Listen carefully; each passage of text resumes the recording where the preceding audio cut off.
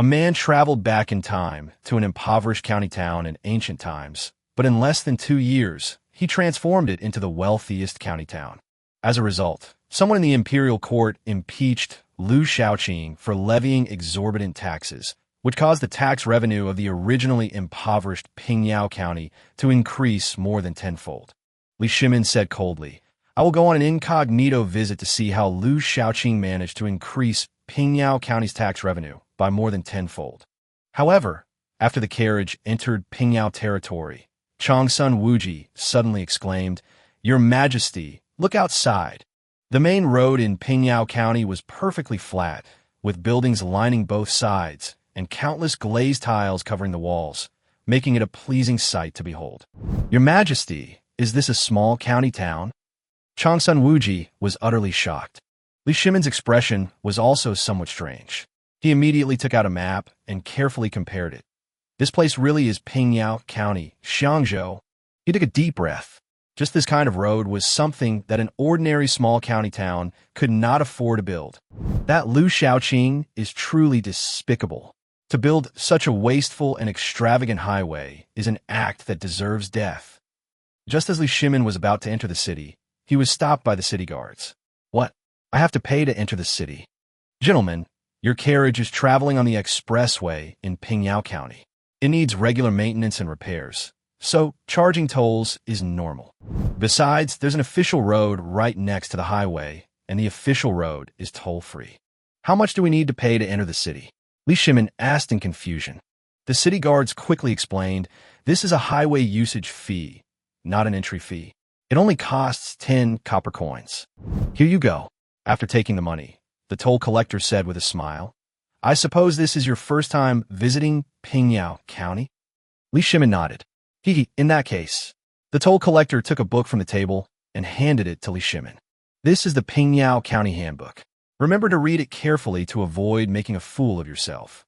Li Shimin looked puzzled, but didn't think much of it. As the group entered the city, the sight that greeted them once again stunned the Emperor of the Tang Dynasty. The asphalt-paved road was not only flat and smooth, but the pedestrians and horse-drawn carriages on both sides were also exceptionally orderly. Despite the large number of people and vehicles, the traffic flow was not affected in the slightest. The houses on both sides of the road were particularly neat and beautiful, exactly the same as those they had seen outside the city. "Fuji, even though these people's clothes are not made of fine silk and satin, I have never seen them before in Chang'an." Chongsun Wuji nodded vigorously. "The infrastructure and the people of Pingyao are truly astonishing." Before long, Li Junxian caught up. "Where did you put the carriage?" Li Shimin asked in surprise when he saw that he was alone. Li Junxian immediately perked up. "Master, there are actually many stables in Pingyao called parking lots. For just 5 copper coins a day, there are people to look after them." Just then, a commotion broke out at the intersection ahead. "Help! Someone's been hit by a carriage." Li Shimin and his companions quickly squeezed through the crowd to check the situation and saw an anxious figure hurriedly getting off the carriage. "Are you all right?" The man was dressed in fine clothes, clearly from a wealthy family, but his demeanor really surprised Li Shimin and the others. "Fuji, when did the nobles of our great Tang Dynasty become so particular about etiquette with commoners?" Chongsun Wuji said in surprise. "That is indeed strange." Led by the nobleman, the group worked together to lift the carriage and rescue the trapped people. "It hurts so much." The commoner rubbed his instep after getting out. Fortunately, the carriage stopped in time, and he was not seriously injured. He then looked at the nobleman with a reproachful expression. "You've been flagged for a red card. You know that?" Li Shimin was startled. How dare this commoner rebuke a nobleman? What surprised him even more was that the nobleman looked ashamed. "I have an urgent matter to attend to, so how about we settle this privately?" The man felt that the pain in his instep had subsided, so he nodded and said, "All right, then I won't report it." The nobleman was overjoyed and quickly stuffed a string of coins into the hands of the commoner. All of this left Li Shimin and his men completely bewildered. "Your Majesty, this Pingyao County is quite strange." Chongsun Wuji murmured in shock.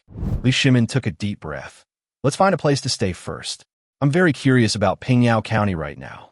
Pingyao Innkeeper, 3 excellent private rooms. Li Junxian, who was in charge of driving, called out as soon as he entered the inn. The shopkeeper looked up and said with a smile, "Please show your identification." Identification? What's that? Seeing the three men's puzzled expressions, the shopkeeper simply smiled and asked, "Are you three from out of town?" Changsun Wuji nodded and said, "Shopkeeper, the three of us are traveling merchants from Chang'an." The shopkeeper took out a booklet. "Since you three are newcomers from out of town, you don't need to provide any proof for now. Just fill out this booklet." Li Shimin and his two companions exchanged bewildered glances. This should have been a matter for the Ministry of Revenue, shouldn't it? Just then, a guest stepped in. The waiter hurried over and said with a smile, "Sir, we have some of the finest beef available today." Li Shimin froze. How dare they eat beef in Pingyao County? He had already issued an order prohibiting the slaughter of oxen. This was blatant disregard for the laws of the Tang Dynasty. Suppressing his anger, Li Shimin turned to the waiter. "Gentlemen, what kind of hot pot base would you like?" Seeing this, the waiter came over with the menu. Li Shimin frowned. Seeing his confusion, the shopkeeper grinned and said, "Our shop supplies Pingyao specialty, hot pot. Hot pot is divided into clear broth, spicy broth, and inyang pot. Spicy broth is spicier, clear broth is sweeter, and inyang pot is one type on each side." "Well, let's have a hot pot with two broths then." The group had been traveling a long way, and the mention of food made them a little hungry. "Let's put the beef aside for now and eat our fill first." "All right, sir, whatever you three would like to eat later, just take it from the cupboard." The waiter led the three to a secluded table. This surprised Li Shimin once again. After some questioning, Li Shimin learned that the thing he was sitting on was called a chair. After the waiter left, Li Junxian couldn't help but sigh. "This chair is quite comfortable because you don't have to kneel." Li Shimin then looked at Changsun Wuji and asked, "Fuji, have you ever heard of this hot pot?" Changsun Wuji shook his head and replied, "Never heard of it." At this moment, a kitchen servant brought over a pot of hot pot broth. Seeing that there was only broth in the pot and no food, Li Shimin frowned. Changsun Wuji hurriedly asked, "How should we eat this?" The kitchen servant quickly and enthusiastically explained how to eat hot pot. After hearing this, the group tried scalding a thin slice of beef and immediately exclaimed, "Delicious." Just then, a voice slowly came over. "There are no seats left for the three of you. Would you mind if I sat here?" Li Junxian immediately put down his chopsticks, his face full of vigilance. Li Shimin looked at the newcomer and smiled. "Please sit down." The young man was not bad-looking, but he was too thin. You could tell from his old long gown that he was not living a good life. The young man looked at Li Shimin and his entourage with some curiosity. "You all look unfamiliar. You must not be from Pingyao, right?" Li Shimin nodded and said, "We are merchants passing through Chang'an, stopping in Pingyao County for a rest." Then Li Shimin asked, "Young brother, I have heard rumors in Chang'an that Liu Shaoqing, the magistrate of Pingyao County, is extorting money and plundering, and has drastically increased taxes, causing widespread suffering among the people." Before he could finish speaking, the young man laughed and said, "That's not right. Look around Pingyao County now. Are there still beggars? Are there still people who can't afford to eat?" Li Shimin was speechless for a moment. Indeed, along the way, all he saw were people with happy smiles on their faces. After pondering for a moment, Li Shimin slowly asked, "Then what kind of person do you think this magistrate of Pingyao County is?" The young man frowned slightly, and after a long while, he finally spoke. "He is a handsome, dashing man who single-handedly transformed a remote and impoverished area into a modern metropolis." A modern metropolis? Li Shimin and Changsun Wuji exchanged a puzzled look. Changsun Wuji then asked, "Then the magistrate of Pingyao County must be a good official, right?" The young man joked, "Of course. The magistrate treats the people like family. He's a rare and wonderful person." Li Shimin was somewhat speechless. This man's words sounded like deliberate flattery. "Shopkeeper, the bill, please." Li Junxian waved his hand, and a waiter hurriedly ran over. "Sir, round down the amount. Your total is 2 taels." Li Shimin frowned and looked at the waiter, asking in a low voice, "Are there many young people like this in Pingyao County?" The shopkeeper looked at the departing young man with a puzzled expression, then froze. "Ah, no, he's our Pingyao County magistrate."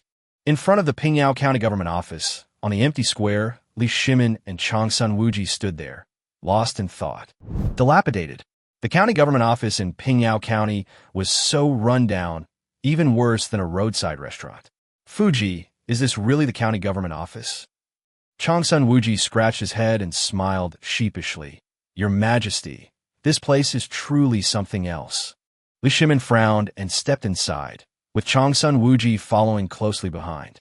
Just then, a yamen runner hurriedly came up to them. What brings you two to the county yamen? Li Shimin frowned and glanced at him. Why is the county government not holding court today? The yamen runner was immediately taken aback. We can open court anytime someone reports a crime. Do you two have a case? Li Shimin shook his head and said, as far as I know, according to the laws of the Tang Dynasty, a court hearing must be held regardless of whether someone reports the crime or not. The constable curled his lip. Sir, this is Pingyao County, which is different from other places. Nowadays, Pingyao County has good public security, and there's a public security brigade in the city to handle trivial matters, so the county government generally doesn't have many lawsuits. If we all stay in the county government office, wouldn't we be wasting our energy? Li Shimin was speechless for a moment. Just then, a hearty laugh suddenly came from the back room. I didn't expect it to be you two. Li Shimin and Changsun Wuji were slightly taken aback.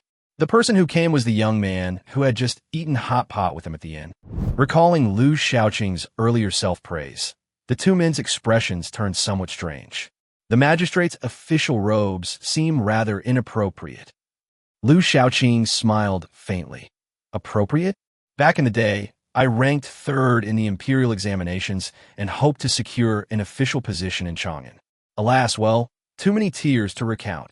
I am Liu Shaoqing, the magistrate of Pingyao County. Since you two are not here to file a complaint, please come to the backyard for a chat. The backyard of the county government office was a huge garden where Liu Shaoqing usually lived. However, at this moment, a storm was brewing in Li Shimin's heart. The third-ranked scholar? If Li Shimin remembered correctly, there was indeed a commoner who broke through the ranks of countless aristocratic literary figures and won the third-place prize. Unfortunately, when Li Shimin first ascended the throne, he desperately needed the support of powerful clans, so he could only secretly cancel Liu Shaoqing's third-place ranking and even demote him to Xiangzhou. Master, Changsun Wuji clearly knew the inside story, but dared not say anything more at the moment. Li Shimin's face was somewhat gloomy, and he kept all the words he wanted to say to himself. Your Excellency, I see that the people of Pingyao County are prosperous, so why is your county government office so dilapidated? Li Shimin finally asked the question that had been weighing on his mind. Liu Shaoqing smiled faintly and ordered his servants to serve tea. Liu Shaoqing smiled calmly and said, Is it dilapidated? Not at all. I am the people's magistrate, and the county government office is a place for handling official business. If it is built in a magnificent and luxurious manner, the common people will be timid and hesitant and will not even have the courage to enter the court to sue the nobles. Besides, the county government doesn't have any money. Liu Shaoqing didn't really want to stay in this dilapidated place. Changsun Wuji stared wide-eyed at Liu Shaoqing in disbelief. There really is such an upright and honest official as you in this world? Liu Shaoqing chuckled. All right, you two must be from Chang'an, right? Li Shimin and Changsun Wuji's expressions changed immediately. Could it be that their identities had been exposed? Liu Shaoqing put on an expression as if he had already seen through everything. Then let me guess again. For a moment, Li Shimin and Changsun Wuji couldn't help but feel a little nervous. You two must be wealthy merchants from Chang'an, right? Li Shimin was suddenly taken aback, but then burst into laughter. Huh, young brother, you have a good eye? You can just call me Manager Li.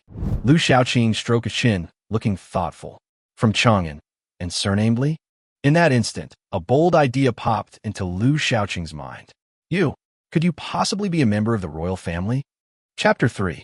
Li Shimin was almost startled out of his wits, thinking that Liu Shaoqing had already figured out his identity. He chuckled dryly and said, I am indeed a member of the imperial family, but the Li family of Longxi has many branches, and my branch has long been marginalized. I can only do some business to make a living. Liu Shaoqing's eyes lit up, thinking that this manager Li was indeed wealthy. He then asked, You two have come from Chang'an, so you should know about the situation in Pingyao County, right? Li Shimin was momentarily confused and could only say he wasn't quite sure. Liu Shaoqing rolled his eyes. Then you can at least tell that Pingyao County is better than Chang'an, right? Li Shimin could not refute this statement. The streets, order, and people of Pingyao County truly shocked him. In some places, even the imperial palace could not compare. Changsun Wuji quickly reminded him, "Magistrate Liu, you can't say such things carelessly. If it gets to His Majesty's ears, it could cause trouble." Liu Shaoqing looked at him as if he were a fool. If His Majesty knew what Pingyao County was like now, he would be too busy rewarding me to blame him. His Majesty is the greatest emperor of all time, and he can naturally distinguish right from wrong. Changsun Wuji glanced furtively at Li Shimin, and seeing the emperor smiling, he secretly breathed a sigh of relief. Li Shimin nodded and said, "You're right, His Majesty is indeed a benevolent ruler." Liu Shaoqing laughed and said, "We've been chatting for so long, we're all hungry. Please come with me to the banquet hall and try some Pingyao specialties." Liu Shaoqing had someone lead the way, but he turned around and went into the kitchen. The county government was so poor that it couldn't even afford a cook, and the reimbursement standard was only 1 meal a day. Liu Shaoqing complained that being a good official was too difficult, but he was incredibly skilled at chopping vegetables and slicing melons. Inside the banquet hall, Li Shimin and Changsun Wuji sat in the empty space, both looking somewhat bewildered. Upon learning that Liu Shaoqing had personally cooked, Li Shimin immediately asked, "Fuji, what do you think of Liu Shaoqing?" Changsun Wuji pondered and said, "This person is definitely not simple. Pingyao County is what it is today, with clean streets and orderly people, far surpassing ordinary county towns." Li Shimin pondered, "What if we send him a Chang'an?" Changsun Wuji shook his head.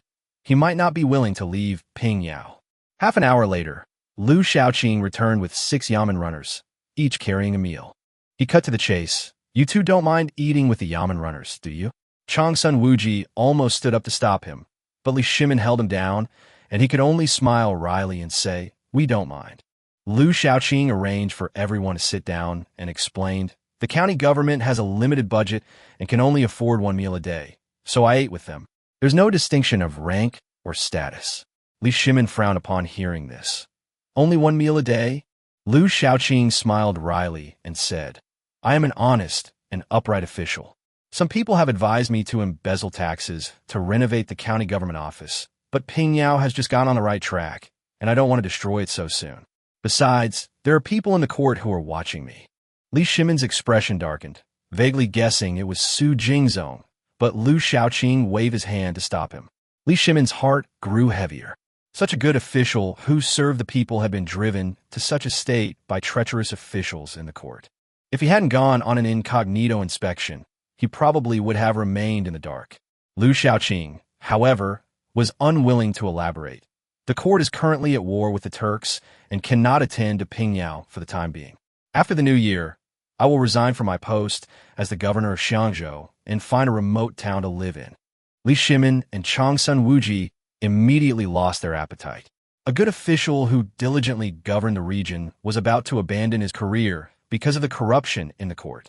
The more Li Shimin thought about it, the more guilty he felt. This was his Tang Dynasty, and such things still happened right under the emperor's nose. He couldn't help but say, "Magistrate Liu, things might not be hopeless. I have some connections in the palace. Perhaps I could ask someone to pass on a few words to His Majesty for you." Liu Shaoqing looked at him in surprise. "Manager Li, you have such abilities?" Li Shimin smiled wryly. "After all, you are a member of the imperial family. As an official who serves the people, I cannot watch everything you have done go to waste. I will definitely seek justice for you." Liu Shaoqing laughed heartily. "Let's eat first, and then we can talk." After they had eaten and drunk their fill, Liu Shaoqing led the 2 men to the backyard. The air was dry, and soon snowflakes began to fall. Li Shimin looked at the swirling snow and sighed. "With this snow, I wonder how many more people will suffer from hunger and cold." Liu Shaoqing said calmly, "Isn't this the norm? If it weren't for those corrupt officials in the court, I truly would like to save the people of the Tang Dynasty from their suffering." Li Shimin frowned. "Do you think you can handle this heavy snow?" Liu Shaoqing pointed to the side hall. "Come in and take a look." Li Shimin walked into the hall with doubt and was greeted by a warm feeling. There was a huge stove in the room, but it was not burning charcoal. Li Shimin stared at the fire in the stove and asked, "What is this? It doesn't look like charcoal." "Black charcoal." Upon hearing these two words, Li Shimin's expression changed drastically, and he turned and ran outside. Changsun Wuji, his face grim, angrily said, "Do you know that charcoal is highly poisonous? We were trying to help you, and you actually want to harm us." Liu Shaoqing sat down in a chair, speechlessly. "If you're afraid, don't come in." Li Shimin blushed. He had indeed been frightened. But Liu Shaoqing remained unharmed inside, so he couldn't help but ask, "Magistrate Liu, could there be some misunderstanding?" Liu Shaoqing explained, "Although charcoal seems poisonous, it is a good thing to resist cold disasters if used properly. The reason it can kill people is because it is sealed and not ventilated. As long as it is ventilated from all sides, nothing will happen." Li Shimin was greatly shocked upon hearing this. Seeing that Liu Shaoqing was unharmed, he finally mustered the courage to go back inside. Changsun Wuji, seeing the emperor go in, could only follow. Warmth enveloped his body once more, and even his years-long rheumatism seemed to have eased considerably. Li Shimin laughed loudly. "Indeed, excellent. Magistrate Liu, how about I handle this business?" Liu Shaoqing raised an eyebrow. "Do you know what the consequences of doing this business will be?" Li Shimin calmly said, "The aristocratic families of Chang'an monopolize charcoal, and the price has long been driven sky high. Selling charcoal will inevitably invite their retaliation." He didn't care at all, but this can save the people from their suffering and also allow me to earn some copper coins. Isn't that wonderful? Liu Shaoqing stroked his chin, thoughtfully observing Li Shimin. This manager before him was completely different from the nobles he remembered. This man dared to openly oppose powerful clans. Such courage was truly rare. Liu Shaoqing immediately laughed.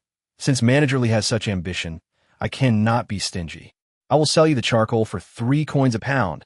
How about that?" Li Shimin narrowed his eyes, and then discussed the safety of using the charcoal with Liu Shaoqing in detail. After all, he didn't know enough about this stuff, and if he were to sell something problematic in Chang'an, he would have no face to face the people of the Tang Dynasty. After the matter was settled, Liu Shaoqing stood up and said, "It's getting late. I still have to go out on patrol." Li Shimin smiled and nodded, then led Changsun Wuji back to the inn. Changsun Wuji sighed. "Master, this place is really strange. The county government is incredibly poor, yet the city is surprisingly prosperous. It's truly incomprehensible." Li Shimin nodded slightly and asked, "Li Junxian hasn't returned yet?" Changsun Wuji shook his head. Just then, an incense stick later, the door was pushed open. Li Junxian rushed in, his expression urgent. "Master, we found out." Li Shimin immediately pressed. "Tell me quickly, what exactly happened in Pingyao County?" Li Junxian took a deep breath and said in a deep voice, "My lord, the development of Pingyao County has now far surpassed that of Chang'an, but—" He suddenly stopped. Some things were not something a mere guard could say casually. Li Shimin's expression darkened slightly. "Is there anything else you can't say?" Li Junxian quickly changed his words. "Regarding the matter of the Grand Secretary impeaching Magistrate Liu in court, I believe it is clearly the Grand Secretary who is slandering Magistrate Liu." Li Shimin snorted coldly, though he had already suspected something. Liu Shaoqing's actions had clearly affected the interests of many powerful families. "Let's leave this matter aside for now. I will make my own decision. You return to Chang'an immediately and bring over 1,000 strings of copper coins."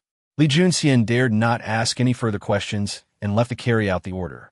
After he left, Changsun Wuji looked out the window at the brightly lit county town and couldn't help but sigh. "Master, Magistrate Liu is so young, yet he has managed to manage a county to such an extent. Is he really a divine figure?" Li Shimin was also filled with surprise. "I also want to know how such a young man managed to do that. Let's go see what he's doing now." The two quietly left the inn. It was already night, but there was no curfew in Pingyao County, and the streets were still bustling with activity, even more vibrant than the night markets of Chang'an. After walking for a while, Li Shimin suddenly stopped and sneered. "This is the patrol that kid was talking about?" Changsun Wuji followed his gaze and was immediately stunned. He saw Liu Shaoqing lying on a pleasure boat, with several young maids stuffing food into his mouth. He was nowhere near the serious demeanor one would expect of a county magistrate. Li Shimin instructed, "Fuji, go and see what he's doing." Changsun Wuji squeezed into the crowd, and someone immediately shouted angrily, "How rude of you! Why are you forcing your way into our lantern festival?" Changsun Wuji was taken aback. A lantern festival? He recalled the scene of the lantern festival in Chang'an and was about to explain when Liu Shaoqing pushed through the crowd and walked over. "All right, don't make things difficult for him. This is a merchant from Chang'an, doing business in Pingyao." With Liu Shaoqing's intervention, the crowd dispersed. Changsun Wuji breathed a sigh of relief and bowed in thanks. Liu Shaoqing waved his hand, then asked in confusion, "Why did you all come out?" Changsun Wuji pulled him aside and asked in a low voice, "You were so proper in the county office. How come you become so flamboyant here?" Liu Shaoqing glanced at him and said, "What do you mean by flamboyant? I earn money through my talent." Changsun Wuji was speechless for a moment. He saw that the flower boat was full of newly written poems, clearly showing off their literary talents at the poetry gathering. He could only laugh awkwardly and say, "I see. I'll take my leave. Your poetry gathering is quite interesting." Liu Shaoqing smiled and said, "If you and Manager Li are interested, you can come and have some fun. I guarantee the experience here will be no worse than in Chang'an." Changsun Wuji did not reply and turned back to Li Shimin's side. Liu Shaoqing then faced the crowd again and shouted with great pride, "Come on, keep asking questions. If I don't defeat you all today, I'm not worthy of being a scholar." After hearing Changsun Wuji's explanation, Li Shimin frowned. It turned out that Liu Shaoqing wasn't indulging in pleasure, but rather that the county government was so poor that he was trying to earn some money to cover expenses. Thinking of this, Li Shimin lost interest in continuing his stroll and returned to the inn with Changsun Wuji. The next day, Li Junxian still hadn't returned. Chang'an was hundreds of miles from Xiangzhou. Even on smooth roads, a round trip on horseback would take at least 2 or 3 days. At the county government gate, Li Shimin looked at Liu Shaoqing with a strange expression. "Magistrate Liu, are you really so comfortable entrusting this charcoal to me? You haven't even taken any money from me. Aren't you afraid I'll run off with the goods?" Liu Shaoqing waved his hand with a smile. "In business, integrity is paramount. I trust you." Li Shimin laughed heartily. "Since Lord Liu trusts me so much, I will naturally not let you down. Last night, I already sent the coachman back to Chang'an to collect the money." Liu Shaoqing didn't say anything more, but simply watched them leave. Back in the impoverished backyard of the county government office, he stared blankly at the empty surroundings. "Sigh, we're still too poor." Just then, a young man rushed in. Sir, something's happened." Liu Shaoqing frowned. "What happened?" The man quickly replied, "The 2 merchants you received earlier have been arrested by the police." Liu Shaoqing was full of doubt. How could merchants from Chang'an be arrested by the police? "What exactly happened?" The young man replied cautiously. "One of them was hiding in a corner of the city to urinate when he was spotted by the police and arrested on the spot." Liu Shaoqing was dumbfounded. Not long after, Li Shimin rushed into the yamen, sweating profusely. "Magistrate Liu." Liu Shaoqing sighed. "Manager Li, I wasn't the one who arrested him." Li Shimin quickly asked, "Then what punishment will I receive after being arrested?" "It's nothing serious. He'll be out after 2 or 3 days of re-education. As long as he doesn't cause trouble at the police station, he'll be released when the time is up." Li Shimin asked, looking embarrassed. "Magistrate Liu, I really don't understand why we can't urinate anywhere." Liu Shaoqing smiled and said, "When you entered the city, if you said you were from out of town, you should have received a Pingyao County handbook, right?" Li Shimin's expression stiffened, and he suddenly remembered something. Liu Shaoqing chuckled and teased. "It's obvious that Manager Li hasn't seriously read the city entry manual." Li Shimin's face flushed slightly. After entering the city, he was stunned by the prosperity of Pingyao and had indeed long forgotten about the manual. Liu Shaoqing explained that a public toilet was set up every 200 meters in the city, both for the convenience of the people and to maintain the cleanliness and hygiene of the entire city. Li Shimin frowned, however, saying that although Pingyao was not as big as Chang'an, it was still about half the size of Chang'an. With public toilets set up so densely, wouldn't that create a large number of redundant officials? Liu Shaoqing laughed after hearing this. "The people who are in charge of the public toilets are not officials, but idle people gathered together in the city. These people collected excrement from public toilets and individual households morning and evening transporting it outside the city to sell to farmers for composting, earning a living through their labor. This single task not only solved the city's filth problem, but also provided employment for the idle population and created new livelihoods for the people, thus avoiding any sense of redundant officials. Li Shimin secretly admired Liu Shaoqing's abilities. With a simple solution, he had managed to resolve so many problems simultaneously. Magistrate Liu is truly intelligent, Li Shimin sincerely praised. Liu Shaoqing chuckled. Keep it low-key, keep it low-key.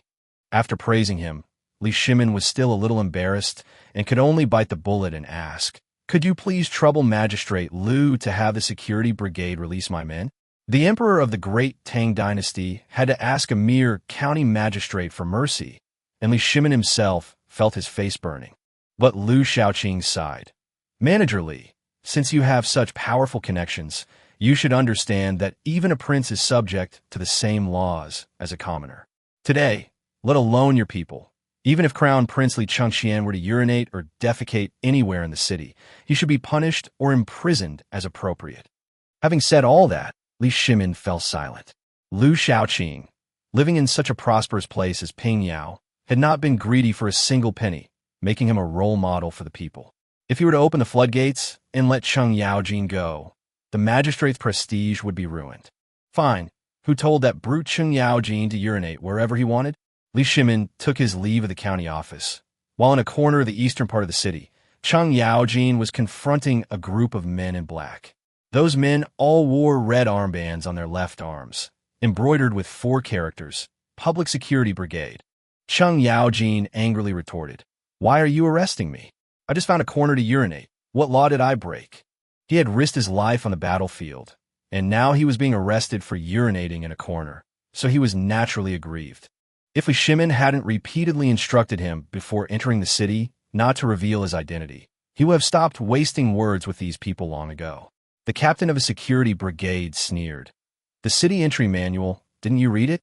Cheng Yaojin retorted, Old Cheng, don't know many characters, so you wouldn't be able to understand it even if you gave it to me." The captain was so angry that the veins on his forehead throbbed. He took out the manual from his waist, flipped to a page, and shoved it in front of Cheng Yaojin. "If you can't read the words, you can at least understand the picture, right?" Cheng Yaojin looked down and saw a person urinating in the corner of the wall, who was then caught on the spot by law enforcement officers. There was a bright red X in the center of the picture. The picture couldn't be clearer. Cheng Yaojin understood instantly, his dark face turning red. The captain, head held high, asked, "What else do you have to say?" The surrounding people also gathered around, looking at the stain in the corner of the wall, and all burst into laughter. Someone advised, "Big guy, admit your mistake. It's just a 2-day education at the law enforcement team. A famous scholar from Pingyao will even give you a lecture. Consider yourself lucky." A little girl pointed at him and said disdainfully, "Uncle, peeing in public is shameful." Being publicly mocked by the little girl, Cheng Yaojin was utterly humiliated and quickly covered up his victories. He pointed at the captain and said, "I can be locked up for 2 days, I have no objection, but you have to get my master's permission first." He had originally gone into town to report to Li Shimin, but on his way to find someone, he needed to urinate, which led to this mess. But the captain wasn't buying it. "Who is your master? Unless the county magistrate comes in person today, no one can save you." Just as Cheng Yaojin was at his wit's end, he suddenly spotted a familiar figure in the crowd. Overjoyed, he opened his mouth to call out, "Master!" But Li Shimin raised his hand from afar, stopping him directly. In fact, Li Shimin had arrived long ago and witnessed Cheng Yaojin being caught red-handed, which made him somewhat embarrassed. Now that the war was over, and Cheng Yaojin had no urgent military information to report, he simply let him stay in jail for 2 days. Cheng Yaojin, seeing the emperor appear, thought he was saved, but to his surprise, Li Shimin wouldn't let him acknowledge him, leaving him with a bitter smile. It was all over. Even the emperor wouldn't save him. Soon, Cheng Yaojin was taken away by the security team, leaving behind only a resentful look in his eyes as he gazed at Li Shimin from afar. Li Shimin stood by the roadside, his heart filled with mixed emotions. Born into nobility, he had often relieved himself in the city's corners in his youth. If it were elsewhere, and Cheng Yaojin dared to challenge him to a contest of who could urinate the farthest or with the most force, he might actually have obliged. Having witnessed the cleanliness and orderliness of Pingyao, his perspective had changed. Watching Cheng Yaojin desperately try to explain himself, he even felt a sense of shame, wanting only to tell everyone that he didn't know this burly man at all. In the end, it's always the new generation replacing the old, Li Shimin murmured with a sigh. Li Junxian had not yet returned, so Li Shimin decided to stay in Pingyao for a few more days. At the same time, he ordered Changsun Wuji to send someone to find out why Liu Shaoqing had been forced by Su Jingzong to the point of wanting to resign and return to his hometown. It is absurd that such a capable minister and general has been so oppressed. 2 days later, Li Junxian finally returned to Taiping County with 1,000 strings of copper coins. It was only the 3rd year of Jingguan, and the Tang Dynasty had suffered from snow disasters, droughts, and locust plagues, and was also going to fight against the Turks.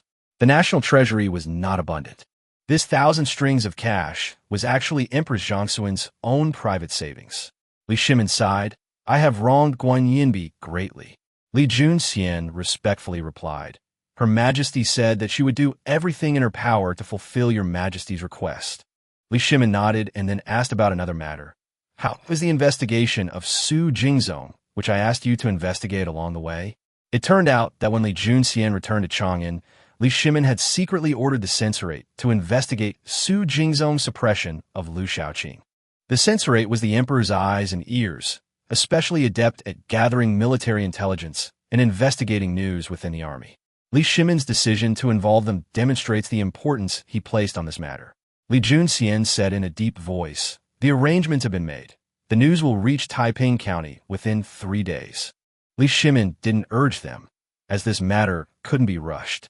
For the next 2 days, Li Junxian accompanied Changsun Wuji on a leisurely stroll through the city.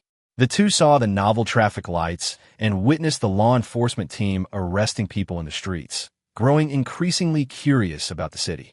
On the 3rd day, the enforcement team actually came knocking, summoning Li Shimin to come and collect the person. The person arrested was none other than Cheng Yaojin, who had been hiding in a corner, urinating 3 days earlier. Holding the notice of arrest, Li Shimin couldn't help but burst into laughter. Who would have thought that even the demon King Cheng would have his day? Changsun Wuji was equally dumbfounded. The dignified Duke of Liu actually required the Emperor of Tang to personally receive him. If this were to reach Chang'an, the court would surely erupt in laughter. Li Shimin immediately stood up. "Let's go see what our great general has become." The two arrived at the entrance of the law enforcement brigade. They had barely stood still when they saw Cheng Yaojin holding an entry pass in one hand and the Analects of Confucius in the other. As he walked, he recited, "The master said, 'Is it not pleasant to learn with constant perseverance and application? Is it not delightful to have friends coming from afar?'" Li Shimin and Changsun Wuji were stunned. Cheng Yaojin was a notoriously rough man, barely literate, and had even driven away his schoolteacher. Yet, after only 2 days in the enforcement team, this guy had actually learned to read and could even recite the Analects of Confucius. At this moment, a law enforcement officer in black with a red armband walked over quickly and asked, "Are you Cheng Laohei's family members?" Li Shimin was taken aback, while Changsun Wuji suppressed a laugh and nodded repeatedly. That's right, that's right." The law enforcement officer handed him an official document. "Sign here, and you can take him away." Li Shimin looked down and saw that it was filled with Cheng Laohei's crimes, and he couldn't help but laugh. Looking across the entire Tang Dynasty, perhaps only this enforcement team would dare to list so many crimes against Cheng Yaojin. After signing the papers, the enforcement officers gave a few more instructions on the city's rules and regulations before turning and leaving. Upon seeing Li Shimin, Cheng Yaojin's eyes instantly reddened. He rushed forward, hugged Li Shimin's leg, and cried out, "My lord." Li Shimin's expression changed drastically. Cheng Yaojin had fought in countless battles over the decades, traversing mountains of corpses and seas of blood, and he had never seen him cry like this before. Cheng Yaojin was his trusted and loyal minister, who had saved his life many times. If the enforcement team dared to insult a pillar of the Tang Dynasty, no matter how great Liu Shaoqing's merits, he would not let him off easily. Li Shimin's voice was cold. "Cheng Jijia, is someone inside mistreating you?" Changsun Wuji quickly added, "Tell me the truth, and I will take care of it for you." Cheng Yaojin, as if he had finally found a backer, pointed at the law enforcement team and cried even harder. They forced me to study every day, forced me to learn to read. Old Cheng used to be completely illiterate, but now he can recite the Analects of Confucius. If I don't recite it, they'll put me in solitary confinement. That solitary confinement cell is so dark you can't see anything. There's not a sound. You can't even see your own hand.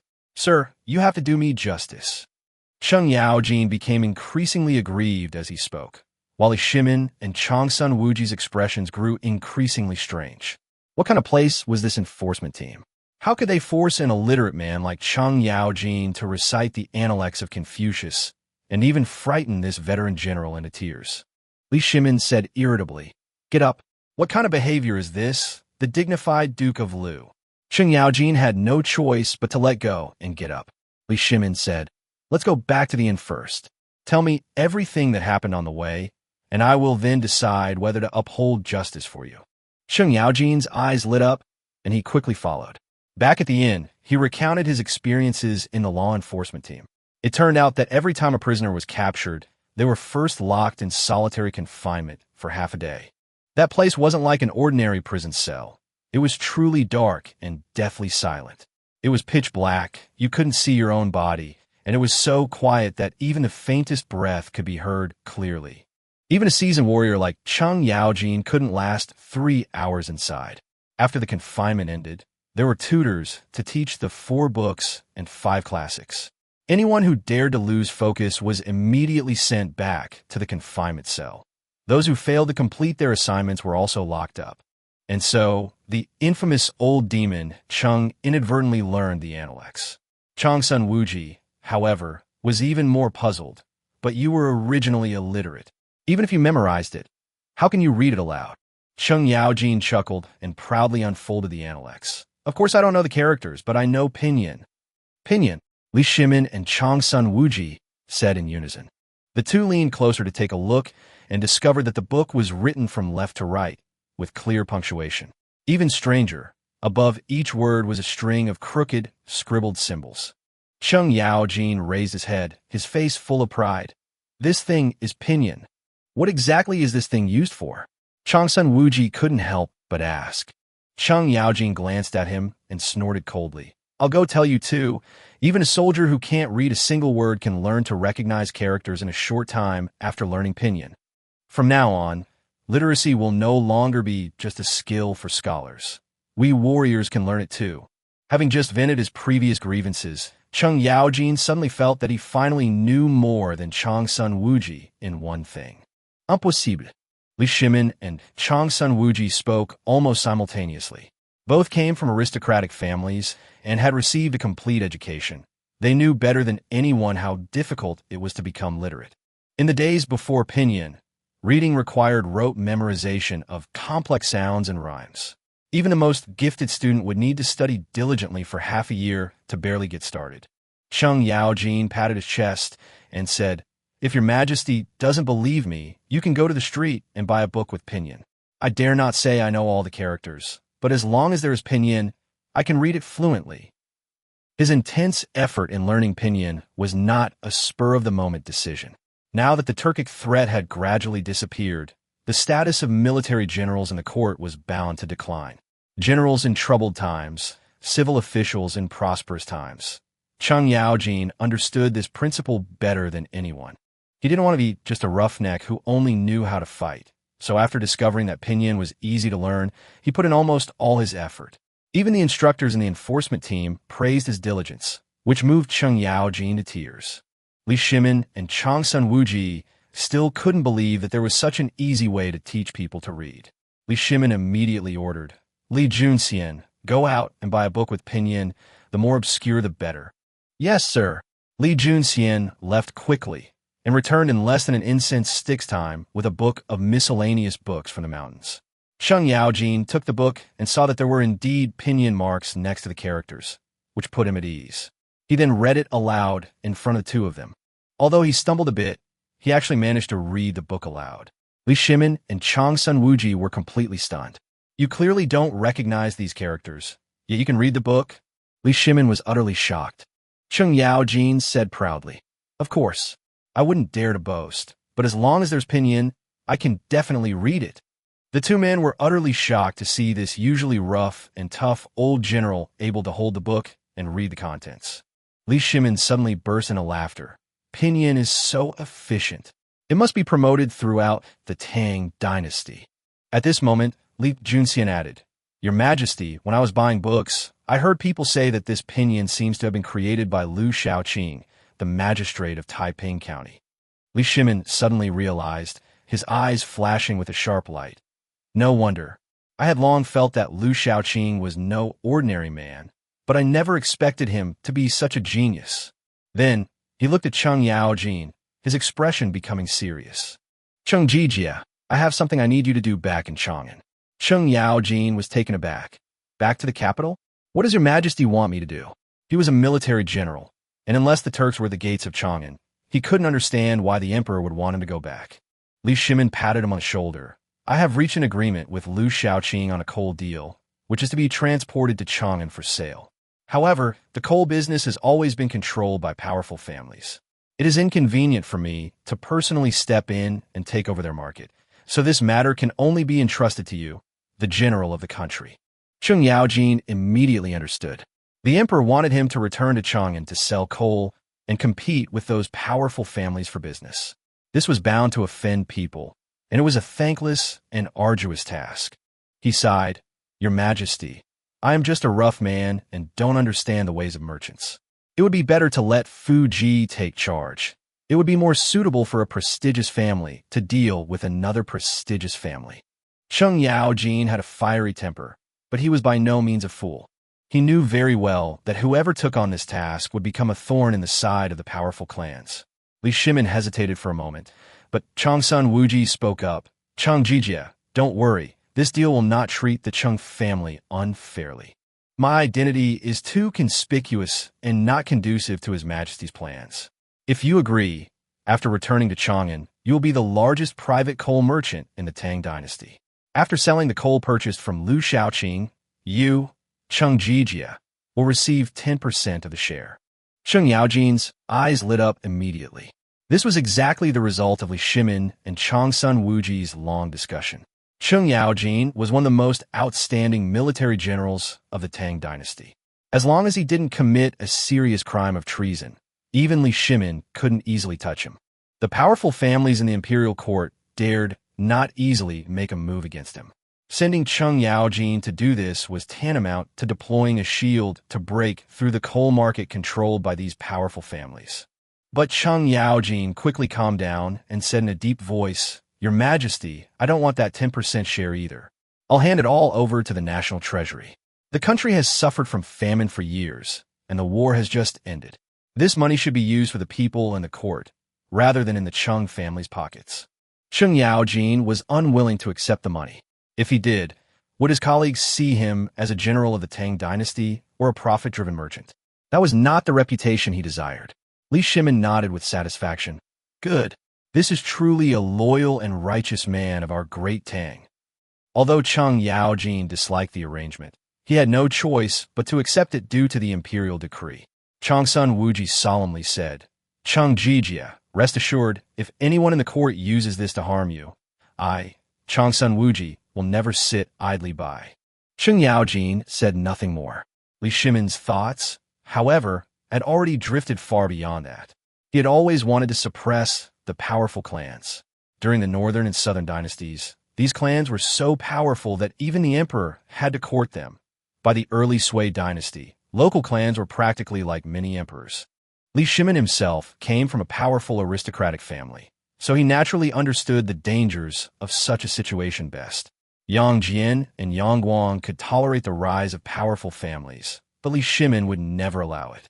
He wanted all the talented people in the world to serve the Tang Dynasty and the imperial power. The chariot of the Tang Dynasty must overcome all obstacles and cannot be hindered by the stumbling block of powerful families. After instructing Cheng Yaojin, Li Shimin, accompanied by Li Junxian, arrived at the county government office with 1,000 strings of copper coins. As soon as he entered, Liu Shaoqing greeted him warmly. Oh, what a rare guest. Manager Li, how have you been? Li Shimin laughed heartily. clasped his hands in greeting, and said, "Magistrate Liu, I've come to deliver money to you." Liu Shaoqing glanced at the carriage behind him and said with a sneer, "Manager Li, no offense, but you only brought 1,000 strings of cash today, right? That's not very generous for business." "Not generous enough?" Li Shimin was stunned. This was the first time anyone had dared to evaluate him like that. Liu Shaoqing curled his lip. "A mere 1,000 strings of cash? I thought Manager Li had great talent and vision, and could see the intricacies of this business."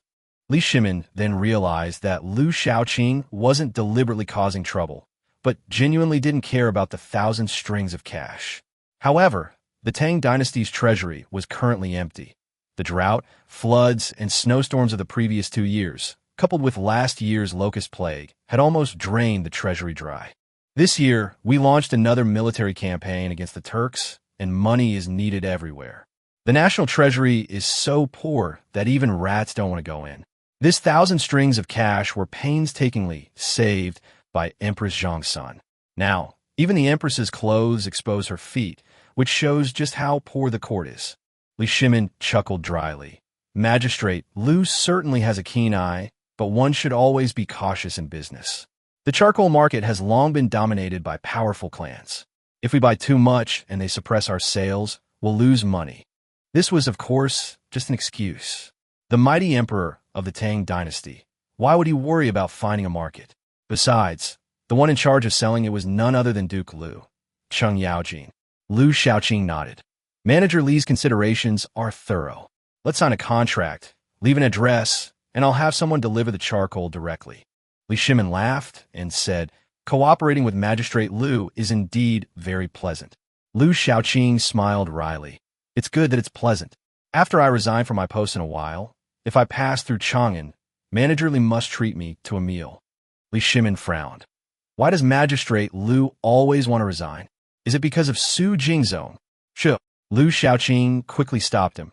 "Manager Li, be careful what you say. Even though you are a member of the royal family, if such words get out, you will be in trouble with the authorities." Li Shimin's face immediately darkened. What is Su Jingzong?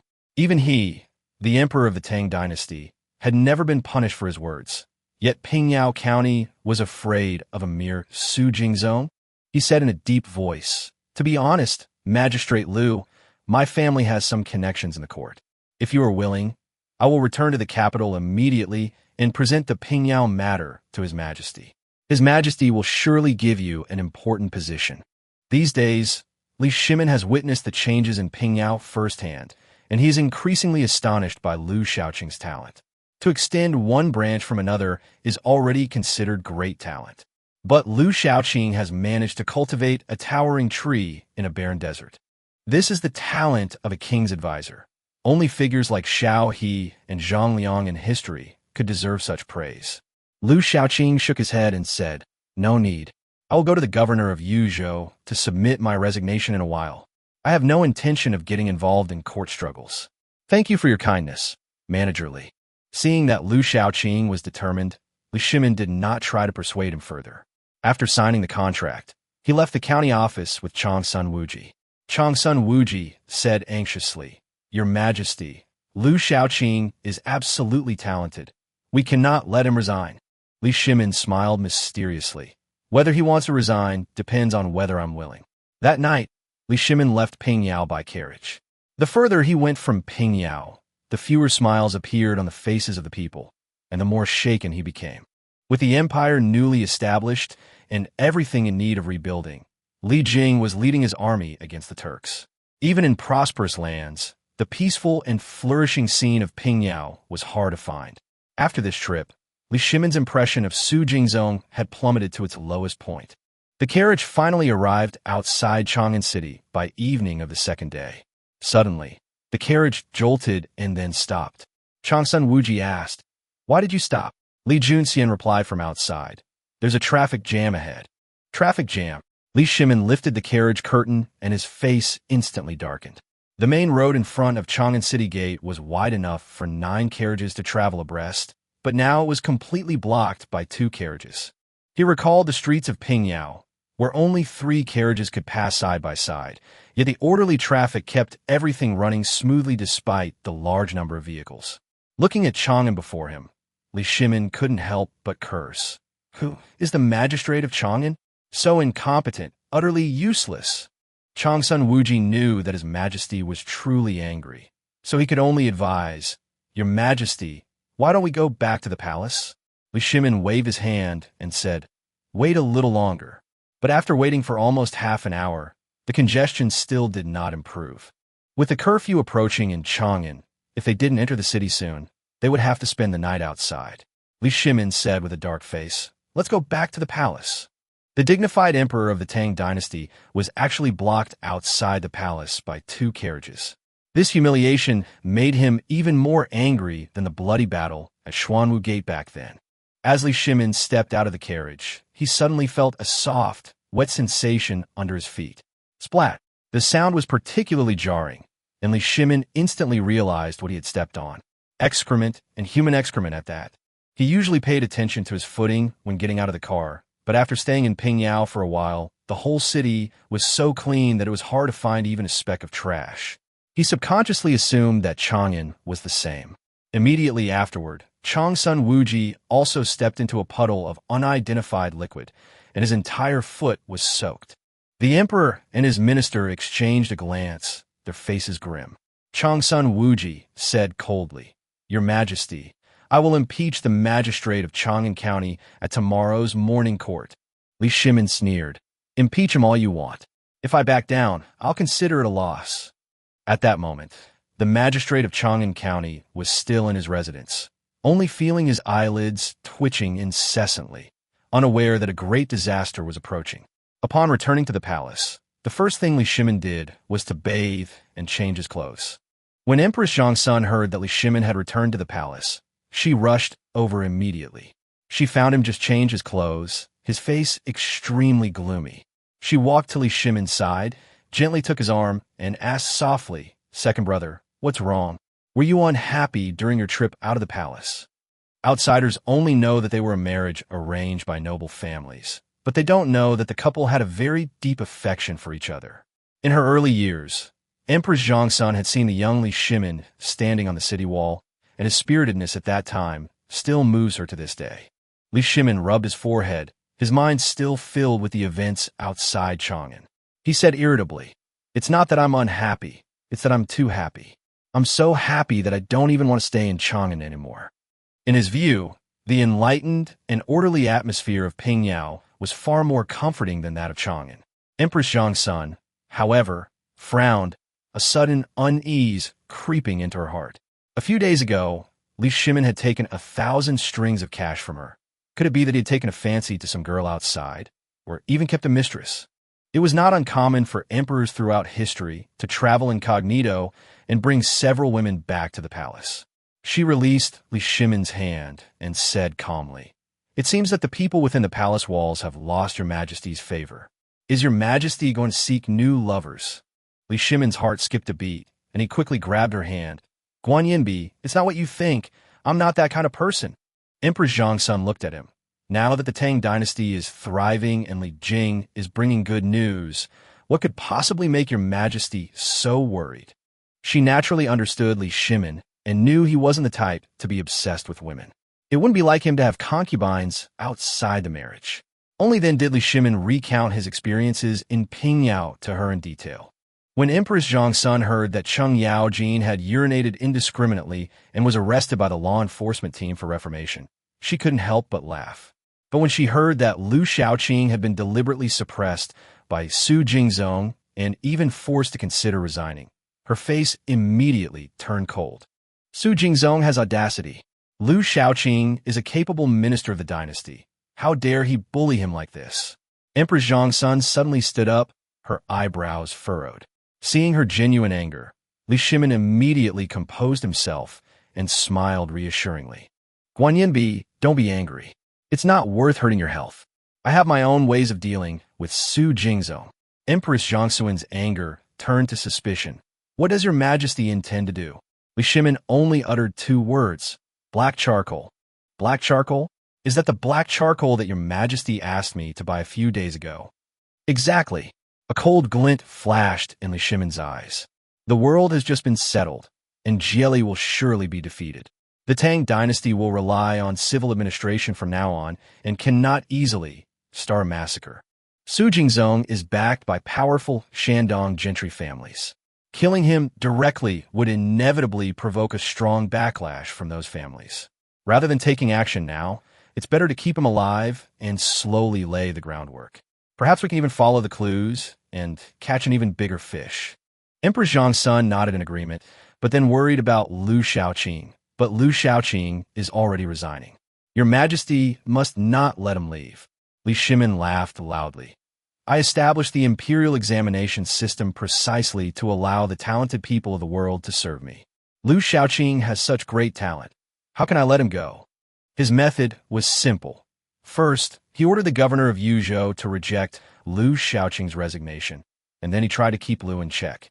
The next morning at court, Changsun Wuji suddenly impeached the magistrate of Chang'an County, accusing him of being a mere figurehead, incompetent, and derelict in his duties, slapping several heavy accusations on him.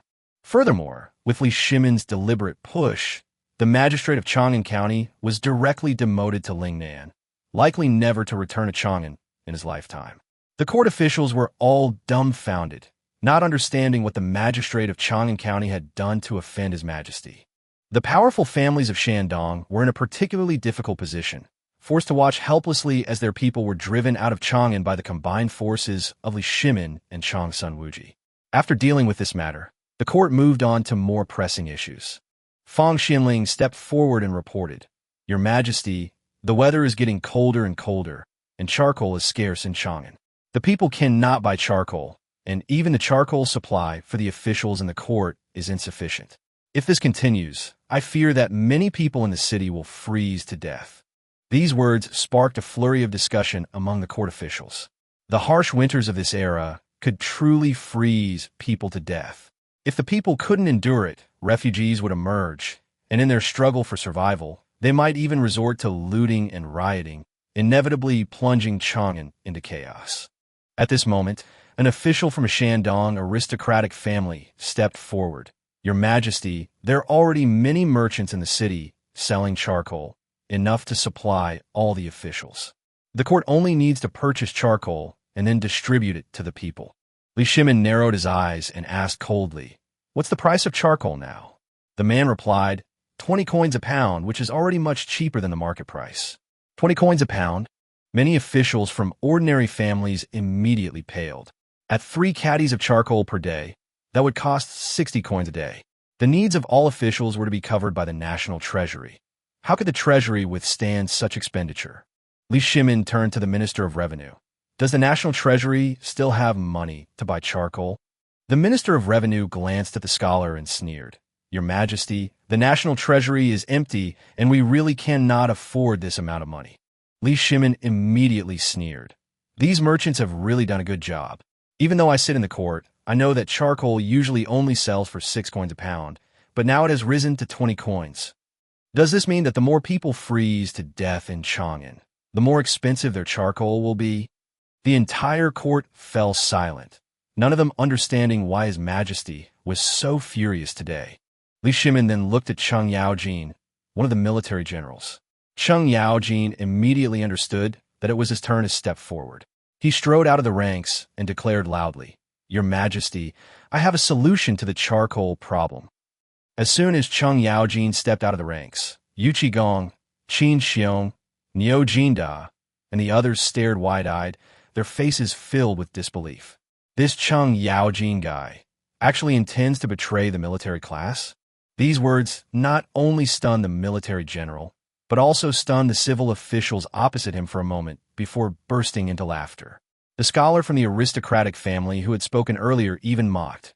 General Cheng, is it because His Majesty's salary is not enough that you have to become a merchant? If you really can't make ends meet, I can help you out. Although the Tang Dynasty did not explicitly prohibit officials from engaging in commerce, the court's atmosphere was always disdainful of business. Yet, many officials secretly used their power to conduct business, and powerful families amassed fortunes through it. Niu Jinda, enraged, shouted, Cheng Yaojin, are you crazy? If you need money, just tell me. I'll go bankrupt too. I won't let you starve. Yu Qigong's face darkened.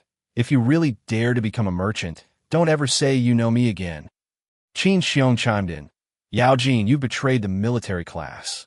Cheng Yao Jin was speechless. Only now did he fully understand why Chang Sun Wuji and Li Shimin had suddenly been so kind to him in Pingyao City. It turned out these two had already dug a pit, just waiting for him to jump in. But the matter had already reached the imperial court, so he had no choice but to bite the bullet and face it. At this moment, Chang Sun Wuji suddenly spoke up. Your Majesty, Chang Jijia is also wholeheartedly devoted to the country and its people. We cannot let the words of certain people chill his heart. Although the Chang Sun family was a prominent clan, it differed from other prominent clans. Chang Sun Wuji had long seen that the Chang Sun family was inextricably linked to the Li Tang Dynasty. As long as the Li Tang Dynasty did not fall, his family would remain as stable as Mount Tai. Moreover, Li Shimin even consulted him on the important matter of weakening the prominent clans, so Chang Sun Wuji naturally knew which side he should stand on. Upon hearing this, veteran officials like Fang Xianling and Du Ruhui immediately sensed something amiss. If Cheng Yaojin truly intended to engage in business, the emperor should have been the first to reprimand him. Yet, Li Shimin hadn't uttered a single reprimand, and Chang Sun Wuji had even spoken up for Cheng Yaojin. Clearly, there was another arrangement behind this. As expected, Li Shimin nodded and said, if Cheng Jijia can really solve the charcoal shortage in Chang'an, this will be a great achievement. Cheng Yaojin took the lead, Chang Sun Wuji paved the way for him, and then the emperor personally made the decision. Many people in the court began to have doubts. With the emperor's backing, Cheng Yaojin straightened his back and said loudly, Your Majesty, I have a sworn nephew who, upon learning that the price of charcoal in Chang'an is outrageously high, has specially sent 300,000 caddies of charcoal, enough for the people to get through the winter. As soon as he said this, the court was in an uproar. 300,000 caddies of charcoal. That's no small amount. If there really was that much charcoal, not only Chang'an, but even the surrounding prefectures and counties could survive the winter. Those most affected were the scions of aristocratic families. Their expressions instantly changed. They had long since firmly controlled the charcoal supply in Chang'an, and it was impossible for charcoal from outside to be delivered quietly. The scholar from the aristocratic family immediately jumped out. Your Majesty, Cheng Yaojin is spouting nonsense. He could never possibly have 300,000 caddies of charcoal. If he did, it must be from an illegal mine. We beg your Majesty to punish him. The other aristocratic officials echoed his sentiments, and half of the civil officials were urging Li Shimin to severely punish Cheng Yaojin. Li Shimin, however, merely watched them with amusement, memorizing each excited face. The louder they shout now, the more they will be punished later. The military officers were anxious. Yu Qigong hurriedly pleaded, Your Majesty, even if Cheng Yaojin misspoke, it was for the sake of the people. Please forgive him. The other officers also spoke up. They were all brothers who had fought their way through mountains of corpses and seas of blood. They could scold him all they wanted in ordinary times, but when it came to a critical moment, they would never watch Cheng Yaojin suffer. Chang Sun Wuji spoke again. Cheng Jijia is the Duke of Lu and a renowned general of our Tang Dynasty. He would never deceive the emperor without cause. Please, Your Majesty, let him finish speaking, Li Shimin said in a deep voice. Cheng Jijia, if you cannot give a satisfactory explanation today, I will punish you for deceiving the emperor. The general's heart sank, but Cheng Yaojin laughed heartily. Since some people do not believe me, then please, Your Majesty, lead everyone out of the city. 300,000 caddies of charcoal have already been gathered outside the city. All the civil and military officials were stunned. Could it be that Cheng Yaojin had really obtained 300,000 caddies of charcoal? At 20 coins per caddy, 300,000 caddies would be an astronomical sum, something that Cheng Yaojin could not easily produce. Li Shimin immediately slammed his hand on the dragon throne. Good. Then let's go out of the city with Cheng Jijia and see for ourselves. The court session ended there, and the officials returned to their residences to change into their everyday clothes, gathering outside the city an hour later. The scions of those aristocratic families gathered together, still feeling uneasy. Someone asked Lu Ji, Brother Lu, does the Duke of Lu really have 300,000 caddies of charcoal?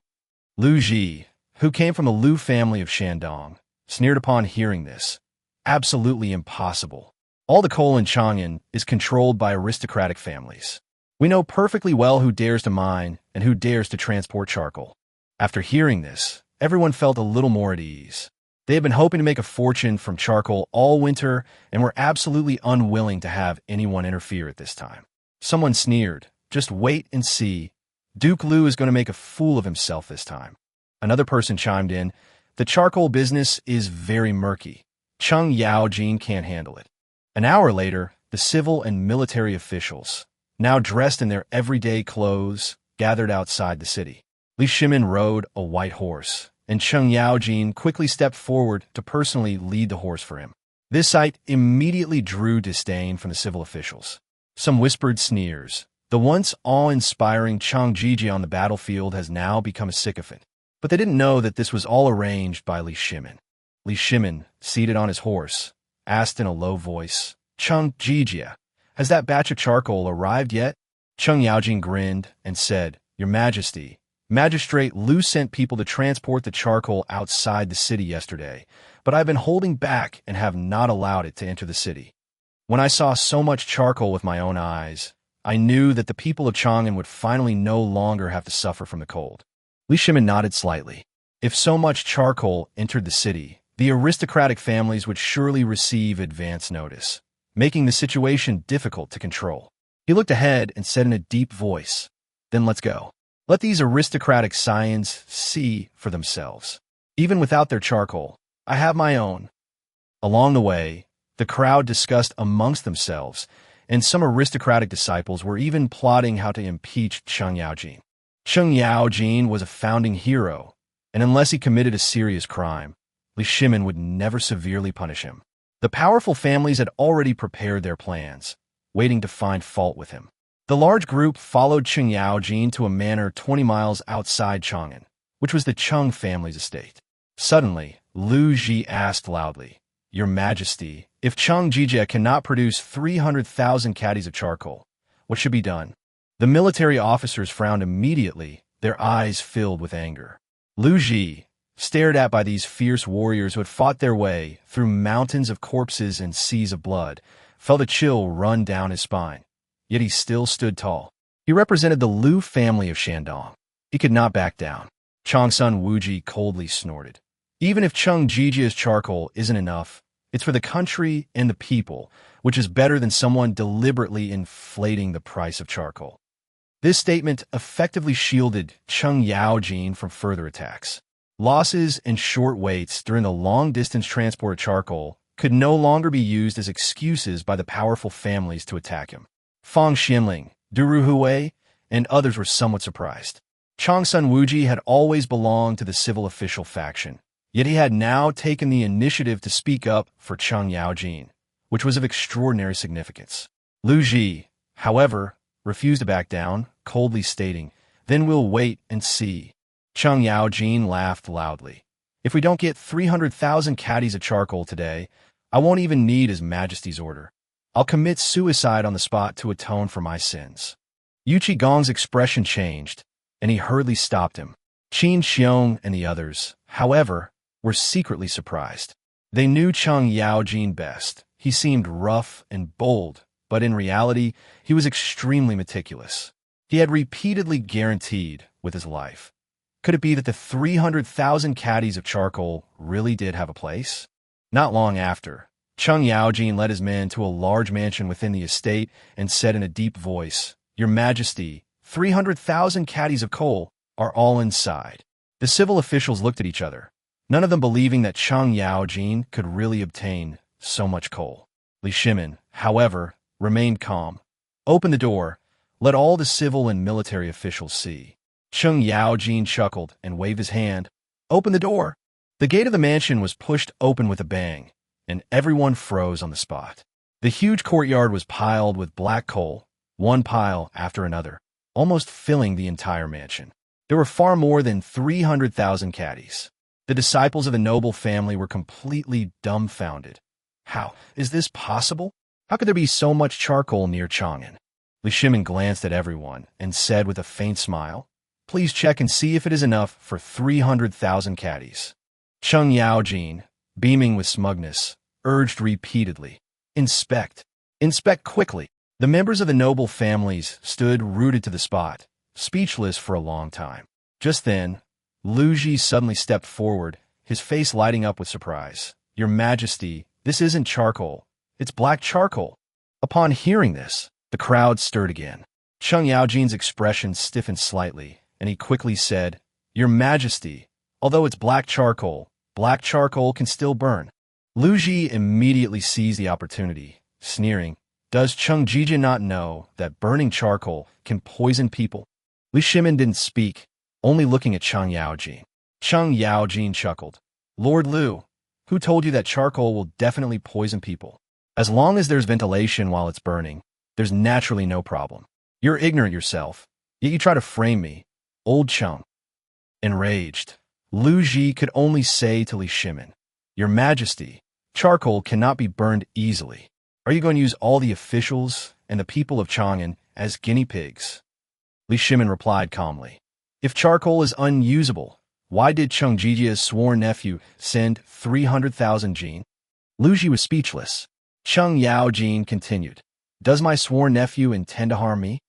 Immediately, he cupped his hands to the crowd and said, Your Majesty, if there are still people who do not believe me, I am willing to demonstrate it to them on the spot.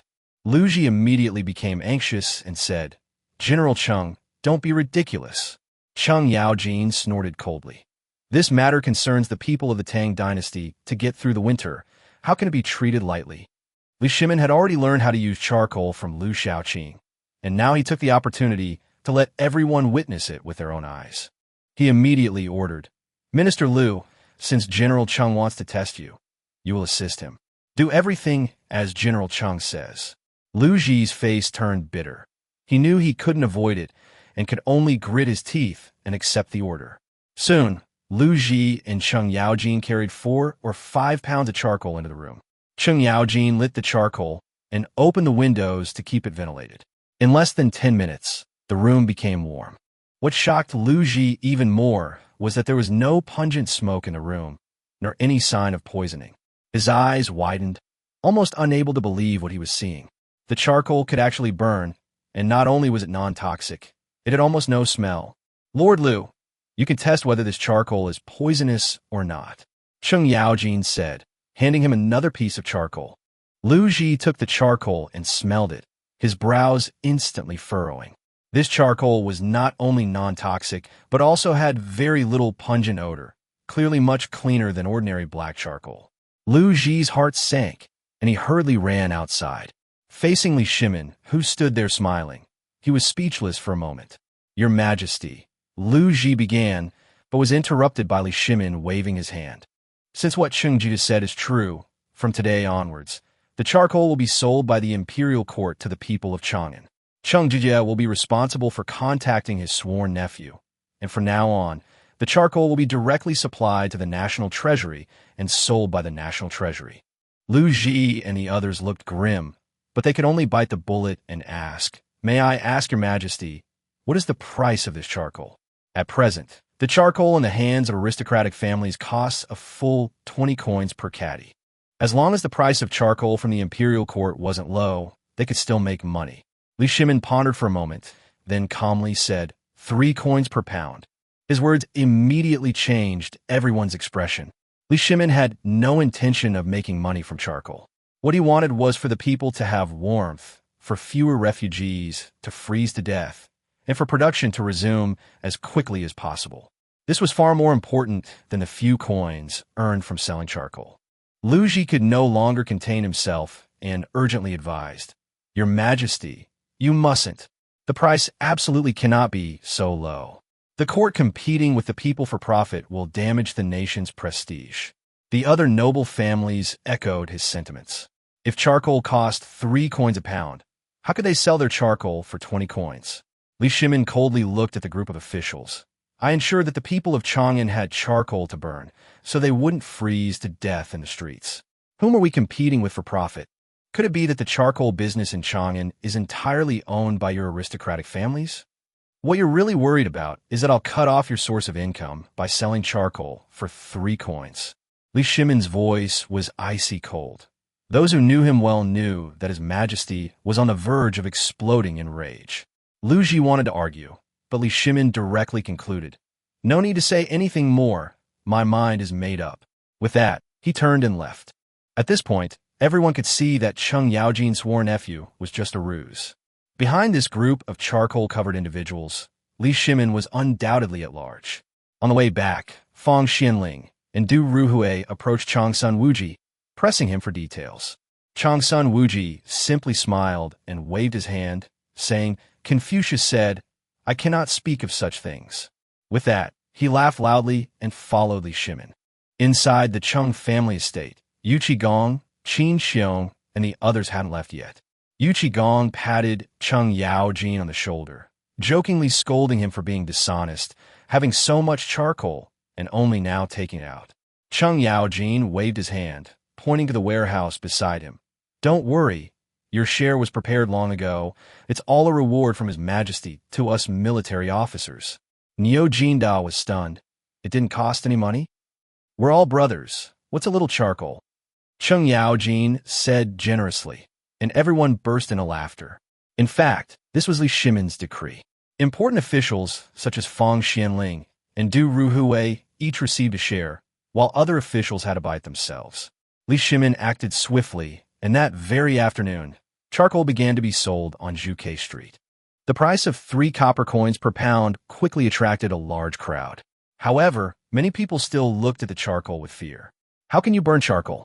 This stuff will poison you," the shopkeeper immediately explained, adding that as long as the windows were open to ventilate and expel the black fumes while it was burning, there would be no problem. Some people remained skeptical, and the shopkeeper immediately became displeased. "The great General Cheng Jijia of our dynasty has personally tested it, and you still don't believe me?" With Cheng Yaojin's reputation established, the people finally set aside their concerns and rushed to buy his charcoal. The news of the 3 copper coin per pound charcoal spread throughout Chang'an in an instant. Li Shimin then ordered it to be sold simultaneously in multiple locations throughout the city, leaving the owners of the aristocratic charcoal shops in a state of panic. Everyone's buying black charcoal. Nobody's even asking about our 20 copper coin per pound charcoal. The shopkeeper gritted his teeth and had no choice but to order a price reduction, dropping the price of charcoal to 10 coins per pound. Even so, no one came. Soon, many charcoal shops in Chang'an were forced to close down. That evening, Li Shimin and Emperor Zhongsun were roasting charcoal in the palace. Emperor Zhongsun smiled and said, "This charcoal is indeed excellent. As long as the ventilation is proper, it's even better than regular charcoal, and the price is much cheaper." Li Shimin nodded smugly. Of course. Just as he was about to continue showing off, a eunuch's voice came from outside. "Your Majesty, news has come from Yuzhou." Li Shimin frowned slightly. "Come in." The eunuch quickly entered and reported. The governor of Yuzhou sent a message by carrier pigeon, and Liu Shaoqing, the magistrate of Pingyao County, has submitted his resignation. Li Shimin waved his hand dismissively. "Tell the governor of Yuzhou that it is not allowed."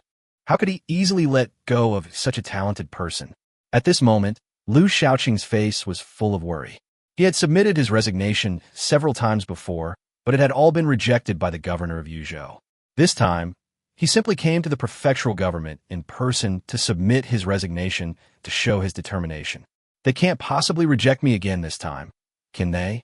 Liu Shaoqing said with a bitter face. Other county magistrates were making a fortune, but he, the county magistrate, was so poor that he could barely afford clothes. At this moment, the governor of Yuzhou walked over with a smile. Liu Shaoqing's eyes lit up, and he hurriedly asked, "Governor, what do you mean? Can I resign?" The governor of Yuzhou shook his head and told Liu Shaoqing with a smile that he had already sent a message by carrier pigeon to His Majesty.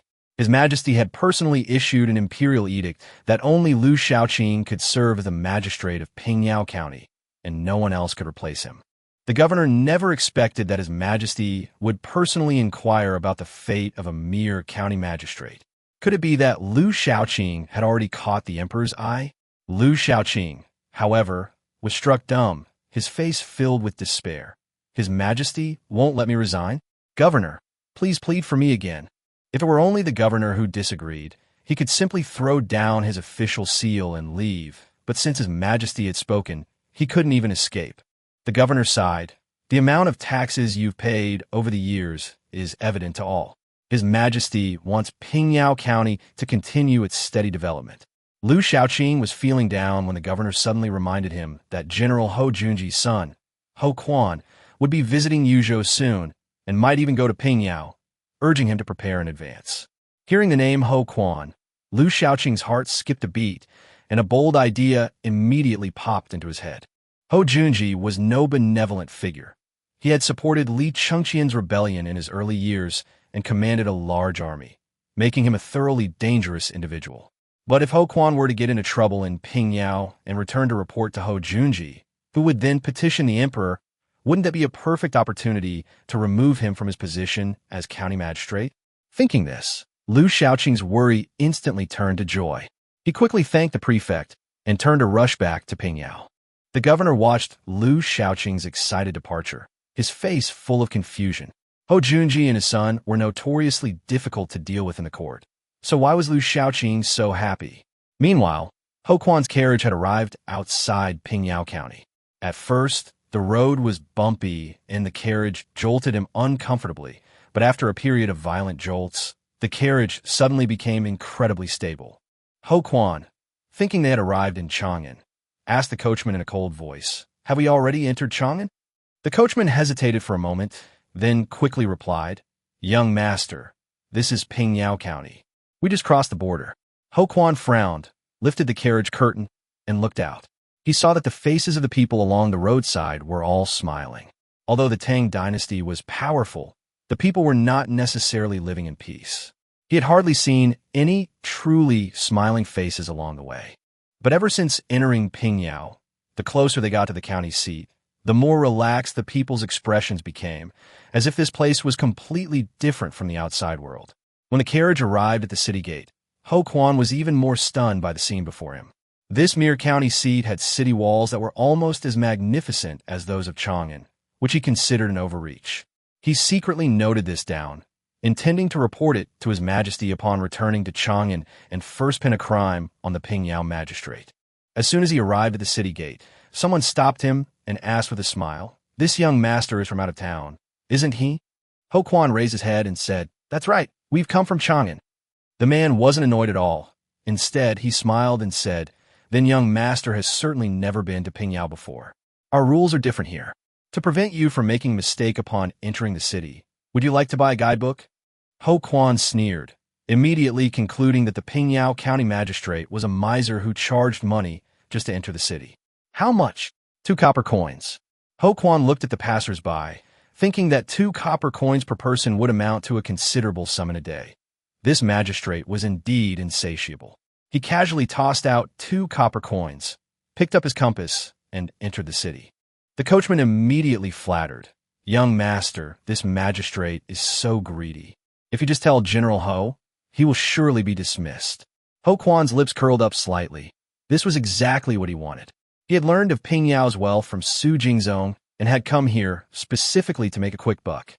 Now, having encountered a guide seller as soon as he entered the city, he was even more convinced that there was money to be made here. "Watch my signals later."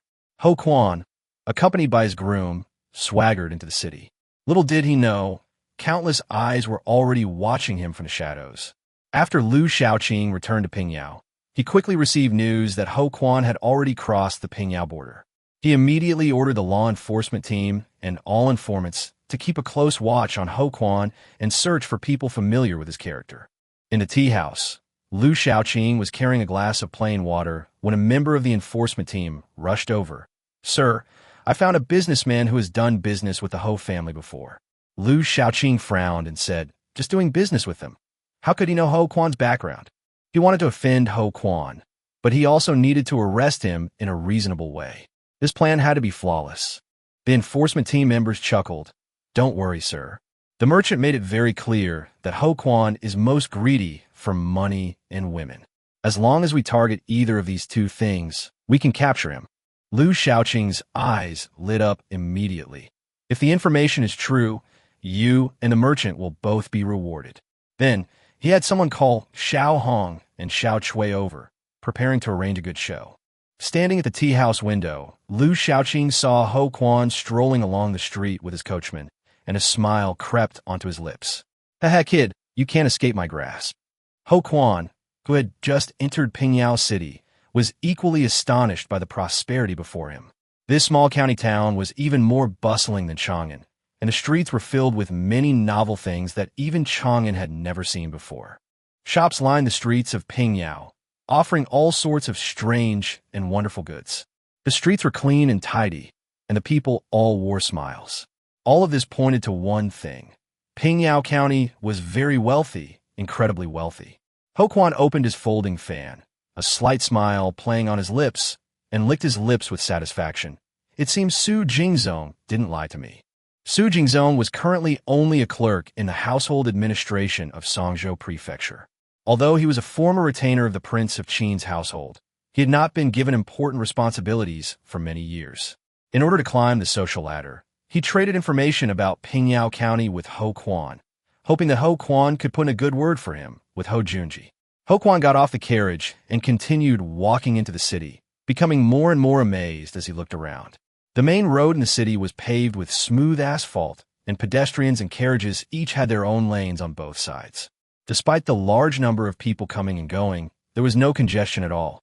Ho Quan narrowed his eyes, secretly concluding that the magistrate of Pingyao County was no ordinary person.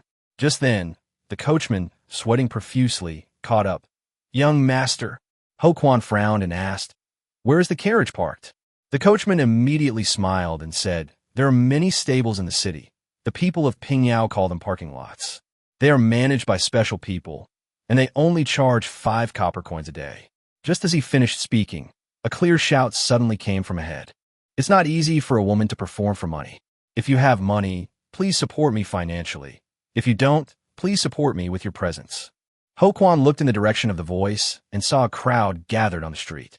A woman in plain clothes was holding a long whip and was beating a drum and gong while training a monkey. The woman was pretty and had a particularly charming smile. Ho Quan's eyes lit up immediately. He didn't even bother with the coachman and squeezed straight into the crowd.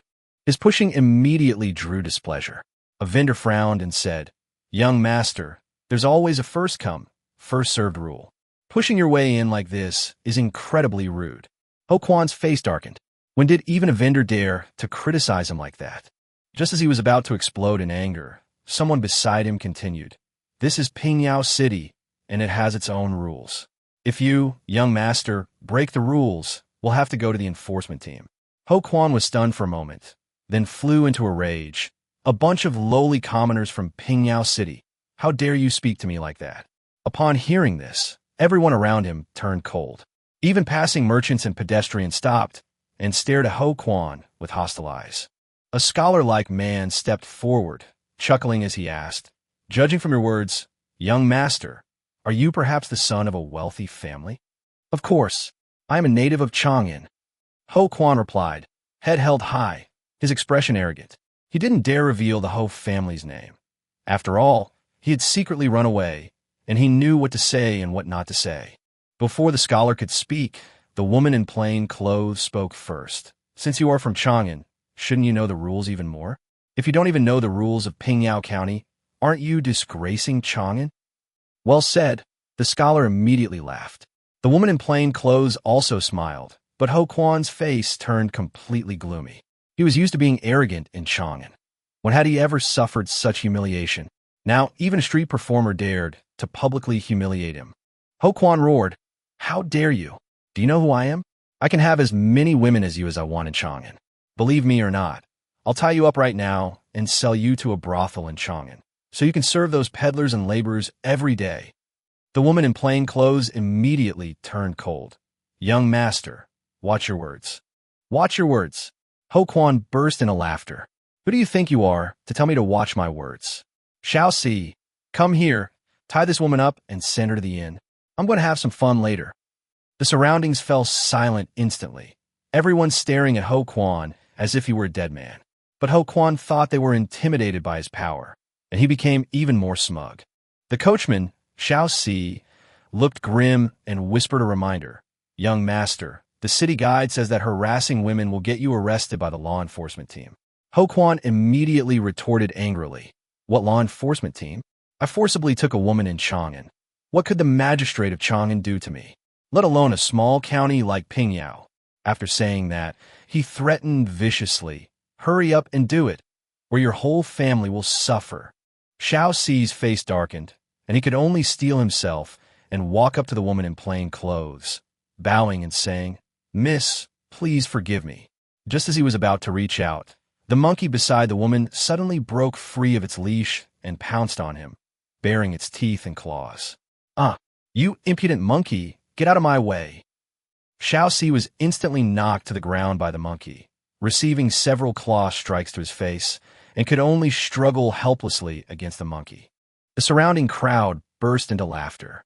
The guards of a wealthy family in Chang'an are not even as good as a monkey. They tried to abduct a woman, but were taught a lesson by a monkey instead. How shameful! The woman in plain clothes looked at Ho Quan and said softly with a smile, "If you leave now, I can choose not to report it to the authorities. But if you continue to pester me, it will be too late when the law enforcement team arrives." Ho Quan blushed crimson with shame, looking at Xiao Xi, whose face was covered in bruises, feeling utterly humiliated. He was Ho Junji, the son of the Duke of Liu, the future Duke of Liu, in Chang'an, apart from the royal family, who wouldn't respectfully address him as young master. Useless! Ho Quan kicked Xiao Xi aside and walked towards the woman in plain clothes. The woman in plain clothes remained unfazed. She simply took a few steps back, swung her long whip, and struck a red rope hanging from the eaves. The red rope vibrated violently, and the bells connected to it immediately rang rapidly. Ho Quan was startled. The next moment, a group of men in black, wearing red armbands and wielding short sticks, rushed out from around the street corner, heading menacingly towards them. "Enforcement team on duty, bystanders keep out." Along with the shout came a bark from a dog. There were even dogs. In the tea house next door, Liu Shaoqing, holding his teacup, watched this scene and immediately felt utterly bored. "Damn it, I hate it when people disrupt my plans." The head of the enforcement team next to him immediately said with a fawning smile, "Magistrate Liu, how about I have them leave now and we continue according to your script?" Liu Shaoqing frowned, opened his arms, and looked at Ma Jianlin. "Little Ma, you've been with me for so long. What kind of person do you think I am?" Ma Jianlin was taken aback, then quickly flattered him. "Magistrate Liu is upright and honest, handsome and dashing and thrifty." "Stop!" Liu Shaoqing pointed at him impatiently. "I can barely accept the praise from the first four, but I don't like the last one." Ma Jianlin nodded immediately, quickly jotting down his thoughts in his notebook, afraid of saying the wrong thing again. Liu Shaoqing stood up and stretched. "Have Wang Yun take Ho Quan directly to the county office. I have something to discuss with him. Also, Xiao Hong and Xiao Chui don't need to come tonight. I'll go see them later." On the other side, Ho Quan considered himself a prominent playboy in Chang'an City. Years ago, he rode along Zhuke Street with Cheng, Chuyang, and others, and even the Yamen runners would avoid him. But now he was surrounded by a group of black-clad law enforcement officers from Pingyao City, and he was both shocked and furious. "Who are you people, and what do you want?" Lu Su immediately stepped forward and said to Wang Yun, "Deputy Captain Wang, this man came up and started harassing a young woman, and he even tried to take her home." Ho Quan then realized that the person in front of him was the legendary law enforcement team. But he remained disdainful. "So what if it's the law enforcement team? Do you dare arrest me?" Wang Yun walked up to him and asked expressionlessly, "What's your name?" Ho Quan glanced at him contemptuously. "You think you're worthy of knowing my name?" Wang Yun wasn't annoyed and asked again, "Miss Lu Su accused you of harassing her and attempting to abduct a woman. Do you admit to this?" Ho Quan, hands on his hips, arrogantly declared, "That's right. What can you do to me?" Wang Yun ignored him and turned to the surrounding crowd, asking, "Did any of you see this nameless man harassing Miss Lu Su? Who is willing to testify?" The onlookers immediately responded, saying they had seen it all. The scholar who had spoken earlier also stepped forward, expressing his willingness to go to the county office to testify for Lu Su. Ho Quan froze on the spot, his anger rising to his head. An anonymous person? His name was clearly Ho Quan, the son of Duke Ho Junji of Liu, a notorious playboy in Chang'an. Yet he was being called an anonymous person? Who the hell are you calling an anonymous person? Ho Quan pointed at Wang Yun, making a move as if to attack. Wang Yun, his eyes full of contempt, waved his hand directly. Take him to the county office. The law enforcement officers obeyed in unison, making Ho Quan's heart tremble. Several men immediately surrounded him, some with ropes, some with handcuffs and shackles, and others with a gag. Ho Quan then realized they weren't joking. You can't touch me, I'm Ho. Before he could finish speaking, two team members pinned him down, stuffed a gag into his mouth, and then tied him up tightly. Ho Quan's eyes widened in disbelief. He couldn't believe he'd actually been kidnapped by a bunch of nobody from Pingyao City. The humiliation was immense. Wang Yun then looked at Xiao Si, who had been knocked to the ground by the monkey, and frowned, saying, Miss Lu Su, you and your monkey also need to go to the county office to identify them. Lu Su quickly pulled the monkey to her side, tenderly rubbing its head. It's not called monkey. It has a name, Xiao Chuan. Wang Yun remained silent for a moment, then changed his words. Then please, Miss Lu Su, take Xiao Chuan with you to the county government office to identify that nameless man. Ho Quan was led forward by a rope, escorted like a dog, but he was seething with anger. When he saw the county magistrate, he was determined to reveal his identity. He was Ho Quan, the son of Duke Ho Junji of Lu, the #1 playboy in Chang'an. Then, those law enforcement officers and that county magistrate will surely kneel on the ground begging him to untie the ropes. But he will refuse to let them. This is called enduring hardship and biding one's time. Ho Quan has also studied military strategy. Inside the main hall of the county government, Liu Shaoqing sat behind his desk, his gavel nearly broken in two. Looking at the broken gavel in his hand, he couldn't help but sigh. If I don't resign soon, this county magistrate will truly starve to death. At this moment, Ma Jianlin and Wang Yun came in to report. Your Honor, Ho Quan is already being held outside the court, and Lu Su and the others have also arrived. Liu Shaoqing waved his hand. Bring them in. Soon, Ho Quan, Lu Su, Wen Shi, and Xiao Chuan were all brought into the courtroom. Only Ho Quan was completely bound, with a rag stuffed in his mouth. Seeing that the magistrate was actually a young man, Ho Quan became smug and even glanced sideways at Lu Su. In a moment, he would let this woman see with her own eyes how the magistrate she relied on would kneel before him and kowtow for mercy. Liu Shaoqing slammed his gavel. Court is in session. The bailiffs shouted in unison, Majesty. Liu Shaoqing looked at Ho Quan with a half-smile. Who is in the courtroom? Ho Quan hurriedly tried to speak, but found that the gag in his mouth had not been removed at all and could only make muffled noises while desperately trying to wink at the bailiffs beside him. But no one removed the cloth from his hands. He then looked at Liu Shaoqing, who was staring blankly at him. The next moment, Liu Shaoqing's face darkened. Why are the people below silent? Are you showing contempt for the court? After saying this, he cupped his hands in the direction of Chang'an. To show contempt for the court is to show contempt for the imperial court. To show contempt for the imperial court is to show contempt for his majesty. How dare you? A man from Chang'an, right under the emperor's nose, dared to disrespect his majesty. Liu Shaoqing slammed his fist on the table and roared, Guards, give him 30 lashes. Wang Yun immediately obeyed and walked towards Ho Quan. Ho Quan was completely dumbfounded. This was nothing like what he had expected. Why had he ever disrespected his majesty? You better get that blouse out of my hand first.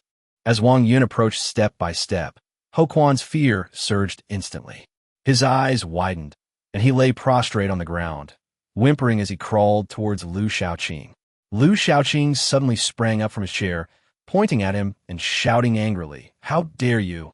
Not only do you despise his majesty, but you also dare to despise this county magistrate. Do you really think Pingyao County is your private property? Wang Yun, give him 50 strokes of the cane. Bring him back when he can speak again. Liu Shaoqing ordered. Wang Yun glanced at his magistrate in surprise, while Ho Quan was struck dumb, frozen in place. He had been pampered since childhood and had never been flogged before. Seeing that Wang Yun was really about to strike, Ho Quan desperately opened his mouth, using his tongue to push the gag aside. Seb finally loosened his grip, and he struggled a few more times, managing to push Seb out. Wang Yun had already reached them, and Ho Quan, his eyes red, roared, Stop! Liu Shaoqing sneered. You think you could just stop like that? Do you own this county office? Wang Yun and his men grabbed Ho Quan and dragged him out. Ho Quan panicked completely, even breaking down in tears. Don't touch me. My name is Ho Quan, the eldest son of Ho Junji, the Duke of Lu. None of you can touch me. The dignified eldest son of the Duke of Lu was now crying miserably, but Liu Shaoqing was secretly pleased, finally forcing the boy to reveal his identity. The eldest son of the Duke of Lu? He feigned suspicion, but Lu Su and the scholar remained calm. In Pingyao County, even dragons had to coil and tigers had to lie low. Ho Quan hurriedly shouted, "It's true. I have my waist token. It's on my waist. Search me." The man who had just threatened to make Liu Shaoqing kneel down now looked like a stray dog. Lu Su couldn't help but cover her mouth and chuckle at his appearance. Liu Shaoqing ordered, "Wang Yun, search him. If he's not there, he's impersonating the son of a duke. Behead him immediately. This magistrate is always fair in handling cases. Search. Search quickly. There must be something there." Ho Quan was sweating profusely with anxiety. Soon, Wang Yun indeed pulled a token from his person and presented it to Liu Shaoqing. Liu Shaoqing took the token and pretended to examine it carefully. Ho Quan, however, was in his throat, fearing that the magistrate might utter a lie and he would lose his head. Just as he was about to collapse, Liu Shaoqing stood up, walked around the main hall to him, cupped his hands, and smiled. "So you really are the son of the Duke of Lu. My apologies for not recognizing you sooner." Ho Quan was overjoyed and burst into tears, immediately regaining some of his arrogance. "Then why don't you untie me? Believe me or not, I'll have my father dismiss you from your post."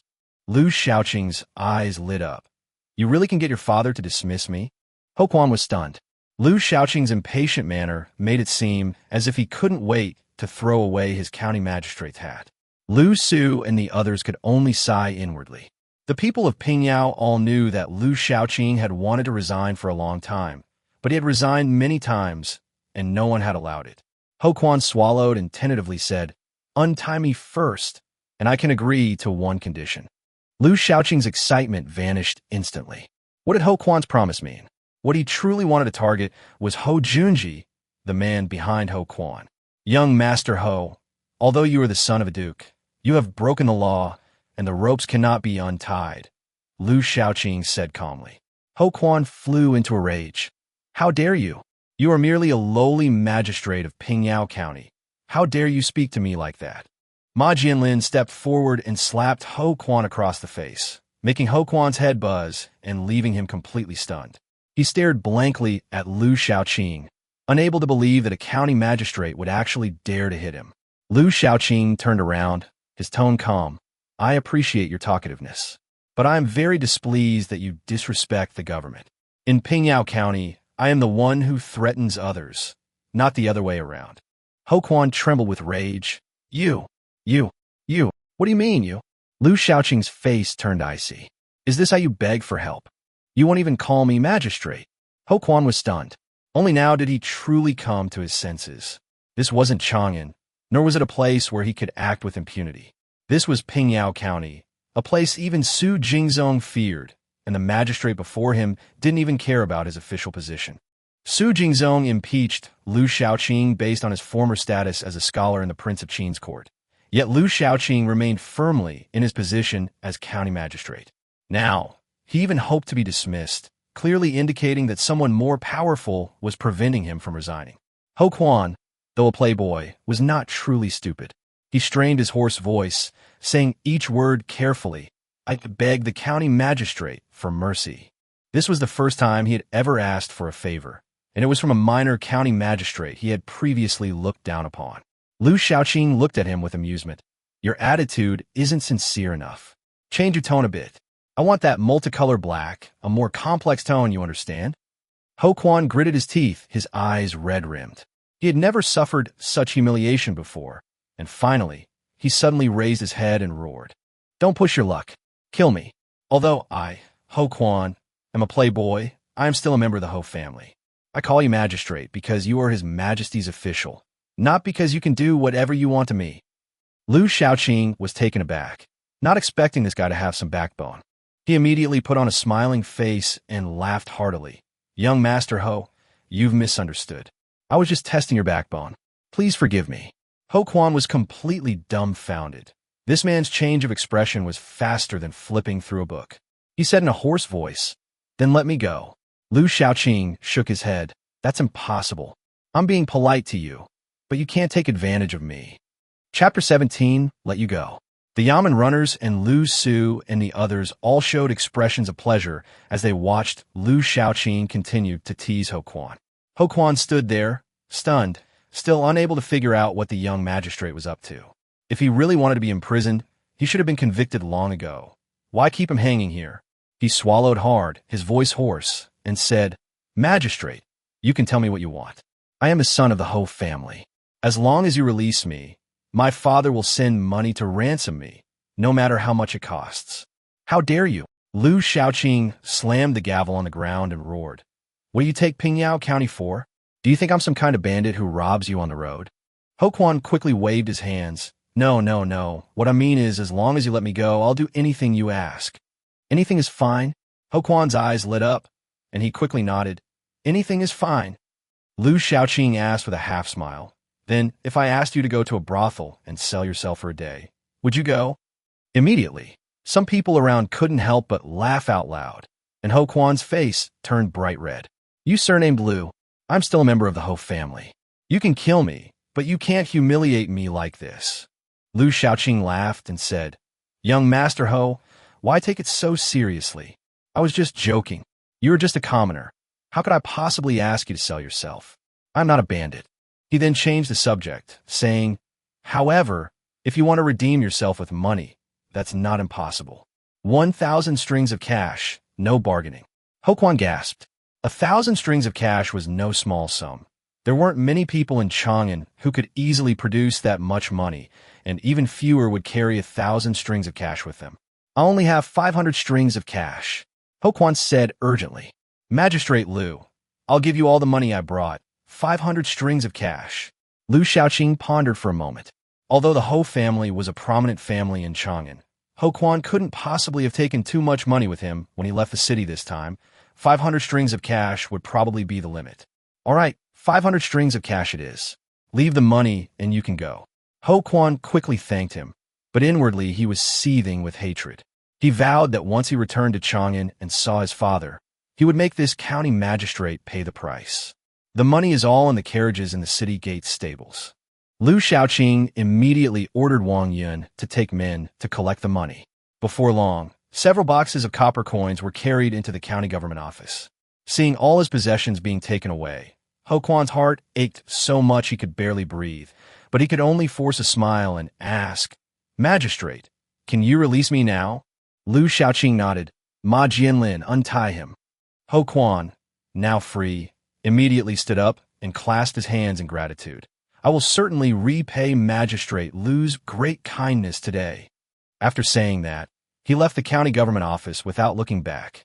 Liu Shaoqing watched his retreating figure, a cold smile creeping onto his lips. Lu Su couldn't help but say, "Lord Liu, isn't it too easy for him to be released like this?" The scholar was also full of resentment. Can the rules of Pingyao City be broken by an outsider? Looking at the sullen Lu Su, Liu Shaoqing said with a wry smile, "He is, after all, the eldest son of the Duke of Lu. We're just a small county government. If we really lock him up here and anger the Duke of Lu, no one can bear the consequences." At this time, he was unaware that his own law enforcement team's prison already held a powerful duke of the current dynasty, and not just any duke, but the Duke of Lu. Lu Su lowered her head and said nothing more. The scholar could only shake his head, for what Liu Shaoqing said was true. No matter how powerful Pingyao County is, it's still just a county town. It has no powerful backing, and its inhabitants are mostly merchants and farmers. It has very little say in the imperial court. No matter how hard they tried, it was no match for a single sentence from the Duke of Lu in court. The scholar looked up to the sky and sighed. Is the officialdom of the Tang Dynasty really this dark? Is the saying princes are punished the same as commoners just empty words? Liu Shaoqing glanced at him. Since ancient times, there has never been a case where a prince is subject to the same laws as a commoner. After a moment of silence, he said to Lu Su, "We can't directly punish Ho Quan, but confiscating his property can compensate you." Half is for you, and the other half must be confiscated. Lu Su's eyes lit up immediately. Magistrate, really? Of course, Liu Shaoqing said with a smile, his hands behind his back. I was planning to build a department store in Pingyao County. Since I've met you, I'll give you this opportunity. Lu Su asked curiously, what is a department store? Liu Shaoqing thought for a moment and said, it's about building a very large house, filled with all kinds of goods. Food, snacks, toys, daily necessities, everything so that people can buy whatever they want. Lu Su's eyes lit up upon hearing this, and he quickly bowed, saying, thank you, Magistrate. Liu Shaoqing shook his head. No need to thank me, I owe you. Since he established himself in Pingyao County, almost all criminals in the city had been brought to justice. But the Hoquan incident was like a heavy blow to his head. It turns out that fairness and justice cannot be achieved simply by having rules. On the other side, after leaving the county government office, Hoquan immediately went to the stable, untied the carriage and horses, and left the city alone. He was Ho Junji's son, a notorious playboy in Chang'an. How could he possibly tolerate such humiliation from a mere county magistrate? He's determined to get revenge for this. The next morning, a grand court assembly was held in Chang'an. Li Shimin, his face grim, looked at the assembled officials. These days, he had been constantly proposing reforms, hoping to achieve results, and even aspiring to turn Chang'an into a second Pingyao County. But whenever he proposed a reform plan, the civil officials in the court would immediately stand up and oppose it. Chapter 18 Magistrate Liu has connections to the highest levels. Every time the imperial court needed money to do something, the Minister of Revenue would give the exact same answer. Your Majesty, the national treasury is truly empty. He said this countless times, but Li Shimin seemed not to hear it all. A young man from a prominent family suddenly spoke up. If your Majesty had sold the charcoal at a higher price back then, the national treasury wouldn't be so empty now. These words immediately sparked discussion among the aristocratic families. After the sudden emergence of black charcoal, their charcoal went unsold, resulting in heavy losses. What puzzled them even more was that Li Shimin sold charcoal to the people at a fair price, and Cheng Yaojin kept transporting goods from Pingyao County to Chang'an. If the price could rise to 15 coins per caddy, the national treasury could at least breathe a sigh of relief. The Minister of Revenue said with a bitter face, His Majesty is willing to reform the Tang Dynasty, but natural disasters have been frequent in recent years, and now he is attacking the Turks. All the money has been used for disaster relief and supplies to the front line, and there is really no money left. Changsun Wuji understood perfectly that after seeing the orderly scene in Pingyao County, Li Shimin's ambitions were completely ignited. But the imperial court had no money, so even the greatest ambitions were difficult to realize. Dismiss the court. Li Shimin waved his hand coldly. The officials could all see that the emperor was on the verge of exploding in rage, so they hurriedly shouted, "Long live the emperor!" and quickly left the hall. Li Shimin sat alone on the dragon throne, his hand on his forehead, but his gaze was fixed on Su Jingzong, who was the last to leave. Sumon Su Jingzong. Su Jingzong was pondering how to continue to put Liu Shaoqing, the magistrate of Pingyao County, in a bad light after leaving the palace, but he was unexpectedly stopped by a eunuch halfway there. Lord Su, His Majesty summons you. Su Jingzong was startled. Although he was one of the 17 scholars of the Prince of Qin's mansion, Li Shimin had not given him an important position after the Xuanwu Gate incident. Given his reputation as a rogue scholar in the court and his relatively distant relationships with officials, why did the emperor suddenly summon him? He tentatively asked the eunuch, but the eunuch only replied, "You'll know when you see His Majesty." When he arrived outside the Ganlu Hall, Li Shimin happened to come out of the hall and gave him a cold glance. Su Jingzong was so frightened that he immediately knelt down and kowtowed. "Your subject pays his respects to your Majesty." "Get up," Li Shimin said coldly. Su Jingzong dared not get up, but only bowed his head and said he was terrified. Li Shimin smiled faintly. "I remember that Lord Su has recently been targeting a minor county magistrate." Su Jingzong's expression changed slightly, and he immediately thought of Liu Shaoqing. He quickly said, "Your Majesty, the tax collection in Pingyao County is extremely unreasonable. If it weren't for Liu Shaoqing oppressing the people and exploiting the locals, how could he have collected so much money?" Seeing that Li Shimin remained silent, he spoke more and more vehemently. The court appoints officials to serve the court. But Liu Shaoqing abuses his power, even driving people to their deaths.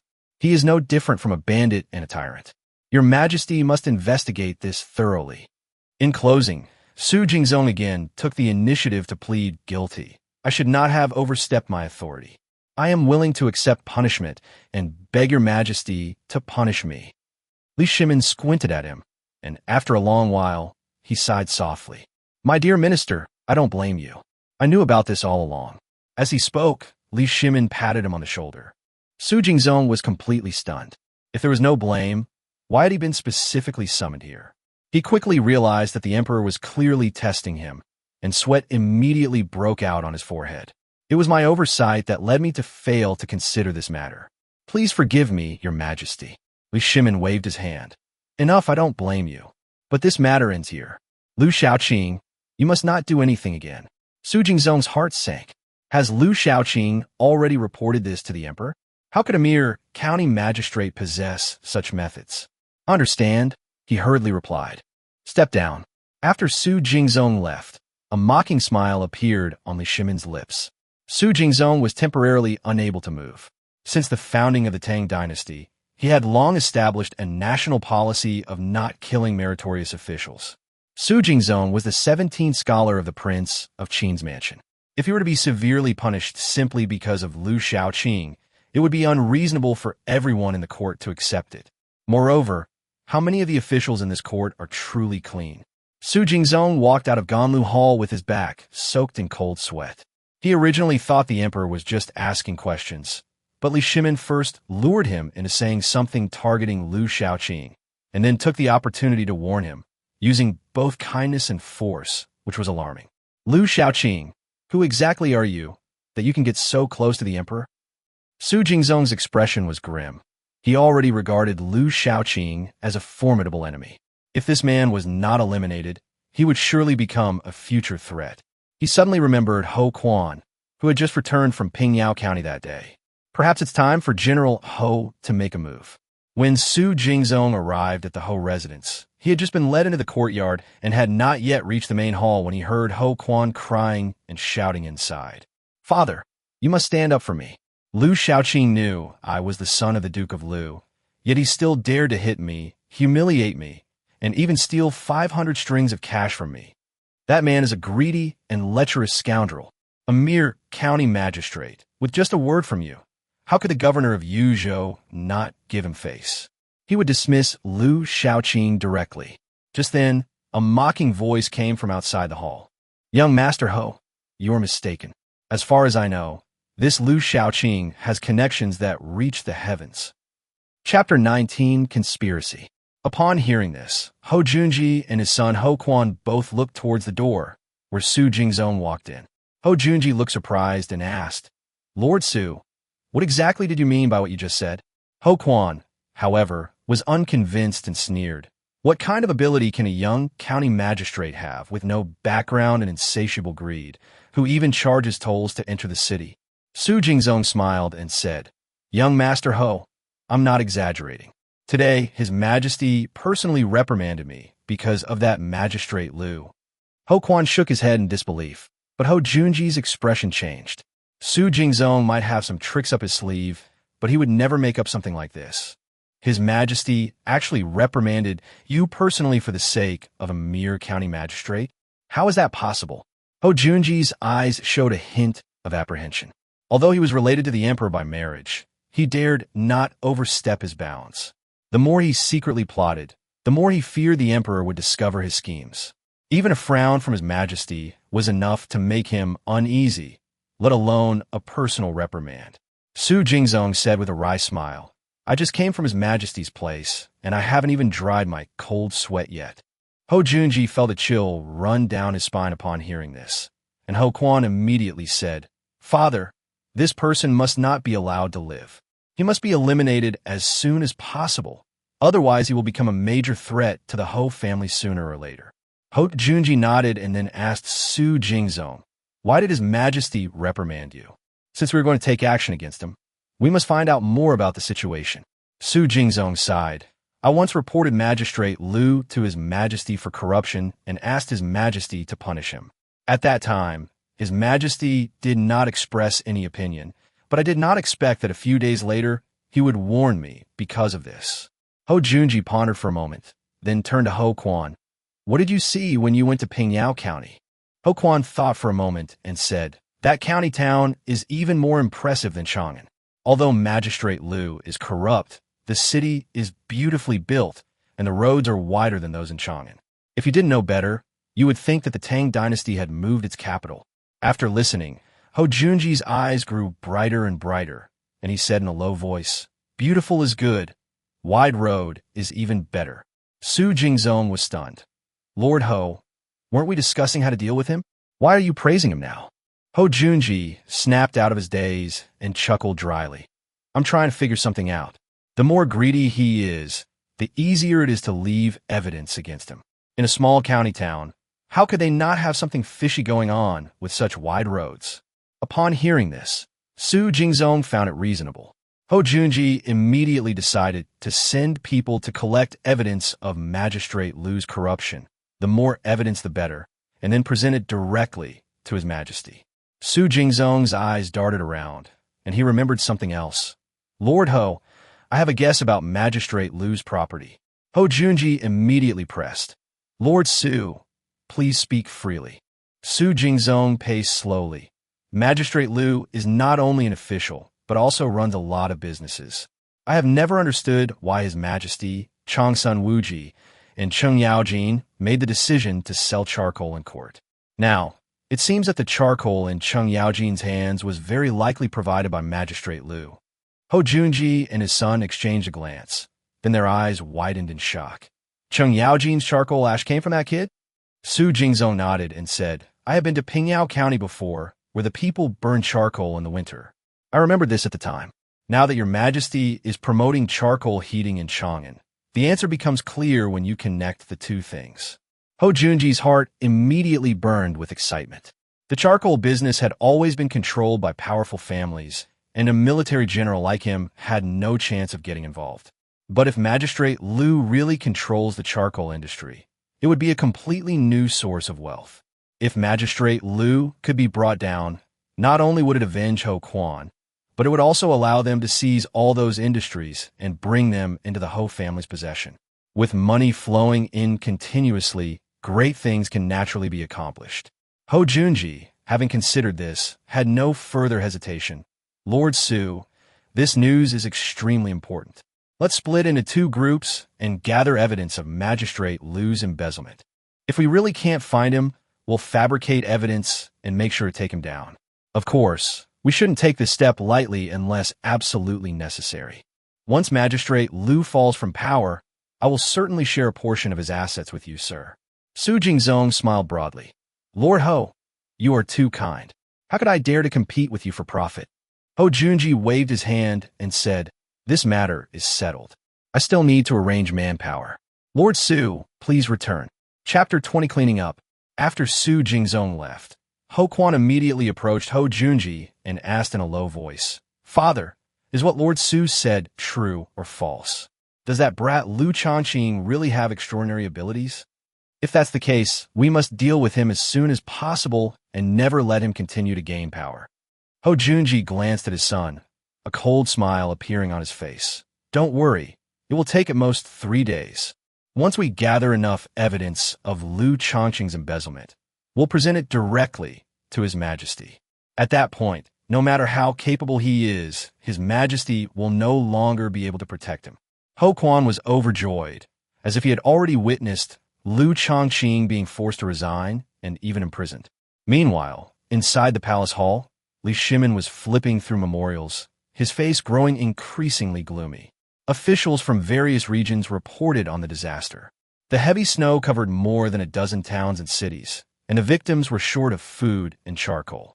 Many people were suffering from hunger and cold. Because the people of Chang'an had purchased a large amount of charcoal in advance, they were able to get through the winter safely. But other places were not prepared in this way, and Li Shimin felt heavy-hearted when he thought of the people suffering from the disaster. At this moment, a eunuch stepped forward and reported, Your Majesty, Lord Changsun and General Jijia are waiting outside the palace.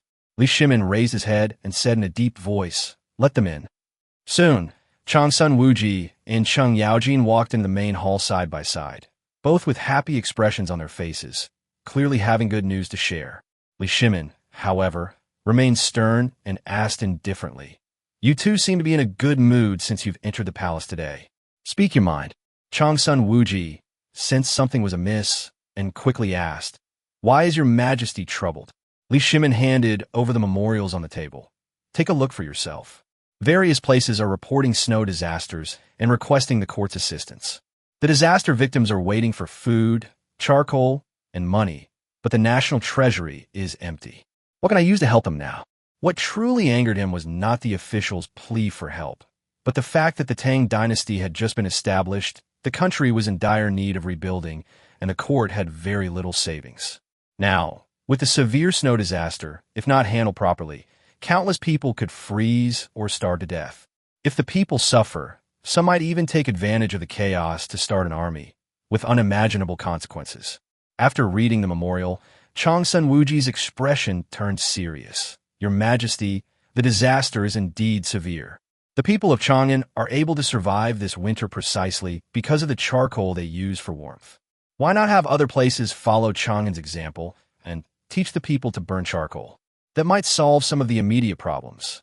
Cheng Yaojin nodded repeatedly. "Your Majesty, this charcoal is indeed a good thing.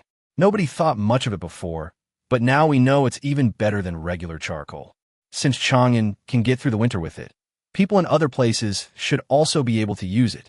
Li Shimin shook his head helplessly. "Of course I understand this principle. By the time it takes for the court to send people to teach the people and collect enough charcoal to transport to various places, winter will probably be almost over." Upon hearing this, Changsun Wuji and Cheng Yaojin could only sigh. Charcoal is indeed useful, but it cannot save us from a most urgent disaster situation right now. Seeing their downcast expressions, Li Shimin waved his hand and said, "Don't sigh. You two entered the palace with joy on your faces, so there must be other good news. Tell me about it." Cheng Yaojin immediately perked up and grinned. "Your Majesty, our strategy of selling charcoal has really put those aristocratic families who hoard charcoal in a terrible predicament." Li Shimin raised an eyebrow, immediately showing interest. "What happened? Tell me in detail."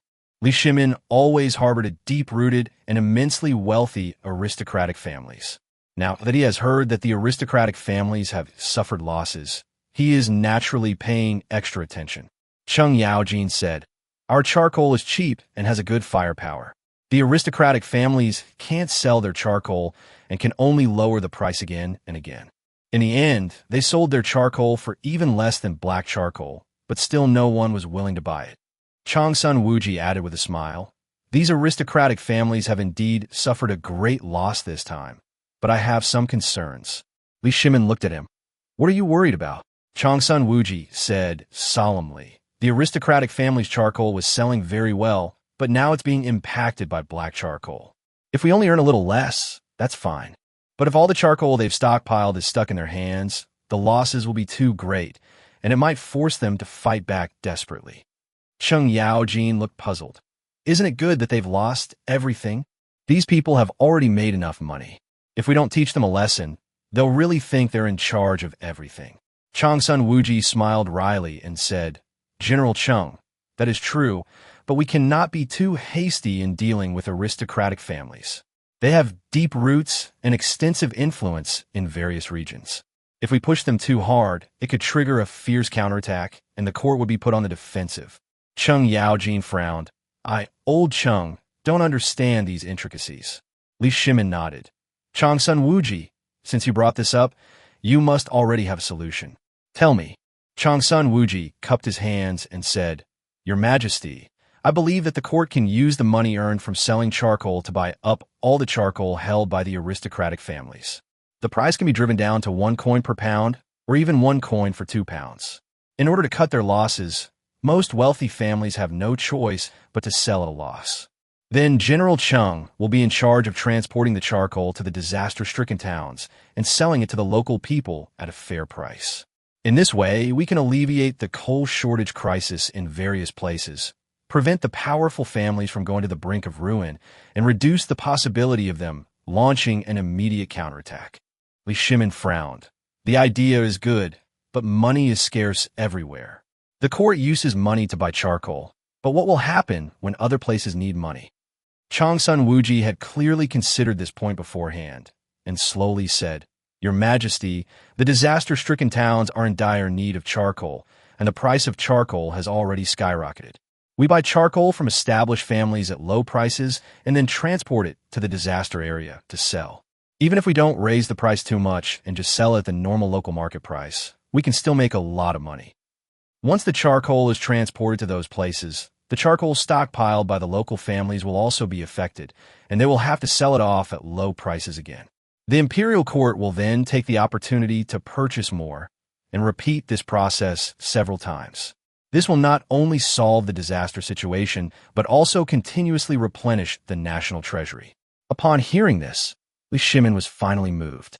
Changsun Wuji continued, However, in order to prevent other aristocratic families from taking the opportunity to buy up large quantities of charcoal, disrupt the situation, I suggest that the price be set at 4 or 5 coins per caddy after it is transported to other places. This way, the government's revenue will increase, and it won't benefit those opportunistic aristocratic families. Li Shimin remained silent for a moment, then finally nodded. All right, we'll do it your way. Cheng Yaojin is in charge of transporting charcoal, and Changsun Wuji is in charge of allocating funds and grain. This matter must be implemented as soon as possible, so that the disaster victims can no longer suffer. The two immediately bowed and accepted the order, then left the main hall. But as soon as they left, the eunuch rushed in to report, Your Majesty, General Li Jing requests an audience. Li Shimin was slightly taken aback, then waved his hand and said, Send it quickly. A moment later, a powerful figure entered the hall. It was none other than Li Jing, whom we hadn't seen for a long time. Li Jing bowed and said, Your subject Li Jing greets Your Majesty. Li Shimin personally walked down the steps and helped him up. General, you've worked hard. It's been a long time since we last met. Chapter 21. Li Jing rose to his feet following Li Shimin's hand and said respectfully, Your Majesty, I've been fighting on the frontier for many years, and I have always kept Your Majesty in my heart. After exchanging a few pleasantries, Li Shimin got down to business. Generally, what brings you here today? How is the war at the front going? Li Jing's expression was somewhat strange. Your Majesty, have you read the memorial I submitted earlier?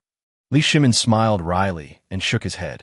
Recently, memorials had piled up like mountains, and it was indeed possible that some had been missed. He then asked him what was written in the memorials. Li Jing cupped his hands and said, Although we won this battle, it also exposed our army's biggest weakness, which is the lack of war horses. I would like to request Your Majesty to allocate military funds to purchase more war horses. Li Shimin nodded, recognizing that this was indeed urgently needed by the army, and asked, How many do you want to buy? Li Jing immediately perked up. Of course, the more the better. Li Shimin wanted to agree immediately, but he swallowed his words. All the money earned from selling charcoal had to be used to buy charcoal for snow disaster relief, and the court's other funds and provisions were even more strained, with every penny being stretched to its limit. He could only sigh and say, I will find a way to pay the money, but for now it will take some time. Go back first, and, at the latest, I will allocate enough military funds to help you buy enough war horses in 6 months. Li Jing looked helpless and had no choice but to accept the order and leave. Watching Li Jing depart, Li Shimin covered his face, his heart bleeding. If it weren't for this snow disaster, he would have had the money to buy horses long ago. The war in the north might have been quelled much earlier, and he might even have been able to continue expanding his territory. Ultimately, it all comes down to not having money. Thinking of money, Li Shimin thought of those powerful and wealthy families. They were rolling in money, but they would never easily part with their wealth for the emperor. As long as they could protect their fortunes, they probably wouldn't care, even if the emperor changed. Suddenly, Li Shimin thought of Liu Shaoqing. When it comes to making money, if Liu Shaoqing claims to be second, probably no one would dare to claim to be first. He's been back for a while now, and he actually misses that kid a little. Last time, he had the governor of Yuzhou reject Liu Shaoqing's request to resign. I wonder what this guy is busy with now. Li Shimin immediately sent someone to summon Changsun Wuji and Cheng Yaojin, instructing them to entrust the task of purchasing charcoal and providing relief to disaster victims to his subordinates. The three then traveled by carriage to Pingyao County. Meanwhile, Liu Shaoqing was lying on the bed, feeling utterly bored. Having been refused his resignation, and even rejected personally by His Majesty the Heavenly Khan, Liu Shaoqing resigned himself to his fate. Although he had dealt with Ho Quan, there had been no further movement from Ho Junji's side. He couldn't help but wonder if it was because the Heavenly Khan was pressuring Ho Junji that he dared not lay a hand on him. But then I thought, why would the mighty Heavenly Khan notice a mere magistrate like myself from Pingyao County? Liu Shaoqing suddenly remembered that among the merchants he had met, one had boasted that he was a member of the imperial family, had connections in the court, and that his opinions could even reach the emperor. Could it be that that guy really went back and recommended me? In the end, not only did he not help, but he also attracted the emperor's attention, and even my resignation was not allowed. When that person comes again, he must give him a few words of advice, making sure he doesn't speak ill of him again. Pingyao County is now well governed under his leadership, and Liu Shaoqing has no desire to pursue any more political achievements. He simply wants to live a peaceful and stable life, like Sun Lianxing in the TV series from his previous life. He would rather be dismissed from his post than continue climbing the ranks. If he were to offend someone he truly couldn't afford to offend, he could lose his life.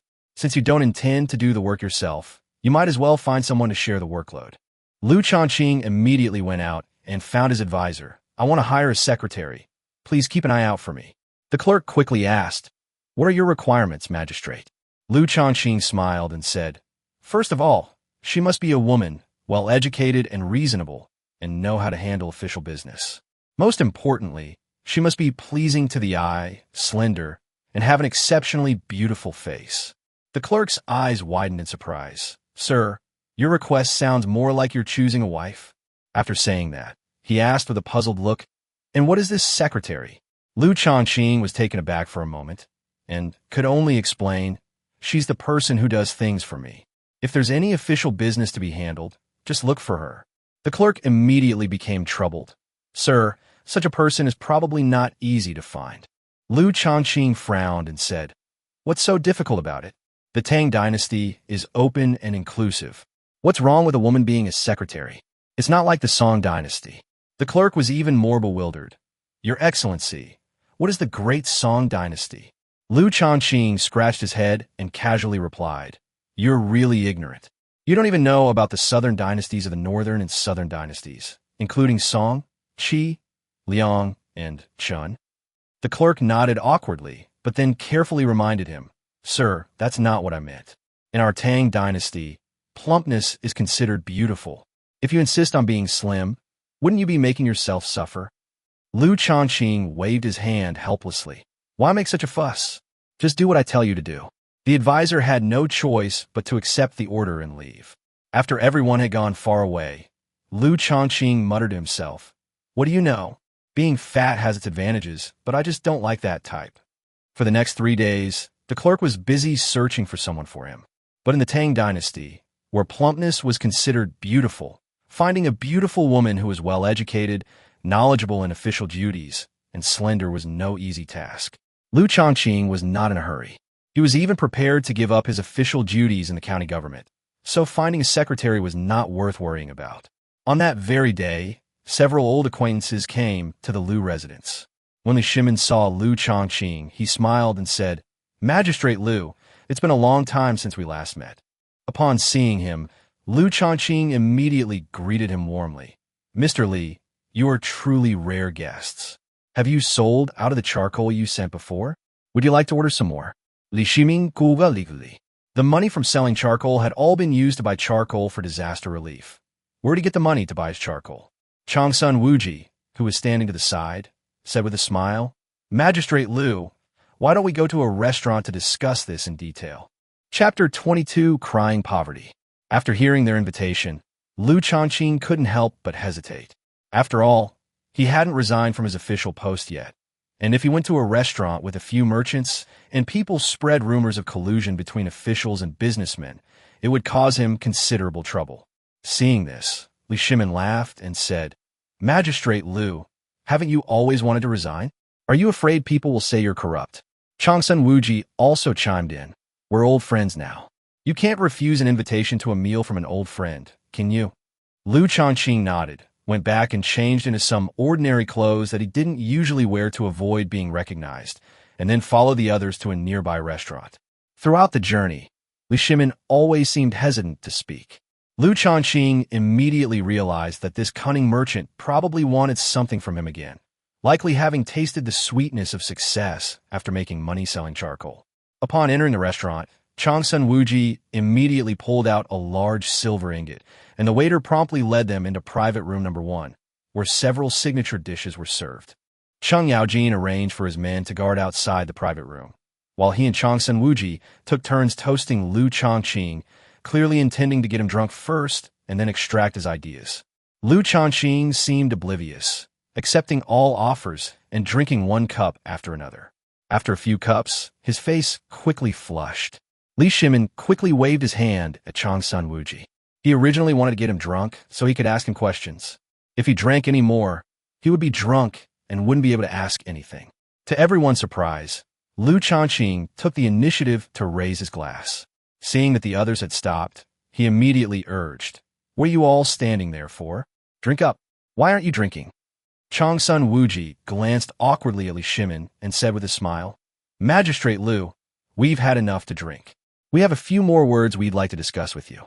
How about we continue drinking after we've finished?" Liu Shaoqing paused for a moment, then put down his wine glass. "That makes sense. Let's get to the point." But as soon as he started talking, he began to complain, "I'm suffering now. I can't resign from my post, and I can't embezzle. How am I supposed to live? I'm almost penniless. If you guys hadn't treated me today, I would have been starving. Anyway, I can get through it by drinking more water." Changsun Wuji looked astonished. "Magistrate Liu, you're exaggerating. Even if you don't embezzle, do you think you don't even have money for food? What about your salary from the imperial court?" Liu Shaoqing waved his hand and sighed. "Don't mention it. The county has been making a big investment recently. I was thinking that I would resign from my post sooner or later and then go out and make money, so I took the lead in donating money. As a result, after donating, I really didn't have much money left." Li Shimin was even more confused. "Isn't the county wealthy?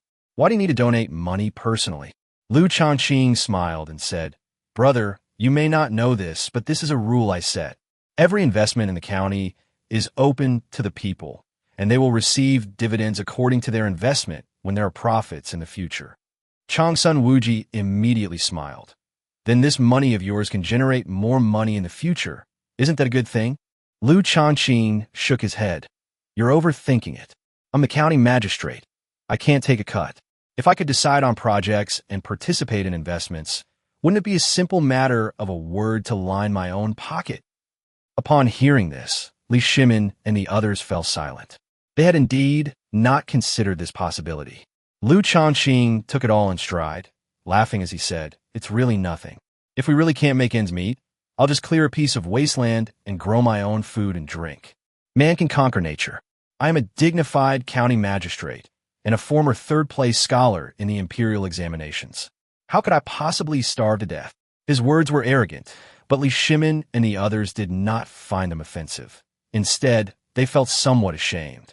Li Shimin always considered himself to be both a scholar and a warrior, but every time he spent with Liu Shaoqing, he couldn't help but doubt whether he was truly a wise ruler. Looking at Changsun Wuji and Cheng Yaojin, he felt even more embarrassed. His own county magistrates were so poor they were almost starving. What face could he, the emperor, possibly have left? Changsun Wuji saw through Li Shimin's thoughts and coughed lightly, saying, "Brother, it's just some food. We made quite a bit of money selling charcoal this time. We can lend you some silver first. No rush to pay it back." Li Shimin's expression softened somewhat, and he looked at Liu Shaoqing. But Liu Shaoqing still shook his head. "This money cannot be lent."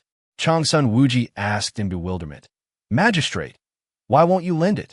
Liu Shaoqing took a sip of tea, burped, and laughed. "You don't understand this principle, so let me tell you a story. My monthly salary is fixed, and I can hardly save any money when I receive it. If something unexpected happens, and I'm short of money, I'll go hungry until the next payday. If you come to me at this time and ask to borrow money for a meal, or give me a little more, I can naturally get through this period comfortably. Money that can be borrowed must always be repaid. Once I receive my salary next month, I will repay the money to you, and then I will not have enough money of my own again.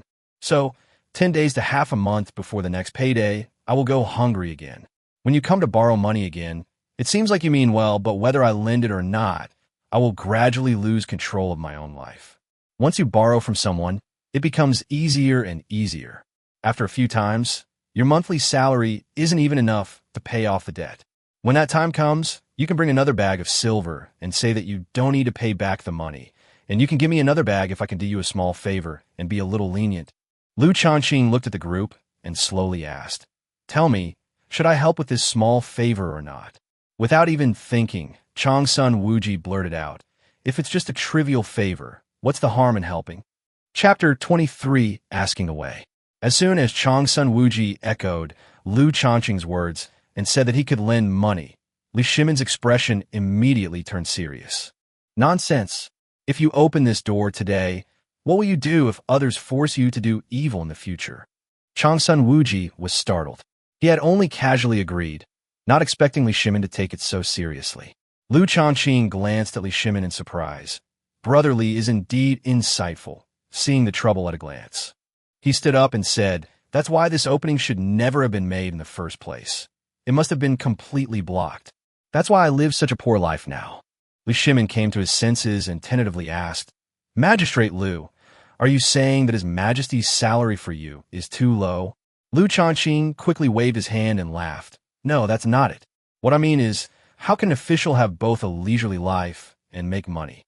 There's no such thing as a free lunch. That's why I wanted to resign as soon as possible and do something I really wanted to do. It's a pity that our wise emperor can't bear to part with me, which is understandable." At this point, he became increasingly smug, fueled by the alcohol. His Majesty is the future heavenly Khan, an absolute emperor of all time. His civil and military achievements surpass all others, and such an emperor naturally has the discernment to recognize talent. Li Shimin was overjoyed to hear this, never expecting Liu Shaoqing to have such a high opinion of him. Changsun Wuji seized the opportunity to advise, "Since His Majesty values you so much, why are you still thinking about resigning all the time? Wouldn't that be letting His Majesty down? Talented horses are common, but discerning judges of horses are rare. With your talent and the support of a wise ruler, you should certainly make your mark." Liu Shaoqing downed another glass of wine, his eyes becoming somewhat glazed. "Brother, you are mistaken.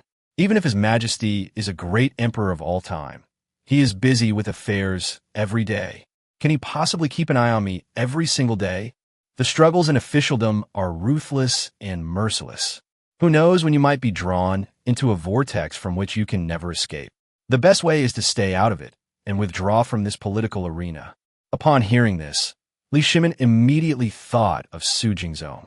If it weren't for Su Jingzong's meddling, Liu Shaoqing wouldn't have become so disheartened with officialdom.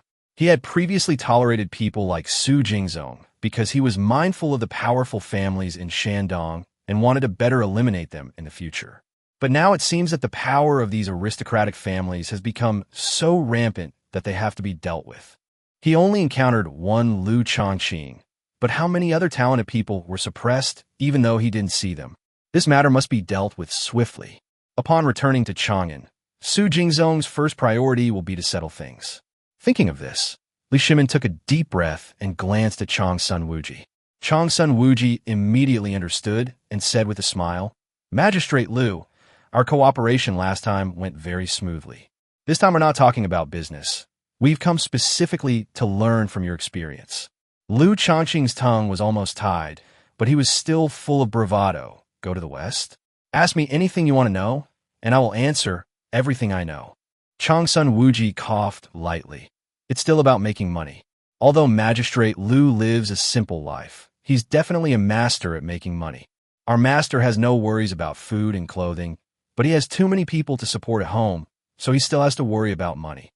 The business advice you gave last time was indeed brilliant, but the money earned disappeared in the blink of an eye after being distributed to the people below." Liu Shaoqing was shocked to hear this. That batch of charcoal was worth 1,000 strings of cash. Even if it was sold for only 6 coins per caddy, it would still make a fortune. But Old Li actually divided it all up.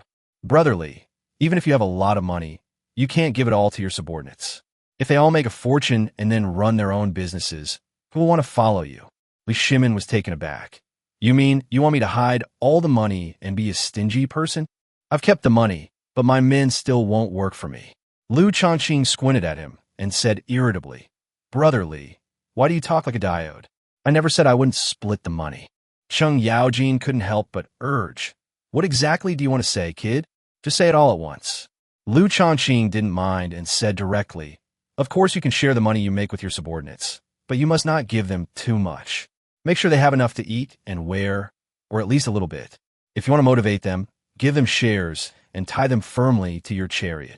Li Shimin and the others exchanged glances, then all fixed their gazes on Liu Shaoqing. Changsun Wuji quickly asked, Magistrate Liu, what is the meaning of shares? Liu Shaoqing paused for a moment, then coughed and said, Shares are the proportion of a business you occupy. For example, if Brother Li is the boss and owns 51% of the shares, then you will naturally have the final say in this business. Once the business is profitable, the profits will be divided according to each person's share. If you want to expand the business, you can only take a portion of the profits according to your share and use the remaining profits to buy materials and expand the scale.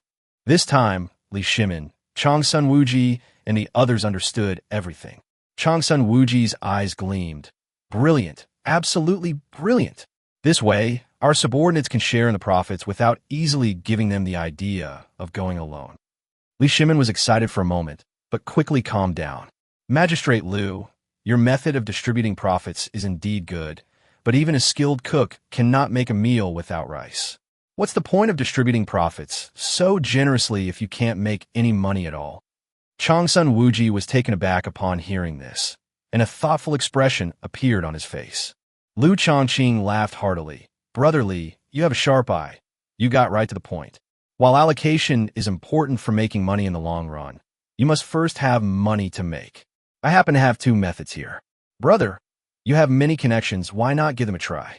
I guarantee that as long as you persevere, within 3 years at most, your business will be able to expand throughout the entire Tang Dynasty. Upon hearing this, Li Shimin and the others were all stunned. What kind of business could possibly spread throughout the entire Tang Dynasty in just 3 years? Chapter 24 Debate. Magistrate Liu, aren't you exaggerating? The Tang Dynasty has a vast territory, and business can be done all over the country. It's unimaginable. Changsun Wuji glanced at Li Shimin, and seeing that he was not angry, he wiped his cold sweat and spoke awkwardly. Liu Shaoqing rolled his eyes at him. Only practice can test the truth. How do you know it can't be done if you haven't tried? Then tell me, what kind of business do you want to do? If it really works out, I, old Li, will stake all my connections and resources on this deal with you. Li Shimin's gaze was firm. Liu Shaoqing glanced at everyone in the private room and uttered 4 words with a smile. Build a brand. The group was stunned. What was a brand? Was it a product or something forged like iron? Cheng Yaojin even wondered if it was related to shields. Liu Shaoqing was almost speechless. Communicating with the common people of the Tang Dynasty wasn't this difficult, yet these guys from Chang'an always managed to ask strange questions. He had to explain that a brand is simply about making everyone recognize a name. Once they recognize it, even if other products are more exquisite or cheaper, they will only be willing to buy yours. Changsun Wuji frowned and asked, the same thing, others sell for 1 tael, you sell for 10 taels, just because it's branded, customers are willing to buy it? Liu Shaoqing nodded without hesitation. That's right, even at 10 times the price, as long as the brand is well known enough, people will rush to buy it. Li Shimin and the others exchanged bewildered glances. Cheng Yaojin couldn't hold back any longer. Magistrate Liu, your business sounds like a scam. Liu Shaoqing laughed. One is willing to buy, and the other is willing to sell. I didn't cheat him, nor did I force him. How can it be considered cheating? Changsun Wuji shook his head and said, what you said is true, but it still feels a bit unethical, like taking advantage of people. Doing business is all about making money, and we haven't broken any laws. Liu Shaoqing raised his glass. Do you think that if we sell goods for 10 times the price, the buyers will lose out? In fact, they'd be more than happy to do so. Li Shimin immediately pressed. Why is that? Because what a product sells is not just its intrinsic value, but also the brand premium, Liu Shaoqing explained. What customers buy is the name, the way others look at them. In the end, a brand sells prestige. Changsun Wuji's eyes lit up, and he immediately understood. So that's how it is. It's about taking advantage of the rich people's competitive nature. This trick is indeed brilliant. Li Shimin shook his head. Ordinary brands at most make the aristocratic families spend more money, but it's not like we can really make a lot of money from them. Liu Shaoqing laughed. So there's a second trick? Luxury brands. We understand luxury, but what is a luxury brand? Everyone was puzzled again. Li Shimin pondered for a moment, then tentatively asked, Brother Liu, do you mean a more expensive, higher-end brand? Brother Li understands perfectly, Liu Shaoqing said. The rich naturally have their own way of doing things. Ordinary people buy clothes to cover their bodies and keep warm.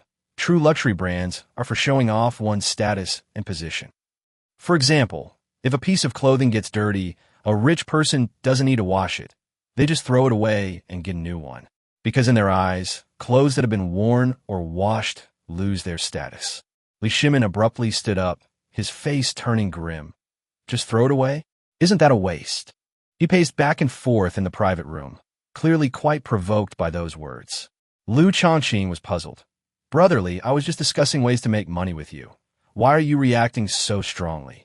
Changsun Wuji said helplessly. Brotherly is just feeling sorry for those people who are starving and freezing. If we make money in the way you do, I'm afraid it will really become a case of the rich feasting while the poor freeze to death on the streets. Li Shimin snorted coldly, clearly acknowledging the statement. To everyone's surprise, Liu Shaoqing laughed so hard he bent over. Li Shimin and the others were even more puzzled and quickly asked him what he was laughing at. Liu Shaoqing finally managed to stop laughing and shook his head, saying, You're all worrying unnecessarily. Whether the people will go hungry or cold is a matter for the greatest emperor of all time to worry about. What can a few of us do? Changsun Wuji replied solemnly. The rise and fall of the nation is the responsibility of every citizen. Even if one does not hold a high position, one should be concerned about the nation's troubles before one's own. Liu Shaoqing nodded. Well said. But if we want to save the people from their suffering, the first step is to strengthen ourselves. There are only two ways to strengthen yourself. Either hold a high position or make enough money. If you have neither power nor money, how will you save the people? These words left Li Shimin and his companion speechless. They wanted to refute him, but they found that Liu Shaoqing's words were not without reason. Li Shimin looked at Changsun Wuji, who also looked bewildered. He hesitated to make a decision. After all, he had always lived frugally, and Empress Changsun was a model of diligence and thrift. He finds it hard to imagine getting involved in a business that encourages the wealthy to be extravagant and wasteful. Seeing that the group was still hesitant, Liu Shaoqing's eyes flickered, and he decided to give them another strong dose of medicine. I'll say one last thing. If you're still hesitating, then this business deal is off. Chapter 25 Bully. Li Shimin paused for a moment, then nodded and said, Please speak. Liu Shaoqing smiled mischievously. You think it's wasteful for rich people to buy luxury goods, use them once or twice, and then throw them away. But what if this kind of consumption could stimulate production? With increased productivity, items that originally cost 10 taels of silver will become cheaper because they will no longer be scarce. At that time, even the poor will be able to eat and dress well. So will the things that the rich waste still matter? Li Shimin and the others stared wide-eyed, finding these words astonishing. But upon closer examination, they found there was some truth to them. Liu Shaoqing continued. Besides, the wealthy are ultimately only a minority. If we let them spend recklessly, how much can they waste? The more they spend, the more we earn, and the more money we have to help others. The money from the rich flows out, indirectly giving more people a livelihood. Isn't that a good thing? Li Shimin was itching to hear this, and had already been largely persuaded. However, Liu Shaoqing had presented too many new ideas, and he would need time to digest them all. Just as everyone was hesitating, a cacophony of angry shouts suddenly erupted from outside the private room. Are you trying to close this restaurant down? I came here to see Chun Yuan. If I don't see her today, believe me, I'll tear this restaurant down. An elderly woman with a fawning smile blocked the burly man's path. Sir, Yuan only sells her art, not her body. If you're looking for some fun, I can introduce you to other girls. The burly man sneered and pulled out a silver note. I came here specifically for Chen Yuan. Here's 100 taels. Having her spend the night with me isn't too much to ask, is it?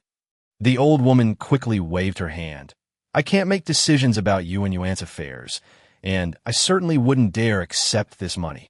The burly man immediately flew into a rage. You old codger, how dare you disrespect me? Today I'll let you taste my fists. He raised his hand to strike, but a clear voice suddenly rang out. Stop. The burly man looked up, and a strange smile immediately appeared on his face. Chen Yuan had already come out, but her pretty face looked extremely ugly. Miss Chun, you finally come out. I'll let you stop, but you've heard my conditions. Will you agree or refuse?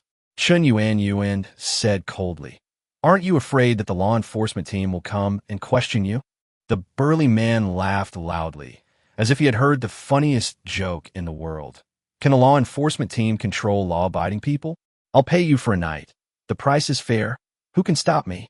Besides, a lot of out-of-towners came to the county today and are causing trouble everywhere. The law enforcement team is too busy to deal with them. How can they have time to care about me? These words made Liu Shaoqing's face darken. Pingyao County was, after all, just a small county town, and its law enforcement capabilities were still insufficient in the face of sudden troubles from the outside world. Changsun Wuji also frowned. Why are there so many people from other places coming to the city today? It's like they all planned it together. Li Shimin shook his head.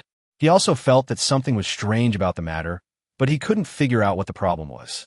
Liu Shaoqing gritted his teeth and said, since the enforcement team is not here, then I, the county magistrate, will personally go out to enforce the law. Just as he was about to rush out of the private room, Li Shimin grabbed him. Magistrate Liu, this kind of thing can be done by your servants. Li Shimin turned to Cheng Yaojin and said, go, but be careful with your actions. Cheng Yaojin nodded, a hint of excitement in his expression. He had long disliked the burly man, but the Pingyao County law enforcement team had always been strong enough that he hadn't needed to get involved.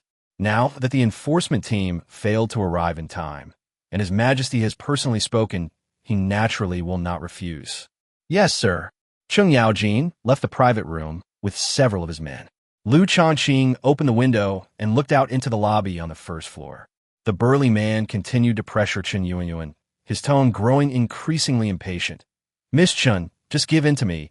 Don't make things ugly for everyone. My patience is limited. If things really come to this, don't blame me for making you lose everything. As he spoke, he tightened his grip on the old woman's neck, which frightened her so much that her face turned pale. At this moment, several young men who were guarding the place quickly stepped forward. Kid, let go of my hand. Do you think we don't exist? The burly man scoffed. Who do you think you are? Get out of my way, don't spoil my fun. A young man, suppressing his anger, said, We're here to keep order. You're from out of town, aren't you? Let them go, so we can all save face. Unexpectedly, the burly man grabbed a wine bowl and smashed it over his shoulder. You think you're so great just because you're a bouncer? You're just someone else's dog. Come on over and give me a couple of punches if you dare. The young man was completely enraged. With a wave of his hand, several people rushed towards the burly man. At the same time, Cheng Yaojin led his men into the hall, and upon seeing this scene, he stopped to watch the excitement. The burly man was indeed skilled.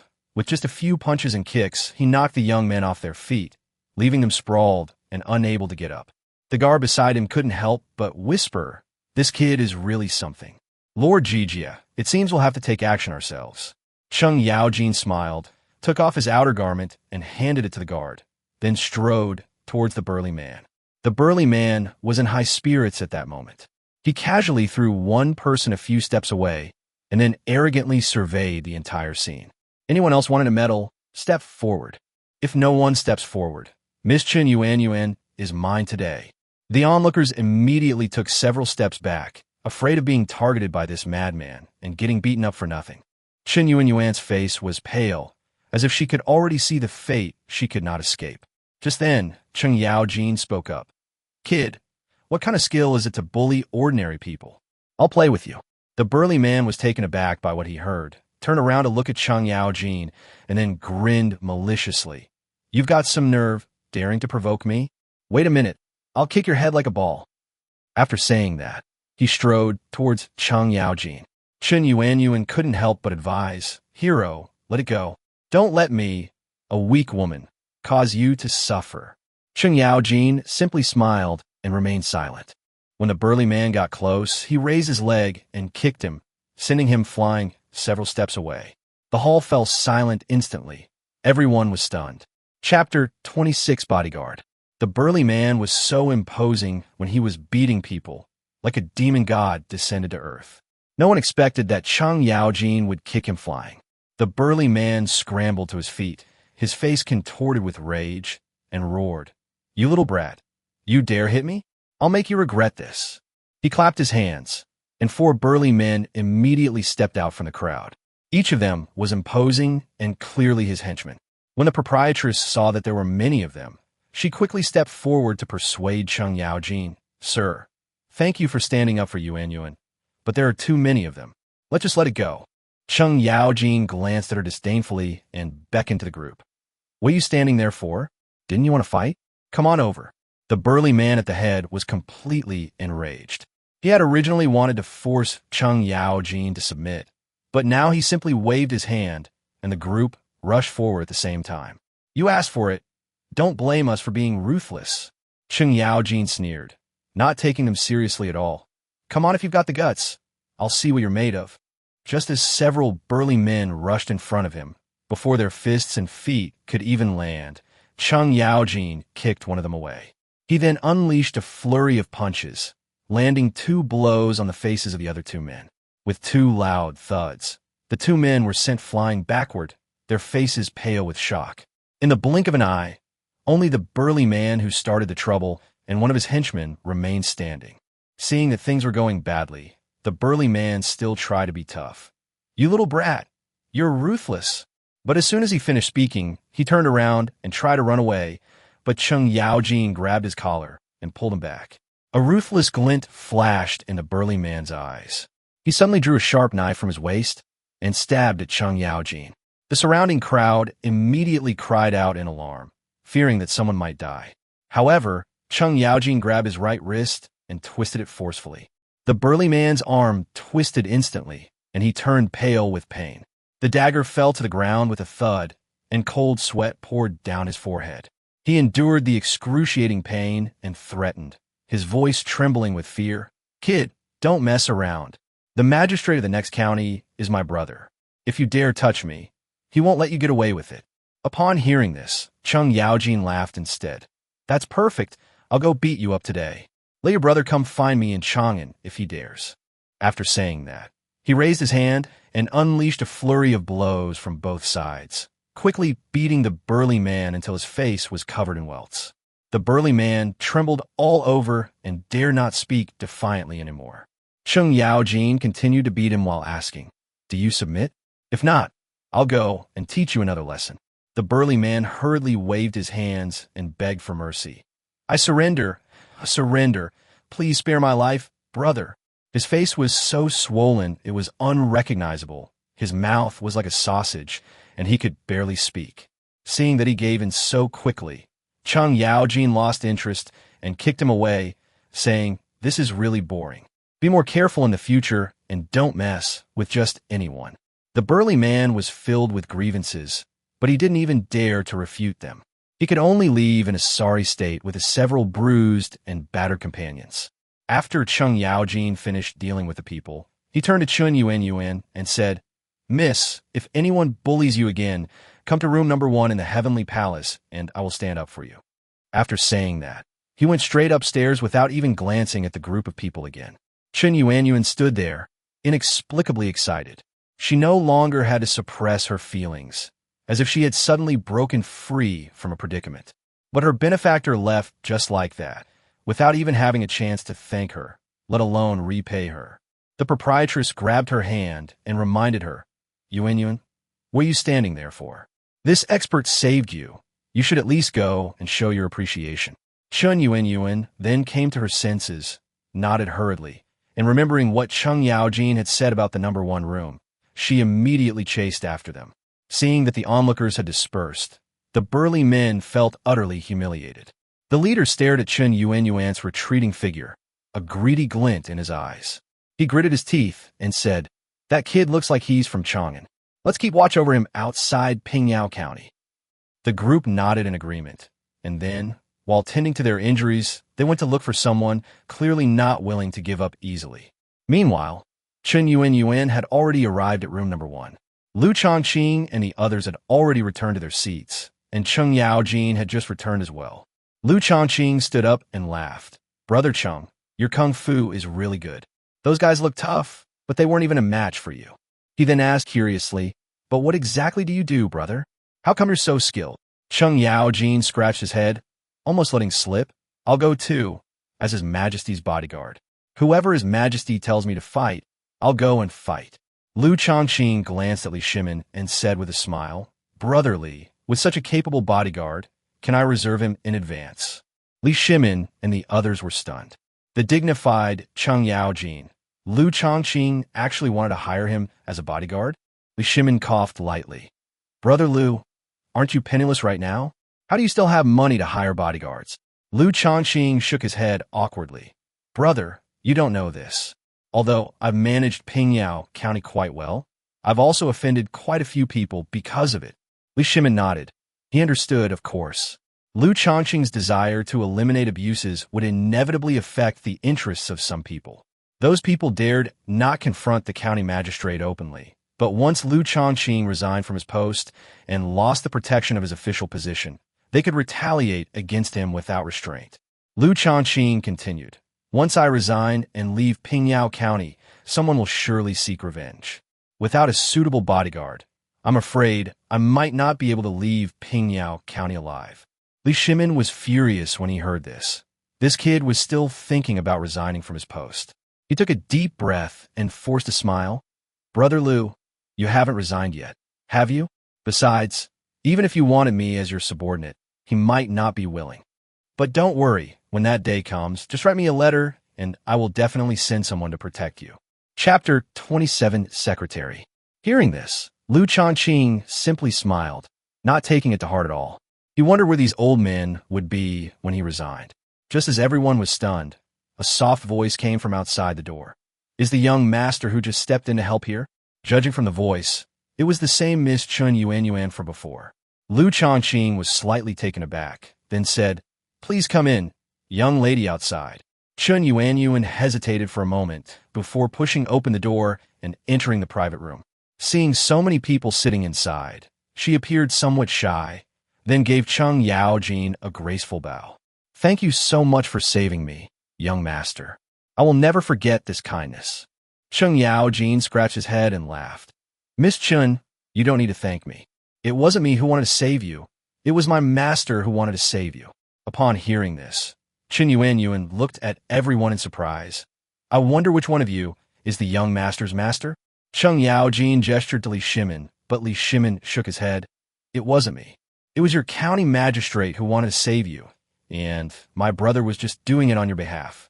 Chen Yuan's gaze fell on Liu Shaoqing, and her eyes widened immediately.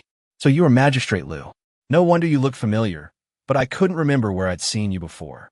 She quickly bowed to Liu Shaoqing, her voice full of gratitude. Magistrate Liu loves the people like his own children, and I have always admired him greatly. Today, I am deeply grateful for your help, and I really don't know how to repay you. Liu Shaoqing waved his hand and said with a smile, No need to thank me. I didn't do anything. Chen Yuan gently shook her head. If it weren't for your intervention, sir, I'm afraid I would have been captured by that person long ago. In that case, I would either be forced to sell myself into prostitution, or I would have no choice but to drown myself. At this point, she suddenly knelt down in front of Liu Shaoqing. Your Excellency saved my life, and I am willing to repay you with my body. I hope your Excellency will grant my request. Liu Shaoqing was stunned. How did rescuing a person lead to rescuing a wife? Chen Yuan was stunningly beautiful with a slender figure, exactly his type. Moreover, she was an artist, not a prostitute, and he didn't care about her background at all. The problem is, he can barely support himself now. So how can he support a wife? He can't just let her star with him. Liu Shaoqing immediately said seriously, Miss Chen, I saved you out of kindness, not because I coveted your beauty. If you insist on repaying me with your body, you will be misunderstanding my true intentions. A hint of pain appeared on Chen Yuanyuan's face. But if we don't do this, Yuanyuan really doesn't know how to repay you, sir. Seeing this, Changsun Wuji had a sudden thought. If Chen Yuanyuan could stay by Liu Shaoqing's side, Liu Shaoqing would have something to care about and wouldn't be able to resign from his post easily. After all, without the position of county magistrate, he could barely make ends meet. If he were to remain in office, promoting him would be a simple matter of a word. Thinking of this, Changsun Wuji stepped forward and said with a smile, "Brother Liu, I think you should give Miss Chen Yuanyuan a chance." Chen Yuanyuan's eyes immediately lit up, but Li Shimin was somewhat surprised and didn't understand why Changsun Wuji had suddenly helped her. Changsun Wuji continued, "Miss Chen wants to stay by Magistrate Liu's side to repay his kindness, but she doesn't necessarily have to repay him with her body." Chen Yuanyuan's eyes darted around, and she instantly understood what he meant, looking at Liu Shaoqing with surprise and delight. "If your excellency is unwilling to accept me, then Yuanyuan will stay by your side to help you and share your burdens." Liu Shaoqing hesitated for a moment. "What can you do to help me?" His impression of women in the Tang Dynasty was still based on the traditional virtues of obedience to father, husband, and son, and the idea that men should farm and women should weave. He couldn't imagine what kind of help Chen Yuanyuan could provide in terms of government affairs. Chen Yuan smiled and said, "My lord must be very tired from grinding ink and writing calligraphy and handling government affairs every day. I can serve you with your writing materials and also help you with some of your work." Liu Shaoqing's eyes lit up. "You can read?" Although the social atmosphere was open in this era, there were still not many women who could actually read and write. Apart from the daughters of officials and wealthy families, how many of them could read and write? Chen Yuanyuan nodded and said, "Yuanyuan is not only literate, but also able to write essays. It's just that her family has fallen on hard times, which is why she has ended up in prostitution." Liu Shaoqing fell into deep thought. Changsun Wuji kept giving Li Shimin meaningful glances, and Li Shimin finally understood his intention. "Brother Liu, agree to her request. If you're short of money, I'll cover it for you first. Such a thoughtful and talented helper is hard to find." After pondering for a moment, Liu Shaoqing finally said, "In that case, compose a poem. If you can do it and write it well, I will allow you to stay." Chen Yuanyuan's eyes lit up. "Okay, please wait a moment, my lord, while I think about it." She paced back and forth in the private room. Li Shimin then sent Chen Yaojin to find the proprietress, fetch writing materials, and redeem Chen Yuanyuan from her servitude. This was a perfect opportunity to keep Liu Shaoqing in check, and he naturally wasn't willing to let slip by. As long as he lent Liu Shaoqing money first, Liu Shaoqing would have to work diligently for them in order to repay the debt in the future. Even if he is transferred to Chang'an in the future, he will have no choice but to go willingly. Before long, the writing brush, ink, paper, and inkstone were brought into the private room. These things were readily available in the restaurant, so they weren't hard to find. Chen Yuanyuan picked up her pen and pondered for a moment, then looked up. "Your Excellency, the poem is ready." Chapter 28, The Uninvited Guest. Liu Shaoqing smiled and nodded, walked up to Chen Yuanyuan, and looked at the poem she had written. A satisfied smile immediately appeared on his face. He said the poem was well written, and then tested Chen Yuanyuan on some things a secretary should know. If she could answer them, she would pass. Chen Yuanyuan readily agreed. Liu Shaoqing casually asked a few questions, and she was able to answer them all. Although some of her answers were not perfect, they were still quite remarkable in this era. After a moment's thought, Liu Shaoqing finally nodded. "Okay, from today onwards, you will be my secretary." Chen Yuanyuan immediately beamed with joy and went to pour water for Liu Shaoqing. Liu Shaoqing was pleased to see her attentive manner, but then he suddenly remembered something. He asked Chen Yuanyuan if she still wanted to redeem herself, but he didn't have much money on hand. Changsun Wuji immediately stepped forward and said that if Liu Shaoqing was short of money, he could lend it to him first, and Liu Shaoqing could repay him when he resigned from his post and earn money. He could repay him whenever he wanted. To everyone's surprise, Chen Yuanyuan said that she had enough money to redeem herself and even had some left over. Liu Shaoqing was very puzzled. Since she already had the money to redeem herself, why did she continue to stay at the restaurant? Did she enjoy working there? Chen Yuanyuan's eyes immediately reddened. She said it wasn't that she didn't want to leave, but that she needed to find another home to redeem herself. She was unwilling to give herself to someone she didn't know or like, which is why she kept putting it off until today. If she were truly a promiscuous woman, she would have left long ago. Fortunately, the restaurant owner treated her well and never forced her to do anything she didn't want to do. Now that she had met Liu Shaoqing, she was finally willing to redeem herself. After saying this, Chen Yuanyuan gave Liu Shaoqing a charming smile, telling him to wait a moment while she went to get the money to redeem herself and then return to follow him. Seeing this, Chang Sunwuji knew he couldn't miss this opportunity, so he immediately called out to Chen Yuanyuan, took out a piece of gold from his pocket, and handed it to her. Chen Yuanyuan was taken aback. This piece of gold was enough for her to redeem herself several times over. Chang Sunwuji glanced at Liu Shaoqing and said with a smile, "After Chen Yuanyuan is redeemed, their daily expenses will not be small. If they rely solely on Magistrate Liu's salary, their lives will definitely be difficult. Consider this money as helping them get through the toughest time. Once Liu Shaoqing resigns from his post, with his abilities, he'll be able to earn it back quickly. This money will definitely not be wasted." Liu Shaoqing immediately refused, saying how could he lend him money? Chang Sunwuji rolled his eyes and said that the money was not for Liu Shaoqing, but for Chen Yuanyuan. As he spoke, he winked at Chen Yuanyuan. Chen Yuanyuan understood, took the gold, and left the private room. Less than 15 minutes later, Chen Yuanyuan returned and told Liu Shaoqing that everything had been arranged with the landlady, and from now on, she would belong to Liu Shaoqing. These words stirred a sense of ambiguity in Liu Shaoqing's heart, but he didn't say anything more. After finishing his business, Li Shimin stood up and said that there were still many things to be done in Chang'an, and it was inconvenient for them to stay any longer. He remarked that he had gained a lot from his trip to Pingyao and that he would definitely use his connections to speak to the imperial court if given the opportunity in the future. Liu Shaoqing also got up to see the guests off, but he seemed a little lonely. He said that what he said was just idle chatter and that it was enough for them to listen. After their parting, Li Shimin kept thinking about Liu Shaoqing's expression.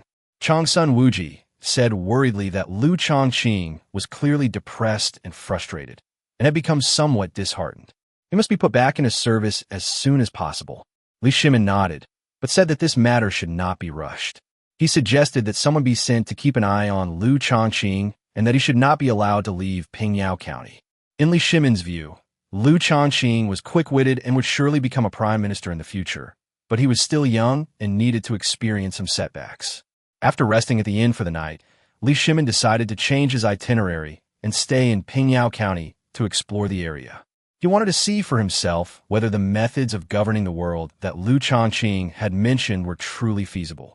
This sudden turn of events left both Li Shimin and Chang Sunwuji speechless with astonishment. The small county town of Pingyao has almost everything. Many people don't need a farm. They can make a living by doing manual labor and making various items.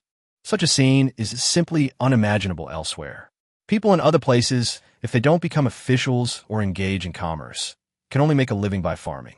The Tang Dynasty's productivity was limited, and it simply couldn't support too many people who left the land, but Pingyao County managed to do just that. The group stayed in Pingyao for 2 full days before driving away. As soon as they left the county town, the number of vehicles on the road gradually decreased, and the bustling scene vanished in an instant. The once smooth carriage began to shake violently, as if pulling Li Shimin back to reality from his dream.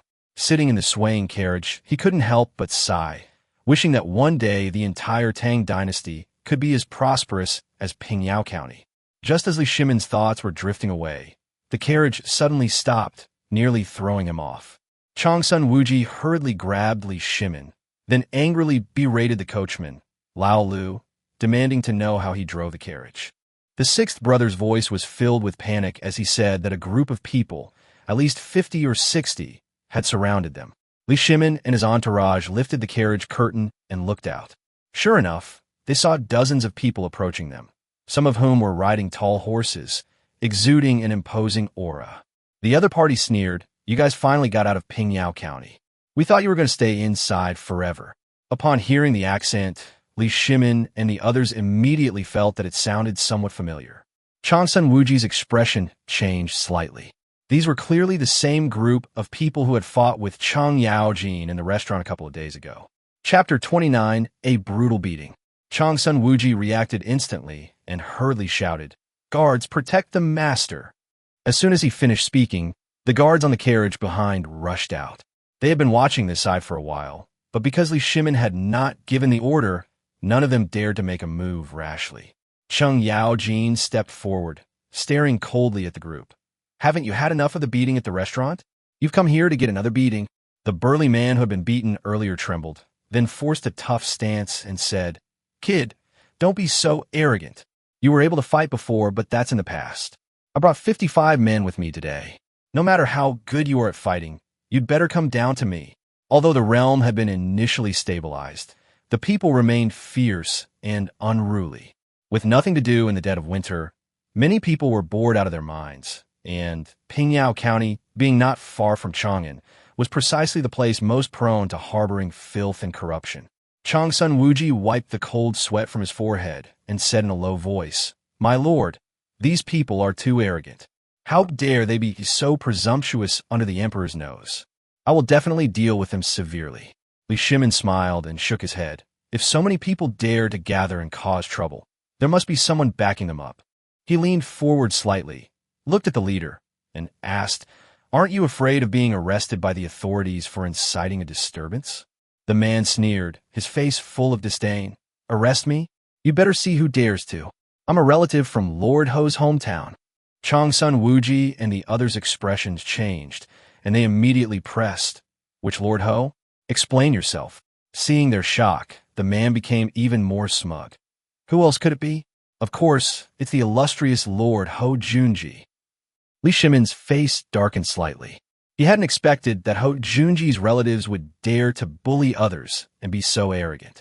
Changsun Wuji sensed something was wrong and quickly lowered his voice, saying, "My lord, perhaps there is a misunderstanding. Let me ask again." After receiving Li Shimin's nod, he coldly retorted, "Nonsense. Lord Ho is highly regarded by His Majesty.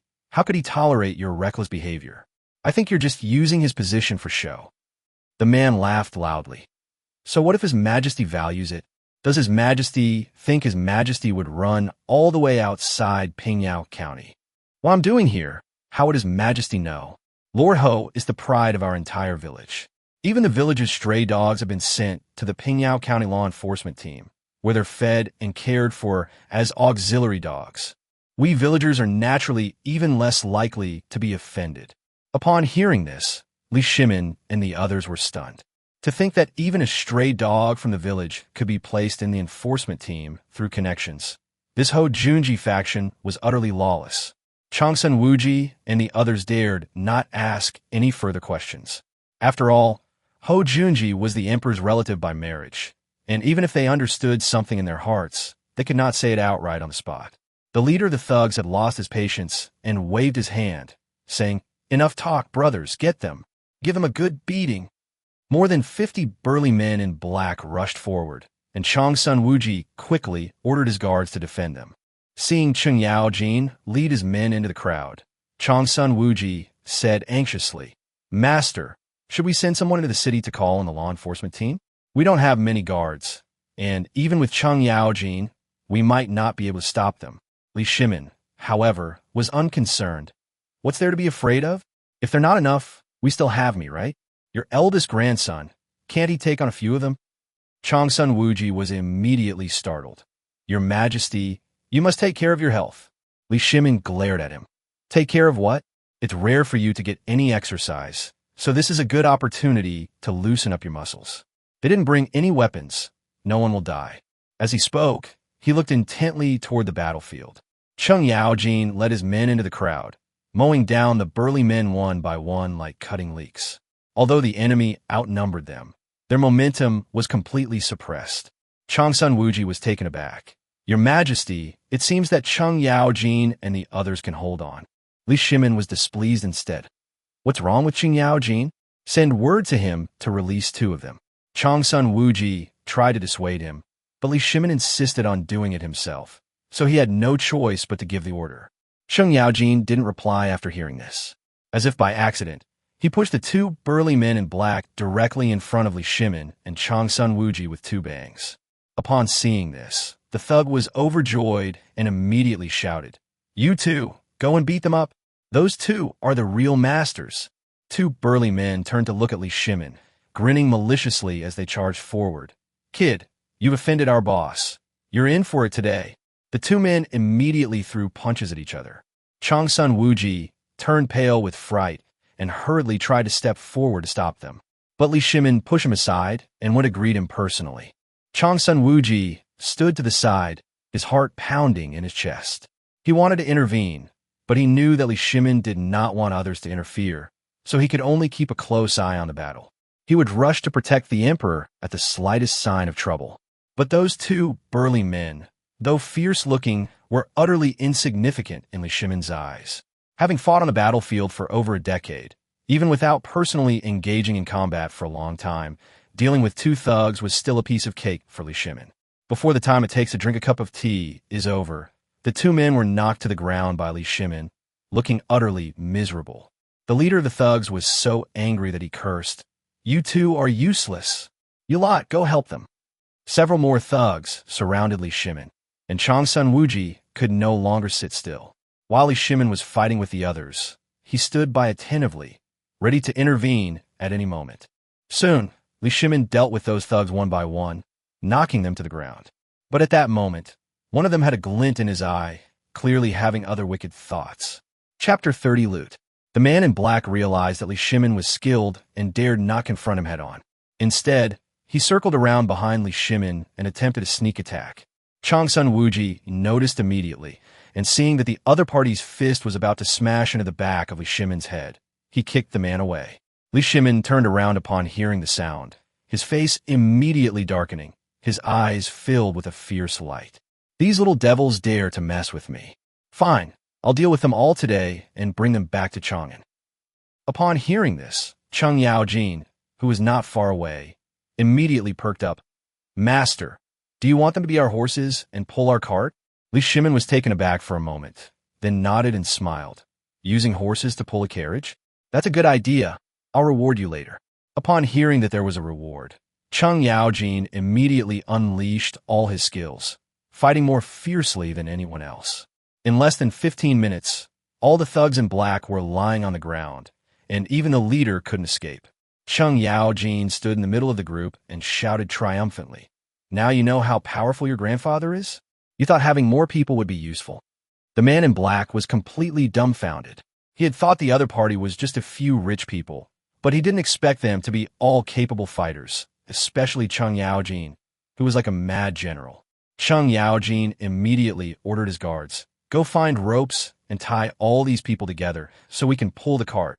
The guards quickly found ropes, and Cheng Yaojin smiled sinisterly. "Tie them up securely. I want to see how they will behave in the future." The ringleader, though exhausted from the beating, still managed to threaten, "You can't treat us like this. We are Lord Ho's trusted confidants. If you do this, Lord Ho will definitely punish you." Upon hearing this, Cheng Yaojin sneered. "Assault? Very well. I, old Cheng, would like to see what he's capable of. If Lord Ho wants trouble, tell him to come directly to me." The group fell silent. Ho Junji had always been their biggest backer, and he usually acted with impunity because of that name. Who would have thought that they would encounter a ruthless person who didn't even respect Ho Junji? Half an hour later, all the men in black were tied to the front of the carriage. After regaining some strength, Cheng Yaojin cracked his whip. "Get up, all of you, and pull the cart." When the crowd saw the whip, they turned pale with fright and could only grit their teeth and run forward. The carriage sped off quickly, and if anyone was even half a step slower, Cheng Yaojin would lash them down with his whip. Although there weren't many pedestrians on the road, they all stopped in shock when they saw a group of strong men being tied up and pulling a cart. Although these people were tall and strong, they could not withstand such exertion. Before long, some of them were exhausted and their speed gradually slowed down. Cheng Yaojin showed no mercy, and with a flick of his whip, he beat the thugs until they cried out in agony. "Ouch, sir, please be gentle. I was wrong, I was really wrong." Cheng Yaojin's whip never stopped lashing the road. Some people were dragged to the ground and couldn't get up for half an hour, so the guards cut the ropes and left the people by the roadside to avoid dragging the carriage. By the time they reached the outskirts of Chang'an, they had only rested 2 or 3 times, and the original large group of cart pullers had dwindled to less than 20. But all that remained were the most capable and strong men, who still had some strength even though they had only eaten dry biscuits the whole way. Changsun Wuji looked at the city gate and asked with some worry, "Master, are we really going to bring them into the city?" Li Shimin snorted coldly. "Of course I'll bring them. These people are all Ho Junji's men. I want to see how Ho Junji plans to explain this to me." Changsun Wuji hesitated for a moment, then whispered his advice. "Your Majesty, if you really intend to harm Lord Ho, it would be best to separate these people first and have the guards send them to prison. Otherwise, it will be too conspicuous and easily alert him."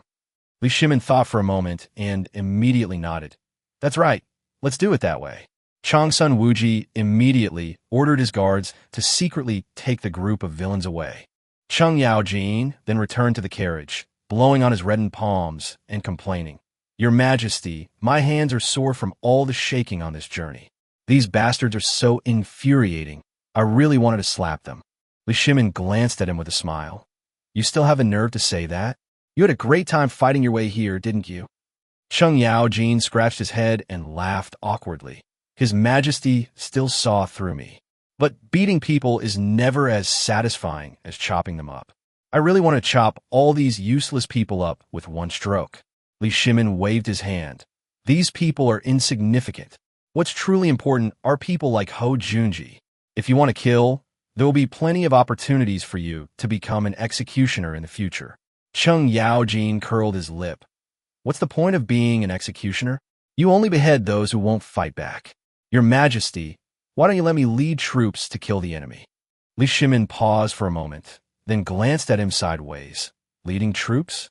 The world has just been pacified, and we should be recuperating now. You better stay by my side." Cheng Yaojin immediately lost interest and was about to say something when the carriage suddenly lurched. At first he thought it was just that the road was uneven, but then the carriage started shaking as if it was blocked by something. Li Shimin also sensed something was wrong, and after a moment's thought, he understood. "Looks like we've entered the city. Hopefully there won't be traffic again today." As soon as he finished speaking, the carriage stopped, and the driver's voice came from ahead. "Sir, there's a traffic jam ahead again." Li Shimin and his companions were immediately filled with helplessness. Li Shimin sighed. If only the capital could be like Pingyao County, where one could go anywhere without any hindrance. Changsun Wuji smiled ingratiatingly and said, "This road is the fairest. No matter who it is, there's nothing that can be done if they're blocking it. Your Majesty, why don't we get out of the carriage and walk back to the palace like last time?" Li Shimin didn't think much of it and nodded directly. "Of course, get out of the carriage and leave. We can't just stay here and wait." After saying that, he got out of the car, but as soon as his feet touched the ground, his legs went weak and he almost fell. Changsun Wuji was so frightened that he rushed forward to help him up, but Li Shimin stopped him by raising his hand. "Master, are you all right?" Changsun Wuji asked, wiping the cold sweat from his forehead. Li Shimin shook his head and said, "It's nothing. I was just being too cautious. That incident last time really left a shadow on me." Changsun Wuji was also still shaken. He carefully examined his feet before walking to Li Shimin's side, wanting to accompany him. Li Shimin pushed him away, saying, "It's not like I can't walk. Why do I need your help?"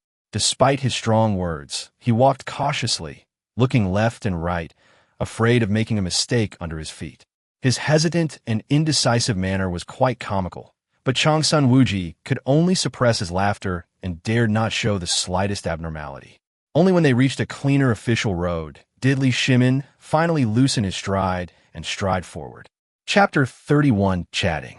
After walking a few steps, Changsun Wuji suddenly screamed, "Master, watch out." Li Shimin stopped abruptly, but it was too late. With a splash, his foot had already stepped into a puddle of water. Looking down, I saw a small pit on the ground. The water hadn't spread out. Instead, it had soaked the soil in the pit, making it muddy and murky. Li Shimin slipped and almost fell, but fortunately Changsun Wuji caught him in time, and he jumped to the side in a disheveled state. It was already dealt with when I came last time, but I didn't expect that I still couldn't escape it this time. Li Shimin became increasingly resentful. The mighty city of Chang'an was not even comparable to Pingyao County. How could he accept this? I must get Liu Shaoqing under my wing as soon as possible to work for me. Thinking about it carefully, Liu is currently the magistrate of Pingyao County, so he's practically my subject. Li Shimin proceeded with extreme caution from the beginning, fearing he might stumble into another quagmire. Changsun Wuji said from the side, "Your Majesty need not be so careful. Your humble servant will keep watch for you." Li Shimin was speechless. "Do your own job?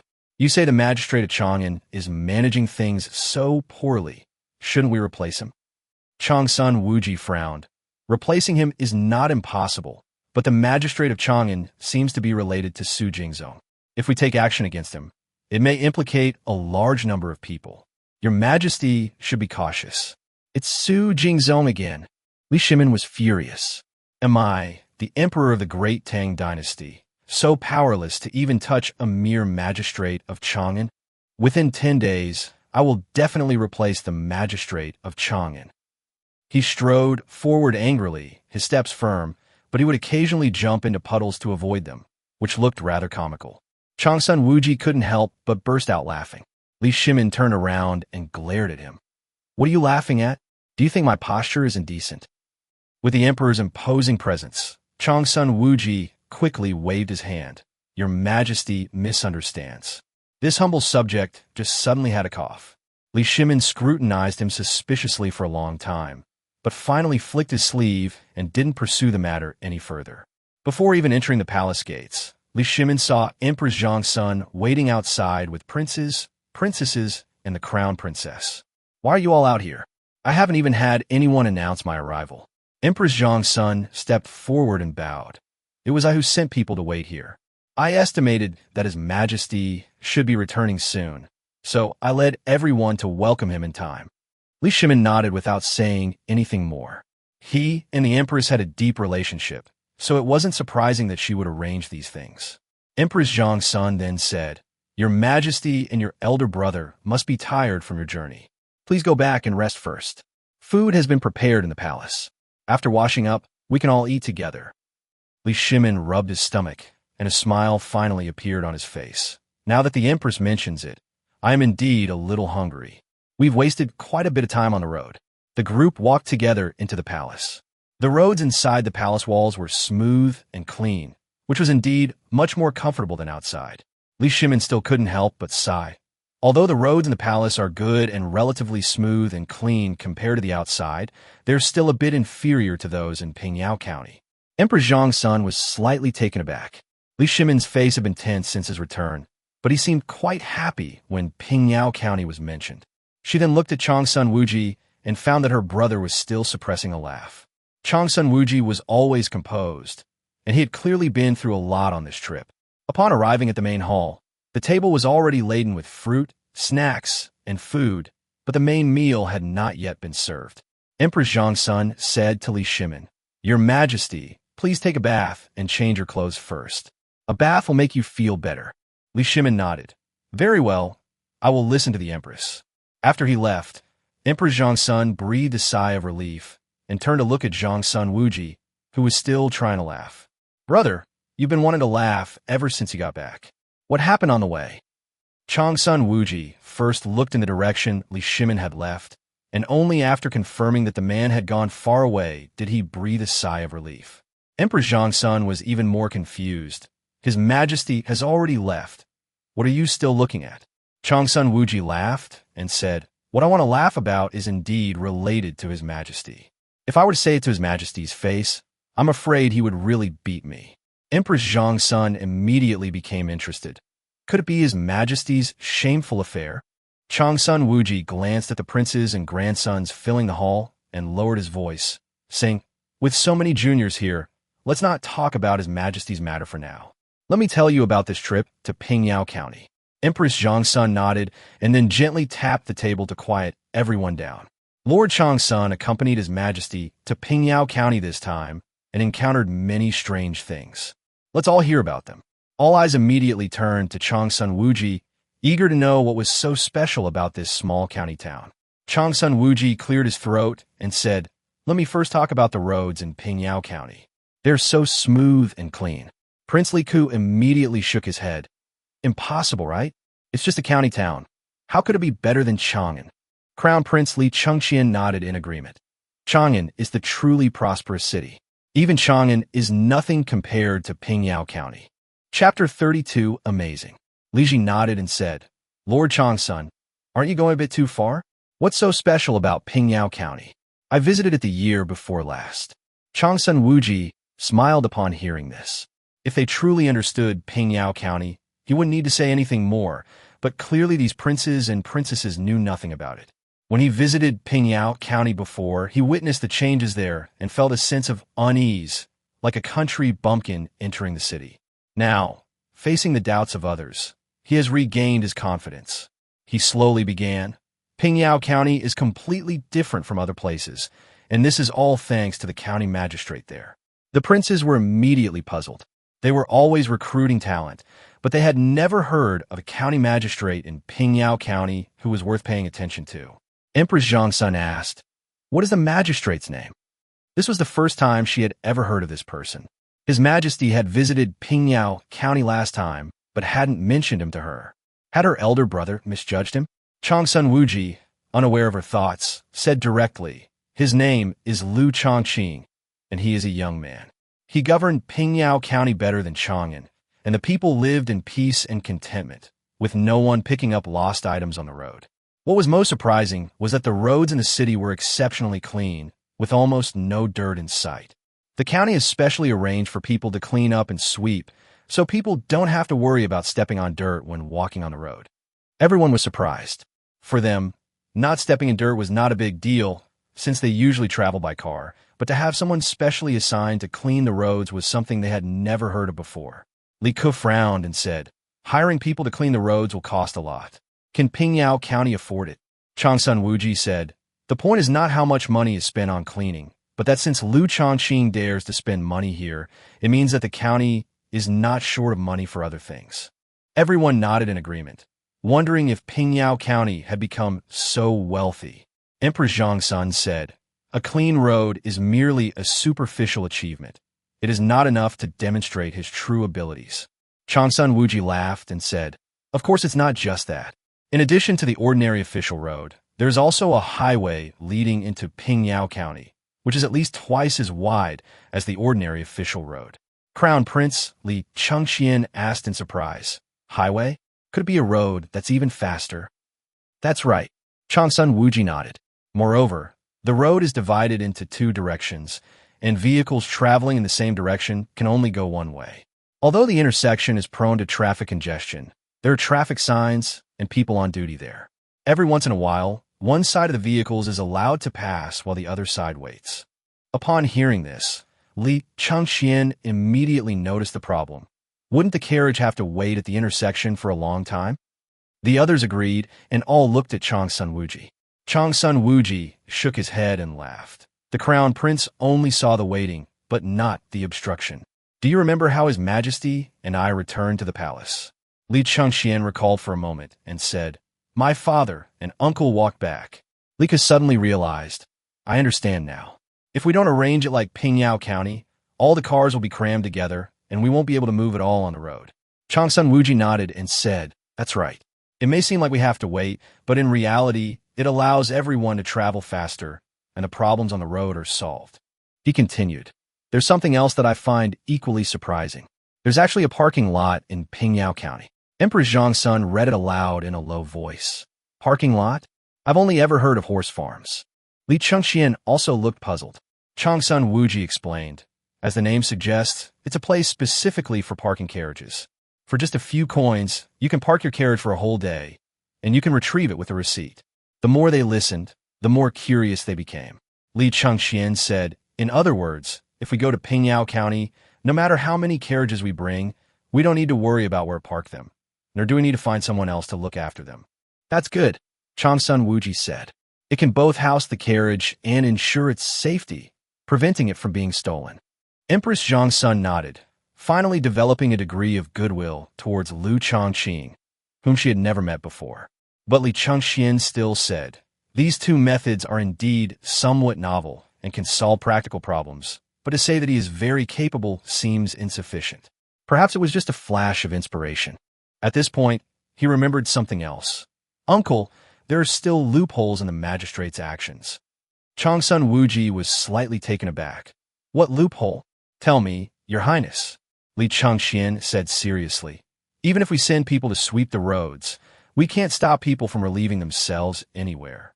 If even one spot isn't cleaned up in time, the whole road will still get dirty. As the saying goes, one bad apple spoils the whole bunch. If you want the roads to be clean, you can't just rely on people to sweep them. Upon hearing this, Changsun Wuji laughed instead. The crown prince is right, so Liu Shaoqing still has a backup plan. Pingyao County has established a special law enforcement team to deal with indiscriminate discharge and various evil deeds by bad people in the city. If anyone urinates or defecates indiscriminately, law enforcement officers will reprimand and fine them. In serious cases, they may even be arrested directly. Li Chengxian was stunned. This Pingyao magistrate is really ruthless. He's arresting people for such a trivial matter. Li Ji laughed and said, "If we don't do this, where will we get the money to repair the roads and build parking lots?"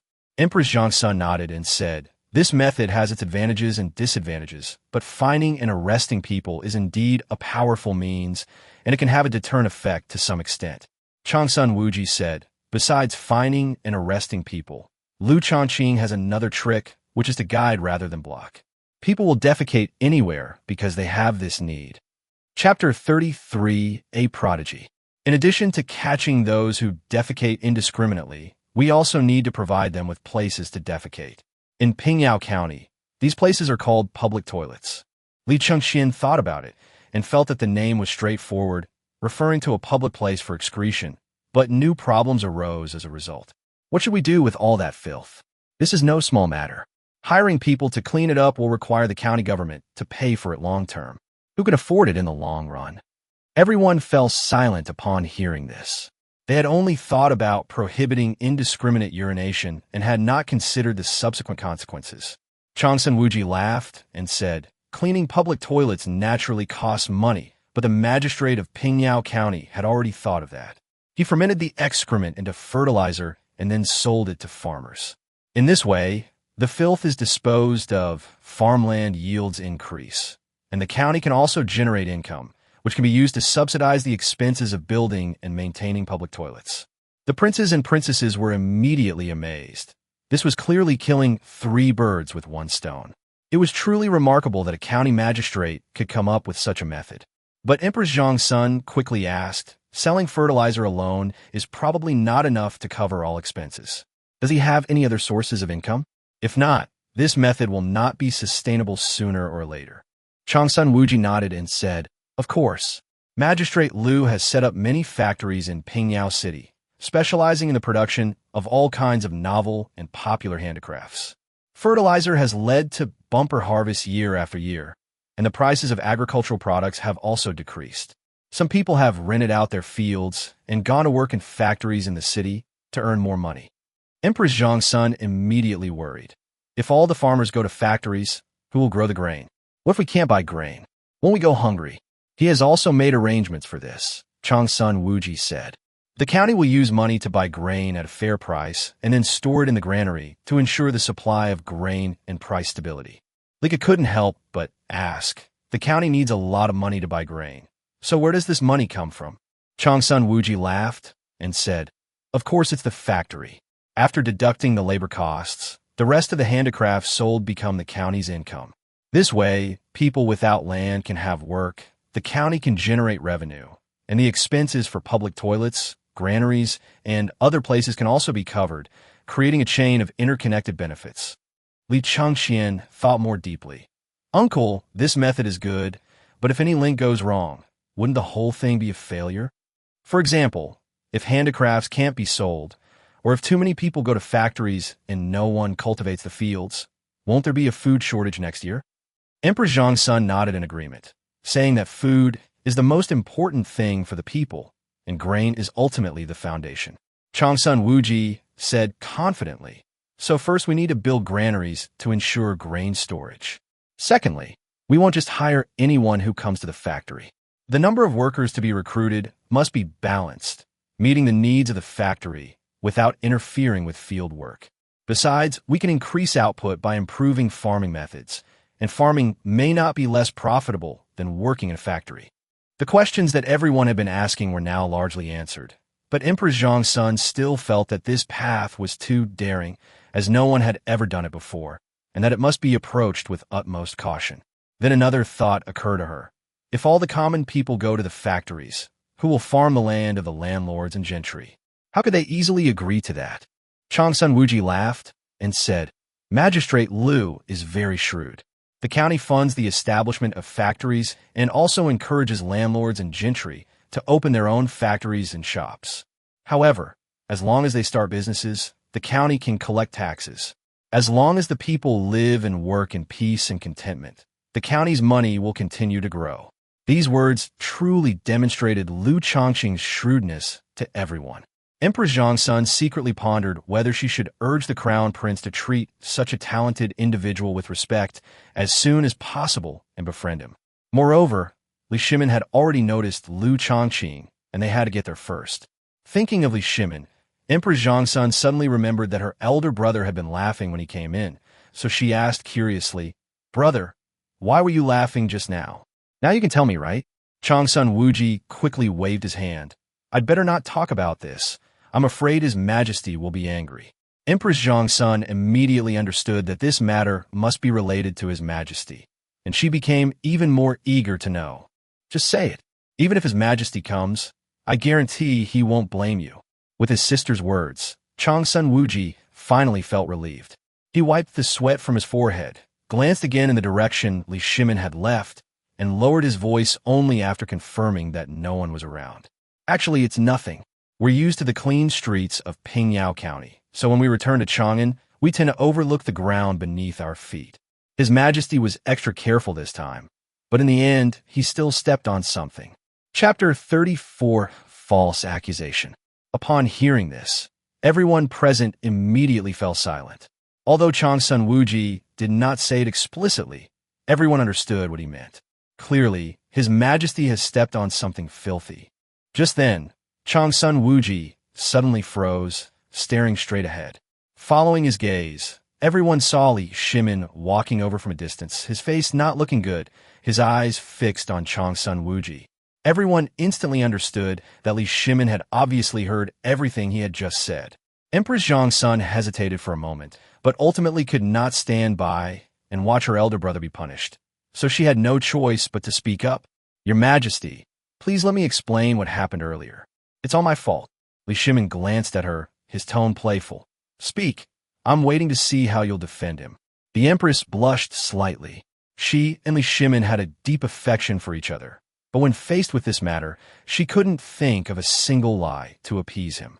She gritted her teeth and could only take the blame upon herself. Your Majesty, I asked my elder brother to say it.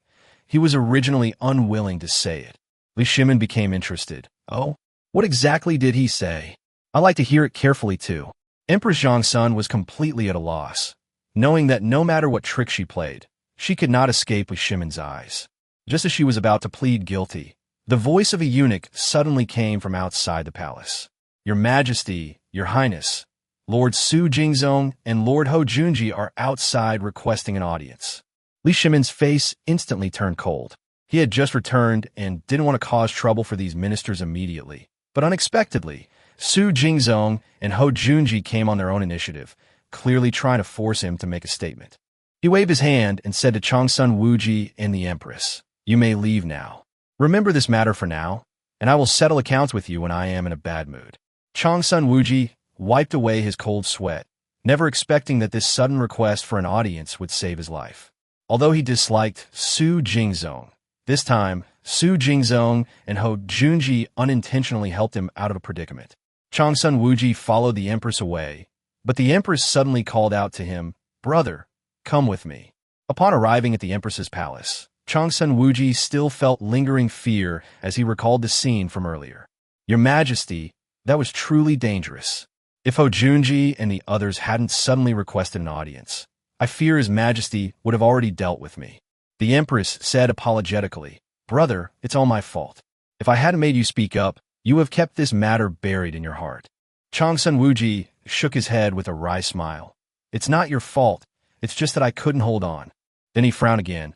But why did Su Jingzong and Ho Junji suddenly request an audience with His Majesty? I have a feeling there's something going on here. The Empress's expression changed slightly, but she shook her head directly. Brother, don't discuss this kind of thing with me. I promised His Majesty that even after becoming Empress, I would never interfere in state affairs.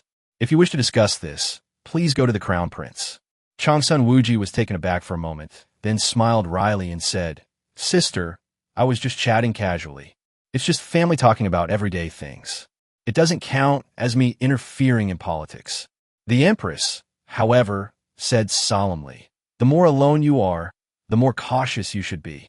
You cannot go against your own words just because no one is watching. If our words today were relayed to His Majesty by someone with ulterior motives, what do you think His Majesty would think, elder brother? Changsun Wuji's expression also turned serious, and he immediately cupped his hands and said, The Empress is right to reprimand me. I will remember this lesson. The Empress nodded and said, Brother, you should go back now. I called you here only to comfort you, nothing else. After taking his leave, Changsun Wuji hurried back to his residence, took a hot bath, and only then did he feel a little more at ease. He couldn't help but sigh. What a jinx! If I had known this would happen, I wouldn't have said anything. His Majesty's affairs are not so easy to discuss. Meanwhile, Liu Shimin had already met with Su Jingzong and Hou Junji. The two looked tense and were covered in dust, as if they had just rushed back from afar. Although Liu Shimin was suppressing his anger, his tone softened somewhat upon seeing the two men's expressions. What's wrong with you, two ministers? Why are you in such a hurry? Su Jingzong and Hou Junji seemed somewhat flattered by this address. Su Jingzong hurriedly said, Your Majesty, we went to investigate an important matter. It was so urgent that we didn't even have time to eat before rushing here to report. Liu Shimin's eyes flickered slightly, and a thought suddenly flashed through his mind. Could the important matter they mentioned be related to Liu Shaoqing? Oh, Liu Shimin looked at Su Jingzong. Then tell me, what is it that is so urgent?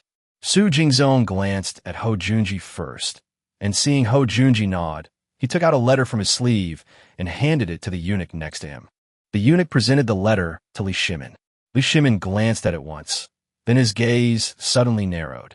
The letter was filled with accusations against Liu Shaoqing, along with various physical evidence. The letter contained detailed accusations against Liu Shaoqing for embezzlement and bribery, and even claimed that the embezzled funds had been found. In addition, Su Jingzong and others found witnesses, who are now all staying in Pingyao County. Liu Shimin's mind raced. Su Jingzong had clearly come prepared, with witnesses and physical evidence, and the evidence seemed to be very substantial. If this is indeed the case, then Liu Shaoqing is probably a corrupt official. Thinking of this, Liu Shimin's face grew even colder, and he forcibly suppressed the anger in his chest. Chapter 35, Morning. Liu Shimin knew very well that Liu Shaoqing could never be a corrupt official. Previously, he and Changsun Wuji and others had been to Pingyao County, where they had seen Liu Shaoqing's life and the simple county government office. That place was even worse than an ordinary family's home. If Liu Shaoqing is considered a corrupt official, then there are probably very few honest officials in the world. He didn't react immediately, but simply said, You may all go back now. I will consider this matter further. Su Jingzong immediately became anxious. Last time, when he wanted to deal with Liu Shaoqing, His Majesty made many excuses. Now that the witnesses and evidence have been presented to him, His Majesty still hasn't convicted him. If we can't take down Liu Shaoqing this time, it will only be more difficult to make a move in the future. Su Jingzong quickly stepped forward. Your Majesty, the evidence is conclusive. Why hesitate any longer? This matter should be decided immediately. He even volunteered. If Your Majesty finds it difficult to make a decision, I am willing to serve Your Majesty.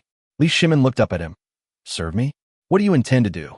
Su Jingzong laughed and said, Your Majesty, I can send someone to Pingyang County to arrest Liu Shaoqing and bring him back to Chang'an.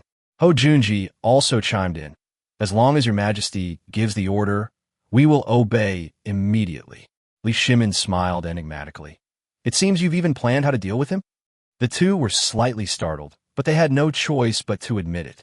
Su Jingzong explained that officials with such influence and high standing as Majesty's eyes naturally need to be treated with extra caution and must not make the slightest mistake.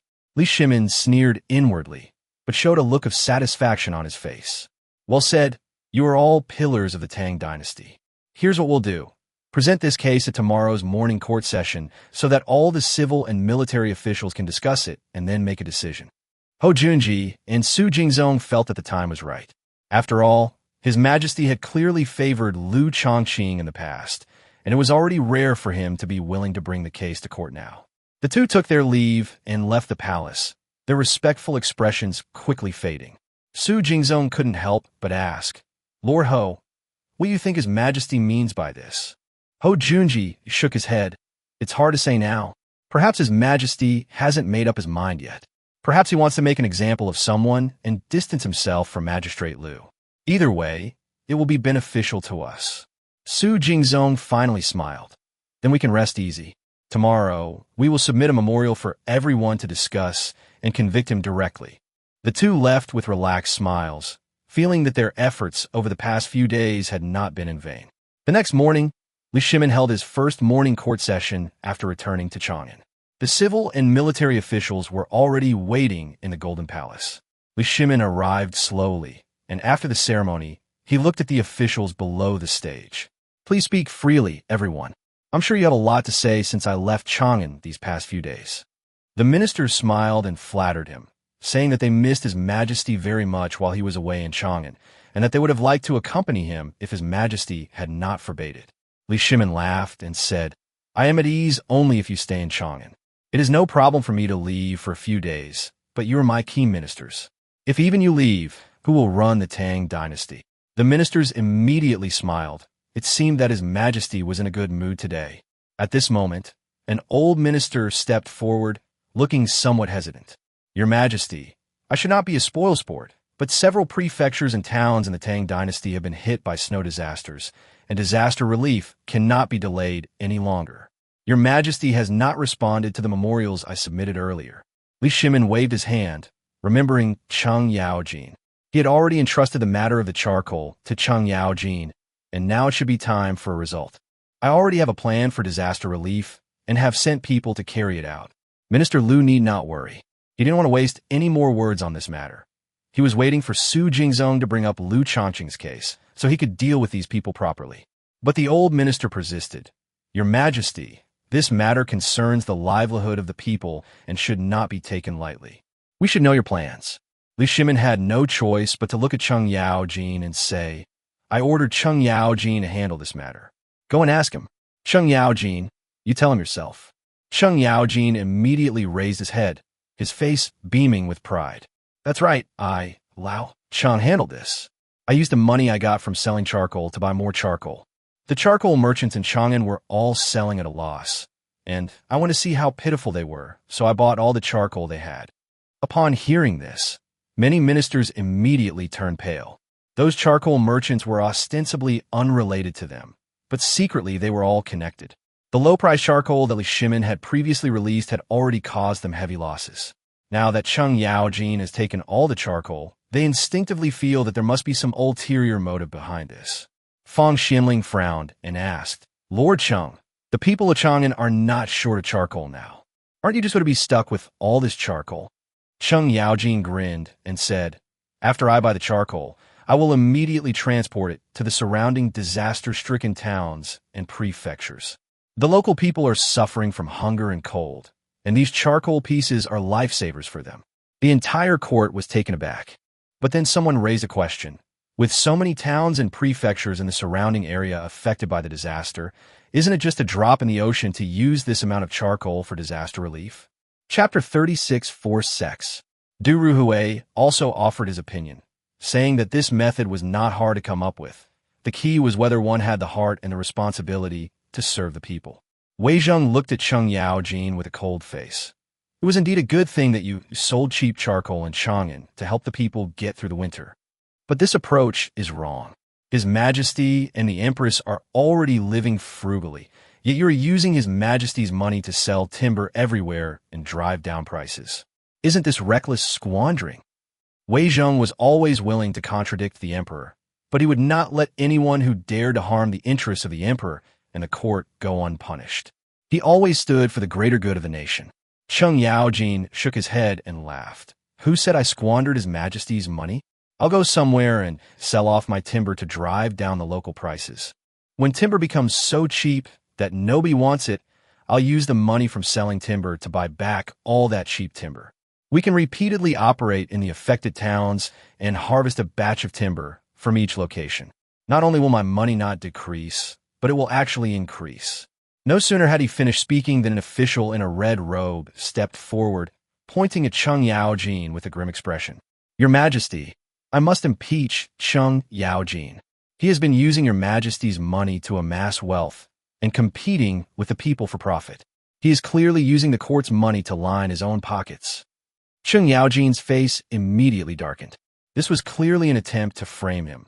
When had he ever embezzled public funds? You, surnamed Zhang, you can slander me if you want, but don't drag His Majesty into it. You say I misuse public funds. Doesn't that mean His Majesty condone me? The official surnamed Zhang immediately broke out in a cold sweat and hurriedly explained, Cheng Yaojin, don't talk nonsense. I was talking about you. What does it have to do with His Majesty? He peeked at Li Shimin and, seeing that the emperor was not angry, breathed a sigh of relief. He then cupped his hands and said, Your Majesty, Cheng Yaojin must be severely punished.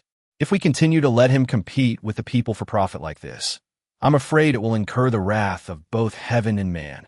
Li Shimin snaratinwarli. These people claimed they wouldn't compete with the people for profit, but when it came to their own hands, they wanted nothing more than to take away every last penny from the common people. Cheng Yaojin said frankly, Your Majesty, I have indeed made a lot of money, but I will not keep a single penny of it. I will hand it all over to Your Majesty and will not keep any for myself. He was not afraid at all, because this was something he and Li Shimin had decided together. If any trouble arose, His Majesty would naturally support him. But more officials followed suit, launching a chorus of criticism against Cheng Yaojin. Your Majesty, Cheng Yaojin's outrageous behavior has angered both heaven and the people, and he must be severely punished. Although he has made contributions, this matter has shaken the foundation of the country. Only when the state does not compete with the people for profit can the people live in peace and prosperity. Cheng Yaojin's actions will only make the people resent His Majesty. Your Majesty must not be blinded by the money he has earned. You must think carefully. With everyone exerting pressure, the momentum was immense, and Li Shimin's expression turned serious. He knew very well that if he dealt with one of them today, the rest would surely rise up against him. It was a matter of shared prosperity and shared ruin. These people weren't afraid of Cheng Yaojin harming the people. Rather, they were afraid that Cheng Yaojin's actions threatened their interests. Their claim of not competing with the people for profit is, in essence, simply a matter of preventing the court from competing with them for profit.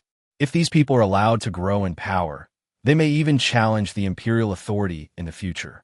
Therefore, under no circumstances can Li Shimin back down today, nor can he punish Cheng Yaojin because of their pressure. Otherwise, who will be willing to do things for him in the future? Li Shimin raised his hand and said, My dear ministers, please rise and listen to what I have to say. The officials looked up at him, their eyes still firm. Your Majesty, please speak. We are listening. Seeing their stubbornness, Li Shimin's expression gradually turned cold. Cheng Yaojin's actions have rendered a great service. I believe he should not only not be punished, but should be rewarded. The officials were shocked. No one expected that Li Shimin would dare to stick to his own opinion under so much pressure. They then realized that the emperor before them was no ordinary figure like Yang Wang. To think they could force the emperor to submit through joint pressure was utterly wishful thinking. Su Jingzong then stepped forward, his face full of confusion. Your Majesty, this humble subject does not know what merit has Cheng Yaojin made. He had originally intended to report on Liu Shaoqing's matter, but was interrupted by this argument. Now was the perfect opportunity to speak up, and since he himself had dealt in some charcoal, he was naturally even more concerned about this matter.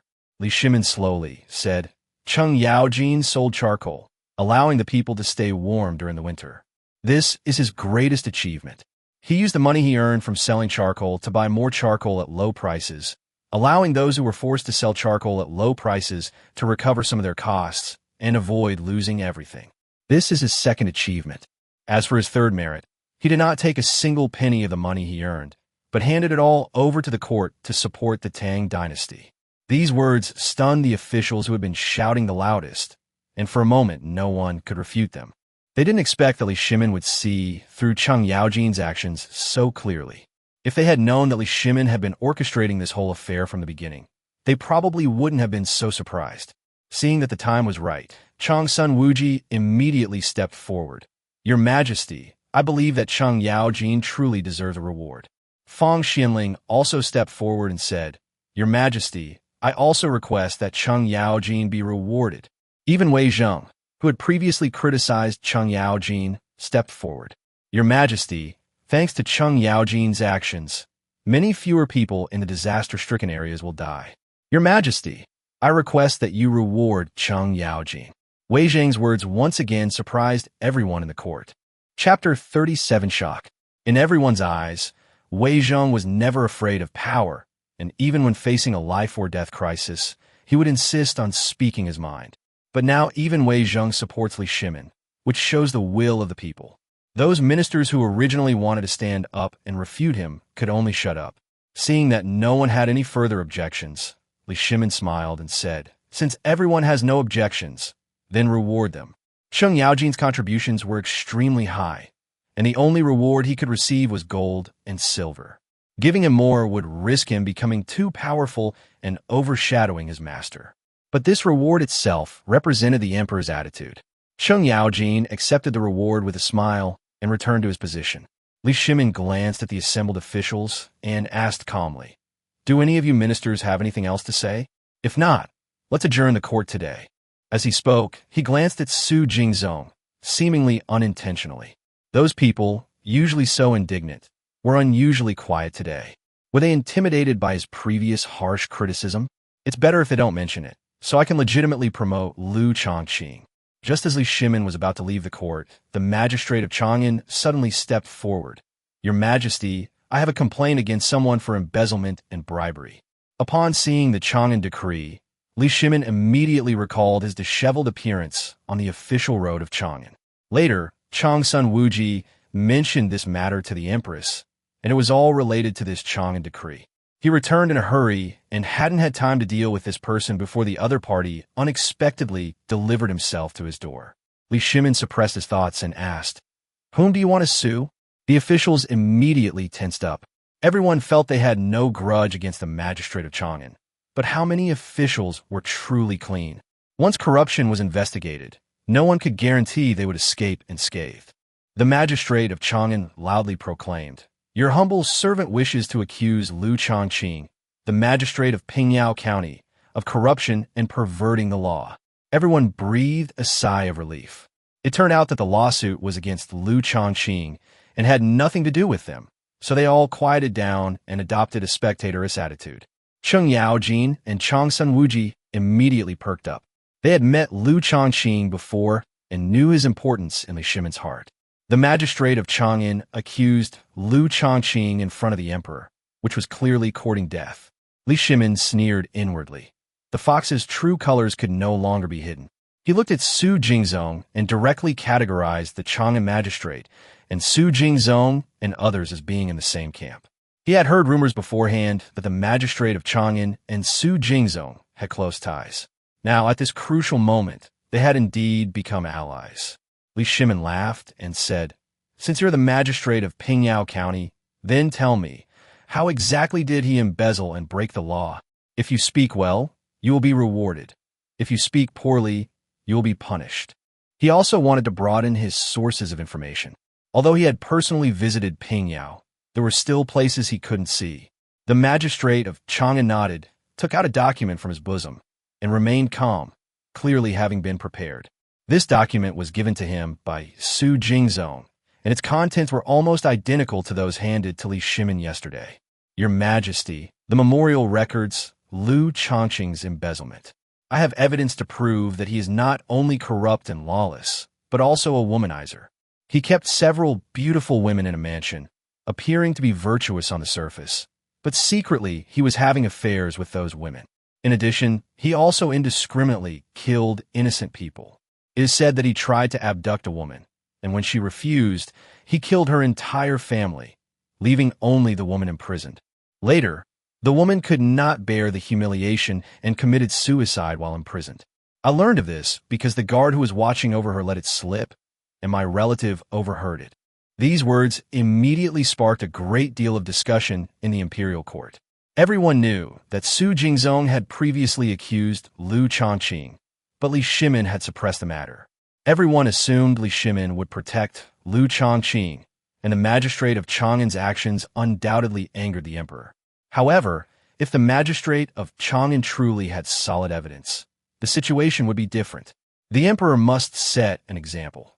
Such misconduct must not be tolerated, otherwise he would have no way to win over the people. As expected, Wei Zheng was the first to step forward.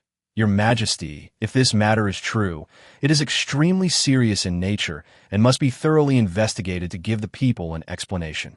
A smile appeared on Su Jingzong's face. He had long expected Wei Zheng to step forward. They weren't plotting against Wei Zheng, but rather seeking to leverage his reputation and influence. If Wei Zheng spoke up, their chances of bringing down Liu Shaoqing would be much greater. But apart from Wei Zheng, no one else continued to echo his sentiments. Li Shimin was taken aback at first, then glanced at Su Jingzong and immediately understood. This old fellow had made perfect use of Wei Zheng.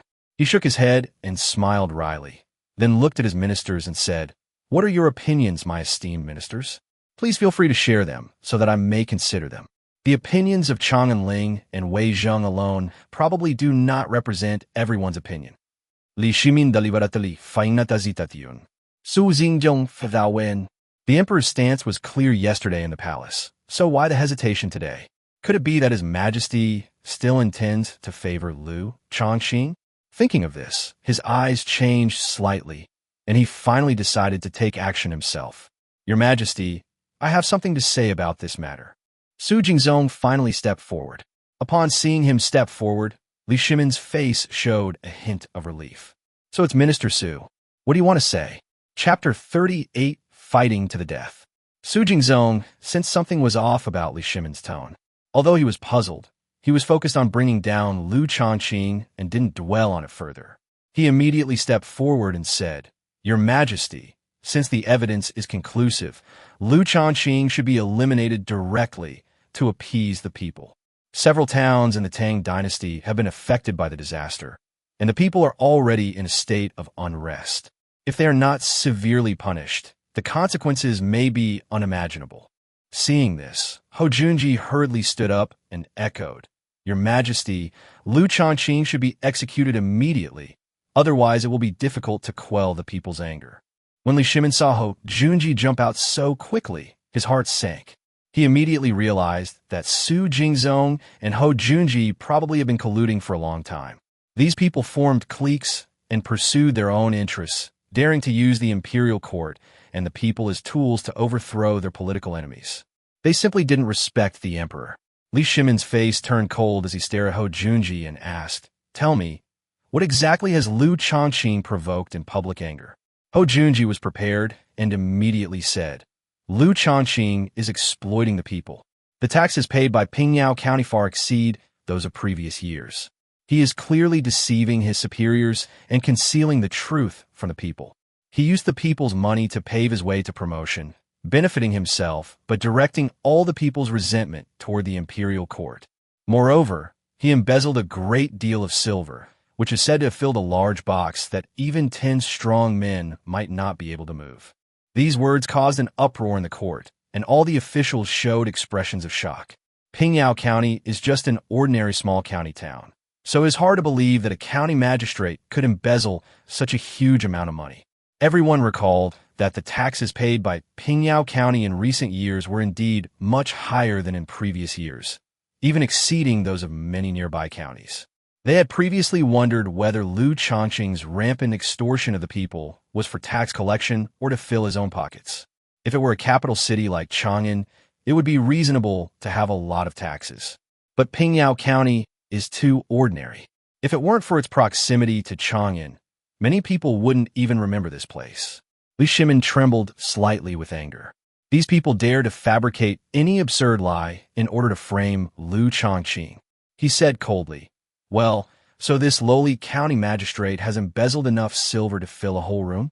If that's the case, Then among all the civil and military officials, are there people even more corrupt than the magistrate of Pingyao County? Li Shimin's gaze swept over the assembled officials, his face terribly grim. He certainly knew that Liu Shaoqing could not possibly be corrupt, but among those who falsely accused Liu Shaoqing, there might very well be some truly corrupt officials. After all, only those who have personally witnessed and done such things would easily come up with the idea of filling a room with silver to frame others. Upon hearing the emperor suddenly turn his anger towards the court officials, everyone fell silent. An honest official has nothing to fear. If the emperor wants to investigate, he will have a clear conscience. But those who had dirty hands held their breath, fearing that if Shimin gave the order, all the evidence they had hidden for years would be exposed. At the critical moment, Wei Zheng stepped forward, bowed, and said, "Your Majesty, I believe we should address the matter at hand." Today's discussion is about Liu Shaoqing, the magistrate of Pingyao County. Should we investigate his case first before dealing with other issues? Li Shimin fronat. Wei Zheng, being incorruptible and unaware of the undercurrents in the court, was clearly being used by these people. Su Jingzong immediately seized the opportunity and said again, "Your Majesty, Liu Shaoqing has gone too far in Pingyao County, and the people are extremely indignant. The reason I dare to stand up and impeach is because a relative in Pingyao County sent me a message. If someone hadn't reported it, who knows how long Liu Shaoqing would have continued to act arrogantly in Pingyao County." Li Shimin finally lost his temper. Liu Shaoqing was incorruptible and devoted himself to the cause of Pingyao County, even resigning from his post to avoid court intrigues. Such a good official who was willing to do practical work was actually slandered by a group of people, and even the imperial court could not tolerate him. If this is the case, how will those truly ambitious and capable officials serve the Tang Dynasty in the future? Li Shimin slammed his fist on the table and roared, "Su Jingzong, Magistrate of Chang'an, Ho Junji, you are truly audacious to frame officials of my great Tang." By directly naming several people, he was essentially telling everyone that he was no longer going to tolerate it. As for Wei Zheng, it's obvious to anyone with eyes that he was merely pushed forward to speak, not the mastermind. These words struck like a thunderbolt, leaving all the officials in the court stunned in place. Just moments ago, they were denouncing Liu Shaoqing, but now, in the blink of an eye, the emperor has begun to investigate the crimes of Su Jingzong and others. Those officials who had joined in the clamor and criticism of Liu Shaoqing were immediately thrown into a panic, unable to even stand steadily. Su Jingzong and the others were even more astonished. Yesterday, Li Shimin had clearly told them to speak out about the matter in public today. If not for the emperor's personal instruction, Su Jingzong would not have dared to gather so many people to launch an attack on Liu Shaoqing. But now the situation has completely reversed. If all of them get into trouble, who will be able to help out for whom? Su Jingzong still tried to struggle and quietly nudged Wei Zheng beside him. Wei Zheng immediately understood and stepped forward, saying, "Your Majesty, you mustn't. These important officials are all serving your Majesty." They discovered corrupt officials and stood up to impeach them, which was also an act of loyalty and service to the country. How can your Majesty reprimand them for this? Wei Zheng couldn't understand why Li Shimin, who usually showed no leniency towards corruption, was now protecting Liu Shaoqing. Li Shimin was immediately furious. Even at this point, Wei Zheng still couldn't see the situation clearly. "Wei Zheng, this matter has nothing to do with you. Stand aside and watch." Chapter 39, A Chance. Li Shimin did this because he had a good understanding of Wei Zheng's temperament and knew that Wei Zheng was upright and would never collude with Su Jingzong and others. On the surface, he was rebuking Wei Zheng, but in reality, he was shielding this upright official for being dragged into the mess. But Wei Zheng seemed to be really angry at this moment and stepped forward without backing down. "Your Majesty, I believe that all matters of the court are related to me. If you wish to reprimand them, you must have a legitimate reason. Otherwise, even if it costs me my life, I will fight for justice today." These words immediately enraged Li Shimin. He stepped down from his throne with a stern face and spoke in a cold voice. "Very well, then I will explain this to you clearly today. I have visited Pingyao County twice. I know better than you who Liu Shaoqing really is. He was incorruptible, and among all those present, There was probably no one more honest than him. The Pingyao County government office was dilapidated, even worse than the houses of ordinary people. Li Shimin's gaze swept over the entire court of civil and military officials, his voice growing increasingly sharp. Tell me, can such a county magistrate be a corrupt official? Wei Zhang's eyes widened suddenly, clearly not expecting that Li Shimin had personally visited Pingyao County.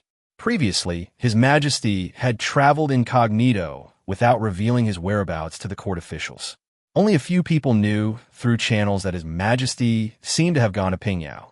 Su Jingzong and the others thought that Li Shimin was just making a cursory visit and had no idea that His Majesty had already been drinking and talking with Liu Shaoqing and knew this man very well. The officials involved in the impeachment immediately turned pale, as if their tails had been stepped on, and none of them dared to speak again. Wei Zhang, however, remained unconvinced and asked in a solemn voice, "Your Majesty, what you have seen may not be the truth. What if Liu Shaoqing is merely skilled at putting on a show?" Li Shimin snorted and was too lazy to argue with Wei Zhang anymore. He knew that he would have a hard time winning against this stubborn old man in terms of verbal skills, so he looked directly at Changsun Wuji and Cheng Yaojin. Both of these men had seen Liu Shaoqing in person. Changsun Wuji immediately understood and stepped forward. "Lord Wei, in Pingyao County, under Liu Shaoqing's rule, the people do not pick up lost items on the road, and their lives are even more prosperous than those of the people in Chang'an. The roads there are wide and clean, and the people live and work in peace and contentment." He did not exploit the people, yet he was able to pay taxes far exceeding those of ordinary county towns. He governed Pingyao in an orderly manner, yet he had no selfish desires whatsoever. If such an official were to be corrupt, even a little, the people of the world would probably understand, but he refused to take a single penny. Changsun Wuji spoke with a firm tone, even tinged with emotion. "He was so poor that he refused our help, and we had to treat him to meals. When we were in Pingyao, he also mentioned many times that he wanted to resign from his official post and return to his hometown. Not long ago, he submitted a memorial to the prefect to resign his post, but His Majesty personally ordered it rejected upon learning of it. Why do you all still criticize such an honest official? Anyway, I, Changsun Wuji, firmly stand on Lord Liu's side." The entire court was stunned. Everyone knew that Changsun Wuji was usually tactful and rarely spoke up for someone so clearly. This can only mean one thing. He has already determined that Li Shimin will never punish Liu Shaoqing. Su Jingzong and the others began to tremble. They finally realized that His Majesty's trip to Pingyao was not a casual sightseeing trip, but a special trip to see Liu Shaoqing. Immediately afterwards, Cheng Yaojin also stepped forward.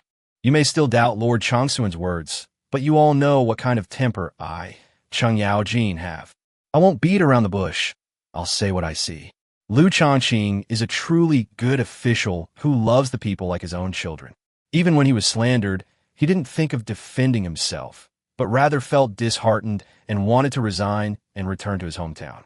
Cheng Yaojin scanned the crowd, his voice booming. He was wholeheartedly devoted to serving the people. If such a good official is expelled from the court, who will remain? If it were me, I wouldn't punish him. Instead, I would praise him highly, clear away all obstacles for him, and never let anyone hold him back. The hall fell silent instantly. Everyone understood what was happening. If only Changsun Wuji supported Li Shimin, Wei Zhang might have been able to refute him, since Changsun Wuji was too close to the emperor. But Cheng Yaojin was different. He was known for his straightforwardness and was never good at lying. Since he said so, Liu Shaoqing's matter must be true. Wei Zhang immediately bowed and pleaded guilty. "Your Majesty, since you and the two officials have personally investigated, Liu Shaoqing must be innocent. This old minister was misled and confused just now, and said the wrong thing. Please punish me, Your Majesty." Those officials who had previously joined in the commotion also stepped forward to apologize. Li Shimin snorted coldly, his anger still evident on the surface, but he was quite pleased inside. These people usually stick together and oppose him at every turn, even forcing him to make concessions. Now he has finally seized the opportunity and made them suffer a great loss. However, Su Jingzong and Ho Junji, the magistrate of Chang'an, and others still did not bow their heads. Looking at the high-ranking officials around them pleading guilty, They were filled with agonizing anxiety. They represented the interests of powerful families, and they had thought that Li Shimin would not easily harm them. But the emperor before them was no ordinary ruler. If he were to actually take action, those powerful families might not be willing to fight for them. Li Shimin stared at the group, wanted to wipe them all out, but he knew it wasn't the right time yet. If we can't take them all, then we should divide and conquer, defeating them one by one. Thinking of this, he looked at the Magistrate of Chang'an and the others, a cold smile appearing on his lips. Didn't you say you had evidence before? What do you say now? I will give you a chance. Chapter 40. Shock to the government and the public. Upon hearing Li Shimin's words, the Magistrate of Chang'an turned deathly pale and knelt down with a thud, presenting the memorial with both hands. He said in a trembling voice, "Your Majesty, this is my memorial impeaching Liu Shaoqing. It details his crimes and provides evidence of witnesses and physical evidence. The witnesses have been brought to wait outside the palace, and the physical evidence has not been moved for the time being so as not to alert the enemy. As long as your Majesty gives the order, we will be able to bring it to Chang'an immediately." Li Shimin took the memorial, but only sneered, turning his gaze to Hou Junji and Su Jingzong. "Hou Junji, Su Jingzong, where is your evidence? Bring it all out. Many people in the court trust Liu Shaoqing, but I trust evidence more. As long as you can produce solid evidence, I will still act impartially and take down Liu Shaoqing." Su Jingzong and the others, who had been despondent, suddenly saw a glimmer of hope. Su Jingzong immediately knelt down, and Hou Junji followed closely behind, both putting on a show of utmost loyalty. "Your Majesty, this is all the evidence we have gathered. There is other evidence that has been placed under surveillance, and your Majesty may examine it personally."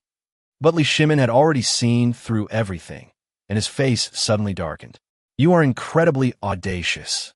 I have given you one last chance, yet you still show no remorse." At this point, Li Shimin looked at Hou Junji, his eyes filled with disappointment and heartache. "Hou Junji, we are related by marriage, yet what have you done? How dare you frame and slander a Tang Dynasty official, and even frame a genius like Liu Shaoqing? Do you want the Tang Dynasty to lose its pillars of the nation and fall into an abyss of no return?" This angry rebuke terrified Su Jingzong and the others, making them tremble all over. Hou Junji still wanted to make a final stand. He remembered that Li Shimin had just mentioned the relationship between them through marriage, and he believed that his Majesty would not really be ruthless towards him, so he became bolder. He raised his head and said, "Your Majesty, I have not shown any favoritism or abuse of power. Everything I have done is for the sake of the Tang Dynasty. If your Majesty does not believe me, I have nothing to say. But if I must choose, I would rather go to jail than not stand by my opinion." Changsun Wuji and the others frowned as they listened. Hou Junji was determined to fight to the bitter end, but he had forgotten Li Shimin's temper. If he had admitted his mistake at that point, he might have been able to leave some room for maneuver. But he refused to repent, and Li Shimin had no choice but to execute Ma Su with tears in his eyes. As expected, Li Shimin laughed in his anger. "Very well, since you insist, I will see you off. But before you go to prison, I want you to understand exactly how you died." As soon as he finished speaking, Li Shimin clapped his hands, and 2 imperial guards strode into the hall. The 1,000 ox guards with tiger heads and snake tails pay their respects to your Majesty. Li Shimin gestured for the 2 men to dispense with formalities and coldly ordered, "Bring out everything you've found and let the entire court examine it carefully." 2 guards immediately took out dozens of letters from their robes and distributed them to the officials in the hall. At first, everyone didn't understand, but after reading the contents of the letter, the court was in an uproar. "This is Lord Liu's letter of resignation. This is a petition from the people of Pingyao. They are asking the imperial court to increase Magistrate Liu's salary and also requesting funds to renovate the county government office." This letter is even more bizarre. The people actually requested the imperial court to erect a statue of Magistrate Liu. There are also the tax records of Pingyao County for the past 5 years. The tax rate is clearly not high, but the tax revenue has increased year by year, and the growth rate is simply astonishing. Even compared to Chang'an, it's probably not far off. For a small county like Pingyao to have such tax revenue, Liu Shaoqing is indeed no ordinary person. Soon, someone else picked up a letter, and their voice changed. This is the most unbelievable. The people of Pingyao signed a petition, voluntarily requesting an increase in taxes, with all the extra silver to be used to raise Magistrate Liu's salary and to repair the county government office. The officials in the court were all stunned. The people feared the most when taxes were increased, but the people of Pingyao were willing to pay more money so that the county magistrate could live a better life. A single letter may not be enough to prove anything, but dozens of letters put together create a truly stunning picture. The people of Pingyao held Liu Shaoqing in such high esteem and affection that they could not have imagined it. Li Shimin glanced at everyone and said in a deep voice, "I've already read every single one of these letters. The words on it may not be beautiful, and the language may not be fancy, but every word is the most genuine voice of the people. They never asked for much, just enough to eat and wear, and to live a peaceful life. And Liu Shaoqing did it, so they were willing to support him, trust him, and even voluntarily increase taxes for him." Li Shimin's voice grew increasingly cold. "You people are always high and mighty, but have you ever truly listened to the voices of the common people? As for your so-called evidence, I saw it clearly during my stay in Pingyao. That's not evidence at all, but a frame-up you fabricated together, a way to frame Liu Shaoqing. I pressed you repeatedly not to see you continue your act, but to give you a chance to admit your mistakes and repent. But you are still stubbornly clinging to your delusions, so don't blame me for showing no mercy." Li Shimin suddenly shouta, "Guards, throw the magistrate of Chang'an, Su Jingzong, and Ho Junji into prison to await their fate." Several imperial guards rushed in from outside the hall, immediately subdued the three men, and took them away. Su Jingzong and his entourage cried out and begged for mercy all the way. The officials in the court who had previously spoken up for them also began to stir, seemingly wanting to stand up and plead for them. But Li Shimin's cold gaze swept across the entire room.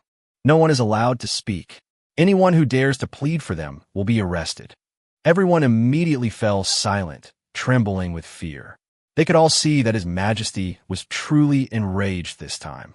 Anyone who rushed forward at this moment would likely be the first to suffer. In the end, everyone could only watch helplessly as Ho Junji and the other two were dragged out of the main hall, and no one dared to say another word. Li Shimin looked at the officials with their varied expressions and finally revealed a hint of coldness on his face. "My esteemed ministers, do you have anything else to report? If not, court is adjourned." A quarter of an hour later, all the officials walked out of the palace gates, but they did not disperse immediately. Instead, they stopped outside the palace, looked at each other, and were deeply shaken. "Chapter 41. My lords, the Emperor has just bestowed some fine tea upon us. Why don't you come with me back to the East Palace to enjoy some?" Crown Prince Li Changxian looked around at the officials with a smile on his face, but the expressions on everyone's faces were not very pleasant. Although Li Shimin was the Crown Prince's father, they were also the Crown Prince's confidants. Now that His Majesty was clearly going to take action against them, everyone could only cling even more tightly to the Crown Prince. An official in a red robe was the first to bow, saying, "Since His Highness the Crown Prince has invited me, this old minister is naturally willing to go." Soon, several more officials in red robes stepped forward, and within moments, 8 or 9 out of 10 officials present decided to follow the Crown Prince. The remaining people knew the situation was bad, but dared not express their opinions and could only make excuses to leave in a hurry. Someone scoffed, "They talk a big game all day, but when it really comes down to it, they don't even have the guts to step forward. Only by uniting can we protect our interests." Li Changxian laughed and said, "Gentlemen, there's no need to worry. Those opportunists are spineless. Once I ascend the throne, I will take them down one by one." The crowd was finally relieved. They had gathered around the Crown Prince, waiting to become his loyal ministers. What did a little hardship matter if they could gain power in the future? The group arrived at the East Palace, where Crown Princess Haidang hurriedly came out to greet them, her eyes red-rimmed. "Your Highness, I heard that my father has been imprisoned by His Majesty. Is that true?" Li Changxian sighed, but still nodded. This kind of thing couldn't be kept secret, and several ministers quickly comforted her, saying that Ho Junji was, after all, His Majesty's in-law, and nothing serious would happen. Haitong's face turned pale as she pressed for an answer. What exactly caused this? Why would His Majesty make things difficult for father over an ordinary county magistrate? Li Chengxian said with a face full of regret. It's all because of a county magistrate named Liu Shaoqing. He has already become a threat to Lord Su Jingzhou. In order to get rid of this hidden danger, my father-in-law joined forces with several officials to impeach Liu Shaoqing, but who knew that he would be arrested by my father instead. Haidang found it hard to believe, but seeing that Li Chengxian was unwilling to say more, she could only leave first.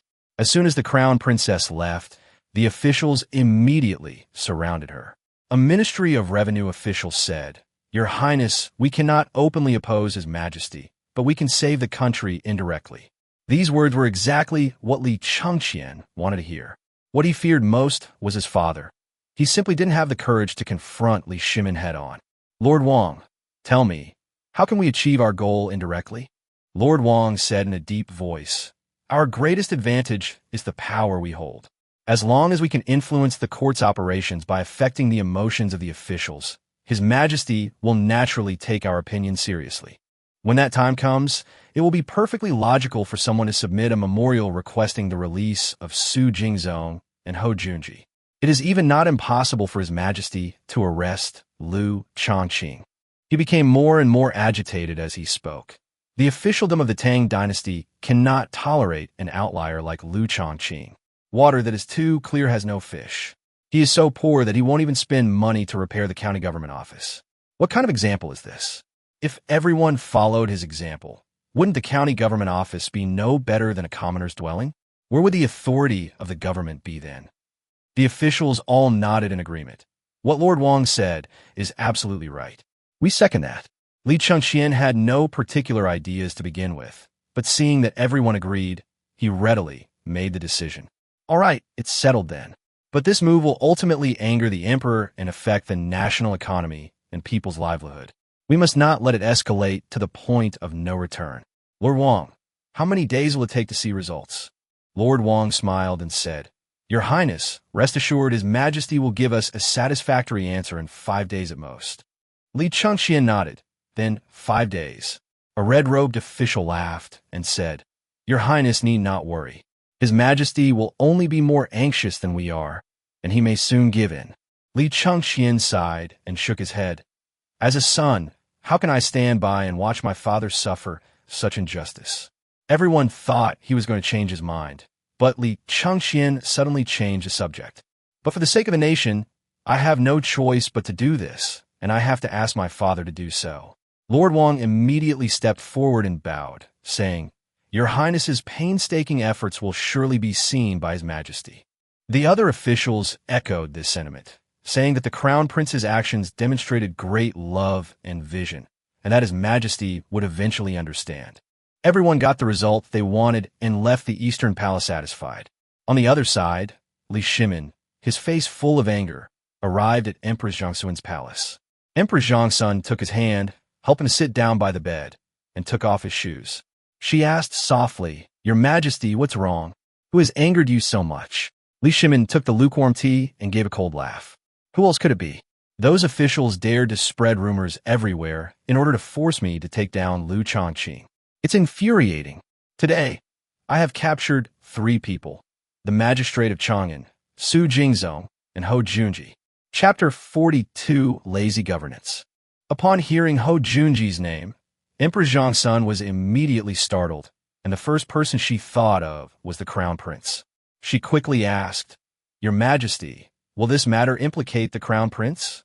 Li Shimin shook his head and said, "There is no evidence pointing to the Crown Prince yet, but we cannot be careless. If the Crown Prince gets involved in something foolish, things will become troublesome." He instructed Emperor Zhongsun to persuade the Crown Prince to stay away from the petty squabbles among the court officials. As long as the Crown Prince didn't do anything out of line, he naturally wouldn't harm his son. Empress Zhongsun breathed a sigh of relief and immediately agreed, saying that she would definitely persuade the Crown Prince properly. For the next 3 days, Li Shimin did not attend court. He did not want to face the officials who came to plead for Hou Junji and others. But those people became anxious. They had hoped to use court affairs to delay and shift the pressure onto Li Shimin, forcing him to release the prisoners. Now that the emperor was not holding court, their plans had backfired. So, several officials approached Wei Zheng, hoping that this outspoken and respected minister would intervene. They advised Wei Zheng that His Majesty trusted him the most and was most tolerant of his outspokenness. Now that the emperor had not held court for several days, the court was in turmoil, a matter concerning the safety of the nation, and could not be ignored.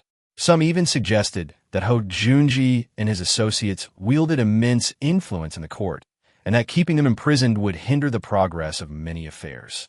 They suggested that if Wei Zheng could persuade the emperor, he might release them. Wei Zheng's expression was serious. He could certainly see what these people were thinking. Li Shimin was already dissatisfied with Su Jingzong and others' false accusations against officials, and his arrest of them was not wrong. However, the arrest of the three men did have a significant impact on the court. To protect themselves, many officials have begun to deliberately delay official business. What used to be done in a day now takes 2 or 3 days to complete.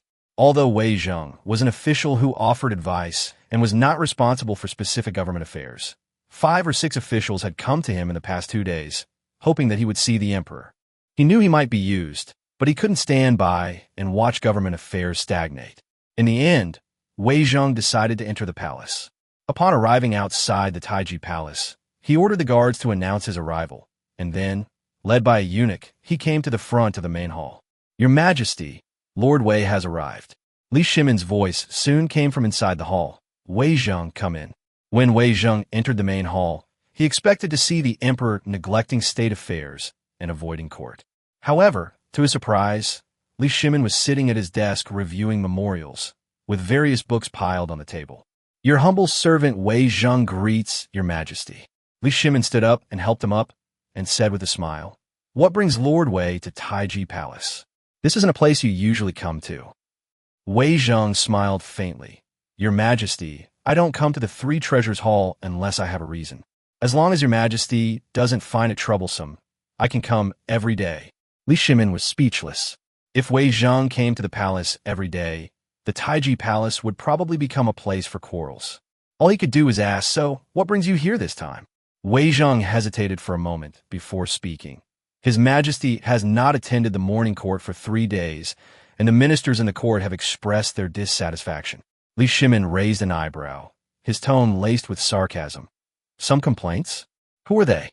Let them come to me themselves." Wei Zheng shook his head and said, "Please forgive me, Your Majesty.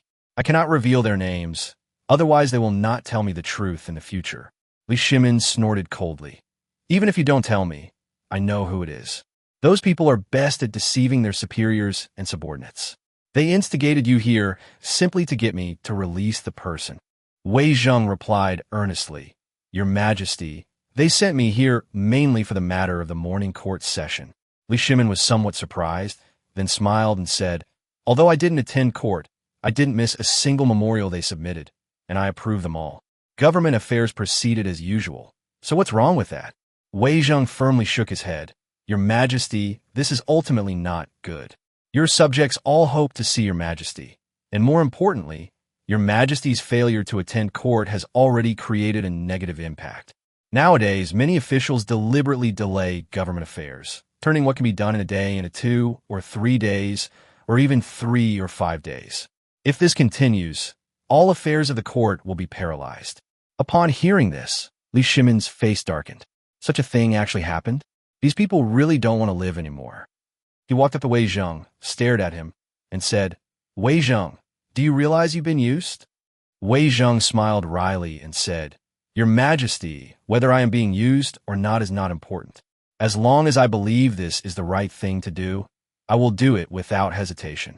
Li Shimin shook his head and said, "They deliberately neglected their duties, just to force me to release those 3 people? But they miscalculated. Not only will I not release them, but I will also arrest another batch. If they don't want to do it, then they shouldn't do it. Let capable people take their place." Wei Zheng was immediately alarmed. "Your Majesty, if we really arrest people, it won't be just 2 or 3, but a large number of court officials. The operation of the court is already affected. If we arrest more people, won't it be completely paralyzed?" Li Shimin waved his hand and said calmly, "Don't worry, it won't be paralyzed. He patted Wei Zheng on the shoulder, his gaze gradually hardening. When I first ascended the throne, there was also a severe shortage of manpower. At that time, everyone worked together with one heart and one mind, and each person did the work of 3 people. No matter how difficult the task was, we did not fail. Now is the perfect time to get rid of a bunch of incompetent people and let truly capable people fill the positions. For example, Liu Shaoqing, the Magistrate of Pingyao County. Chapter 43, Attending Court. Meanwhile, Liu Shaoqing, far away in Pingyao County, sneezed several times in a row and couldn't help but wonder who was thinking about him. He shook his head and ate a small fruit under Chen Yuanyuan's service, but Chen Yuanyuan suddenly brought up the important matter. She is now Liu Shaoqing's secretary. Although she still has some savings, she cannot afford to live off them forever. So, she tentatively suggested that she want to find a shop to do some small business, which would at least help supplement Liu Shaoqing's expenses. Liu Shaoqing felt a slight stirring in his heart as she approached, but he still directly refused. He absolutely cannot do business now. We should wait until he resigns from his post. Otherwise, it's hard to guarantee that someone won't use Chen Yuanyuan's name to falsely accuse him of embezzlement and bribery. Chen Yuanyuan said helplessly, even if they do nothing, there would probably be a long line of people wanting to falsely accuse Liu Shaoqing. She eventually agreed, and once Liu Shaoqing successfully resigned from his official post, she would accompany him in doing business. With Liu Shaoqing's abilities, accumulating a fortune within 6 months was not a difficult task for her at all. Meanwhile, inside the Taiji Palace, Wei Zheng, after hearing Li Shimin's plan, began to waver.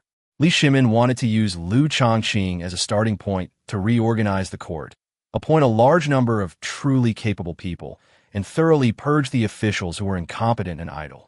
Wei Zheng worriedly said that it was not easy to recruit so many talents at once, not to mention whether Liu Shaoqing was truly as virtuous and talented as His Majesty said. Li Shimin's face darkened, clearly displeased with Wei Zheng's doubt about his judgment. He stated frankly that with Liu Shaoqing's talent, he would be fully capable of being appointed prime minister.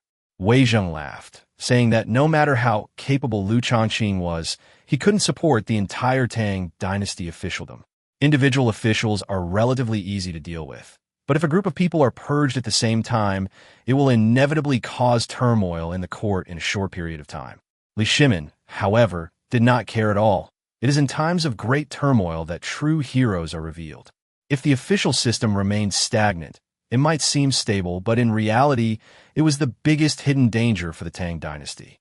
Wei Zheng sighed, knowing that Li Shimin had made up his mind, and there was no point in trying to persuade him further. He only requested that Li Shimin attend court the next day and personally step in to revitalize the court.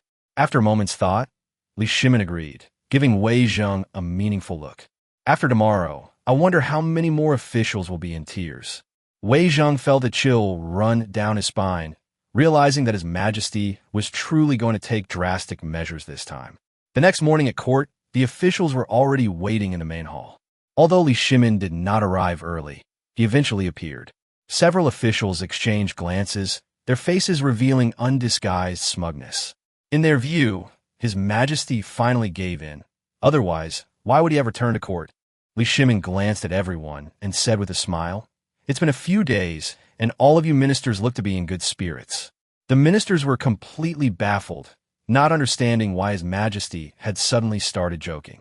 At this moment, an official surnamed Zhang from the Ministry of Revenue stepped forward and complained with a look of fear on his face. Since several of his colleagues were imprisoned, he has been preoccupied with worry, fearing that he might also make a mistake, which has even affected his mental state. Upon hearing this, Li Shimin simply scoffed. Since Minister Zhang is mentally unstable, let him go home to recuperate and return to serve the court when he recovers. The official surnamed Zhang was stunned on the spot. He had no intention of resigning to recuperate. He originally thought that since the court was inefficient, Li Shimin would definitely try his best to retain him and release the 3 officials. His so-called restlessness was merely an excuse he used to exert pressure. Seeing that Li Shimin was not playing by the rules, he quickly changed his tune, saying that he did not want to recuperate, but rather beg His Majesty to release Lord Su and the others. Once the 3 returned, They can share the burden of government affairs with him and also reassure the other officials. Many of his colleagues are now filled with anxiety because of the arrest of those 3 men, fearing that they will be the next to end up in jail. These words were practically a coercion. Li Shimin snorted coldly, never expecting these people to be so audacious. He stared at the assembled officials and asked in a deep voice, "Besides Minister Zhang, who else shares this idea?" This is both giving everyone a choice and making it clear who dares to continue opposing him. Those who are unwilling to stand against the emperor will naturally not step forward. Those who dare to stand up alongside the official surnamed Zhang were the most deserving cancers to be eradicated from a court. A moment later, 2 officials came out one after the other, saying that they had been living in fear and hoped that His Majesty would release the people as soon as possible. Following suit, several other officials echoed this sentiment, with some even threatening that if Lord Su and Lord Ho were not released, officials would soon be living in misery. These people mostly came from the Ministry of Revenue and the Ministry of Personnel, and most of them held important positions. Now, they're openly standing against Li Shimin. Li Shimin was furious, and his fierce shout made the entire hall vibrate. "So you're planning a coup? Anyone else want to force me to abdicate? Step forward." He was an emperor who conquered the country from the battlefield, and in a fit of rage, his power immediately suppressed all the civil and military officials, making them dare not raise their heads. These officials had held high positions for so long that they actually believed they could disregard the emperor. But Li Shimin's roar instantly brought them to their senses, and they all fell silent in fear. Just as the entire hall fell silent, Crown Prince Li Shaoqing finally couldn't sit still any longer. He knew that if he didn't step in, the matter would become completely unmanageable. Li Shaoqing stepped out of the ranks, cupped his hands, and said, "Father, I have something to say." Li Shimin's gaze towards him held no trace of fatherly affection, only icy coldness. Let alone the crown prince.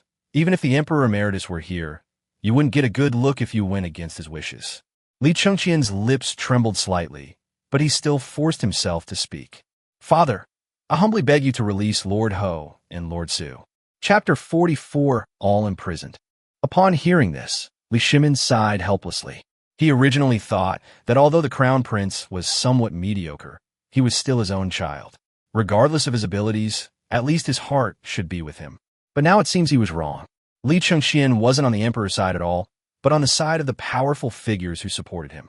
Li Shimin's face darkened as he stared at Li Shaoqing and said, "Fine, tell me your reasons for making me release him.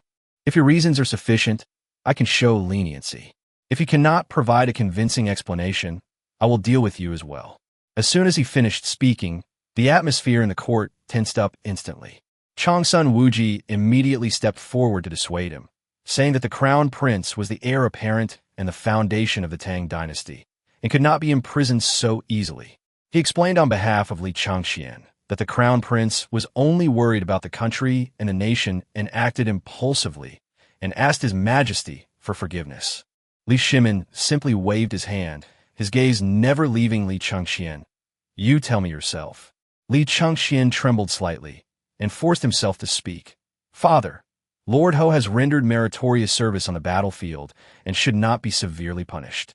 Lord Su has always been conscientious in his duties, and although the Magistrate of Chang'an is not a high-ranking official, he is still quite competent. I urge Your Majesty to investigate thoroughly and not let a trivial figure cause turmoil in the officialdom. Liu Shaoqing may be capable, but it would be too much to let him stir up half of the Tang Dynasty." These words completely ignited Li Shimin's anger. "What a fine crown prince! I originally thought you were just naturally dull-witted, but I never expected you to completely side with them and become a powerful figure disguised as the crown prince." Li Shimin immediately shouted, "Men, seize all those who pleaded for them." At a command, a large number of imperial guards stormed into the court, their imposing presence overwhelming. Working in pairs, they dragged out one by one the ministers who had just pleaded for leniency. Some cried out that they were innocent, saying they were only asking for leniency and had committed no crime. Others threatened that doing so would incur the wrath of heaven and the resentment of the people, and that the country would be doomed. Some even cried out that if His Majesty imprisoned them all, who would be willing to serve the court in the future?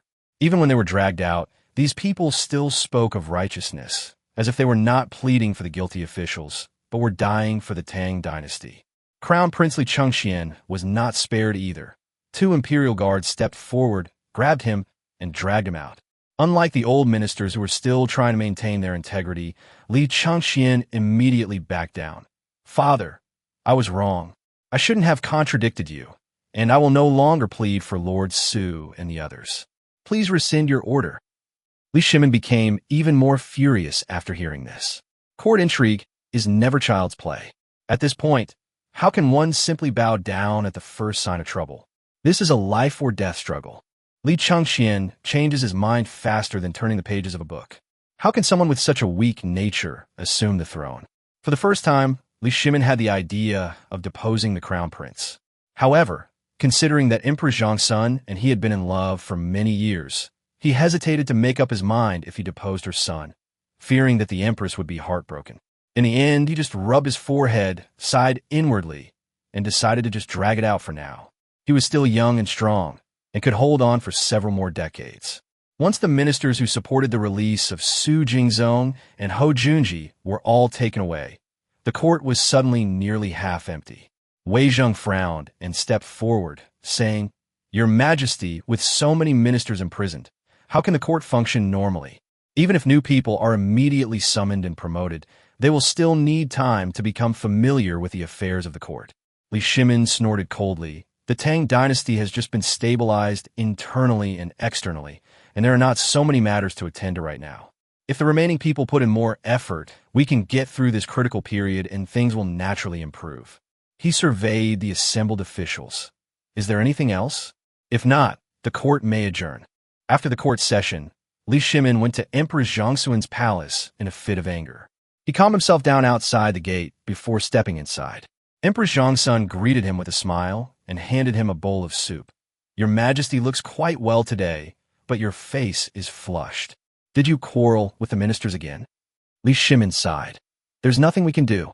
If these ministers unite, their influence is indeed considerable." He suddenly stopped speaking at this point. Matters of the court should not be easily brought into the inner palace. Otherwise, it would only complicate the situation further. Seeing that he was unwilling to say more, Empress Zhongxuan wisely shut her mouth, only advising him not to think about troubles, and prepared some plum juice for him to drink more. Li Shimin took the plum juice, drank it all in one gulp, and his chest felt much better. He tentatively asked, "Your Majesty, have you heard any news lately?" Empress Zhongxuan smiled and shook her head. "I never concern myself with politics, so what could I possibly hear? No one bothers me, and I'm actually happy to have some peace and quiet." Li Shimin smiled and nodded after hearing this. "Very good, keep it up." At the same time, Changsun Wuji had arrived outside the empress's palace, but was stopped by the maid Xiaolan. Changsun Wuji recognized her as a maidservant favored by his younger sister, and asked her why she was staying here instead of going in to serve the empress. Xiaolan whispered a reminder. "Lord Changsun, His Majesty is inside. Do you still want to go in?" Changsun Wuji was startled, but fortunately Xiaolan stopped him. This was a sensitive time. If His Majesty were to see him entering the Empress's palace, he would surely overthink things. His Majesty likely assumed that he had come to discuss court matters with the Empress. Changsun Wuji immediately changed his mind. "Then I'll go to the side hall and wait. You go in and serve His Majesty, and come and call me when His Majesty leaves." About an incense stick later, Xiaolan arrived at the side hall. "Lord Changsun, Her Majesty the Empress requests your presence." Changsun Wuji quickly got up and followed Xiaolan into the main hall, where he met Empress Changsun. Empress Changsun was somewhat surprised. "Brother, what brings you here? His Majesty just left. Didn't you run into him?" Changsun Wuji sighed. "I knew His Majesty was coming, and I arrived a long time ago. I just deliberately avoided him and waited until he left before coming in." Upon hearing this, Empress Zhongxuan's expression changed slightly. Chapter 45 Strategy. "Brother, is there something I can help you with?" Empress Zhongxuan asked, seeing that Zhongxun Wuji looked troubled. She then laughed and said, "If it's about matters of the court, I can't help you. You know the rule that the women of the inner palace cannot participate in politics." Changsun Wuji sighed and said that this matter might concern the court, but it was more of a family affair for the Changsun family. Empress Zhongxun was taken aback, and her expression turned serious. Could this matter involve the Zhongsun family? Changsun Wuji shook his head and said in a low voice, "It's not about the Changsun family. It's about the crown prince." Upon hearing that her son was involved, Empress Zhongsun immediately became anxious and hurriedly asked what had happened to the crown prince and whether he was in danger. Changsun Wuji told her that the crown prince was implicated by someone. Su Jingzong, Ho Junji, and others were determined to impeach Liu Shaoqing and prepared witnesses and evidence, hoping to bring Liu Shaoqing down in one fell swoop. But their attempt to steal a chicken backfired spectacularly. Empress Zhongsun was confused. If the evidence was complete, why did the impeachment fail? Changsun Wuji smiled bitterly, saying that the so-called evidence was nothing but false accusation. He and Li Shimin had personally visited Pingyao County and knew the true situation there. Liu Shaoqing is incorruptible and capable, so it's impossible for him to be corrupt. Empress Zhongsun was completely stunned upon hearing this. She usually didn't concern herself with politics and naturally couldn't see through the implications. But she instinctively sensed that since the impeachment was fake, the crown prince would probably also be affected, so she hurriedly asked him how he was doing. Changsun Wuji said helplessly, "Isn't it obvious?" Su Jingzong, the magistrate of Chang'an, and Ho Junji falsely accused Liu Shaoqing, and Li Shimin was furious. He has already sent the three of them to prison. Today, many ministers pleaded for them, and the crown prince also participated, even expressing some dissatisfaction with Liu Shaoqing, which made Li Shimin even more disgusted. Ultimately, all the ministers who pleaded for mercy, including the crown prince, were imprisoned. Empress Zhongsun's eyes widened in disbelief that Li Shimin had even imprisoned the crown prince. Zhongsun Wuji said nothing, only nodding heavily. She couldn't sit still any longer and got up to go see her son, worried that the prince, who had never experienced hardship, would not be able to adapt to prison. Changsun Wuji hurriedly stopped her. "Empress, don't you understand? I can arrange to visit the crown prince, but what I can't do is persuade his majesty." Empress Zhongsun then calmed down and understood her elder brother's true intention. "You want me to go see his majesty and plead for the crown prince?" Changsun Wuji nodded. At present, only the empress could persuade Li Shimin. As long as the crown prince was released from prison first, everyone else would be a minor matter. Once Li Shimin calmed down, the crown prince would naturally find a way to save people. Empress Zhongsun pondered for a long time before finally nodding in agreement. "All right, elder brother, I'll listen to you." That night, after finishing his official duties, Li Shimin went to the empress's palace as usual. He looked exhausted, and Empress Zhongsun saw this and felt very sorry for him. She didn't mention the crown prince at first, but only advised Li Shimin to rest more and to leave some government affairs to the ministers. Li Shimin smiled and said that the empress was the most understanding of him, but there were some things he could say but could not truly let go of. The courtiers were all watching the emperor's every move. If he relaxed even slightly, the people below would follow suit and become lax. Therefore, he had to set an example. Immediately afterwards, Li Shimin brought up the current problem. More than a dozen prefectures and towns had just experienced a snow disaster, and the situation had only just begun to stabilize when famine struck. When people can't survive, they flee, and how to settle these refugees is a real headache for him. He rubbed his forehead, full of helplessness. Many times, he wanted to put down the burden on his shoulders and let others take it, but others could back down, while he could not. Because he is the emperor, if he were to relinquish his position, the entire country could fall apart. And this is a test he must face. Empress Zhongsun listened with deep concern, and the words of pleading she had prepared slipped from her lips. Seeing Li Shimin so distressed, she couldn't bear to trouble him any further. But Li Shimin had already noticed her hesitation and asked with a smile, "Is there something you want to tell me?" Empress Zhongsun opened her mouth, but still didn't know how to begin. Li Shimin then pulled her down to sit and asked directly, "Are you trying to talk about the crown prince?"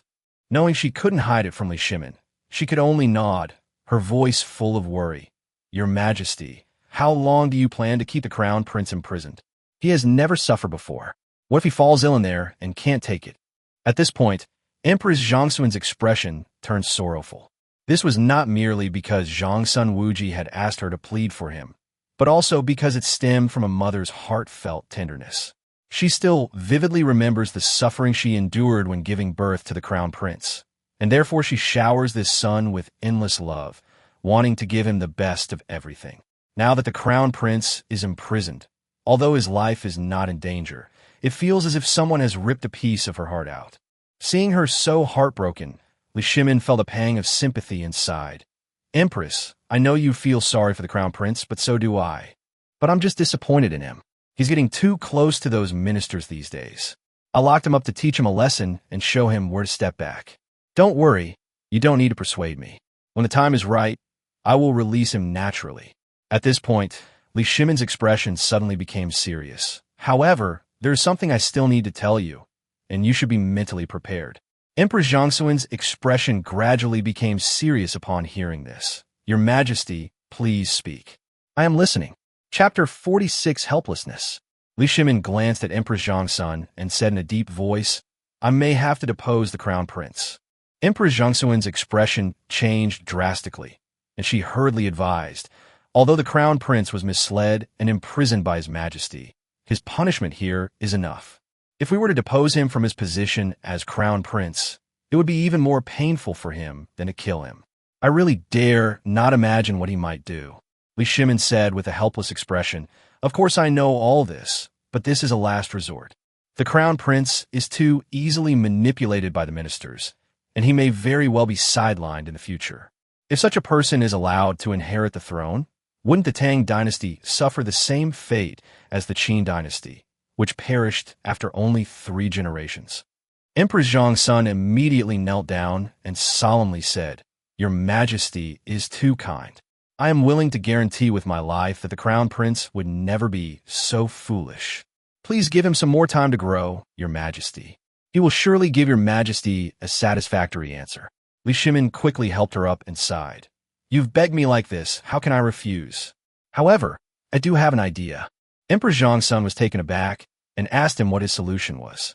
Li Shimin smiled and said, Since you want your son to be the crown prince so much, why don't we have another one now? After saying this, he took Empress Zhongxuan's arm and led her to the bedside. Empress Zhongxuan blushed, but still said softly, Your Majesty must promise me that you will not touch the position of the crown prince again, and I will agree to your request today. At that moment, Li Shimin was in high spirits and immediately agreed. You are my empress, so I will naturally agree to this. In less than half an hour, Li Shimin got out of bed, fully dressed. Empress Zhongxuan helped him put on his shoes and reminded him, Your Majesty, don't forget what you promised me. If you go back on your word, I will be heartbroken. Li Shimin coughed lightly, but his tone became ambiguous. This matter needs to be discussed in detail, but rest assured, I will consider it seriously. He said he still had memorials to deal with in the Taiji Hall, and then quickly left, clearly afraid that the Empress would continue to question him. Watching Li Shimin's departing figure, Empress Zhongxuan sighed softly and turned to look towards the East Palace. Your Highness, this is all I can do to help you. His Majesty will not be easily influenced by others. Whether you can keep your position in the future will ultimately depend on yourself.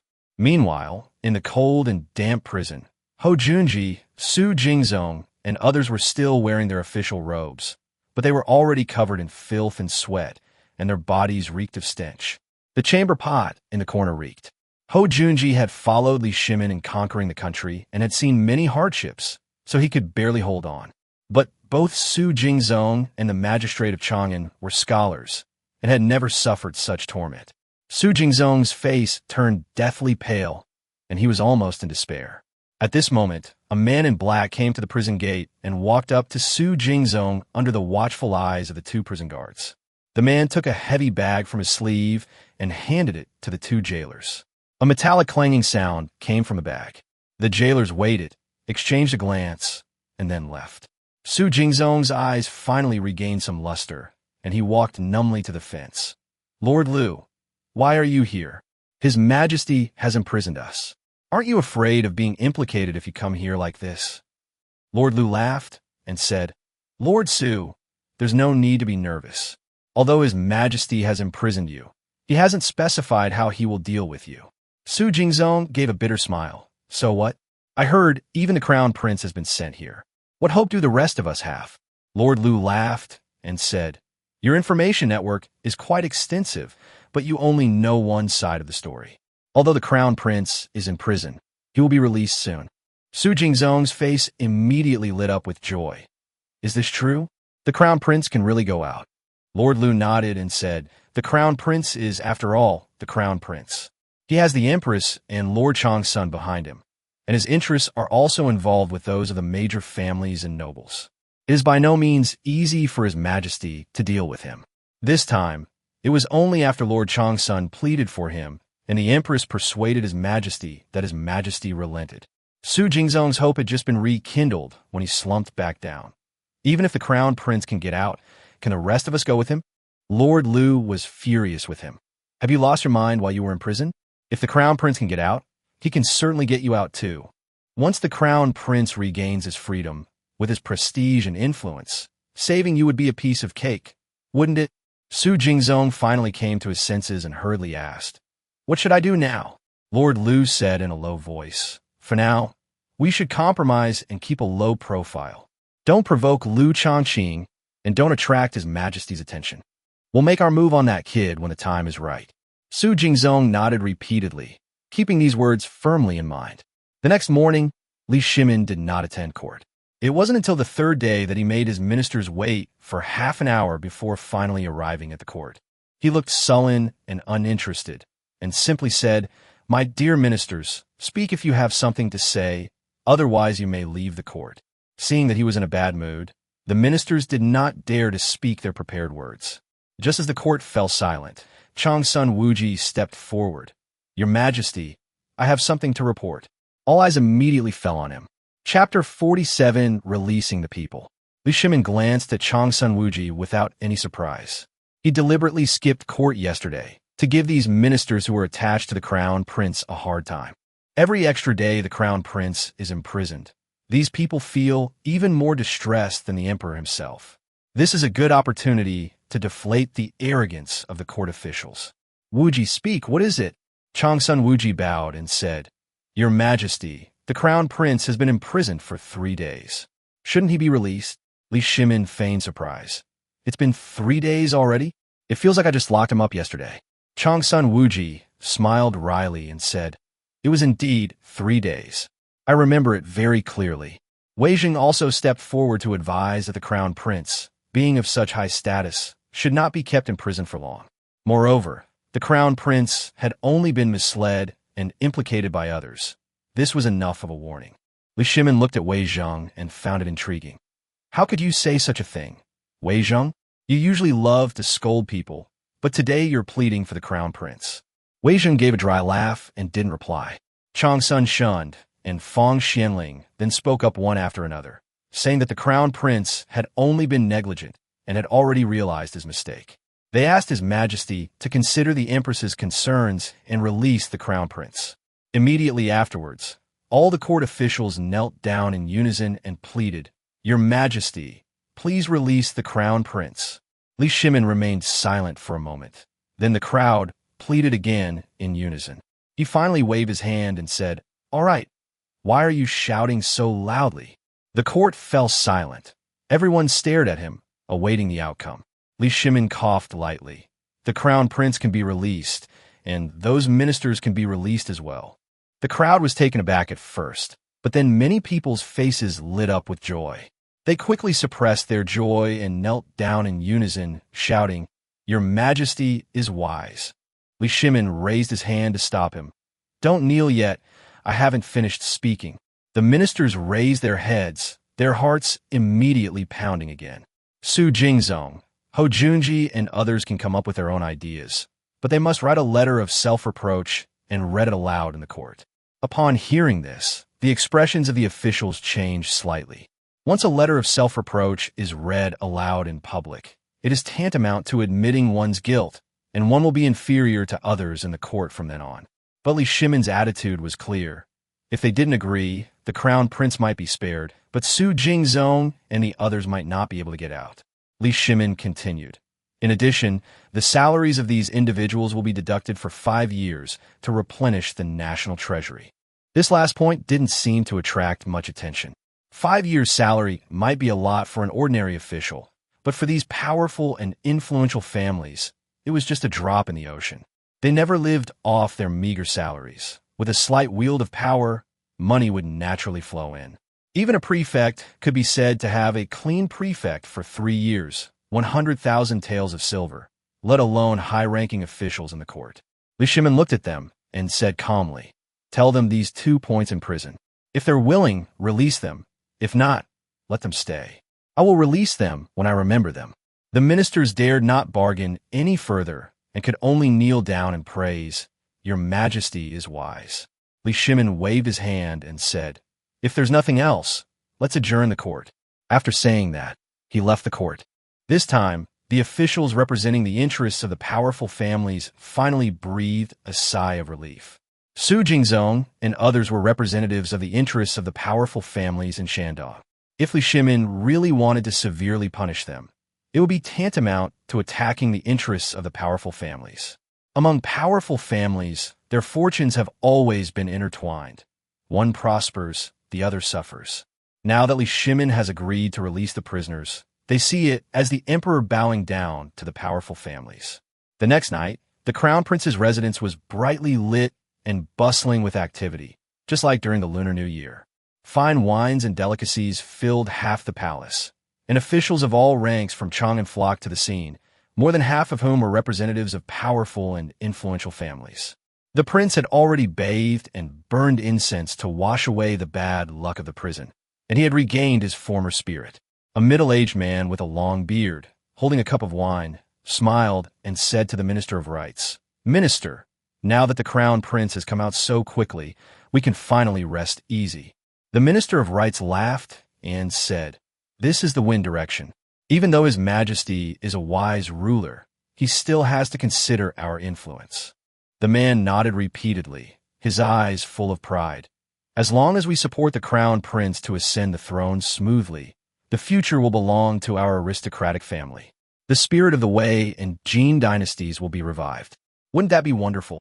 Come, let me toast you to the prosperous scene that Minister Shang spoke of." The 2 men raised their glasses and drank heartily, their faces flushed. In their eyes, the release of the crown prince meant victory for the aristocratic families.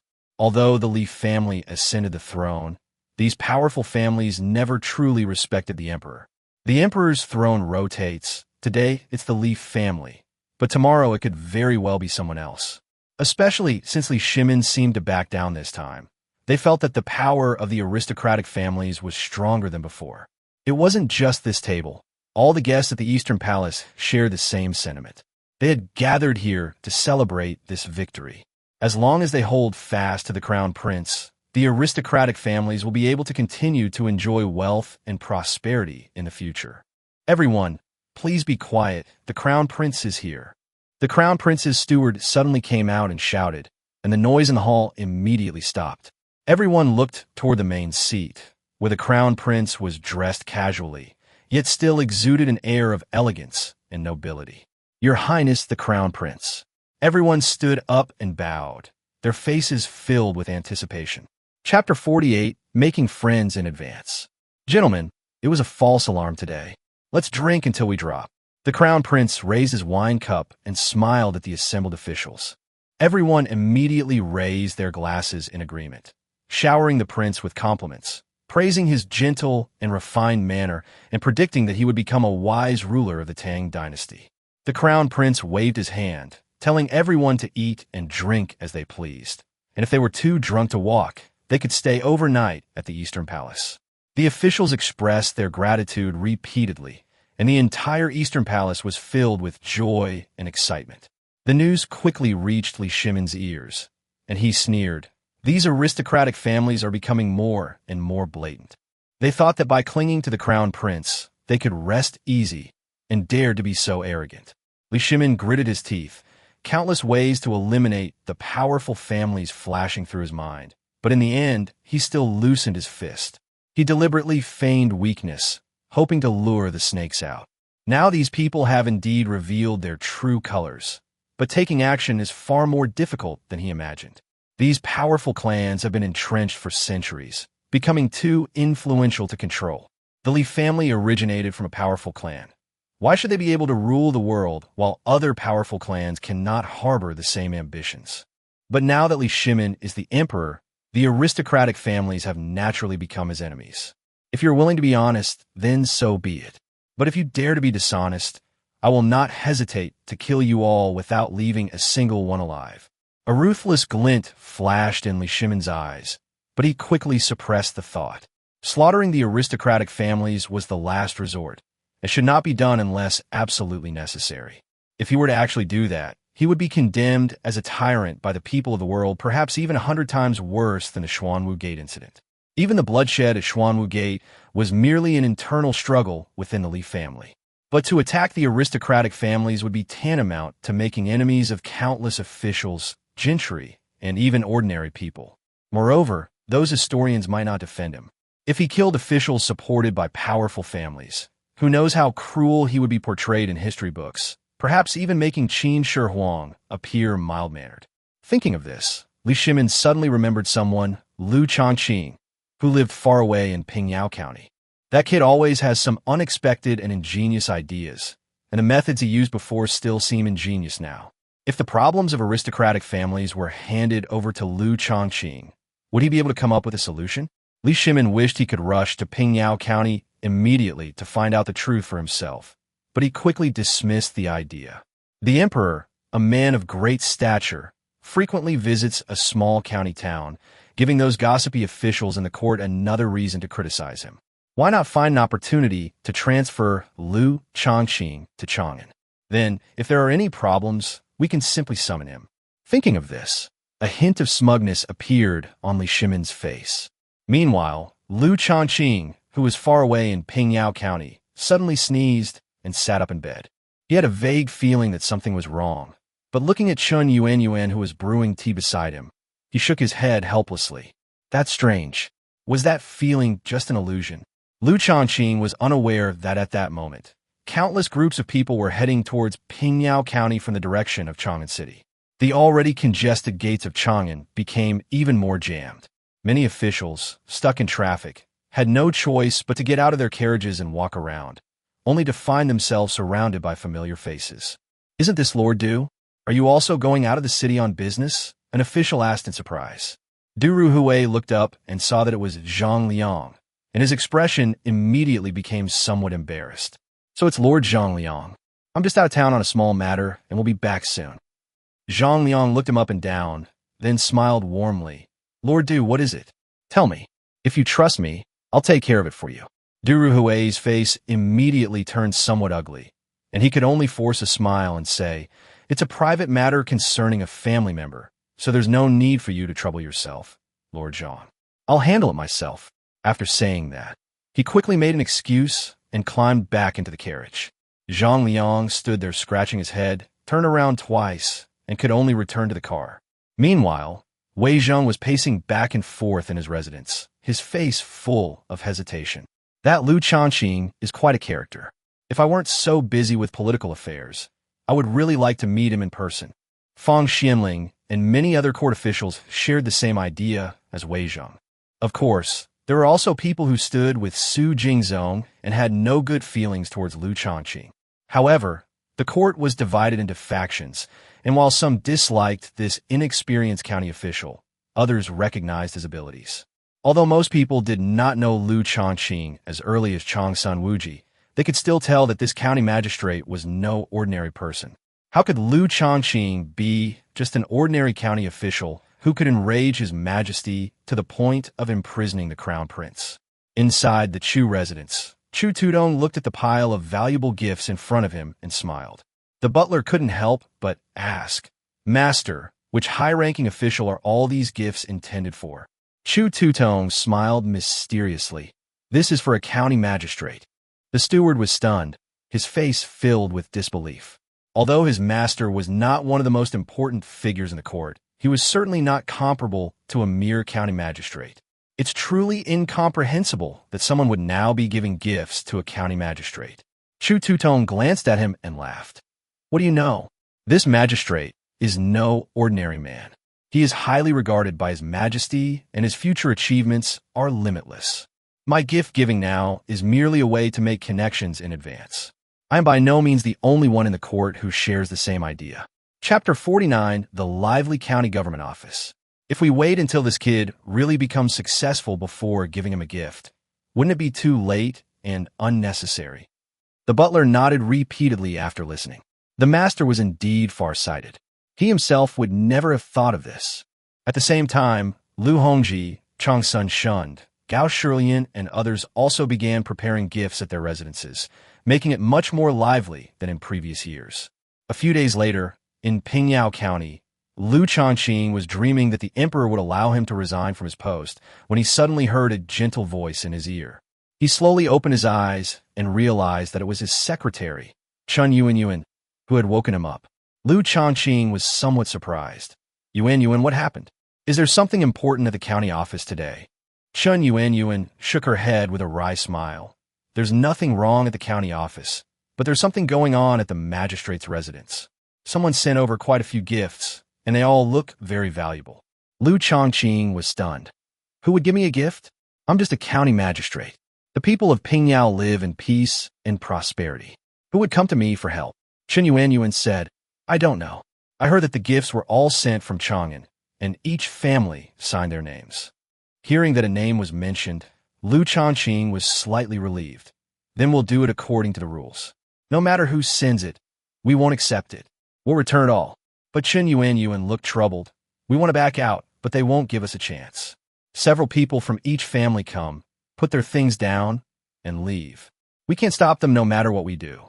Liu Shaoqing was completely dumbfounded. You could give gifts like this? A thought struck him. Could it be that those wealthy charcoal sellers had made a fortune and were sending this as a gift to him? Let's go check out the warehouse first. Upon entering the storeroom, Liu Shaoqing's expression immediately changed. The room was filled with gold and silver artifacts, so dazzling that it was almost impossible to open one's eyes. These items would be considered rare antiques in later generations, and even today, they would be extremely valuable. Liu Shaoqing couldn't help but wonder what price those guys were selling the charcoal for, to make such a huge profit. He picked up a name card at random, and upon closer inspection, realized he had guessed wrong. These gifts were not from the wealthy businessman at all, but from someone else. When he saw the name of the person who gave the gift, he froze. Liu Shaoqing scratched his head. This man was one of the 24 meritorious officials of Lingyan Pavilion during the Jingguan era. Now, he was actually giving him a gift. He quickly flipped through the other calligraphic works, and the more he looked, the more shocked he became. Chang Sun shunned, Gao Shilian, Tong. Without exception, these people were among the 24 meritorious officials of Lingyan Pavilion. Why would such a prominent figure in Chang'an send gifts to Pingyao County? Liu Shaoqing thought back repeatedly, realizing that he had never left Pingyao County and did not know these important officials in the court. How could there be any connection between them? The only visitors from Chang'an he could come into contact with were a few seemingly wealthy merchants. But no matter how rich a merchant was, it was impossible for him to get acquainted with such people. Liu Shaoqing patted his head, but the gifts in the room hadn't disappeared, so he was clearly not dreaming. Has news of what happened in Pingyao County already reached His Majesty's ears? Thinking back to Li Shimin's personal rejection of his request to resign, Liu Shaoqing slapped his thigh and immediately felt that he had figured it out. Li Shimin was known for his ability to recognize and employ talent. Perhaps he recognized his own abilities and mentioned himself to his ministers. That's why these ministers were vying to curry favor and make connections in advance. If it were Liu Shaoqing a year ago, he would have been overjoyed to encounter such a thing. But now, all he wants is to resign and return to his hometown. The more expensive the gifts, the greater the burden on him. Lier, if you want to keep me here, you don't need to go to such lengths, do you? You deliberately fabricated the fact that I accepted bribes so that you could punish me at any time if I refused to stay as an official, right? The more Liu Shaoqing thought about it, the more he felt he had seen through Li Shimin's thoughts. But it turned out to be an open conspiracy with no solution. The gifts have already been received. It's difficult to return them now.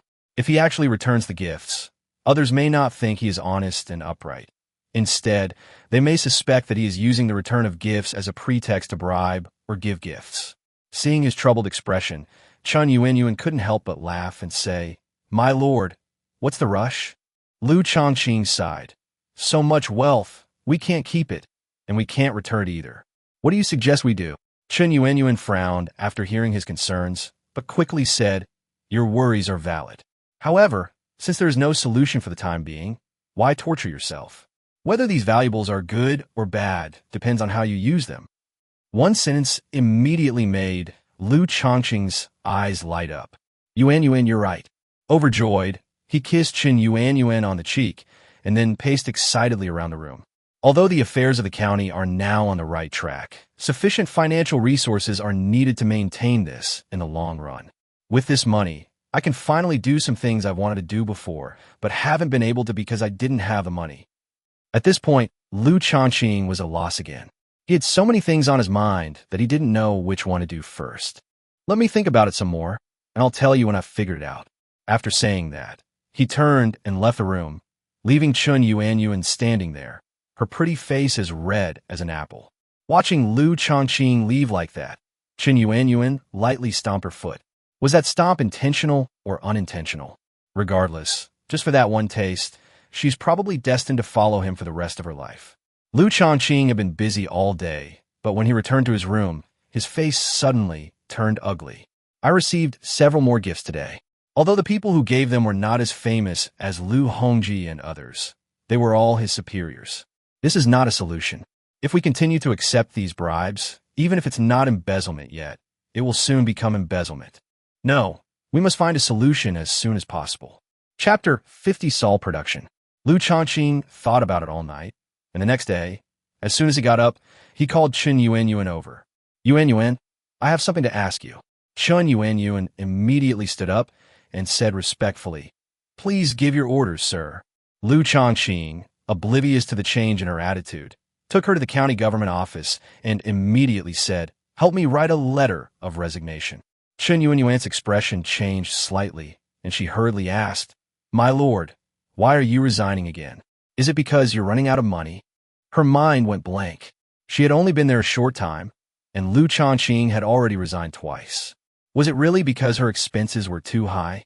Thinking of this, she gritted her teeth and said, if money is tight, Yuanyuan is willing to pawn all her jewelry. As she spoke, she was about to go back to get her jewelry, but Liu Shaoqing stopped her. Wait, what do you mean? When did I say I resigned because of you? Chen Yuanyuan said in a low voice, but since Yuanyuan came, the Lord has already resigned twice. Liu Shaoqing patted her shoulder with a wry smile. You're overthinking it.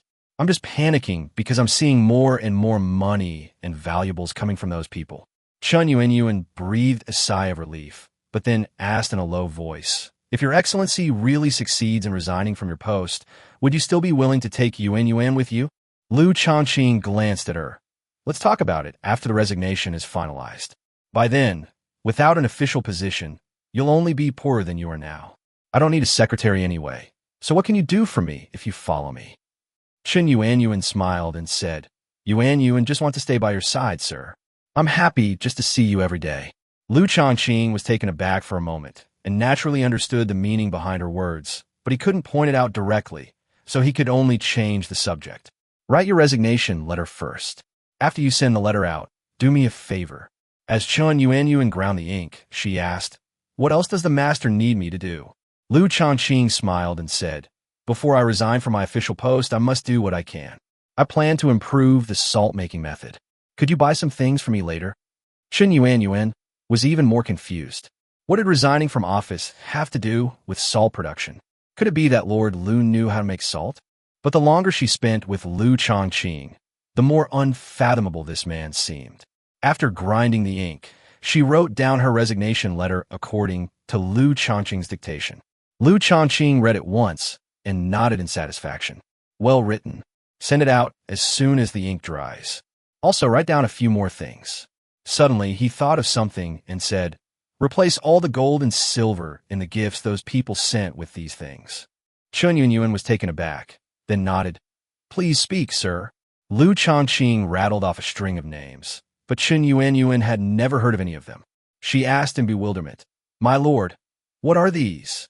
Mostly yours and some other materials. Liu Shaoqing took the paper and pen. Never mind, I'll write it myself. Soon, a long list of all sorts of names appeared on the paper. Chen Yuanyuan was dumbfounded. I've never heard of any of these things before, and I don't know if I can even buy them. Liu Shaoqing thought for a moment and then added a note to the paper. These items can be substituted for one another. If one is missing, use another to replace it. Yuan understands and will definitely buy it back as soon as possible. Once the ink had dried, Chen Yuan was about to leave with the letter and list when Liu Shaoqing called her back. Don't buy too much at first. 10 or 8 pounds of each is enough. If things go well, then we can buy more in bulk. Chen Yuan accepted the order and left. Half a day later, she returned to the county government office with several helpers, and loads of stones were carried in, one after another.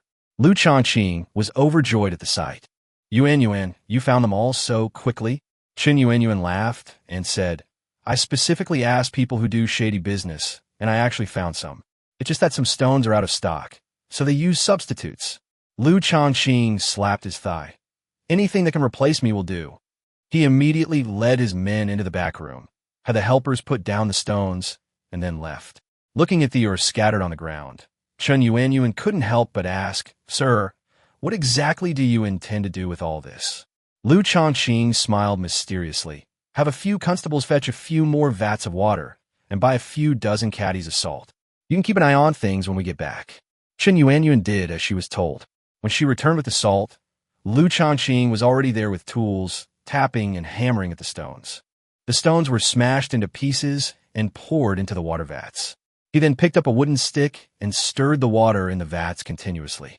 After working for a long time, Liu Shaoqing was covered in sweat and finally stopped. Chen Yuan stepped forward with concern and wiped the sweat from his forehead.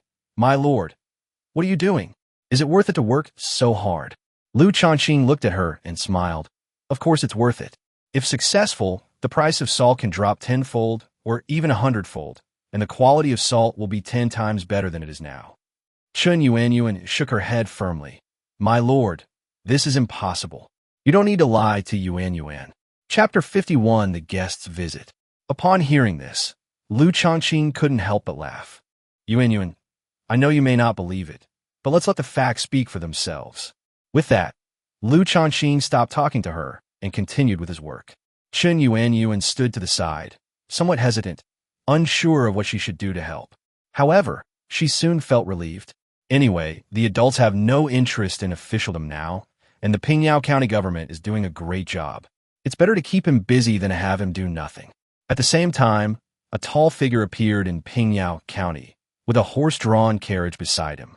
Sir, you must have come from afar. This is our Pingyao County Town entry guide. Please buy one. It only costs 3 coins. Upon hearing this, Du Ruhui's eyes widened in surprise. Unexpectedly, Pingyao County gave him a hard time as soon as he arrived. Anyway, 3 coins wasn't expensive, so he took out his money and bought a book, flipping through it while riding the bus. When he saw a certain page, Du Ruhui looked somewhat surprised. Ah Biao, do you see if there's a parking lot nearby? Let's park the carriage and drive around the town. Upon hearing the master's words from inside the carriage, the coachman, a Biao, looked completely bewildered. Sir, what is a parking lot? Du Ruhui smiled and shook his head. Luckily, I bought a city entry manual. Otherwise, I wouldn't be much better than you. This is where you park your carriage. Look at this sign. Once we find it, we'll drive the carriage in. It only costs 5 coins a day, and they'll even feed it hay and look after it. Upon hearing this, the driver, a Biao, looked astonished. Sir, this Pingyao County is really different. Just this parking lot is better than our Chang'an city. Not only is there nowhere to park in Chang'an, but the roads are also much more crowded than here. Compared to this, I almost thought this was Chang'an. After finding a parking lot, Du Ruhui paid the parking fee and then asked his driver, a Bio, to inquire about the location of the county government office. When the two arrived at the county government office and stood outside, Du Ruhui was completely stunned. Is this the county government office? Yes, sir, I've asked several times, and this is definitely the county government office. Let's go in and take a look. After Liu Shaoqing stirred up the ore fragments, he obtained several portions of muddy water. He then began his filtering process. First, they found a funnel and placed it on top of the bucket.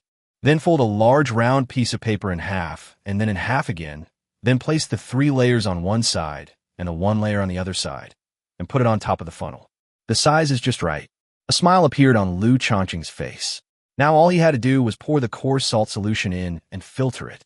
Then, various solutions are used to absorb and precipitate the impurities. Once the remaining salt solution is dried, the process is complete. A look of excitement appeared on Liu Shaoqing's face. Luckily, I was quite interested in chemistry during class and learned more about it afterward, otherwise I really wouldn't have been able to figure it out today. He lifted the bucket and poured the water into the funnel. He then said to Chen Yuan, who was standing next to him, "Help me fold those round pieces of paper using the method I just used." Chen Yuan paused for a moment, then nodded. "Oh, okay." Liu Shaoqing quickly put down the bucket and began scooping water with a ladle. While scooping water, touch the paper with your hand to prevent impurities from blocking the water from flowing down. In less than the time it takes to drink a cup of tea, the paper was completely covered in grime. After all the solution inside Liu Shaoqing and the others had leaked out, a second sheet of paper was placed on top. Continue with the previous steps, while having Chen Yuan remove the impurities from the surface and then dry it. "This paper isn't cheap, we can't waste it." Upon hearing this, Chen Yuan chuckled. "Sir, you are too frugal. If you need paper, it's just a matter of saying a word." Liu Shaoqing shook his head. "That's different.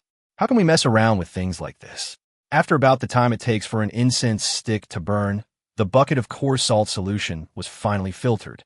The impurities that Chen Yuan scraped off from those papers weighed at least several pounds. Liu Shaoqing poured the filtered solution into other buckets. Each of these buckets contains a corresponding solution, from which various impurities in the filtered solution are precipitated one by one. Once all the steps are completed, you will get the finest salt. The final step of sun-drying salt could have reduced costs. However, Liu Shaoqing couldn't wait. He needed to produce the salt as soon as possible to confirm that his method was correct. To speed up the process, he would stir the mixture with a wooden stick each time he precipitated any impurities, allowing the components to fully mix. A full half-hour passed, and finally, the last step was reached. Yuan, is the pot I ordered ready yet?" Liu Shaoqing looked at Chen Yuan beside him, and she nodded repeatedly. "Sir, it's all set up, and the firewood is already lit. You can use it any time." A hint of excitement appeared on Liu Shaoqing's face as he nodded and said, "Well done. Now, let's stir-fry the salt together." Liu Shaoqing poured the salt solution, after removing various sediments and impurities, into the pot, and then lit a roaring fire. The water inside boiled quickly, and the steam rose very high. Before long, the courtyard was like a fairyland, shrouded in mist. A figure walked in and, seeing this scene, couldn't help but feel puzzled. "May I ask where Magistrate Liu of Pingyao County is?" Upon hearing this, Liu Shaoqing and his companion looked over and discovered that it was a middle-aged man dressed in luxurious clothes. Liu Shaoqing was taken aback, as he did not recognize the man. "I am who I am. And who are you?" Upon hearing this, Duruhui was about to tell the truth when he suddenly remembered that His Majesty had not shown his true face when he came before. So he coughed lightly and said, "Well, sir, I am a merchant from Chang'an. I've met some of my wealthy friends before. I heard they made a lot of money, so I wanted to come and meet you." Upon hearing this, Liu Shaoqing's face immediately lit up with a smile. "So you're old Li's friend? Come, we're not strangers. Take a look at the stuff I just made." Duruhui was pulled by Liu Shaoqing to the front of the big pot, and he couldn't help but feel a little uneasy. "Your Excellency, what is the purpose of this large pot placed here?" Liu Shaoqing smiled and said, "This contains salt. I use firewood to boil all the water away, and the salt I obtained is 100 times more refined than the salt we usually eat." Upon hearing this, Duruhui was taken aback. "Really? Magistrate Liu, this is no joke. Salt and iron are monopolies of the Tang Dynasty. If you manage to produce them, you will have to hand them over to the imperial court." Duruhui wasn't too surprised. Liu Shaoqing was an exceptionally intelligent young man, so he wasn't surprised by anything he did. Chapter 52: The Shocked Duruhui. More than whether he could produce fine salt, Duruhui was concerned about whether Liu Shaoqing would hand over his methods to the imperial court. Upon hearing this, Liu Shaoqing looked surprised. "Don't worry, brother. Of course I know that the salt and iron industry is a state monopoly of the Tang Dynasty. However, I am the head of the county. I'll figure out the method for making fine salt and hand it over to the imperial court. At the same time, I should be able to sell some salt in this county under the official name.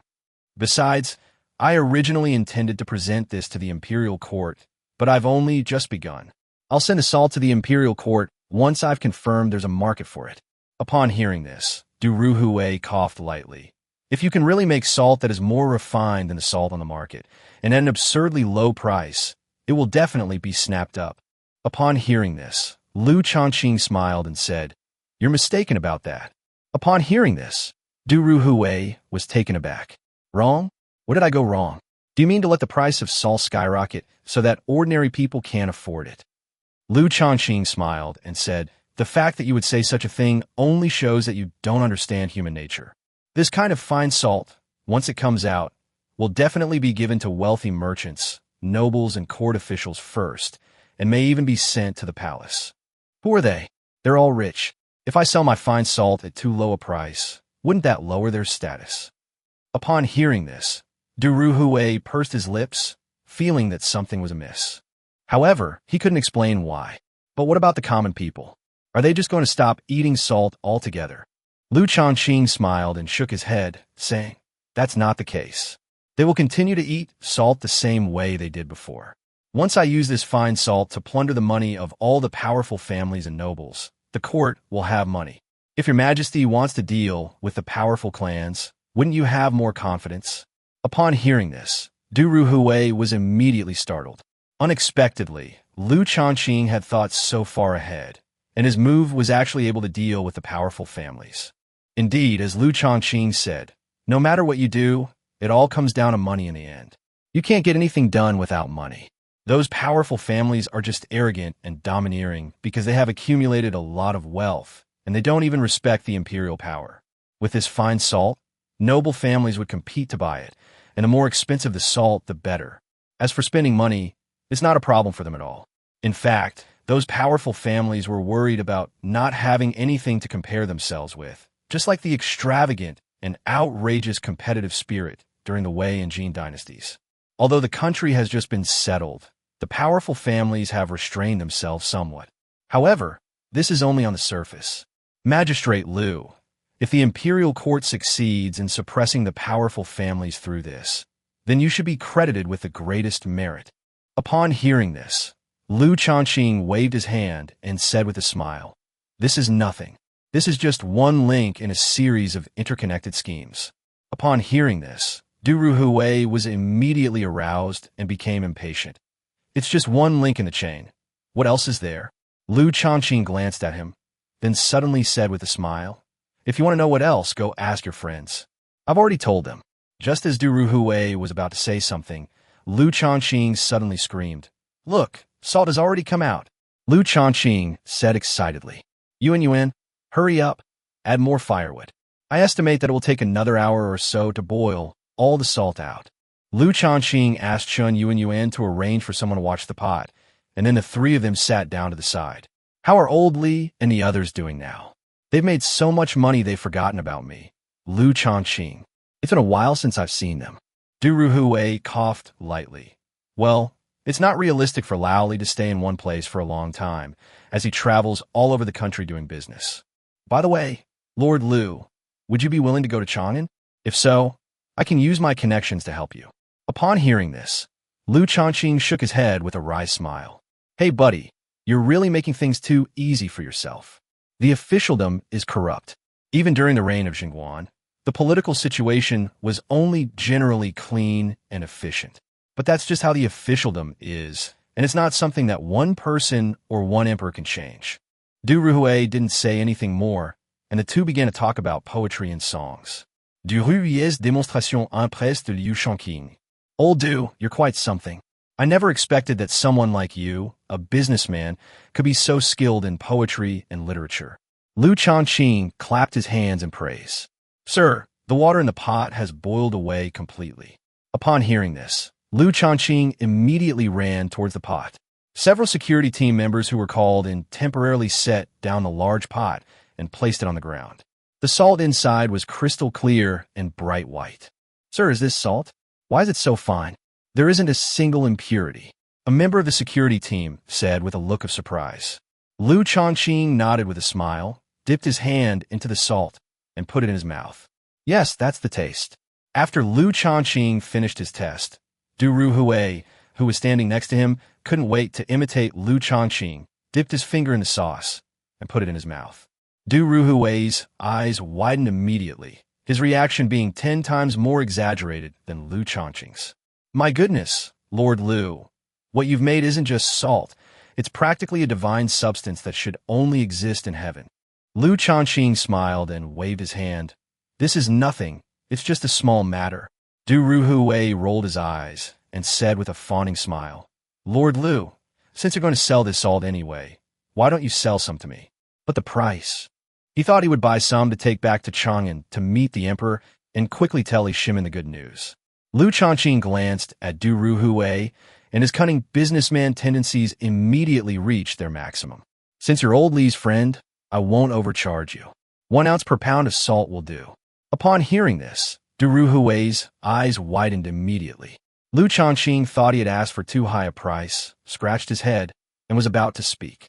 Du Ruhui said with a look of delight, All right, I'll take all of this salt. Upon hearing this, Liu Shaoqing was stunned. There are probably 300 caddies of salt here. How about this? You take 200 caddies, and I'll try to sell the rest locally. Upon hearing this, Du Ruhui didn't hesitate too much and readily paid the money. In that case, I, old Du, will take my leave now. Lord Liu, I sincerely hope that we can meet again in Chang'an someday, when you will have been promoted. Du Ruhui happily hired a few people and left Pingyao County with 200 caddies of salt. Liu Shaoqing didn't think much of it and sent someone to contact wealthy families in Pingyao County, asking them to come to the county government office to auction off salt. Within an hour, the backyard of the county government office was already full of people. Chapter 53, High-Priced Short Selling. Chun Yuanyuan smiled slightly as she presided over the salt auction. Before the auction, Liu Shaoqing specially displayed the salt in front of everyone. Many people looked utterly astonished. This salt was incredibly white to them, and it was obvious at a glance that it was cleaner than ordinary salt, although the palace also had the means to produce fine salt at this time. However, compared to this, it is still much worse. The process of making salt in the palace was cumbersome and inefficient, and most importantly, it could not be mass-produced. This meant that salt produced using this method could only be used by the royal family. Even if powerful families wanted to enjoy it, they had to rely on the emperor's bestowal. However, the fact that Liu Shaoqing produced so much salt at once shows that his method can definitely be mass-produced. Although government-made, fine salt never flowed into the private sector, there was no explicit prohibition against private salt production. However, individuals simply could not recoup their costs by producing salt. Chun Yuanyuan announced the auction price, 1 ounce of fine salt per pound. Soon someone made a bid, and the price was driven up to 5 taels, with 100 caddies sold out immediately. Another round of auctions followed. Fortunately, Liu Shaoqing had processed all the remaining materials into salt. Now the county government has a total of 1,000 caddies of salt, enough for 10 auctions. The reason for choosing to auction the property to powerful families was to find out their expected price. This way, when he produces salt in large quantities next time, he can ensure that it will not affect the salt consumption of ordinary people, and he can also reliably harvest from large households. After 10 auctions, the average selling price was 4 taels, and Liu Shaoqing suddenly had 4,000 taels more in his hands. Although the costs and labor fees for these items should be included in the county's finances. However, in order to expand production as soon as possible, Liu Shaoqing decided to use the money to buy more ore and crude salt. In addition, workers need to be hired to mine the ore, as well as for the corresponding transportation. Fortunately, the corresponding ores are very common, and there are plenty of them in the nearby mountains, so the cost is not high. After these wealthy merchants and nobles bought the salt, they immediately went to show it off to others. Salt had become a symbol of status in Pingyao County, even though these wealthy merchants and nobles paid high prices for it. However, they would only keep a small portion for themselves and would distribute the majority to others. Du Ruhui, who left Pingyao County, carried the 200 caddies of salt and traveled nonstop to Chang'an City. He didn't even go home and went straight to the palace to meet the emperor. Upon hearing that Du Ruhui had returned and even came directly to see him, Shimin couldn't help but feel a little puzzled. Why is he here? Didn't he go to Pingyao County? Has something happened in Pingyao County again? Li Shimin felt a little worried when he thought of that brat, Liu Shaoqing. This young man is a pillar of the Tang Dynasty. We cannot afford any mishaps. Upon seeing Du Ruhui, Li Shimin's first question was, Du Ruhui, is Liu Shaoqing all right? Du Ruhui paused for a moment, then shook his head and said, Lord Liu is fine. Nothing's wrong. Upon hearing this, Li Shimin looked puzzled. Then why did you come to find me in such a hurry, without even going home? Upon hearing this, Du Ruhui smiled wryly and said, Your Majesty, I have an important matter to report to you. Magistrate Liu has contributed to the construction of our great Tang Dynasty. He is truly a gifted talent. Hearing this, Li Shimin breathed a slight sigh of relief and said with a wry smile, As long as it's not a bad thing, I'm not surprised by anything this kid does. By the way, what trouble has he caused this time? Du Ruhui smiled and said, Your Majesty, Liu Shaoqing produced several hundred caddies of refined salt right in front of me. The grains are fine, the color is pure, and the taste is authentic. Upon hearing this, Li Shimin paused for a moment and asked in confusion, What's so strange about this? The palace can also produce refined salt, but the output is limited and the cost is high. Suddenly, he remembered what Du Ruhui had just mentioned about several hundred jin, a unit of weight, and his eyes widened in surprise. You mean this kid casually produced several hundred kilograms of salt, significantly increasing production? Du Ruhui nodded, somewhat excitedly saying, Yes, Your Majesty, this matter is of utmost importance. Lord Liu has definitely done a great thing that benefits the country and its people. Li Shimin nodded. This lad has really exceeded my expectations. Where did he learn all these skills? How does he know everything? Du Ruhui shook his head with a wry smile. Your Majesty, I don't know either, but I do know one thing. In the near future, this refined salt will be available to ordinary people. Li Shimin thought for a moment, then shook his head and said, It's not that easy. But since Liu Shaoqing has managed to mass-produce refined salt, he can definitely handle this matter. Let's wait and see.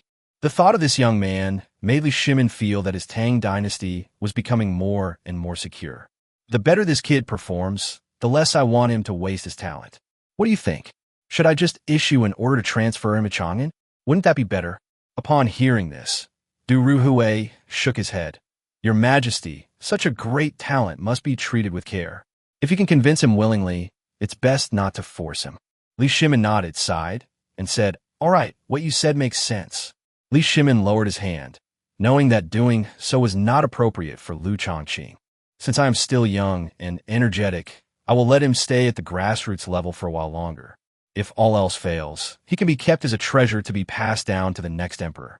After all, Liu Shaoqing is still young, and he will have plenty of opportunities to develop in the future.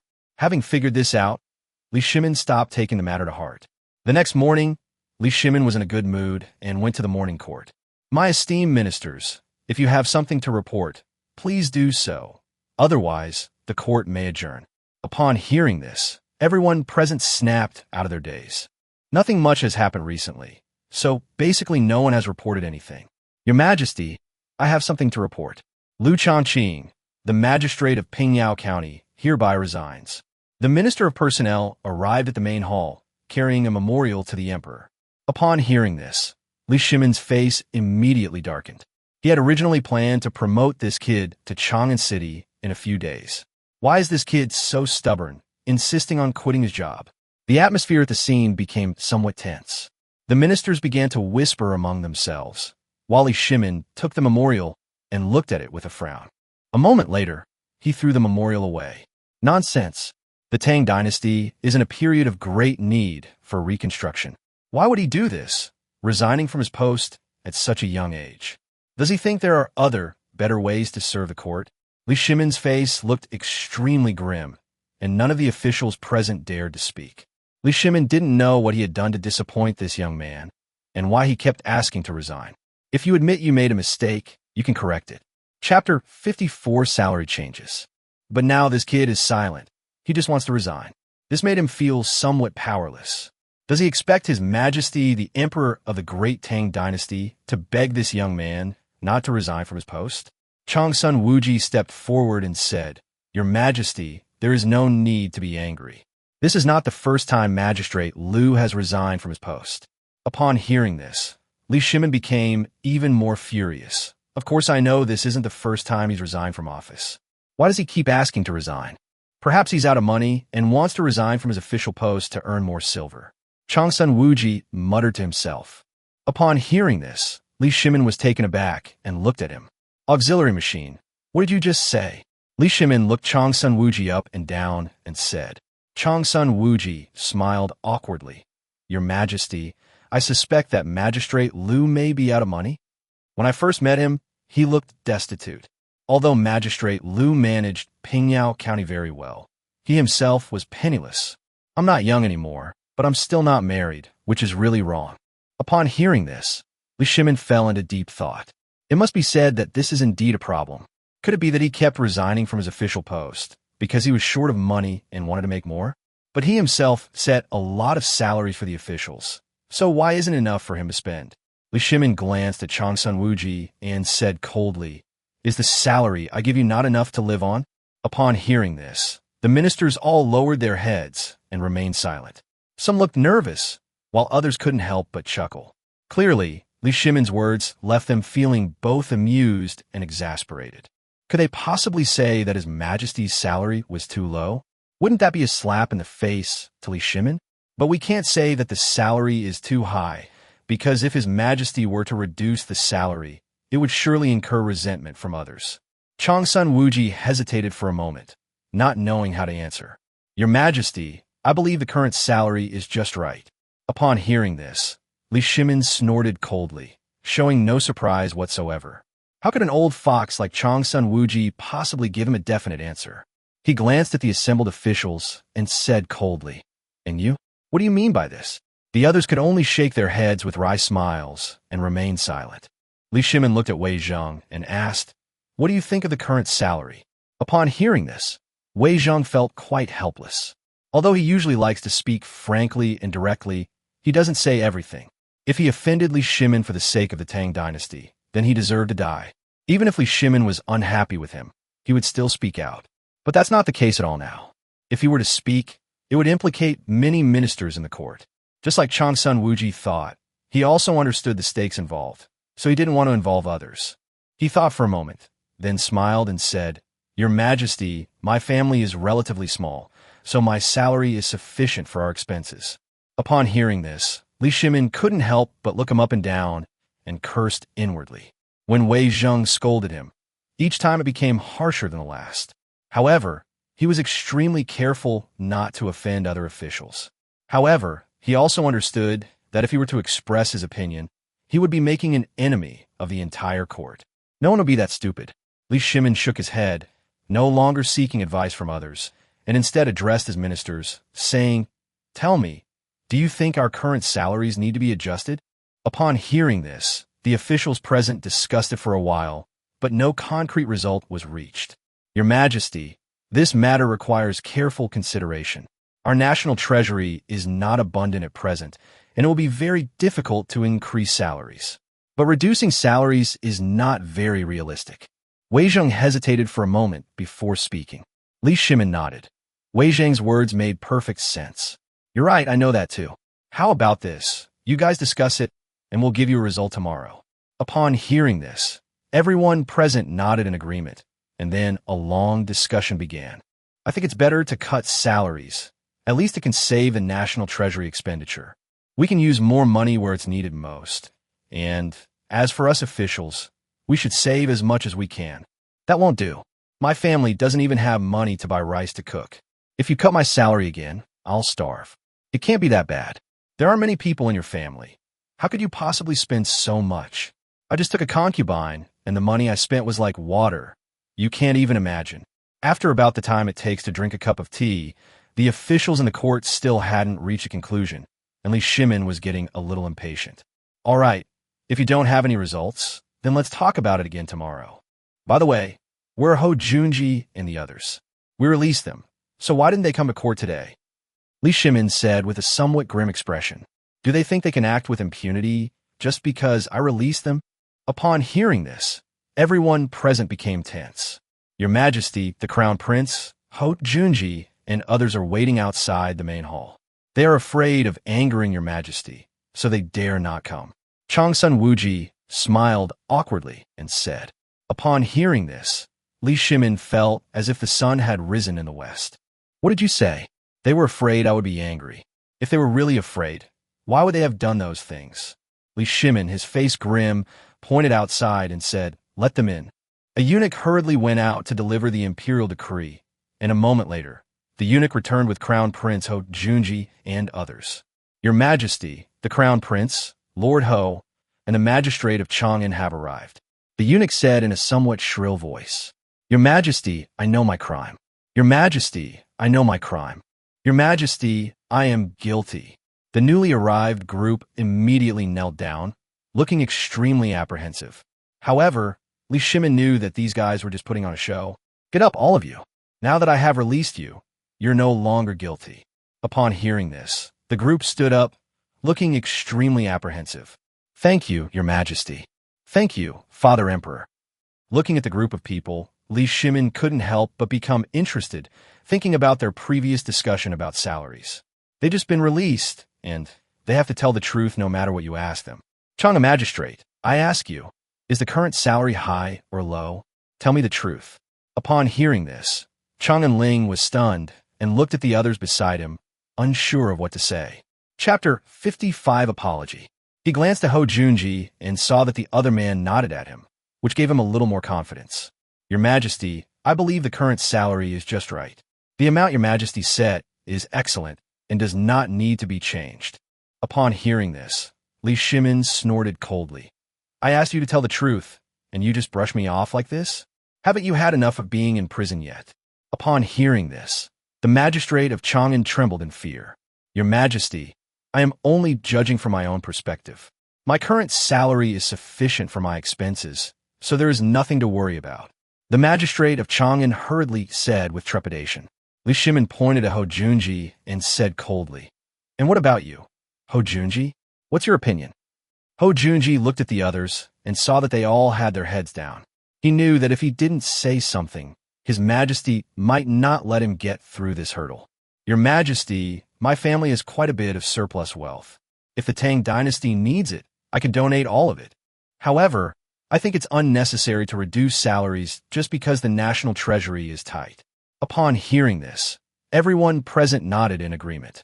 Ho Junji's words were impeccable and revealed his determination to be loyal to the emperor and serve the country. Li Shimin was immediately enraged by him. Ho Junji's words were a direct slap in the face to him. He made his meaning very clear just now. We need him to give us his opinion. But he doesn't intend to offend anyone now, except Li Shimin. Your Highness, what about you? Have you learned anything from your 2 days in prison? Upon hearing this, the Crown Prince couldn't help but recall his experiences in the prison over the past 2 days, and his expression became tense again. Father, I have been missing you while I was in prison. As for my salary, even if you don't give me a single penny, I am still willing to share your burdens. Li Shimin closed his eyes. He was now at a loss. He then opened his eyes, glared at the group, and roared, Have you finished writing your self-reproach letters? Read them aloud in front of everyone, one by one.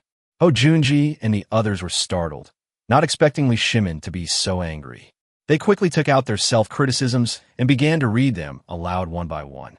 Upon hearing their confessions, the other officials present couldn't help but suppress their laughter. They brought this on themselves. His Majesty was already angry, and they just happened to walk right into his trap. Since no one had a clear stance to begin with, the best course of action for them to attend court was to give a clear explanation. As a result, they remained ambiguous and missed a good opportunity. Li Shimin pointed outside and said, Make 100 copies of your self-criticisms and post them on the streets of Chang'an where there are many people. At the same time, let the storytellers in Chang'an tell the story for a month. Upon hearing this, all the officials present were immediately shocked. This is truly killing someone's spirit. Not only are they made to write it, but the entire city of Chang'an is to know about it. Originally, this matter was only passed around in the imperial court and among high-ranking officials. However, once it was actually announced to the public, the nature of the matter completely changed. Ho Junji and others' reputations were completely ruined. Ho Junji and others originally intended to ask His Majesty to rescind his order, but Li Shimin simply left the hall. What should we do now? Are we really going to do this? Chongling looked at Ho Junji and the Crown Prince. He was just a minor official in Chang'an, nothing special. However, if the Crown Prince were to publicly confess his sins, his prestige would certainly decline. That could very well lead to a loss of public support. The Crown Prince said somewhat dejectedly, "How can we disobey Father's orders? Let's go, write the book of self-criticism 100 times." In just half a day, Li Chengxian and other self-criticisms were posted all over the streets and alleys of Chang'an. Meanwhile, elderly storytellers in various places recited their self-reproach to the common people. Li Chengxian and his associates became the focus of public opinion in Chang'an in less than half a day. Li Shimin didn't care about all that and returned to the Taiji Hall to continue reviewing memorials. After reviewing the documents for about 2 hours, he felt a bit sore in his back and waist, so he got up and went to the Empress's bedroom. "Your Majesty, why have you arrived so early? You're usually busy until very late." While Emperor Zhongsun helped Li Shimin change his clothes, she had a palace maid bring him a bowl of ginseng soup. "Your Majesty, please have a bowl of ginseng soup to warm yourself up." Li Shimin took the ginseng soup from the Empress and shook his head with a wry smile. "I've come here to apologize to you," Li Shimin said with some shame. Upon hearing this, Emperor Zhongsun looked completely bewildered. "Your Majesty, what do you mean by that? You are the ruler of the country, and we are husband and wife, so why should I apologize?" Empress Zhongsun, however, did not take it to heart. Li Shimin shook his head. "That won't do. I imprisoned the Crown Prince before, and today I made him a laughingstock in Chang'an in a fit of anger." Seeing Emperor Zhongsun's bewildered expression, Li Shimin shook his head helplessly and explained the whole story to her. Upon hearing this, Emperor Zhongsun was immediately taken aback. However, since the deed had already happened, Emperor Zhongsun had no way to stop it and could only let nature take its course. "Your Majesty, since things have already happened, there's nothing more I can say. The Crown Prince has grown up and he has to handle many things on his own. However, Your Majesty, I humbly request that you be more tolerant of the Crown Prince in the future. After all, he is the future emperor." Seeing the expectant look in Empress Zhongsun's eyes, Li Shimin finally couldn't resist. "Okay, don't worry, I'll listen to you." The next morning, Li Shimin went to court again and couldn't help but laugh when he saw the dejected look on the faces of the Crown Prince and others. "Your Highness, did you not sleep well last night? Do you think I went a bit too far?" Upon hearing this, Crown Prince Li Chengxian quickly waved his hand and said, "Father, what are you saying? Of course I wouldn't dare. I will definitely not make the same mistake again." Upon hearing this, Li Shimin was somewhat surprised, not expecting that the Crown Prince would not act like a child this time. He nodded, somewhat pleased, and then looked at the assembled ministers. "We didn't quite figure out what we were discussing yesterday, so let's continue today. Who can tell me what should be done about the salaries of Tang Dynasty officials?" After speaking, Li Shimin sat back in his seat and looked at everyone present. The ministers remained completely silent, just as they had been the day before. However, Ho Junji was somewhat restless at this moment. In his view, His Majesty must want to reduce salaries so that the Tang Dynasty can support its foreign wars while improving the lives of its people. So he stepped forward. Chapter 56 Dramatic. Seeing this, Li Shimin was somewhat surprised, not expecting that Ho Junji would dare to step forward. "Ho Junji, is there something you want to say?" "Very well, speak up. No matter how unorthodox it may be, I will forgive you." Upon hearing this, Ho Junji felt even more confident. "Your Majesty, I believe that the Tang Dynasty needs money everywhere right now, and the officials of our Tang Dynasty certainly don't care too much about their own meager salaries. Since that's the case, why not just reduce everyone's salary by 20%? That way, our great Tang can gather a large sum of money in a short time." Upon hearing this, all the officials present were furious. I originally thought that Ho Junji's decision to step forward was to persuade His Majesty to increase his salary. Unexpectedly, Ho Junji's first words were to cut their salaries. This move meant that Ho Junji had offended at least half of the officials in the Tang Dynasty. However, all of this was within Ho Junji's expectations. As long as he could stand by His Majesty's side, the support of other so-called officials was meaningless. However, when he looked at Li Shimin, he did find that something seemed amiss. Li Shimin looked at him with a strange expression. Your Majesty, why are you looking at me like that? Ho Junji trembled slightly and said somewhat awkwardly. Li Shimin glared at him, walking closer and closer. Do you know why I'm discussing the issue of officials' salaries this time? Ho Junji's mind went blank for a moment. This, Your Majesty, does not know.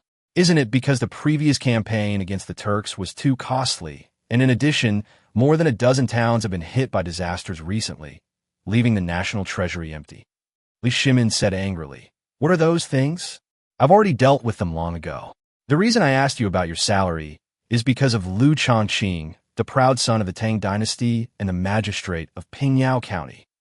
Upon hearing this, the ministers exchanged glances, all looking puzzled. Li Shimin snorted coldly at them and said, You don't know, do you? Although Liu Shaoqing has managed Pingyao County very well, and the people live in peace and contentment. Moreover, the taxes paid by Pingyao County are getting higher year by year, so you all think he must have embezzled a lot as well. So you accuse him of being a corrupt official, which is common sense to you. But you can't imagine that as a county magistrate, his monthly salary wasn't even enough to cover his own expenses, and he was neither greedy nor corrupt, nor did he take advantage of wealthy people. That's why he was forced to submit his resignation, but I refused it. He submitted his resignation twice in less than half a month. Do you think I should allow such a pillar of the nation to resign and return to his hometown? Upon hearing this, all the ministers lowered their heads and remained silent. Li Shimin's words were like a slap in the face, making their faces sting. They could not possibly be as incorruptible as Liu Shaoqing. Li Shimin snorted coldly, knowing that no one dared to respond to him. Of course not. Moreover, I must ensure that such pillars of the nation are well-fed, clothed, and have hope for the future. I want him to work for my great Tang Dynasty willingly and without any worries. Upon hearing this, even the most obtuse ministers knew what to say. Your Majesty is wise. Listening to the flattery and agreement of the crowd, Li Shimin shook his head. At this point, Li Shimin looked at Ho Junji and said with a sneer, Didn't you say before that you were going to cut everyone's salaries by 20%? Very well, from now on, Ho Junji, the Crown Prince, and the Magistrate of Chang'an, your salaries will all be reduced by 20%. Apart from you, the salaries of all other officials will be increased by 20%. Upon hearing this, the officials present were immediately filled with astonishment. They were immediately overjoyed. Your Majesty is wise and sagacious. Long live the Emperor. Your Majesty is truly a wise and benevolent ruler throughout the ages. I received my salary last month, and I've already used it up for a few days now. I specifically borrowed a few taels of silver from a good friend. I thought I would pay him back after I received my salary this month, but I will have to borrow it again soon. I never expected His Majesty to actually raise our salaries. That's great. I can pay back the money I borrowed from my friend, and I can use the money I have left over for my next salary. Those honest officials were all extremely excited. For them, their salaries were everything. Of course, those officials who aren't entirely honest will also try to disguise themselves at this time. Otherwise, if Li Shimin really figured it out, everything would be over. Ho Junji and the others looked as if they had swallowed flies. Although that salary is nothing to them, the feeling of losing out because others have it while they don't is something you can't understand unless you've experienced it yourself. All right, let's just have a good time, and that's enough. Do you now know who you should be most grateful to? Li Shimin looked at his ministers and said. Changsun Wuji was the first to react. Your Majesty, are you referring to Liu Shaoqing, the magistrate of Pingyao County? Li Shimin smiled and nodded. That's right, we should thank this kid. If it weren't for his incorruptible official conduct that moved me, do you think I would have given you a raise? Everyone nodded, filled with gratitude, and felt a sense of goodwill towards Liu Shaoqing, who was thousands of miles away and whom they had never met. Seeing the expressions on everyone's faces, Li Shimin knew that he had achieved his goal. His goal was to cultivate a favorable impression of Liu Shaoqing among these officials, so that their opposition to transferring Liu Shaoqing to Chang'an would be minimal.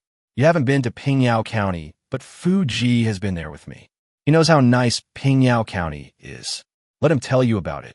Li Shimin glanced at Changsun Wuji, who nodded repeatedly. Your Majesty is right.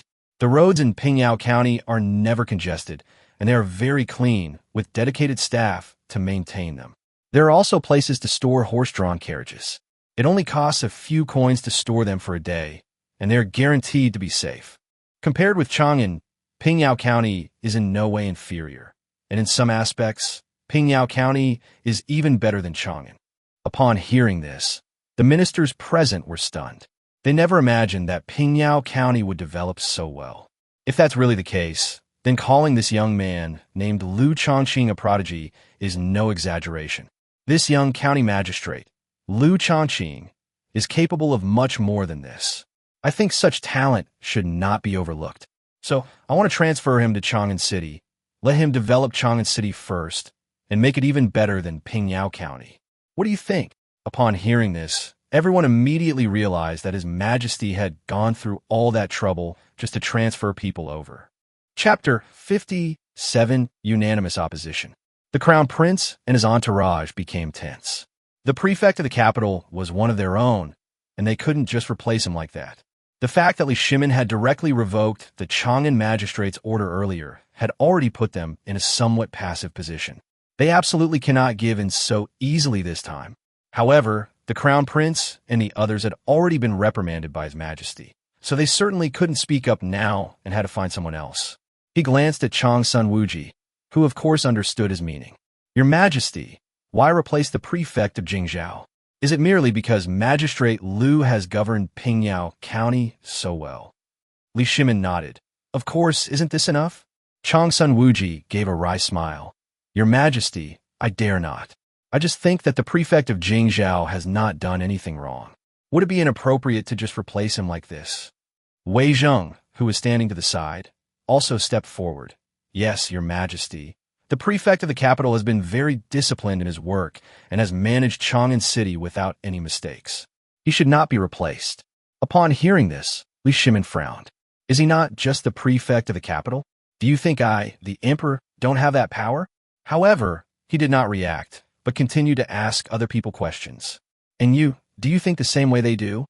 Du Ruhui stepped forward and said, Your Majesty, in my humble opinion, there is nothing wrong with replacing the current magistrate of Jingzhou with Magistrate Liu, as long as the original magistrate of Jingzhou is given a suitable position. Otherwise, we can't very well let him become the magistrate of Pingyao County. Upon hearing this, the ministers present echoed, agreeing that it was indeed a valid reason. The positions are basically all filled now, so where can we find a place for the prefect of the capital? Li Shimin nodded. In that case, all right then, let Liu Shaoqing come to Chang'an a few days later. Everyone nodded in agreement. Li Shimin remained silent for a moment, then said with some concern, but Pingyao County is developing so well. I really want to quickly replicate the experience of Pingyao County in Chang'an City. Upon hearing this, Chang Sun Wuji cupped his hands and said, Your Majesty, I may go to Pingyao County to learn from their experience. Li Shimin thought for a moment, then shook his head and said, That won't do. Magistrate Liu already knows you. If you go, he will definitely have some doubts. You are just a businessman. If you spend all your time asking him how to govern the county and how to make everyone live and work in peace and contentment, then he'll definitely report you to the authorities and have you arrested. Upon hearing this, Chang Sun Wuji couldn't help but shake his head with a wry smile. Then, Your Majesty, who do you think we should send? Li Shimin thought for a moment and said, Let the Ministry of Personnel handle this. Draft a list and submit it to me for review tomorrow. The officials sent to study and inspect cannot be those in positions that are currently unfilled, otherwise it will interfere with normal work. Also, you can't have met or know Liu Shaoqing. In addition, you must have strong learning abilities. This trip to Pingyao County is not for you to use the National Treasury's money for sightseeing. The Minister of Personnel immediately stepped forward. Your Majesty, I will certainly present you with a suitable list tomorrow. Li Shimin glanced at everyone and said, My dear ministers, is there anything else you would like to say? Please speak up. The Minister of Works stepped forward and said, Your Majesty, more than a dozen towns have been affected by the disaster, and many people's houses have been crushed and urgently need to be rebuilt. Your humble servant begs Your Majesty to allocate a sum of money from the National Treasury to restore the people's homes as soon as possible. Upon hearing this, Li Shimin frowned and looked at Chang Yaojin beside him. Old Chung, how did your charcoal trading go? Have you recovered the funds? Upon hearing this, Chung Yaojin smiled wryly and said, Your Majesty, those funds will need 5 more days to be returned.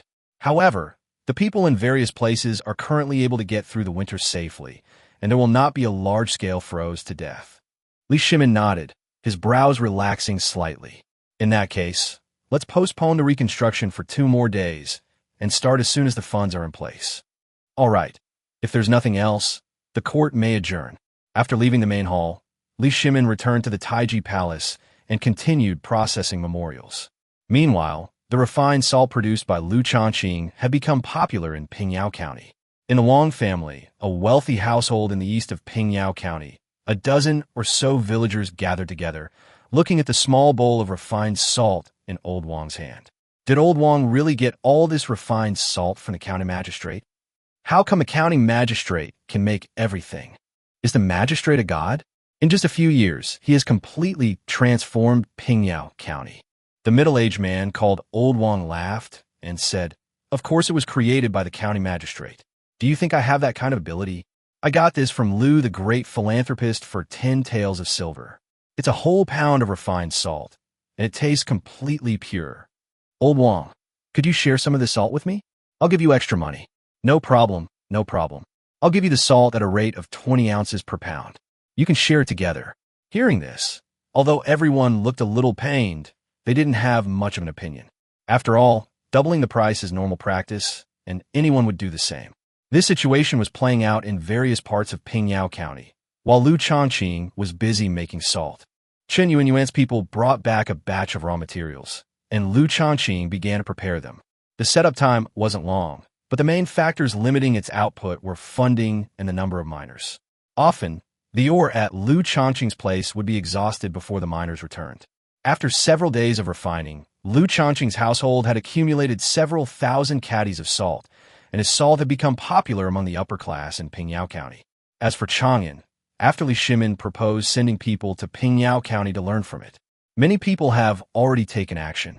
At this time, in the Crown Prince's Eastern Palace, Crown Prince Li Changxian and Crown Princess Haidang were having a meal together when the Crown Prince talked to the Crown Princess about this matter.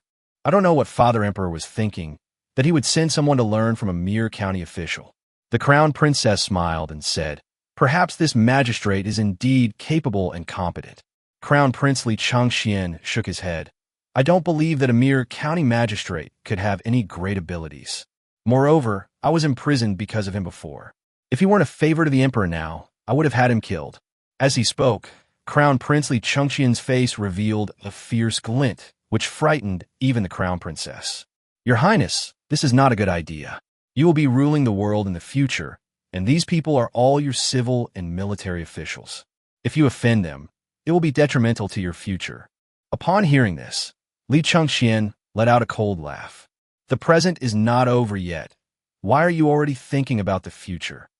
If even a small county official can't handle this, what's the point of talking about the future?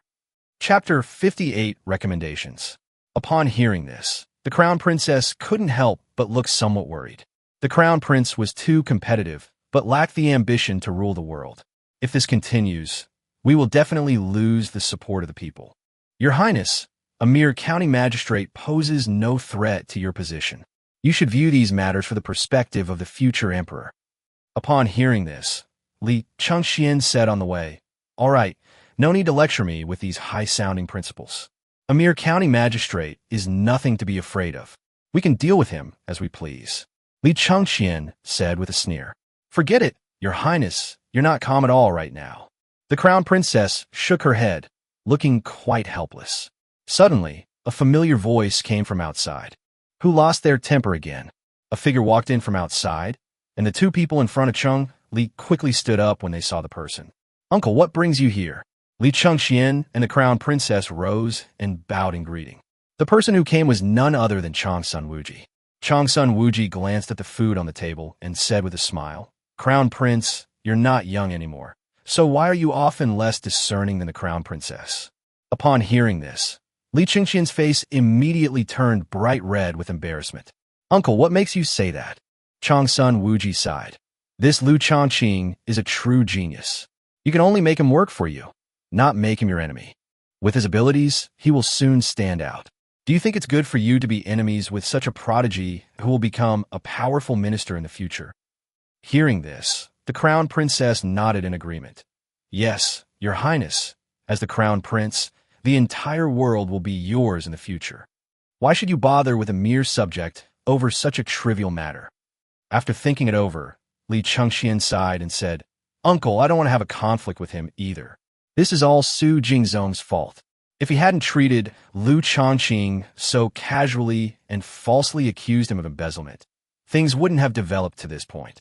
Changsun Wuji nodded. You could have falsely accused anyone, but you ended up accusing Liu Shaoqing. You were just unlucky. The crown prince seemed rather depressed whenever this matter was mentioned. Who would have thought that Liu Shaoqing would actually be honest and incorruptible? But it's too late to say anything about it now. That brat Liu Shaoqing will find out sooner or later that I impeached him in Chang'an. This feud is probably set in stone. Upon hearing this, Changsun Wuji smiled and shook his head. That's not necessarily true. Whether or not you become enemies depends on your actions next, Your Highness. The crown prince and crown princess both looked at Changsun Wuji with surprise on their faces. Uncle, is there any chance for this to turn around? Will Liu Shaoqing choose to put aside past grievances and become my friend? Changsun Wuji smiled and said, I can't guarantee that, but this kid is a very open-minded person. I don't think he'll take this to heart, but you need to do one thing.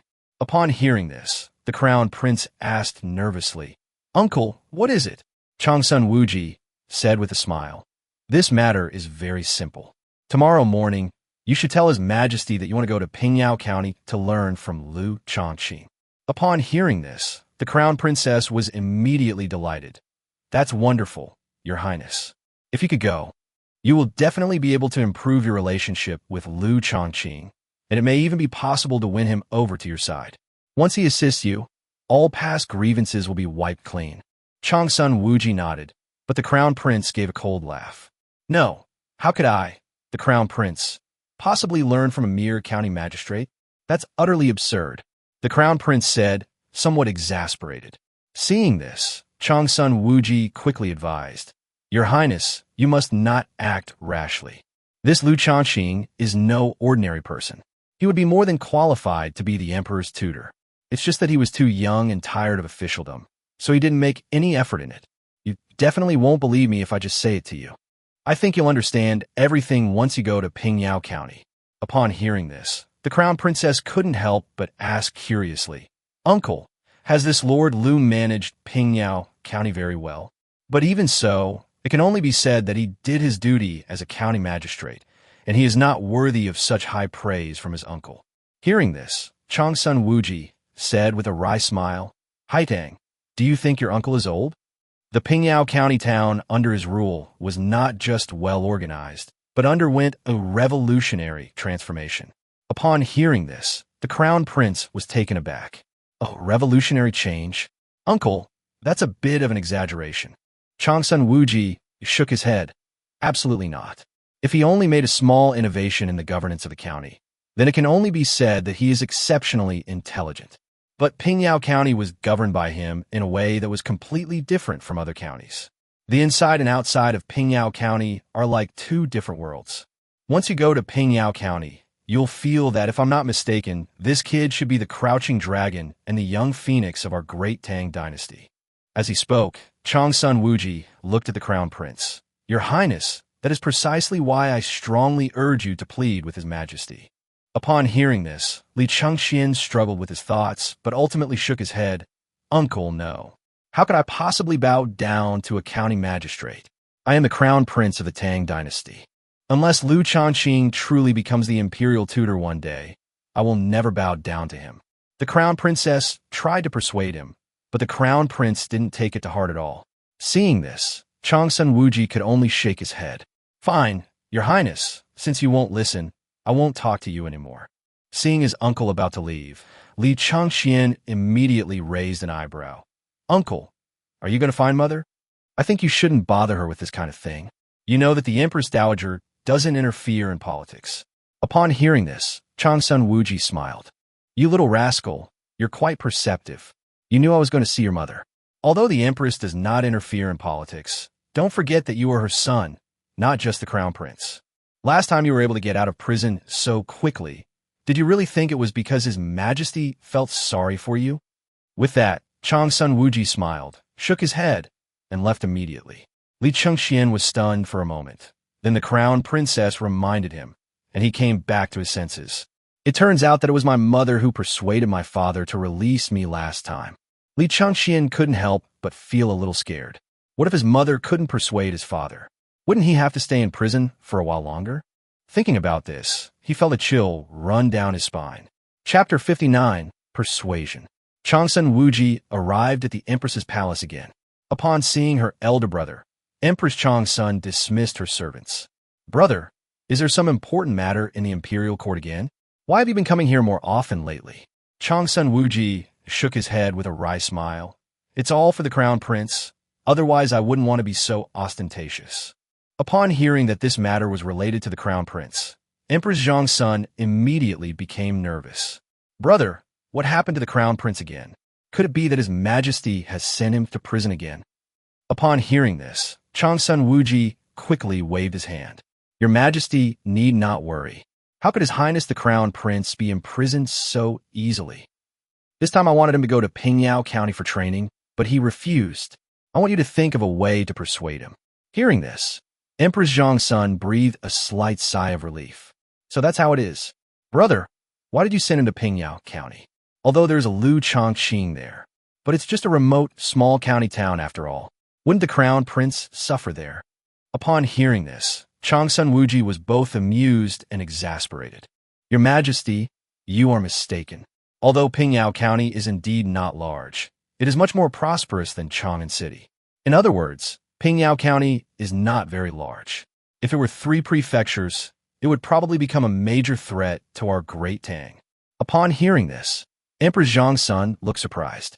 Brother, aren't you exaggerating a bit? Changsun Wuji shook his head. Absolutely not. You'll understand the uniqueness of Pingyao County once you've been there. Or perhaps it's the unique abilities of Liu Shaoqing. He was able to develop a small county town like Pingyao into a thriving place. That's why I want the crown prince to learn from him.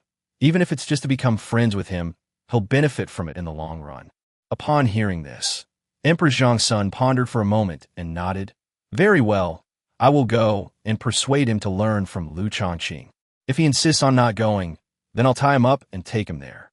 Upon hearing this, Changsun Wuji was left speechless, unsure whether to laugh or cry. Your Majesty, this will not do. The crown prince is already grown up. It is better to let him make the decision himself. You only need to fulfill your responsibility to offer advice. The two chatted for a while longer. Just as Changsun Wuji was about to leave, a palace maid came in to report that His Highness the Crown Prince was requesting an audience. Changsun Wuji laughed and said, He already knew when I came. Empress Changsun nodded and instructed the palace maids to bring the Crown Prince in. A moment later, the Crown Prince walked in and glanced at Changsun Wuji with some reluctance. Uncle, you really came. Changsun Wuji said with a wry smile. Of course I'm coming. Do you think I'm joking with you? I won't say more. Let your mother persuade you later. Empress Changsun nodded. Crown Prince, your uncle is right. You really should get to know this magistrate, Liu, properly. Even if we don't learn anything by then, at least we can turn enemies into friends. Li Chengxian looked bitter. Mother, let alone whether he will forgive and forget. How can I, with my current status, lower myself to learn from him? Changsun Wuji said with a smile. You can completely conceal your identity. When I went with His Majesty, I only went to see him under the guise of a wealthy merchant. In this way, he won't have any reservations when interacting with you, and you can often become close friends. Upon hearing this, the Crown Prince's face once again revealed a disdainful expression. As the Crown Prince, even if I were to go to Pingyao County, it would be to study. How could I possibly befriend such ordinary people? As he spoke, a hint of disdain flashed in Li Chengxian's eyes. In his mind, he considered himself a prince of noble status. Liu Shaoqing may have some ability, but it's absolutely impossible to become his friend based on that alone. That's settled then. I'm giving you a chance, so don't miss it. This time, as long as I can learn something in Pingyao County and reconcile with Liu Shaoqing, I will succeed. Your previous involvement with Su Jingzong can be completely wiped clean. Changsun Wuji continued to persuade him. Seeing that the crown prince was still unwilling, Changsun Wuji couldn't help but feel a little helpless. Seeing this, the empress couldn't help but stomp her foot. Your Highness, are you trying to drive me crazy? I've told you so much. Why won't you listen?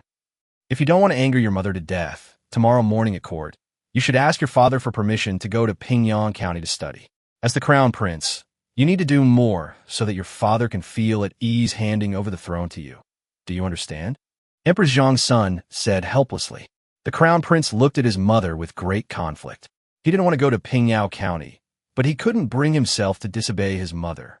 He may not have been a good crown prince, but he was absolutely filial to his father and mother. Moreover, his mother is doing this for his own good. So even if he is unwilling, he cannot go against her wishes. Mother, I was wrong. I promise you I will tell father at the morning court tomorrow that I'm going to Pingyang County to study. Crown Prince Li Chengqian sighed and said. Hearing this, Emperor Zhongsun breathed a sigh of relief, and Zhongsun Wuji said with a smile, Child, you did the right thing. Only in this way can you truly be seen as a crown prince in your father's eyes. You must know that you are not only the crown prince of the Tang Dynasty, but also a role model for your brothers and sisters. You also know about the grudges and feuds between your father's brothers. He has very high expectations for you. Only by becoming a qualified elder brother can you better inherit the throne. Upon hearing Changsun Wuji mention the matter between Li Shimin and his brothers, both Empress Changsun and the crown prince's expressions changed slightly. Empress Zhongsun looked towards the door and said with some concern, Brother, don't mention this matter in front of His Majesty. This is what hurts him the most. Changsun Wuji smiled and waved his hand. Of course I know that, and I won't say it in front of His Majesty. However, it is precisely because the previous generation caused such a mess that His Majesty has higher expectations for your generation. The prince nodded. Uncle, I understand. Empress Zhongsun smiled and said, Brother, since you're here, let's eat here. It's been a long time since we had a proper chat. Seeing Changsun Wuji nod, Empress Changsun immediately summoned palace maids and ordered a grand banquet to be prepared. The next morning, Li Shimin arrived at the main hall and looked at everyone with a smile. My dear ministers, how did the matter I asked you to discuss yesterday go?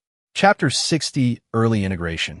Upon hearing this, the ministers fell silent once again, and Li Shimin couldn't help but look at the Minister of Personnel. Minister of Personnel, come out. Has the list you were asked to draft yesterday been finalized? How many people are on it? The Minister of Personnel stepped out from the crowd, took out a memorial, handed it to the eunuch, and finally passed it to Li Shimin. Your Majesty, the officials on this list have just taken office and do not have too much work at the moment, so it is suitable for them to learn. Li Shimin took the list, glanced at it, and couldn't help but shake his head. These names look a bit unfamiliar. They haven't been in office for very long, so it's not appropriate. Seeing Li Shimin shake his head, the Minister of Personnel broke out in a cold sweat. Your Majesty, I selected these people because of their strong learning abilities. As for others, they were not within my consideration. Moreover, those veteran officials who have served for a long time are too busy to go to Pingyang County. The Minister of Personnel explained his considerations in a few words, and the other officials nodded in agreement, agreeing that his ideas made sense. Your Majesty, I think the Minister of Personnel's considerations are quite comprehensive, although these newly recruited scholars may not be very mature. However, it would be more appropriate to take them to study. They have just passed the imperial examination, and their learning ability is relatively strong. Going to Pingyang County will definitely be very rewarding. Wei Zheng stepped forward and spoke.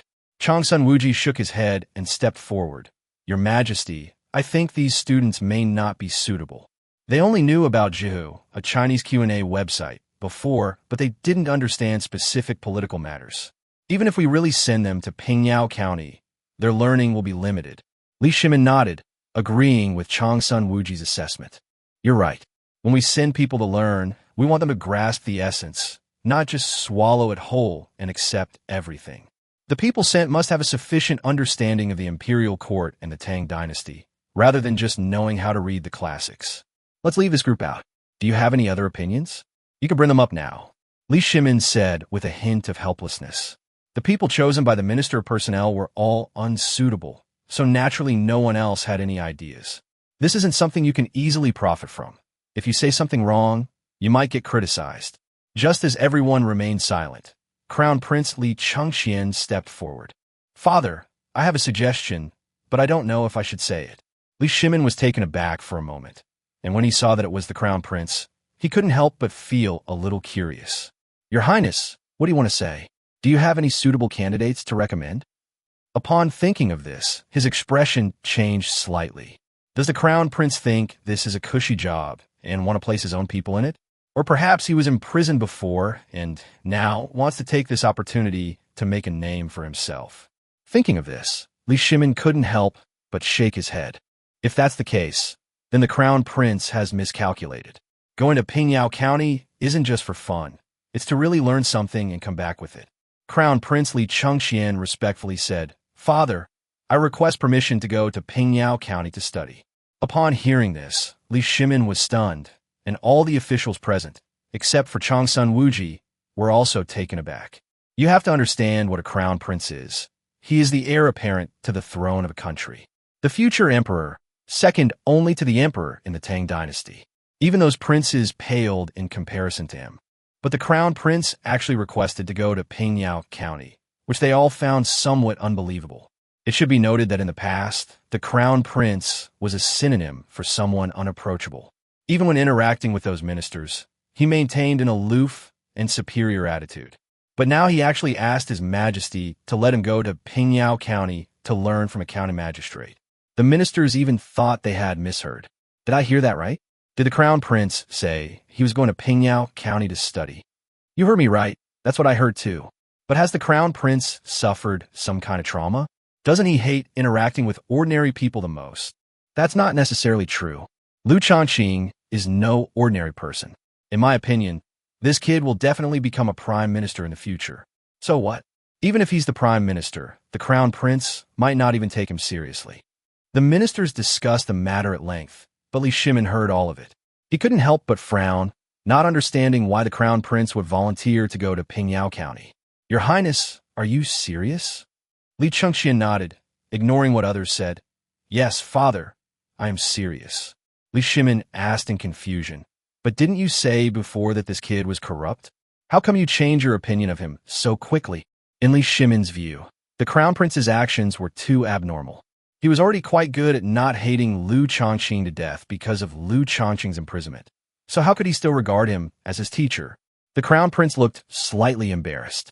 He was not very willing to go to Pingyao County in the first place, partly because of what Li Shimin had said. Changsun Wuji was afraid that the crown prince might say something inappropriate and backfire. So he quickly gestured to the crown prince with his eyes to stop talking nonsense. The crown prince hesitated for a moment, but finally nodded. Father, I was in deep pain in prison. I was misled before and had some misunderstandings about Lord Liu. Now I believe that this Lord Liu is indeed a rare talent in our great Tang Dynasty. That's why I thought of volunteering to go to Pingyao County to study. Although I have no experience as an official, as the crown prince, I have knowledge of many things. Moreover, I often discuss politics with the ministers in court, so my understanding is naturally more comprehensive. What I lack most is the ability to govern in practice. I will definitely benefit greatly from this trip to Pingyao County to learn. Upon hearing this, Changsun Wuji breathed a slight sigh of relief, while the other officials present were filled with shock. However, they soon realized that it was indeed a good idea for the crown prince to personally go to Pingyao County. It would allow the future emperor and powerful ministers to meet in advance, and also allow the crown prince to connect with the people. Otherwise, the crown prince would really think that the entire Tang Dynasty was like Chang'an. Li Shimin nudda, seriously considering Li Shaoqing's suggestion. Changsun Wuji, who was standing to the side, said with a smile, Your Majesty, I think there is nothing wrong with the crown prince going to Pingyao County. Li Shimin paused for a moment, then nodded and said, Fuji, you agree? Then tell me your opinion. Changsun Wuji said with a smile, The crown prince will eventually rule the entire Tang Dynasty, including Liu Shaoqing of Pingyao County.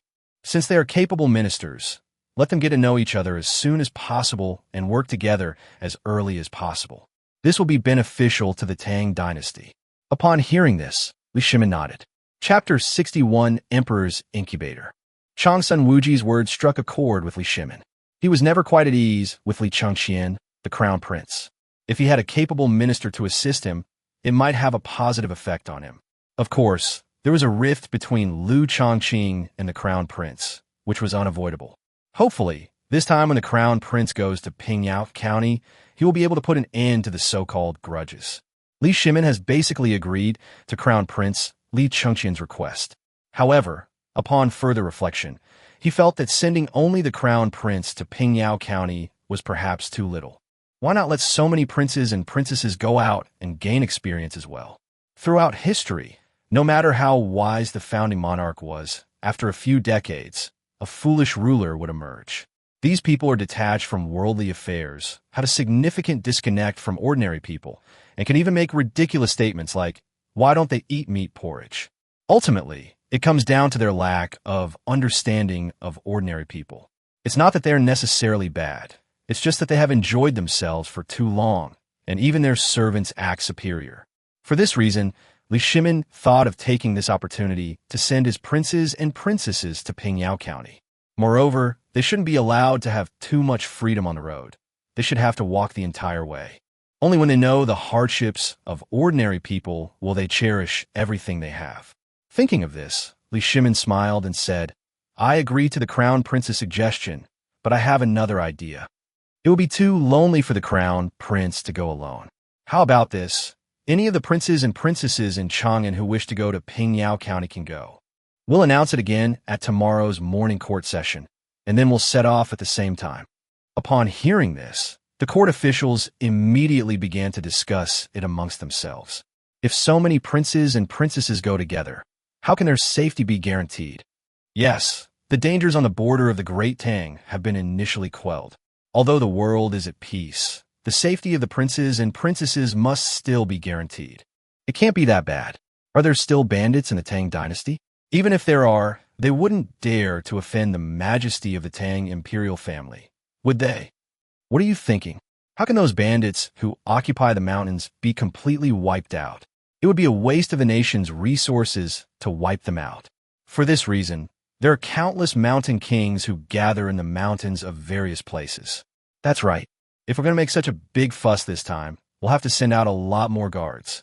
Otherwise, if anything goes wrong, our great Tang Dynasty cannot afford it.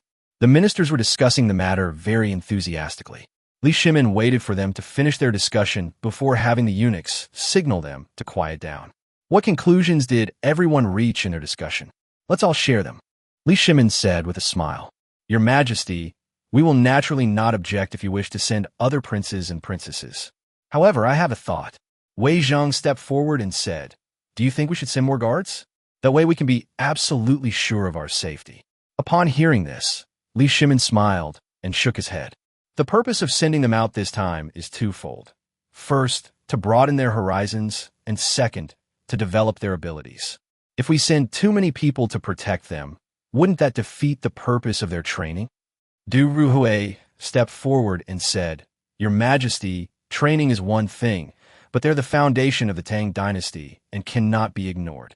"Yes, Your Majesty, we must not shake the foundation of the nation under any circumstances." At this moment, Feng Xinling stepped forward. "Your Majesty, I believe that all the princes may travel in other capacities, except for the crown prince, who should travel in his original capacity. In that case, the other princes would be in much less danger. What do you think, Your Majesty?" After hearing this, the ministers remained silent for a moment, and then unanimously agreed. "Your Majesty, I think this is an excellent move, as it will protect the princes and princesses as much as possible. Your Majesty, as long as the crown prince goes there in his original capacity, it will already demonstrate the court's attitude toward Pingyao County. As for the other princes and princesses, I believe that with their intelligence, they will be able to learn something even without revealing their identities." That makes sense. They're going there to learn, not to attend some important celebration, so they don't need to reveal their identities. The opinions of the court officials were largely in agreement, and Li Shimin actually thought the same way. In that case, let's do it this way for now. By the way, do you have any other ideas? Speak them all out, so that it won't be of any use if we talk about it after they leave tomorrow. Changsun Wuji frowned and stepped forward. Your Majesty, I suggest that these princes and princesses go to Pingyao County under different identities. In this way, they can replicate every aspect of Pingyao County. Of course, if we want to truly promote the miracle of Pingyao County to the whole Tang Dynasty, the best way is to let Liu Shaoqing enter the court as an official. The saying goes, if you are not in a position, you should not concern yourself with its affairs. If we simply copy his experience in Pingyao County to other places, it may backfire. To truly and perfectly replicate his experience, we still need to rely on him personally. Li Shimin nodded in agreement with Changsun Wuji's words. Well said, auxiliary machine, but there's no rush. Let's just treat this as a training exercise for these kids. By the time they return from Pingyao County, Liu Shaoqing should be entering the court. At this point, Li Shimin couldn't help but smile wryly. This kid has resigned twice. If we don't promote him soon, who knows what he'll do? After the court session ended, the people dispatched by the imperial court rushed to Pingyao County, and the princes and princesses were the first to receive the news. Princess Ankong was admiring the flowers in the garden when she received the news and was immediately excited. My father actually sent me to Pingyao County to study. Does the magistrate of Pingyao County have some extraordinary abilities? Princess Ankong said to Duga Mao beside her. The guard, Duga Mao, said respectfully, Your Highness, I am unaware of the matter, but if it is true, His Majesty must have his reasons. Princess Ankong nodded. Then I will make preparations properly. But what identity should we use? Duga Mao smiled and said, A princess is either a rich young lady or a talented woman. She can't possibly go as an ordinary commoner. Upon hearing this, Princess Ankong shook her head. Why not? Father Emperor said that we should go under various identities. Even being a peddler or laborer is acceptable. Upon hearing this, Duga Mao was greatly surprised. But Princess, you are of noble birth. How can you do things that ordinary people do? Chapter 62 The Princes Go to War. Princess Ankong smiled and shook her head. Then why not? Although I'm a princess, I am the daughter of His Majesty the Great Tang Dynasty. I wasn't a princess when I was born more than 10 years ago. If my grandfather hadn't become the emperor of the Tang Dynasty, I might be just an ordinary rich girl now. My father said that this trip is for training and learning. How can you learn anything if you are too kind to yourself? I heard there are parking lots there where you can store your carriages for a pittance. We'll work in Pingyao County, earning money while experiencing the lives of ordinary people in Pingyang County. Seeing that Princess Ankong had made up her mind, Duga Mao said no more. Since you've made your decision, Princess, I won't say anything more, but I will stay by your side and protect you. Seeing Duga Mao's piercing gaze, Princess Ankong blushed slightly and turned her head away. Meanwhile, Lika paced back and forth in his palace. He had just received the news and couldn't help but feel excited. He was getting tired of Chang'an and had long heard that Pingyao County was a nice place. He had always wanted to go there. Unfortunately, as a prince, he had many things to do every day. Unexpectedly, this time, the emperor allowed them to voluntarily choose to study in Pingyao County. Although he didn't think there was anything worth learning in Pingyao County, he was quite curious about the place and decided to go there to relax. Therefore, he wrote a memorial and submitted it. As he expected, his father approved it quickly, and now the entire palace is bustling with activity. Your Highness, everything that needs to be prepared has been prepared. Is there anything else that needs to be prepared? I will arrange it immediately. The head butler came up to him and said with a smile. Liku arrived at the backyard, led by the head steward, and saw a group of servants bustling about, preparing all sorts of supplies. Liku frowned and pointed at the things. Why prepare these things? I'm going to study, not as a prince. Are you preparing these things to expose me? Upon hearing this, the head steward was immediately startled. Your Highness, it's not like that. I just wanted to make sure you didn't suffer when you went there. Pingyao County is not like our Chang'an City, which has everything, and it is inconvenient to travel there. Prepare more of these things, just in case. Lika rolled his eyes at him and said, What are you thinking? Pingyao County isn't as bad as you say, and besides, I'm going to live as an ordinary person. These things are only needed by princes and nobles, so let them stay in a manner. All you need to do is prepare more silver. Upon hearing this, the butler was immediately stunned. Your Highness, are you only bringing silver without any guards? Wouldn't that be very dangerous? What if there are any ill-intentioned people among them? Upon hearing this, Liu sneered and said, "Do you think I'm afraid of those petty scoundrels? No matter how many come, they'll never leave alive." Meanwhile, similar things were happening at the residences of Li Tai, Li Ji, and others.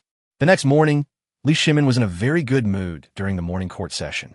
Many princes and princesses submitted memorials expressing their desire to travel to Pingyao County.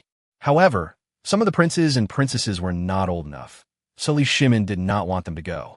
However, Li Shimin still wanted to give them a proper commendation in court today. "My esteemed ministers, yesterday, many princes and princesses submitted petitions requesting permission to go to Pingyao County. The number of them is simply too great. Look, this thick stack of memorials, they were all submitted by them." Changsun Wuji quickly stepped out from the crowd. "Your Majesty, this is truly a cause for celebration.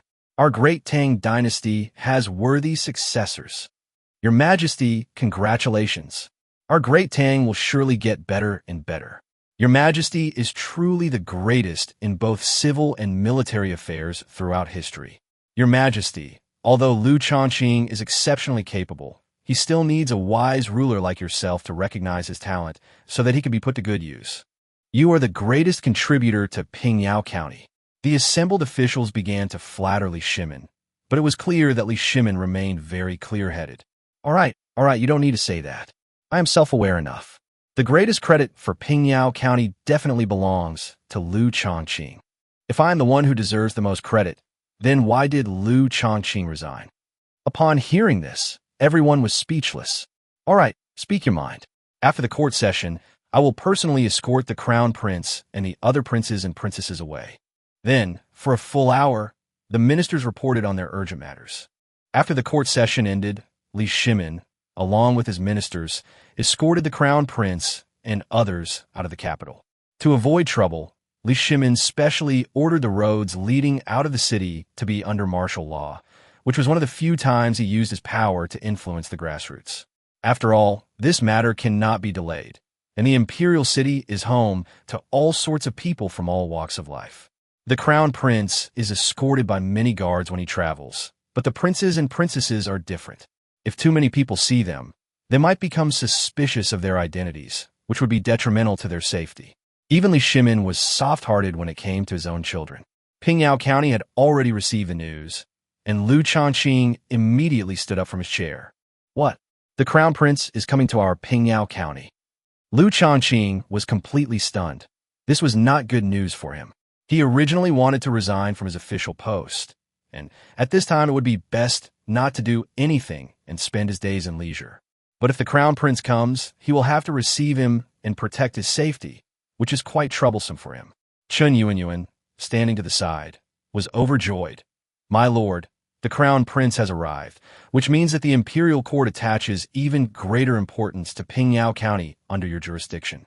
If you perform well this time, you might really be able to soar to great heights. When I go to the imperial court to serve as an official, I won't have to worry about not having enough salary." Upon hearing this, Liu Shaoqing couldn't help but shake his head with a wry smile. "What are you thinking? Going to the imperial court means working right under the emperor's nose. Who do you take his majesty for? He's a wise ruler, a great emperor of all time. Even I wouldn't dare to embezzle money in this Pingyao County town. How could I possibly make money under his nose?" Upon hearing this, Chun Yuanyuan frowned. "But sir, what's the point of being an official if you don't want to be a high-ranking one? Once you become a high-ranking official, your salary will definitely be much better than it is now. With your abilities, even if you don't embezzle, you won't have to worry about making a living anymore." Liu Shaoqing pondered for a long time, then shook his head. "Forget it. I have no interest in officialdom anymore. Write me another letter of resignation right away." Chapter 63, The Overthrow Plan. Hearing this, Chun Yuanyuan shook her head with a wry smile, but still did as he instructed. "My lord, although you are determined to resign, you still need to take good care of His Highness the Crown Prince before you succeed in resigning. Otherwise, if the Crown Prince finds fault with you, you won't be able to resign, but you'll be punished instead." Upon hearing this, Liu Shaoqing felt a chill run down his spine. He hadn't thought about it, but then he realized that he couldn't show any weakness in front of the Crown Prince.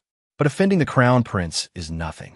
The laws and regulations in Pingyao County are different from those in other places, and we strictly follow the established rules.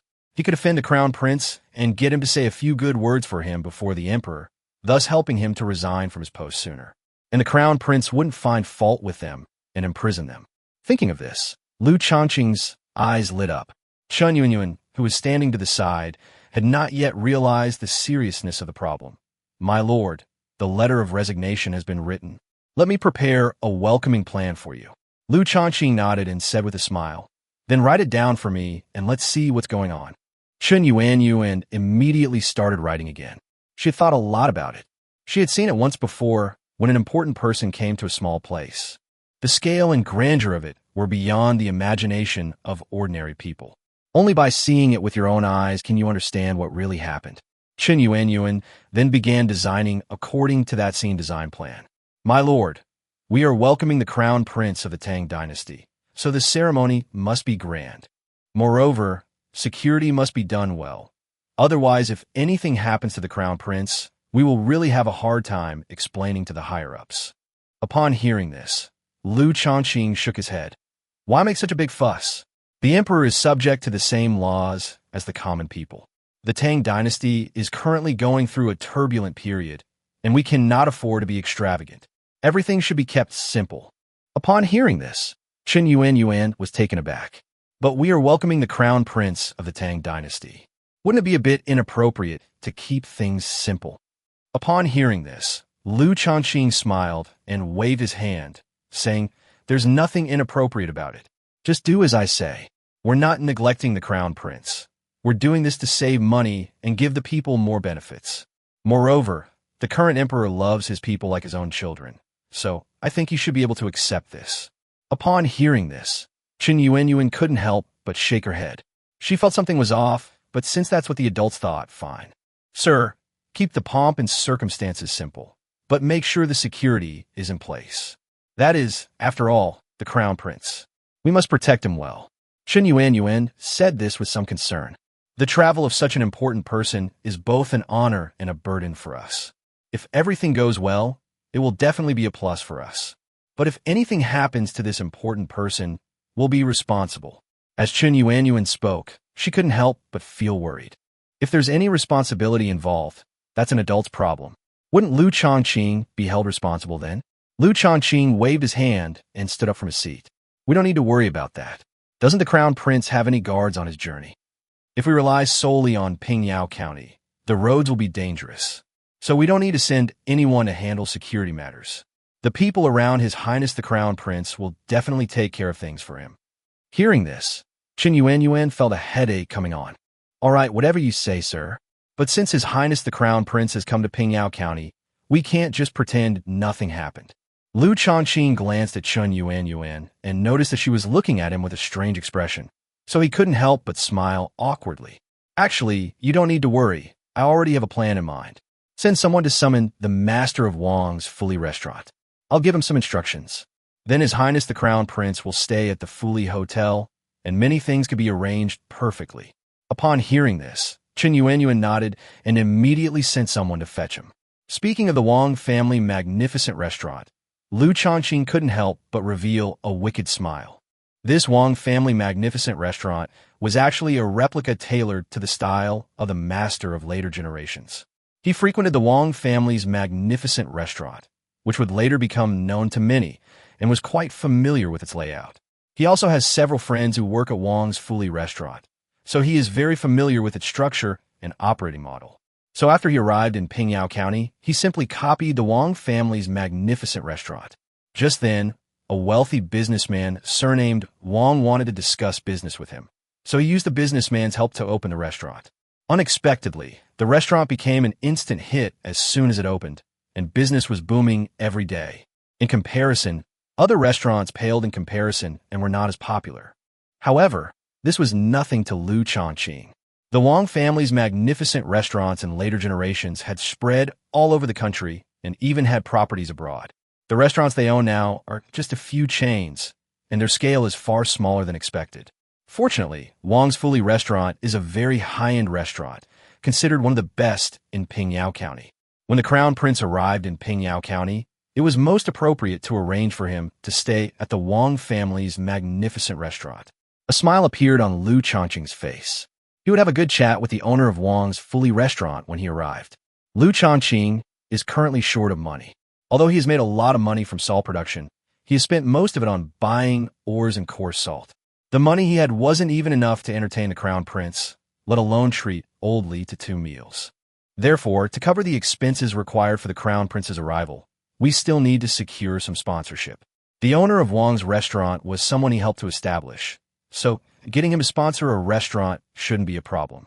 Moreover, some public service facilities in Pingyao County also need funding, but he hadn't had time to find someone to invest money before. Today, I'll have the owner of Wang's restaurant also participate. Sir, the master of Wang's restaurant, Master Wang, has arrived. Shen Yuanyuan's voice rang in his ears, and Liu Shaoqing came back to his senses and saw a middle-aged man with a large belly and a ruddy complexion. Lord Liu, it's been a long time since we've had a good time. I'm in the right now, Master Wang said with a smile. Liu Shaoqing glanced at Shen Yuanyuan and said, Yuanyuan, brew a pot of good tea. Shen Yuanyuan bowed and said, Yes, sir. Then Liu Shaoqing smiled and said to Master Wang beside him, Master Wang, please sit down. Master Wang said with a smile, Please sit down, sir. I wonder what you have to do for me this time. Master Wang was at least 20 years older than Liu Shaoqing, but in front of Liu Shaoqing, he could only refer to himself as younger.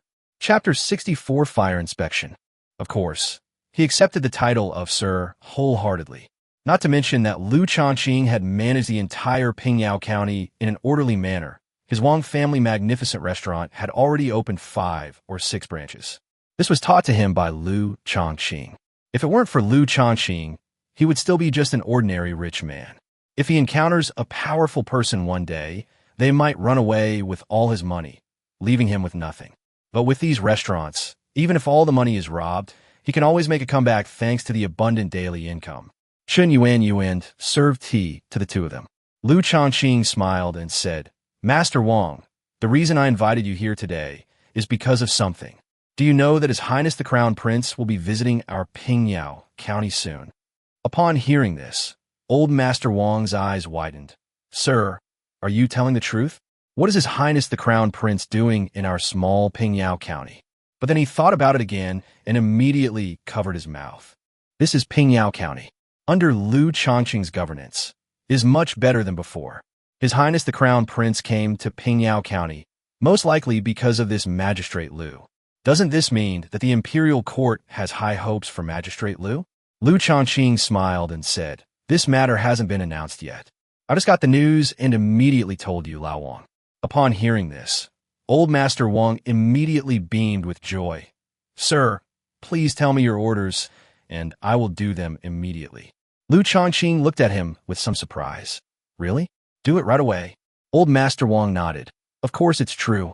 Lord Liu, you have been incredibly kind to me, and it is only right that I repay you.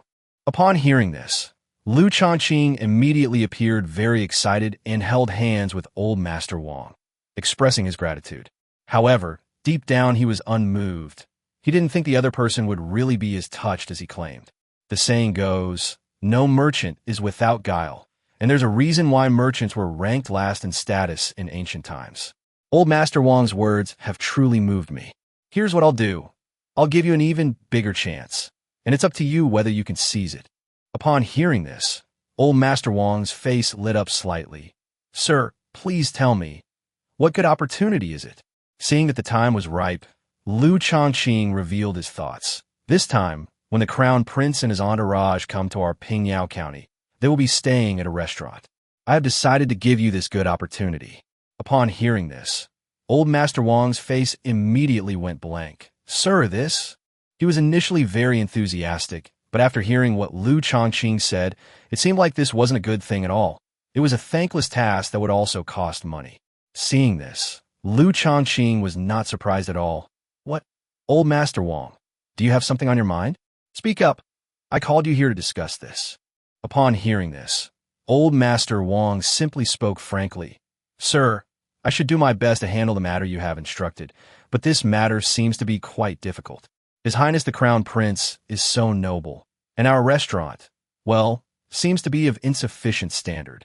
Upon hearing this, Liu Shaoqing chuckled lightly. Is your restaurant not up to standard? I think it's perfect. Your restaurant is the largest chain restaurant in Pingyao County. And what's more, the interior design is the most innovative. Upon hearing this, Old Master Wang couldn't help but chuckle dryly. He was just saying that to be polite. In reality, it was because there was no tangible benefit to be gained. Moreover, serving the crown prince and his entourage was indeed a thankless task. This is a truth that anyone would understand, but it just can't be discussed openly. Lord Liu, our restaurant has only been open for less than a year, and we lack experience. I am afraid that we may neglect the young master. Liu Shaoqing glanced at him but didn't say anything, making the other person feel uneasy under his gaze. Do you think I don't know what you're thinking? Isn't your concern that you'll have to spend a lot of money and carefully serve the crown prince after he arrives? It's not only time-consuming and expensive, but if you don't serve him well, you might offend the crown prince. Upon hearing this, Old Master Wang merely gave a dry laugh and remained silent. He was still wondering to himself, wasn't it obvious? You, Lord Liu, helped our restaurant get up and running. Do you really want to watch it suffer losses? Liu Shaoqing sneered and said, You businessman, you have such a short-sighted view. Don't you even consider what it means that the crown prince and his entourage are staying at your restaurant? Upon hearing this, Old Master Wang was somewhat bewildered. Sir, what do you think this means? Liu Shaoqing rolled his eyes at him. This represents the restaurant's class and status. Do you see any other restaurants that can entertain the crown prince? Even if they are of a high enough standard, if they haven't entertained him before, then they are a step below. Upon hearing this, Old Master Wang frowned, sensing that something was amiss, though he couldn't quite put his finger on it. So, sir, you mean that I should not only not complain, but also be grateful? Liu Shaoqing said matter-of-factly. What else? Once the crown prince stays at your restaurant's reputation will be established. As long as you can serve the crown prince and his entourage well, when they leave, the crown prince will not say anything, and the servants will naturally raise the reputation of your restaurant. When the time comes, opening restaurants all over the Tang Dynasty will be a piece of cake. Hearing this, Old Master Wang pondered it for a moment and realized that it made perfect sense. My lord, what you say makes perfect sense, but the cost is indeed quite high. Moreover, to recoup the costs, we need to build more restaurants in various places in the future. Isn't that too long a process? Upon hearing this, Liu Shaoqing's eyes widened immediately. Fine, you're not happy about it, are you? In that case, I'll hand over the important task of receiving the crown prince to someone else. Your restaurant should pay more attention to fire prevention in the future. I will have the official in charge of fire safety inspect it regularly. After all, safety comes first. Since your restaurant is the largest in Pingyao County, you should definitely set a good example. We don't want a restaurant to be found out that it doesn't meet fire safety standards. It would be embarrassing if it had to close down for rectification. As he spoke, Liu Shaoqing stood up and prepared to have Chen Yuanyuan see the guest out. Seeing Liu Shaoqing's sudden change of expression, Old Master Wang couldn't stand it. Sir, that's not what I meant. Please don't misunderstand. Grandpa Wang quickly waved his hand. He knew exactly what firefighting meant. Their restaurant has many floors and is mostly made of wood, so if an accident occurs, the situation could be very serious. Chapter 65, The Poor Man's Money.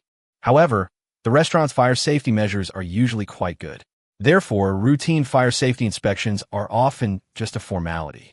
Especially restaurants like Wang's Fully Restaurant are often exempt from inspection. But Old Master Wang himself knew why he was exempt from inspection. That's all because Liu Shaoqing has been helping out. With Magistrate Liu Shaoqing in charge, the Wang family magnificent restaurant naturally didn't need to be inspected. However, once Liu Shaoqing personally ordered an inspection of the fire safety of Wang's Fully Restaurant. Regardless of whether there are major problems, you can definitely find all sorts of minor flaws. Even though their Wang's Fully Restaurant usually does a very good job in fire safety. Occasionally, there will be times when I make a mistake. If you catch him even once, you can seriously damage him. Even if they don't really catch the problem, how can their restaurant do business normally if the fire department comes to inspect frequently? Besides, the so-called fire safety inspection is just part of a routine inspection. If Liu Shaoqing wanted to find fault with their Wang family magnificent restaurant, he would naturally have plenty of opportunities. At this moment, old Master Wang finally understood who the real master was. Liu Shaoqing was able to support Wang's Fuli restaurant for just 1 year, and he was also able to suppress it for another year. Thinking of this, old Master Wang couldn't help but wipe the sweat from his forehead. Moreover, although Liu Shaoqing is only a county magistrate now, he is young and doing a very good job in Pingyao County. I don't know when I'll be promoted to an official position in the imperial court. At that time, Wang's restaurant might still have to rely on Liu Shaoqing. Of course, he was unaware that Liu Shaoqing had submitted a memorial to the court requesting to resign from his official post. Liu Shaoqing looked old Master Wang up and down and said, "I misunderstood." "Then tell me where I misunderstood." Old Master Wang hesitated for a moment, then said with a helpless expression, "Lord Liu, just tell me what to do, and I'll do whatever you ask." Upon hearing this, Liu Shaoqing couldn't help but laugh. His original intention was to get the other party to back down. It seems that this old man Wang is quite sensible, and he gave in so quickly. "Very well, the matter concerning the crown prince is settled then. We will entrust the reception to your Wang's magnificent restaurant. You should take what I told you before to heart. It will be absolutely beneficial to you. By the way, some charitable and welfare projects in Pingyao County are currently facing a severe shortage of funds. Wouldn't your Wang's Fuli restaurant be willing to provide substantial support?" Upon hearing this, old Master Wang was taken aback. "Sir, what kind of welfare and charity project are you referring to?" Upon hearing this, Liu Shaoqing rolled his eyes at him. "A new nursing home for the elderly and children has been built in our county. The elderly and children in this Datong courtyard all have no relatives to take care of them. They're truly pitiful. So I gathered them all together, and the county's finances took care of it. But as you know, our county's finances are relatively tight. If there's a shortage of funds, these elderly people and children might go hungry and cold. So, Mr. Wang, you are a compassionate man. You must not be able to bear seeing them suffer from hunger and cold." Hearing this, old Master Wang felt a pang of bitterness in his heart. Why is the county targeting him when it wants to do good deeds? Although he is wealthy and his business is booming, he earns his money penny by penny, without stealing or robbing. Old Master Wang said with some heartache, "Lord Liu, although I do have some money, it all has to be used for the daily operation of the hotel. Besides, if it's about donating money, why not call on all the wealthy households in the county to donate together? Why are they all relying on me, old Wang?" Upon hearing this, Liu Shaoqing couldn't help but laugh. "Old Master Wang, it seems you still haven't figured out the situation. What does the money of those wealthy businessmen have to do with me? It's not like I helped them make it. But you, Mr. Wang, are different. At least half of your money was earned by me. Otherwise, I could have let someone else run your Fuli restaurant business. I think there must be other restaurant owners who would like to get a share, and they certainly wouldn't hesitate to donate this small amount of money." Upon hearing this, old Master Wang chuckled dryly. He knew Liu Shaoqing was telling the truth, but he just couldn't bear to part with the money. His mind raced, and he was still putting up a last-ditch effort. "Lord Liu, how about this? I'll call on the people of the county to organize a fundraising event. You can invite some elderly people and children from Datong Courtyard to come out and have a good emotional moment. When the time is right, I will take the lead in donating, and the people will surely be moved and donate enthusiastically." After the event, the amount I donated was a small sum, so I returned it. "As for the money from the people, we can split it 20/80ths. You get 20% and I get 80%. Old Master Wang said with a smile. Looking at old Master Wang's sincere expression, Liu Shaoqing really wanted to kill him. "Master Wang, your plan is truly ingenious. If it can be implemented, we'll definitely make a fortune off him." Liu Shaoqing said with a smile on his face. Old Master Wang thought he was relieved and said with a smile, "Does this mean the sir agrees? Then I will send people to organize the people and prepare for a donation meeting." As he was saying this, old Master Wang got up to leave, when suddenly Liu Shaoqing shouted, "Stop!" Upon hearing this roar, old Master Wang was stunned. "Sir, what's wrong with you?" Liu Shaoqing pointed at him and cursed. "You old Wang, you can turn such a good deed into a way to make money, and you even want 80% of it. I think you're willing to risk your life for money. You think the more money you have, the better, right? If you had more money than all the people in the Tang Dynasty, how do you think they would react? Those who do many evil deeds will surely perish. I'm asking you for some money now to avert disaster, understand?" Hearing this, Old Master Wang was deeply shocked. Just thinking about that situation made him break out in a cold sweat. Sir, I understand. I will immediately allocate some money and hand it over to you to support Datong Hospital. Liu Shaoqing snorted coldly and said, That's more like it. Go quickly. Watching Old Master Wang leave, Liu Shaoqing couldn't help but shake his head. He had entrusted Old Master Wang with the business of Fuli Restaurant because he thought Old Master Wang had money and was honest and reliable. He never expected that Old Master Wang would change so quickly. It seems that this kind of thing can't be left to Lao Wang alone. It's best to find 2 more people. Ideally, they should be able to check and balance each other to prevent a monopoly from forming. Even if a monopoly is to be established, it must be done by the government. Otherwise, the country will cease to exist. While preparations were in full swing in Pingyao County, the Tang Dynasty Crown Prince's convoy was also steadily making its way to Pingyao County. How many more miles until we arrive? Chapter 66, No One Greets Us. A handsome figure, riding a tall horse, asked his subordinates who were approaching on horseback. Your Highness, we should be able to reach Pingyao County in about 10 miles. This figure is Li Ku, a prince of the Tang Dynasty. He is currently only a scholar, but he has a long sword hanging at his waist. The crown prince was accompanied by many guards on this trip, which slowed his movements. These princes and princesses served as scouts. Li Ku was considered the most skilled in martial arts among the princes, so he was tasked with leading the arrogant and fierce soldiers to investigate the situation. Hearing that there were still 10 miles to go, Li Ku couldn't help but feel a little nervous. They're almost there.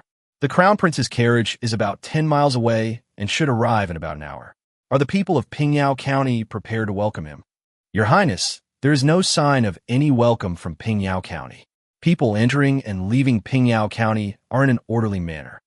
Upon hearing this, Li Ku was momentarily stunned. What did you say? There's no sign of welcoming us. The subordinate nodded and said with some doubt, Yes, Your Highness.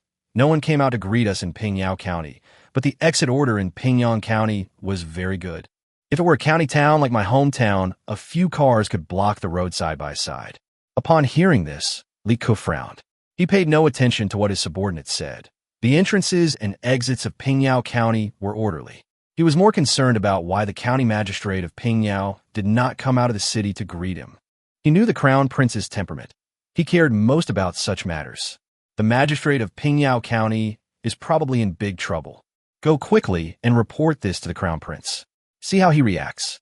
The subordinates received the order and immediately went to deliver the message to the crown prince's palace. What did you say? The magistrate of Pingyao County didn't even send anyone out to greet us. This is outrageous. Crown Prince Li Chengxian was furious. As the crown prince of the Tang Dynasty, wherever he went, he represented the Tang Dynasty. By doing this, Liu Shaoqing was practically slapping the royal family in the face. A eunuch standing nearby bowed to the crown prince and said, Your Highness, it would be better to understand the situation before making a decision. Upon hearing this, the crown prince became furious. How much more do you need to figure it out? I am a crown prince. I'm afraid the magistrate of Pingyao County already knew about my trip to Pingyao County several days ago. How could he possibly have some special reason for not coming to greet him? Has everyone in Pingyao County died? The old eunuch smiled awkwardly. Your Highness, His Majesty sent you here to learn from the magistrate of Pingyao County. As long as you can learn the methods of handling government affairs from the magistrate of Pingyao County, whether or not you receive guests is not that important. This eunuch was sent by Li Shimin to the crown prince's side in order to restrain Li Chengxian. He knew his son, the crown prince, best of all his character. If no one restrains him, he might just kill Liu Chengxian if Liu provokes him during this trip to Pingyao County. Hearing what this eunuch Wang said, Li Chengxian felt a little annoyed, but he didn't dare to get angry. After all, eunuch Wang came on behalf of the emperor. After a moment, he gradually calmed down. Go, but investigate again. The carriage continues forward. Although he couldn't get angry easily, Li Chengxian still had a lot of anger inside him that he had nowhere to vent. Liu Chengxian, right? Don't fall in my hands, or we'll settle all our old scores together. Li Ku's men arrived outside Pingyao County first. Seeing the orderly flow of people and vehicles, even Li Ku couldn't help but feel somewhat surprised. Just as Father Emperor said, Everything is in perfect order, unlike when we left Chang'an, where a few carriages could cause a traffic jam for half a day. We must learn from this. A subordinate standing nearby said somewhat nervously, "Your Highness, the magistrate of Pingyao County really hasn't come to greet you. What should we do? Are we just going to let His Highness the Crown Prince go in like those commoners?" Li Ke sighed and said, "Let's continue reporting. There's no need for us to get involved in this matter." The subordinate nodded and reported the matter. Crown Prince Li Ke was naturally furious, but he did not show it. The angrier he got, the calmer he became. "All right, let's speed up and see just how magnificent this famous Pingyao County really is." In fact, Liu Shaoqing and Shun Yuanyuan had already arrived at a tea house inside the county town gate. The two were disguised as an ordinary couple and were staring at the county town gate. Upon seeing the group approaching from not far away, both of them noticed something amiss and realized that it was the Crown Prince's entourage. Shun Yuanyuan said with some worry, "My lord, do we really have to do this? That is the Crown Prince. If you really offend someone like that, even if you resign from your post, he will still have plenty of ways to deal with you." Liu Shaoqing smiled and waved his hand. "Don't worry, I know what I'm doing." He knew perfectly well what kind of person Crown Prince Li Chengxian was. Although he later rebelled, he was not a ruthless and vicious person. He was just a bit simple-minded. Such a person is already busy dealing with complex situations, so it's unlikely that they would create unnecessary trouble by targeting someone outside the system, as that would give others a handle to use against them. Half an hour later, the Crown Prince's carriage arrived at the city gate. The Crown Prince lifted the curtain and looked outside and was startled. Everything here is indeed very different from Chang'an. Although it is just an ordinary small county town, it has an order that Chang'an cannot match. The Crown Princess, standing nearby, nodded in agreement, saying, "Yes, my lord. Look how spotless the ground is here. How could it compare to anything in Chang'an?" The Crown Prince nodded, but his expression immediately turned grim when he thought of what had happened before. He was going to make things difficult for Liu Shaoqing. So why is he praising him now? This won't do. Let's wait here nearby and send someone to the county government to find out what happened and why no one came to greet us. The Crown Prince snorted coldly. A soldier outside the carriage immediately responded, then asked some passers-by for directions before riding his horse toward the county government office. Of course, he couldn't find Liu Shaoqing, but the Crown Prince and the others didn't stop there. Instead, they saw a tea house not far away and decided to wait while drinking tea.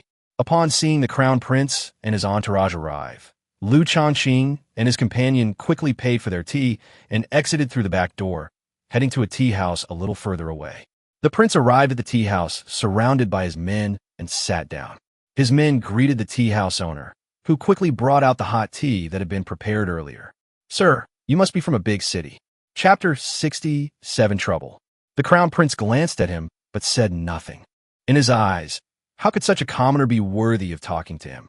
Wang, the eunuch standing to the side, smiled and said, "Old man, is there some important person coming to Pingyao County these days?" Upon hearing this, the tea house owner was taken aback. "Important person? I've never heard of you."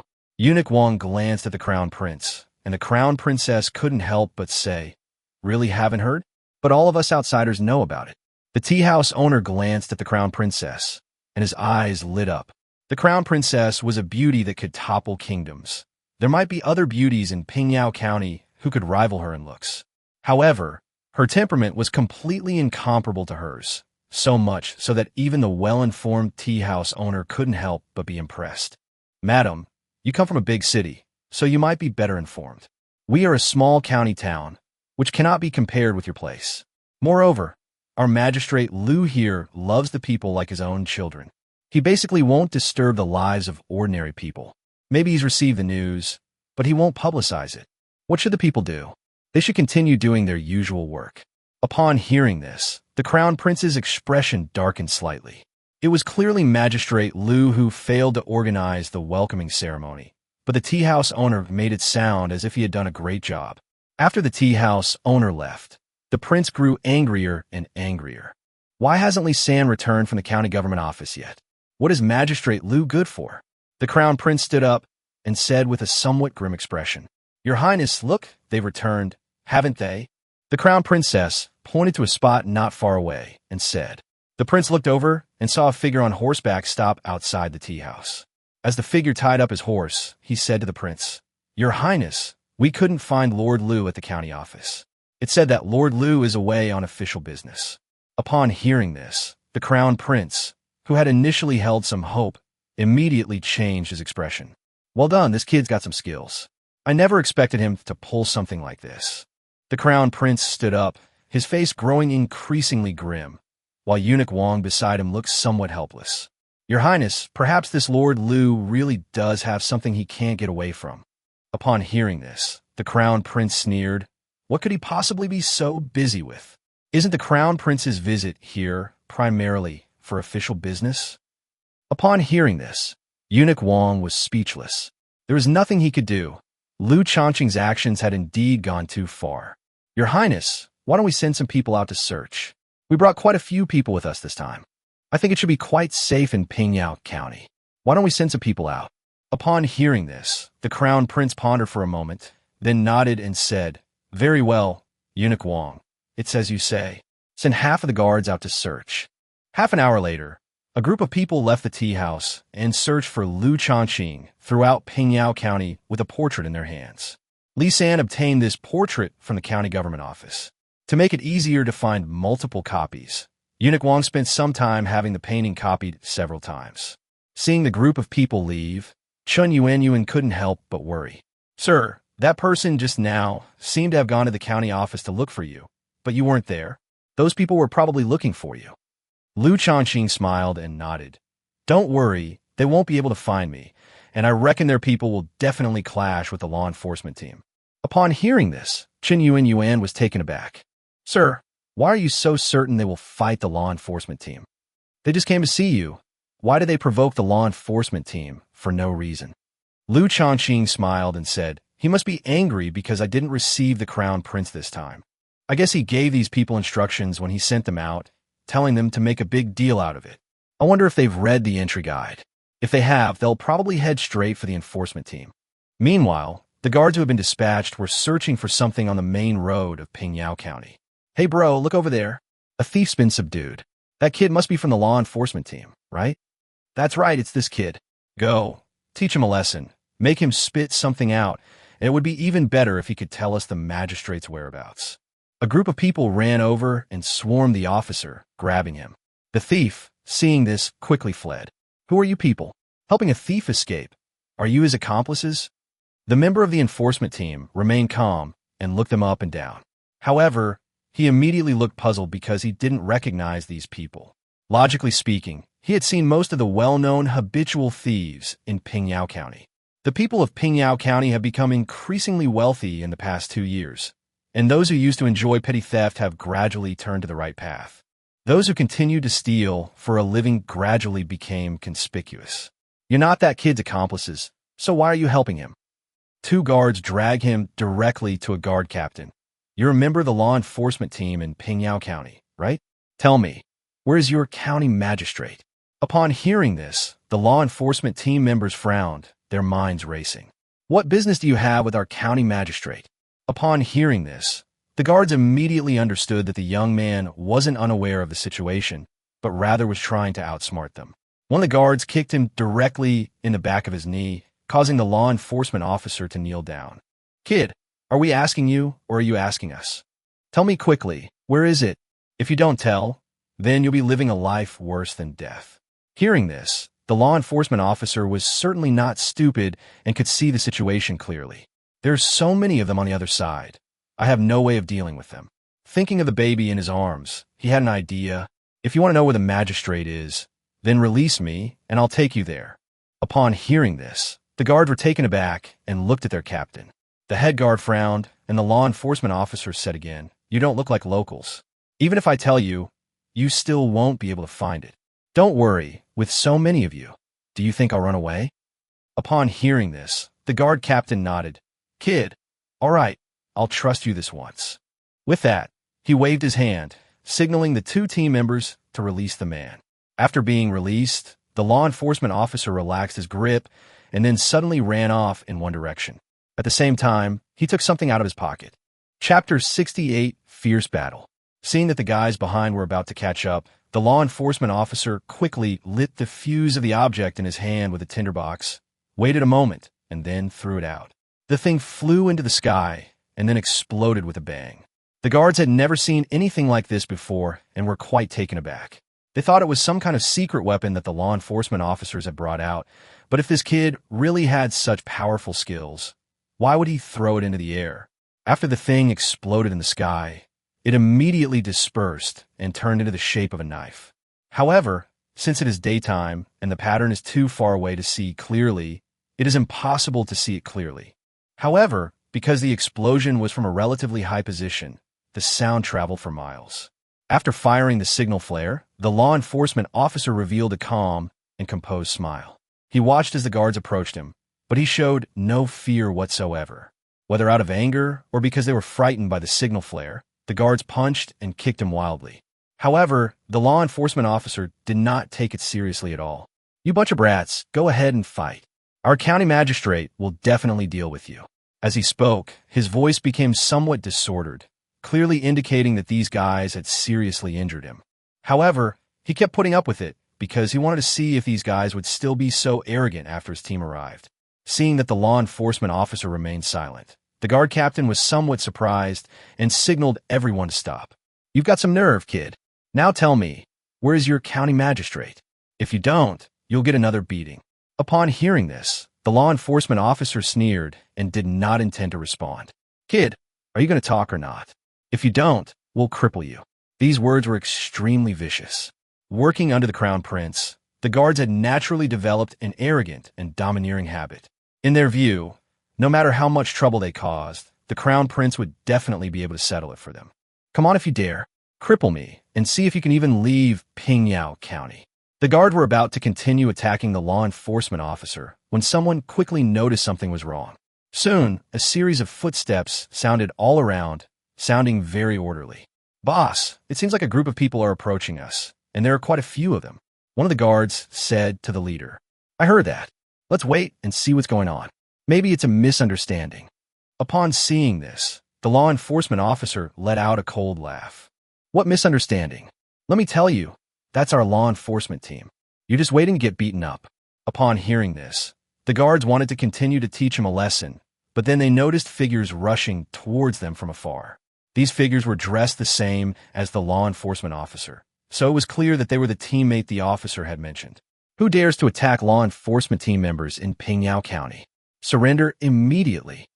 Before those people even got close, they started threatening us with words, and their voices were very forceful. Even the crown prince's guards were startled. "Boss, this is their territory. Even a powerful dragon can't suppress a local snake. Shouldn't we have a proper discussion with them? After all, we need to find a county magistrate." The captain of the guard sneered. "So what if they're local bullies? They've offended His Highness the Crown Prince. Do you think they'll get away with it? Go get them and teach them a lesson. His Highness the Crown Prince is also holding back his anger. As long as we don't go too far, he'll cover for us." Upon hearing this, the guards became excited. "Really, boss? The Crown Prince allows us to have a fight? That's great. I've been itching to get back at him too." Yes, the magistrate of Pingyao County is a real scoundrel. He knew that His Highness the Crown Prince was coming, but he didn't even bother to welcome him. The guards rushed forward one by one, charging towards the skilled law enforcement officers. The captain and his men not only didn't surrender, but they dared to fight back against us. "What should we do?" One of the law enforcement team members hesitated when he saw that there were quite a few people on the other side. "What can we do? What are we here for?" "Get them. The county magistrate will take care of anything. In Pingyao County, he's the most powerful person there." As they spoke, the group of law enforcement officers rushed forward and surrounded the guards, turning them into dumplings. They even employed military tactics during battles, sticking together as much as possible when outnumbered. This will prevent the loss of troops. When you have a large number of people, you can use your numerical advantage to defeat the enemy you are facing. In this way, they gradually expanded their local advantages to overall advantages. In the end, they managed to defeat all the guards who outnumbered them by at least half. Even at the very end, the guards were completely bewildered. They simply couldn't understand how they had lost. This defeat was incredibly frustrating. We clearly outnumbered them, and each of them looked stronger and healthier. But in the end, they lost and lost so badly. At the same time, Liu Shaoqing and his companion, who had rushed over after hearing the firecrackers not long before, also witnessed this scene. Seeing this, Liu Shaoqing smiled. The law enforcement team members he had recruited had indeed not disappointed him. Chen Yuanyuan, standing to the side, became worried. "My lord, our law enforcement officers have taken away His Highness the Crown Prince's men. What should we do? We've offended him before we've even met him." Liu Shaoqing shook his head. "Impossible. Our law enforcement officers wouldn't be so arrogant. The conflict between the two sides must be due to the Crown Prince's subordinates being overbearing." Upon hearing this, Chen Yuanyuan said with great concern, "But they are, after all, the Crown Prince's men. My lord, are you going to punish them?" Liu Shaoqing's expression suddenly turned serious. "Of course, the emperor is subject to the same laws as commoners. What about the people under the Crown Prince? Aren't they human too?" Liu Shaoqing smiled and nodded. "All right, things have come to this point. It's time for me to step in, otherwise things might get out of control." As he spoke, Liu Shaoqing walked out and shouted at the law enforcement officers from a distance. "What are you doing? Who are these people? Why are they all bruised and battered?" When the law enforcement officers saw that it was Magistrate Liu, they all smiled and said, "Magistrate Liu is here. The Lord has arrived. I'm sure he'll be able to deal with these people properly." Chapter 69 Meeting. The guards looked rather dejected, but when they heard that the young man who had come over was the county magistrate, they immediately became defiant again. "Young magistrate, we are all His Highness the Crown Prince's men. If you arrest us, His Highness will definitely not let you off. Release us immediately. Yes, you're just a lowly county magistrate, yet you dare to lay a hand on us. You're courting death. I must say, this kid may have some talent, but he has offended His Highness the Crown Prince, so his time as county magistrate is over." The crowd mocked and ridiculed Liu Shaoqing, but he didn't listen. "You people dare to impersonate His Highness the Crown Prince's men. You deserve to die. How could His Highness possibly have such useless subordinates?" The law enforcement officers cursed. Liu Shaoqing approached these people and pretended to inquire about the situation. After the enforcement captain explained the situation, he said with some impatience, "Now that the situation is so clear, what are we waiting for? Arrest them quickly." Upon hearing this, the enforcement captain looked astonished. "But, sir, these people claim to be princes. Judging from their skills, they don't seem like ordinary thugs, and they're not locals from Pingyao either. Judging from their conversation, they seem to really be from Chang'an. If you offend His Highness the Crown Prince, it might have an impact on you." Hearing this, Liu Shaoqing chuckled inwardly, but on the surface he said with righteous indignation, "Don't talk nonsense. Even if His Highness the Crown Prince were here, he would definitely agree to my handling of the matter impartially. Do as I say." Upon hearing this, the enforcement captain's expression immediately turned serious. "Yes, Lord Liu." The enforcement captain then ordered his men to arrest all the guards one by one. Because the guard team was large, some people had no choice but to let them follow on their own. However, these people were placed in the middle to prevent them from escaping. Meanwhile, a figure who had witnessed everything from a distance said to the person beside him, "Report this to His Highness the Crown Prince immediately." The other person nodded and quickly left. Soon, the Crown Prince received the news. "What? The county's law enforcement team arrested our people? This is outrageous." The Crown Prince's face grew increasingly grim. It was one thing for Liu Shaoqing not to come and receive them before, but now he is openly confronting their people. Does he think that he, the Crown Prince, is made of clay? Where's Magistrate Liu now? Let's go and meet him. Li Chengxian stood up abruptly, looking genuinely angry. The subordinate thought for a moment and said, "Your Highness, those law enforcement officers seem to be taking our men towards the prison. As for Magistrate Liu, it seems he went to the county government office." Li Chengxian nodded. "Very good. Then let's go to the county government office to find him." Subsequently, the Crown Prince and his entourage got up and headed to the county government office. This time they didn't encounter any law enforcement personnel, and their journey was smooth sailing. However, the pedestrians they encountered on the road looked at them with some surprise. However, after the prince's men whipped a few pedestrians, those people covered their faces and dared not look anymore. After the Crown Prince and the others left, the group gathered together, their faces filled with righteous indignation. What were those people doing? Not only did they drive a carriage without a license plate, but they also dared to beat people in public. Those people seem to be influential, but we absolutely cannot let this go. If we join forces and report this to the county government, Magistrate Liu and his enforcement team will surely stand up for us. Several of the beaten passers-by rushed in the direction the prince and his entourage had gone. At this moment, Liu Shaoqing was standing at the entrance of the county government office, waiting for the crown prince and his entourage. He had noticed the person who had been secretly watching them long ago, but he hadn't paid any attention to it. He was originally supposed to meet the crown prince, but the circumstances of the meeting were different. Although Li Changxian is currently the crown prince, he will not be the one to eventually ascend to the throne. Therefore, Liu Shaoqing only wanted to act impartially towards Li Changxian and did not want to be close to him. Chen Yuanyuan, standing to the side, grew increasingly uneasy. In her view, Liu Shaoqing was about to face the crown prince, a behemoth that not just anyone could deal with. Although Liu Shaoqing is the local official in charge, his disrespect for the crown prince could lead to a very bad outcome. If the crown prince were to easily punish him, he would likely find it difficult to recover. My lord, why don't we run away before the crown prince arrives? Maybe we can survive if we reach the Turks. Upon hearing this, Liu Shaoqing was taken aback.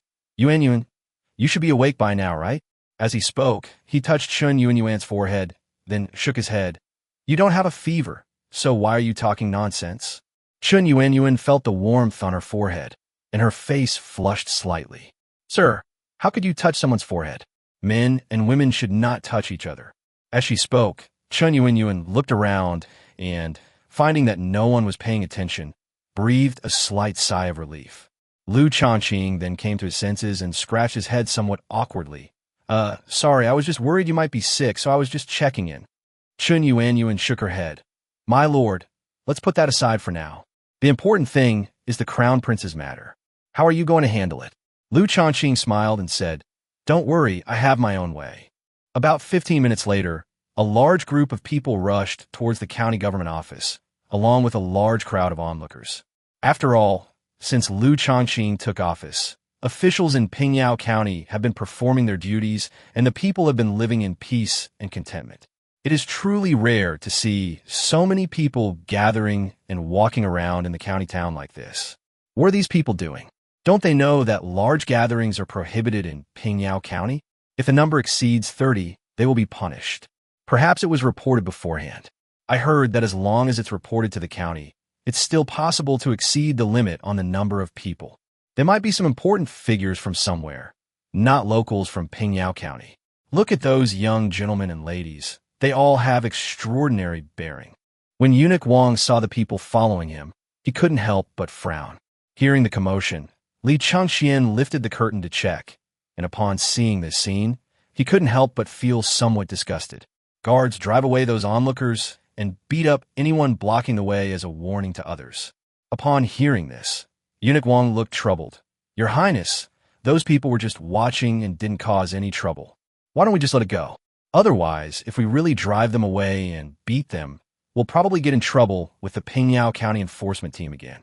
Upon hearing this, Li Changxian became even more furious. Chapter 70 Rules. However, remembering his mother's instructions to him before she arrived, Li Changxian suppressed the anger in his heart. Even if he were to find fault this time, it would be directed at Liu Shaoqing, causing trouble for these people and creating unnecessary complications. He waved his hand. Keep going. Soon, the group arrived at the county government office amidst the crowd of onlookers. The person in front had already seen Liu Shaoqing and thought he was one of the onlookers. Young man, please make way. The crown prince is about to come out. Please don't bump into him. A guard stepped forward to push Liu Shaoqing away. Two law enforcement officers suddenly appeared and stopped him. This is our county magistrate. What do you want? Do you intend to attack the magistrate of the Tang Dynasty? Upon hearing this, the guard was slightly taken aback, and then a mocking look flashed across his face. So you're the magistrate of Pingyang County. I thought you had 3 heads and 6 arms. Just wait. You'll see how powerful you are in a moment. After saying this, the guard turned and left, while the 2 members of the enforcement team still wanted to stand up for Liu Shaoqing. However, Liu Shaoqing stopped them. Soon, The crown prince's carriage arrived in front of the county government office, and Eunuch Wang was the first to step out. "Young man, are you from the county government? Please go and invite your county magistrate out. Tell him that His Highness the Crown Prince has come here." Liu Shaoqing carefully examined the man, and then, recalling the man's voice just now, he immediately understood. "You must be from the palace. I am Liu Shaoqing." Upon hearing this, Eunuch Wang was taken aback, and his expression became more respectful than before. "So it's Magistrate Liu. He's truly a promising young man. Come with me to see the Crown Prince." Liu Shaoqing followed behind the man, still unsure of the meaning behind the eunuch's words. However, he still followed behind the other person. "Your Highness, Magistrate Liu has come to pay his respects." Li Chengxian stepped out of the carriage, and Liu Shaoqing stepped forward and bowed. Pingyao County Magistrate Liu Shaoqing respectfully welcomes His Highness the Crown Prince. The Crown Princess helped Li Chengxian down from the carriage, then looked around and frowned. "Magistrate Liu, where are your people from the county government? Why are you the only one who has come to see the Crown Prince?" Upon hearing this, Liu Chengxian chuckled dryly and said, "This must be the Crown Princess. As for you, I've sent everyone else from the county office out on official business." Upon hearing this, the Crown Princess's expression changed slightly. "Your Highness the Crown Prince has come to Pingyao County for such an important matter, yet you're not preparing to receive him, but instead sending all your people out. Isn't this a sign of disrespect for imperial authority? I think your time as county magistrate is over." Upon hearing this, Liu Chengxian couldn't help but feel a slight joy on his face. "Your Highness, I have repeatedly submitted memorials requesting to resign, but His Majesty has consistently refused to release me. If your Highness could put in a good word for me before His Majesty and allow me to resign, I would be eternally grateful." Upon hearing this, the Crown Prince and his entourage were stunned, never expecting Liu Chengxian to be so unyielding. Originally, this official robe was the biggest handle the Crown Prince could use against Liu Chengxian. But now that Liu Chengxian is getting what he wants, he's at a loss for what to do with Liu Chengxian. "Lord Liu, the matter of resigning is something only my father can decide. My father makes the final decision, and I don't have the ability to influence his decision." When talking about Li Shimin, Li Chengxian's momentum noticeably weakened. However, he immediately felt a poke in his waist and couldn't help but look at Haitang beside him. Looking into Haitang's eyes, he suddenly remembered that he still had important business to attend to. Just now, those law enforcement officers arrested half of his guards, and even the captain of the guard team. He absolutely needs an explanation. "Magistrate Liu, there is something I need to ask you about. If this matter cannot be clarified, I'm afraid many things will be difficult to handle." Upon hearing this, Liu Chengxian was taken aback for a moment. "All right, Your Highness, please speak. What is it?" He knew perfectly well what the other person was thinking, but he pretended not to understand. It would be better if the Crown Prince were willing to swallow his anger. Otherwise, with so many people watching, he probably wouldn't do anything drastic. The Crown Prince snorted coldly. "Of the many guards I brought with me, half of them were originally going to look for you. I never expected to be attacked by a group of people on the way, and I don't even know where they were taken." Upon hearing this, Liu Chengxian looked surprised. "How could such a thing happen? Your Highness, is there anyone who knows anything about it? I will find a painter from the county to draw a portrait and guarantee that the person will be arrested within 3 days." At this point, a smile appeared on Liu Chengxian's lips. "However, Your Highness, do you know why those people are arresting people?" Upon hearing this, Li Chengxian snorted coldly. "How would I know what happened? Do I need a reason for a group of people who are fond of fighting and brawling?" Liu Chengxian nodded and waved to the 2 law enforcement team members not far away. The 2 immediately ran over. "Sir, what are your orders?" Liu Chengxian said with a serious expression. "Where's your captain now? Call him here quickly. I want to ask him in person whether he knows about this matter and how much he knows." The 2 law enforcement officers quickly replied, "Sir, we know where the captain is, but we can't just leave." As they spoke, the 2 looked at the guards not far away and glanced at Liu Chengxian with some difficulty. Seeing this, Liu Chengxian couldn't help but shake his head with a wry smile. "What are you thinking? With His Highness the Crown Prince's guards here, how could I possibly be in any danger? Quickly find the person." Upon hearing this, the 2 law enforcement team members immediately left to find the person. Seeing Liu Shaoqing's behavior, the crown prince and the others couldn't help but hesitate. Could it be that Liu Shaoqing really knew nothing about it? Liu Shaoqing glanced at the crown prince and chuckled dryly. Your Highness, my men have gone to find someone. It's not appropriate for you and your entourage to wait here. How about this? You have them go to the Wang family's magnificent restaurant to stay. I've already made the arrangements there. Hearing this, Li Chengqian's expression softened slightly. It seemed Liu Shaoqing wasn't entirely unprepared. However, he was still somewhat angry deep down. Never mind, Lord Liu. Let's deal with my men's affairs first before going to the restaurant. I'll wait here. I want the people of Pingyao County to see how their magistrate does his job. Upon hearing this, Liu Shaoqing nodded, not angry at all. Li Chengqian wanted him to handle the matter impartially, which was perfect. He couldn't be happier. In less than 15 minutes, a large team of law enforcement officers arrived. Chapitre 71 Soudaine Attitude. The law enforcement team members had recently gotten into a fight with the guards and even sent them to jail. Seeing a group of people dressed similarly to those others, they naturally didn't find it interesting and glared angrily at the prince's men. The captain of the enforcement team approached Liu Shaoqing, cupped his hands in greeting, and said, Sir, you wanted to see me? Liu Shaoqing asked with a serious expression, What happened? Are you aware of the large-scale fight that broke out in the county?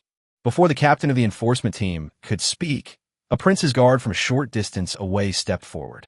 Your Highness, it's this group of people who beat up our brothers.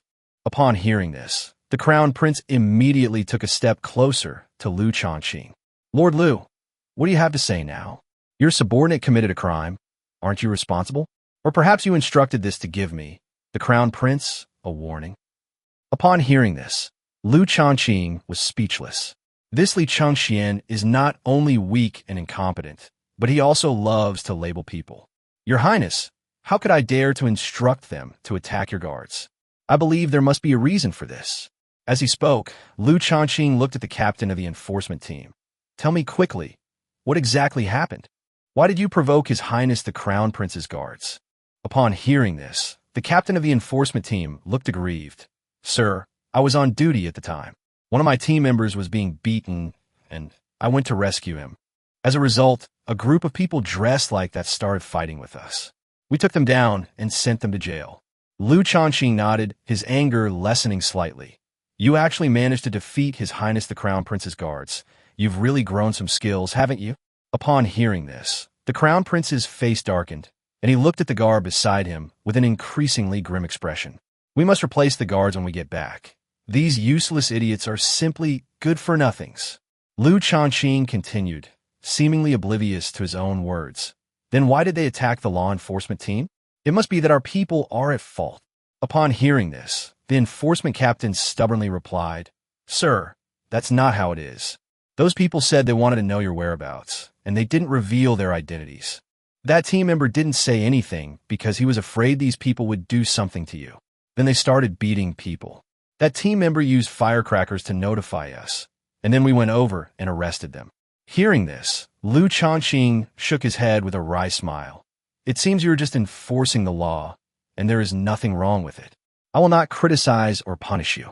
Upon hearing this, the enforcement captain was overjoyed. Thank you, sir. Liu Shaoqing waved his hand. You are enforcing the law impartially, all for the stability and prosperity of Pingyao County. It is only right that I do not punish or criticize you. Upon hearing this, the Crown Prince immediately objected. Lord Liu, are you saying that we're just going to let this matter go, since these people beat up my guards? Upon hearing this, Liu Shaoqing looked at the Crown Prince with a surprised expression. Your Highness, what are you saying? How can you say that they were the ones who beat you up? They were just enforcing the law impartially. If your guards hadn't failed to identify themselves and hadn't started the fight, they wouldn't have been arrested. I believe that even if this matter is brought to His Majesty's attention, he will certainly support me. Liu Shaoqing's righteous and eloquent manner earned him the approval of the common people. Of course, they didn't dare to show it openly. After all, they had heard that the young man facing Lord Liu was the Crown Prince of the Tang Dynasty. The Crown Prince was furious. Since he became the Crown Prince of the Tang Dynasty, when has he ever been treated so rudely by outsiders? He really wanted to teach Liu Shaoqing a lesson and make him realize his true identity. However, He didn't want to leave a reputation for tyranny in front of so many people. Moreover, it was indeed his guards who were at fault this time. But ultimately, it was Liu Shaoqing's failure to come and greet him that led to this whole series of events. However, he couldn't say this reason in public, as that would only make him, as the crown prince, seem unkind and magnanimous. Moreover, when he arrived, his father and mother both told him to try his best to get along well with Liu Shaoqing. Furthermore, he was required to learn more from Liu Shaoqing and take it back with him. If I clash with Liu Shaoqing as soon as I arrive here, wouldn't my studies be ruined? Thinking of this, he couldn't help but take a deep breath and then put on a smiling face. Lord Liu is right. This time, it was indeed my guards who were negligent in their duties. They made a mistake and deserved to be taught a lesson. Upon hearing this, Liu Shaoqing was slightly taken aback. He never expected that the young master would back down. This was the first time he had ever encountered such a situation. Why does Li Chengxian behave differently from what is written in historical records? However, Liu Shaoqing soon realized that Li Chengxian was just playing along with him. This time, Li Chengxian came to Pingyao County, supposedly to study. It seems he doesn't want to break ties with me yet. If that's the case, then that's a good thing. Li Chengxian was, after all, the crown prince of the Tang Dynasty. If you offended him, you would definitely suffer the consequences. Although Liu Shaoqing understood Li Chengxian's thoughts, the surrounding people were moved by Li Chengxian's attitude. The crown prince is truly magnanimous and kind to others. The crown prince is surely a blessing to the Tang Dynasty, and our Tang Dynasty will definitely enjoy peace and prosperity in the future. Everyone present had a smile on their face, and the atmosphere was much more relaxed than before. Seeing that Liu Shaoqing did not respond, Li Chengxian continued, Lord Liu, under your governance, Pingyao County has developed quite well. Liu Shaoqing chuckled dryly and said, This is all thanks to His Majesty and the Crown Prince. Li Chengxian nodded. This time, father and mother sent me to Pingyao County to study with some people. I heard from my father that Pingyao County is so well-governed that it's like a second Chang'an, or even better. This time, I humbly request Lord Liu's guidance. If Lord Liu can impart all his governing experience, it will surely be a blessing for the Tang Dynasty. I heard that Lord Liu is living in poverty, so on behalf of my father, I am sending you 100 taels of gold to relieve your worries. As he spoke, the crown prince waved his hand, and a guard came out carrying a plate. When the veil was lifted, the gold gleamed, making everyone's eyes light up. Wow, it really is gold. Lord Liu won't have to worry about making a living now. Chapter 72, The Apprenticeship Ceremony. I've long heard that Lord Liu is an honest and upright person. Although he has made our Pingyao County very prosperous, the taxes he pays increase year by year. But Lord Liu himself is the kind of person who doesn't know where his next meal will come from. Even I, a farmer, am better off than him. However, since Lord Liu is this kind of person, I guess he won't accept so much money from His Highness the Crown Prince. Whether Lord Liu accepts the money or not, I support him. Hearing the whispers of the people around him, Liu Shaoqing gradually came back to his senses. He never expected that the Crown Prince would bring him so much gold. He couldn't figure out whether it was given to him by His Majesty or whether the Crown Prince was deliberately using it to frame him. If the Crown Prince wanted to frame him for embezzlement, he wouldn't have taken it out in front of so many people and claimed it was given to him by His Majesty. Even if he takes the money, it's not a big deal, but there are always some potential problems. Upon seeing this, the Crown Prince smiled and said, Lord Liu, why aren't you accepting? Are you afraid I'll frame you? Upon hearing this, Liu Shaoqing quickly denied it. Of course, he couldn't admit it, otherwise the current Crown Prince would lose too much face. Your Highness, so much gold is burning my hands. I have never even seen 100 taels of silver in my entire life. Upon hearing this, the many experts present couldn't help but laugh. The Crown Prince couldn't help but step forward and say, Lord Liu, since that's the case, you should keep this money. It can be considered an incentive for loyal and patriotic people in our great Tang Dynasty. Upon hearing this, Liu Shaoqing hesitated for a moment and said, Your Highness, if I don't accept this 100 taels of gold, I'm afraid this matter will not be resolved today. So, I will accept it on behalf of the people of Pingyao. Although the people of Pingyao are living in peace and contentment now, there are still many important but not urgent matters that have not been addressed. With this gold, I can begin to take care of them. As he spoke, Liu Shaoqing waved his hand, and then 5 law enforcement officers stepped forward to collect the gold and take it into the county government office for safekeeping. The crown prince laughed. He had actually taken out all this gold to test, or rather to frame, the boy. He hadn't expected Liu Shaoqing to fall for it so easily, which was beyond his expectations. Once we return to Chang'an, let's see what good days he has left. Then we'll say that his supposed integrity was just a facade, and that he was actually abusing his power for personal gain. Lord Liu, let's not talk about the gold. We came here specifically because of your reputation. You are a famous figure in the Tang Dynasty.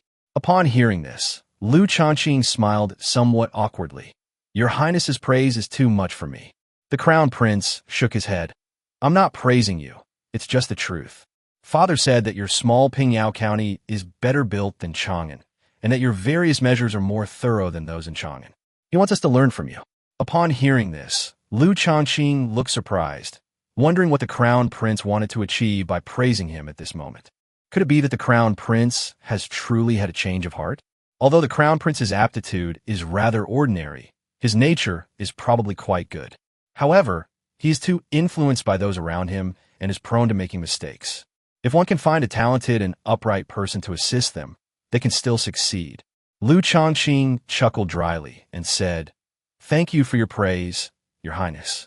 I will certainly do my utmost to serve the Tang Dynasty. Li Changxian said with a smile. By the way, I didn't just come by myself this time. I also brought a group of people who want to learn from your Pingyao County. You should do your best to guide them. Don't be polite to them. The stricter you are in teaching them, the greater the rewards will be in the end. Upon hearing this, Liu Shaoqing couldn't help but show a slight bitterness on his face. These people were either sent by Emperor Taizong or the crown prince. If you say anything too harsh, you'll probably be resented. Although these guys didn't say it, Liu Shaoqing understood the intricacies of the situation perfectly well. It seems that my previous good impression of the crown prince can only remain superficial. The crown prince had no good intentions at all. He deliberately made me treat these people harshly in order to create conflict between me and them. Anyway, it won't be him, the crown prince, who will be resented in the end, so it's easy for him to talk without any real concern. Come here, all of you. Greetings to Liu Shaoqing, Magistrate of Pingyao County. At the crown prince's command, a group of men and women came to Liu Shaoqing's side. Seeing these people, Liu Shaoqing couldn't help but feel a little surprised, although these people are very good at hiding it. However, Liu Shaoqing could clearly sense that these people all possessed an air of nobility. These people don't look like ordinary young masters and ladies. They seem to be of noble birth. Although their clothes were very ordinary, their natural air of superiority and their condescending gaze were undeniable. Or is it just my imagination? This can't possibly be a group of second or even third-generation nobles coming to gild their resumes, can it? Even if you want to gain prestige, you don't need to come to Pingyao County. This isn't Chang'an City. Perhaps noticing the confusion in Liu Shaoqing's eyes, the crown prince smiled and said, What's wrong, Magistrate Liu? Do you have any objections to Father Emperor's arrangements? If you do, you can voice them. Upon hearing this, Liu Shaoqing couldn't help but roll his eyes inwardly. Even if he has an opinion, he's unlikely to tell the truth. Your Highness, you flatter me. I am a subject of the great Tang Dynasty, and of course, I must obey His Majesty. How could I possibly have any objections? Your Highness, rest assured, I will certainly follow Your Majesty's orders and ensure that these talented young people learn all the good things in my Pingyao County. Of course, Pingyao County is a small place with a relatively short history of development, so there are bound to be some shortcomings and deficiencies. I hope Your Highness can forgive and tolerate this. Hearing this, Li Changxian smiled and waved his hand. Of course, my father, mother, and uncle all mentioned it when I came. Pingyao County has developed well, but we should learn from its strengths and avoid its weaknesses. By the way, Magistrate Liu, the people I brought will formally become your disciples today. Only in this way can we show respect to Magistrate Liu. Upon hearing this, Liu Shaoqing was momentarily stunned. Why is he taking on a master? I haven't taught him anything, just some political experience. Is he going to run a crash course for county magistrates? Liu Shaoqing shook his head with a wry smile. Your Highness, please rest assured, I will definitely pass on all my experience to them. As for the apprenticeship ceremony, I think we should skip it. If they want to become his disciples, they should go and become his disciples. It is His Majesty who has witnessed the development of my Pingyao County. If it weren't for His Majesty, how many people in the world would know the current state of Pingyao County? Chapter 73, Unusual. Upon hearing these words, everyone present couldn't help but admire Liu Shaoqing's humility. With the praise and esteem of the Crown Prince and His Majesty, few could resist bowing and becoming arrogant. The Crown Prince smiled and shook his head. It's not possible without a master. It's my father's requirement. His only goal was to make everyone take it seriously.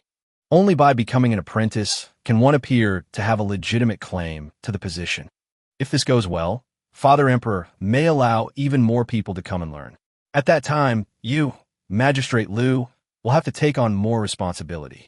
Hearing the Crown Prince say these words, Liu Shaoqing naturally felt somewhat helpless. All right, since Your Highness says so, I have no choice but to agree. However, I still maintain the same attitude. I am merely fulfilling my duty. The Crown Prince nodded and said to everyone with a smile, You see, Magistrate Liu is not only exceptionally capable, but also humble and modest. This is truly a blessing for our great Tang Dynasty. Although those around the Crown Prince didn't quite understand why the Crown Prince's attitude towards Liu Shaoqing changed so much. However, since the Crown Prince praised Liu Shaoqing, they naturally echoed his sentiments. Hearing the crowd's agreement, the Crown Prince was utterly speechless. He desperately wants to take down this kid surnamed Liu. When his father-in-law was imprisoned, Haitang begged him to ask the emperor to release him. But in the end, he did not change his father's decision. During those days, Haitang cried every day, and he still remembers that scene vividly. All of this is because of this kid in front of me. Although Liu Shaoqing did nothing at the time, and it was his father-in-law who falsely accused him, he completely ignored this detail. If it were up to his personality, he would definitely take revenge on Liu Shaoqing without delay, and it wouldn't be an exaggeration to kill him outright. But when he arrived, his father, mother, and uncle all ordered him to ensure the boy's safety and not allow him to suffer any loss.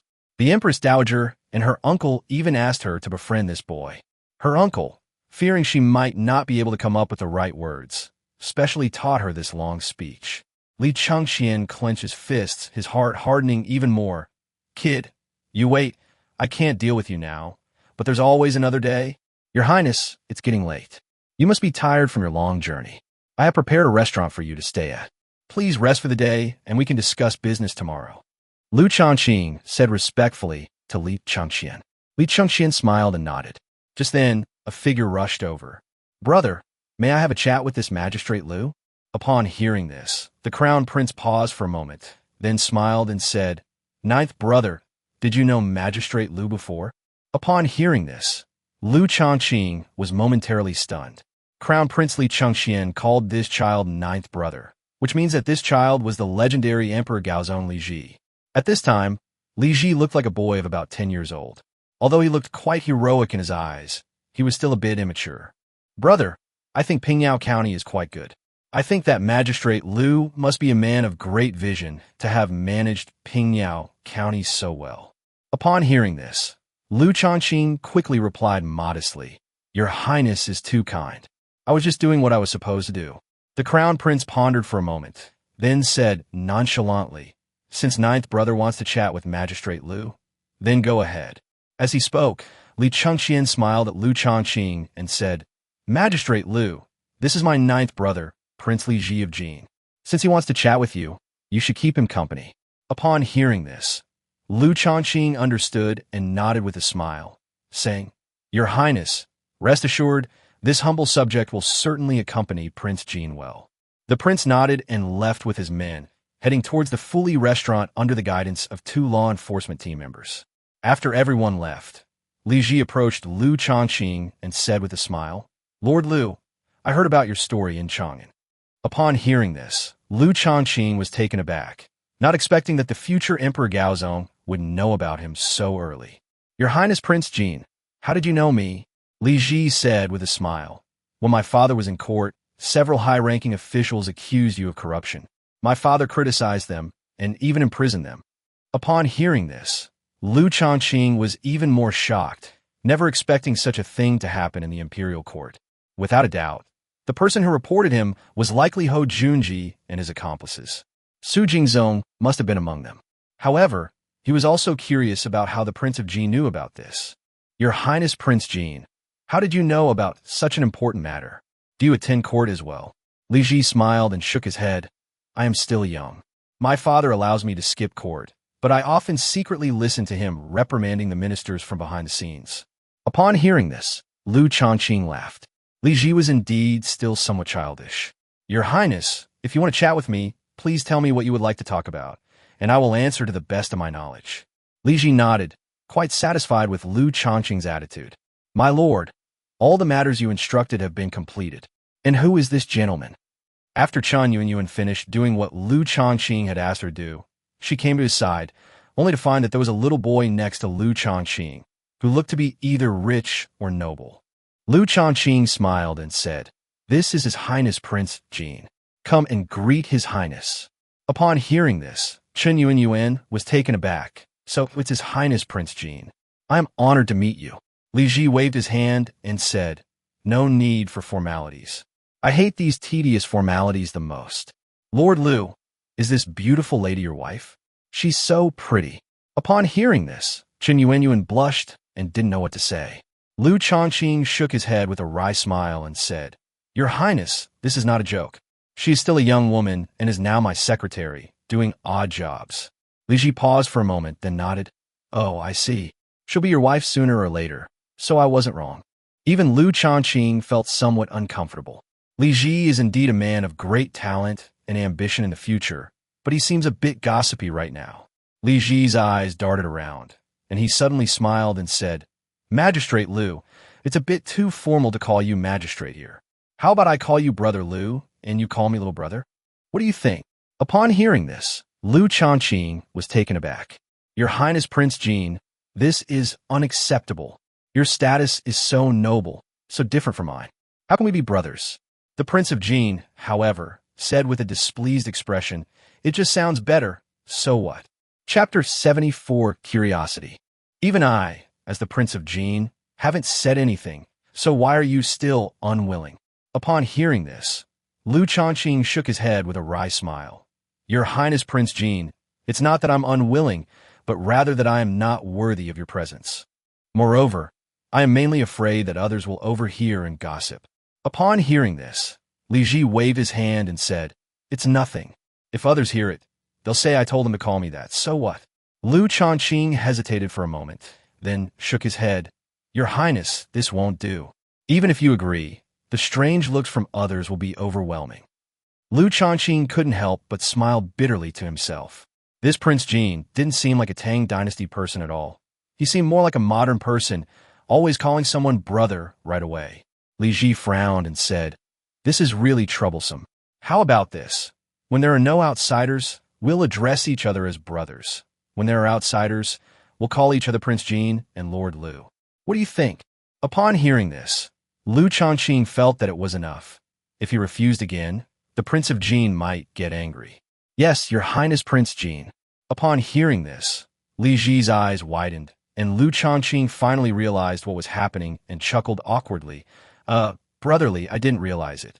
Upon hearing this, Li Ji's face immediately lit up with a smile. Brother Liu, that's right. Tell me, what's so special about your Pingyao County? I remember when we entered the city, someone sold us a city entry manual for a few coins. What was it for? Liu Shaoqing smiled and said, Brother, those are some things about our Pingyao County. If you don't understand them, you'll understand once you read what's written on it. Upon hearing this, Li Ji smiled and waved his hand, saying, Why would I look at that? I can just ask you directly. Liu Shaoqing nodded. All right, brother, I'll show you around our Pingyao County. Li Ji glanced at Chen Yuanyuan beside him and said with a smile, Let's bring this lady along. By the way, Brother Liu, what's this lady's name? Chen Yuanyuan smiled slightly and said, Your Highness Prince Jin, my name is Chen Yuanyuan. Li Ji nodded, then waved his hand and said, Then I'll call you Sister Chen, and you can call me Brother Li. It's settled then. Li Ji then said to Liu Shaoqing, Brother Liu, our carriages have all been taken away. We don't know what they did with them. Without the carriages, how are we going to tour the county town? Walking is too tiring. Liu Shaoqing smiled and said, Brother, your carriage has been sent to the parking lot. If you want to ride in it, I can take you there to get it. Upon hearing this, Li Ji's eyes lit up. Then let's go. By the way, what's a parking lot? Is it related to cars? Liu Shaoqing nodded. As the name suggests, a parking lot is a place to park. It only costs a few coins a day to park, and they also help look after it and do the maintenance. Li Ji's eyes lit up immediately. This parking lot is so convenient. By the way, brother, why are all these people walking on one side? They look so neat.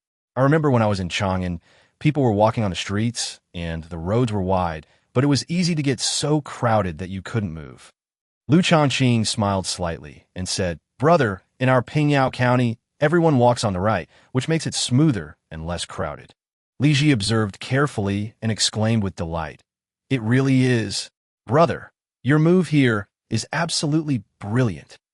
When we get back to Chang'an, I will make sure the Magistrate of Chang'an does the same thing. That way, at least half of the roads in Chang'an will be free of traffic jams. Liu Shaoqing smiled and said, If that's the case, then the people of Chang'an will definitely thank you. Upon hearing this, Li Ji was taken aback for a moment, and then realized that Chang'an alone might not be enough. No, when I get back I must tell my father to do this throughout the Tang Dynasty, so that everyone in the world can enjoy the benefits of doing so. Liu Shaoqing couldn't help but nod secretly. Li Ji was only 10 years old, yet he already had the world in his heart. This shows that his eventual ascension to the throne was not entirely due to luck, but also related to his own abilities. At that time, Crown Prince Li Chengxian and Li Tai were locked in a fierce struggle, with Li Tai even threatening Li Ji, telling him not to get involved. Li Ji went to Li Shimin to report Li Tai, which prompted Li Shimin to make up his mind to make his ninth son, Prince Jin, Li Ji, the crown prince. Brother Li, you are able to keep all the people of the Tang Dynasty in your heart. Your magnanimity is truly admirable. Li Ji waved his hand with a smile, but suddenly he smelled a foul odor and frowned. Brother Liu, where's that stench coming from? It smells terrible. Liu Shaoqing paused for a moment, then smiled and said, Brother, we've arrived at the public restroom. Do you need to pee? Li Ji asked in confusion. Is this a latrine? Liu Shaoqing nodded and said, That's right.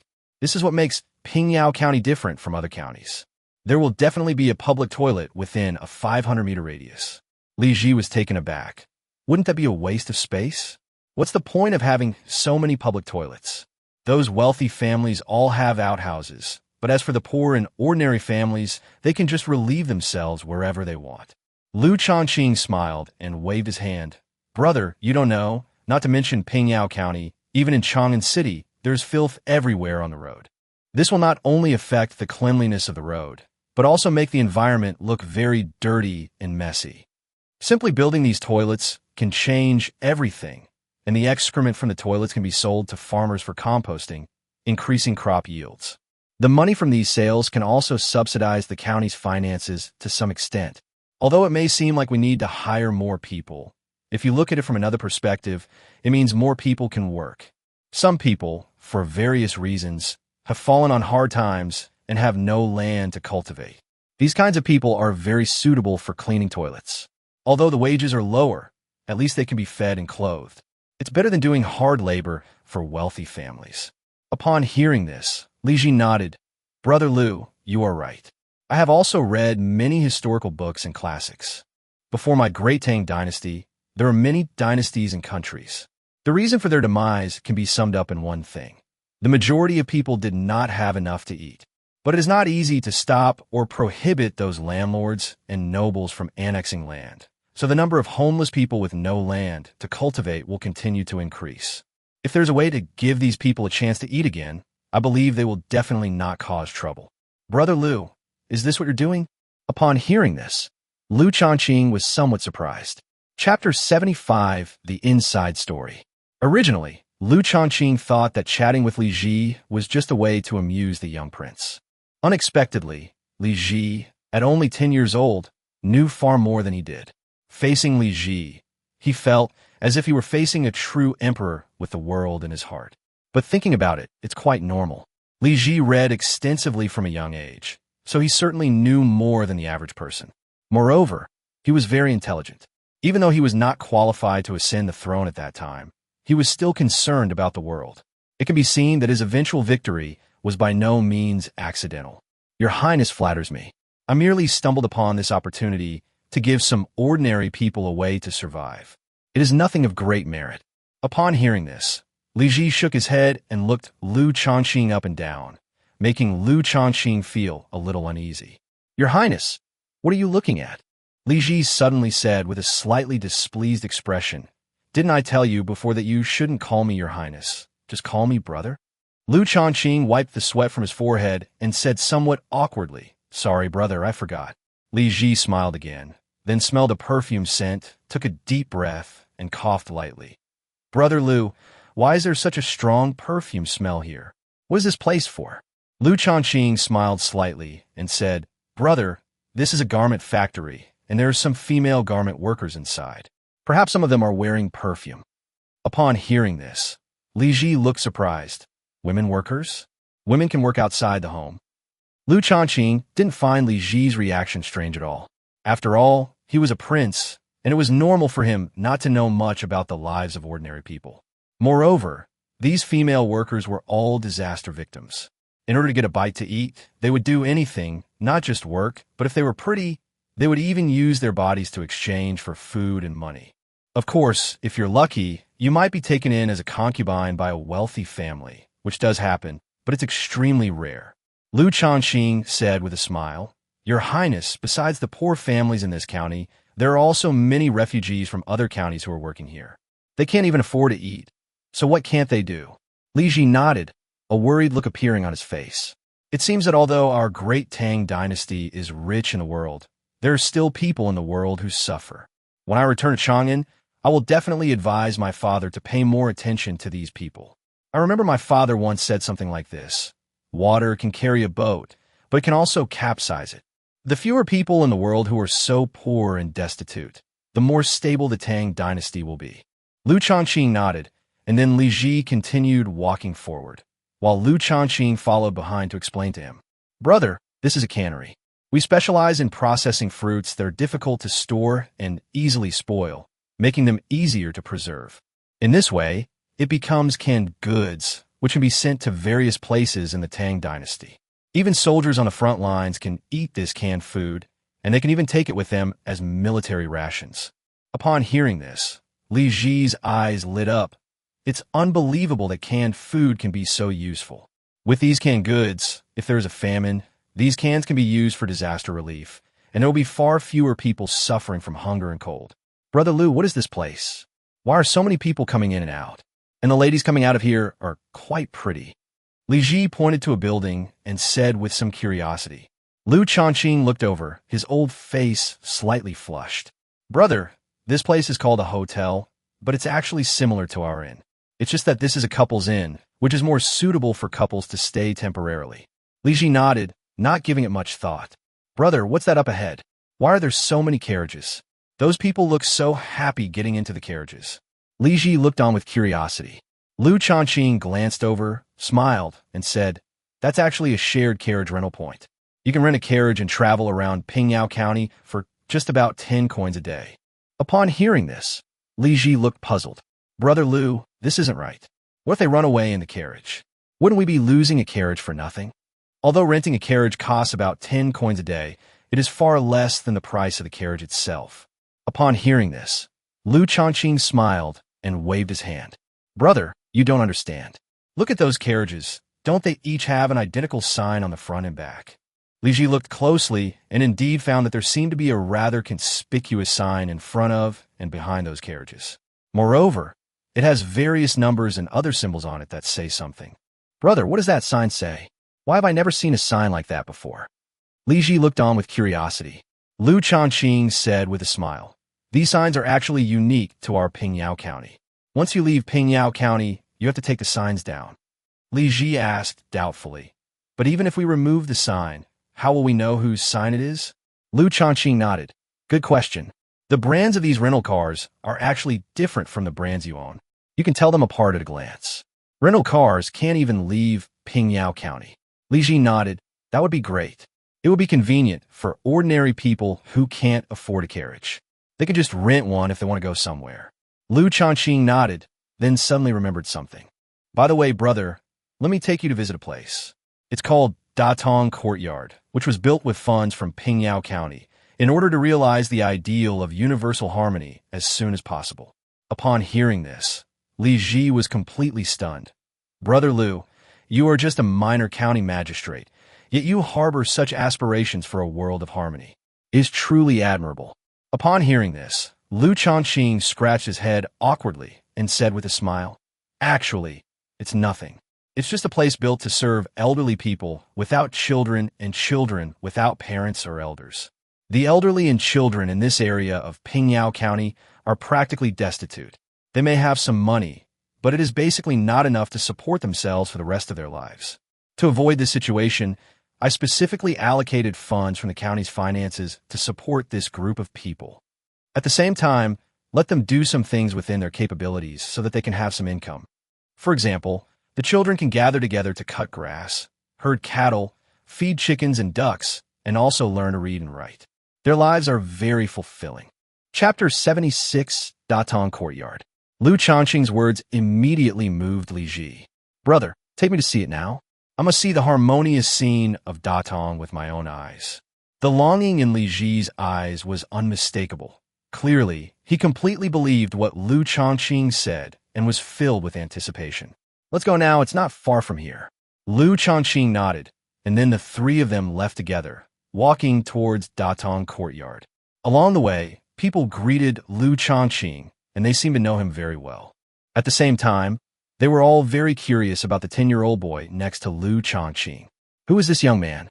He looks quite noble. Could he be the young master of some powerful family? It does look like it, but Magistrate Liu probably wouldn't associate with those kind of young masters. Besides, this young man doesn't seem to have the arrogant and domineering air of a young master from a big family. Some passers-by watched the two figures from behind and couldn't help but whisper among themselves. Neither of them paid any attention, and after walking for about 15 minutes, they arrived at Datong Courtyard. These three characters were prominently displayed at the entrance of the mansion, making them very eye-catching. The gatekeepers were two elderly men who looked quite old, but they were both in very good spirits. So with Magistrate Liu, please come in. All the old brothers in our hospital have been missing you. Hearing this, Liu Shaoqing smiled and said, Uncle Wang, is it your shift again today? Are any new elderly people coming in? The old man smiled and waved his hand. Although our Pingyao County also had heavy snow, no one was affected by the disaster. So no one has moved in recently. On the contrary, an old brother found a long-lost relative and moved away. Upon hearing this, Liu Shaoqing was somewhat surprised. This is a good thing. It's worth celebrating. Sir, I'm going in to have a chat with the director. You can stay here and keep watch. Liu Shaoqing led Li Ji into the Datong Courtyard, where Li Ji witnessed everything that had just happened. Brother Liu, do those two elderly people live in this Datong compound? Do they work part-time as gatekeepers? Liu Shaoqing smiled and nodded. Yes, the elderly people in Datong Courtyard take turns on duty, usually in groups of 3, sometimes in groups of 2, like today. Walking into Datong Courtyard, you'll find many elderly people taking a walk and some children playing happily.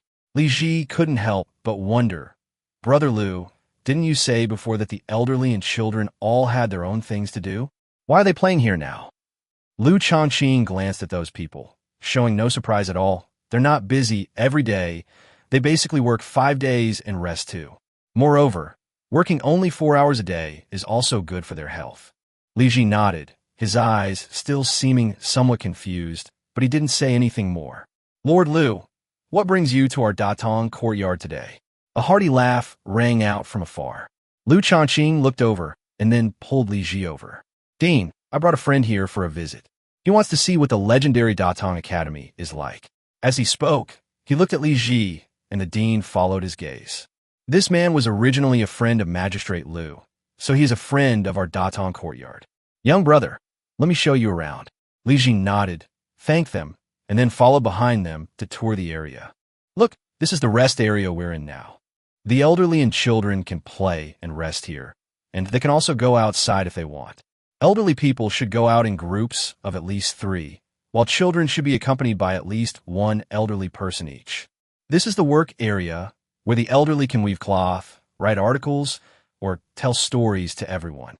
In short, whatever you can think of, if someone is good at it and enjoys doing it, then you should prioritize doing it. In this way, a small society can also be formed within our Datong Academy. Of course, there is no charge within Datong Courtyard.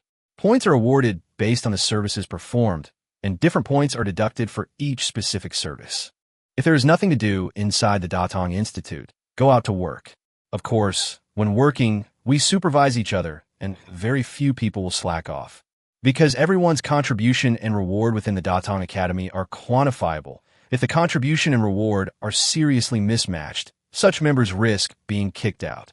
Moreover, our Datong Institute also organizes its members to farm, and there are some factories where the physical labor is relatively light, so the elderly and children can also go. The income received will be recorded in the names of the elderly and children, and will be given priority to the elderly and children who are eligible to use it. This is the dining area, and the cooking area is behind it. Some of the elderly people can cook, and they cook very well, so we let them cook specifically. Liu Shaoqing glanced at Li Ji. Brother, what are your thoughts? Li Ji thought for a moment and said, this place really surprised me. It's much better than I imagined. Although I also want to see the elderly and children being well taken care of. But on second thought, if we only invest in them without any return, it's ultimately a losing proposition. We can only rely on love to drive it. However, if they can support themselves, it will greatly reduce the burden on the county's finances and may even generate revenue. Brother, you're right. The ideal society doesn't mean that everyone should live off others. It's about relying on your own abilities. What the county needs to do is to relieve them of their worries. Li Ji nodded. I'm satisfied with the situation of the elderly, but what about the children? Will things continue like this? What will happen when they grow up? Liu Shaoqing smiled and said, when they grow up, we will arrange them to work in appropriate places according to their talents, whether they become officials or laborers. We will always find suitable jobs for them. Upon hearing this, Li Ji nodded, looking thoughtful. Meanwhile, Li Changxian and the princes and princesses he led had already checked into the Fully Hotel. After a quick wash, they met up outside the hotel. The guards who led the group surrounded them, looking warily ahead. With half their guards gone, the protective measures are even more stringent, and they dare not slacken their efforts in the slightest. Have you returned from visiting him in prison? How long will he be detained? The guard quickly came to Li Chengqian's side and said respectfully, he's back. Chapter 77, Self-Reliance. Your Highness, they will be detained for about 15 days. Our people have paid bail, and they said they will be released in 3 days. Upon hearing this, the crown prince paused for a moment, then asked, what is bail money? The man smiled and said, Your Highness, bail is the money paid to get someone out of jail. As long as they promise not to commit any more crimes while in custody, they will be released. The crown prince nodded and said, let's go out and take a look around. Let's see what's so great about Pingyao County that Father Emperor praised it so highly. Li Tai leaned closer. Brother, why don't we go find that Magistrate Liu and have him lead the way? Upon hearing this, Li Chengxian waved his hand and said, there's no need for that. If we let him lead the way, we'll only see the good side of Pingyao County, which isn't a good thing for us. We must see both the good aspects of the Pingyao model and the shortcomings of Pingyao County. Only in this way can we truly learn the essence of Pingyao County. All right, let's go. Find our carriage. How can we travel without one? Several guards walked quickly ahead to find the carriage, while the prince and his entourage strolled around the streets of the county town. Brother, I must say, Pingyao County is really well governed. Magistrate Liu is indeed capable. Li Tai approached Li Chengxian and looked around in surprise. Li Chengxian rolled his eyes at him. What's there to brag about? Is this an achievement? Developing the county is what he should do. After saying that, Li Chengxian continued to look around, trying his best to find something wrong with Pingyao County. However, even if he used a magnifying glass to look for the shortcomings of Pingyao County, he couldn't find any flaws at all. If one had to say something, it would be that Pingyao County is too small, but this is not Liu Changqing's problem, but a common problem of small counties. There is only one Chang'an. You can't expect Liu Shaoqing to develop Pingyao County into a city comparable to Chang'an in just a few years after taking office, can you? After about 15 minutes, the guards brought several carriages. The prince and his entourage boarded the carriages and calmly inspected the situation in Pingyao City. Hey, stop the car. What are you doing? Can't you see the red license plate? Stop right now. Just as the crown prince and the others were looking around in a daze, a shout startled them awake. Then, their bodies swayed, and the carriage came to a stop. Li Chengxian frowned, lifted the carriage curtain, and looked ahead, where he saw several young men dressed in uniform with serious expressions blocking their carriage. What are you doing? Why are you stopping our carriage? The coachman's face was somewhat grim as he spoke. What are you doing? Are you from out of town? This is an intersection. You have to stop. Didn't you see that the people on the other side are also stopped? The young man in uniform had quite a temper, and the coachman, who was used to throwing his weight around the crown prince, was immediately enraged. Why can't we leave, but they can? The coachman pointed to the carriages on the other two roads and said with a mocking expression. The young man in uniform glanced in the two directions as the driver pointed and immediately smiled. Do you need to worry about those two directions? You must be from out of town and haven't read the city entry guide. When your red card is shown, you can't cross this road. This is also for the sake of the city's traffic. The uniformed law enforcement officer smiled and said to him. Although the prince's coachman didn't understand, the law enforcement officer wasn't rude. Perhaps this was a common occurrence for him.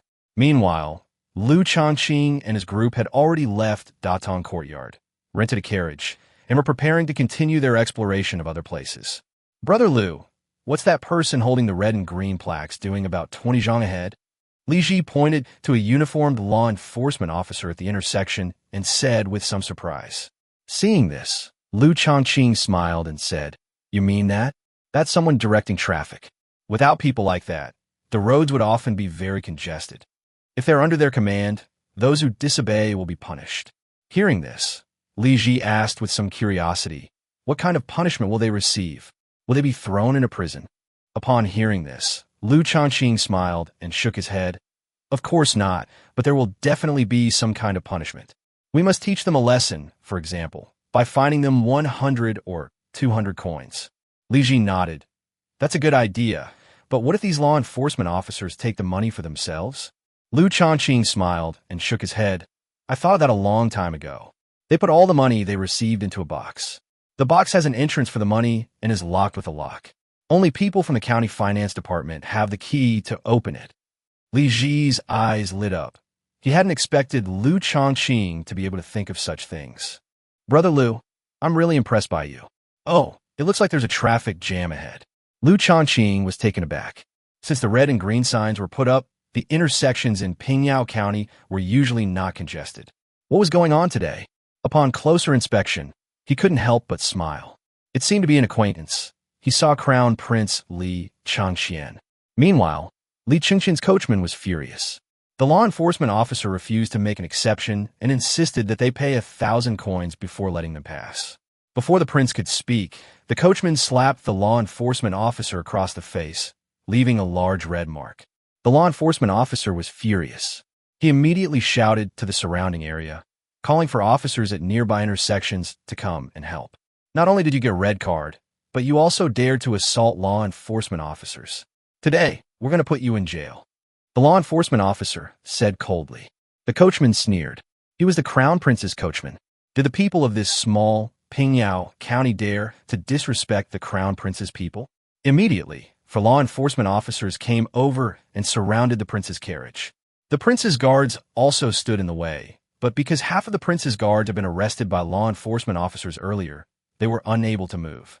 These guards dared not act rashly and obeyed the crown prince's orders. The crown prince looked rather grim and quickly ordered his men to stop. Are you blind? Look at this. I am the crown prince of the great Tang Dynasty. You, a mere law enforcement officer from Pingyao County, have no right to control my people. As he spoke, Crown Prince Li Chengxian took out the jade pendant from his waist and handed it over, but the law enforcement officer simply waved his hand. Chapter 78 Disdain. Excuse me, sir. I am enforcing the law. Whether you are a prince or a king, it doesn't matter to me. I only recognize the laws of Pingyao County. Your carriage will be fined 200 cash for running a red card, and the license plate number will be recorded. If it happens again within a year, the people in the carriage will not be allowed to drive the carriage in Pingyao County. The law enforcement officer spoke with great righteous indignation. He was originally just an ordinary person with no real power, but thanks to Magistrate Liu's promotion, he is now able to direct traffic here, which he feels very proud of. He wanted to live up to Magistrate Liu's high regard, so he was very serious and conscientious when enforcing the law. Li Qingqian's face grew increasingly gloomy. He pointed at the law enforcement officer and said, "You little brat, you're so stubborn, aren't you? Don't forget, Pingyao County is also part of the territory of my great Tang Dynasty, and it is still the domain of my Li family." The law enforcement officer's face twitched slightly at a shout, but he still insisted, even the emperor is subject to the same laws as the common people. Even if his majesty were here, he would still abide by the laws of the Tang Dynasty. The crown prince was now consumed by rage and had completely lost control. He was about to strike someone. "Your Highness, please wait a moment. Allow me to say a few words." Upon hearing this, the crown prince was taken aback. The voice sounded somewhat familiar. It sounds like Liu Shaoqing's voice. "Magistrate Liu, where are you? Come out quickly," the crown prince said with a somewhat unpleasant expression. In his view, Liu Shaoqing was clearly trying to embarrass him on purpose. Could these so-called law enforcement officers have all been deliberately planted here by Liu Shaoqing? "Your Highness, I'm here. I saw your people arguing with someone from afar. What happened?" Liu Shaoqing asked with some curiosity. Upon hearing this, the crown prince glanced at Li Ji beside Liu Shaoqing, pointed at the law enforcement officer, and said, "They insist that we violated some kind of red card rule. We always walk like this in other places, so why are there so many rules in Pingyao?" Hearing this, Liu Shaoqing couldn't help but shake his head with a wry smile. "Your Highness, this is actually a unique rule in our Pingyao County. In fact, it is all written in the entry manual." The crown prince was taken aback. "Entry manual? What is that?" Upon hearing this, the people in line immediately showed a look of disdain. Seeing this, the crown prince couldn't help but blush. The crown prince, was being looked down upon by so many people. A passerby happened to be carrying a city entry guide, and upon seeing this, he took it out and flipped to the page about traffic lights. "Young master, look, this is the entry manual for Pingyao County. As long as you follow the instructions in this manual, there won't be any problems. This is the traffic light sign. It says in black and white that you can't cross when the light is red. You can only cross when the light is green. If you get a red card, you will be fined 100 to 200 coins and will also receive a warning. If 2 warnings are received, the person driving the carriage will be prohibited from driving from now on. He can only continue driving after he passes the re-examination at the county's traffic enforcement department." Upon hearing this, the crown prince was speechless. This travel guide had been given to them by someone when they entered the city. However, they felt that Pingyao County was too greedy, charging money even to enter the town, so they refused. Unexpectedly, he suffered a great loss so quickly. This fine is enough for everyone he brought to buy a city entry permit. The crown prince thought for a moment, then shook his head. "No, although I was indeed in the wrong for running the red card, the fine is also unreasonable. For this kind of thing, a reprimand and education are enough for the first offense. If everyone is fined like this, wouldn't that be a disguised form of taxation?" Upon hearing this, the people in line couldn't help but look at him with disdain. The crown prince was furious. Being looked down upon by these common people time and time again would make anyone uncomfortable. Moreover, he was the crown prince. Liu Shaoqing shook his head with a wry smile. "Your Highness, you are mistaken. Not everyone will break the rules, nor will everyone try to force their way through after being stopped by law enforcement officers. Even if some people don't know the rules, they buy a city entry guide and understand after reading it. If His Highness the Crown Prince's men hadn't had such a big argument with the law enforcement officers, the officers could have given you a lighter punishment. But it's too late now. So many people are watching. If we don't punish you severely, some people might accuse us of protecting you." Upon hearing this, the Crown Prince was furious, but he couldn't find any words to refute it. He could only wave his hand and say, "Give me the money, and leave quickly after you've paid." The law enforcement officer smiled and brought over a large box. The driver took out 200 coins, and after the officer checked them, he put all the money into the box. Your Highness, where are you going? If you don't know where you're going, you can tell me, and I can send someone to give you directions. Liu Shaoqing said with a smile from behind. The Crown Prince replied in a muffled voice. No need. Thank you for your concern, Lord Liu. As they spoke, the prince and his entourage's carriage sped off after receiving the green license plate. Back in the carriage, Li Ji couldn't help but clap and cheer for him. Brother Liu, you're amazing.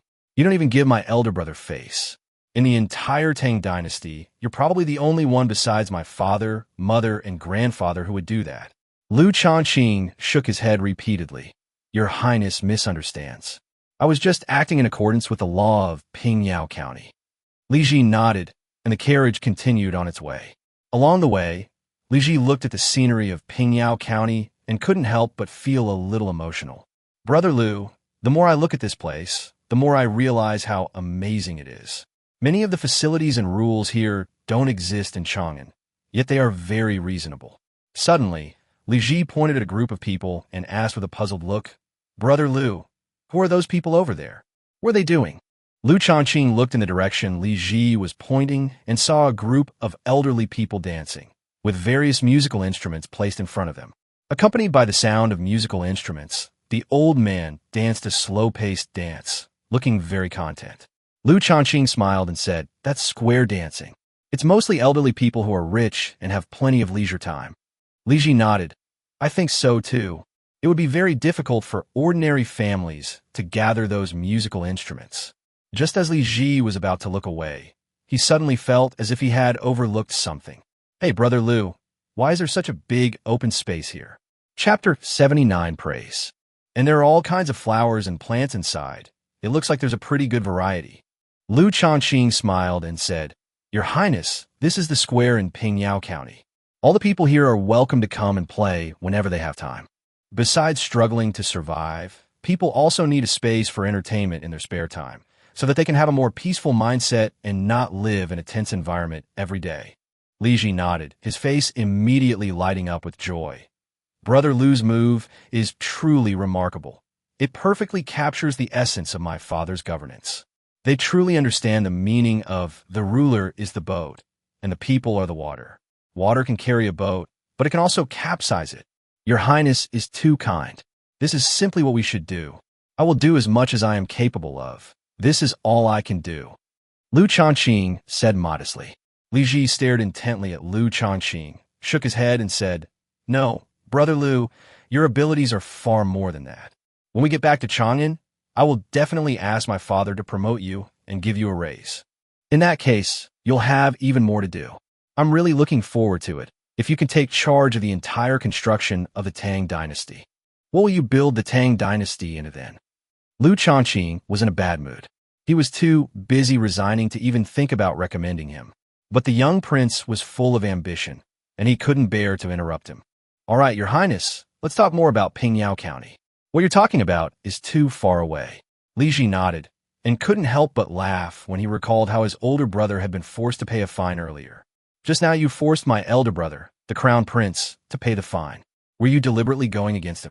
Upon hearing this, Liu Shaoqing looked puzzled. Your Highness Prince Jin, what is the meaning of this? I have always handled matters impartially. How could I possibly be deliberately making things difficult for you? Liu Shaoqing shook his head and said. Li Ji looked at him for a moment, then smiled and said, Actually, you can't blame me for being suspicious. It's just that my elder brother went a bit too far. Before we arrived, the Emperor had intended to abolish the position of prefect of the capital and transfer you directly from the position of magistrate of Pingyao County to Chang'an City to become the prefect of the capital. Upon hearing this, Liu Shaoqing was startled. Absolutely not. I still have some unfinished business in Pingyao County. Moreover, I've already submitted my application to resign. Even if your majesty were to transfer me to Chang'an, I would not have much ambition. Upon hearing this, Li Ji was taken aback. Brother Liu, I never expected there to be someone like you who doesn't like getting promoted. It's not that I don't like getting promoted, it's just that the officialdom is treacherous, and I've had enough of it. Li Ji nodded, a hint of melancholy on his face. Brother Liu, don't worry. although Father Emperor is trying his best to transfer you to Chang'an City. However, many court officials opposed this, and the prefect of the capital had not done anything wrong. Even the emperor could not simply remove him from office. Moreover, my older brother also stopped it. He felt that your achievements needed to be further examined. What if the information we receive is not true?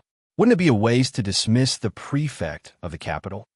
So this time, when my elder brother brought us to Pingyao County, it was actually partly to test you on behalf of His Majesty. Upon hearing this, Liu Shaoqing breathed a slight sigh of relief. He was a complete stranger to the prefect of the capital. If Liu Shaoqing really went to Chang'an this time and replaced him, this doesn't mean he offended a court official for no reason. Although this was not something he could decide or change by his own will, it was still the case that he replaced the other person. Moreover, given the other party's position, it's likely that relationships with superiors, subordinates, and colleagues have already been established. In this situation, if Liu Shaoqing were to interfere, it would be tantamount to asking for trouble, and he might even be targeted by the original group of the other party. Compared to becoming the prefect of the capital in Chang'an, Liu Shaoqing preferred to stay in Pingyao County and be his own county magistrate. Moreover, if His Majesty hadn't refused his request to resign, he would have resigned long ago, and there wouldn't have been so many unfounded accusations. By the way, that's why I said before that you were trying to embarrass my brother. I thought you had received the news that it was your elder brother who was leading the charge to prevent you from becoming the prefect of the capital, so I deliberately made things difficult for him. Upon hearing this, Liu Shaoqing quickly denied it. Your Highness, how could I dare to do such a thing? Everything I have done is in accordance with the laws of the Tang Dynasty and the regulations of Pingyao County. Seeing that Li Ji nodded as if he didn't care, Liu Shaoqing thought for a moment and tentatively asked, Your Highness Prince Jin, may I ask what else His Majesty said when he mentioned me? Li Ji ignored Liu Shaoqing's address of him as Your Highness and nodded, saying, Father actually values you highly and has conducted a very thorough investigation into you. I heard that when you first took office as the magistrate of Pingyao County, you immediately went to deal with those local bullies and thugs, strictly prohibiting them from bullying men and women. Is that right? Liu Shaoqing nodded without saying anything. I heard that you also arrested many people on the grounds that some local gentry and wealthy merchants were colluding with these local bullies, confiscated the land and property of these gentry and wealthy merchants, and then distributed the land to ordinary people to cultivate. It is said that you took great risks to accomplish these things, and many times those thugs and bullies hired people to kill you, but you always managed to escape danger. Liu Shaoqing smiled and nodded, saying, Yes, I have to do this so that Pingyao County can develop in the long term. Otherwise, the people will suffer in silence. And how can they be motivated to produce? Li Ji looked Liu Shaoqing up and down with admiration. Lord Liu, I really admire you. This is truly a selfless act of righteousness. By the way, Lord Liu, what are all those people up ahead doing? It looks like they're having a great time.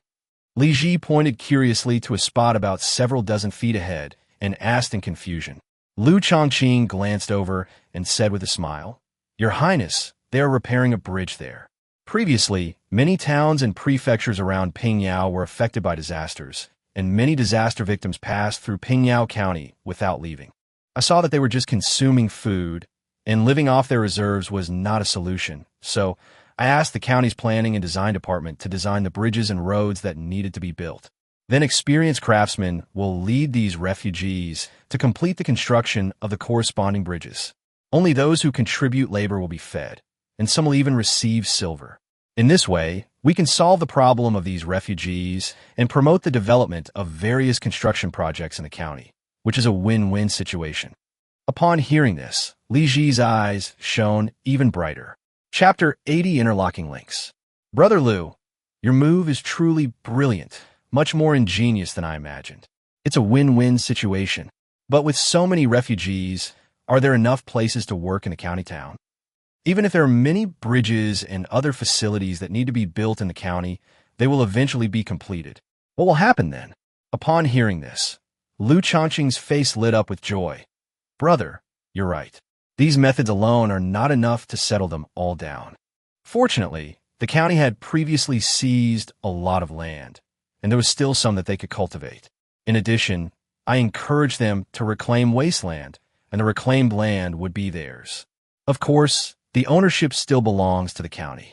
They only have the right to use it, and the county has the right to take it back at any time. In addition, I also supported the establishment of various factories and restaurants in the county and attracted wealthy people from other places to invest. These factories can attract many people to work, and even those who really have no land to cultivate to support themselves can go to these factories to work. This has attracted many people from neighboring counties to work in Pingyao.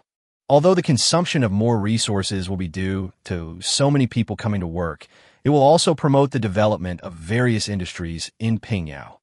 They spent most of the money they earned in Pingyao, so they didn't bring it back with them. Upon hearing this, Li Ji frowned. Brother Liu, this seems a bit inappropriate. If so many people go to the factories, who will cultivate the land? If there are too few people farming and too many people eating, wouldn't famine be very likely to occur? Upon hearing this, Liu Shaoqing nodded.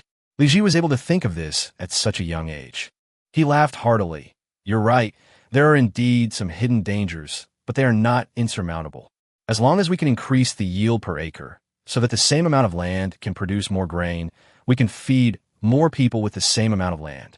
Establishing these factories will also prevent landlords who control large amounts of land from exploiting the people, because they simply cannot find anyone to farm for them. In this way, the indirect effect is to suppress the incentive for landlords to annex land. Li Ji nodded. He was also aware of the land annexation issue. At the end of a dynasty, the people often suffer greatly, resorting to cannibalism. This kind of thing usually happens because it is related to the land annexation by large landowners and the powerful elite. Those big landowners and the like control vast amounts of land, and even if it's left uncultivated, they won't just give it away to ordinary people. Liu Shaoqing's actions effectively curbed the land annexation activities of these large landowners, serving as a decisive and drastic measure. However, Li Ji then raised another thorny issue. Brother Liu, if all those people go to work in factories and don't farm, where will our taxes come from? Are they going to tax those factories? Liu Shaoqing smiled and nodded. Why not? They can make a considerable profit every time they produce a product and sell it. Of course, factories generally do not sell the goods they produce themselves. They usually sell the products through merchants. So, as long as we collect taxes from the merchants, we can collect the taxes that are due. Moreover, businessmen have always been the wealthiest group. As long as they can continue to make money, they are willing to pay even heavy taxes. Upon hearing this, Li Ji frowned. But, Brother Liu, if we impose heavy taxes on merchants, wouldn't that be competing with the people for profit? Although merchants do not engage in production, they still contribute labor by transporting and selling goods. Upon hearing this, Liu Shaoqing couldn't help but chuckle. Brother, then tell me, isn't it a case of us profiting at the expense of the people by levying taxes on the farmers who cultivate the land? Li Ji shook his head. Under the whole heaven, all land belongs to the king. On the shores of the land, all people are subjects of the king. As long as you're within the territory of the Tang Dynasty and cultivate land belonging to the Tang Dynasty, you must pay taxes.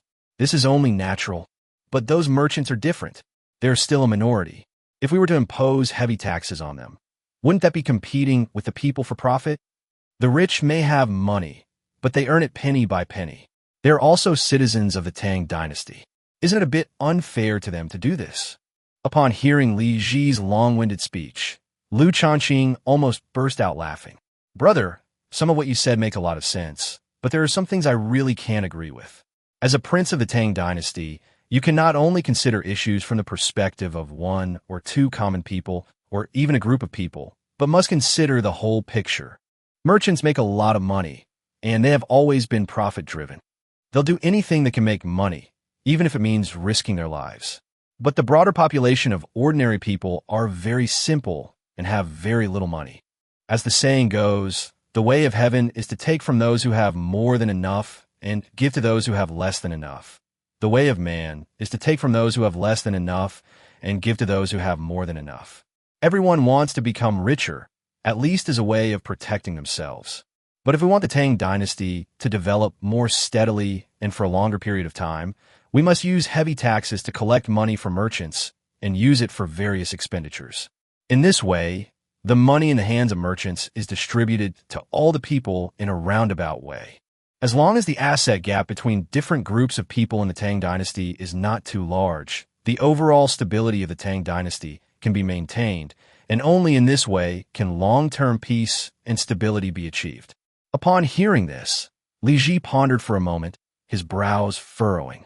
But if you, elder brother, impose heavy taxes on merchants in Pingyao County, while other places treat them with light taxes, if that happens, merchants won't come. And how can all industries in Pingyao County develop so vigorously? Liu Shaoqing smiled and said, "You've hit the nail on the head. Those merchants are all profit-driven. No matter how much tax you collect, as long as they can make a profit, they'll swarm in. I have built all the roads and facilities in Pingyao County, and Pingyao County has a very vibrant atmosphere. Even with heavy taxes, merchants in Pingyao County still made far more money than in other places. Moreover, businessmen can easily pass on the tax burden to ordinary people, so the most fundamental solution is to increase the income of ordinary people." Li Ji frowned again. "Brother, you said that merchants will pass on taxes. How will they do it?" Liu Shaoqing smiled slightly. "For example, if a peach originally sold for 4 coins, the merchant could make a profit of 2 coins. Chapter 81 Embarrassment. Since I increased the tax by 1 coin, he would sell them for 5 coins if he wanted to still make 2 coins. So he shifted the tax burden to other countries." Upon hearing this, Li Ji's eyes widened, as if a window had opened in his mind. In other words, this tax doesn't reach the merchants at all. The real taxpayers are the ordinary people. Li Ji stared wide-eyed as he spoke. At this point, he seemed to realize that what he was saying was not quite right. "But Brother Liu, if this merchant raises the price, and the other merchants keep their prices the same, wouldn't they be able to make a profit? And as long as we can make money, even if we earn a little less, it's better to sell more, isn't it?" Liu Shaoqing shook his head with a wry smile and said to Li Ji, "Brother, you are considering this from the perspective of an ordinary person, but merchants are driven by profit. They will team up to raise prices, and unless you don't intend to buy this kind of thing, you have to accept their way of doing things. Although this method of taxation is not very effective, it can at least curb merchants' greed to some extent." Upon hearing this, Li Ji's expression became tense again. "But Brother Liu, if we collect taxes like this, wouldn't that be exploiting the people and competing with them for profit? Moreover, if we impose heavy taxes on merchants, won't they move to other places? Although related industries may not be as developed in other places as they are in Pingyao County, at least they pay less tax, so they can sell their goods at a lower price." Upon hearing this, Liu Shaoqing smiled and nodded. "That's the reality. It's often the ordinary people who bear the burden of all kinds of production and living costs. But as the county magistrate, I must try my best to consider the overall interests. As for these businessmen going to do business in other places, they can give it a try. First of all, the infrastructure in Pingyao County is very complete, which is unmatched by other counties. Moreover, the commerce in our Pingyao County is much more developed than in other places. Perhaps taxes will be lower in other places, but the local businesses are already basically saturated, and there's no room for them. In comparison, Pingyao County is the fairest place for competition, and the market is limited. If you leave and someone else fills the void, it will be much more difficult for you to come back." Li Ji nodded, feeling a sense of novelty. "So, Brother Liu, you've used various means to bind them together, so that none of them can leave Pingyao County?" Liu Shaoqing smiled and nodded. "You could say that, especially since only our Pingyao County has so many surplus laborers. As for other places, those desperate common people went to work for big landowners or wealthy merchants and became their private property. These people have virtually no spending power, so how could they possibly drive commercial prosperity?" After that, both Li Ji and Liu Shaoqing fell silent, neither of them saying anything more. However, Li Ji kept thinking about what Liu Shaoqing had said before. It was getting late, and the carriage headed towards the county government office. Finally, the moment the carriage stopped outside the county government office, Li Ji came to his senses. "Brother Liu, I have benefited greatly from our conversation today. By the way, I can stay in Pingyao County for a while longer. Can we find time to chat every day?" Hearing this, Liu Shaoqing smiled and nodded. "Of course, as long as we both have time." Li Ji felt the carriage stop and asked with some confusion, "Brother Liu, where are we?" Liu Shaoqing glanced outside and said, "We're back at the county office, brother." Why don't we go in and sit for a while? Upon hearing this, Li Ji couldn't help but show a look of joy on his face. I would be delighted to accept Brother Liu's invitation. Li Ji had already seen Liu Shaoqing's abilities. They were indeed as his father and uncle had said. Therefore, he certainly didn't want to miss this good opportunity to get in touch with Liu Shaoqing. Although he was taught from a young age to be low-key, he had 2 older brothers, so the throne was destined to be out of his reach. From now on, my destiny is to be a carefree prince. However, as he grew up, he also read a large number of historical books and classics. He increasingly wanted to do something for the Tang Dynasty.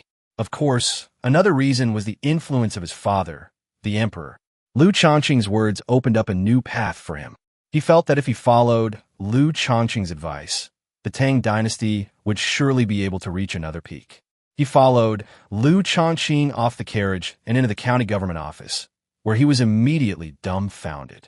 Brother Liu, is this the county government office where you work? Why does it look so dilapidated? Li Ji was completely taken aback. In his view, even if the county government where Liu Shaoqing worked was luxurious, it would not be excessive for such a capable person as Liu Shaoqing. After all, the capable should be in charge. Liu Shaoqing has governed Pingyao County so well, he deserves this treatment.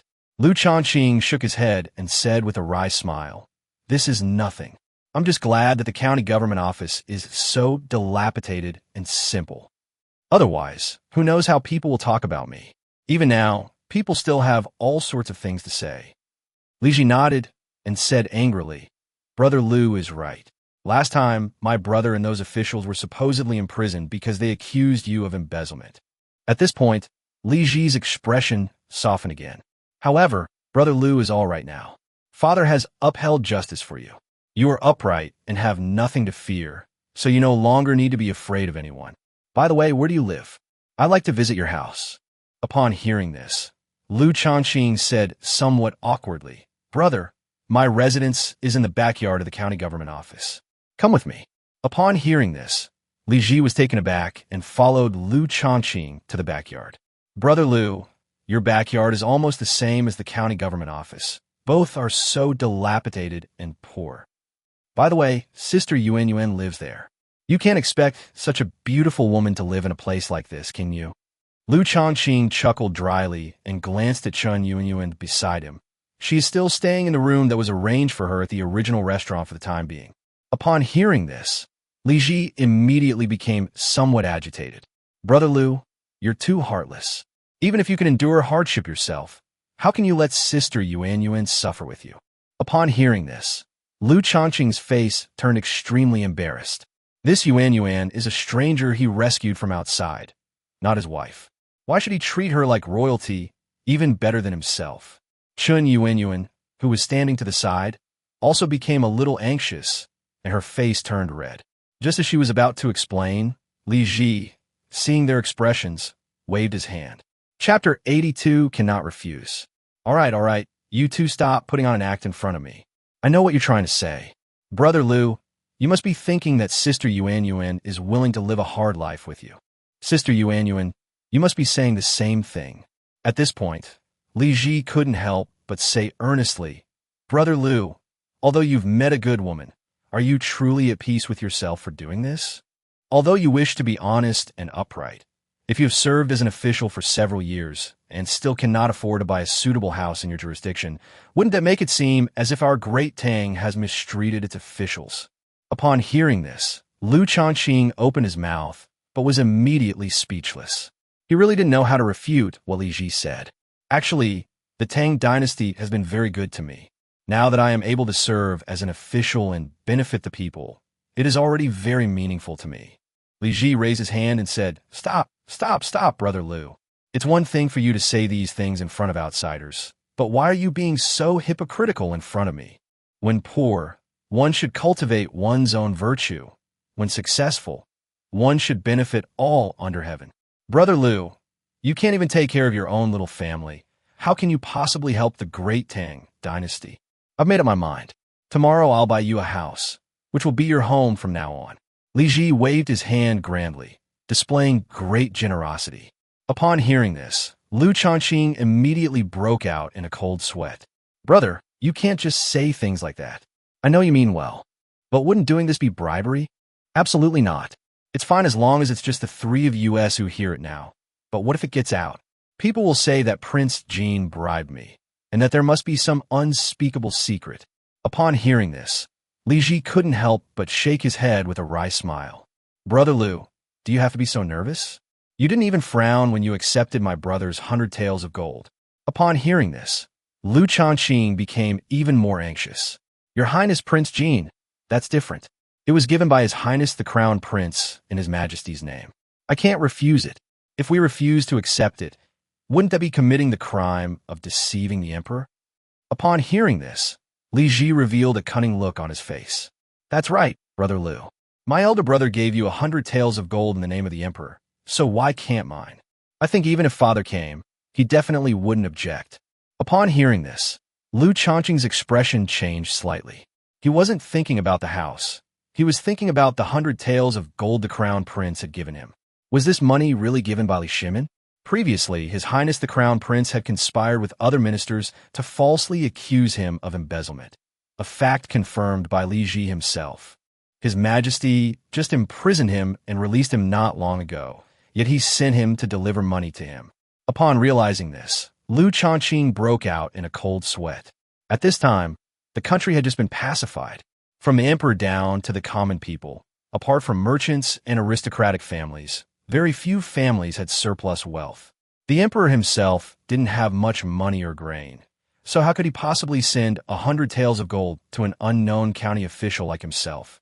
Thinking of this, Liu Shaoqing stamped his foot. Your Highness Prince Jean, it's terrible. I'm afraid I've been tricked by His Highness the Crown Prince. Upon hearing this, Li Ji was taken aback. Brother Liu, what do you mean by that? Liu Shaoqing shook his head. His Highness the Crown Prince gave me so much gold in public, although the people can all attest to it. But His Highness the Crown Prince can easily distort the truth with a mere flick of his wrist, can't he? When the time comes, kill or replace the people who know the truth, and then find 100 taels of gold in my possession. He'll have evidence to frame me. Upon hearing this, Li Ji was taken aback for a moment, then burst into laughter. Your Highness Prince Jean, what are you laughing at? I'm in a real crisis. Liu Shaoqing said with a speechless expression. Li Ji finally managed to stop smiling. Brother Liu, it seems that even someone as smart as you has times when you can't figure things out. If he could kill so many people who knew the truth, how could he possibly kill me too? Li Ji thought of something and was about to blurt it out, but when he saw Chun Yuan beside him, he held back. What he was going to say was that many of the people the Crown Prince brought were princes, dukes, and princesses. With so many people in the know, just pick any one of them and they can easily prove his innocence. Of course, he didn't intend to say this now. After all, he didn't know much about Chun Yuan and wasn't sure if he could give her complete trust. It's important to understand that the safety of so many princes and princesses was of paramount importance to the Tang Dynasty. Liu Shaoqing, unaware of the truth, said with a bitter expression, Your Highness Prince Jean, you will testify for me later. The Crown Prince will definitely say that you are in cahoots with me. And you're even giving me a house, which proves it even more. Upon hearing this, Li Ji laughed heartily. Brother Liu, I have a secret weapon that I guarantee will make Father Emperor believe in us, but I can't tell you about it now. Upon hearing this, Liu Shaoqing looked puzzled. Looking at Li Ji's mysterious expression, he had no idea what Li Ji meant. However, considering that Li Ji was always prudent in his actions, he shouldn't be blindly confident. So, I breathed a slight sigh of relief. All right, Brother Liu, I've taken care of the false accusation for you. Now you have to agree to the matter of the house, right? Li Ji said with a smile. Upon hearing this, Liu Shaoqing's expression immediately became somewhat troubled. Your Highness Prince Jean, this won't do. If you give me a residence, it will arouse His Majesty's suspicion. Li Ji shook his head vigorously, saying, Brother Liu, as I said, this is a gift from Father Emperor to you. Besides, it's money I saved up, so Father won't blame me. Using my money to build a reputation for valuing talent for Father Emperor is still able to make a clear calculation. Hearing this, Liu Shaoqing sighed helplessly. All right, Your Highness Prince Jean, you win. Although he felt it was a risky thing to accept the mansion, Li Ji was the future emperor. If I keep refusing, and Li Ji develops a grudge, that would be terrible.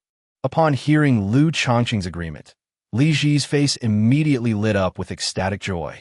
All right, Brother Liu, it's settled then. I'll take you to choose a house tomorrow. Chun Yuan, standing to the side, couldn't help but feel a little happy, even though she was willing to endure hardship with Liu Shaoqing, even if it meant just being his secretary. However, if Liu Shaoqing could move into a better house, she could move out of the restaurant and live with him. Thinking of this, Chun Yuan's pretty face couldn't help but blush slightly. Suddenly, a cooing sound rang out, and the three of them turned their gazes toward the others. Chapter 83 Rejection. Whose stomach was growling just now? A hint of amusement appeared on Li Ji's face. It must be Yuan. It must be Lord Liu.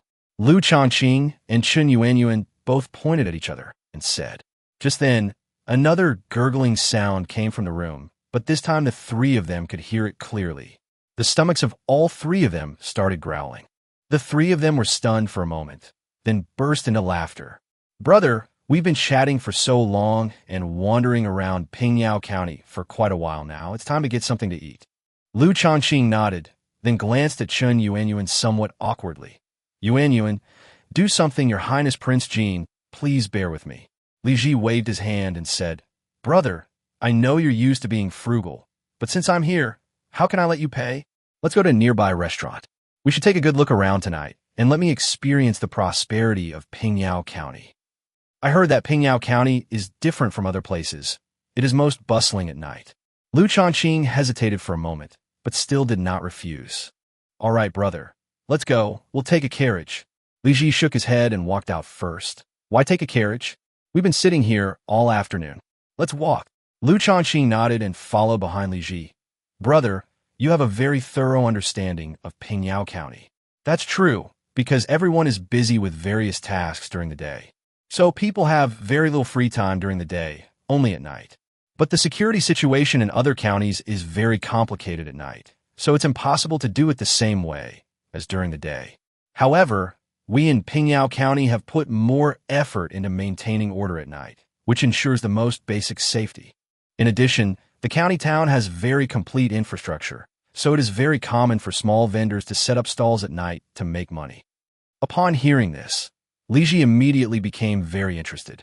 Okay, let's go eat first, and then we'll go explore the most lively area together. Li Ji seemed very interested, and even Liu Shaoqing couldn't help but smile. After about the time it takes to drink a cup of tea, they arrived at a restaurant. Because this place is relatively close to the county government office, the security is relatively better. Moreover, some county government staff often have consumption needs, so there are at least 2 restaurants in the vicinity. Please come in, Lord Liu. The waiter at the door saw that Liu Shaoqing had brought in a child of about 10 years old and hurriedly welcomed him. Following the waiter, they arrived at a private room where the window offered a view of the lobby on the first floor and the room outside. After Liu Shaoqing had Li Ji order the food, the waiter bowed and left. The waiter then brought over a pot of tea, poured it for the 2 of them, and then quickly left. Once the door to the private room was closed, the room became much quieter. This restaurant is relatively upscale, but of course it can't compare to Wang's Fully restaurant. However, before the rise of Wang's Fully restaurant, this restaurant was considered a high-end establishment. Brother Liu, before we eat, there's something I'd like to discuss with you. Li Ji's expression showed a mixture of conflict and resolute determination. Upon hearing this, Liu Shaoqing was taken aback for a moment, then found it somewhat amusing. Brother, just say what's on your mind. Don't keep it to yourself. Are you trying to slip something into my hands again? Forget it. I'm already feeling a bit uneasy about taking on just one house. Liu Shaoqing smiled and said. Li Ji shook his head. Brother Liu, I want to become your disciple. Upon hearing this, Liu Shaoqing nearly dropped the teacup in his hand. Although Li Ji was not very old, he was already 10 years old. Why did he act on a whim? Brother, no, Your Highness Prince Jean. Have you forgotten your identity? Why do you want to become my disciple? You should know that although you are not the crown prince, you are still a prince. If I were to teach a prince, what kind of status would that be? I'm just a lowly county magistrate now.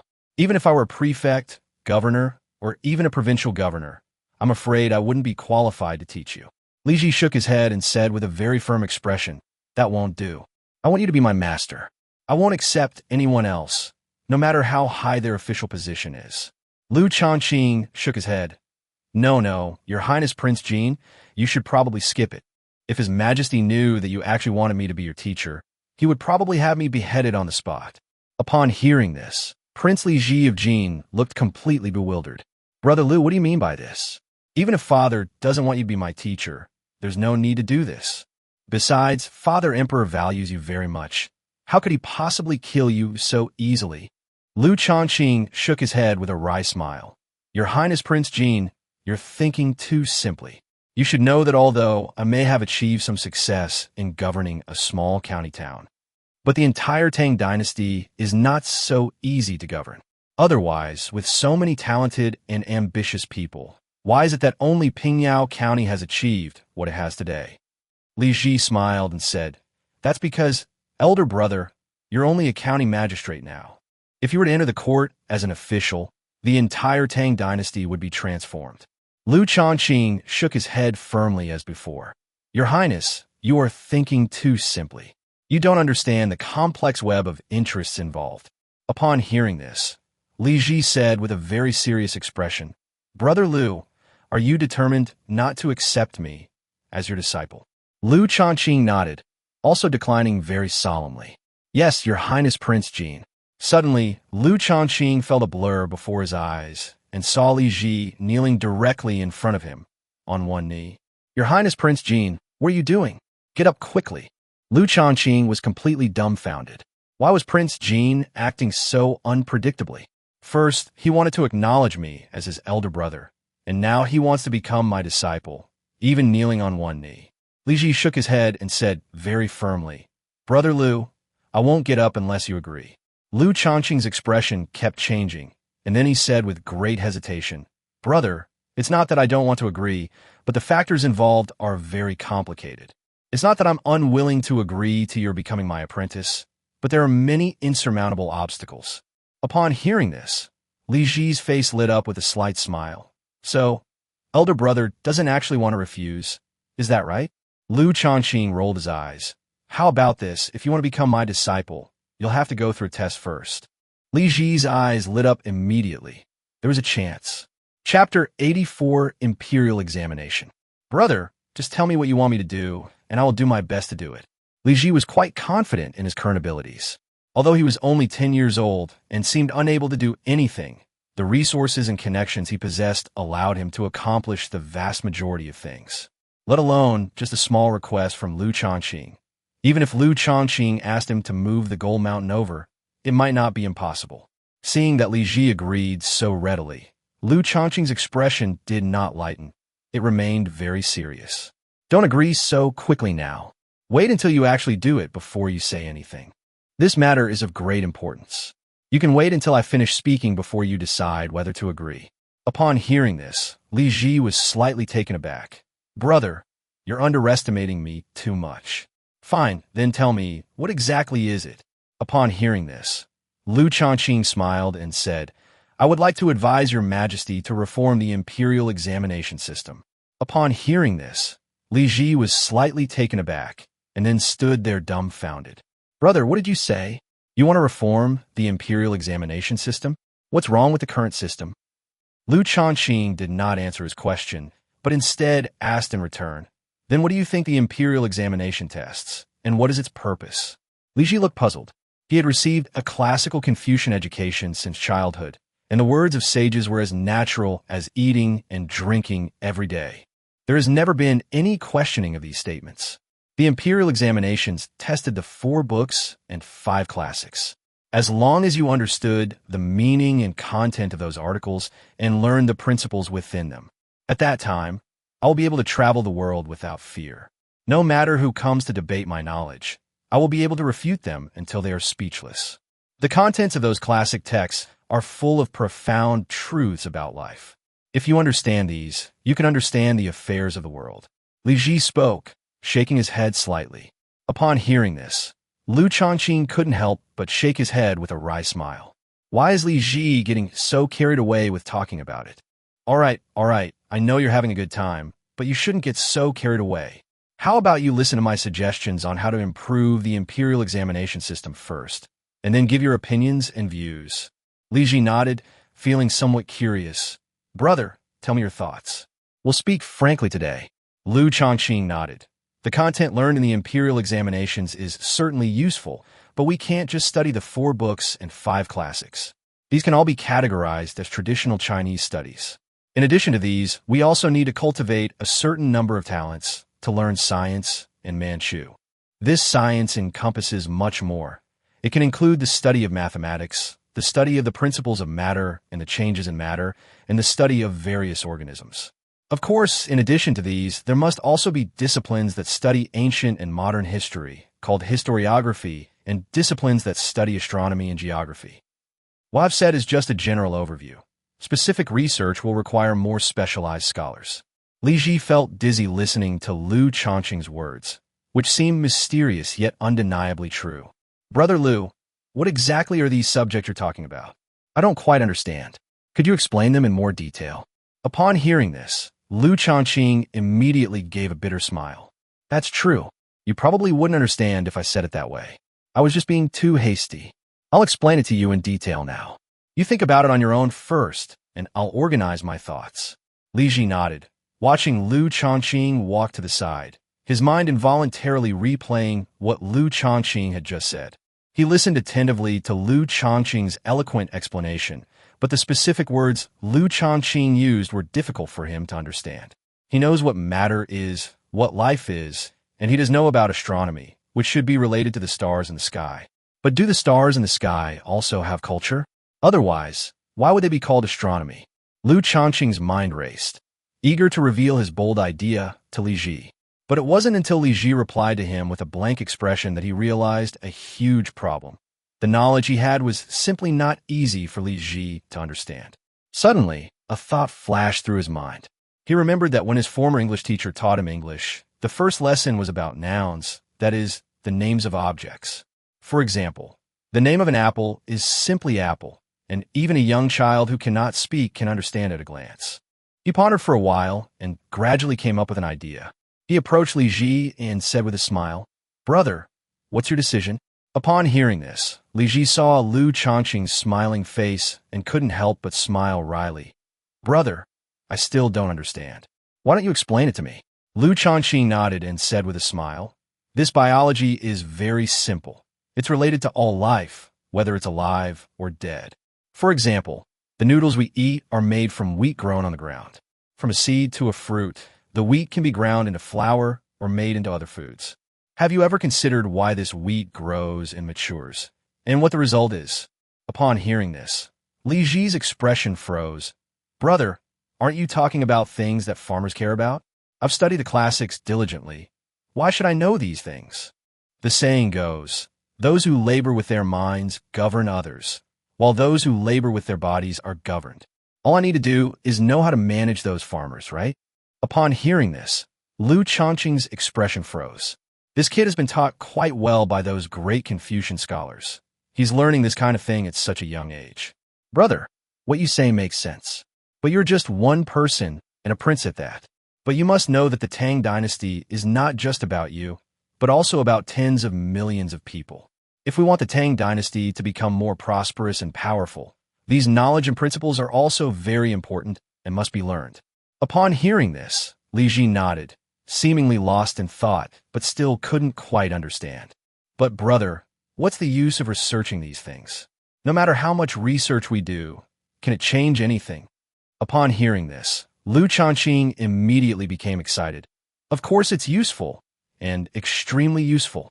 He couldn't help but think of a certain bigwig from later generations who researched ways to increase rice yields, resulting in a significant increase in rice production and solving the problem of feeding so many people at once. If we can figure out the principles of crop growth, we can exert influence. Chapter 85 Decision. Once we understand it, we can try to increase crop yields, and then the Tang Dynasty will be able to feed a larger population. Upon hearing this, Li Ji's eyes widened. "Brother, can the yield of crops be artificially altered?" Although he had studied the 4 books and 5 classics, his knowledge was relatively solidified and his perspective was relatively narrow, but he was still only a 10-year-old child. His thinking is still very lively on many issues. Liu Shaoqing smiled. He knew from the angle of Li Ji's question that Li Ji understood his meaning, because Li Ji had asked a rather core question. That's right, brother. Think about it. During droughts, crops fail completely, and during floods, crops are also drowned. This shows that a harsh environment can cause crops to fail. Conversely, if we create better conditions for crops, it is only natural that crop yields will increase. Upon hearing this, Li Ji nodded in agreement. What Liu Shaoqing said was indeed reasonable. Brother, you're right. It seems that this biology stuff is really useful. Father Emperor used to have a lot of headaches about droughts and snow disasters, saying that they would affect next year's harvest. Why didn't I think of what you said back then? Liu Shaoqing smiled and waved his hand. Actually, you can't be blamed for this. In this matter, you are just an ordinary person. This kind of thing needs to be taught from a young age, so that people can have an objective and correct understanding. I believe that as long as we get a group of people to study the relevant content and then compile the teaching materials, we can succeed. As the research of the first group of people becomes more in-depth, and as children who have studied related textbooks from a young age grow up, the related learning will naturally follow, and a considerable number of research results will emerge at that time. Liu Shaoqing said somewhat excitedly. Hearing this, Li Ji nodded. Brother Liu, I understand about biology, but what about physics you mentioned before? What does it teach? The principles of things. Liu Shaoqing was stunned for a moment, and various formulas and principles immediately flashed through his mind, causing him to feel a headache. Well, let me think about it. Liu Shaoqing paced back and forth, thinking about how to make Li Ji understand the importance of physics. He recalled the lessons his teacher taught when he first started learning physics and other natural sciences, and his eyes widened in surprise. Yes, the famous Leaning Tower of Pisa experiment is a good example. It's easy to understand. Moreover, this experiment involves more than just a single physical law. He said to Li Ji with some delight, Your Highness, let's go to the terrace outside now. I want to show you something. Hearing this, Li Ji nodded. All right, brother, what kind of treasure do you have that you have to go outside to see? Aren't you afraid someone will steal it? Just then, the waiter led a few people into the private room and brought the food to the table. Sir, young man, please enjoy your meal. Liu Shaoqing stood up and said to the waiter, All right, this is none of your business. The waiter quickly agreed and led everyone away. Liu Shaoqing then said to Li Ji, Brother, do you have any silver or copper coins on you? Give me one of each. Li Ji was taken aback for a moment, then reached into his pocket and pulled out 2 silver ingots. Brother, are you in a hurry for money? This meal is on me. You don't need to pay back these silver ingots. Liu Shaoqing shook his head with a wry smile and said, Brother, what I wanted to show you is related to this silver and copper coins. Do you have any copper coins? Li Ji was stunned for a moment, then rummaged through his pockets again. Brother, I only have silver on me. I usually don't carry copper coins. Wait a minute. Li Ji pulled a copper coin from his pocket, his eyes lighting up. Brother, this is a copper coin my mother gave me. She said it was obtained for me and will bring me good fortune and longevity. Liu Shaoqing smiled and nodded. If this copper coin can make the Tang Dynasty prosperous, wouldn't that bring you good fortune and longevity, brother? Give it to me. Li Ji nodded and placed a copper coin in his hand. Liu Shaoqing thought for a moment and said, Brother, go outside to the restaurant and keep watch from a distance. It will be best to invite more people to come and watch. All I have to do is throw this silver ingot and a copper coin down at the same time and see which one lands first. Upon hearing this, Li Ji replied without hesitation, That goes without saying.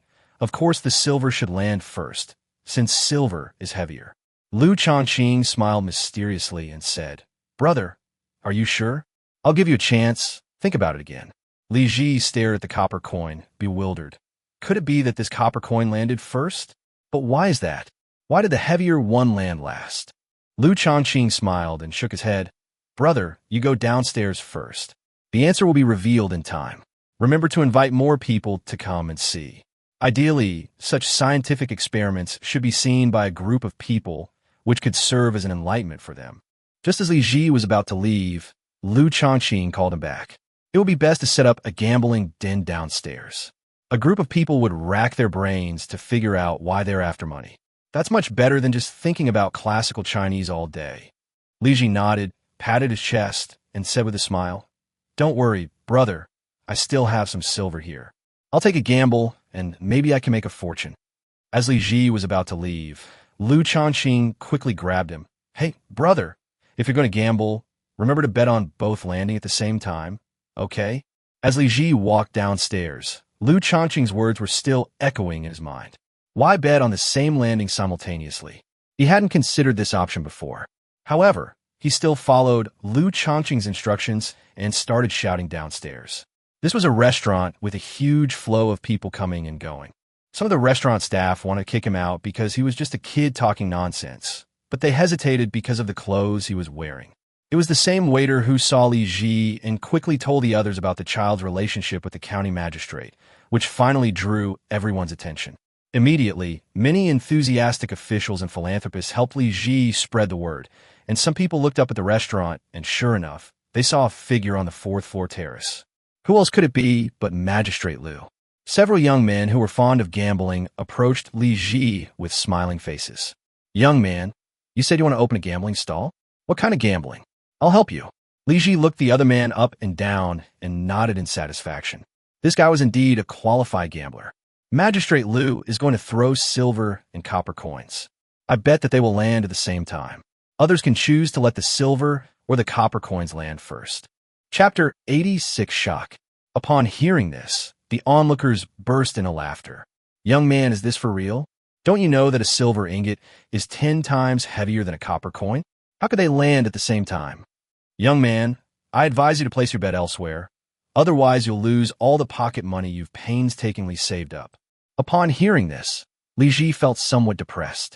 Originally, this was not the option he had chosen. It was Brother Liu who insisted that he choose it. However, after thinking it over, he still felt that following Brother Liu's idea was definitely the right thing to do. Besides, it's just a silver ingot. At worst, he'll lose. That's exactly the result he wanted to see.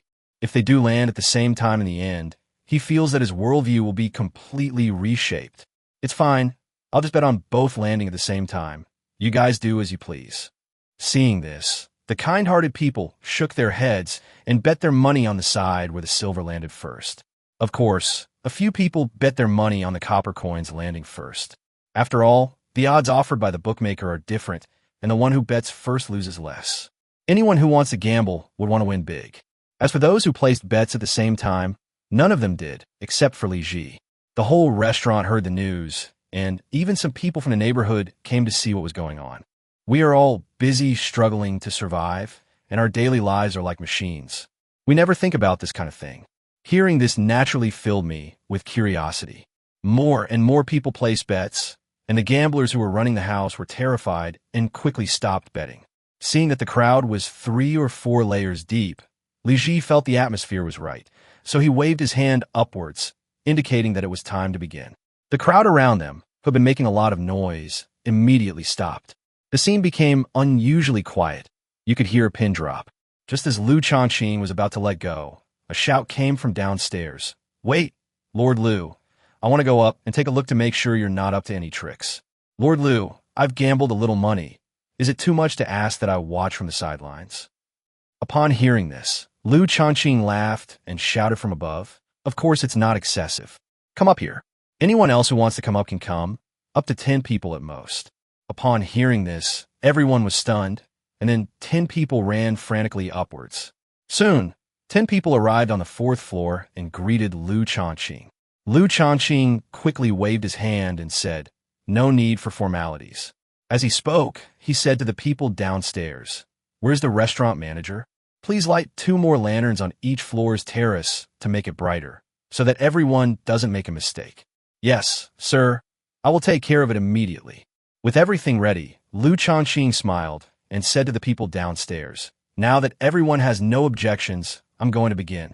Everyone readily agreed, their voices almost deafening. Liu Shaoqing then stretched his hands out onto the terrace, and everyone stared wide-eyed at his hands. Li Ji, especially, was watching intently from a few feet away from the restaurant, not wanting to miss a single detail. The gamblers present were equally nervous. Once the money was thrown in, it would soon be clear whether they would make a fortune or lose everything. Under the watchful eyes of everyone, Liu Shaoqing simultaneously released his grip, and the silver and copper coins were suspended in midair before accelerating downwards. Everyone's hearts were in their throats when they heard a loud thud. The sound of silver coins hitting the ground rang out, and the gamblers who had bet on their coins landing first instinctively showed wild joy on their faces. They assumed the money would land first and immediately started celebrating. However, Li Ji, who was directly opposite the restaurant, clearly heard the crisp sound of a copper coin falling to the ground. The silver and copper coins landed at the same time. Those who were celebrating in their hearts just a second ago suddenly felt like they had fallen into an abyss. How is this possible? There must be a mistake. How could the copper coin and the silver coin land at the same time? Did you guys upstairs see clearly? Did Lord Liu throw them out at the same time? He must have thrown out the copper coin first, let it travel for a while, so that both landed at the same time. What nonsense are you talking about? We saw it clearly. They both came down at the same time and landed at the same time. The lanterns and torches in the restaurant were shining so brightly. Don't you have eyes? Fortunately, Lord Liu told us in advance to let the lamps shine a little brighter, otherwise you guys would not know what to say. Those who placed bets of copper coins or silver coins that landed first were dumbfounded. Their bets were essentially wiped out, and naturally, they couldn't ask the gamblers for their money back. However, it's clear that the bookmakers didn't win much either. The odds of winning by placing bets on both sides at the same time were the highest, even reaching 100 times. It's easy to imagine that the gambler who set up the bookmaker felt from the beginning that the final result couldn't possibly be like this, which is why he placed such a large payout. It's quite possible that before the results were announced, he was thinking that every bet that landed at the same time would create another huge misfortune. When the results were revealed, Li Ji became the one who truly profited. He only bet 30 taels, but won back 3,000 taels in one go. The gambler, looking dejected, dragged a large bag of silver to Li Ji's side and said, "Young brother, here's all this silver, over 2,000 taels. I really don't have any money left. Please ask Lord Liu to make an exception for me. I beg you." As he spoke, the gambler threw down his money bag and ran away. Li Ji looked at the large bag of silver in front of him, but his mind was not on it. What exactly is the principle behind this? Is this the physics that Brother Liu was talking about? What happened today is indeed not explained in the 4 books and 5 classics. He felt as if he had touched upon some areas he had never been exposed to before. He has an innate curiosity and interest in this field, but he is also somewhat confused. Since what Brother Liu said is true, should we then advise the emperor to reform the imperial examination system? But the imperial examination was of utmost importance to the emperor. He had said that with the imperial examination, all the talented people in the world would be under his command. Asking the emperor to reform the imperial examination system is no easy task. He would likely be criticized and distanced from the emperor. However, he also had a vague feeling that if he did not speak up for his father, the entire Tang Dynasty might really miss a great opportunity to take off. As the crowd gradually dispersed, Liu Shaoqing came down from the restaurant and couldn't help but smile when he saw the pile of silver in front of Li Ji. "Brother, you made a lot of money this time. Congratulations." Upon hearing this, Li Ji asked somewhat bewilderedly, "Brother, are you telling the truth? This reform of the imperial examination system is related to the prosperity and rise of our great Tang Dynasty." Chapter 87: Dazzling Fireworks. Seeing Li Ji's appearance, Liu Shaoqing knew that his inner thoughts had been affected to some extent. However, this shock is unlikely to have a significant impact on him. To truly change him, an even more radical event that would shatter his worldview is needed. Liu Shaoqing smiled and said, "Brother, the answer we just saw doesn't seem to have any direct relationship with the development of our Tang Dynasty, but that knowledge is a foundation, like the foundation of a house. Although it may seem useless, it is very important. Now, I'll take you to see something that's really related to the development of our great Tang Dynasty. I guarantee that after you see it, and I explain it to you, you'll have a sudden realization." Upon hearing this, Li Ji's eyes lit up. "Brother Liu, take me there quickly. I want to see what kind of treasure it is that can be used in such a way." "Brother Liu, have you discovered the dragon vein of our great Tang Dynasty? If you can offer the dragon vein to my father, he will be very happy." Upon hearing this, Liu Shaoqing was both amused and exasperated. What dragon vein? It sounded like feudal superstition. But then he thought about it again and felt relieved. After all, he was in the Tang Dynasty, and people's ideas were definitely very different from those of a modern person like himself. It was already quite remarkable that Li Ji was able to accept what he had said before. He pointed to the silver at Li Ji's feet and said with a wry smile, "Brother, let's find someone to put this silver away properly first. Let's eat our fill before we go, or we'll definitely faint from hunger." Li Ji shook his head, not even glancing at the silver at his feet. "Brother Liu, please take me there quickly. What is this silver? As long as it can truly make the Tang Dynasty soar, I don't care if we throw all this silver away." Upon hearing this, Liu Shaoqing couldn't help but shake his head with a wry smile. For Li Ji, the development of the Tang Dynasty was perhaps the most important thing and could be put first. But for this county magistrate, who was known for his meager income, this amount of money was absolutely impossible to ignore. "How about this, brother? The thing I'm going to show you is right here in this restaurant. Let's eat and see at the same time." Upon hearing this, Li Ji was puzzled, not understanding what Liu Shaoqing meant. Liu Shaoqing glanced into the restaurant and saw the waiter who had served them earlier peeking in their direction. He quickly waved to him. The waiter hurried over, somewhat embarrassed, and said, "Lord Liu, what can I do for you?" Liu Shaoqing pointed to the silver at his feet and said, "Find 4 or 5 assistants to help me deliver this silver to the county government office and keep it safe until I get back to deal with it." The waiter's eyes lit up when he saw the silver at his feet. "Sir, please rest assured, I will send someone to deliver it to you immediately." "Wait, there's one more thing I need to ask you." Liu Shaoqing grabbed the boy's collar. "Sir, please speak freely and give me your orders," the waiter said somewhat nervously. Liu Shaoqing nodded. "Find a kettle and set up a stove. I need to boil water in my private room." Upon hearing this, the waiter was taken aback. "Sir, we don't have anything like that in our restaurant." Liu Shaoqing took out a handful of copper coins directly from the bag of silver. "Is this enough? Hurry up and find me some. I need it urgently." Upon seeing the money, the waiter's face lit up with joy. "Don't worry, sir. I'll go find it for you right away. It should take no more than the time it takes to drink a cup of tea." After a short while, the waiter found a few people, weighed the silver, confirmed its weight, and then carried it away together. Liu Shaoqing and his companion went to a private room to eat together, while the onlookers were still discussing what had happened earlier. For them, those scenes were so shocking that they couldn't even imagine why things would turn out that way. It's easy to imagine that this result will be a topic of conversation throughout Pingyao County for a long time to come. Liu Shaoqing ate with great relish in the private room. He usually ate simple meals, occasionally indulging in meat, but then eating nothing but water for the next few days. However, Li Ji was eating absent-mindedly, his mind preoccupied with the events that had just transpired. Also, he was really looking forward to seeing what Brother Liu had mentioned before. As Liu Shaoqing said, although the things they had seen before seemed interesting, they did not currently offer any direct benefit to the Tang Dynasty. At best, it broadened his horizons, but to say that it helped the Tang Dynasty seems like empty talk. Soon, the waiter brought a wood-burning stove and a kettle. "Lord Liu, shall we put this stove in the private room to boil water?" Liu Shaoqing nodded. "Send someone to burn it here, but be careful with the fire." The waiter nodded repeatedly, then found one of his employees. After about 15 minutes, the water in the kettle boiled and the lid was lifted off the kettle. Upon hearing the noise, Liu Shaoqing immediately got up and went to check the kettle. Hearing the commotion, Li Ji followed and asked, "Brother Liu, what's so interesting about boiling water?" Liu Shaoqing said with a smile, "Of course it looks good. Look how the kettle lid came up."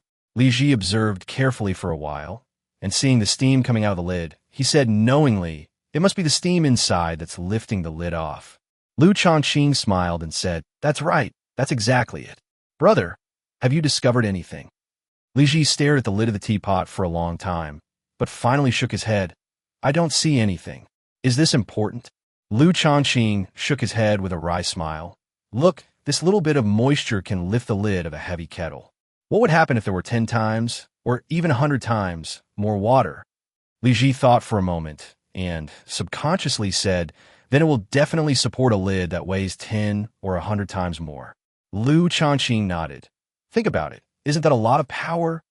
Li Ji pondered for a moment and said, "The power is indeed considerable. Is boiling water really that magical? But what is its use?" Liu Shaoqing smiled and said, "With such great power, if we used it on a carriage and replaced the horses, wouldn't it run even faster? Li Ji's eyes widened. Faster than a horse? No way. Liu Shaoqing calmly said, nothing is impossible. As long as there is enough water and the fire burns bright enough, it is possible to be 10 times faster than a horse. Li Ji pondered for a moment, then exclaimed in surprise. If that's the case, wouldn't using this kettle to transmit intelligence increase the speed? Chapter 88 subverts moral values. Liu Shaoqing smiled and nodded. That's right. Of course, this is a very common use if the power is great enough and the duration is long enough. This kind of treasure is perfect for transporting goods. Li Ji returned to his seat and fell into deep thought. After a long silence, he suddenly widened his eyes and exclaimed, That's truly amazing, brother. Considering the vastness of our Tang Dynasty's territory, traveling between the north and south relied entirely on horseback. It was far too difficult. If it's really as my elder brother says, that boiling water can provide the power for long journeys, then if any unrest occurs, we can immediately use the kettle's treasure to transport a large number of troops to quell the rebellion. In this way, all parts of the Tang Dynasty will be completely under the control of the Tang Dynasty, and it can be expected to last for thousands of years. Upon hearing this, Liu Shaoqing was speechless. The Tang Dynasty had only just been founded, and Li Ji was already thinking about suppressing the rebellion. His mind was truly unpredictable.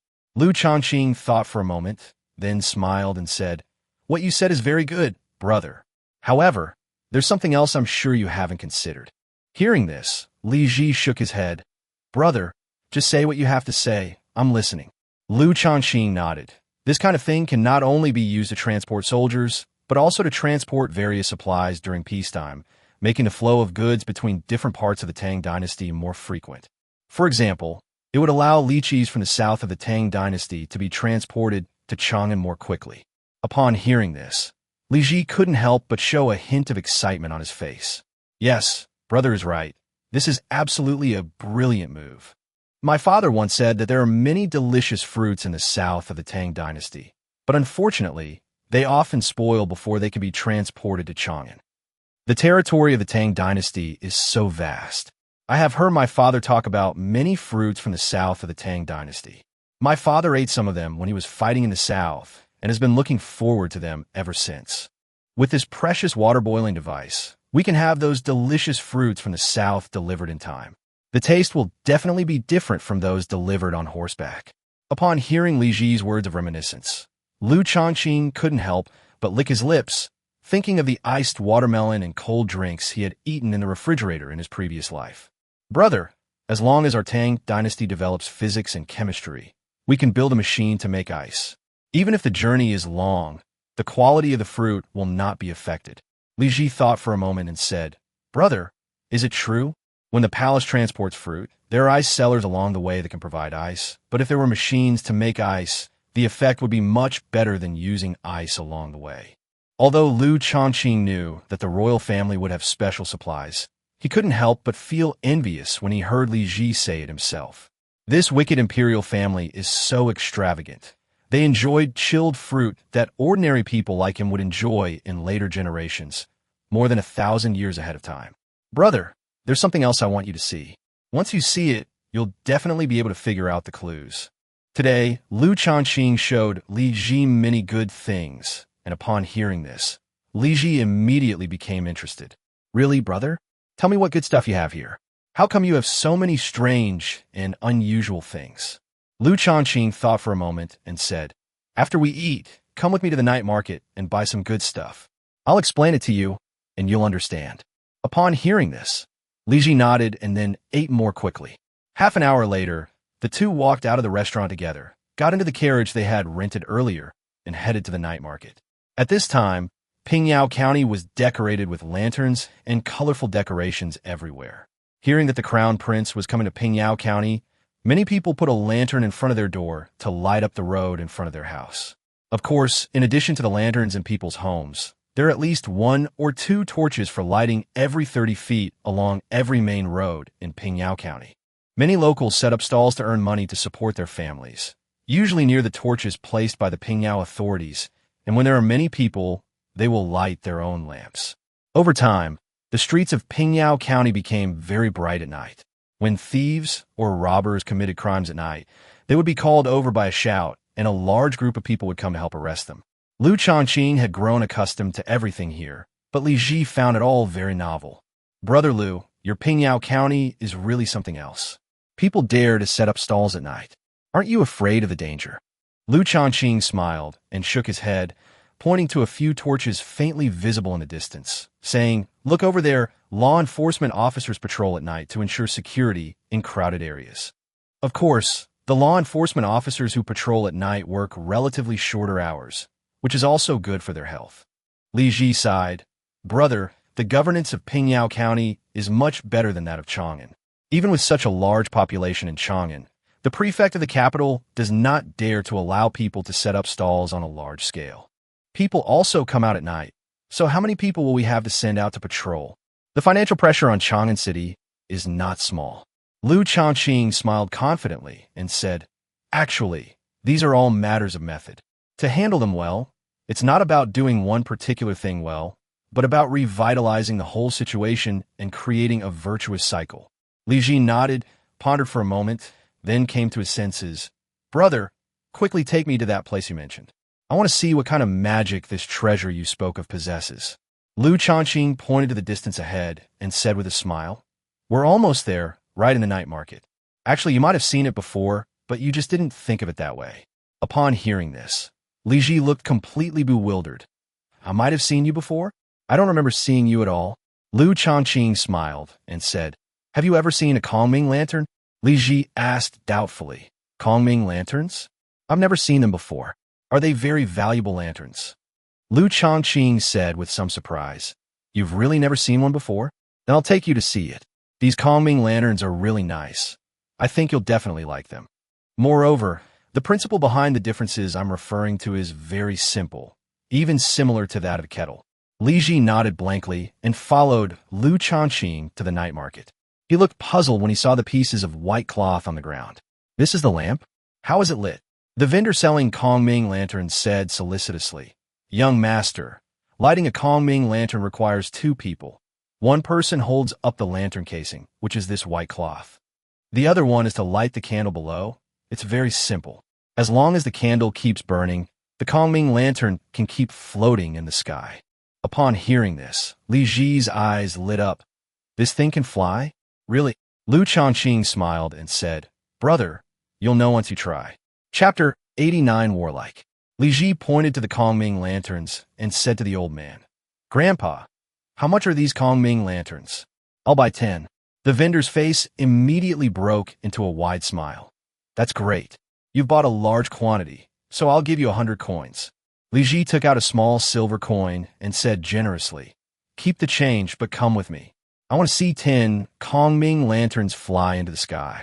The vendor immediately lit the lanterns for him, and one by one, Kongming lanterns floated into the sky. Those around were astonished by what they saw and pointed at the Kongming lanterns in the sky. People often buy Kongming lanterns, but this is the first time I've seen someone buy 10 at once and release them immediately. After all, spending 100 coins at once is almost like burning money. Many children gathered around, gazing longingly at the Kongming lanterns in the sky. So many Kongming lanterns. They're so beautiful. It's flying so high. Why can it fly so high? Because there were candles inside, and it was the candles that pushed them into the sky. Liu Shaoqing also looked at the Kongming lanterns in the sky with a smile on his face. He seemed to have already seen the scene of various airplanes circling in the sky above the Tang Dynasty in the near future. Although he may never see the days of airplanes flying everywhere in his previous life, he believes that if Li Ji can successfully advise Li Shimin, all of this could be repeated.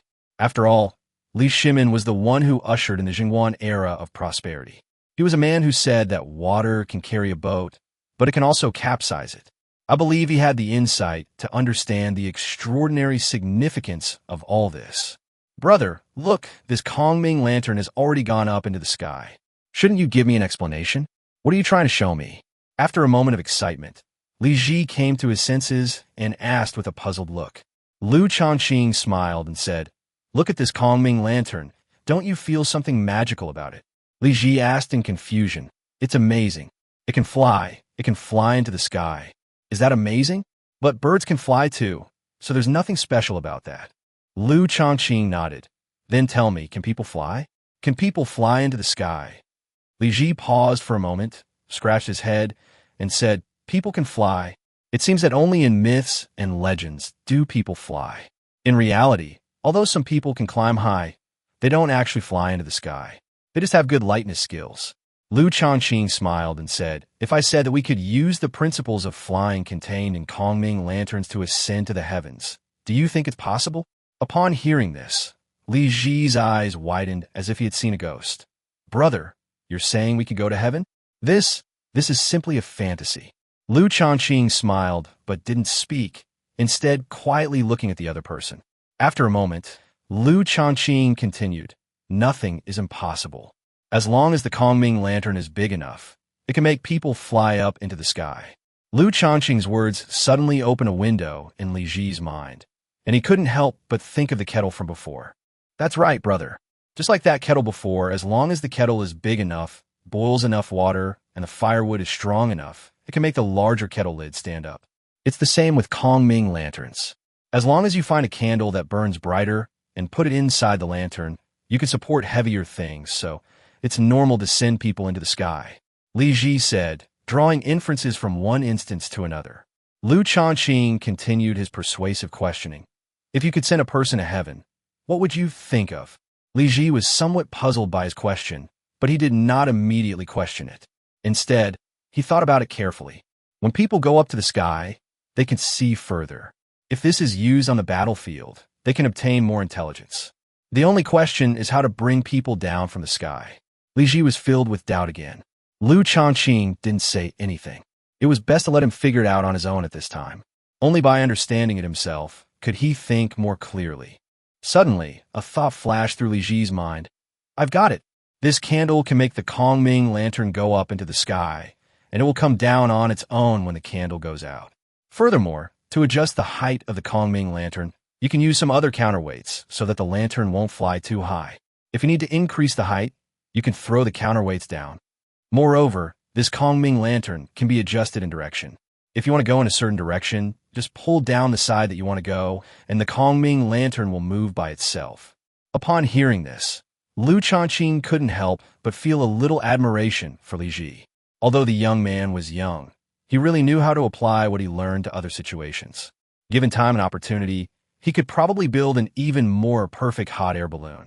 Liu Shaoqing smiled and said, brother, you're right. If used properly, these Kongming lanterns can unleash even greater power and effectiveness. Let's go. There's one more thing I want to show you.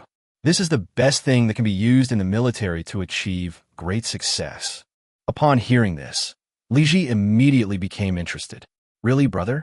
Quick, show me. Where is it? Li Ji appeared very excited, clearly a warlike person. Otherwise, the territory of the Tang Dynasty would not have reached its maximum during his reign. Liu Shaoqing and Li Ji went to a firecracker stall not far away and asked the vendor about the price. Boss, give me 10. Li Ji waved his hand and said. After buying firecrackers, Li Ji stared blankly at the 10 firecrackers he had bought. Grandpa, how do you play with these firecrackers? The vendor smiled and handed him a tinderbox. Brother, light the fuse with a tinderbox and then get away from it. Li Ji took the tinderbox, placed a pile of firecrackers on the ground, and then lit the fuse. When the vendor saw that Li Ji was holding a firecracker in his hand, he was startled and took the firecracker from Li Ji's hand and threw it away. Then a loud bang was heard in the distance. The firecracker had exploded to pieces, and a thick plume of smoke rose up. Li Ji was startled by the sudden loud noise and was stunned for a long time. Big brother, what just happened? Why was it so loud? Liu Shaoqing laughed and said, this is called a firecracker. Of course, there was an explosion just now. The things inside were lit and then exploded all at once. Brother, what did you think of? Li Ji frowned, then suddenly looked enlightened. Isn't this kind of thing something those Taoist priests make? Why would we need to look at this? Liu Shaoqing laughed and said, brother, think about why you were scared just now. Was it because of the loud noise? Li Ji nodded, and Liu Shaoqing continued. If there were more explosives in here, do you think it wouldn't just scare you, but actually injure you? Upon hearing this, Li Ji fell into deep thought. Such a small thing can explode a firecracker. If there were too many, it could indeed injure someone. Chapter 90. If you fall behind, you'll be beaten. At this point, Liu Shaoqing added, actually, it's not just about injuries. If the power were greater, it would be quite normal to kill a large number of people with one blow. Upon hearing this, Li Ji's eyes narrowed. He hadn't expected it to be so serious. He had tried his best to think of everything as serious, but he had underestimated it. Brother, what you've said is indeed impressive, but our Tang Dynasty is full of martial virtue. Even if we have these things, only our Tang Dynasty is qualified to possess them. So, we shouldn't worry too much, right? Li Ji suddenly had a change of heart and said with a bit of wishful thinking. Hearing this, Liu Shaoqing couldn't help but shake his head with a wry smile. Brother, how could you have such a thought? Do you think the Turks and Goguryeo would give up the opportunity to surpass the Tang Dynasty? Li Ji shook his head. I have heard of these two countries, but Goguryeo is located in a remote border region, so it is unlikely that it will really develop. As for the Turks, they were just defeated by the Tang Dynasty and could not possibly pose a threat to the Tang Dynasty. When talking about these things about the Tang Dynasty's abundant martial spirit, Li Ji couldn't help but smile again. When Liu Shaoqing mentioned Kongming lanterns or firecrackers before, he even thought that these had already been invented. Looking back now, I realized I was being a bit of an unfounded worrier. However, Liu Shaoqing sneered. Brother, you're thinking too simply. Although their martial prowess is indeed no match for the Tang Dynasty right now. But the things I'm talking about are elements that can fundamentally change a country's strength. Imagine if a country like Goguryeo developed a Kongming lantern that could be controlled at will and was not afraid of arrows. We would have no way to deal with it. Our great Tang's airspace is practically uninhabited by those who possess these Kongming lanterns. They can come and go as they please. What would happen if this Kongming lantern followed his majesty of our great Tang Dynasty, and it contained powerful firecrackers? Upon hearing this, Li Ji broke out in a cold sweat. Although such a thing sounded like a fantasy, it might not be impossible. Brother, according to what you've said, what should I do? Seeing that Li Ji looked a little frightened, Liu Shaoqing couldn't help but soften his heart a little. Brother, I'm not trying to scare you, but this is the bloody truth. If we fall behind, we will be vulnerable to attack. If others develop these things first, we will be the ones who get attacked. Although our great Tang Dynasty loves peace and only cares about the people living in peace and contentment, we can remain at peace forever if we can avoid war. But whether or not we go to war is not necessarily up to us. If we want to avoid war or being attacked, then we need to have military strength that makes people afraid to have bad intentions. Although it would be terrifying to turn Kongming lanterns and firecrackers into weapons, they're necessary for us to protect ourselves. The only way to prevent these terrible weapons from being used against the people of the Tang Dynasty is to manufacture them first. Peace is not given by others, but must be won through our own struggle. Upon hearing these words, Li Ji felt as if he had been enlightened. If you fall behind, you will be bullied. He muttered to himself, Brother, you're right. If the country is weak, anyone can bully us. Our great Tang Dynasty was able to unify the world, wasn't it because of military force? Li Ji's eyes were filled with excitement, but Liu Shaoqing did not disturb him and instead let him think about these things on his own. Then he thought of what Liu Shaoqing had mentioned about reforming the imperial examination system. He suddenly realized that the new subjects Liu Shaoqing was talking about were completely different from what he had learned before, and could even be said to be completely opposite. Brother, the subjects you're talking about are completely different from the 4 books and 5 classics I've studied. If we really want to make improvements, we should incorporate these subjects. It would probably be a very disruptive change, and those officials and scholars would not agree to it. As you said, this is bound to be a very disruptive change, and there will be many obstacles to its implementation. Liu Shaoqing nodded. This was something he had anticipated. If it weren't for this, he would have accepted Li Ji's offer to become his apprentice long ago. After all, being able to become a prince's teacher is a great honor. At the very least, I should be able to earn more each month, so I wouldn't be as poor as I am now. Brother, I need to think about this for a long time and can't make a decision right now. Can you give me some time? Li Ji said with some hesitation. Liu Shaoqing smiled and waved his hand. I didn't mean to make things difficult for you. You can think about it. We've been out for quite a while now, so why don't we go back first? Go back to the restaurant and think carefully about what I said. Of course, There may be some shortcomings in what I said. You can point them out to me. Upon hearing this, Li Ji quickly waved his hand and said, "Brother, you must be joking. I think every word you say makes perfect sense. It's just that I can't figure it out myself." Liu Shaoqing nodded. "If you can't figure it out, then go back and think about it slowly." Li Ji was stunned for a moment, then shook his head like a rattle drum. "That won't do, brother. Now that we're here at the night market, we can't just wander around and look. We have to buy something to take back with us, right?" As he spoke, he picked up a clay figurine from a nearby stall, a look of interest on his face. Liu Shaoqing was taken aback upon hearing this, then found it quite amusing. Li Ji is only a 10-year-old child now. Although his future achievements are limitless, that is only a matter for the future. Children are impulsive and change their minds quickly. Liu Shaoqing couldn't help but shake his head, realizing that his idea was unlikely to be realized. How wonderful it would be if I could live in the Ming Dynasty, when the emperors were wise and capable. Crown Prince Zhu Biao is also a capable man. If I could talk to the Crown Prince, it would be easy to promote reforms to the imperial examination system. Even if the officials and students wanted to object, they dared not make any noise under Zhu Yuanzhang's iron-fisted rule. Unfortunately, he now appears in the Tang Dynasty, where Crown Prince Li Changxian is a mediocre person who even harbors hostile intentions towards him. In this situation, he would be lucky to save his own life, let alone think about reforming the imperial examination system. If the Crown Prince hears such rumors, the powerful force behind him will likely launch a frenzied attack on him, determined to tear him apart. Chapter 91: Self-Sufficiency. Thinking of this, Liu Changqing's desire to resign from his official post became even more urgent. What is the heir up to? Why won't he allow him to resign? Does he want him to work himself to death in office? He shook his head and looked around. Suddenly, his eyes narrowed as if he saw some strange figures. Those figures all looked quite heroic, and their eyes were fixed on Li Ji. Liu Changqing was slightly surprised. Could these people be here for Li Ji? However, he quickly realized that those people had no hostility at all. They were just keeping their eyes on Li Ji. It seems these people were sent by Li Er to protect Li Ji and the other princes. It must be said that Emperor Li Er was truly good to his children, but unfortunately, Li Changxian was destined to cause him heartache. Looking at those people, Liu Changqing felt a little relieved and continued walking forward with Li Ji. Since we're here, we should explore the area as much as possible. Hey, brother, the torches here seem to be more concentrated than elsewhere. I thought that only those few streets in Pingyao County had torch lighting. Hearing this, Liu Changqing shook his head with a wry smile. Brother, are you doubting the strength of our Pingyao County? Where are these torches?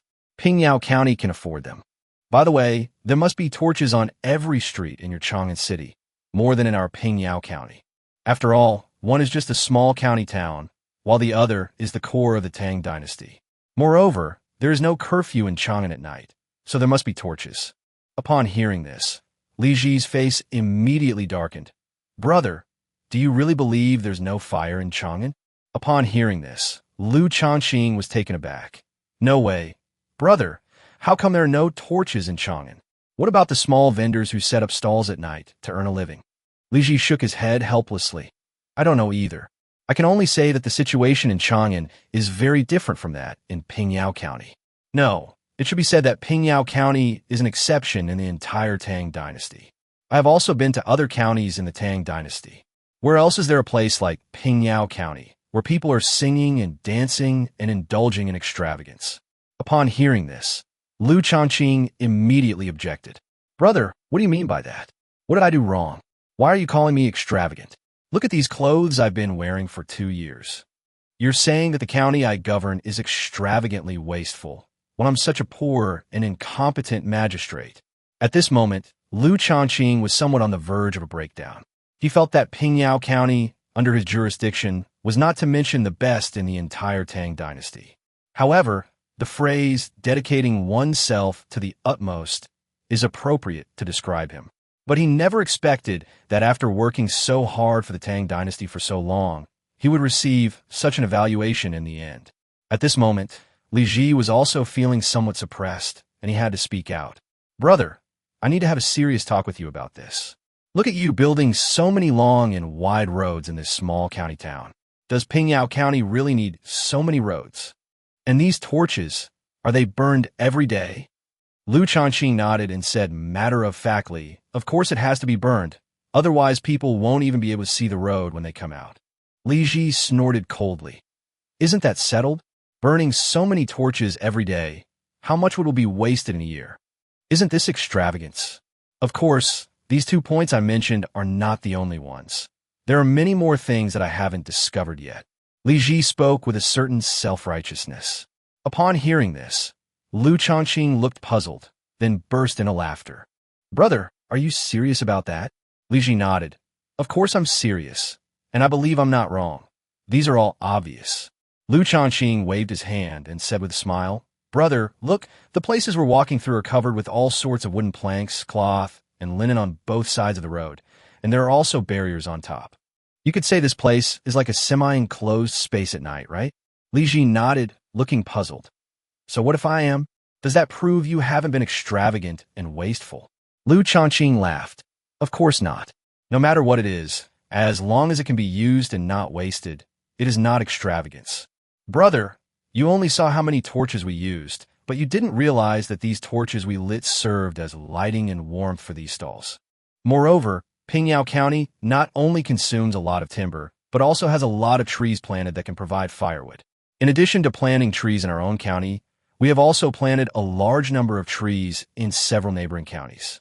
Of course, we also paid land use fees for planting these trees. Although we do use a lot of firewood, we give more people a place to stroll in the evening. They stop at the stalls and might just pay for it.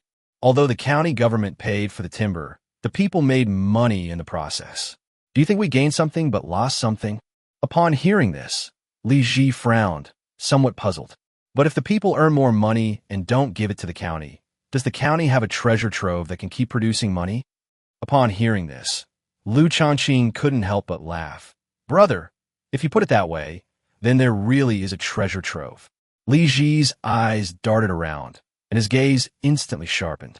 Brother, are you talking about the taxes paid by the people of Pingyao? He couldn't help but worry. These taxes were not so easy to intercept.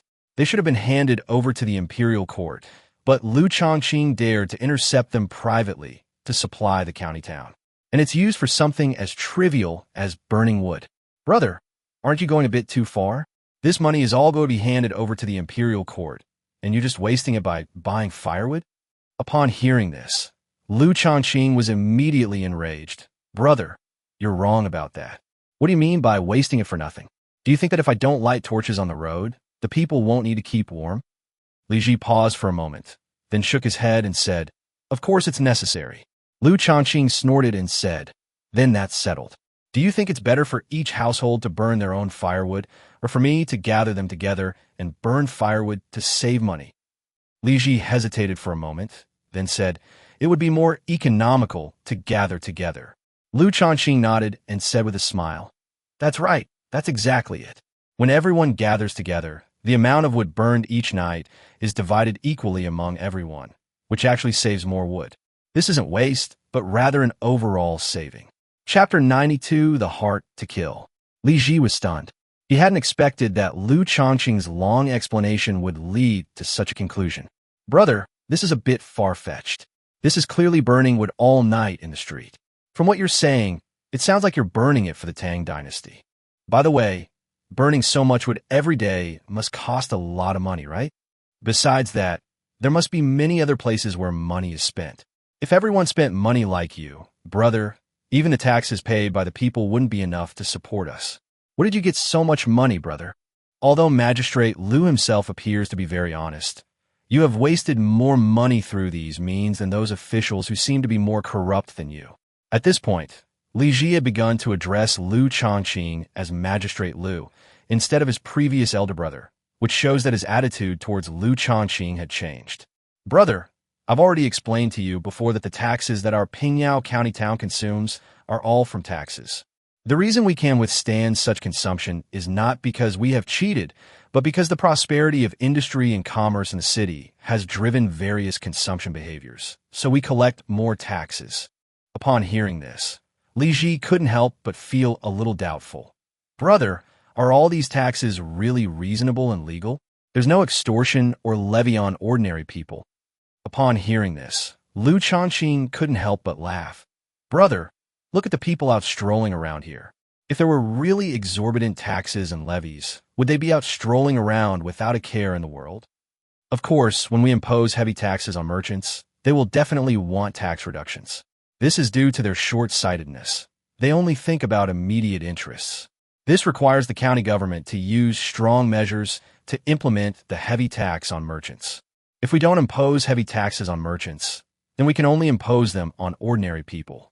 In that case, people's willingness to consume will decrease, which will only create a vicious cycle. Upon hearing this, Li Ji's misunderstanding of Liu Shaoqing was temporarily cleared up. Based on his conversations with Liu Shaoqing over this period, he still believed Liu Shaoqing's claims. However, this made him admire Liu Shaoqing even more. When it comes to tax collection, even a fool could guess that Chang'an City collects far more taxes than Pingyao County. But what did Chang'an look like? The streets are filthy and often congested, with no curfews, poor public order, and widespread poverty. Compared to Pingyao County, even the prefect of Chang'an should be dragged out and beheaded. Thinking of this, Li Ji couldn't help but feel a little embarrassed. He felt ashamed that Chang'an was not well governed. Li Ji still wanted to argue. Brother, can the people of Pingyao truly be self-sufficient? Can such a small county really support so many people who don't farm? Liu Shaoqing said confidently, Brother, didn't I tell you before? Our county has many handicrafts, such as embroidery, weaving, clothing, and factories that make small toys. These factories can meet the employment needs of many people. As long as they earn money, they can buy food, so even if they don't farm, these people can still have enough to eat and wear. Moreover, the grain yield of farmers in Pingyao County is extremely high. Compared with other normal counties, the yield per mu is at least 30% higher, which increases the number of people the county can support. Even though our county has so many ordinary people who don't farm, we still manage to sell a large amount of grain to other counties every year to prevent our county's grain from being overstocked and driving down prices, which would hurt farmers. Moreover, in order to guard against various uncertain risks, the county has also established corresponding grain depots to store a large amount of grain for unforeseen needs. Lizinudda. In this respect, Liu Shaoqing had indeed done a very good job. It could be said that Pingyao County had been built perfectly, but there was one thing that he suddenly realized was the weakest link in the whole. Brother, what you said is very good, but have you ever thought that if you continue to give yourself such a low salary, Pingyao County may continue to be rich and prosperous, but you may starve to death because of it? If even the magistrate of a county like this can't support himself, wouldn't the magistrates of other counties, or even higher-ranking officials, be in great danger? Upon hearing Li Ji's words, Liu Shaoqing shook his head with a wry smile. Brother, I need your help with this. When you get back, please put in a good word for me and ask His Majesty to dismiss me. As for the other officials, I can only say that if the water is too clear, there will be no fish.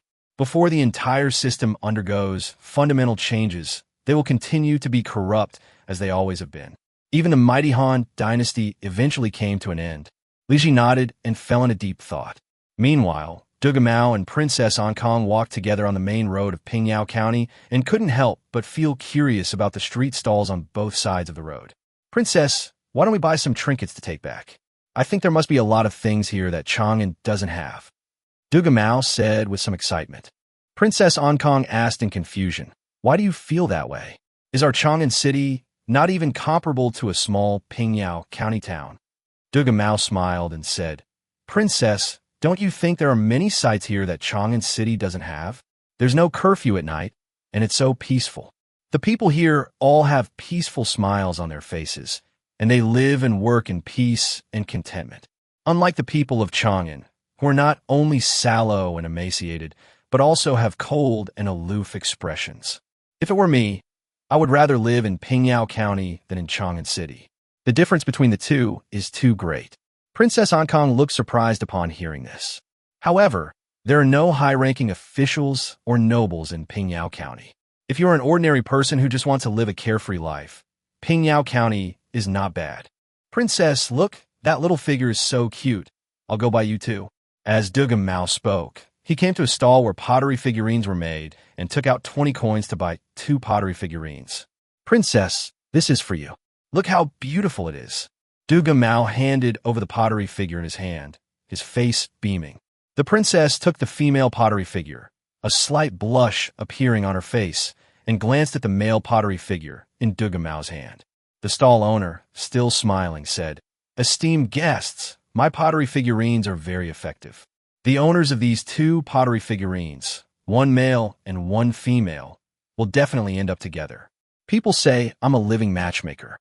Upon hearing this, Duga Mao was taken aback and quickly looked at the princess, only to see that Princess Ankang's face was flushed and she seemed somewhat confused and infatuated. "Let's go." Princess Ankang took the pottery figure and walked forward. Chapter 93, New Era Square. Neither Dugu Mao nor Princess Ankang mentioned what had just happened, as if it were just a dream. "It's impossible for the 2 of us, you know that?" Princess Ankang looked somewhat uneasy, wondering if what she said would hurt him. But she couldn't possibly lie about the truth. She could guess some of Duga Mao's thoughts, but if he continued to drag things out like this, he would only end up hurting himself. Duga Mao sighed and cupped his hands, saying, "Princess, I dare not have any improper thoughts. As long as I can accompany you by your side every day, I will be content." Princess Ankang was immediately a little angry. "Why are you so stubborn? As long as you can seize the opportunity, you can find yourself a good family at any time based on your own merits." Duga Mao looked at Princess Ankang seriously. "Princess, it's nothing, and I didn't care much about it either. Even if we never get married, I will be willing." Upon hearing this, Princess Ankang stormed off, inwardly cursing Duga Mao to the core. However, she quickly put what had just happened out of her mind. It has to be said that everything here was so dazzling that it was easy to get distracted. The trinkets and various delicious foods and drinks on the roadside stalls were all very novel to her, and she couldn't help but want to go up and take a look. "How much are these each?" "I'll buy 10 of them." Princess Ankang held a jumping frog with a look of surprise on her face. Following the stall owner's instructions, she wound it up and then let go, and the frog jumped up on its own. "This is so much fun. I didn't expect there to be such fun things in Pingyao County. It's a real surprise." Princess Ankang clapped her hands and said happily. Duga Mao smiled and said, "Princess, there are so many good things here. You can choose whichever you want. We brought plenty of silver this time." Princess Ankang nodded. "That's good. By the way, why are there so many things here that I've never seen in Chang'an? That's really a strange thing." Duga Mao thought for a moment and said, "Princess, when we first arrived, I saw that there seemed to be many factories in Pingyao County, and they seem to manufacture these kinds of gadgets. We don't have these things in our Chang'an city." And Kong said excitedly, "Those little ones who are studying must work harder and learn all these good things so that they can build them in Chang'an City." Duga Mao looked around, then stamped his foot and said, "I wish the roads in Chang'an were as wide as those in Pingyao County, and that there were night markets like this, and that it would be warm too. However, this idea may not be so easy to realize.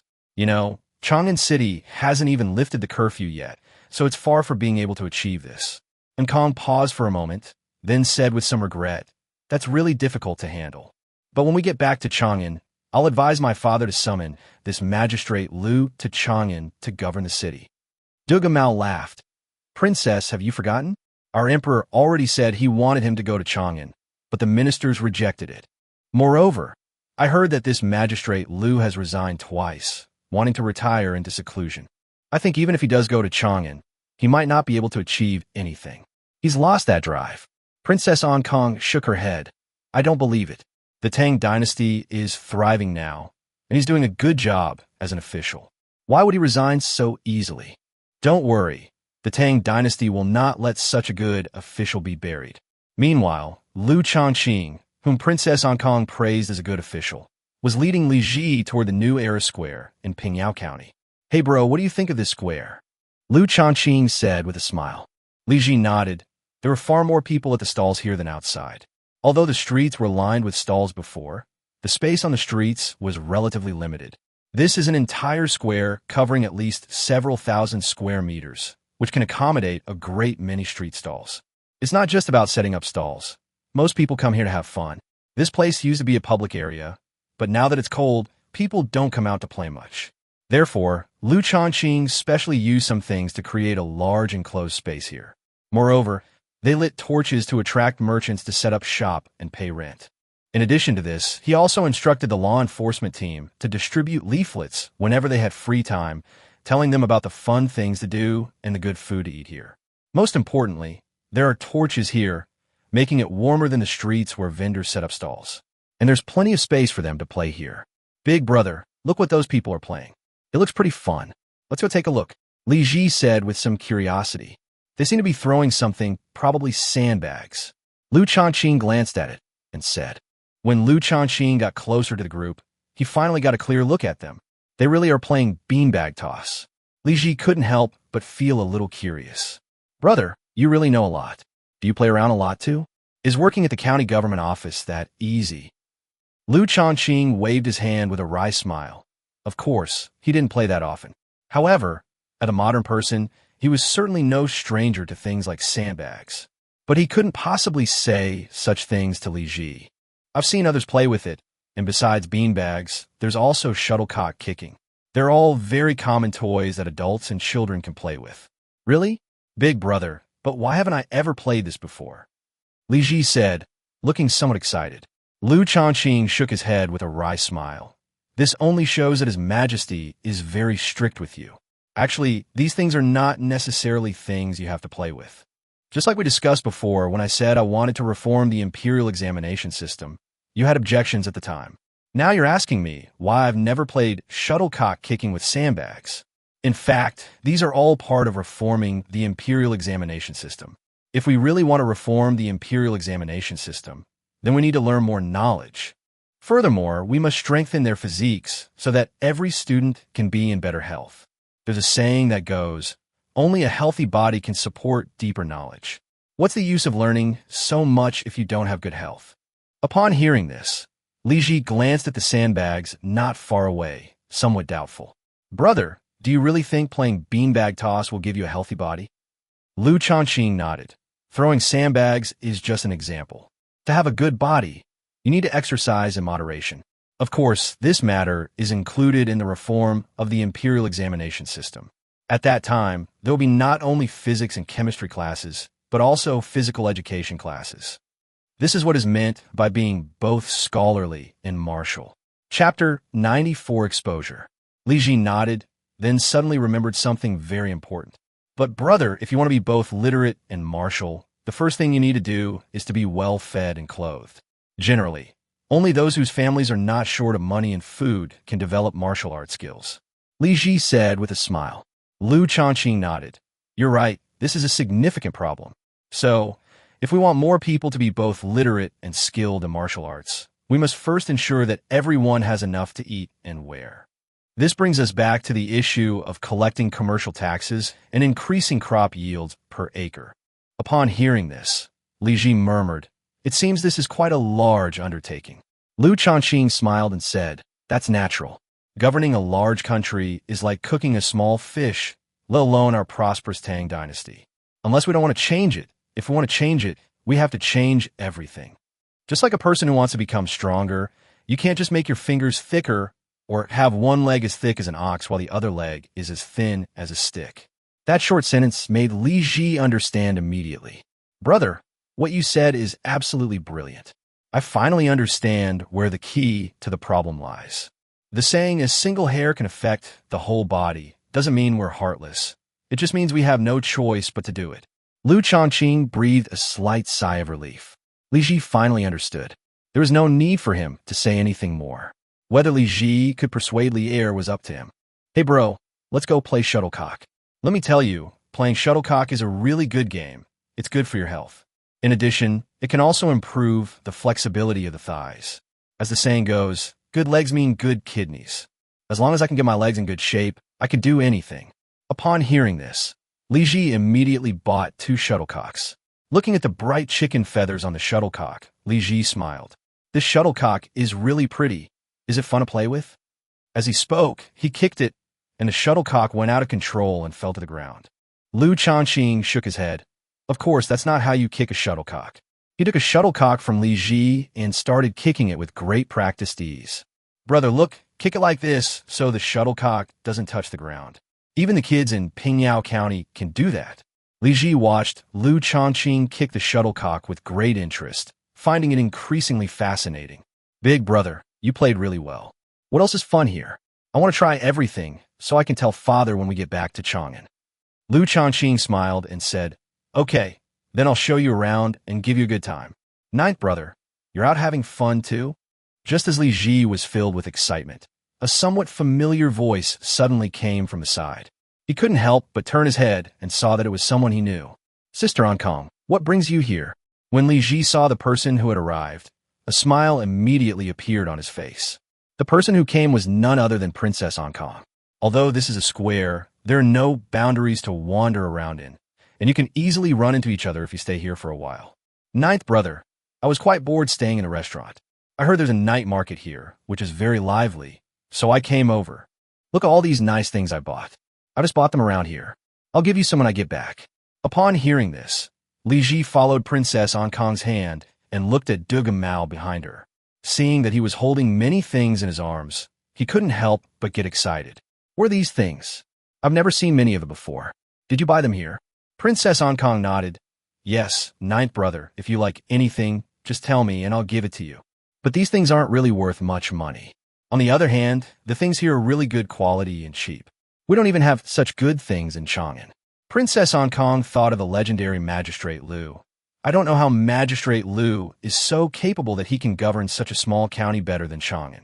And these fun and beautiful little gadgets are not expensive at all. Sister, I know that, and I'm good friends with Magistrate Liu. Princess Ankong was taken aback for a moment and said, Ninth brother, you've only been here a short time, and you've already become friends with the magistrate here? Are you serious? Li Ji scratched his head, looked at Liu Shaoqing beside him, and said, Sister Ankong, this is Magistrate Liu. Upon hearing this, Princess Ankong turned to look at Liu Shaoqing beside her, and couldn't help but be somewhat surprised. Your Highness, I, Liu Shaoqing, pay my respects. Liu Shaoqing immediately bowed and knelt down. Although he could be relatively relaxed when facing Li Ji, it was different when facing other princes and princesses for whom he had to formally pay his respects.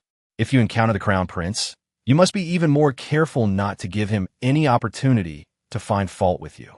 Princess Ankong quickly raised her hand to help him up, saying, Lord Liu, you're too kind. Suddenly, she realized that she and Dugam Mao had been exposed. She had originally planned to come here to hide her identity and study secretly, but she never expected it to turn out like this. Liu Shaoqing also realized this immediately. Princess Ankong was not on the list he had seen before. If she had been on it, he would have noticed it. Seeing the ordinary clothes the two were wearing, Liu Shaoqing understood. Princess Ankong was definitely traveling incognito this time and did not want to reveal her identity. Princess, it seems you do not wish to reveal your identity. I understand. Princess Ankong smiled with satisfaction. Then I'm relieved. Magistrate Liu, I heard you and ninth brother have become friends. That makes you my friend too. Liu Shaoqing was slightly taken aback, not expecting Princess Ankong to be so easygoing. Thank you, Princess. After exchanging pleasantries, there was an awkward silence as neither side knew what to say. Princess Ankong smiled awkwardly and said, Magistrate Liu, your Pingyao County is truly an eye-opener. I am impressed. Upon hearing this, Liu Shaoqing clasped his hands in a humble gesture and said, Your Highness is too kind. This is merely my duty. Moreover, Pingyao County still has many shortcomings and is only just getting started. Princess Ankong was somewhat surprised. You've already achieved such great things at the very beginning? What will you be like when you've really developed your business? Liu Shaoqing laughed and said, Then please wait and see, Princess. After exchanging pleasantries, Princess Ankong and her companion left, while Liu Shaoqing led Li Ji on a continued tour. It has to be said that the new Era Square in Pingyao City is really great. Li Ji almost didn't want to go back. Although he was a prince with vast knowledge far exceeding that of ordinary people, he was still just a child after all. Li Ji reluctantly left only after being dragged and pulled by Liu Shaoqing. Your Highness, even the best place should be used with restraint. Otherwise, it will backfire and turn a good thing into a bad thing. Chapter 95 Selection. Upon hearing this, Li Ji nodded as if he understood, and the two left the square and hurried back to the restaurant.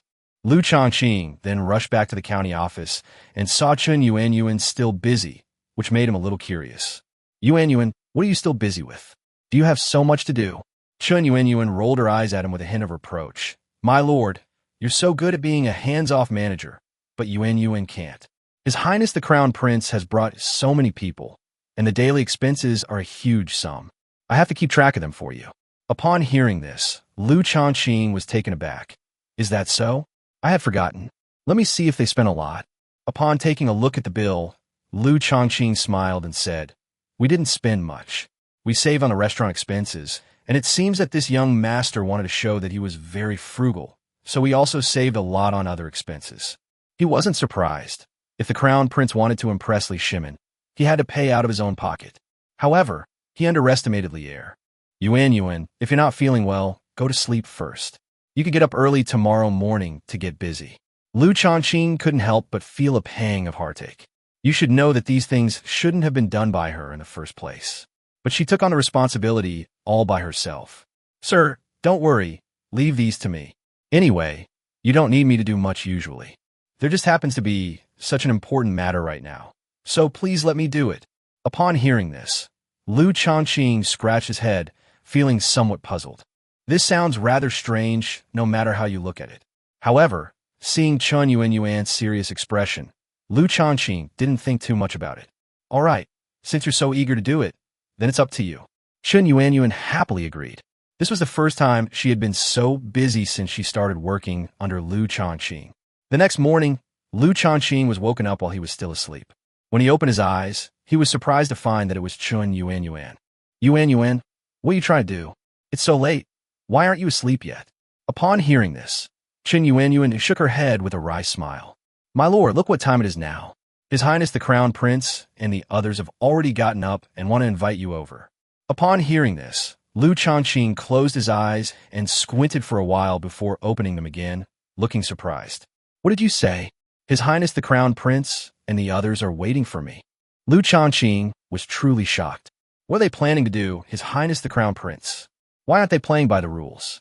Chen Yuanyuan shook her head and said, My lord, His Highness the Crown Prince and the others said they wanted to invite you to teach. They came here this time to learn from your governance experience. Liu Shaoqing nodded, recalling the reasons why the Crown Prince and the others had come here, and understood a little better. He pointed outside and said, In that case, let's go. You lead the way. Liu Shaoqing followed Chen Yuanyuan forward, his face showing a lot of conflict. When the Crown Prince and his entourage arrived, he originally thought they would just make a show of it and leave after a brief visit, but he didn't expect them to actually want to learn. Thoughts kept flashing through his mind, but he couldn't figure out how to deal with it. He finally got the whole county structure in order, and now, thanks to the mature structure, it can operate on its own, so people rarely need to come to him. He could then live a carefree life, lying down at will. If he really had to teach those people the Crown Prince brought, he'd probably be working himself to the bone again. Moreover, his encounter with Princess Ankong with Li Ji last night had made him realize something. The other people brought by the Crown Prince and Li Ji were not necessarily servants. They were likely all imperial relatives, or even princes and princesses. Such beings are all incredibly powerful. Who could he possibly offend? The closer Liu Shaoqing got to the front yard, the clearer his thoughts became. Since they won't learn, that's easy. I have plenty of things to teach them. It's just that instead of teaching them, we let them experience it and feel it for themselves. Only through personal experience can one truly understand and learn. Otherwise, relying on others to teach you is simply wishful thinking. When I arrived at the front yard, there was already a large group of people standing there, all of whom looked rather listless. Everyone looked like they had just woken up. Only the Crown Prince looked radiant and looked at him with amusement. Lord Liu, as we agreed before, you were to teach us the methods and knowledge of governing the county. Now that we've arrived, please come in. Crown Prince Li Changqian raised his hand and gestured for him to enter. Liu Shaoqing was slightly stunned. The Crown Prince was directly blaming him for making these little devils get up early. Your Highness, why did you summon everyone to the county government office so early? Didn't I say that your Highness and your subordinates should eat, drink, and rest well before we have a proper chat? I was just having a dream when you sent someone to wake me up. I didn't expect your highness to be so eager to learn. It's admirable. The future of our glorious Tang Dynasty will surely be carried forward by your highness." Upon hearing these words, everyone turned their gaze to the crown prince, their expressions immediately turning somewhat grim. The crown prince originally wanted to incite everyone's resentment towards Liu Shaoqing, but unexpectedly, Liu Shaoqing shifted the focus of the conflict with just a few words. "Well, Lord Liu, let's skip the small talk and get started." Liu Shaoqing smiled and nodded, saying of course. As he spoke, he looked at the others, who then became more alert and realized that they were about to get to the point. "Gentlemen, you have come to Pingyao County with a sincere desire to learn skills so that you can go back and assist His Highness the Crown Prince in better governing this county and city, and even in the future governance of the Tang Dynasty. So, as long as the methods I give you are useful, you will definitely support them without hesitation and implement them diligently, right?" No one reacted. The Crown Prince couldn't help but chuckle, then coughed lightly and said, "Lord Liu is right. If you have any good ideas, just say them. We can't wait any longer." Liu Shaoqing nodded and said, "Actually, it's not a great idea, just a principle summarized from practice. Over such a long period of time, the development of Pingyao County has become increasingly complex, to the point that a change in one part can affect the whole. Therefore, it is probably unrealistic for me to try to explain things to you through various theories, and you may not like it either." Upon hearing this, everyone was puzzled, not understanding what Liu Shaoqing meant by saying this. Liu Shaoqing then revealed the answer to the mystery. And the method I'm about to use can be described as very crude and simple, and it may even be a bit painful for you.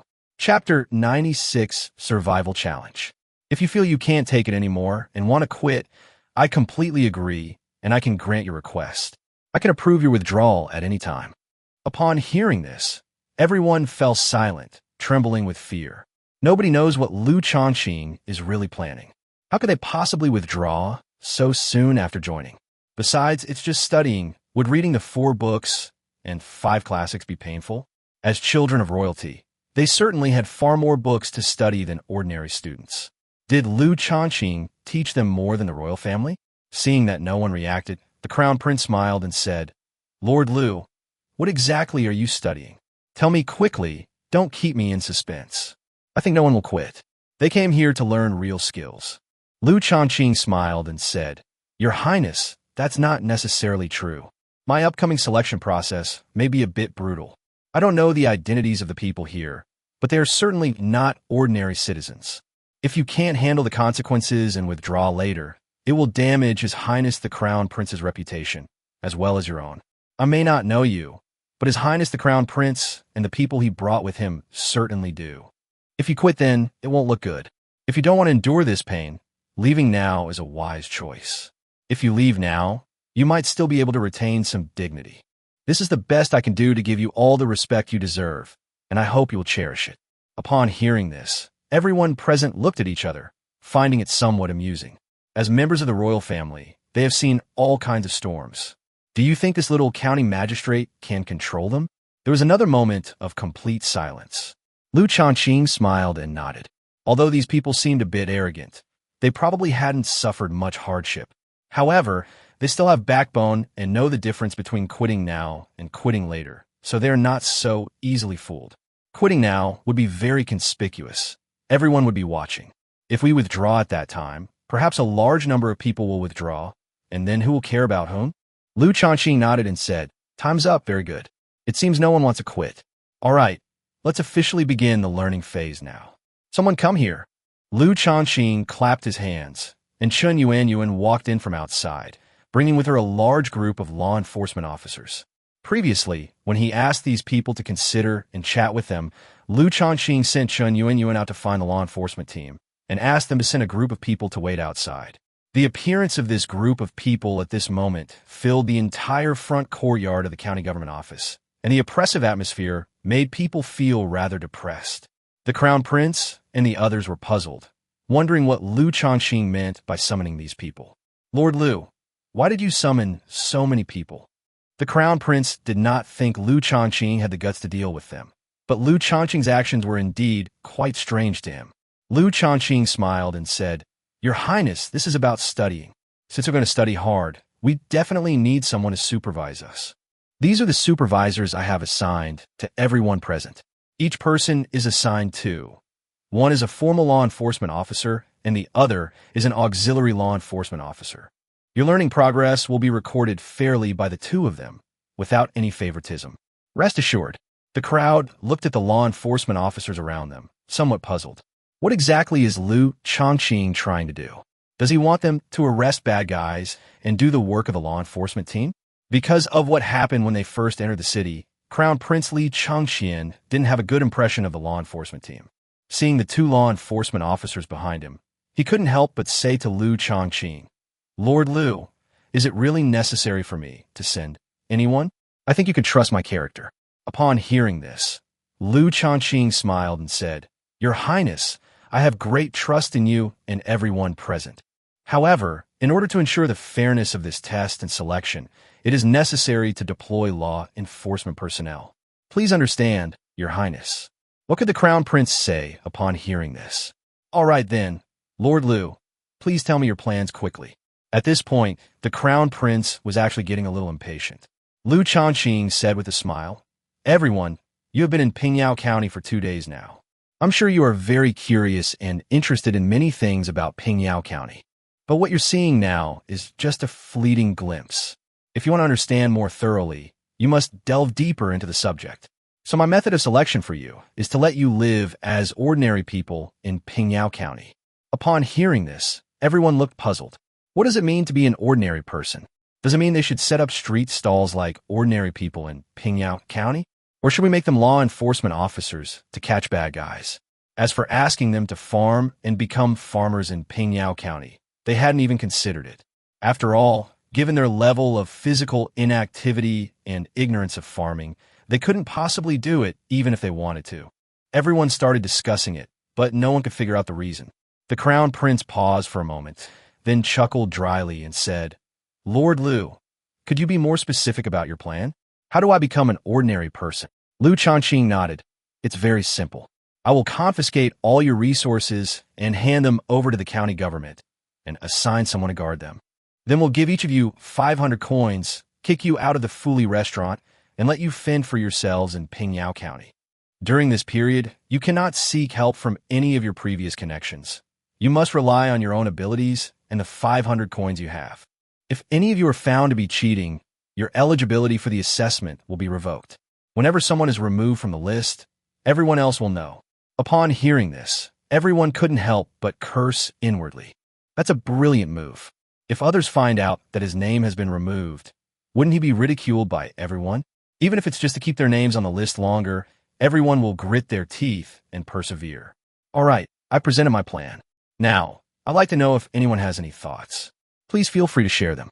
The crowd immediately started discussing it loudly, finding the whole thing quite novel. Chapter 97, Angry Rebuttal. 500 coins, what can that do? Is this how you give money to beggars? We're not here to beg for food. Yeah, this little bit of money wouldn't last 2 months, and even the tips I get from a single visit to a brothel would be more than that. Who do you think you are?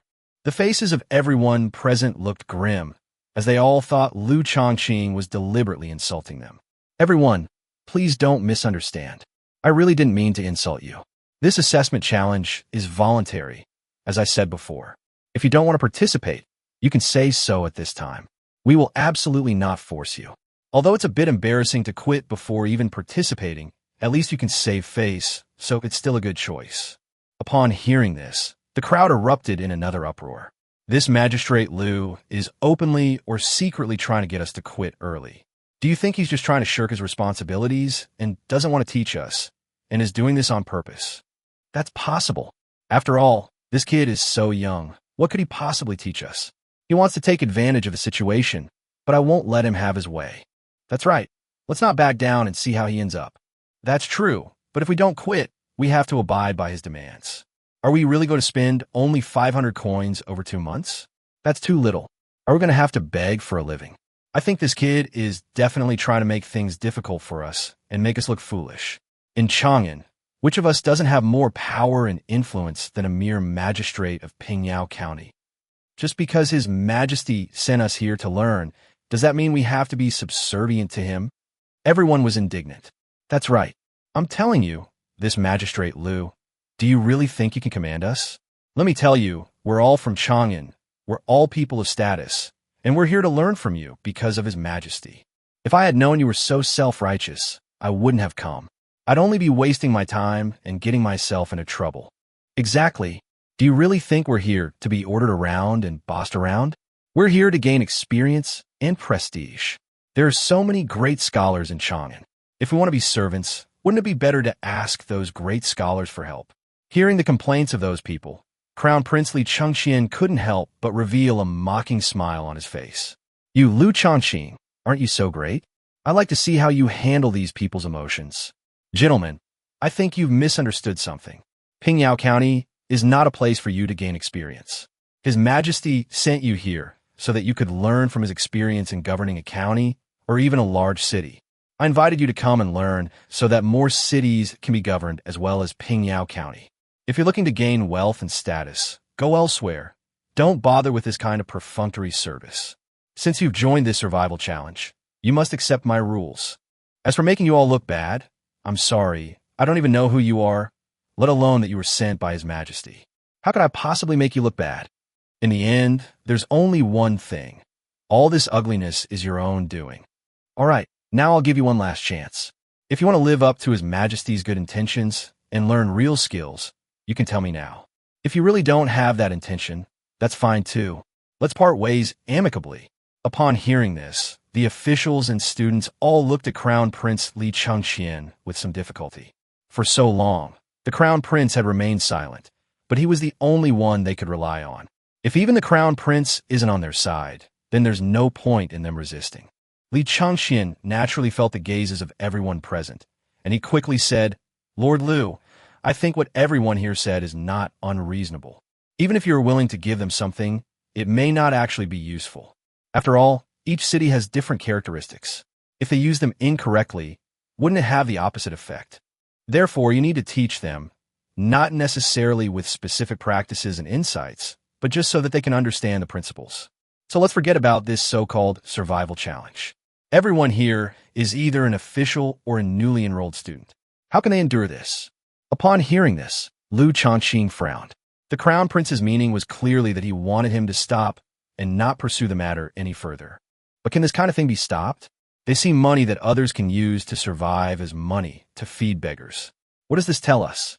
This shows that by this time, the living standards of the upper class and the common people in the Tang Dynasty had widened, and these so-called nobles could even refer to all the ordinary people as beggars. If this trend is not stopped in time, it will create a rift between superiors and subordinates, and problems will easily arise. Therefore, for the sake of the Tang Dynasty, he had to put his ideas into practice. Even if this learning experience only awakens 10% of them and makes them understand the suffering of ordinary people, it is still a possibility. This would also allow ordinary people to receive better treatment, which would make the Tang Dynasty more prosperous and stable. Your Highness, I'm sorry to disappoint you, but I cannot back down. My challenge plan is not going to change in the slightest, unless I am not the Magistrate of Pingyao County. Upon hearing this, Liu Shaoqing's expression changed slightly. He originally thought that as long as he stood up, everything would be resolved. Unexpectedly, this kid showed no respect for me at all and even went against me head-on. If it weren't in front of everyone, he would have really had this kid beaten up. Seeing this, Li Ji couldn't help but feel worried. Liu Shaoqing is now facing none other than the crown prince of the current dynasty. If the two sides truly become bitter enemies because of the challenge, Liu Shaoqing will be in great danger. Brother, how about we just forget about it? Lord Liu's assessment plan has probably already been finalized. Since we're here to learn, we can only follow his instructions. What do you say? Upon hearing this, the crown prince turned his head and saw that it was Li Ji, and he couldn't help but frown. From the moment he arrived, ninth brother became inseparable from Liu Shaoqing. I heard that he went to New Era Square with Liu Shaoqing yesterday, and the two chatted happily along the way. Needless to say, this kid is on Liu Shaoqing's side and wants to go against his older brother. Ninth brother, this matter is not just about studies, but also about the reputation of each family. If the families find out that their children are being treated like ordinary people and only given such a small amount of money, they will definitely think that we are mistreating their children and will be dissatisfied. Chapter 98, Submission. I might not care, but Father Emperor certainly wouldn't. What do you think? Father has to give everyone an explanation. He might just throw this Magistrate Liu into prison. These words were a very obvious threat, and even Liu Shaoqing found them hard to tolerate. Your Highness, if that's how you put it, then I must insist on my own opinion. If your Majesty were to kill me for this, I would be no less than bygone. I would be grateful to your Highness the Crown Prince and your Majesty. Upon hearing this, the Crown Prince was speechless. Why was this kid not playing by the rules? Also, who was this Baigan? The name sounded familiar. Seeing this, Li Ji quickly said, Brother, just agree. I reckon Father will side with Magistrate Liu when he finds out. He has a very good impression of Magistrate Liu. She often praised him when she chatted with her mother. Upon hearing this, Li Chengxian couldn't help but wonder, did his father really value this boy so much? Judging from Li Ji's performance, it is indeed possible. I didn't expect that Li Ji, at such a young age, would know how to win over promising ministers. He is quite remarkable. If he were to use force to stop Liu Changqing's challenge and assessment, Li Ji would probably report it to his father, the Emperor. He might as well just take the opportunity to back down. Thinking of this, Li Chengxian coughed and said, All right, since Ninth Brother has said so, then I will give Magistrate Liu a chance. Let's conduct the assessment like this. However, if I discover anything unusual, I must stop immediately. We absolutely cannot allow any serious incidents to occur. Liu Changqing smiled and nodded, saying, Your Highness has considered everything very thoroughly. I admire you. Rest assured, 2 law enforcement officers per person will definitely be enough. After the Crown Prince finished speaking, he turned and left with a flick of his sleeve. He could no longer stay there. So many sons of civil and military officials were sent here, hoping to enjoy a life of luxury and gain prestige. I never expected that I would have to live a hard life now. I'm afraid these young men would even want to kill Liu Changqing. He's likely to get caught in the crossfire if he stays here, so he'd better slip away first. Moreover, everyone was originally hoping that he, as the Crown Prince, could handle things. But in the end, he found that he was completely ineffective in front of Liu Changqing. Liu Changqing didn't even look at his expression, which was a direct insult to his dignity. He can't do anything but embarrass himself by staying here any longer. Your Highness, won't you participate in the survival challenge? I think if you could, His Majesty's opinion of you would definitely change completely. Your Highness, please don't go. Everyone is waiting for you to set an example. Liu Changqing shouted after him, and the Crown Prince ran faster and faster until he disappeared into the distance. Li Shimin, far away in Chang'an, was processing memorials as usual. On this day, he had just finished processing all the memorials and was about to go out for a walk when suddenly 2 tall guards entered and knelt down. Your Majesty, a secret report has arrived from Pingyao County. Li Shimin was taken aback upon hearing this. Oh, bring it here. Li Shimin took the memorial and read it. A look of joy appeared on his face. I never expected such a thing to happen. This kid really has guts. He's willing to risk his life to make a fool of the Crown Prince. I knew I was right. But this kid is really going all out to resign. Isn't he afraid of being attacked by everyone? Li Shimin scratched his head, feeling a bit of a headache. However, there are very few ministers with such courage. We must protect them well. A relieved smile appeared on Li Shimin's face as he put away the memorial. He had originally planned to take a walk outside the palace, but he changed his mind. He wanted to go to Guanyinbi and tell her about this so that she could be happy too. Thinking of this, Li Shimin smiled. Recently, because of the disasters in various places, Guanyinbi hadn't smiled much, and he had forgotten what Guanyinbi's smile looked like. He strolled into the Empress's palace and saw Guanyinbi burning incense and praying for blessings. Li Shimin dismissed the palace maids and quietly watched her. We pray to Guanyin Bodhisattva to bless the Tang Dynasty with favorable weather, peace, and prosperity, and that His Majesty will not have to work so hard every day. May the Bodhisattva bless the Crown Prince and Jir so that they may have a smooth journey in Pingyao County, complete their studies, and return to better govern the Tang Dynasty and share His Majesty's burdens. When Guanyinbi got up and turned around, she saw a figure and was startled. When she saw that it was His Majesty, Empress Zhongsun breathed a sigh of relief and quickly paid her respects to him. Your Majesty, when did you arrive? Why didn't you have a servant announce your arrival? I was so sorry I couldn't greet you in time. Li Shimin quickly helped her up and said with a smile, Do we need to argue about this? I've come to bring you some interesting news. Would you like to hear it? Upon hearing this, Empress Zhongsun's eyes flashed with curiosity. Your Majesty, what is this interesting news about? Li Shimin smiled and said, Take a guess. Empress Zhongsun paused for a moment and said, Is it related to the border war? Li Shimin shook his head. The border war has basically settled down, so we don't need to worry. Empress Zhongsun was taken aback upon hearing this. If it wasn't good news from the border battles, then what was it? Was the snow disaster handled well? Is the disaster under control? I remember His Majesty said before that Magistrate Liu of Pingyao County came up with a good method to revitalize the charcoal in various places.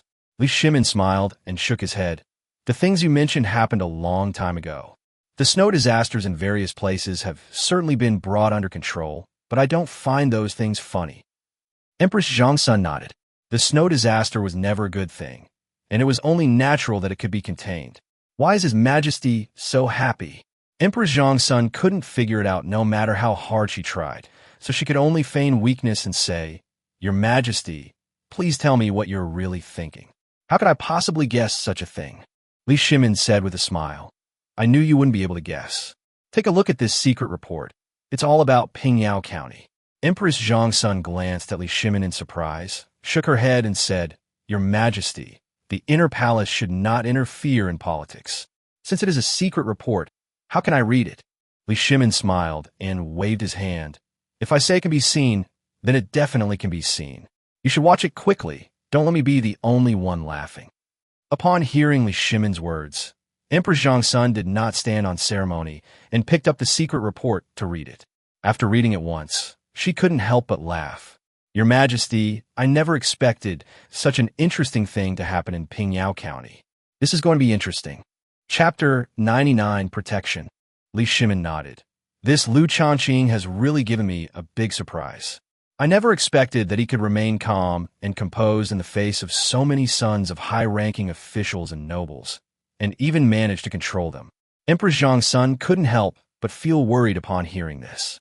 But what if he offends those people?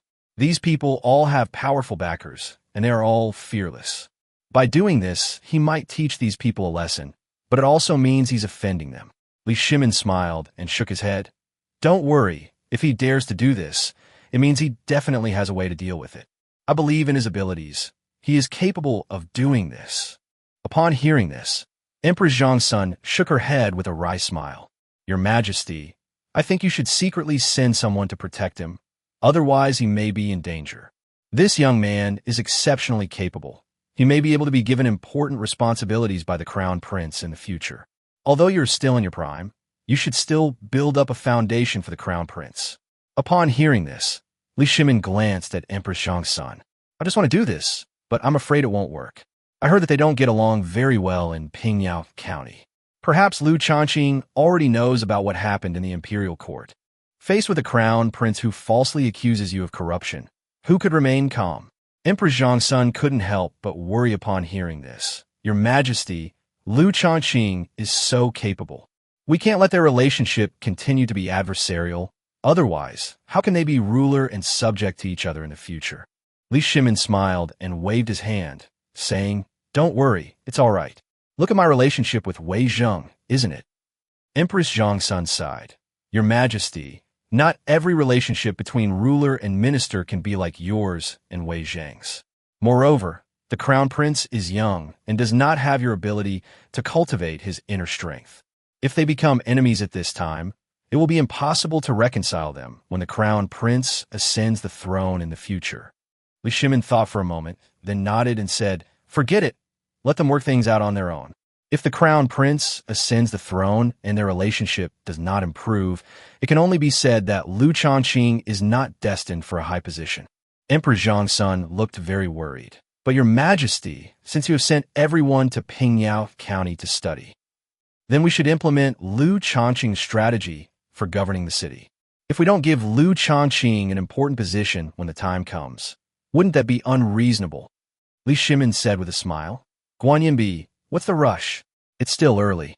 Moreover, the evaluation of the crown prince has never stopped.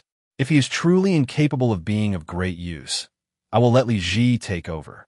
Empress Zhang's son was taken aback upon hearing this. Your Majesty, how could you do this? Li Ji is still so young. How can he be the crown prince?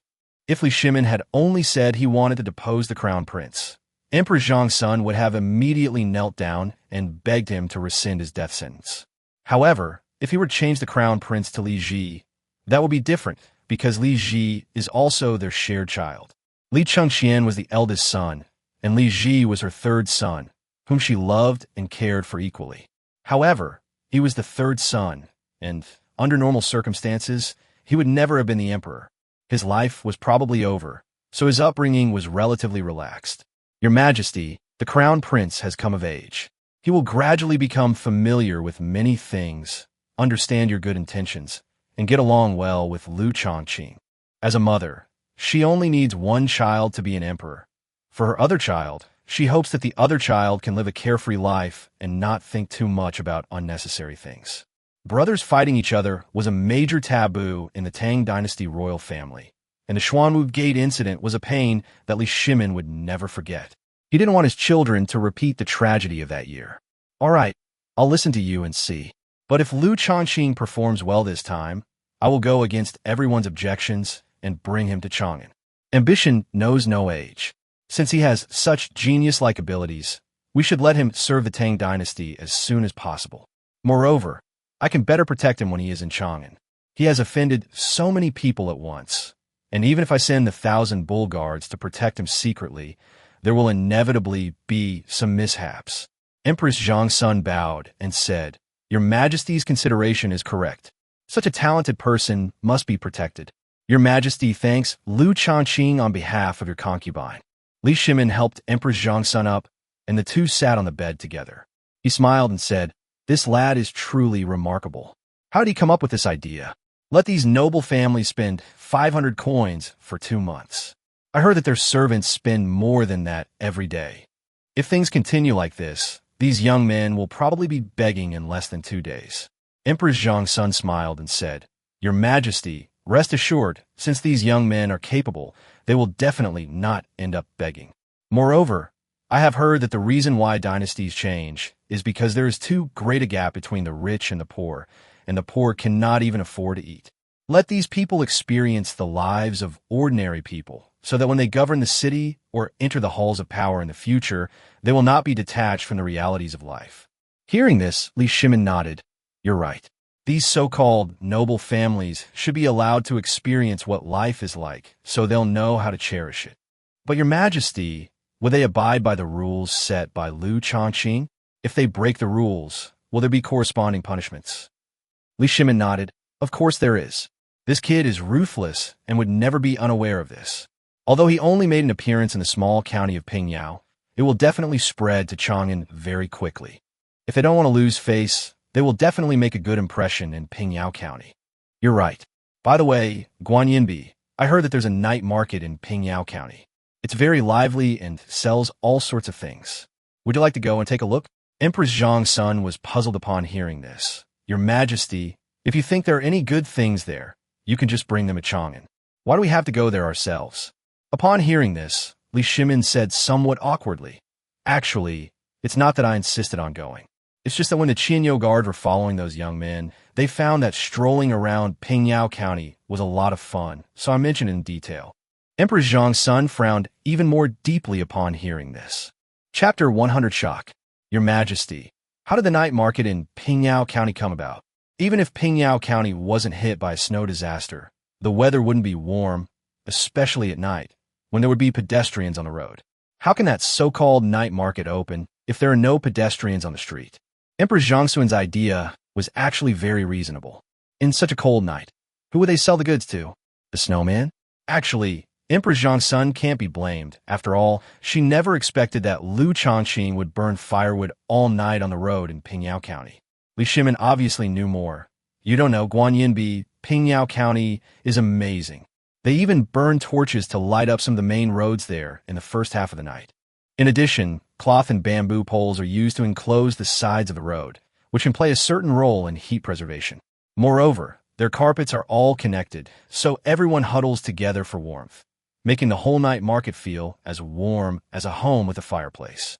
Moreover, with so many people at the night market, it's naturally warmer. Empress Zhongsun nodded, then suddenly thought of something. Your Majesty, why is there a night market in Pingyao County? Doesn't it have a curfew? Li Shimin sighed and nodded, saying that's right. Pingyao County doesn't need a curfew. Their security can be guaranteed to remain intact, which is why Liu Shaoqing is so confident. Empress Zhongsun nodded. If that's the case, Your Majesty, you must protect him well. He's a true talent. I really want to see what this so-called night market is like. You must bring it to Chang'an as soon as possible and make our huge Chang'an like Pingyao County, where people can go out at night without any danger. Li Shimin smiled and nodded, saying, don't worry. Once all those who want to study arrive, it will be almost done. It won't take too long. As for now, all we have to do is watch the show. Empress Zhongsun breathed a slight sigh of relief. In that case, Your Majesty, you must protect this county magistrate well. Perhaps in the near future, he will become your prime minister. Li Shimin rolled his eyes at Empress Zhongsun. Prime minister? Not a chance. This kid dares to challenge the crown prince now, and he even won. Do you think he needs my protection? Of course, I will definitely protect him, but we shouldn't let such a talented person rise too quickly. Otherwise, a young person in a high position can easily become arrogant. If you want to become prime minister, then when I pass away, I'll leave that job to my successor. Empress Zhongsun's expression changed upon hearing this. But Your Majesty, wouldn't it be a waste of talent if such a person isn't given a high position as soon as possible? Upon hearing this, Li Shimin waved his hand repeatedly, saying nonchalantly, don't worry, it won't be a waste of his talents. At worst, he could be given specific work, but not a high position. Hearing this, Empress Zhongsun couldn't help but shake her head with a wry smile. Your Majesty, your move is truly brilliant, but it's a pity for this child. Li Shimin certainly couldn't let a talent like Liu Shaoqing be buried. A dynasty that wants to prosper forever must have such high-quality talents to support it. If we rely solely on high-ranking and powerful ministers, it can easily lead to institutional rigidity and a significant reduction in efficiency. Just like Emperor Taizong at the end of the Ming Dynasty, who reigned for 17 years and worked from dawn till dusk every day, he can be described as a diligent ruler. However, the ministers under him were rotten to the core, and no matter how hard he tried, he was seen as a monkey in their eyes. At that point, the harder you work and the more diligent you are in your duties, the more you'll be treated like a fool. Your Majesty, although you want him to gain experience, you must ensure he receives a sufficient salary. I've heard that this young man is so honest that he sometimes goes hungry. How can this be allowed? By the way, how about I send him some money and valuables in my name to help him out in an emergency? While integrity is a good thing, we cannot let the pillars of our great Tang starve because of a few taels of silver. Upon hearing this, Li Shimin became quite angry. You still dare to say that? It makes me angry just thinking about it. Upon hearing this, Empress Zhongsun was stunned. Your Majesty, what's wrong? Did I say something wrong? Upon hearing this, Li Shimin waved his hand and said, it's not you. It's your precious crown prince son. Empress Zhongsun's heart skipped a beat. What mistake had her precious son made this time? Sending him to Pingyao County was a mistake. He should have stayed by my side instead of running around. Li Shimin sighed. It can't be said that he made a mistake. After he went to Pingyao County, he gave 100 taels of gold to that magistrate Liu and even said that it was from me. Do you think I have that much money? I've used it all to buy firewood for disaster relief. I asked everyone to donate money before, but he didn't do anything. This time he was quite generous when he went to Pingyao County. Upon hearing this, the Empress finally understood His Majesty's meaning. Ultimately, His Majesty is still concerned about money. Your Majesty, I know about this matter. I gave him some money when he went to Pingyao County. Please don't worry about it. Upon hearing this, Li Shimin couldn't help but roll his eyes. Would he really believe that? If the Empress had said it before he brought it up, he would have believed it. But now, he could only assume that the Empress was trying to smooth things over for the Crown Prince. All right, Your Majesty, there's really no need to overthink things.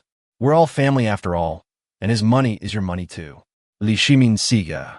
He couldn't do anything to the Crown Prince because of Guan Yinbi.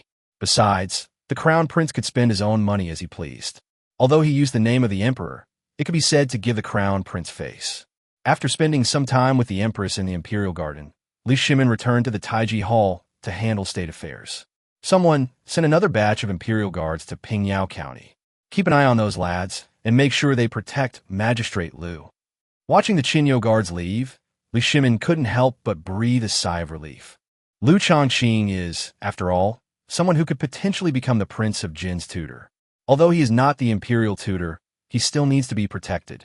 Meanwhile, in the front courtyard of the county government office in Pingyao County, after the crown prince left, the remaining imperial relatives and nobles stared at each other, not daring to utter any more complaints. But their eyes as they looked at Liu Shaoqing did not lie. Liu Shaoqing chuckled dryly. All right, I've said everything I needed to say. Everyone, go back and digest what I've said. Chapter 101, Cheap Status. Of course, if anyone wants to withdraw from the challenge, they should come to me before leaving, hand over the 500 coins, leave their name and identity, and withdraw from the challenge after verification. Believe me, even though people will know your names and identities if you quit now, your reputations will soon be overshadowed by new people who quit. You won't be ashamed. Upon hearing this, everyone's expressions shifted between light and dark. No one wanted to stay there and accept the challenge. But they weren't willing to just leave like that. Nobody's a fool. As long as there was hope of continuing, they wanted to hold on. This is the character of the people of the Tang Dynasty. Liu Shaoqing glanced at everyone and found that no one wanted to leave, which made him somewhat disappointed.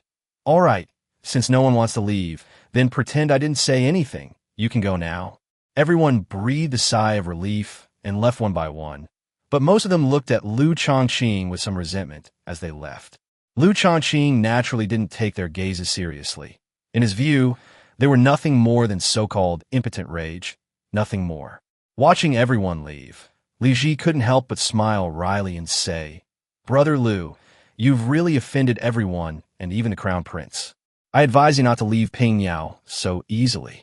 Upon hearing this, Liu Shaoqing looked at Li Ji and said, It can't be that bad, Your Highness Prince Jin. Seeing Liu Shaoqing's dismissive attitude, Li Ji didn't want to say anything more to him, but simply made a mental note of the matter. If Liu Shaoqing were ever in any danger in the future, he would be able to intervene promptly. Although he was still young, as a prince, he had not missed any of the necessary skills. Liu Shaoqing smiled and said, Your Highness Prince Jin, please come with me to the county government office for a cup of tea. Official duties aren't so busy right now. Li Ji immediately became interested. Good, Lord Liu, I want to taste the tea from Pingyao County and see how it differs from the tea in Chang'an.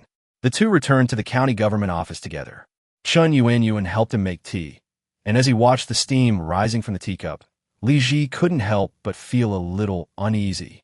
He recalled the kettle incident, and the things Liu Shaoqing had told him kept echoing in his mind, never fading away. Just as he was thinking about how to bring up the topic from last time, a figure appeared and interrupted his thoughts. Your Highness, what brings you here? Would you like a cup of tea? Please have a seat. Liu Shaoqing smiled and said to the figure that suddenly appeared in front of him. To be honest, the crown prince's appearance surprised him. He had already said everything he needed to say. So what did the crown prince want to do? The crown prince looked Liu Shaoqing up and down, his eyes sharp, and said, Lord Liu, you'd better watch yourself. You've offended so many royal relatives and nobles. You'll regret it later. Upon hearing this, Liu Shaoqing asked with slight surprise, Your Highness, do you mean that those fellows are all members of the royal family? Crown Prince Li Chengqian's face darkened. What? Doesn't it look like it? Liu Shaoqing shook his head. Your Highness, I dare not question you. However, I thought that Your Highness had brought only talented people, but I didn't expect that they were all people with connections. But that's all right. As long as they study hard, they'll definitely make a name for themselves. You. The crown prince was speechless, not knowing what to say. You bastard Liu Shaoqing, we'll see about that. With that, the crown prince left in a fit of anger and embarrassment. Liu Shaoqing couldn't help but sigh. He never expected that he would offend Emperor Li, heir of the Tang Dynasty, by first submitting a memorial to resign, and now he would offend Li, heir's son as well. Why is his luck so much worse than those other guys who went back to ancient times? He didn't want to offend these people, but he had no choice. They just happened to be talking about these things. Li Ji watched the crown prince's departing figure and couldn't help but sigh. Brother, aren't you going a bit too far? My brother is a prince, after all. This is a bit too disrespectful to him. Liu Shaoqing shook his head with a wry smile. Of course I know His Highness the Crown Prince's identity. If you insist on making me stop, I can obey at any time, as long as you can remove me from this county magistrate position. Hearing this, Li Ji shook his head and said, Brother, I was just joking with you. You are the pillar of our Tang Dynasty. I believe my crown prince brother will understand this matter sooner or later. Brother, have some tea. Did you know anything about tea before? Li Ji picked up the teacup, took a sip, savored it, and nodded, saying, The tea is quite fragrant. You asked me if I understand it? I can only say that I've drunk it with my father and mother, so I know a little, but not much. Liu Shaoqing understood. Brother, there's something I've been thinking about, but I wasn't sure if I should tell you. Li Ji paused for a moment, put down his teacup, and said, Brother, please speak freely. Is there anything we can't say to each other? Liu Shaoqing smiled and nodded. Okay, then I'll tell you. This kind of thing is very simple. As long as you want to take action, it's just a matter of saying a word. Hearing this, Li Ji laughed and said, Then there's no problem at all, brother. Tell me what it is. Liu Shaoqing smiled and said, It's about my secretary. Her identity is a little awkward. Although I don't care, it's always a bit inconvenient for a girl to travel around like this. If we can use my brother's help to elevate her hometown status, it would be a great thing for her. Upon hearing this, Li Ji looked at Chen Yuanyuan beside him and immediately saw the expectation in her eyes. At the same time, Chen Yuanyuan glanced at Liu Shaoqing unintentionally, her eyes filled with a hint of gratitude and inexplicable emotions. Upon seeing this, Li Ji was immediately delighted. Unexpectedly, Brother Liu hired more than just a secretary. It turns out that the relationship was closely related to his life. Brother, leave this to me. Don't worry, it's just a matter of me saying a word. Liu Shaoqing looked at Chen Yuanyuan and urged her hurriedly. Yuanyuan, why don't you quickly thank His Highness Prince Jin? Chen Yuanyuan quickly rose and kowtowed. Yuanyuan, thanks Your Highness Prince Jin.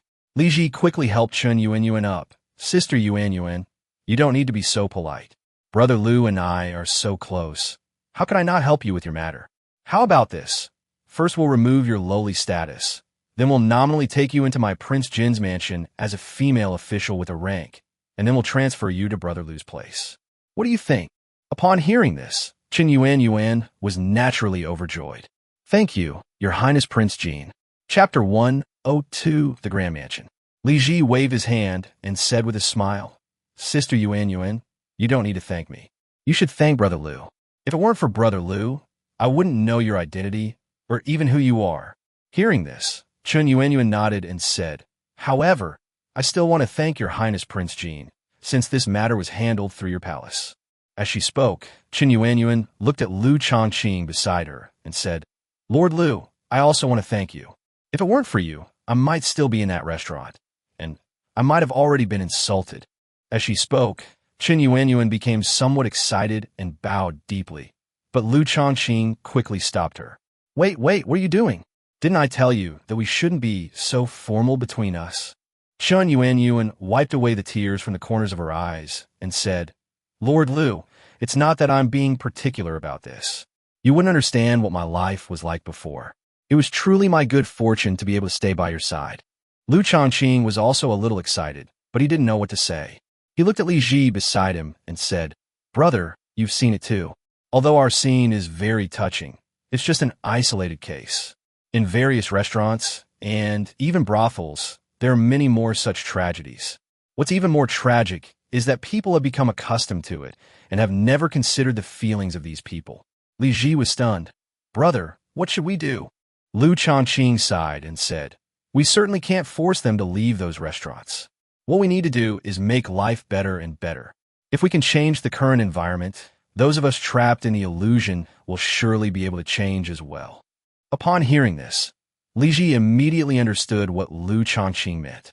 Brother, don't worry, I can definitely do it. From now on, I will devote myself to learning about Pingyao County. I believe I will definitely gain something from it. When my elder brother takes charge of the country in the future, I will definitely be able to help him govern the Tang Dynasty better. Upon hearing this, Liu Shaoqing couldn't help but touch his nose, looking embarrassed. However, he quickly suppressed his inner thoughts. Should he reveal that Li Ji would take over the Tang Dynasty? Even if he said it, Li Ji probably wouldn't believe it. Besides, he's still young. If we tell him now, wouldn't he make one mistake after another? If this arouses the suspicion of the crown prince and his ministers, things will get complicated. Seeing Liu Shaoqing's appearance, Li Ji was stunned for a moment. Brother, what's wrong? Why do you seem to be in a bad state? Liu Shaoqing smiled and waved his hand, saying, Brother, I've said everything I needed to say. You should go back now. I need to get back to some official business. It's not complicated, but it will take some time, so I can't keep you company any longer. Li Ji nodded and said with a smile, Brother Liu, I happen to have something to take care of right now. How about you lend me Sister Yuan for half a day? I need her to do something for me. Liu Shaoqing was taken aback for a moment, then looked at Chun Yuan beside him. Chun Yuan quickly said, Your Highness Prince Jin, Yuan is fine. Li Ji smiled and said, That's great, Sister Yuan, let's go together. Watching the two leave, Liu Shaoqing didn't think much of it and began to busy himself with his own affairs. The enforcement team and the law firm both submitted cases, which he reviewed and then commented on. Li Ji and Chun Yuan left the county government office together in a carriage, and Chun Yuan couldn't help but ask her question. Your Highness Prince Jin, may I ask what it is that you wish to discuss with Yuan now? Li Ji looked at her and smiled, saying, Sister Yuan, do you remember what I said last night about buying a house for Brother Liu? I'm going to buy it now, and then I'll get everything ready today. Once Brother Liu finishes his work today, I'll take him to his new home. This place not only needs to be close to the county government office, but it also needs to be large so that you can do whatever you want in the courtyard. I'm not a local, so I'll have to ask you for help with this, Sister Yuan. Upon hearing this, Chun Yuan was immediately stunned. Your Highness Prince Jin, are you really going to give the Lord a residence? I'm afraid the Lord won't accept it. Li Ji smiled and waved his hand. Don't worry, he has already agreed, and I can't just leave it empty after I buy it. I'm going to give it to him, but he doesn't want it. So I'll leave this house empty until it collapses. Upon hearing this, Chun Yuan shrugged. Your Highness Prince Jin has considered everything very thoroughly. I'm happy for you. Li Ji smiled and said, Then tell me, what are your thoughts? After a moment of contemplation, Chun Yuan told Li Ji what she knew. Li Ji was overjoyed, and the two went together to a nearby place where a house was for sale and inquired about it. About 2 hours later, Liu Shaoqing finished dealing with the affairs of the county government, but did not leave. Instead, he sat in the county government office drinking tea when he saw Li Ji and Chun Yuan walk in from outside. Liu Shaoqing quickly stood up to greet him. Brother, what brings you here again? What have you been doing all day? Li Ji said excitedly. Brother, come with me to a place. By the way, have you finished your official duties? Liu Shaoqing thought for a moment, then nodded and said, I'm all done with my work, but could you tell me where you're going? Li Ji grabbed his hand and ran outside. Let's go first. You'll know when we get there. You'll definitely be happy. Liu Shaoqing then looked at Chun Yuan beside him, but found that she was stammering and couldn't give a clear answer. So he had no choice but to follow Li Ji into the carriage. The carriage swayed and bumped through the county town for about the time it takes to brew a cup of tea before stopping.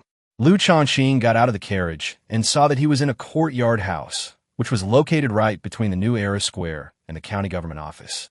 The location was really good. Liu Shaoqing, led by Li Ji, entered the mansion and found that it had been cleaned up and that people were furnishing it with various pieces of furniture. Liu Shaoqing was taken aback. Brother, whose house is this? Are you going to settle down here? Li Ji rolled his eyes at him. Brother, didn't we agree on this last night?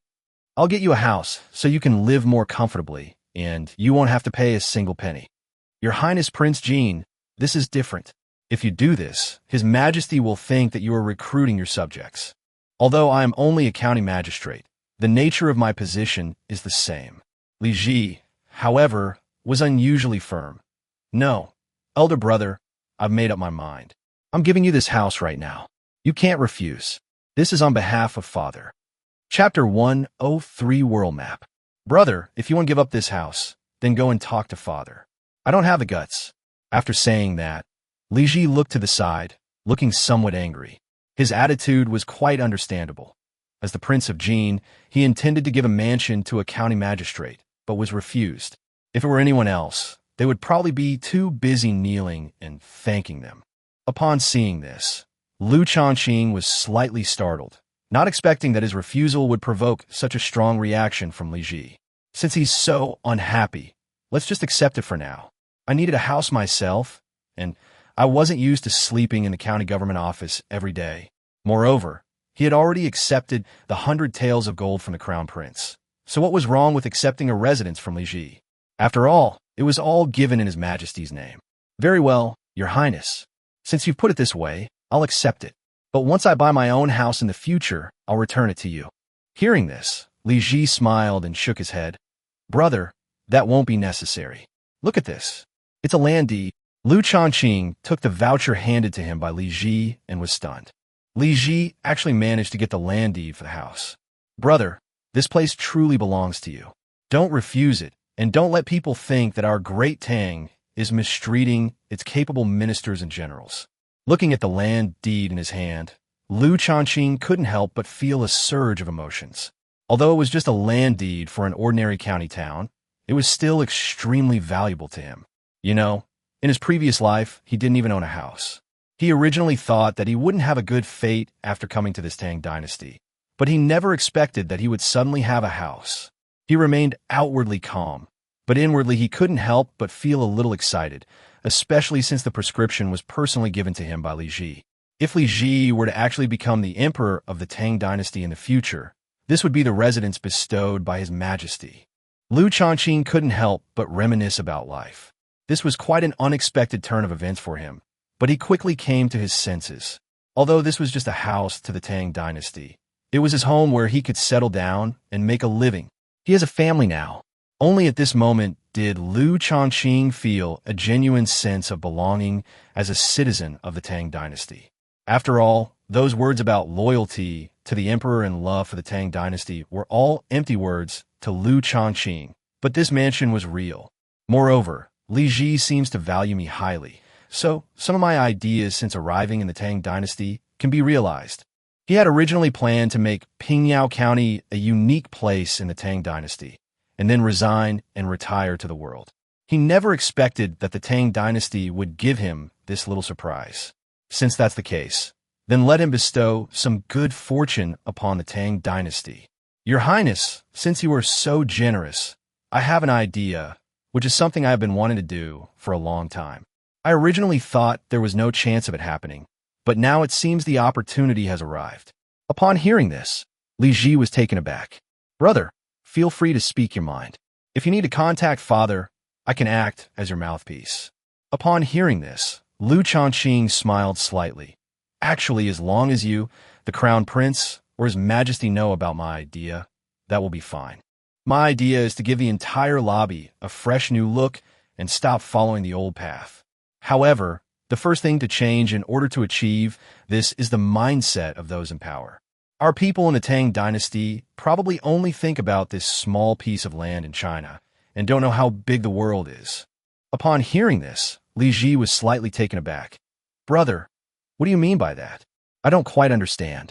Under the whole heaven, all land belongs to the king. Besides that, there are the Turks, Goguryeo, and Tibet. Is there any other place? Liu Shaoqing couldn't help but smile, surprised that Li Ji knew so many places. But thinking about it, it makes sense. After all, as the Prince of Jin, he probably also had a map of the Tang Dynasty. It may not be as detailed as later maps, but it should be sufficient for the Tang Dynasty. You're right. The world is vast. Even the territory of the Tang Dynasty, plus Goguryeo and the Turks, only accounts for a very small part.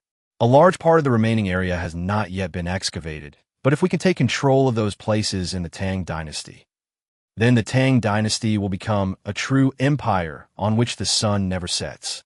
Upon hearing this, Li Ji looked puzzled. Brother, what is the empire on which the sun never sets? I don't think I've ever heard of that term before. Upon hearing this, Liu Shaoqing couldn't help but shake his head with a wry smile. The British Empire, as the name suggests, means that the sun shines on the land of this empire every moment. But as my elder brother just said, those places haven't been developed yet. What's the use of occupying them? Liu Shaoqing was well aware that Li Ji's thinking had not yet been changed. It will take time to change his mind. Since it's land, it must be useful. Where is land useless? With vast land, we can cultivate it into fertile fields and feed a larger population. With vast land, we can control more animals, plants, and mineral resources. Moreover, with more land, we can build more houses, and building houses requires hiring workers, which increases the workload. Such a vast land, if we don't occupy it, it will be occupied by others, and our Tang Dynasty will be in a passive position. Li Ji nodded. Liu Shaoqing's words were indeed somewhat enlightening for him. However, he also raised his own question. Brother, how do you know the world is so big? Have you been there? Liu Shaoqing smiled and waved his hand. Of course I haven't been there, but I have met foreigners from beyond Western regions, and they showed me a world map. Upon hearing this, Li Ji's eyes lit up immediately. Where's the world map? Brother, could you show it to me? Liu Shaoqing nodded and said, of course. With that, Liu Shaoqing told Qin Yuanyuan to go back and get the map. Sir, your map and other items have been delivered to this courtyard. Everything has been delivered. As she spoke, Qin Yuanyuan went into one of the rooms to look for a map. Even at this point, Liu Shaoqing was still in a daze. It wasn't until Qin Yuanyuan produced a map that Liu Shaoqing realized she was telling the truth. He didn't have time to investigate the matter, but instead said to Li Ji, Brother, look, the geography and locations on this map are very detailed and accurate. Chapter 104 Deviant and Heretical. Li Ji stepped forward to examine it and then nodded. Brother, this map is really detailed, much more detailed than the royal map I've looked at. He saw places beyond the few countries he knew and couldn't help but look puzzled. Brother, these places also have powerful forces, but can our Great Tang really go that far? If, as you say, we conquer these small countries one by one, how will we defend these lands? If a rebellion breaks out in these places, I'm afraid the Tang Dynasty's quelling forces won't be able to arrive in time. Li Ji couldn't help but frown. Liu Shaoqing, of course, understood what he was saying. Therefore, these problems can only be solved better by mastering subjects such as physics. For example, a kettle. By boiling water, we can use the steam to generate power and create something similar to a horse-drawn carriage that can travel farther and faster. In fact, we have already started manufacturing this kind of vehicle in Pingyao County. It looks rather bulky, but it is definitely faster than a horse-drawn carriage. With faster vehicles, we can get the troops sent to their designated locations in a shorter time. Upon hearing this, Li Ji was shocked. Brother, are you saying that our Tang Dynasty has already built a faster chariot using a kettle? Where is it? I want to go and see. Liu Shaoqing smiled and said, the faster car isn't the point. Yuanyuan, go to the production area and have someone bring the car over. Qin Yuanyuan nodded in agreement and turned to leave. Liu Shaoqing continued, a larger territory is both an advantage and a disadvantage. To make up for these shortcomings, we need to connect different places more closely with faster and wider roads. So, if we want to become the British Empire, in addition to building faster cars, we also need to build wider roads. Of course, that's all for later. What we're going to discuss today is the general outline of future development. Even if we don't do these things, others will. Once they develop, it will be much more difficult for us to catch up. If you fall behind, you'll be bullied. You must remember this saying. If we fall behind others, they will use cannons to force open our country's doors. Men become slaves to others, and women are humiliated and bullied. If our own resources are used arbitrarily by others, the whole country will be disgraced. Your Highness Prince Jean, is that the kind of scene you wish to see? Upon hearing this, Li Ji's eyes filled with tears. He was still just a child, with a very innocent mind. The thought that such a thing could happen to the people of the Tang Dynasty made him feel a pang of sorrow. Of course not. I must make the Tang Dynasty prosper and the Tang army keep the enemy out of the country. Li Ji said with tears in his eyes.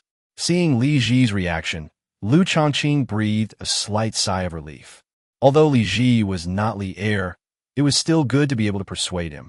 After bursting into tears, Li Ji was then filled with some inner conflict. Brother, you've talked so much about the consequences of falling behind. So what should we do next? You must point out a clear path for our Great Tang Dynasty. Our Great Tang Dynasty has just been established, and its foundation is not yet stable. But for the sake of our people, even if it means suffering a lot, I must change things. Li Ji was so shaken that he could barely stand. Don't worry, there's still room for maneuver in many things. Liu Shaoqing quickly stepped forward to help Li Ji up, brother, you're still young. As long as we start working hard now, we still have a chance to change everything. Remember what we talked about yesterday about weapons manufacturing? If we want to guard our borders, we need a large number of people who understand weapons manufacturing. This brings us back to the matter of reforming the imperial examination system that we discussed yesterday. If all we do is study classical Chinese texts, who will reform the imperial examination system? Li Ji nodded and then said, "But, brother, isn't this the job of the craftsmen? They're responsible for making bows and arrows, as well as swords." Liu Shaoqing smiled.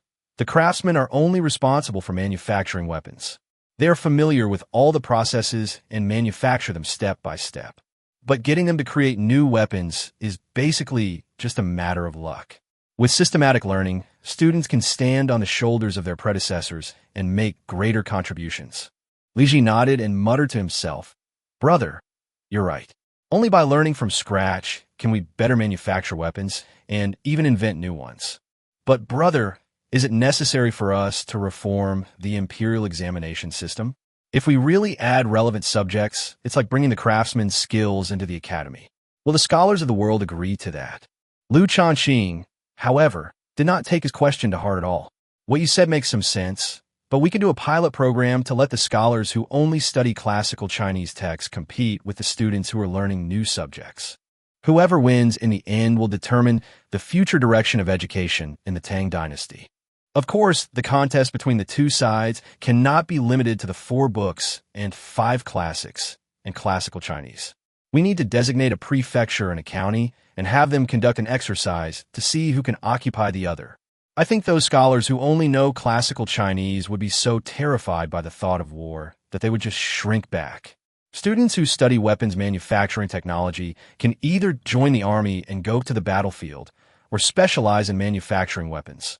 They're truly all-round talents in both academics and military affairs." The outcome of the contest between the two sides was so obvious that it was obvious at a glance. Upon hearing this, Li Ji's face lit up with joy. "Brother, that's wonderful. New disciplines really do have advantages." Liu Shaoqing nodded and said confidently, "So, brother, what have you thought about reforming the imperial examination system? In my opinion, you don't need to think about it anymore. Think about it. Even a sparrow, though small, has all 5 internal organs. Why do those who take the imperial examinations only learn the 4 books and 5 classics, and only understand the principles of self-cultivation, family management, governing the state, and bringing peace to the world, but do they not know how to manufacture or improve weapons?" Upon hearing this, Li Ji's expression turned troubled. Liu Shaoqing's words did indeed make a lot of sense to him. But if I were to suggest that my father reform the imperial examination system, it would be tantamount to standing against all the scholars in the world. After all, if subjects like physics and chemistry were really added to learning and exams, it would shrink the living space for traditional students. As a prince who was only 10 years old, he simply couldn't make that decision. After all, he had received the education of great Confucian scholars since childhood, and reforming the imperial examination system was simply a heretical act. Chapter 105, Taking Drastic Measures.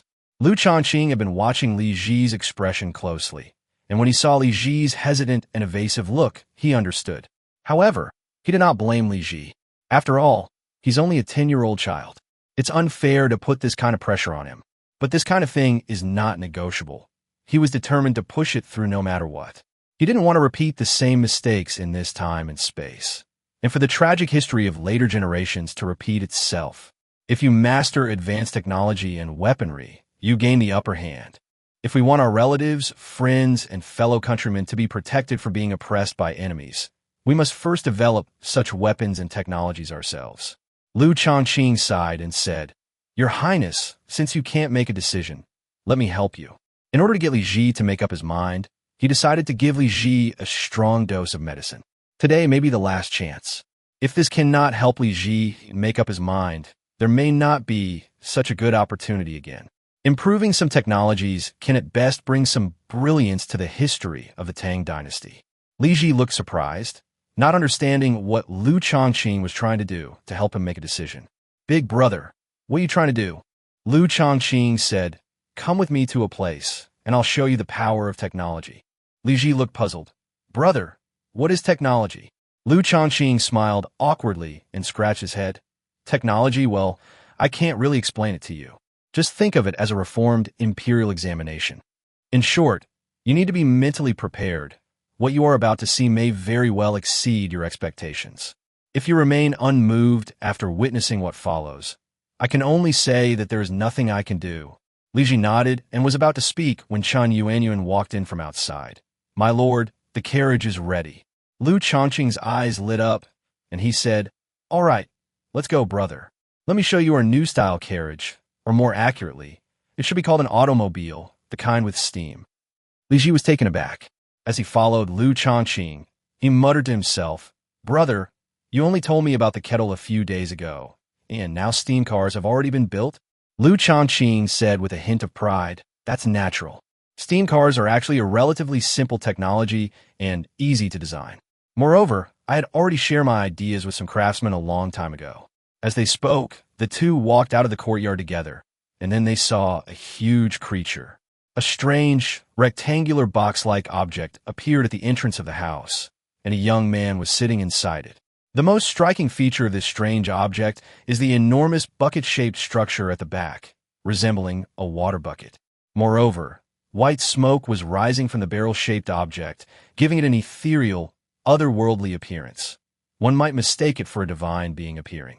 Upon seeing this, Li Ji exclaimed in alarm, Brother, hurry and put out the fire. Is this strange thing on fire? Look, it's still smoking. As he spoke, he looked around, trying to find a water source to fetch water to put out the fire. Liu Shaoqing was taken aback for a moment upon hearing this, then burst into laughter. Brother, you're really funny. How could you think of fire? This is clearly water vapor. Li Ji looked astonished, then stepped forward to take a closer look at the strange object before he suddenly realized what it meant. Brother, so this thing is a car, and this bucket-shaped object is a modified kettle? Liu Shaoqing nodded and said, Didn't I tell you this before? I didn't expect you to still misunderstand. What do you think of this car? Upon hearing this, Li Ji immediately became interested and moved closer to examine the vehicle carefully. This vehicle doesn't look particularly special, but it's much more spacious inside than a horse-drawn carriage. Anything else? Let's see if there are any other differences. Li Ji glanced at it and suddenly realized a big difference. Another difference is that there don't seem to be any horses here, not even donkeys. So how does he get around? Liu Shaoqing did not answer, but let Li Ji think about it himself. Li Ji quickly realized what was happening. By the way, Brother Liu, you said this is a car, so does that mean this car moves by water vapor? Liu Shaoqing nodded. To be precise, it's burning from the intense fire below. The burning of flammable materials, such as what heated the water, producing steam that pushed open something like a kettle lid, propelling the vehicle forward. Li Ji couldn't contain himself any longer. Brother, let's get in the car quickly. I want to experience it. Liu Shaoqing smiled and nodded, and the two got in the car together. Drive to the production area. The driver immediately agreed and started the car. Soon, the car started successfully and gradually moved forward. Li Ji was quite surprised as he experienced the sensation of being in the car. Brother, sitting in this car feels very stable. Why do I feel that way? Liu Shaoqing smiled and nodded. Of course it will be stable, because the wheels of this car are covered with a soft layer. When walking, even if there are stones or other bumpy places on the road, it can be cushioned. The people on the bus will not feel any discomfort. Upon hearing this, Li Ji's eyes lit up. I see. That's really amazing, big brother. Liu Shaoqing smiled and said, Actually, these are nothing, just some small changes. If this layer of cushioning material is placed against the wheels of a carriage, it will have the same effect. Li Ji nodded, secretly agreeing with what Liu Shaoqing said. As the car spewed steam into the distance, it was quite an eye-catching sight. Although cars were manufactured in Pingyao County, the county's prominent and wealthy merchants all knew about it. However, no one has been able to buy one yet, as everyone in the county knows that this vehicle is a special-purpose vehicle from the production area outside the city. The car attracted a lot of attention along the way, and because of its high chassis, people inside the car were looking down at it. Li Ji had a sense of looking down on all living beings. This car is really nice, bro. Is it going at its fastest speed? Liu Shaoqing smiled and shook his head, saying, Of course it's not the fastest. I have already guided the road enforcement department to formulate road traffic regulations. The regulations stipulate that the maximum speed of this vehicle in the city cannot exceed the speed of a horse, and the speed in the suburbs cannot exceed 3 times that of a horse. Of course, on the highway, this car can travel 5 times faster than a horse. Upon hearing this, Li Ji was completely dumbfounded. 5 times the speed of a horse. How can this vehicle reach such a speed? Li Ji could hardly believe it. In his eyes, the carriage was far too cumbersome. Chapter 106 More work, more reward. This car was so bulky, it didn't seem like it could go fast at all. But Liu Shaoqing's words completely stunned him. The fastest speed can reach 5 times that of a fine horse? Wouldn't that mean it could travel 4,000 miles a day? Li Ji took a deep breath, feeling even more strongly the power and might of the car. That's right, Your Highness. This car can indeed reach a top speed of that, and because of the power limitations, it hasn't reached its maximum speed. If we can find materials that burn more intensely and media that transfer heat most efficiently, the effect will definitely be better and the speed will be faster. Even faster? That's practically a miracle. Li Ji muttered to himself. Throughout the journey, Li Ji kept thinking about how to mass-produce this car in the Tang Dynasty. If 100 of these cars could be produced, many problems would naturally be solved. The car quickly drove out of the city and into the suburbs. By the time Li Ji came to his senses, the car had already stopped. Looking around at the somewhat open space nearby, Li Ji couldn't help but feel a little puzzled. Brother, where is this? Li Ji followed Liu Shaoqing out of the carriage and saw a group of people not far away inside a huge courtyard wall, which was actually very high, about 4 or 5 stories high. In addition, the walls here are unusually wide, seemingly endless, with no end in sight. The buildings here are quite tall. What are they used for? Liu Shaoqing smiled and said, This is the production area, so it's naturally used to produce all sorts of profitable items. Of course, if there are products that are in high demand, we can manufacture them even if they don't make money. Li Ji immediately became interested. Brother, you have so much confidence in this place, thinking it can give me a big surprise. The things made here must be unique. I want to see what kind of good things can be made here. Liu Shaoqing nodded. Then let's go in together now. The group of people walked into the factory. Before they even entered, Li Ji could feel that it was very warm inside. Brother, is there a fire in here? It feels so warm. Liu Shaoqing smiled and said, There are a lot of materials, parts, and some flammable items in here. How could you possibly start a fire? Upon hearing this, Li Ji looked puzzled. But brother, it's so warm in here, like there's a fire going on, and it's much warmer than a regular stove. At this level of warmth, it's at least a huge furnace. Li Ji looked around, but did not find the so-called heater. What are you looking for? Liu Shaoqing looked at Li Ji's behavior and couldn't help but feel a little puzzled. Li Ji said with a smile, Of course, we should light the stove.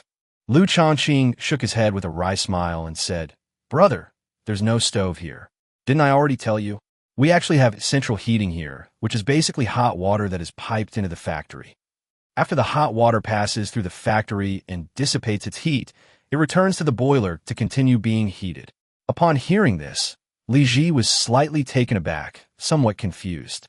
Brother, what do you mean? Is it because the water is boiled in here? This was something he had never seen before, so it was perfectly normal for him to find it somewhat unbelievable. Liu Shaoqing nodded and said with a smile, If you don't believe me, I'll take you to see it. The place to boil water is in one of the rooms. Upon hearing this, Li Ji quickly replied, Great, brother, I really want to see it. After following Liu Shaoqing to investigate, Li Ji realized that it was actually true. Brother, I really didn't expect there to be so many intricacies to boiling water. It can not only power steam-powered cars, but also be used for heating. Suddenly his eyes lit up. That's right, I want to take this wonderful thing back to the palace. Big brother, you don't mind, do you? Upon hearing this, Liu Shaoqing shook his head with a wry smile and said, Brother, what objection could I possibly have? All land under heaven belongs to the king. The entire Tang Dynasty belongs to His Majesty. This method of heating water is not my invention. I just applied it here. When the topic of boiling water for heating came up, Liu Shaoqing's eyes lit up as he thought of the centralized heating systems of later generations.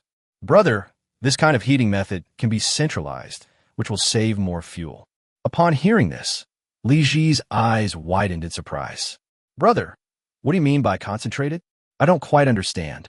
Li Ji thought for a moment and realized that the current infrastructure didn't seem suitable for the same approach as in later generations, so he could only smile wryly and say, Brother, let's talk about this later.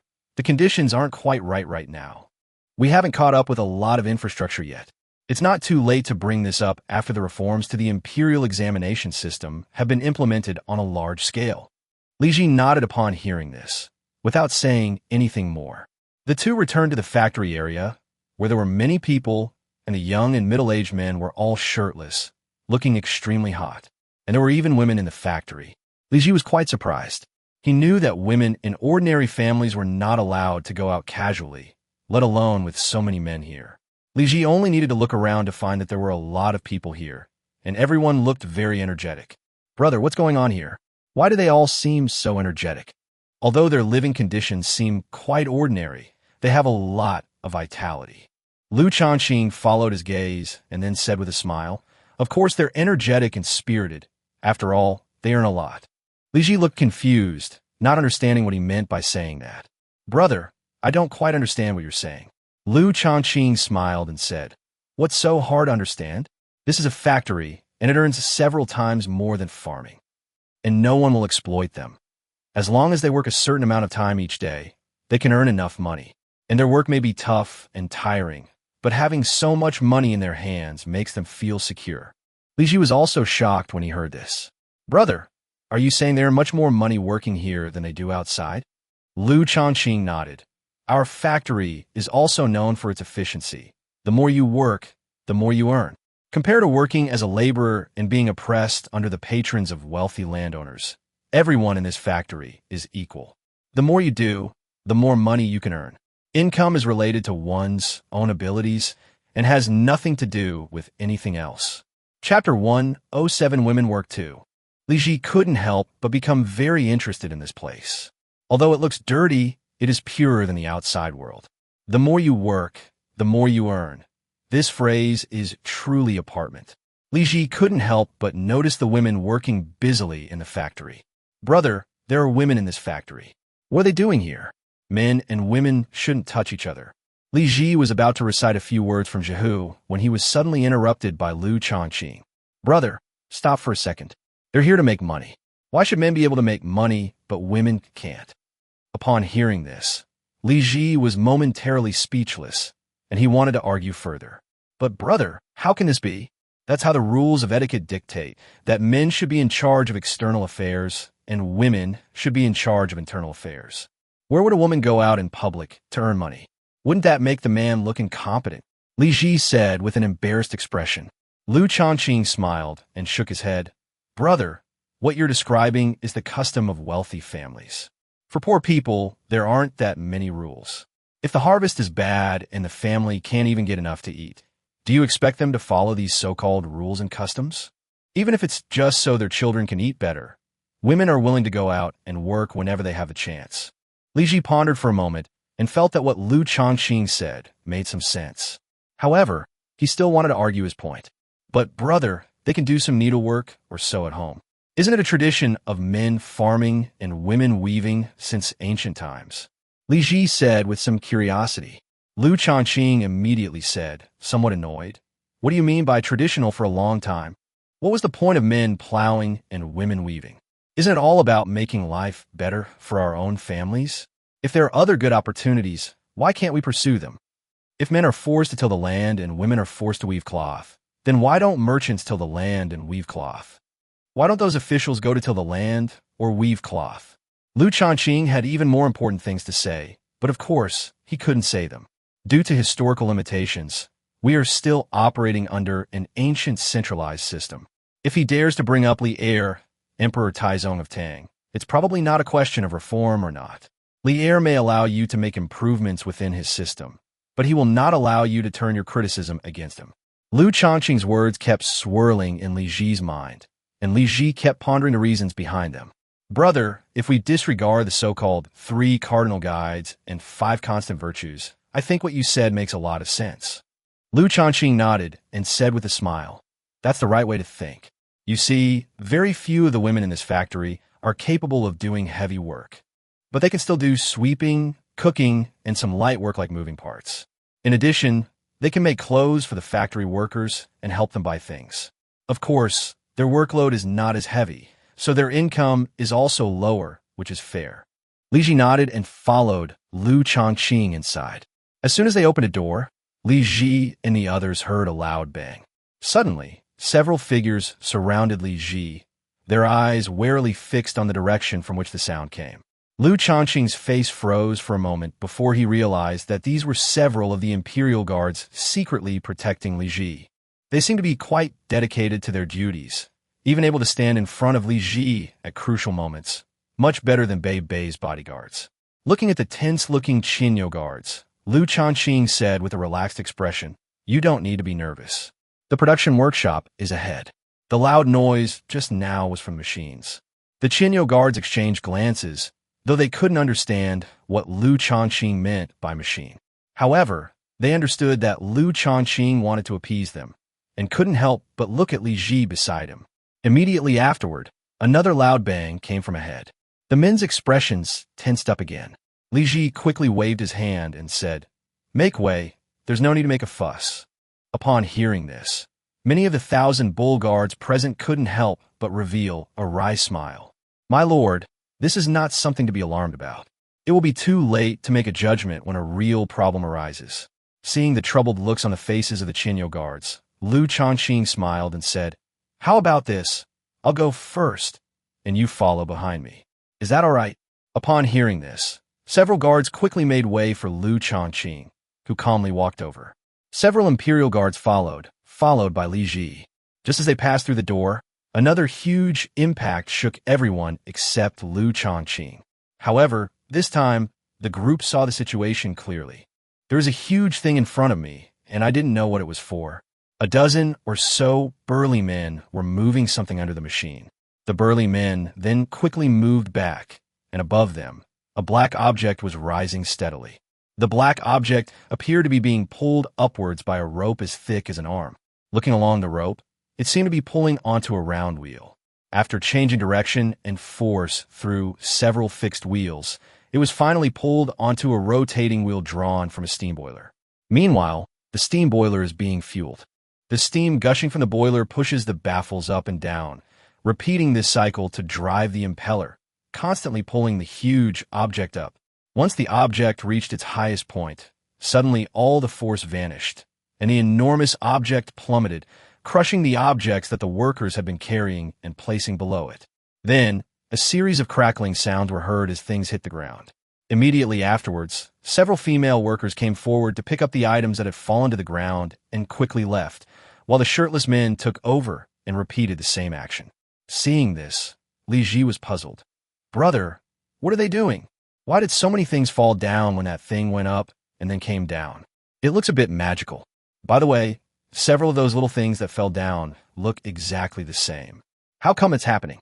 Liu Shaoqing smiled and nodded, saying, "Your Highness Prince Jean, this huge machine is called a steam press.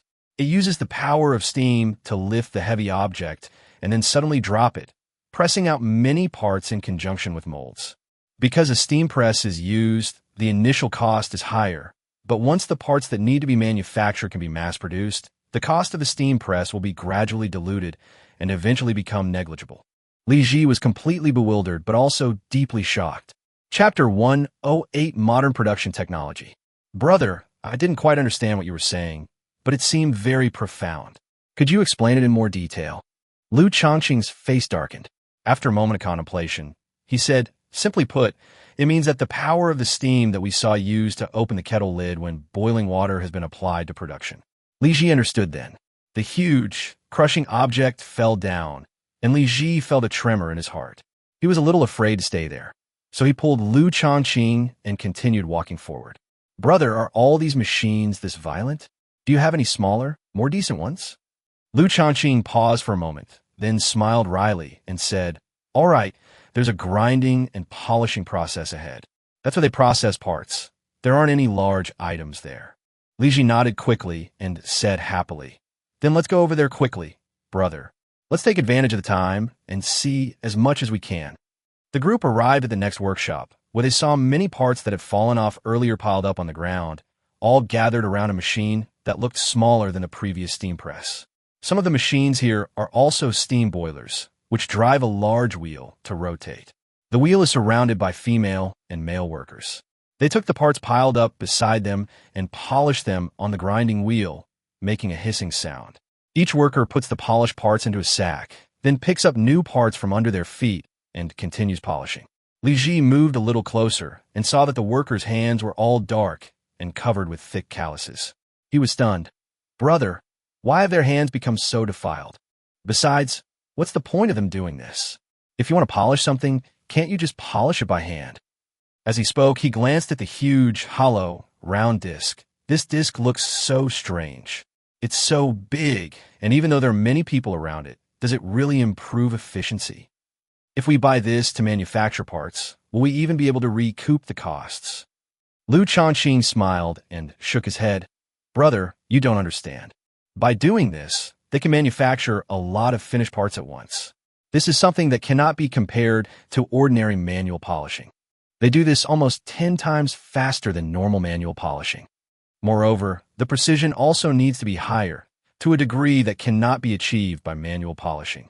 If we need to manufacture some higher precision machines in the future, we will definitely need to use such precision grinding machines.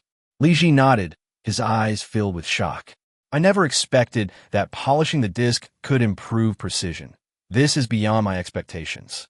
And the rate of efficiency improvement is just too amazing. It sounds like a fantasy.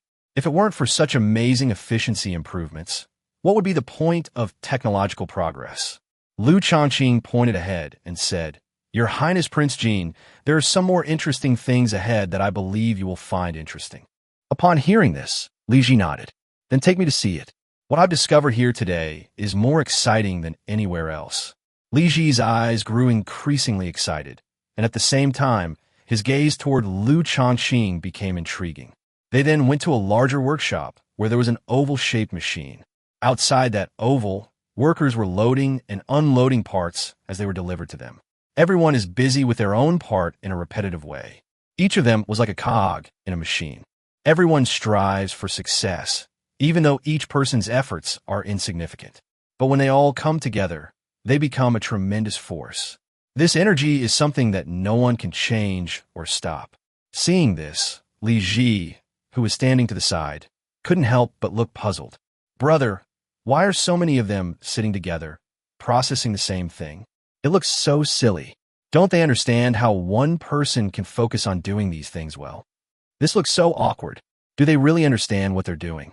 Li Ji took another closer look and felt even more speechless, because he discovered that these guys seemed to be doing the same thing every time.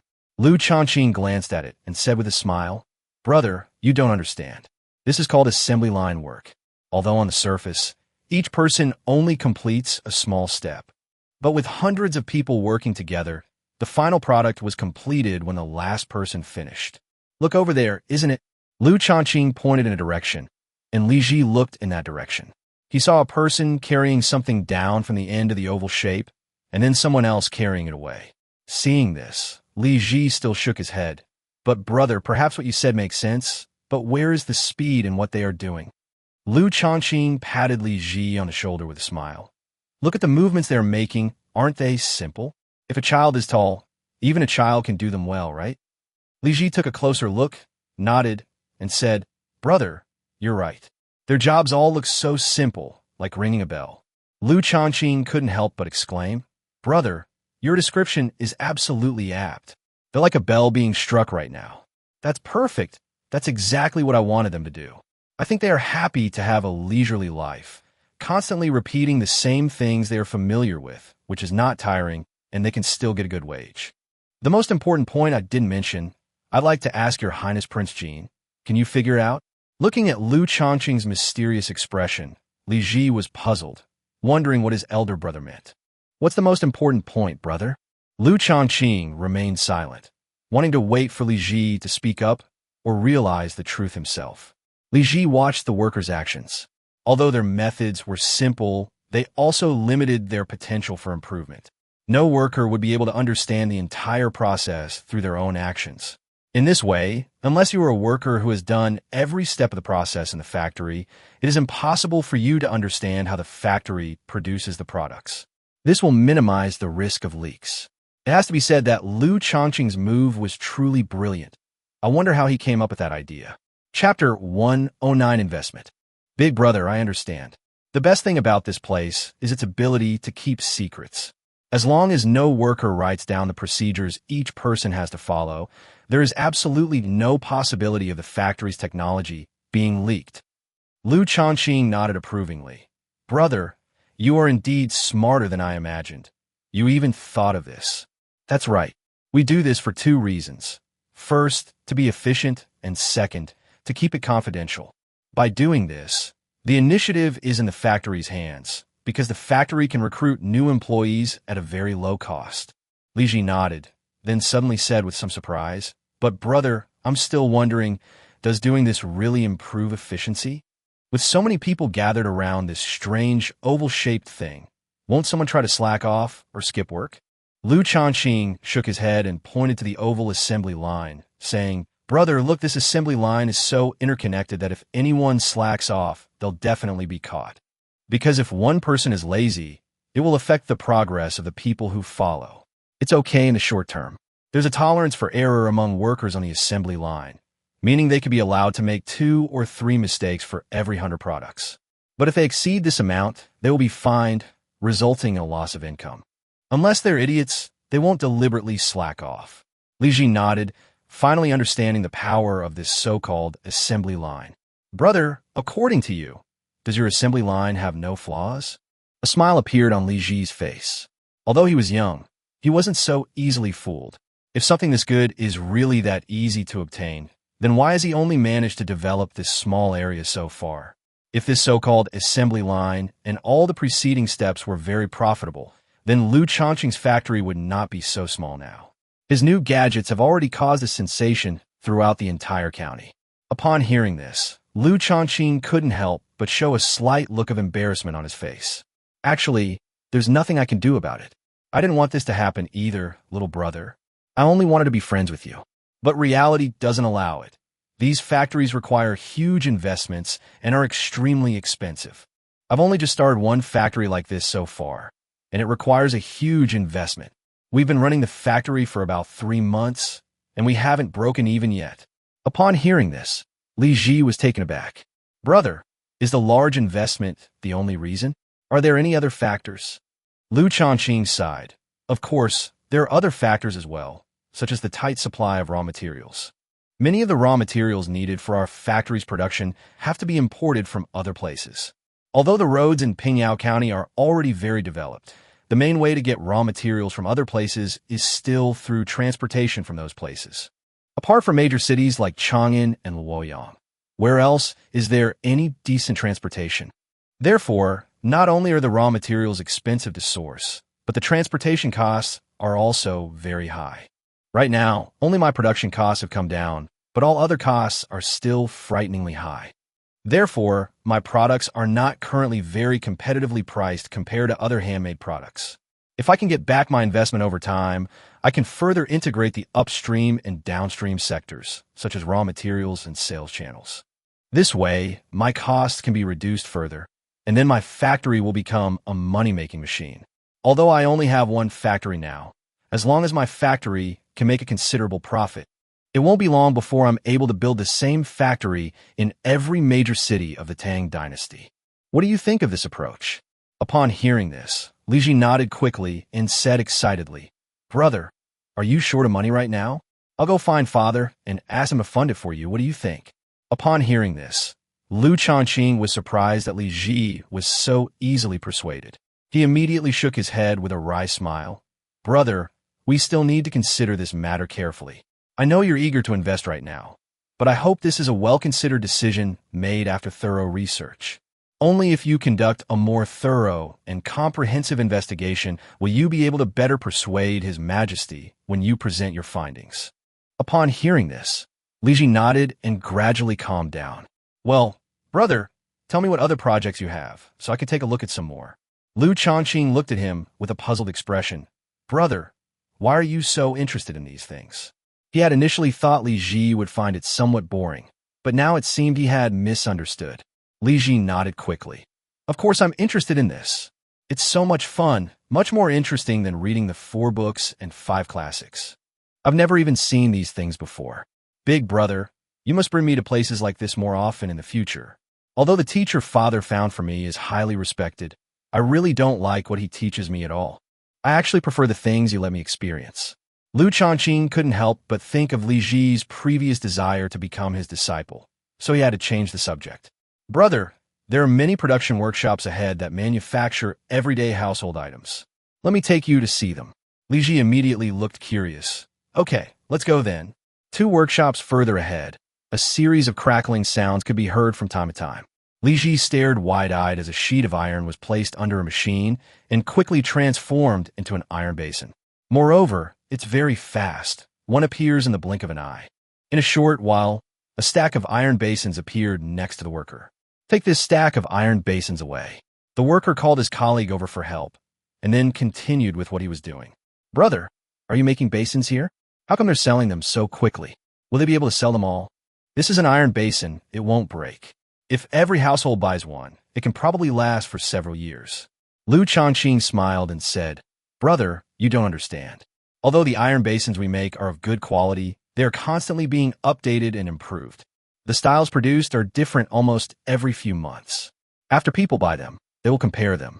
As the saying goes, comparing people will kill you. Comparing goods will make you throw them away. Once the trend of comparison takes hold, it's hard to stop. Anyway, our costs are very low. Even if we can't sell them, we can lower the price to promote sales or melt them down to make other things. What about the quality? Chapter 1:10 Elevator. Li Ji looked at Liu Shaoqing with a hint of curiosity on his face.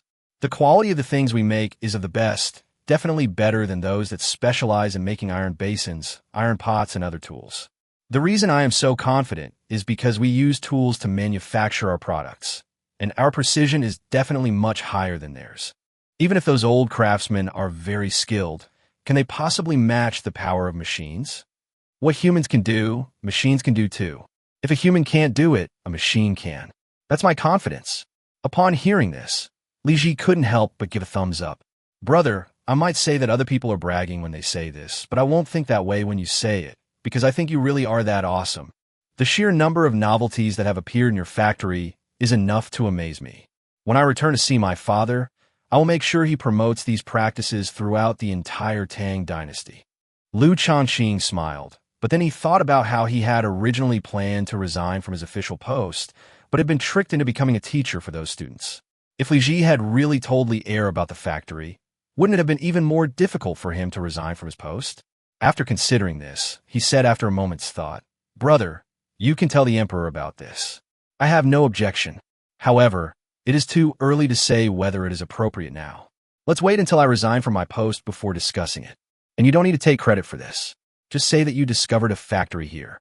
As for who owns the factory, it can be transferred to your name since the factory originally belonged to the county government anyway. Giving it to you, my brother, is like giving something from one hand to the other. Upon hearing this, Li Ji was immediately displeased. Brother, how can you shirk responsibility like this? You have great talent, and now is the time for you to put your strength to use. Don't even mention Father Emperor. Even I wouldn't allow you to resign from your post. Upon hearing this, Liu Shaoqing immediately became agitated. Brother, you're being a bit ungrateful. I was planning to let you take these things back to the Emperor to curry favor. You've shattered my dream of resigning from my post. Li Ji laughed so hard his body trembled, and the smile on his face became somewhat distorted. Brother, with great power comes great responsibility. You can't escape it if you want to. Suddenly, his eyes lit up. Brother, you want to resign from your official post and retire into seclusion. But as a man, you should at least get married. I think Sister Yuan is pretty good. Why don't I play matchmaker for you two? Upon hearing this, Liu Shaoqing's face darkened. Once you get married and have children, you'll have to work hard to make a living. When that time comes, I'll see if you, this honest official, still dare to resign. Liu Shaoqing had by this point been completely defeated. Brother, how come you have such a set of tricks up your sleeve? I admit I was wrong, okay? Don't try to arrange a marriage for me, and I won't resign from my post, okay? Li Ji nodded smugly. Brother, that's right. Liu Shaoqing breathed a slight sigh of relief. Then his eyes lit up, and he said with a smile, Brother, I suddenly thought of something funny. Li Ji said excitedly, Tell me about something fun. Come with me. I'll show you around. With that, Liu Shaoqing took Li Ji's hand and walked outside. Big brother, where are those fun things you mentioned?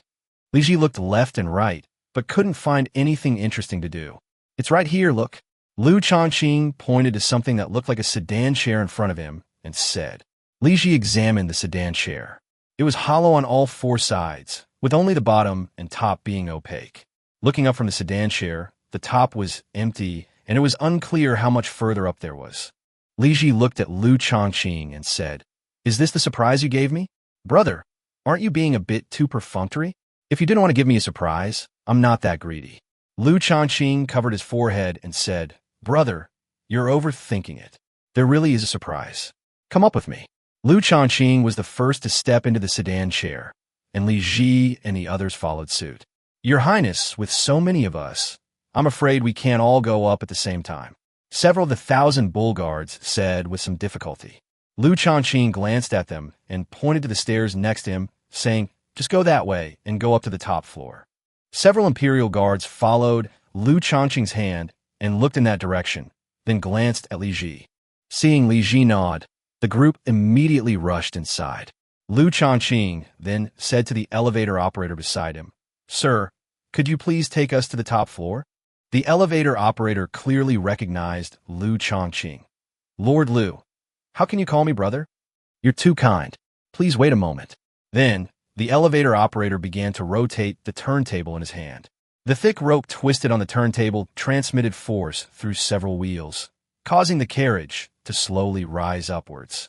Seeing themselves getting higher and higher off the ground, Li Ji, Chen Yuanyuan, and the others were stunned. Brother, were we really carried by that guy all by himself? Keep in mind that there were Liu Shaoqing, Li Ji, and Chen Yuanyuan in the elevator, as well as 2 Qinyo guards. The total weight was nearly 600 jin, 300 kilograms. Even someone with superhuman strength couldn't just pull them up like that. However, the man didn't seem to exert any effort at all, which made Li Ji and the others feel like they were seeing things. But it wasn't until a moment later, when they reached the top floor, stepped off the elevator, and turned to see it stop there, that they were truly shocked. How many floors have we gone up?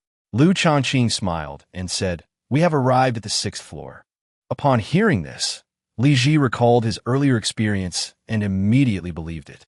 This is incredible, brother. How'd you do that? I guarantee it's a miracle. Li Ji looked left and right, then came to the edge of this layer and looked down. When he saw the small figures below, he was certain it was real. Brother, what is that sedan chair just got into? Why is it so magical? Liu Shaoqing smiled and said, Your Highness, do you find it amazing? This is called an elevator, or more accurately, a human-powered elevator. Our current technology for converting steam energy into electricity is not mature enough. So I'm having people carry people up to the 6th floor using pulleys. Once electricity production is mature, we won't even need anyone to push it. We could just press a button and the elevator will go up to the 6th floor by itself. Li Ji's eyes were filled with shock. Chapter 1:11 Tower Crane. After a long while, Li Ji finally came to his senses. Brother, I believe that everything you said can definitely come true. Liu Shaoqing smiled and said, Let's go. There are lots of fun things on each floor of our building. The products made here are sturdy, durable, and cheap. If your Highness doesn't mind, you could take some back with you. It would also be good for promoting our factory. Upon hearing this, Li Ji nodded repeatedly. Of course we should promote it. Don't worry, I will definitely give my full support to you, elder brother. Let's go take a look at that window over there. They often lower things down from there, which saves a lot of manpower. As Liu Shaoqing spoke, he walked past from the front, leaving Li Ji somewhat bewildered. Brother, what did you say? If someone falls down, why didn't you seal the opening?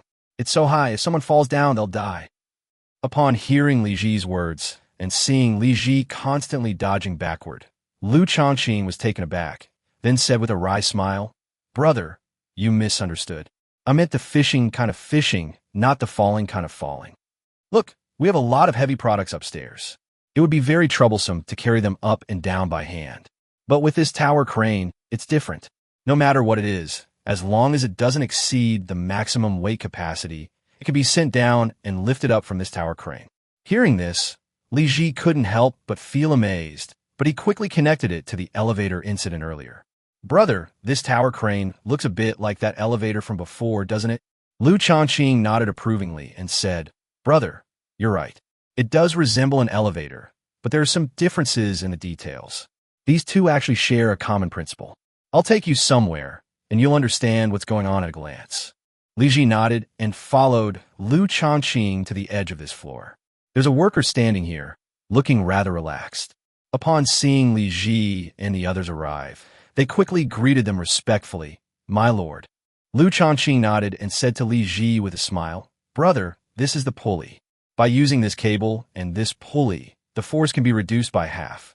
If 5 of these devices are made, an ordinary person can easily lift 1,000 pounds. Upon hearing this, Li Ji stood there stunned, looking quite shocked. Brother, if we use this device, then the idea that everyone can lift a cauldron by hand won't be a myth anymore, don't you think? Upon hearing this, Liu Shaoqing's eyes lit up. Brother, you said you have the strength to lift a tripod, and I've remembered something else fun. Let's go up to the roof. There's a fitness area up there, and the sun is shining brightly. Although it's a bit cold in winter, the heating from the factory below will come up, so it's not cold on the roof at all.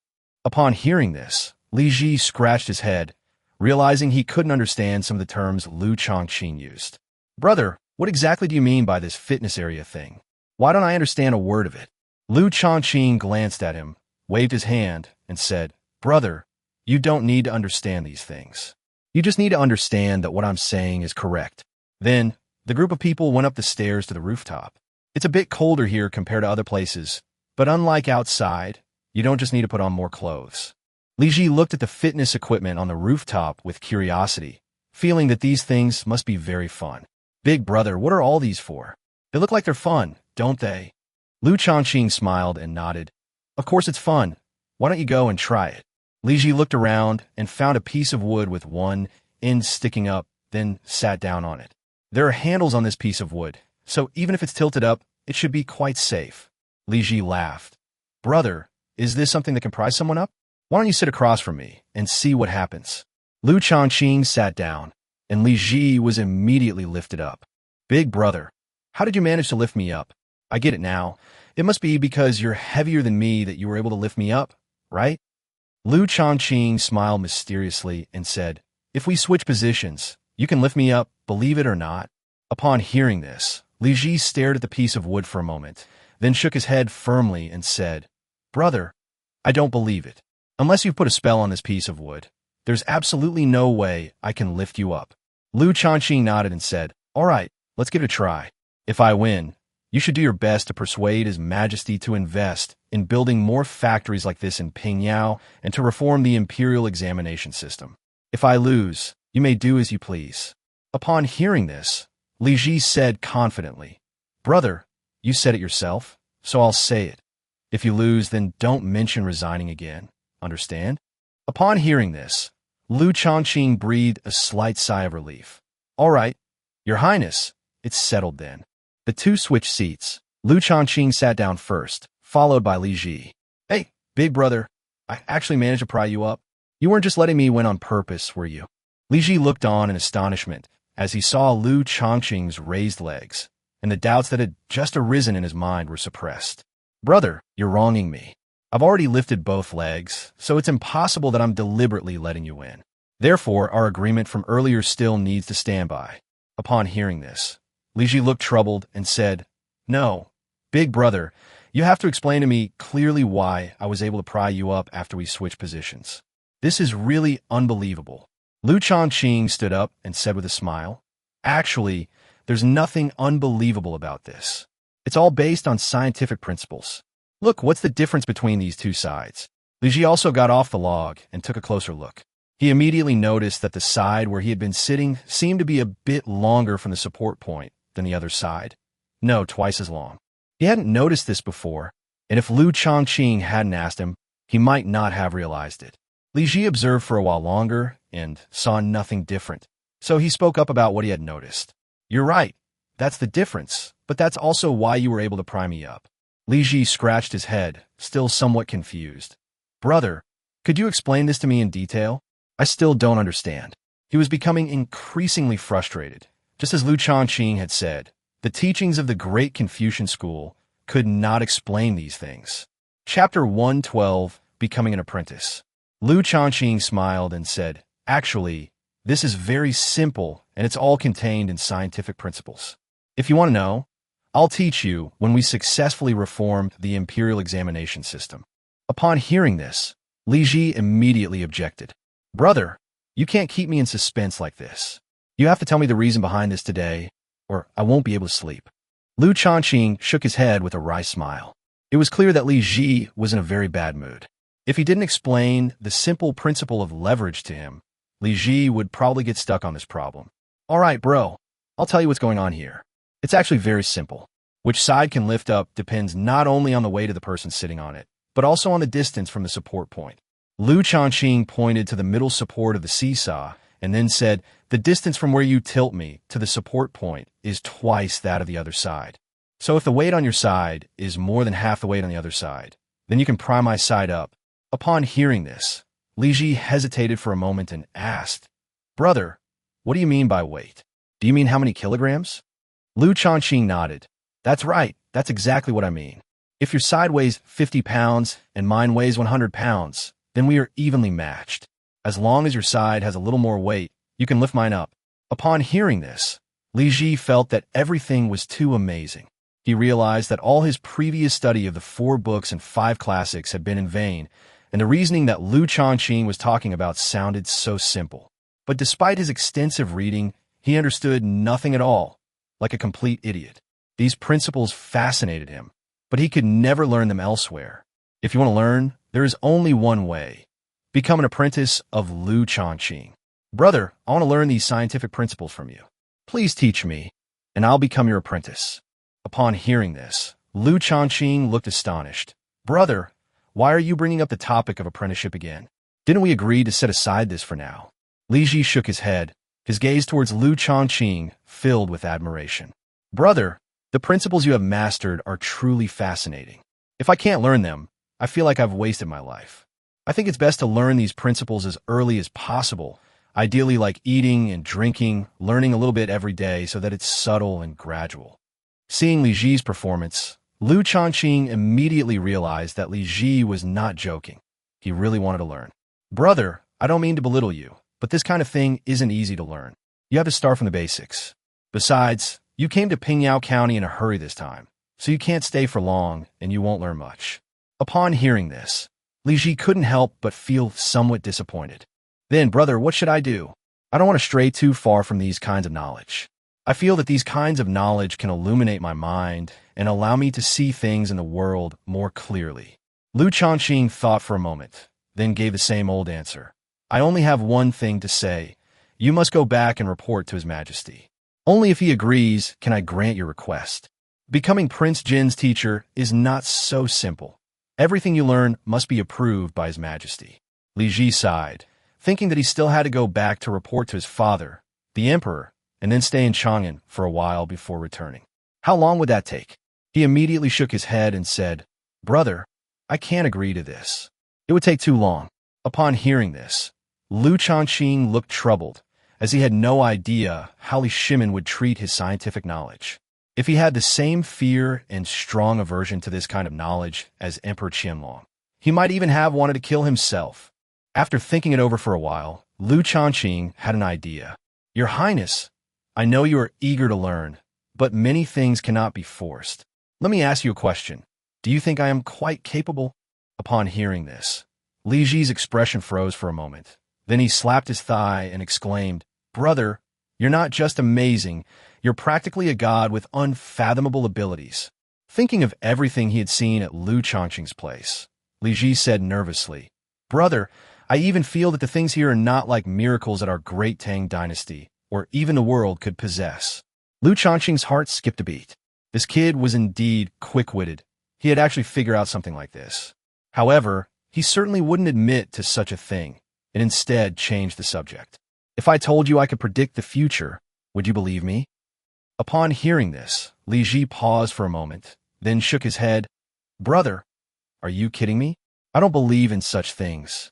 Although you are indeed very capable, I absolutely do not believe that you can predict the future. No matter how powerful you are still just a living person standing in front of me, not a ghost or God. Predicting the future is something only fortune tellers do, right? I don't think you, brother, would do that.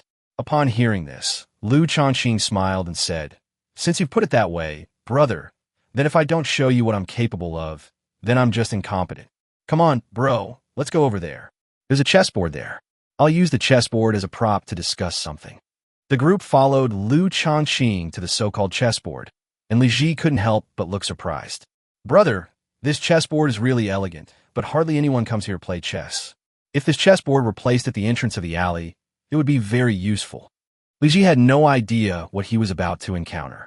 Liu Shaoqing smiled and said, Brother, I would like to ask you to send me some wheat, just enough to fill the entire chessboard. Would you agree?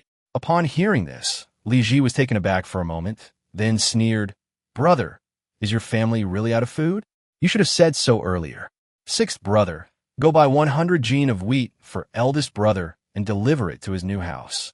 Upon hearing this, Liu Shaoqing waved his hand, signaling the personal guard, nicknamed Lao Lu, to return first. Seeing this, Li Ji scratched his head in confusion. Brother, what do you mean? Aren't we short of wheat? Let's buy some while it's still early, so we can have dinner tonight. Upon hearing this, Liu Shaoqing's face darkened. Brother, I'm asking you for wheat, but not for eating, but for a bet. Upon hearing this, Li Ji became interested. Brother, how do you suggest we make the bet? Liu Shaoqing pointed to the chessboard and said, It's just placed on a chessboard, but there must be certain rules. Chapter 113, The Troubles of Powerful Families. Li Ji nodded. Brother, then tell me what the rules are, and I will abide by them all. Liu Shaoqing pondered for a moment and said, Put only 1 grain of wheat in the first square and 2 grains in the second square, twice as many as in the first square. The amount of wheat in each subsequent square is twice that in the previous square, and so on. In the end, enough wheat must be placed on all the squares. If there's not enough space on the chessboard, put in sacks and take it to my new house. I wonder if you can deliver that much wheat, brother. Upon hearing this, Li Ji was taken aback for a moment, then burst into laughter. Brother, your request is too simple. Not to mention me, even an ordinary family could meet it. What kind of request is this? If you ask for something bigger, this doesn't demonstrate your value. Since I'm going to become an apprentice, I'll definitely have to pay a higher price to make it seem more ceremonial. Li Ji waved his hand, appearing quite generous, but Liu Shaoqing's face was beaming with joy.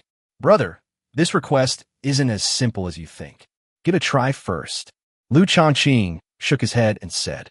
Upon hearing this, Li Ji became stubborn and said, All right, 6th brother, hurry up and buy some. Buy me 500 caddies of wheat first. I want to see what's so difficult about it. The guard called Lao Lu quickly nodded in agreement and was about to leave when Liu Shaoqing said to Lao Lu, Buy 2,000 caddies. We'll wait for you at the county government gate. Go quickly. Upon hearing this, the 6th brother looked at Li Ji, who waved his hand and said, Just do as my elder brother says. It is your highness. The guard went to buy wheat himself, while Liu Shaoqing and Li Ji arrived at the county government office by car. He asked the enforcement team to bring a table, put the chessboard on it, and waited for Lao Lu to buy the wheat. More and more people gathered in front of the county government office, and they couldn't help but look on with curiosity when they saw the long car. This is the legendary car. It's still smoking. Is it on fire? It looks terrifying. It's definitely not on fire. It's just that there's something flammable inside, and what's coming out looks like water vapor. What pulls this cart? I don't see any horses or oxen. Right under that, there's a place called an engine. You put firewood in it, light it, and it can pull the car up. Upon hearing this, the onlookers were all amazed. Isn't that the magistrate? Look, what is the magistrate doing over there? That looks like a chessboard, but there are no chess pieces on it. What's it for? Is it just going to be used as a table? If it were anyone else, they could do anything, but since it's Lord Liu, he must have his reasons. You're right. Lord Liu is truly an incorruptible official. I've heard that even his monthly allowance isn't enough to cover his expenses. There are very few officials like this anymore. In fact, they are practically unique. I have relatives in the next county. I heard that the county government there is magnificent, but the people who want to beat the drum to appeal for justice can't get in. They can only wail outside. If the constables inside see us, we'll get a beating. It'll be terrible. Moreover, the magistrate of the neighboring county is fat and bloated. He looks like a wealthy man. Hearing the crowd's discussion, Liu Shaoqing smiled slightly and didn't take it seriously. About half an hour later, a carriage came rushing from afar, looking very urgent. Soon, the carriage stopped in front of the county government office, and one sack after another fell off the carriage. You can tell from the sound that the sack is definitely full. Your Highness, my lord, the 2,000 caddies of wheat have been delivered. The sixth brother came to Li Ji's side and said. Li Ji nodded and said to Lao Lu, "Open the first bag and put in the wheat according to the rules that the eldest brother told us before." The sixth prince paused for a moment, then nodded and said, "Yes, Your Highness." Old Lu started opening the sacks to put in wheat, and the surrounding villagers gathered closer, wanting to get a better look. However, the guards around Li Ji were no pushovers. They immediately blocked the area, preventing everyone from getting any closer. Liu Shaoqing quickly smiled and said to the surrounding people, "Aren't you all curious? You also want to know what we're doing. Let me introduce you all. This is His Highness Prince Jin." Upon hearing this, the people present were stunned for a moment, and then they all knelt down. "Greetings, Your Highness Prince Jin." The ordinary people never expected that the child next to Lord Liu was such an important figure. No wonder the child had so many guards around him. Li Ji quickly smiled and waved his hand, saying, "You may all rise. I wasn't planning on having you perform such a grand ceremony." Everyone was somewhat surprised to see Li Ji being so easygoing. Everyone stood up, but their gazes toward Li Ji became much more respectful. Liu Shaoqing continued, "His Highness Prince Jin and I made a bet. His Highness will give me some wheat, and the rule is that I have to fill these squares. Place 1 wheat in the first square, 2 in the second, 4 in the third, 8 in the fourth, and so on, with each subsequent square having twice the number of wheat as the previous one, until all 64 squares are filled. If there's not enough room on the chessboard, you can put in a sack. I said Your Highness couldn't buy that much wheat, but Your Highness thinks you can. If you're interested, you can also participate in this bet." As they spoke, Lao Lu had already begun placing wheat on the chessboard. The first square, the second square, the third square. 6 squares were placed in a row, each a very small part, almost negligible. Upon seeing this, some people immediately started chatting with their friends. "How about it? Let's make a bet. I bet this Prince Jin can definitely buy enough wheat. Sure, if you can't buy it, give me 1 tael of silver. If you can buy it, I'll give you 1 tael of silver. 1 tael is too little. 10 taels will be enough. 10 taels it is, and I'll keep my word. How about this? We each take out 10 taels and put them with Magistrate Liu so he can be a witness. Whoever wins can pocket all 20 taels. Fine, who's afraid of who?" Before long, many people came to Liu Shaoqing and asked him to be a witness. Liu Shaoqing shook his head with a wry smile, never expecting that he would one day be doing farm work. "You all line up one by one, and let my secretary write down your names and the amount of silver you received, so as not to cause confusion." While greeting the people, Liu Shaoqing called Chun Yuanyuan over. Chapter 114, The Heisei Family. Chun Yuanyuan came to Liu Shaoqing's side and, as Liu Shaoqing instructed, recorded the answers given by the others. The information of all the people who participated in the betting was quickly recorded, and then everyone's attention was drawn to Lao Lu and several other guards. The sixth brother continued to put wheat on the chessboard. However, after only a few attempts, Lao Lu started to run into trouble, because by the time he put down the wheat in the 10th square, he would have to put down 512 grains. Of course, at this point, it's just a matter of counting. But it's not that simple if you want to count more. Even if you have the patience, it would take a long time to count that many wheat grains. "Your Highness, I'm not good at counting, and I am afraid I will miscount." Upon hearing this, Li Ji looked puzzled. There isn't that much wheat in total. Is it really necessary to make things so complicated? The sixth brother had no way to express his suffering, but Liu Shaoqing, who was standing to the side, offered his own perspective. "Your Highness, I have a suggestion. We can weigh a portion of the wheat once we have enough, and then weigh the rest according to the required amount." Upon hearing this, Lao Lu's eyes lit up. "Your Highness, this is an excellent and feasible plan. Shall we do it this way?" Li Ji nodded. Do as Lord Liu says, weigh it quickly. After weighing the 1,024 grains of wheat in the 11th compartment, Lao Lu put them into a sack. Then he weighed twice the weight of wheat and put it into the sack. However, after each square of wheat is placed, the number of squares and the quantity or weight are written on the paper. After proceeding in turn, just as they reached the 23rd square, Lao Lu came to Li Ji, sweating profusely, and said in astonishment, Your Highness, we don't have enough wheat. Upon hearing this, Li Ji was completely stunned. What did you say? Didn't you say you bought 2,000 caddies? How many squares did you count before it wasn't enough? As he spoke, Li Ji looked at Liu Shaoqing beside him and saw a smile on the other man's lips, which made him tremble slightly. Your Highness, we've counted to the 23rd compartment.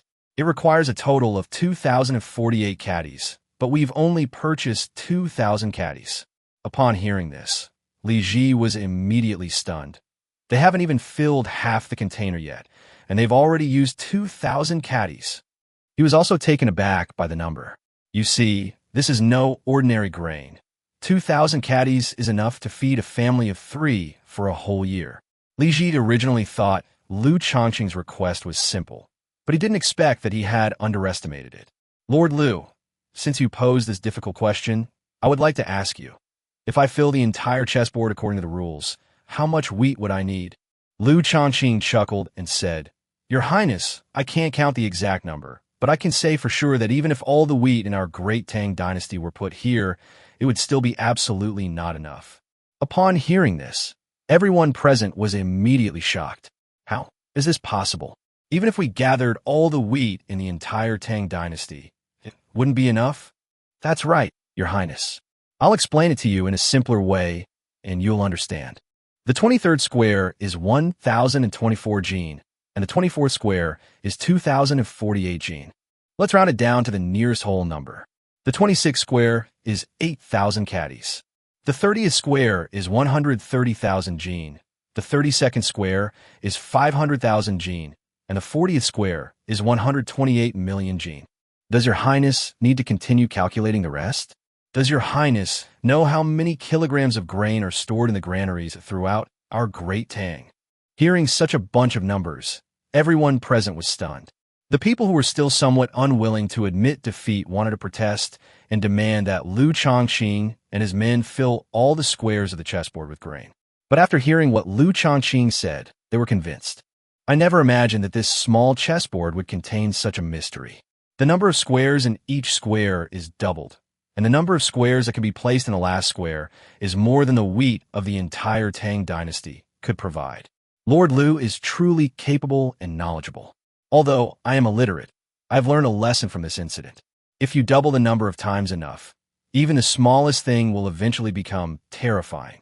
Yes, the reason Lord Liu played this game in public was probably to teach us this lesson, right? Li Ji, who was standing to the side, was also deeply shocked when he heard this. The quantity kept increasing until, in the end, the entire Tang Dynasty couldn't produce enough wheat. These words kept swirling in Li Ji's mind, like a snake, making his mind somewhat confused. Your Highness, what are you thinking about? Don't worry, I won't ask you for the wheat on the chessboard behind you. This game is just meant to broaden everyone's horizons and show them the power of mathematics. Of course, if the imperial examination system is to be reformed, mathematics should also be included. Li Ji did not respond to Liu Shaoqing. His eyes were somewhat unfocused. He was still thinking about what he had been pondering, and suddenly it seemed as if he had understood something. Brother, you're right. 1 becomes 2, 2 become 4, and eventually there's more wheat than there's in the world. But what if it's the other way around? If all the wheat in the world were divided in 2, wouldn't that mean there would be half left? If this continues, even the wealth and power that rivals that of a nation will eventually be divided into smaller and smaller pieces, becoming weaker and weaker. My father often had headaches because of the affairs of aristocratic families. My Li family rose from a small aristocratic family to eventually gain control of the entire country. If we can do this, other aristocratic families can certainly do the same. They're thinking about this as well. If the game that you're talking about, elder brother, is reversed, then it's a brilliant strategy to pacify the Ping family. Li Ji was trembling all over. These thoughts kept swirling in his mind. Finally, he found a solution. He had heard his father mention the relevant aristocratic families when he was still an infant. Later, he would hear about this powerful family being arrogant, and that powerful family being domineering almost every time. All of this was like a thorn planted in his heart. So now that he's a little older, he's also thinking with his father about how to deal with powerful families. I had no clue what to do until now, but I unexpectedly found the answer by chance with Liu Shaoqing. Your Highness, what's wrong? You seem to be feeling unwell. Should I call a doctor for you? Liu Shaoqing said with a concerned expression. Li Ji waved his hand, walked to the side, and sat down, continuing to think about what had happened earlier. Upon seeing this, Liu Shaoqing quickly persuaded everyone to disperse. Chapter 1:15 Returning to Chang'an. Everyone, please disperse. Just keep the facts in mind and don't take it too seriously. To understand this problem, you need to know something called mathematics. That's enough for you. Upon hearing this, everyone dispersed, but they were all very puzzled. What is mathematics? Lord Liu is indeed knowledgeable about both ancient and modern times, and knows everything. Let's disperse, let's disperse. The onlookers dispersed one after another. Some won money, some lost, some were happy, and some were sad. Li Ji, however, was still thinking about today's events and his relationship with the aristocratic families. The development of aristocratic families started from ordinary people, then from poor families, and then they had an opportunity to enter the circle of aristocratic families. In order to consolidate their status and power, the powerful families have become intertwined and interconnected. Later on, powerful families even reached the point where they could influence the fate of the country, just like my Li family. Li Ji recalled the time he kept putting wheat into the grid. The process of the aristocratic families growing stronger was the process of the wheat quantity multiplying. This kind of exponential growth, in the end, will definitely be something a country can't sustain.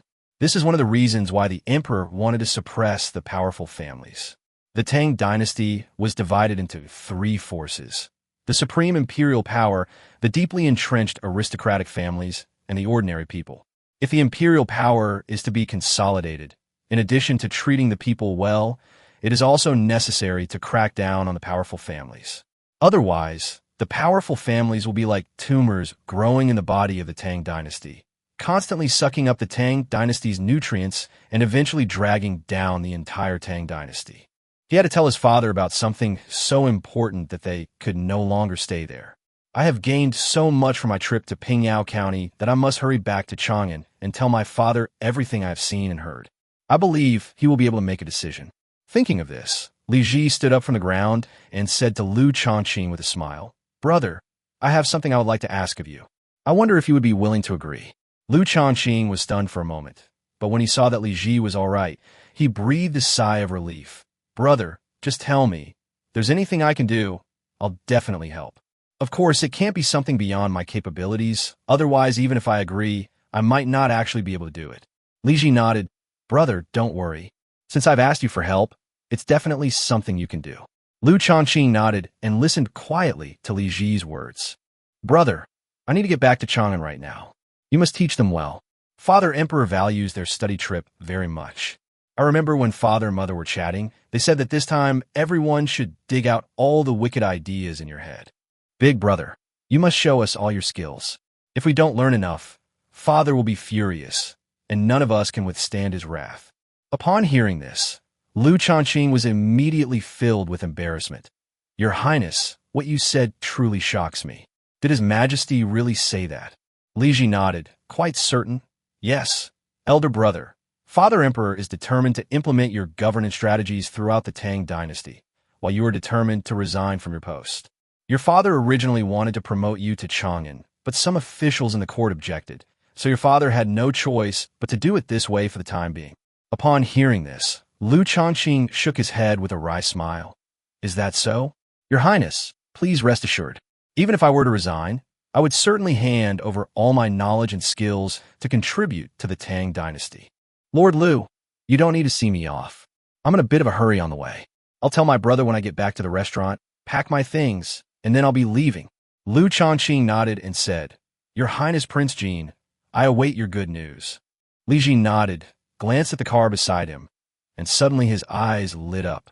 "Lord Liu, may I borrow your car for a moment?" How about this? I'll buy one and see how much silver it costs. I remember you said this car is very fast. Lend it to me, and I'll go back to Chang'an City tonight. Upon hearing this, Liu Shaoqing immediately looked reluctant. Your Highness, this carriage is the only one I have right now. If you borrow it, things will be difficult for me. Li Ji waved his hand and said, I don't care. If you don't have a car, I can build one anytime. I can't do that. I don't have anyone here to build cars for me, so I'll have to trouble you. Name your price. Didn't you say your assembly line or something could improve efficiency? Wouldn't it be a piece of cake to manufacture cars in the future? Upon hearing this, Liu Shaoqing couldn't help but shake his head with a wry smile.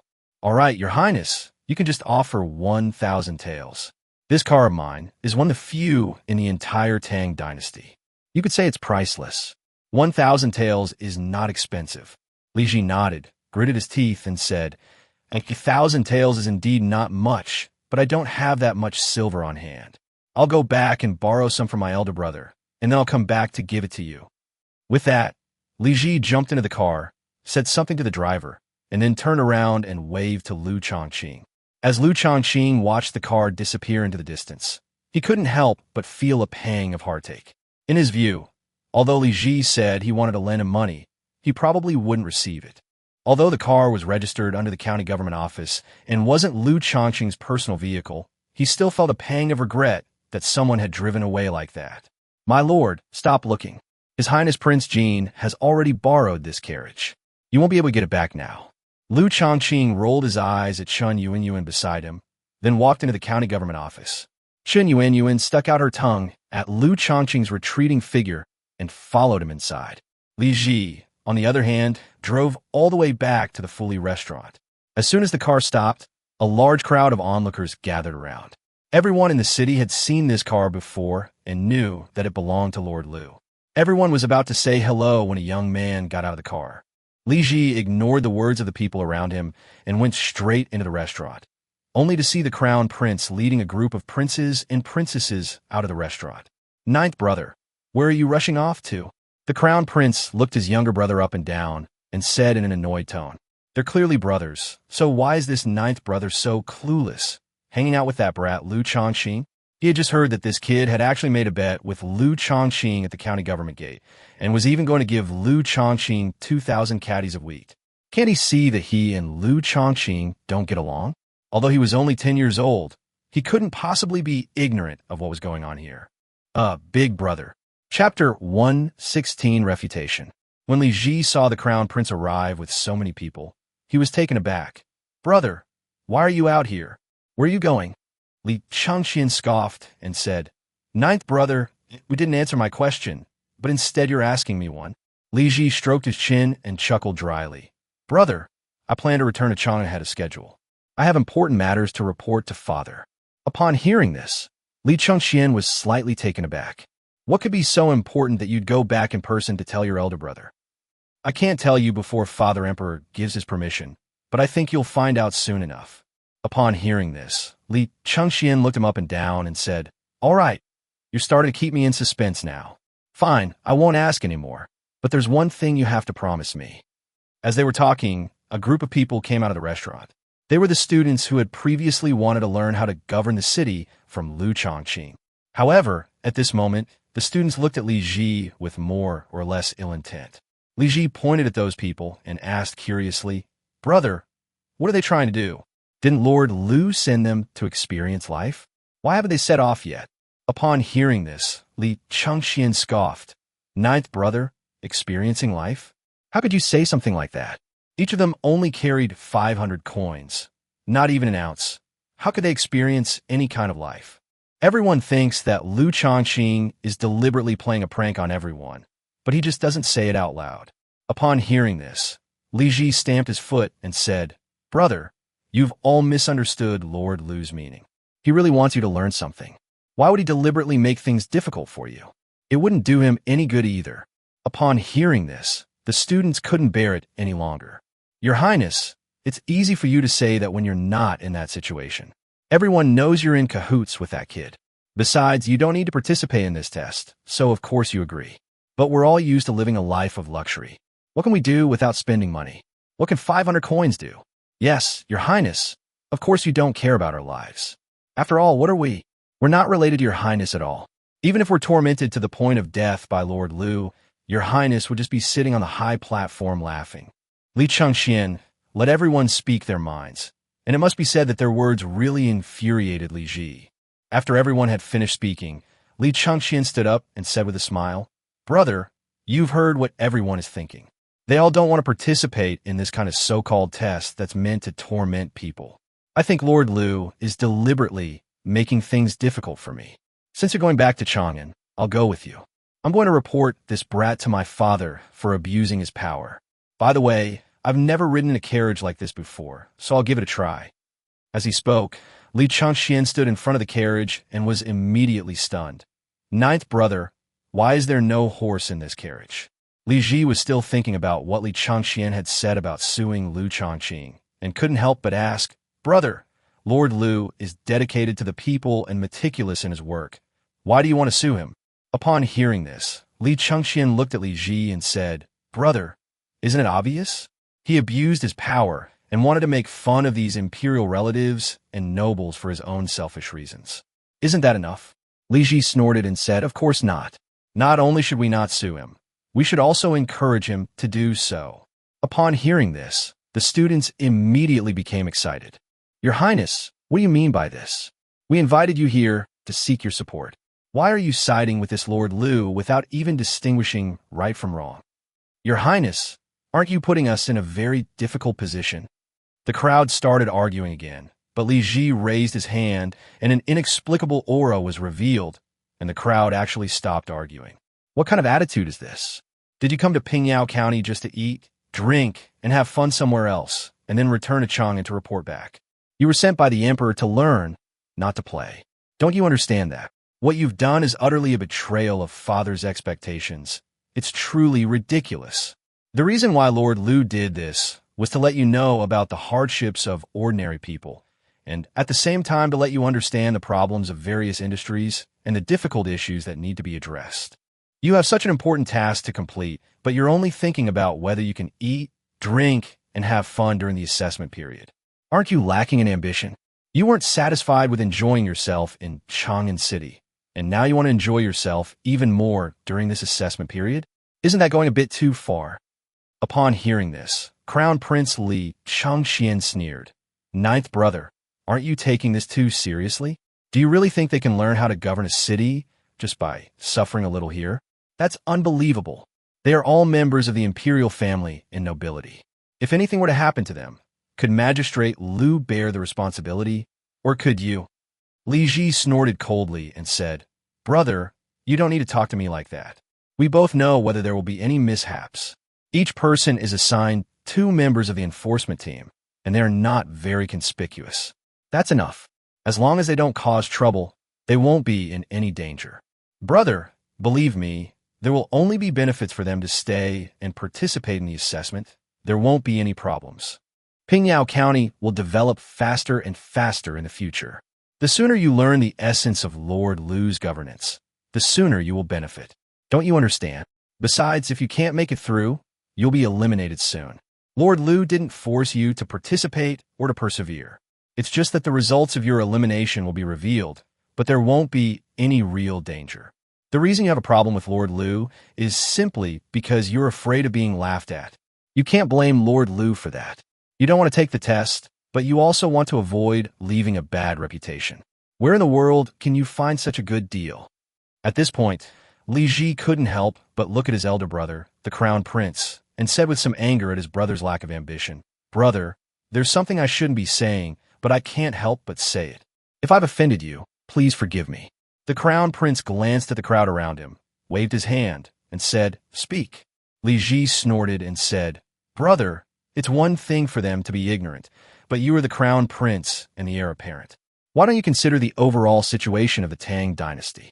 Chapter 1:17 Sulking. Our great Tang Dynasty has just been established, and we urgently need talented people to develop cities and towns in various places so that the people can live a good life. If you, elder brother, can rise to a high position by simply going through the motions, and these are the same people who will assist you as emperor, what do you think they can accomplish? Upon hearing this, Everyone present was stunned. They never expected that Li Ji would reprimand the crown prince and even scold them all. Your Highness Prince Jean, your words are rather biased. If it were about teaching the 4 books and 5 classics, or the classics of famous scholars, we would certainly be willing to humbly learn from them. But what is this Lord Liu teaching? He made us live a hard life. We have no other experience besides reading the books of sages. How can we obtain wealth? We still have to beg. That's why we say that this Lord Liu is deliberately insulting us and making us an object of contempt. Wait a minute, I'm talking to my older brother. Do you have the right to interrupt? Li Ji's face immediately darkened. Upon hearing this, the royal relatives and nobles were immediately speechless. Although everyone is of noble status, there are still different levels. The crown prince naturally deserves a prestigious position, but Li Ji is, after all, the 3rd son of His Majesty and the Empress, which puts him at a great disadvantage compared to other princes born out of wedlock. Moreover, he has now been in theft as the Prince of Jin, and with just a word, he can make them unable to recover. At this moment, the crown prince's face was also somewhat unpleasant. Although he knew that what Li Ji said made some sense, he was still embarrassed to be reprimanded by Li Ji in front of everyone. Moreover, Li Ji was his younger brother, and he couldn't deal with him. His father and mother loved his younger brother the most. If he hadn't already been made crown prince, they probably would have passed the throne to his brother. Seeing Li Ji's anger, the men dared not say anything more. Li Ji then continued to speak to the officer. Brother, I'm in a hurry to leave, so I won't say any more, but I want you to think carefully about what I just said. Furthermore, I heard with my own ears in the Empress Dowager's palace that the Emperor and the Empress Dowager both value this Lord Liu very much. You'd better make these guys behave themselves, or you'll definitely be in big trouble when you get back to Chang'an. With that, Li Ji went into the restaurant to pack his luggage. It took Li Changxian a long time to come to his senses. When he saw the way everyone was looking at him, he couldn't help but feel a little annoyed. Why are you all looking at me? Go do what you were doing. With that, the crown prince turned and went back to the restaurant, leaving behind a group of dumbfounded royal relatives and nobles. At this moment, several teams of law enforcement officers were patrolling the streets near the Fuli restaurant, waiting for these members of the royal family to be put to the test. Boss, do you think they will participate in the test, as Lord Liu instructed? I have a feeling they're unlikely to be that obedient. That's not necessarily true. Lord Liu has his methods. Anyway, everything is done according to the rules. If they're unwilling, it has nothing to do with us. We just need to do our own thing. That makes sense. But if we're really going to be 2 people watching over 1 person, will we really be able to stick to the plan exactly? Those are royalty. How can we afford to offend them? The squad leader of the enforcement team rolled his eyes at him and said, Do I need to teach you this? We should take responsibility for what we need to do. And when there are many people, we should take responsibility. When there are few people, we should not make mistakes. As for other trivial matters, we can just turn a blind eye. Upon hearing this, the teammates' eyes lit up. Brother, that's a brilliant move. I admire you. You think it's brilliant, right? Stop flattering me, just do it. Understanding doesn't necessarily mean you'll get it. You need to be able to do it to be considered skill. Meanwhile, Li Ji had already packed his luggage and left the Fuli restaurant. He loaded the luggage into a carriage and then left with several imperial guards. Before setting off, the driver specially bought a lot of firewood and water and loaded them onto the truck to prevent it from losing power. When Li Ji left, Li Changxian watched him leave from the window, his face growing increasingly gloomy. That kid, he just left like that. At the same time, there was a hurried knocking on the door. Your Highness, what should we do? Please give us an answer. Everyone is waiting for your news. Upon hearing this, Li Changxian's face immediately darkened. He said, What are you saying? Didn't you hear what 9th brother said? Hurry up and participate in the test. Anyone who can't participate should report and leave their name, as Lord Liu said. Upon hearing this, everyone completely gave up struggling. Even the crown prince no longer has any objections. So what's the point of all this fussing? Everyone disperse. Quickly put on the coarse linen clothes issued by the county and go collect your copper coins. Everyone should go begging for food early. Maybe we can make some money today. A group of royal relatives and nobles began to find joy amidst their misery. When they returned to their rooms and came out again, they appeared as incredibly destitute and impoverished individuals. Young Master Liu, I never thought we'd be wearing coarse linen clothes one day. Forget it. Let's just treat it as an experience. I'll spend a little more money to buy a better bowl and a thicker, longer stick. That way, I can beg for food and beat dogs at the same time. Young Master Liu is truly magnanimous. He can even find joy in hardship. At worst, I'll just get eliminated. If a lot of people get eliminated, it won't be so embarrassing. We all know who can pull through and who can't. When that time comes, it just won't look good on the surface. It's not like we're really going to die. Upon hearing this, everyone present nodded in approval. Young Master Liu is right. As for Li Ji, as soon as he got into the car, he drove straight to Chang'an. Since it was the county magistrate's personal vehicle, no one in Pingyao County dared to stop him. For convenience, Li Ji specially ordered several imperial guards to clear the way on horseback, but this was completely unnecessary in the county town. Everyone saw that it was Lord Liu's personal car and immediately gave way. Instead, traffic congestion occurred when the car reached the next county town, but by then, the Qinyo Guard's horses had already been left far behind. The Imperial Guards also boarded the carriages, with 1 or 2 guards leading the extra horses to chase after them.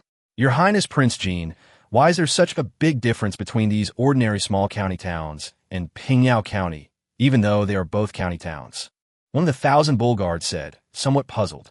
Li Ji smiled helplessly and shook his head. You'll have to ask Lord Liu about that. This only further emphasizes Lord Liu's outstanding abilities. Having finally emerged from the blocked road, Li Ji continued his journey towards Chang'an. Chapter 1:18 Empress Zhang's Son.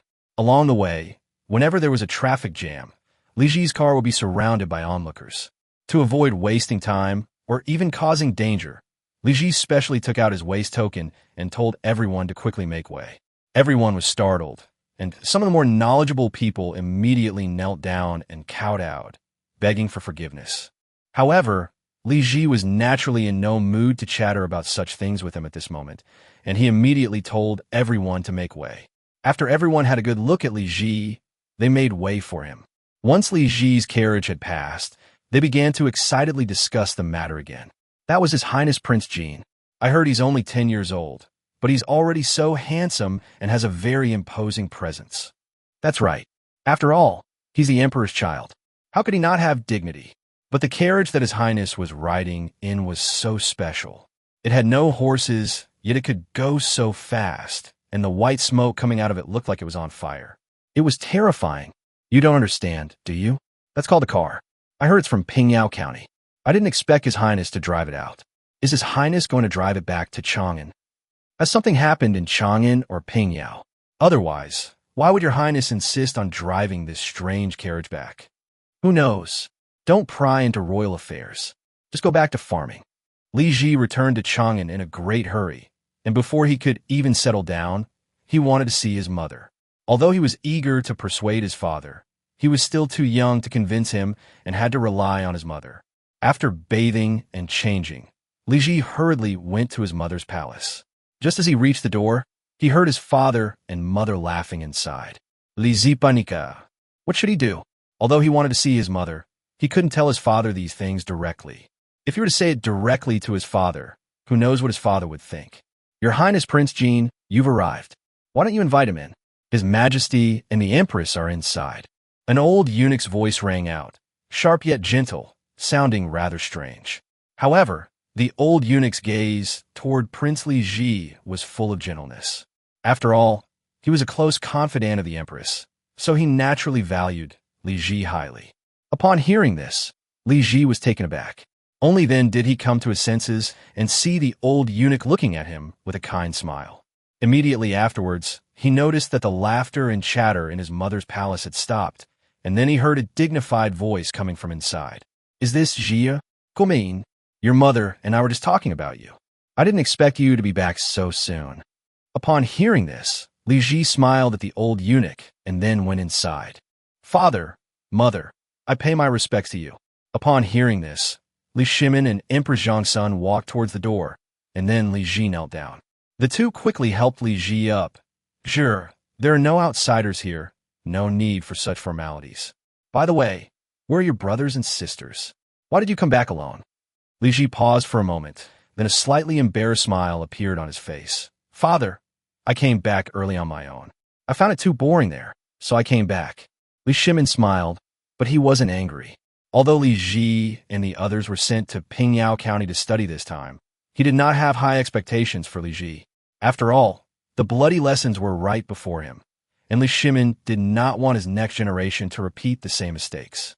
Because of his deep affection for the empress, he decided to pass the throne only to Li Changxian, since Li Changxian was the eldest son of the legitimate wife. As long as Li Changxian lives a peaceful life and does not do anything outrageous, he will safely hand over the throne to him. As for Li Ji, he was managed much more leniently because Li Shimin did not have high expectations for him, only hoping that he could become an ordinary prince in the future. As an ordinary prince, he would not compete with the future emperor for the highest position, and naturally, he would not pose a threat to the imperial power. Without conflicts of interest, history will not repeat itself. Empress Zhang's son, who was standing to the side, smiled and said, "It's good that you're back. There are so many older brothers and sisters who can help with your studies. Do you really need our Zhi'er to go to all the trouble? Our son is going there to relax and have fun, not to take on responsibilities or suffer." As she spoke, Empress Zhang's son embraced Li Ji. At this moment, Li Ji felt a little guilty, as this was one of the few times he had lied to his father and mother. Seeing that Li Ji seemed preoccupied, Li Shimin couldn't help but ask, "Zhi'er, something on your mind? I've noticed you're not as talkative as before. I remember when you came back from your uncle's house, you would chatter on and on with your mother and me. Why are you not saying anything this time? Are you tired from the journey?" Upon hearing this, Li Ji immediately had an idea. "Yes, father, this trip was really too tiring. After I returned, I took a bath and changed my clothes and came to pay my respects to mother before I even went to sleep." Upon hearing this, Li Shimin and Empress Zhang's son both felt distressed.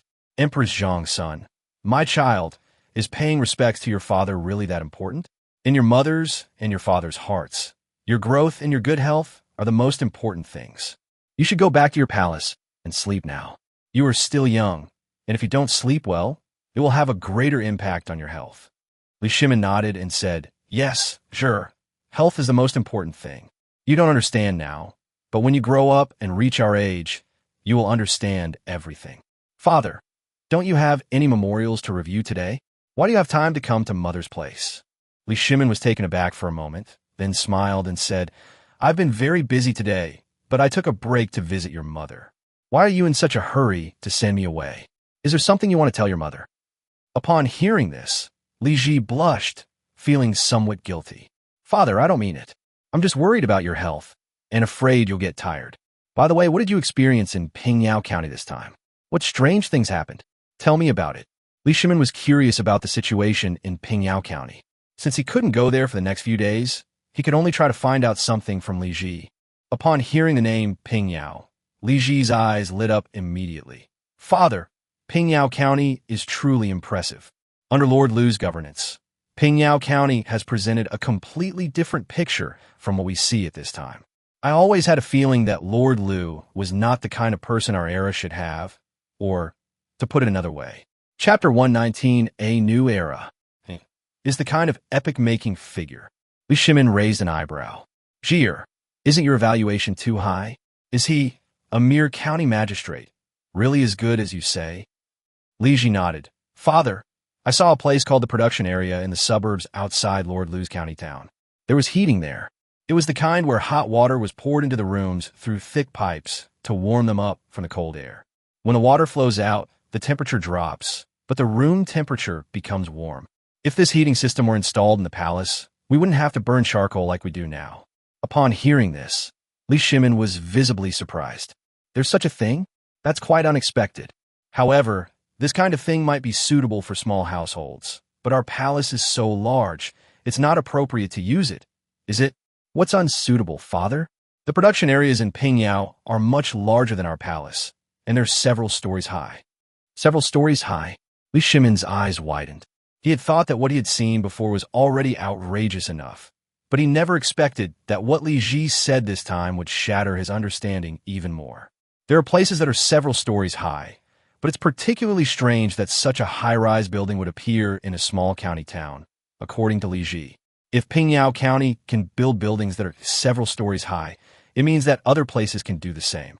It's entirely possible to replicate this throughout the entire Tang Dynasty. Li Ji nodded. Yes, father. It is said that they're not using traditional building techniques at all, but new building techniques. As long as the design is done well, it is not a problem to build dozens of stories high. Li Shimin nodded, his face full of amazement. This Liu Shaoqing had brought him far too much shock. All of this felt like a dream, and his dreams were becoming increasingly bizarre. He was really afraid that if he woke up from the dream, this thing would disappear. Besides this, what else have you seen? Tell Father Emperor everything. Li Shimin couldn't help but sit down and stare at Li Ji with wide eyes.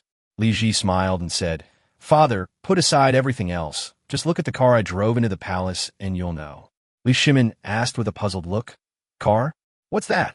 I only know about horse-drawn carriages and ox carts. I've never heard of cars. Li Ji pointed to the palace gate and said with a smile, Father, the car I was talking about is right outside the gate.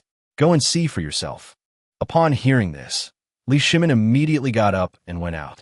He wanted to see what Liu Shaoqing was capable of, that he could create so many strange and wonderful things. Li Ji breathed a slight sigh of relief as he watched his father leave, finally managing to trick his father into going out under some pretext. He was afraid that if it were any later, things would be delayed. Jir, your father has gone out. Shall we go and see him? As she spoke, Emperor Taizong was about to walk out quickly, but she was stopped by Li Ji. Wait, mother, there is something I want to tell you, but father must not hear it. Li Ji looked outside with some wariness, as if he were having a good time. Emperor Taizong had never seen Li Ji behave like this before, and she was immediately very curious. Jir, tell me why. Do you have any little secrets to tell me? Emperor Taizong pulled Li Ji to sit down with her and looked at him curiously. Li Ji glanced outside and said somewhat hesitantly, Mother, I didn't dare to say this when father was here. The reason I came so quickly this time is because I have something very important to tell you. Oh, what important situation, and what does it relate to? Emperor Taizong looked on with curiosity. This was the first time Jir had spoken to her so nervously, and she became serious as well. Li Ji glanced outside again. It's related to aristocratic families. I heard you talking about them before, and I know that Father Emperor really wants to crack down on them, so I made note of it. But I haven't had any good ideas, so I can only listen. Emperor Taizong nodded and said with a smile, So you came to tell me this time because you found a good solution? Emperor Taizong did not take it seriously, but thought that Jir might have had some sudden inspiration or even be inspired by Liu Shaoqing. This magistrate, Liu, has quite a few ideas, but governing a country is never as simple as he imagines. Empress Taizong and her son were talking quietly inside, unaware that someone was eavesdropping next door. This ear belongs to Li Shimin, who has returned after leaving. He had noticed earlier that Li Ji's expression and demeanor were a little different. It was obvious that he wanted to avoid his father for something. What could possibly have happened that would make his son know to avoid him? Li Shimin absolutely had to get to the bottom of this. Li Ji continued, Mother, I was inspired by that Lord Liu by chance. Upon hearing this, Li Shimin couldn't help but sneer. This Liu Shaoqing was quite cunning. Unintentionally? Who would believe that? Only a 10-year-old child like Li Ji would believe it. Li Ji continued, At that time, Brother Liu brought a chessboard, a Chinese chessboard. There are 64 compartments on it. Lord Liu said he wanted me to send him some wheat, so I agreed. However, he said the amount of wheat to be sent to him was based on certain rules. The amount of wheat in each square is twice that of the previous square. The first square is 1, and by the 23rd square, it has reached a very large number. There are still 31 squares left, but the outcome is already predictable. Empress Taizong and Emperor Taizong of Tang both stared in disbelief upon hearing this. What does Lord Liu intend to do with so much wheat? When Empress Taizong heard Li Ji say that number, she looked completely incredulous. The wheat yield of the entire Tang Dynasty couldn't reach that number. It's simply too enormous. At this point, Empress Taizong's expression turned somewhat surprised. This Lord Liu has quite the appetite. Does he intend to start a rebellion? Otherwise, why would he need so much grain? Li Shimin, behind the wall, couldn't help but wonder. Judging from Liu Shaoqing's appearance, he doesn't seem like someone who wants to rebel. Mother, please don't misunderstand. Lord Liu was just playing a joke on me. At the time, I only gave Lao Lu the money for 2,000 caddies of wheat. After Lord Liu accepted the 2,000 caddies of wheat, he didn't ask for any more.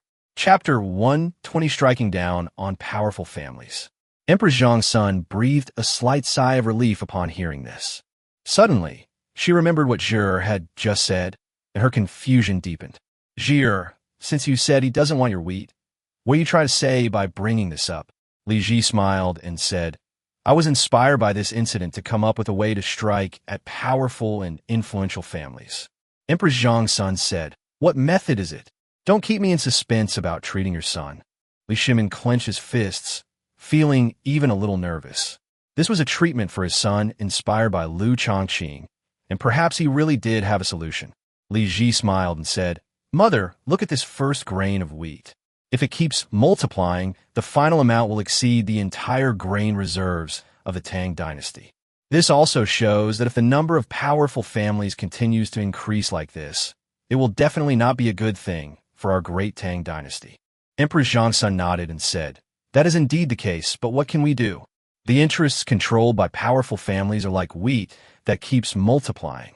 If they are not restrained, the interests in their hands will continue to multiply.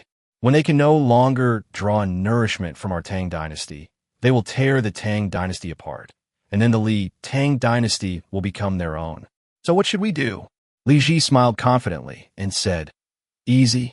How come the price of this one grain of wheat doubled? We'll just have it, won't we? However, Mother, after I tell you about this, you must find a way to tell Father, but don't say that I told you. I'm afraid my father won't take it seriously, and then there'll be no point in me rushing back to Chang'an. Li Shimin, behind the wall, couldn't help but mutter to himself, the Edict of Grace. This was the first word that came to his mind.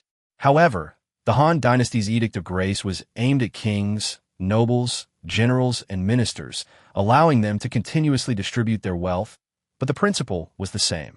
Li Shimin couldn't help but reveal a look of wild joy on his face. This is definitely a good idea. Although doing so may harm the interests of some people, it is clear that it can divide their interests and turn those large families into smaller ones.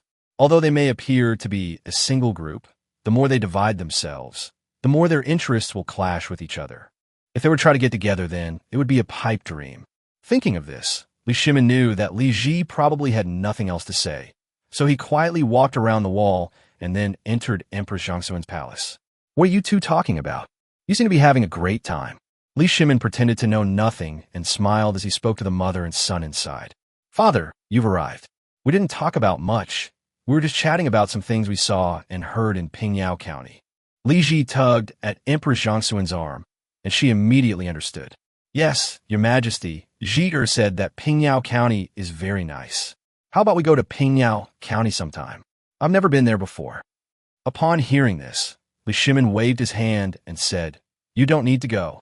Apart from the roads in Pingyao County, which are somewhat better, the rest of the area is simply a mess. This assessment is actually quite accurate.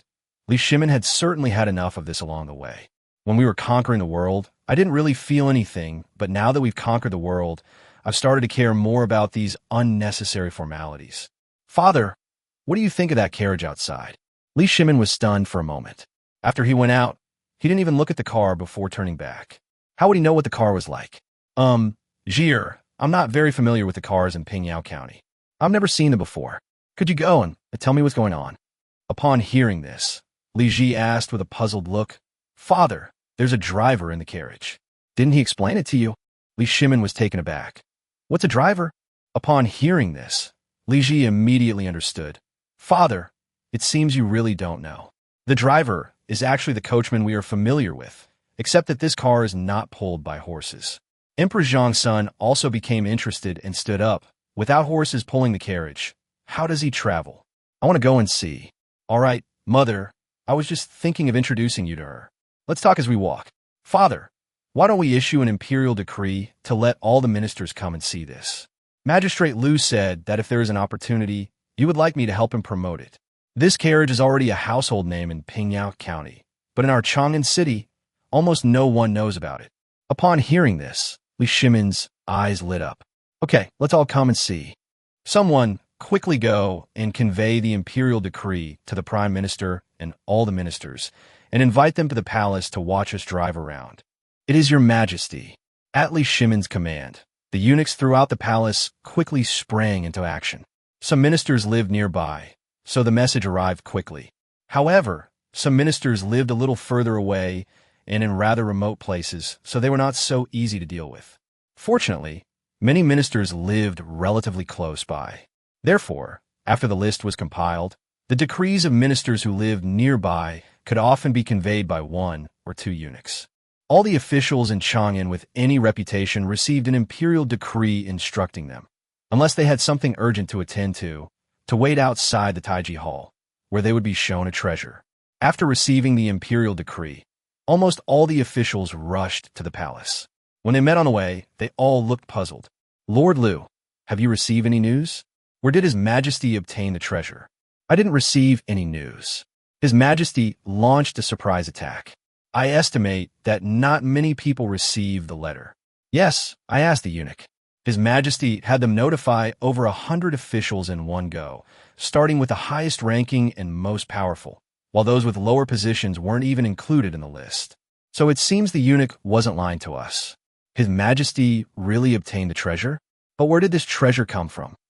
Have you forgotten that His Majesty visited Pingyao County before?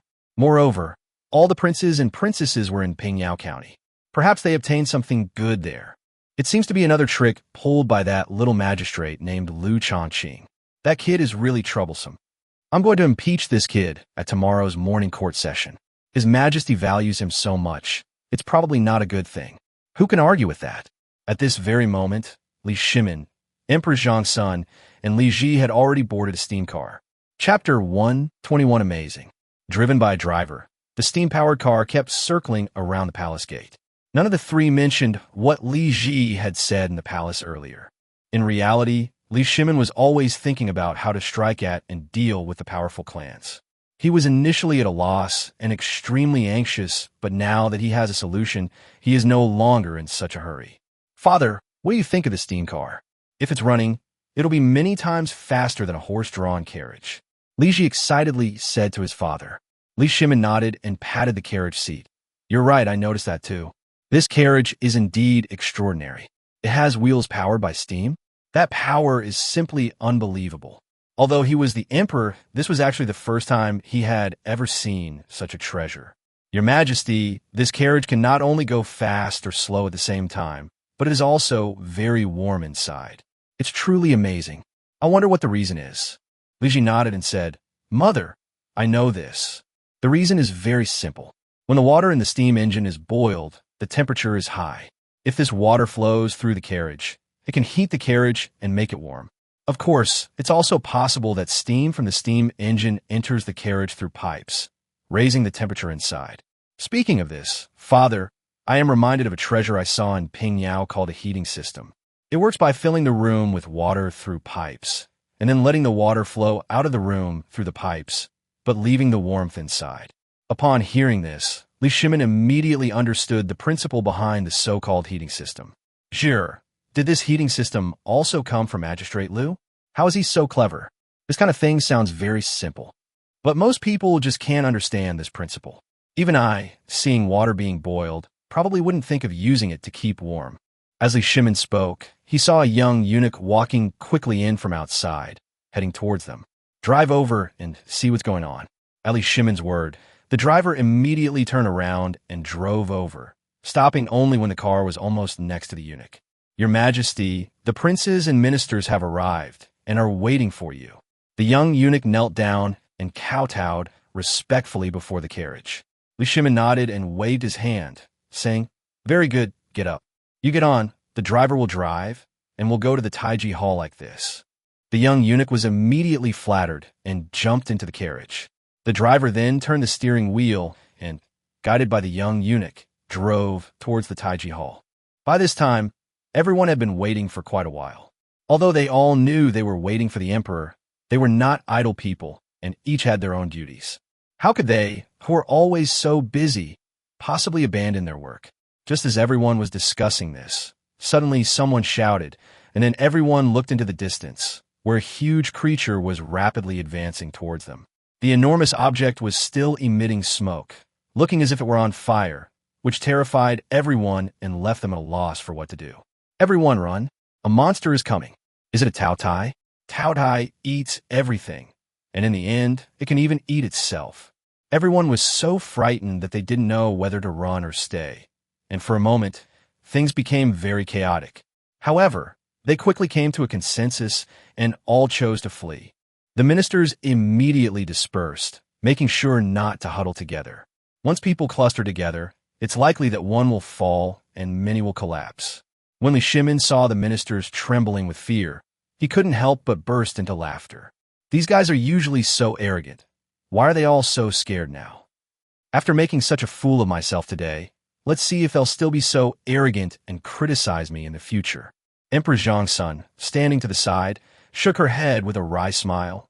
Your Majesty, that's enough. These ministers usually offer you advice and suggestions. We can't keep scaring them like this.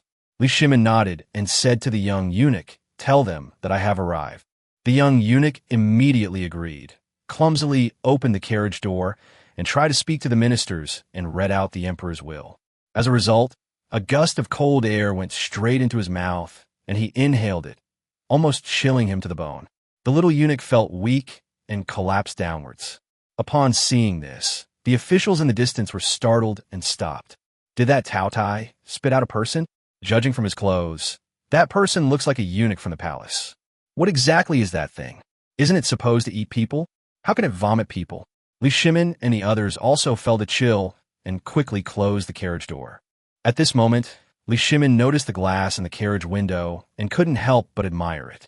Sure, the glass on this carriage is so smooth and transparent. It's obviously not an ordinary item. It must have cost a lot of money to make. Li Ji nodded and said, yes, father, Lord Liu said that this is called glass. It cannot be mass-produced yet, so it is relatively scarce. However, once it can be mass-produced, it will not be considered a very good thing. Liu Shimin looked puzzled. What is mass production? Li Ji was taken aback for a moment, then said, mass production means batch production. Originally, you could only make 1 or 2 by hand a day, but after mass production, you can make a dozen or even dozens a day. Liu Shimin's eyes widened immediately. Sure, this mass production is so impressive. Tell him to start mass production right away. Li Ji nodded, pointed ahead, and said with a wry smile, Father, Lord Liu said that mass production still requires all the necessary machines. Once he has built those machines, it will be possible. Father-in-law, are you all right? Several ministers had already arrived at the side of the fallen eunuch. When they turned around, they saw that His Majesty was sitting in the Tao Tai. They quickly bowed and paid their respects. Your Majesty, why are you in this Tao Tai? It's so dangerous. Upon hearing this, Liu Shimin looked at the speaker and, seeing it was Wei Zheng, immediately smiled. Wei Zheng, I also want to go out, but it's a bit difficult. If I want to go out, someone has to come in first. Moreover, the one who comes in to replace me is even more special. He must be my most loyal minister. This little eunuch was kicked out because he was not loyal enough. Are you loyal to me or not? If you are loyal enough, come here and replace me. As he spoke, Liu Shimin's lips twitched uncontrollably, and Emperor Taizong's son, who was standing to the side, had no choice but to cover her mouth and look away. Li Ji was also stunned for a moment, but he quickly recovered. The emperor is deliberately playing a trick on Wei Zheng, but given Wei Zheng's temperament and habits, he might actually believe it. Your Majesty, my loyalty is unquestionable. Chapter 122 Guarantee. Wei Zheng said with a somewhat nervous expression. Although his loyalty to Liu Shimin was indeed unquestionable, his trembling body betrayed him somewhat. My dear minister, since you are so loyal to me, why does your body appear to be trembling? Liu Shimin couldn't stop smiling. He was almost bursting with rage and had to pinch his thigh to forcefully suppress his laughter. Wei Zheng said with a somewhat embarrassed expression, Your Majesty, it's because the weather is too cold. Liu Shimin pointed to the person beside him and said, Wei Zheng, since you are so loyal, then I will grant you the position to take my place. I wonder if you are willing. Upon hearing this, Wei Zheng's face flushed red and then turned pale, but in the end he gritted his teeth and went to Liu Shimin's side. Your Majesty, I am willing. I will go in now. With that, Wei Zheng walked to the car door, gritted his teeth, and went inside. Strangely enough, when he got to the monster, he felt a warm breeze on his face. and then he saw His Majesty get off the carriage and push him onto it. With a loud bang, a sound came from beside him, and Wei Zheng felt that the surroundings suddenly became much warmer, which made his fear subside slightly. What exactly happened? Did I really end up inside the Taoyi's stomach? If so, then it's understandable that I felt warm. Li Shimin knocked on the car window from the outside and said with a smile, Wei Zheng, how do you feel staying in there? When Wei Zheng saw Li Shimin's face, he was startled. Your Majesty, I was clearly inside the belly of this Taodai, so why can I still see you?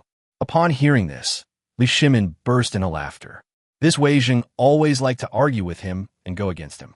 I never thought I'd be able to trick him like this. Wei Zheng, do you really think you've fallen into the clutches of a gluttonous beast?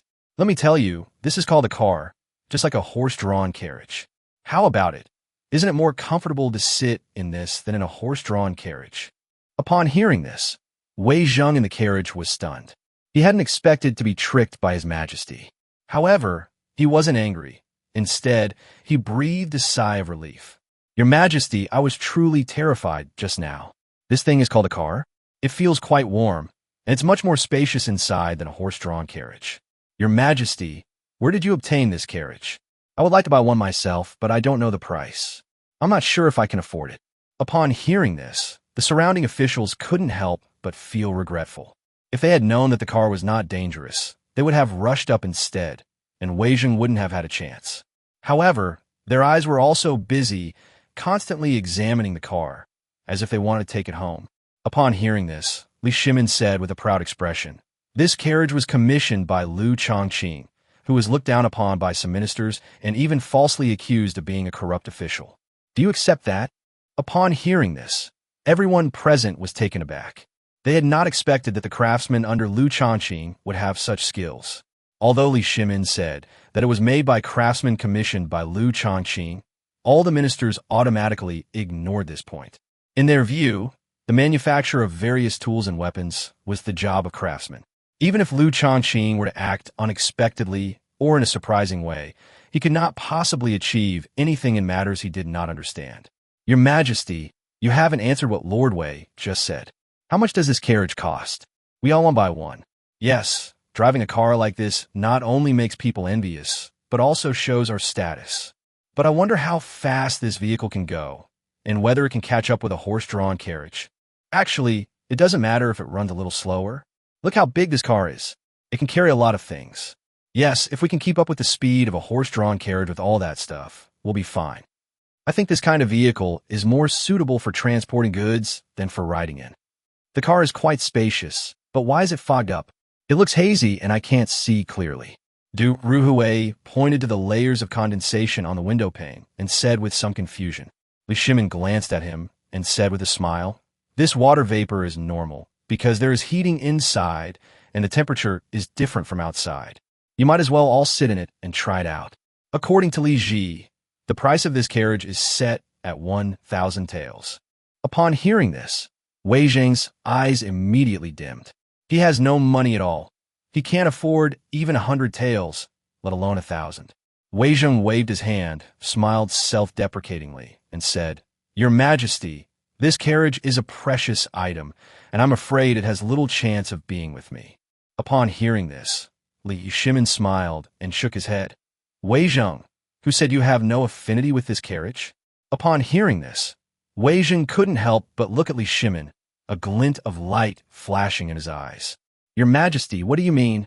Li Shimin approached Li Ji's window and asked, Li Ji, do you know if Lord Liu ever said whether the carriages produced would only be sold and not rented, or both? Upon hearing this, some ministers, like Wei Zheng, whose family assets were rather meager, all pricked up their ears to listen. If such a car were available for rent, they might grit their teeth and rent it for a few days to enjoy it. Although they can't afford to buy it, as long as they can rent it for a day or two, they will have no regrets in this life. Li Ji nodded and said directly, Father, Lord Liu said it can be rented. Moreover, priority is given to renting to high-ranking officials in the imperial court, as well as officials at all levels. If an official rents a car, there will be certain discounts. Namely, the rental fee will be cheaper, but he must ask his father to use the Tang Dynasty's treasury as collateral. Upon hearing this, Li Shimin couldn't help but glare and bristle. That Liu Shaoqing, I haven't even done anything to him yet, and he's already plotting against me. As the emperor of the Tang Dynasty, would I refuse to pay? Upon hearing this, Li Ji quickly waved his hand and said, Father, according to Lord Li, that's not what he meant, because each carriage is extremely expensive. If the rented car is not guaranteed, the cost of damage would be too high. That's why he hoped his father could act as guarantor, so that if the carriage was damaged, whether it was for repairs or compensation, the Tang Dynasty's treasury could be used as a guarantee. Upon hearing this, Li Shimin frowned and thought about it carefully. That makes sense. With such a high price, the cost of producing this car must be quite high as well. Although he was just a county magistrate, he didn't have much money. If even a single damaged vehicle went uncompensated, Pingyao County would be finished. Chapter 123, Becoming an Apprentice. After careful consideration, Li Shimin nodded and said, Li Ji, go back and tell Liu Shaoqing that I have agreed and that the Tang Dynasty's treasury can be used as collateral. However, you will be in charge of the specifics then, which will be a test for you. Upon hearing this, Li Ji's eyes lit up immediately. Yes, father, I will definitely handle this matter well. Then he looked at the ministers present. Ministers, if any of you wish to order a car, please speak to me when you have a chance.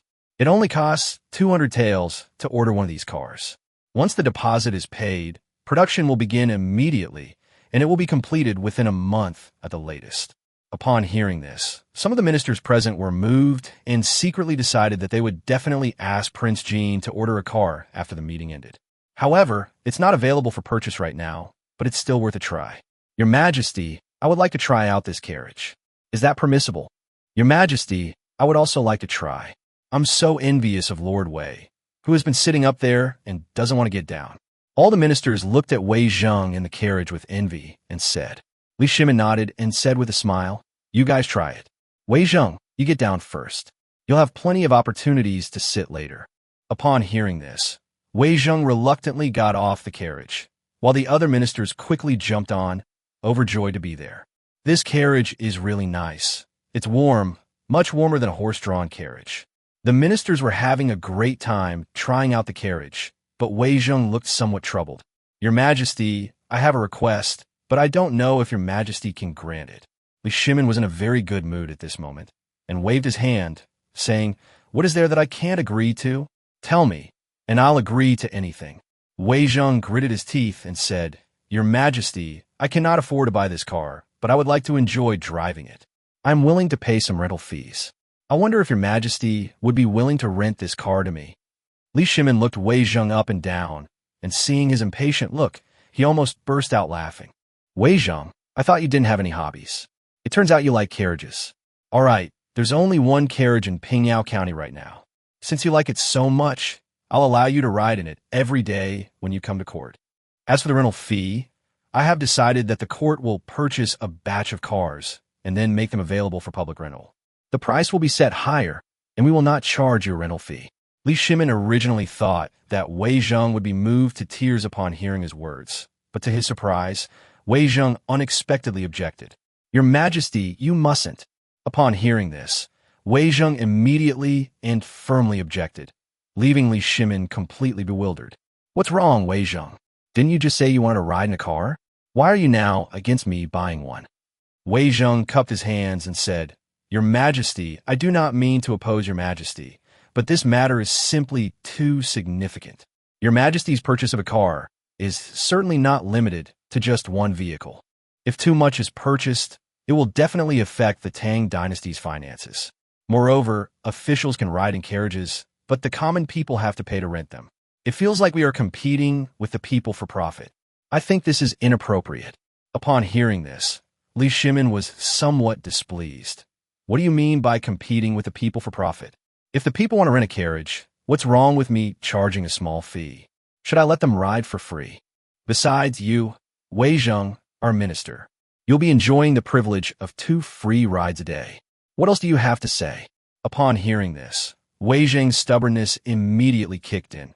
Your Majesty, even if you imprison me, even if I jump off the city gate tower and die outside, I will never ride in the carriage you bought.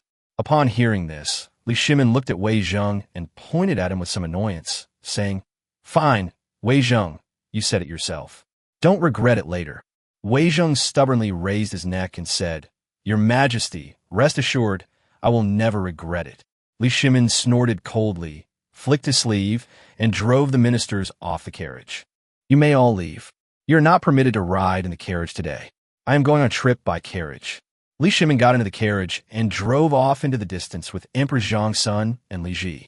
Wei Zheng and the others watched the car drive away, their faces filled with envy. Du Ruhui, who was standing nearby, couldn't help but come to Wei Zheng's side and said, Lord Wei, I have to say a few words for His Majesty this time. His Majesty originally meant well by buying carriages for us poor ministers to ride in. Look at you. Wei Zheng blushed, but stubbornly insisted. So what? Making the people pay to sit here is competing with them for profit. Du Ruhui shook his head and said, Lord Wei, what kind of person do you think could afford a ride in such a car? Wei Zheng snorted and said, High-ranking officials and nobles. What else could they be but merchants? Du Ruhui nodded and said with a smile, Lord Wei understands this principle. How could ordinary people be willing to spend 100 coins, or even 1 or 2 taels of silver, to ride in a car? In essence, this matter is simply that His Majesty wants to allow civil and military officials to ride in carriages without increasing their expenses, and, at the same time, it can generate revenue for the Tang Dynasty's finances. What's wrong with that? And it also satisfies the curiosity of some people with spare money about cars, which is a win-win situation. Upon hearing this, the other ministers all agreed, and even Wei Zheng was a little embarrassed, unsure of what to say. Li Shimin, along with the Empress and Li Ji, visited some elegant scenic spots around Chang'an before returning to the palace. When Li Shimin got out of the carriage, he asked about the time and was immediately filled with amazement. We've been out for so long, and it only took us less than 2 hours. This car is really fast. Li Ji smiled and said, Father, it's mainly because there are fewer people on the road when we're traveling. If it were during busy times, how would our carriage be able to move? You think the transportation in Chang'an is as developed as that in Pingyao County? Li Shimin looked Li Ji up and down and said with a smile, Li Ji, tell your father the truth. What did you learn on your trip to Pingyao County this time? I've heard that you have a close relationship with the Magistrate of Pingyao County. Is that true?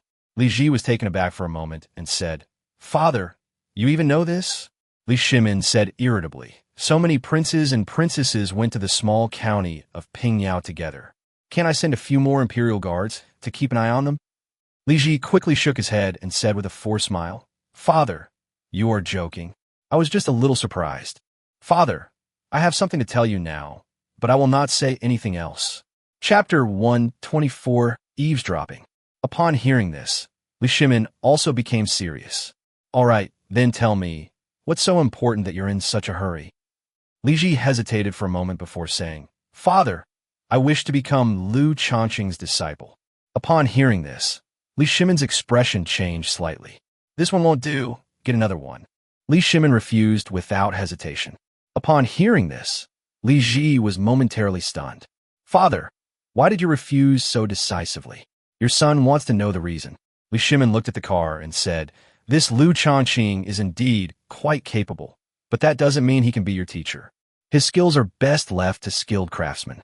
How can you princes and nobles learn these things? What you need to learn is the way of the gentleman, the 4 books and 5 classics, instead of all this miscellaneous stuff. Upon hearing this, Li Ji's expression darkened slightly. He knew that his father was still not very receptive to Liu Shaoqing's abilities and knowledge. However, he understood one thing. Liu Shaoqing's knowledge was definitely of great use. Father, although Lord Liu's skills may seem to be the work of craftsmen, the underlying principles are not something that craftsmen can grasp. Just like manufacturing cars, how can you create such an exquisite and amazing thing if you don't understand the principles behind it? Moreover, although I am a prince, I may not be able to use this knowledge in the future. But what if you don't even know the relevant knowledge? What if you get fooled by those skilled craftsmen when you need to use it?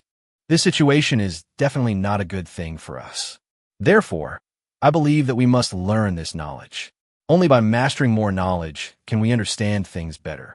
Think about it. Can you illuminate a car just by knowing the way of the gentleman and the 4 books and 5 classics? Upon hearing this, Li Shimin was speechless and somewhat surprised. Li Ji used to be very respectful to him and would never argue with him. What's wrong with him today? He's actually arguing with me. Could all of this be because of Liu Shaoqing? Thinking of this, he couldn't help but clench his fist. It seems quite possible.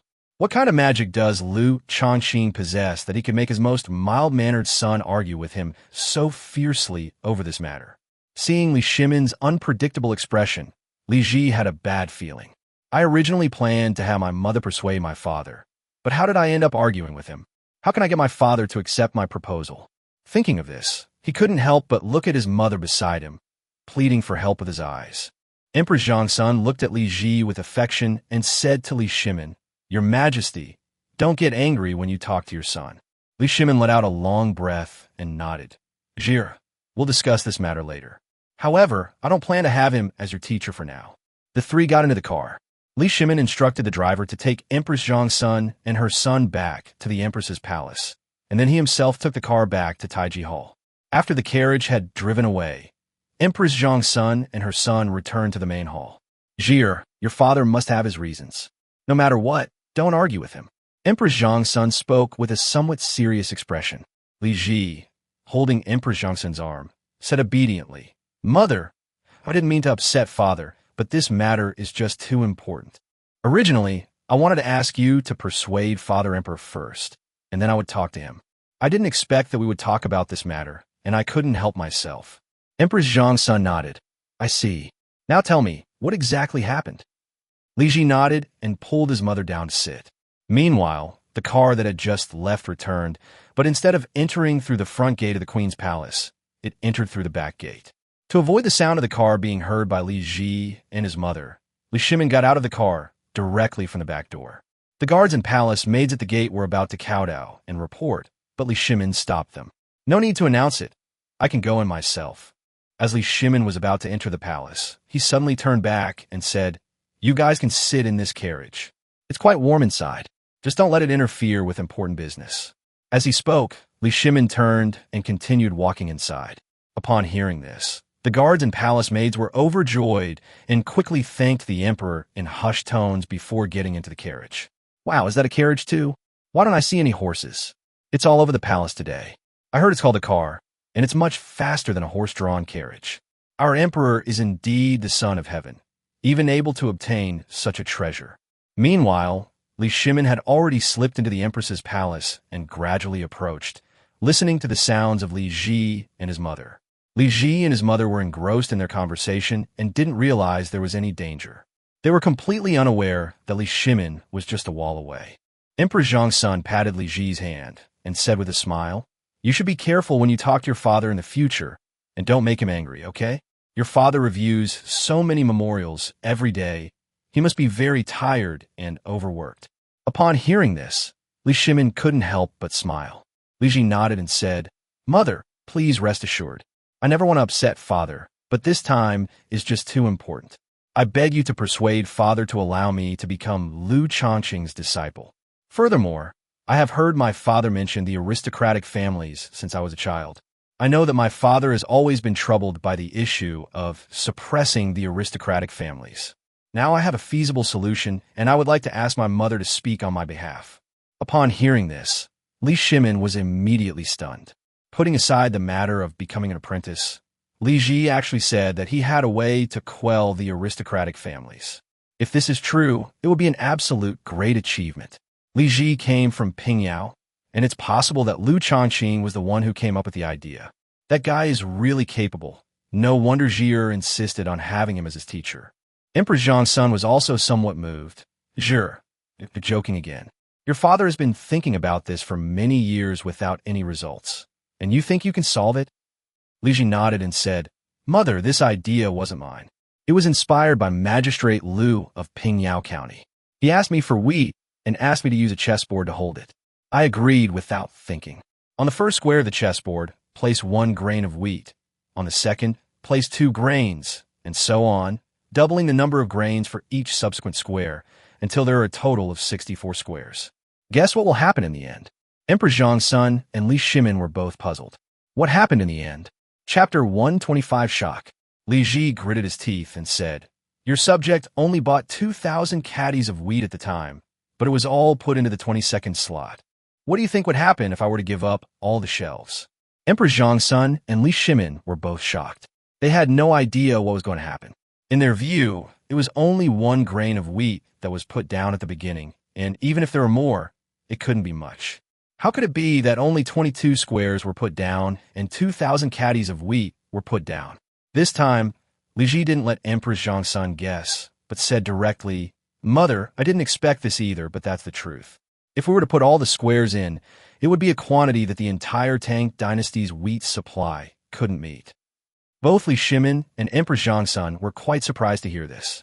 "That's impossible. That's an exaggeration." Li Shimin's expression turned slightly unpleasant. After saying that, he quickly covered his mouth. Fortunately, he had spoken softly, so Li Ji and the others probably didn't hear him. Emperor Zhongsun looked puzzled and said, "Jier, how is this possible? It's simply a fantasy. Is that Magistrate Liu trying to extort money from you? If so, I absolutely forbid him from becoming your teacher. Isn't that misleading a student?" Upon hearing this, Li Ji stamped his foot and said, "Mother, this is true. It was done in front of all the people of Pingyao County. It cannot be faked." Emperor Zhongsun, however, did not believe it. "Since it is true, then fine. I will have 2,000 caddies of wheat sent over. Someone come here." A palace maid entered from outside the door, and Emperor Zhongsun ordered, "Go and fetch 2,000 caddies of wheat." I refuse to believe that 2,000 caddies of wheat cannot fill a chessboard. The palace maids readily agreed. Upon seeing this, Li Ji quickly instructed the palace maids on some things to pay attention to, and the palace maids followed his instructions one by one. About an hour later, 2,000 caddies of grain were delivered to the empress's palace. Empress Zhongsun said, "From now on, put wheat on this chessboard.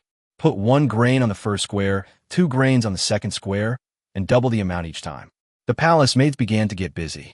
When they had put in 1,000 pieces, Li Ji had them weigh them and then put them in according to their weight, saving them the trouble of counting. "Your Highness, your idea is excellent." The pace quickened considerably after that, and the 2,000 caddies of wheat were all used up in less than half an hour. "Your Majesty, the 2,000 caddies of wheat we prepared have been used up, and only 22 compartments have been filled." Emperor Zhongsun and Li Shimin were both stunned. Li Ji was incredibly proud when he saw the result. "Mother, you see, this is the result, and there is no room for excuses. The next square is 2,000 caddies, the next one is 4,000 caddies, then 8,000 caddies, 16,000 caddies, 32,000 caddies. How many squares do you think our Tang Dynasty's wheat can sustain us?" Empress Zhongsun nodded. She hadn't expected that the final result would be like this. "Jier, this result is quite unexpected, but what does it prove?" Li Ji couldn't help but stand up and say, "Mother, why haven't you realized yet? Aren't these squares just like those of aristocratic families? If the aristocratic families continue to develop step by step like this, sooner or later the Tang Dynasty will be unable to support the financial and food consumption brought about by the ever-expanding aristocratic families, and the aristocratic families will become parasites that suck blood from the aristocratic families." Emperor Zhongsun and Li Shimin were both shocked beyond words upon hearing this. They initially thought Li Ji had been deceived by Liu Shaoqing, but now it seems that things are not so simple. At this point, they couldn't help but take it seriously. If things really developed as Li Ji suggested, the powerful families might actually become as wealthy as a country. Think about how the Sui dynasty perished back then. The Li family was a powerful family back then.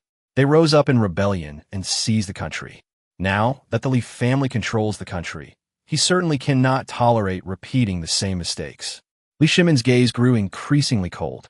It seemed that the troubles posed by the aristocratic families had to be resolved in his generation, and right now, such matters are best resolved when they are just beginning to emerge, which is also when the Tang Dynasty's national strength is at its peak.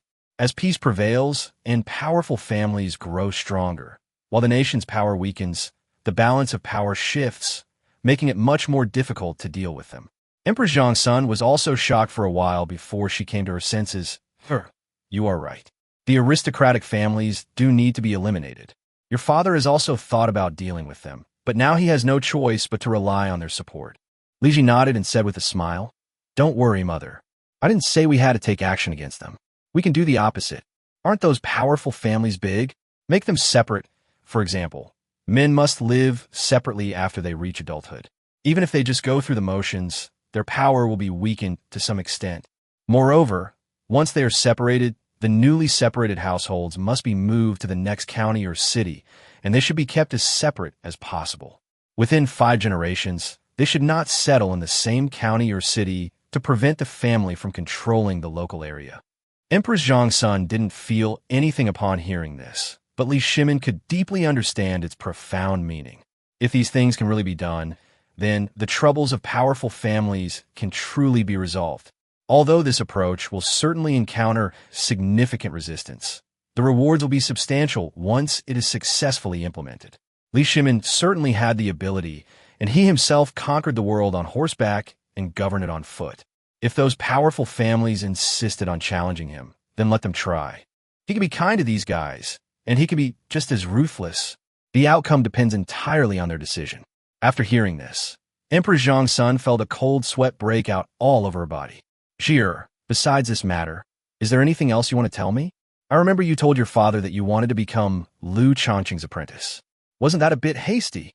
Although he is indeed quite capable of governing Pingyao County, isn't it a bit too reckless of him to suddenly become your mentor? Li Ji shook his head and said firmly, Mother, I haven't been reckless. I'll tell you what I've seen in Pingyao County these past few days, and you'll understand. Empress Zhang's son nodded, signaling Li Ji to explain in detail, and even Li Shimin behind the wall looked on with curiosity. Li Ji spoke eloquently, leaving aside the car that Father Emperor drives. Let's talk about the elevator I saw in the production area on the outskirts of Pingyao County. That was truly amazing. Chapter 126 Explanation. Empress Zhang's son asked with some confusion, Zhir, what is this elevator? Li Ji smiled smugly and said, Mother, this elevator was invented by Lord Liu. It uses several pulleys and a rope to pull it up. One person can easily lift 5 adults up to a height of 20 meters. Of course, the 5 of us were in a rectangular space that looked like a sedan chair. When we came out from the height of a 6-story building and looked down at the ground, we felt that the people on the ground were so small. Upon hearing this, Empress Zhang's son couldn't help but touch Li Ji's forehead and asked in confusion, That's not right, my son doesn't have a fever. How could he say such nonsense? Li Ji looked speechless, gently pushed away his mother's hand, and said with a wry smile, Mother, it's true. Lord Liu, several imperial guards, and I personally experienced it. How could it be false? Emperor Zhang's son exclaimed in amazement. Sure, if that's the case, wouldn't everyone be able to lift a tripod? Li Ji smiled and nodded, saying, What Mother Empress said is true. Pingyao County is not only remarkable in this one place. Lord Liu said that he can significantly increase grain production and make travel faster throughout the Tang Dynasty, and all aspects of life can be improved. He also said that although he had the ability to change things before, he had no way to do so. But now, the Emperor has sent us princes and princesses, and even the Crown Prince, to go there. He felt he could achieve something great, so he planned to have the scholars sent by his father study under him, hoping they might be able to accomplish something great. Emperor Zhang's son nodded. I didn't expect that Lord Liu would have such ambitions. It's truly rare. Li Ji thought for a moment, and then said, Mother, there is one more thing, which is also one of the reasons why I rushed back so quickly this time. Your Majesty, I would like to ask you to persuade Your Majesty to reform the imperial examination system. Students should not only study the 4 books and 5 classics, but also learn how to manufacture automobiles and how to use the explosive power of firecrackers in warfare. Zhir, what did you say? You actually want to reform the imperial examination system? Is there something wrong with it? Empress Zhang's son felt that her nephew was somewhat fascinated at this moment. The imperial examination was such an important matter. How could it be changed so easily? Zhir, you should know that since the establishment of the imperial examination system in the Sui dynasty, and after your father's development, it has now become a major event that your father is very proud of. He once told his ministers that with the great system of the imperial examination, all the talented people in the world would come to his command and serve the Tang Dynasty. If you want to reform the imperial examination system now, wouldn't it be saying that your father didn't do a good enough job? You must not let your father hear this, or he will get angry again. Upon hearing this, Li Ji immediately shook his head. Mother, Father wants to use the imperial examination to select talents, which is a good thing. I want to improve the imperial examination in order to better cultivate talents for the Tang Dynasty. These two things are not contradictory. Although my father was a great emperor who unified the country and laid the foundation for the dynasty, even the most powerful being cannot be perfect in every aspect, and there will definitely be oversights. If I told you that one day in the future, our Tang soldiers would ride on something like flying birds to attack other countries, would you believe me, mother? Upon hearing this, Empress Zhongsun looked as if she had heard a complete fantasy. Zhi, your idea sounds good, but it feels a bit like a fantasy. Where did you hear it from? Li Ji smiled and shook his head, saying, "This is not what I heard, but what I actually saw." As he spoke, he recounted the story of seeing Kongming lanterns in Pingyao County, and also recounted a conversation with Liu Shaoqing about improving Kongming lanterns and their military applications, which greatly shocked Emperor Zhongsun. Even Li Shimin, who was behind the wall, felt that these conjectures were quite audacious. However, he soon realized that these guesses were indeed feasible. If such a method were available, it would be much easier to attack enemy cities in the future. As long as we use those so-called big flying birds to carry dozens or hundreds of soldiers to sneak into the enemy city, open the city gates, everything will fall into place and be easily solved. Upon thinking of this, Li Shimin felt a tremor in his heart. He felt that what he had heard was truly bizarre and unbelievable, and he needed to go back and ponder it carefully. On the other side of the wall, Li Ji and his mother were unaware of Li Shimin's thoughts. Empress Zhongsun hesitated for a long time, but her eyes became much firmer, as if she had made up her mind. Zhi, leave this matter to your mother. I will do my best to persuade your father. Although the harem is not supposed to interfere in politics, I will do my best this time for the sake of the Tang Dynasty's foundation. Upon hearing his mother's agreement, Li Ji was immediately relieved. Mother, you have finally agreed. I am at ease now. I will wait for your good news. Just then, a palace maid brought over a bowl of 8 treasure porridge. Empress Zhongsun smiled and said to Li Ji, you came in such a hurry and you must be tired. Drink this bowl of porridge and go back to rest. I will tell you when I have news. Li Ji obediently nodded in agreement, chatting with his mother while drinking porridge, unaware that Li Shimin behind the wall was getting hungry from listening. After Li Ji finally finished his porridge, he got up to say goodbye to Empress Zhongsun. After a moment, Li Shimin quietly opened the door behind the wall and walked in. His sudden appearance really startled Empress Zhongsun. Your Majesty, when did you arrive? Why didn't you tell me? You almost scared me to death. Empress Zhongsun gently patted her chest and said with a look of lingering fear. Li Shimin laughed and said, What's there to be afraid of? This is my palace. Does anyone dare to be presumptuous? Empress Zhongsun stepped forward to pay her respects to Li Shimin, but was stopped by him. All right, my Empress. Do you think I'm such a formal person? Get up. I overheard your conversation with Zhi. You won't blame me, will you? Upon hearing this, Empress Zhongsun quickly smiled and shook her head, saying, Your Majesty is joking. The entire world belongs to your Majesty. Does your Majesty need my permission to know anything? Li Shimin smiled and patted Empress Zhongsun on the shoulder, saying, I didn't mean to eavesdrop on your conversation. I'm just a little worried about Li Ji. He's young and easily influenced, and he might do things that he himself regrets and is afraid of. Empress Zhongsun nodded. Your Majesty, what you are worried about is very reasonable, but what Zhi said makes a lot of sense, so there shouldn't be any problems.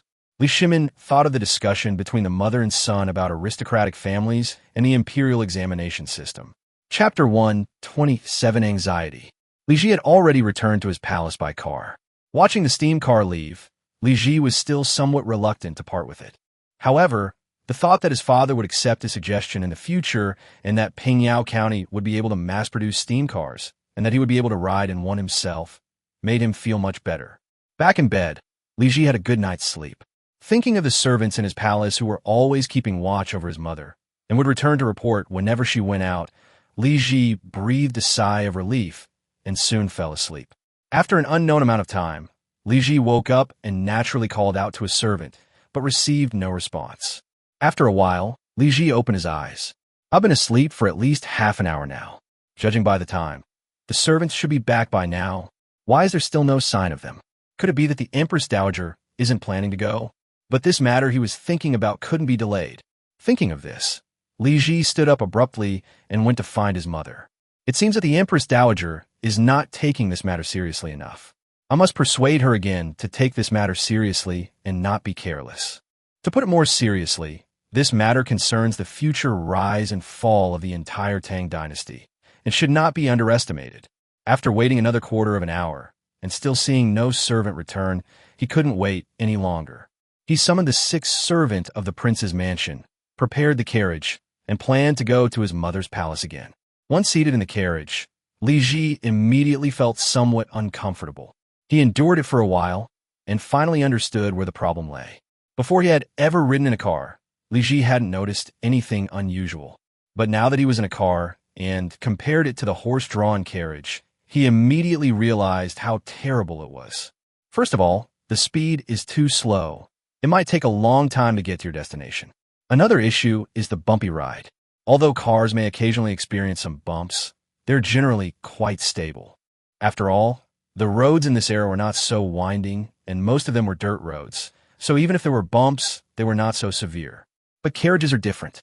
If the horse's speed changes even slightly, the point of contact between the carriage and the horse will collide. Another issue is that the wheels of the carriage itself are quite hard and cannot provide cushioning.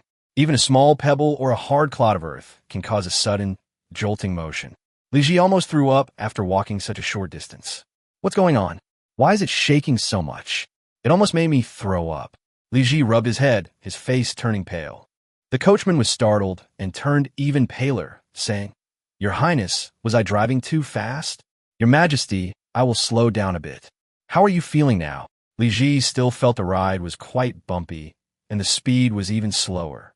"Never mind. Stop the car, I'll get out and leave." Li Ji looked frustrated. He knew it wasn't the coachman's fault, but he became even more determined to persuade his father to reform the imperial examination system. When the carriage stopped, Li Ji jumped off and walked forward. The coachman hurriedly stopped a short distance in front of Li Ji. "Your Highness Prince Jean, why are you unwilling to ride in the carriage I drove? Is it because I have done something wrong? Please punish me." The coachman kowtowed repeatedly, as if he had done something wrong. Li Ji quickly waved his hand at him. "Don't be like that. I didn't say you did anything wrong. Get up now." Upon hearing this, the coachman got up from the ground. "Is your Highness truly speaking? But why are you unwilling to ride in the carriage driven by this humble servant?" The coachman stood in front of Li Ji, his forehead covered in sweat, and said with a bitter expression. Li Ji shook his head. "This matter has nothing to do with you. It's just that I rode in a new car, which was comfortable and fast. Maybe it's because I'm used to that kind of car, so I don't like riding in your kind of car as much." Upon hearing this, the coachman suddenly realized what was happening and immediately became nervous again. "Your Highness, are you buying a new carriage? Will you still need me to drive it?" "Your Highness, I only wish to serve you," the coachman said with a somewhat conflicted expression. "The young prince is easygoing, and I have a long future ahead of me. I might be able to work under him for the rest of my life. Although driving a carriage for someone else may seem undignified, it is, after all, driving a carriage for the young prince. With the young prince protecting him, he can live a carefree life for the rest of his life. However, once he changes owners, his future life is likely to undergo a dramatic change.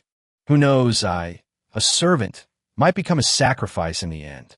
Thinking of this, his face couldn't help but look somewhat lost and helpless.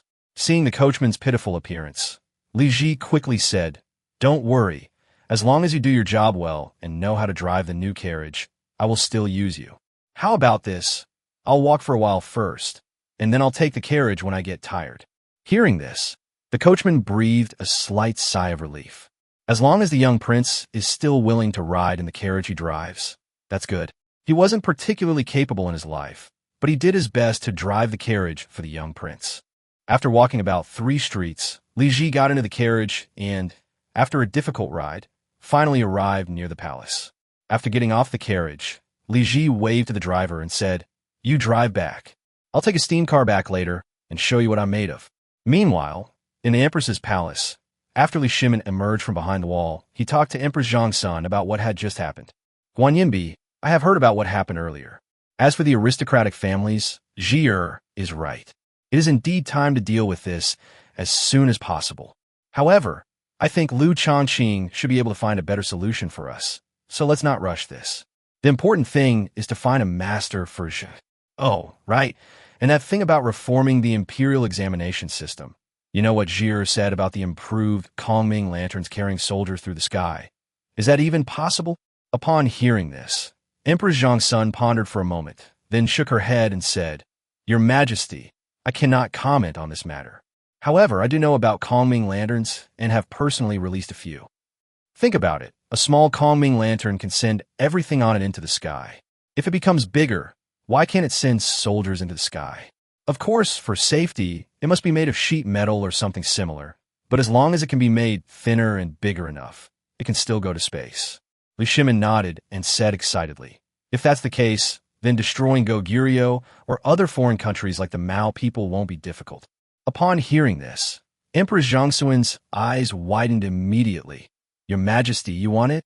"Tsuptisen bintiwit li Shimin zambition," Liu Shimin said with a piercing gaze. "This matter is not about what I should do, but what we should do. Think about it. Why did Emperor Yang of Sui launch 3 campaigns against Goguryeo? Wasn't it because it was something he had to do? Although the eventual demise of the Sui dynasty was related to this incident, the campaign against Goguryeo was not wrong. It was just that Emperor Yang of Sui was too impatient. This time we have integrated all the forces of the Tang Dynasty. If we can develop the new type of weapon you mentioned, then conquering Goguryeo will be a piece of cake. In the future, the territory of our Great Tang will not be limited to this former Sui land. Those who offend our Great Tang, no matter how far away, will be punished."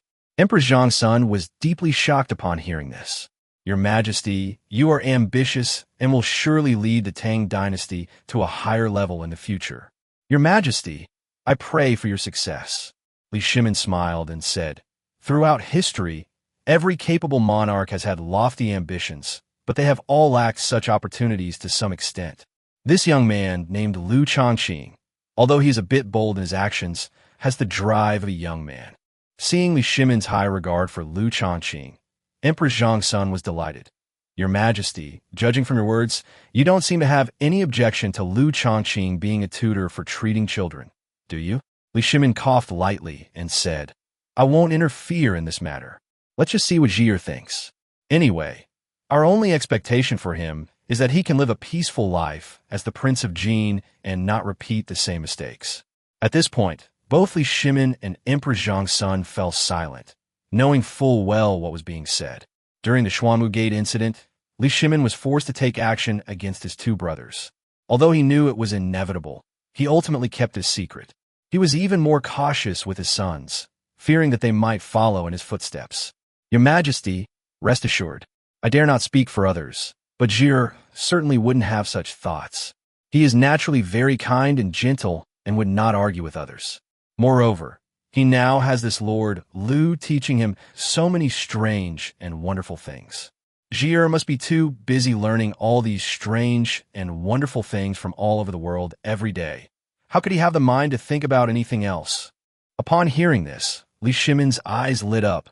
That's right. Although the knowledge taught by this Lord Liu is far beyond the scope of traditional Confucian scholars, it keeps people from thinking about trivial matters, making it most suitable for these princes and princesses. It seems we should give these children some advice. Let them study hard in Pingyao County and not let their minds wander. At this time, Li Ji had already sent someone from the palace to report to the Empress Dowager. When that person returned and invited him in, Li Ji hurriedly went in, asking the people in the Empress Dowager's palace as he went. Upon learning that his mother hadn't even left the house, he became somewhat angry. He wanted to question her about why she hadn't gone yet, since he had already told her that this matter was very important. When he arrived at his mother's palace, he discovered that his father, the emperor, had actually come. "Father, so you're here. Your son greets you, and mother." Li Shimin looked Li Ji up and down and said with a smile, "What? Can't your father come to your mother's place?" As he spoke, Li Shimin's eyes turned somewhat cold, making Li Ji hesitant to speak. "Father, that's not what I meant. I was just a little surprised." Li Ji had never seen his father's aura so cold before, and he was a little frightened for a moment. However, he quickly came to his senses and looked at his mother with a look full of doubt. Emperor Zhongsun held Li Ji's hand and said, "Ji, I have already spoken to your father about what you mentioned, and your father's intention is to do it according to your wishes." Upon hearing this, Li Ji's eyes widened in surprise. He hadn't expected his mother to say such a thing in front of his father. "Mother, what do you mean? I don't understand." Emperor Zhongsun and Li Shimin couldn't help but smile wryly. They never expected that Li Ji would actually learn to play dumb with them. "Ji, I heard from your mother that you really want to become Liu Shaoqing's apprentice, but he is just a minor county magistrate. Even if he has some extraordinary abilities, he is not qualified to be your master, is he? Unless you can give me a very good reason, I really can't accept it." Upon hearing this, Li Ji became somewhat anxious. "Father, what kind of compelling reason is needed? Isn't having the ability enough? Father, you've been to Pingyao County before, so you should have some basic understanding of it, right?" Li Shimin nodded and said, "I understand, but these are just superficial things. They've widened the roads and set up some factories to provide a livelihood for some people. But these things are effective for governing a small area. But whether it can be used to govern a country, that's hard to say." Upon hearing this, Li Ji immediately became anxious. "Father, I believe that Liu Shaoqing's abilities are unparalleled in the country. Your subject believes that if we follow what he has learned, the students of our great Tang will be able to understand more principles and will not be limited to the 4 books and 5 classics." Li Shimin pondered for a moment and then asked, "Do you really want to become his disciple?" Li Ji nodded, his eyes quite firm, and said, "Yes, Father, I am eager to become your disciple, but Lord Liu still wants me to consult with your majesty before I can proceed." Li Shimin thought for a moment and said, "Then tell me, what exactly are Liu Shaoqing's abilities that make you so eager to become his disciple? You must tell me what truly moved you about him. If it's just general talk, I will never agree." Li Shimin already had an answer in his heart, but he wanted to see what Li Ji would say. After all, this time, he only learned about what happened in Pingyao County from the Qinyo Guard's report. He didn't know the specifics. However, Li Ji was different. He did have actual contact with Liu Shaoqing in Pingyao County. In fact, Li Shimin's attitude toward Liu Shaoqing was constantly changing. If Li Ji has a reason to impress him, Li Shimin wouldn't mind making him Li Ji's tutor. Upon hearing this, Li Ji's face immediately lit up with joy. "Father, Lord Liu is actually a very kind and compassionate person. Many of the policies he implemented were aimed at enabling more people to have enough to eat, a place to live, and warm clothes. For example, the heating system he implemented was so that more people wouldn't freeze at home in winter." Chapter 129 Tendency.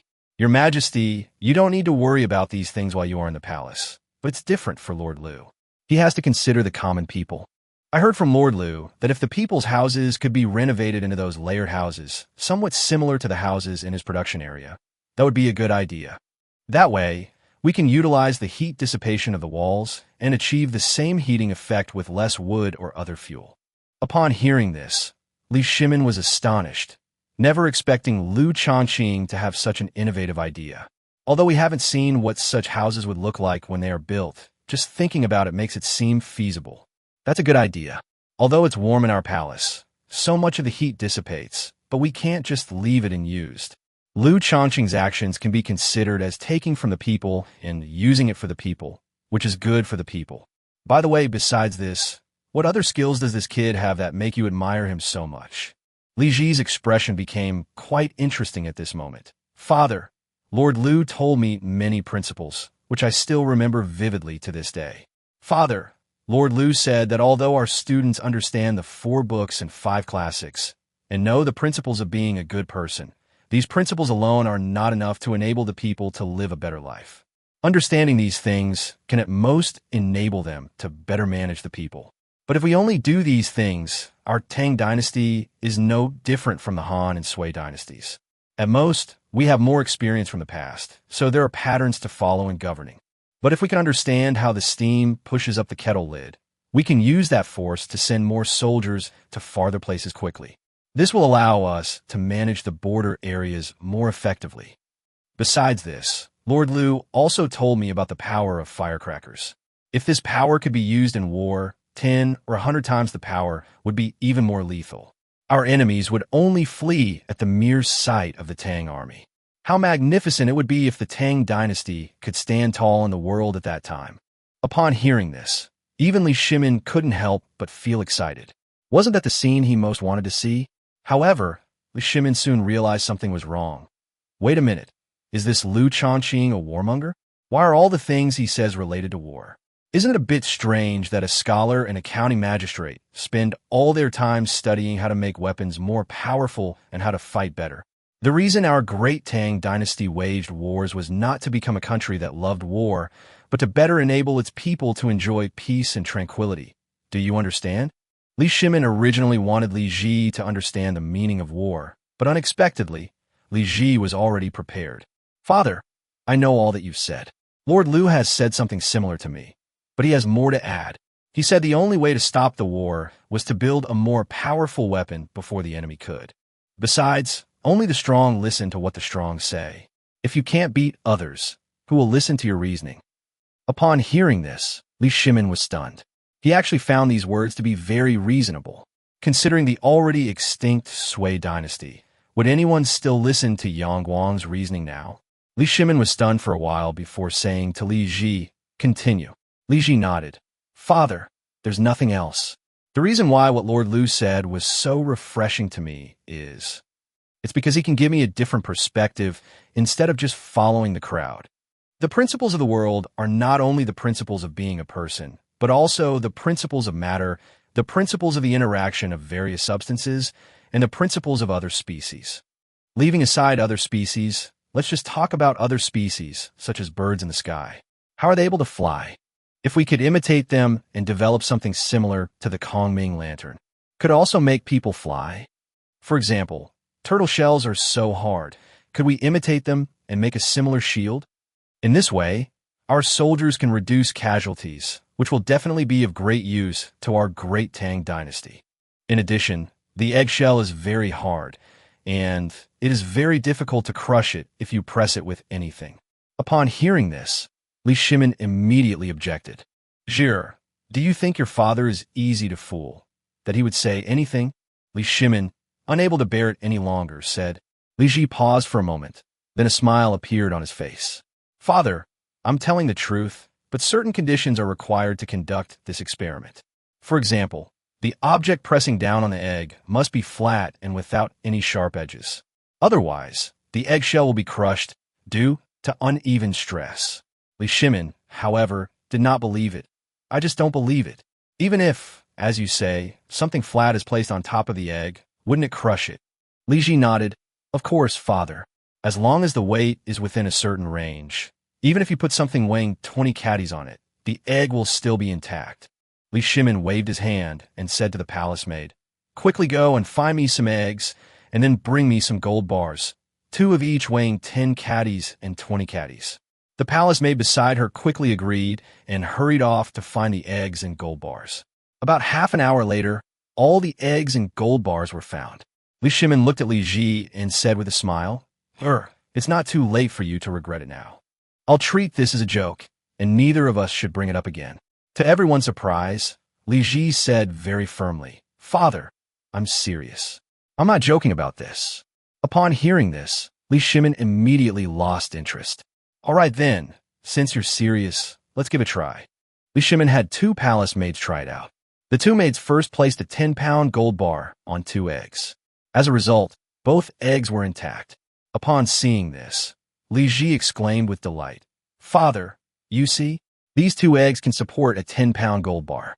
This at least shows that 1 egg can support 5 pounds without any problem." Li Shimin snorted and said, "I don't believe they can bear even 10 pounds of gold bars, let alone 20 pounds. The 2 palace maids continued their work, placing the 20-pound gold bar on top. Although the 2 eggs moved slightly, they still showed no signs of breaking. After a moment, Li Shimin also felt a little embarrassed. "I never imagined that such a small egg could be so amazing." Chapter 1:30 laughed. "Father, what else do you have to say now? The weight of 20 caddies should be enough to explain things, right?" Li Shimin wanted to make amends, so he pointed at the gold bars and said, "I don't believe it. An egg can only withstand 10 pounds. What's so great about that? If you're so capable, put all these gold bars on there. I'd like to see if those 2 eggs can withstand it." Li Shimin said calmly.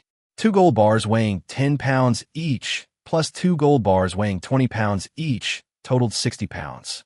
If you spread that out over one egg, it would weigh 30 jin, 15 kilograms, which is almost the weight of a 3-year-old child. Li Shimin simply refused to believe that a 3-year-old child, standing on such an egg, couldn't crush it. He secretly vowed that if the 2 eggs really didn't break, then he would agree to let Liu Shaoqing be his teacher. However, in Li Shimin's view, this was almost impossible. 2 palace maids carefully placed another 20-pound gold bar on top of the previous one, and the egg still did not break. Li Ji, standing to the side, was incredibly excited. "Father, look, these 2 eggs are not broken, which means that each of them can withstand a weight of 20 caddies. Lord Liu is truly remarkable. This is indeed a profound principle, but why haven't others thought of it?" When Li Shimin saw the somewhat admiring look in Li Ji's eyes when he talked about Liu Shaoqing, he couldn't help but feel a little jealous. It's just 20 caddies, and there are 2 gold bars too.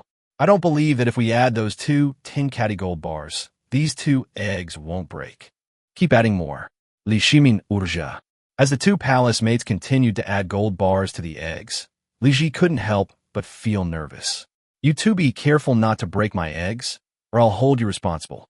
Upon hearing this, the 2 palace maids quickly agreed and then carefully placed the 2 gold bars on top.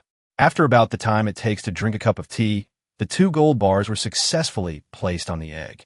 "Father, look how resilient these 2 eggs are. They can withstand a weight of 60 pounds. Li Ji said excitedly. "It's like 2 children standing on these 2 eggs. If Lord Liu hadn't told me, I really wouldn't have known that these 2 eggs had such great power." Li Shimin was completely convinced at this point. He couldn't understand why these 2 eggs could have such great power. "That's really strange. I only weigh 150 pounds. If you put 5 eggs on me, could I even support them?" Li Shimin stepped forward to the eggs and said incredulously, "You wouldn't have bribed the palace maids to bring me 2 fake eggs just to convince me, would you?" Upon hearing this, Li Ji said anxiously, "Father, you are framing me. I never intended to do such a thing. Moreover, how could I possibly have such thoughts? What I want is for Father to understand the lessons that other species can teach us. If something is obtained through deception, how can people be convinced and believe in it?" Li Shimin nodded and took out 2 silver coins from his pocket. "These 2 silver coins, I have 2 silver coins here. Sure, look again to see if there is anything whose weight you can see. I believe you're not lying to me, but I'd like to know, what's the maximum weight these 2 eggs can withstand?" Upon hearing this, Li Ji immediately became interested. "Father, you are right, but I didn't bring anything with me when I came." As he spoke, he couldn't help but look at Emperor Zhong's son beside him. "Mother, do you have any items that you know the weight of? Please take them out and use them." Emperor Zhong's son thought for a moment and said to Li Shimin, "Your Majesty, I do have some here, also gold bars, but they are all in jin, a unit of weight." Li Shimin was overjoyed. "That's great. Perfect. Bring more." Empress Zhong's son immediately ordered her servants to bring out her private treasury. "Your Majesty, there are 30 gold bars here. Please feel free to take them if you need them." Li Shimin nodded and said with a smile, "Guan Yinbi, I knew you could save money, but I didn't expect you to be able to take out 30 caddies of gold bars so easily." As he spoke, he picked up 2 gold bars and placed them on top of the 2 gold bars that had been placed earlier. "It didn't break. Keep releasing it." Li Shimin seemed to have an obsession. He was determined to crush those 2 eggs in order to maintain his last shred of self-esteem. After he placed the gold bars one after another, one of the 2 eggs finally broke when the 8th 1-pound gold bar was placed on top, while the other remained firmly standing. Li Shimin then put down the gold bars and looked at Li Ji. "You've won. This is a real egg. I never imagined that such a small egg could have such great power. It seems that everything contains infinite truths, waiting for us to discover them." Li Ji was overjoyed. "Father, you finally believe me. This is actually only a very small part. Lord Liu also said that if we can understand the principles of all things, we can even build flying ships and go to the moon." Upon hearing this, Li Shimin was stunned. "Go to the moon? Isn't that a bit of a fantasy?" Li Ji shook his head seriously. "Father, I think what Lord Liu said is not just empty talk. Judging from his appearance, he really longs for that day to come. He also said that if one day other countries create such a thing, but we don't, wouldn't it mean our great Tang Dynasty would be locked up in this small piece of land by them? Upon hearing this, Li Shimin's eyes narrowed immediately. All right, just for Liu Shaoqing's attitude, I agree. By the way, tell me about your older brothers and sisters. What happened to them after they went to Pingyao County? Why didn't they come back, but you did? Upon hearing this, Li Ji's face immediately lit up with laughter. Father, I can't stop laughing whenever you mention this. They've been tormented enough by Lord Liu. Upon hearing this, Li Shimin was surprised. Good lad, can't he see who these guys are? He still dares to mess with them. He's really a newborn calf that's not afraid of tigers. Isn't this kid afraid of offending people? Li Ji nodded and said, Yes, father.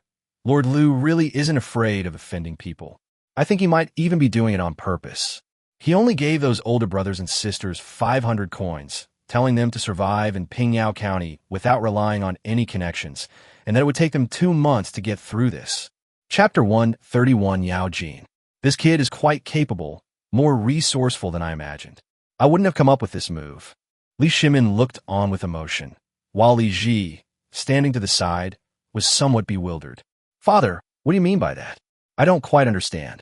Li Shimin glanced at him and said, Liu Shaoqing wants these princes and princesses to know what life is like for ordinary people, and not to take everything they have for granted. Only in this way can we keep them from becoming detached from the people, and only then can the Tang Dynasty enjoy long-term peace and stability. Do you understand? Upon hearing this, Li Ji was stunned. Father, you are right. Your son will remember your teachings. Li Shimin chuckled and said, You've learned to flatter, haven't you? Don't think I don't know. You understand perfectly well. If you don't understand what I'm saying, then how did you know to come to me? And why were you in such a hurry to tell me about Pingyao? Sure, it's a good thing that you can think one step ahead of others. But I remember you've never thought about becoming emperor, have you? Upon hearing this, Empress Zhongxuan's heart tightened, and she couldn't help but look at Li Shimin, feeling nervous. Father, isn't the throne only inheritable by the crown prince? Now that I have been enfeoffed as the Prince of Jin, I naturally cannot think about anything else. What I want to do now is to bring peace to the world and good weather to the people. As for whether I am a prince or an emperor, what difference does it make? I will enjoy wealth and honor. So what difference does it make if I have a little more or a little less? Upon hearing this, Li Shimin couldn't help but smile wryly. Although the child seemed to have grown up, he still spoke like a child. But this is understandable. How could a child understand the allure of power? But that's fine too. Sometimes it's much easier not to know than to know. If only the crown prince aspires to advance further, while the other princes remain dutiful, then the royal family will be free from any trouble. A hint of expectation flashed in Li Shimin's eyes, but he didn't take his idea too seriously. Time and power can change people. Back when the retired emperor had not yet become emperor, Li Shimin's relationship with his 2 brothers had not yet reached the point where they later became enemies. But in the end, the 2 brothers were beheaded, while Li Shimin had to carry the psychological burden for the rest of his life. On the other hand, even if he had to do it all over again, he would still do the same thing. Seeing his father lost in thought, Li Ji couldn't help but tug at his arm and shake it, which brought Li Shimin back to his senses. Oh, Jier, where were we? Li Ji smiled and then said, Father, we were just talking about whether I want to be emperor or not. I said it makes no difference. Li Shimin then suddenly realized and said with a smile, I remember now. By the way, did you see Yao Jin in Pingyao County? The one who always carries a battle axe. Li Ji was taken aback upon hearing this. After thinking for a moment, he shook his head and said, Father, I have never seen him before. Is he doing something secretive in Pingyao? I haven't seen him since I went there a few days ago. Upon hearing this, Li Shimin couldn't help but smile wryly and say, This Yao Jin, he probably got addicted to the charcoal business after his first venture and wants to expand it further. Li Ji's eyes lit up and he said, Father, if that's the case, then Yao Jin is quite adept at developing in Pingyao. Lord Liu talks about efficiency and time every day and says that if you want to make money, you have to be efficient. Li Shimin nodded. There's such a thing? It seems Yao Jin went to the right place. He must have brought a lot of money with him on this trip. He returned the money we gave him to buy charcoal before, and even paid a lot of interest. Upon hearing this, Li Ji nodded approvingly and said, It seems that this Yao Jin is indeed a natural businessman. Li Shimin's expression still looked somewhat conflicted. Sure, do you think this model from Pingyao County can really be promoted throughout the entire Tang Dynasty? I heard that many people in Pingyao County have stopped farming. They only want to work in factories and earn more than they would from farming. Li Ji shook his head and said, Father, that's not how it is. It's not that they don't want to farm, but that they don't earn much income from farming. Moreover, many people no longer have land to cultivate due to land consolidation. If these people aren't allowed to work in factories, where do you think they'll find a way to make a living? Upon hearing this, Li Shimin nodded. Jir, you're right. Water can carry a boat, but it can also capsize it. Although each individual citizen is weak, when they come together, they become a very powerful force. Therefore, enabling these people to work in factories is a good thing for both them and for the Tang Dynasty. But if only 1 or 2 counties do this, there won't be any serious consequences for the time being. But if the whole of the Tang Dynasty, every county, or even large city were like this, the grain production of our Tang Dynasty would definitely drop significantly. This puts great pressure on the future food supply of the Tang Dynasty. At this point, Li Shimin's expression turned somewhat unpleasant.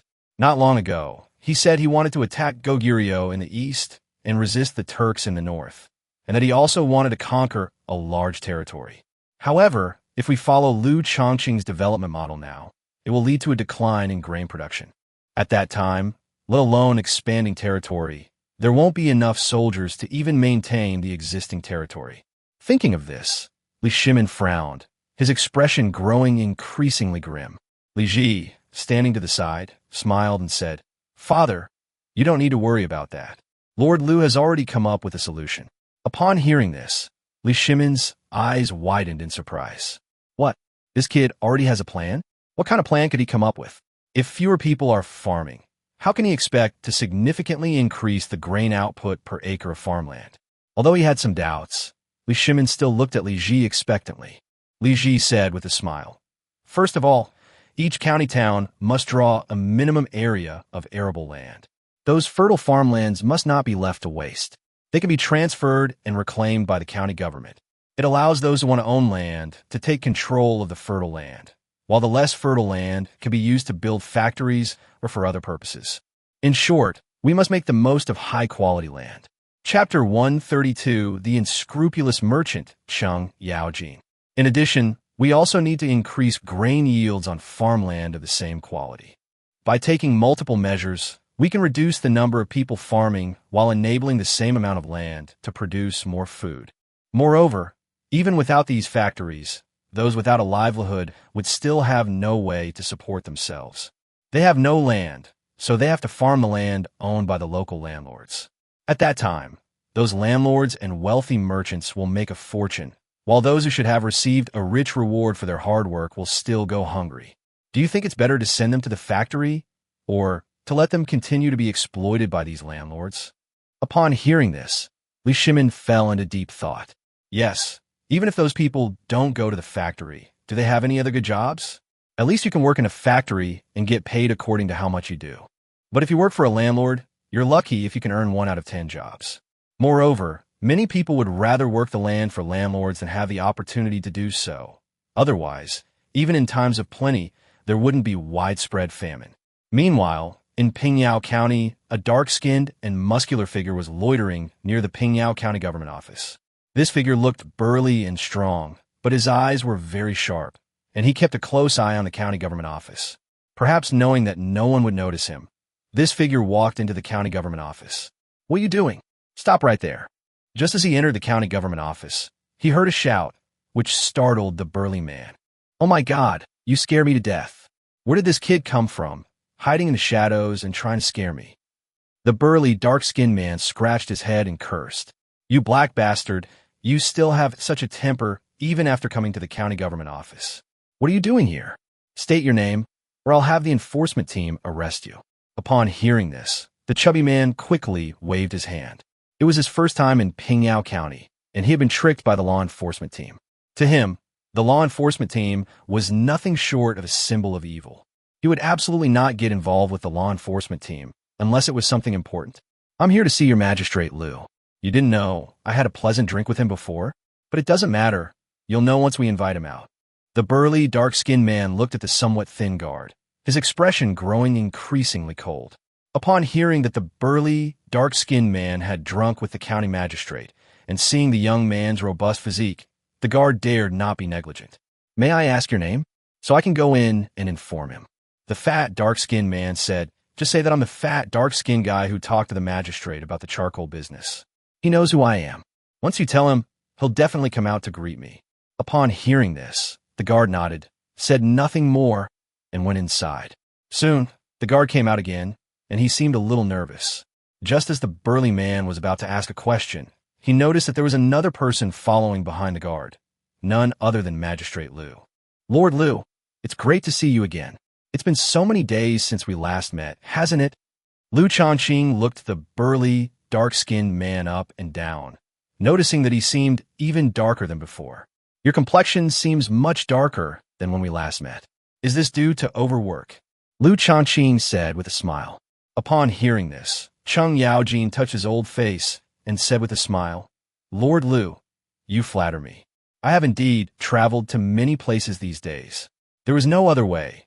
Many places in the Tang Dynasty were hit by snow disasters. Luckily, I know a lot of people who can help me out, otherwise I wouldn't have finished dealing with this by now. But then again, if it weren't for the charcoal that Lord Liu gave us last time, we might not have had this opportunity to make so much money." Liu Shaoqing smiled and nodded, saying, "So what brings you here this time? I've given you all the black charcoal. If you want more, you'll have to find it yourself." Upon hearing this, Cheng Yaojin waved his hand and said, "Lord Liu, I've actually been in Pingyao County for 2 or 3 days now. I've been observing the town these past 2 days, trying to see what business opportunities there are. I didn't realize until I saw it that Lord Liu has managed the county very well." Upon hearing this, Liu Shaoqing couldn't help but stroke his chin. "I'll take that as a compliment. So have you found any business opportunities?" "Of course I found it, otherwise, how could I have the nerve to come to you, sir?" Upon hearing this, Liu Shaoqing immediately became interested. "All right then, tell me, what good opportunities are there? I know without you even saying it that you've come here because you need something from me, right?" Cheng Yaojin chuckled and scratched his head, saying, "That's right. My lord, do you remember that luxury item you mentioned last time?" Liu Shaoqing thought for a moment and nodded, saying, "I remember that. At the time, we came up with these methods mainly to earn more money to subsidize the county and state finances. However, your master seemed a bit hesitant at the time, perhaps because he didn't like doing it that way, or felt it was beneath him, right?" Liu Shaoqing smiled and brought the matter to light. Cheng Yaojin sighed and said, "My lord, you don't know, although my master is very sharp-minded, he is a rather traditional person. Even if he knows that doing that will definitely make him a lot of money. But he wouldn't actually do that. In his view, that would be competing with the people for profit. But I'm different. As long as it makes money, I'll do it. The difference lies in how much money you can make." Liu Shaoqing nodded. "You're quite straightforward. All right, tell me, what kind of luxury goods business do you want to make money in? Although the Tang Dynasty is becoming increasingly powerful, to be honest, there aren't many things that could be called luxury." Cheng Yaojin agreed wholeheartedly, saying, "That's true. I thought so a few days ago too, but when I saw your car, I changed my mind." Upon hearing this, Liu Shaoqing's eyes widened. "What did you say? You mean you want to build cars?" It's no wonder Liu Shaoqing was so surprised. You have to know that making a car is no simple matter, not only in the Tang Dynasty, but even in modern times. Otherwise, those big manufacturers wouldn't have all flocked to car manufacturing after reaching a certain stage of development. Cheng Yaojin nodded, somewhat puzzled, and said, "Yes, sir. Is it not allowed for me to build a chariot?" Liu Shaoqing waved his hand with a wry smile and said, "It's not that I'm not letting you build cars. The key question is, do you have the technology to build cars?" Cheng Yaojin stared with his bull-like eyes and said, "My lord, although I don't have the skills, I can buy them." Chapter 133 Talk. Liu Shaoqing's pupils contracted. "Buy?" Cheng Yaojin shrank back. "Sir, is it really not possible? I see that there is only one steam-powered car in the entire Pingyao County, and it's yours. Is it because the funds are insufficient, or are there other problems that are difficult to handle?" Upon hearing this, Liu Shaoqing nodded and said, "There's a problem. First of all, it's the funding issue. Our production area has put in a lot of effort, but has only managed to produce one car. Many of the necessary raw materials are difficult to transport. In fact, even if this card is sold for 1,000 taels, it will be a loss.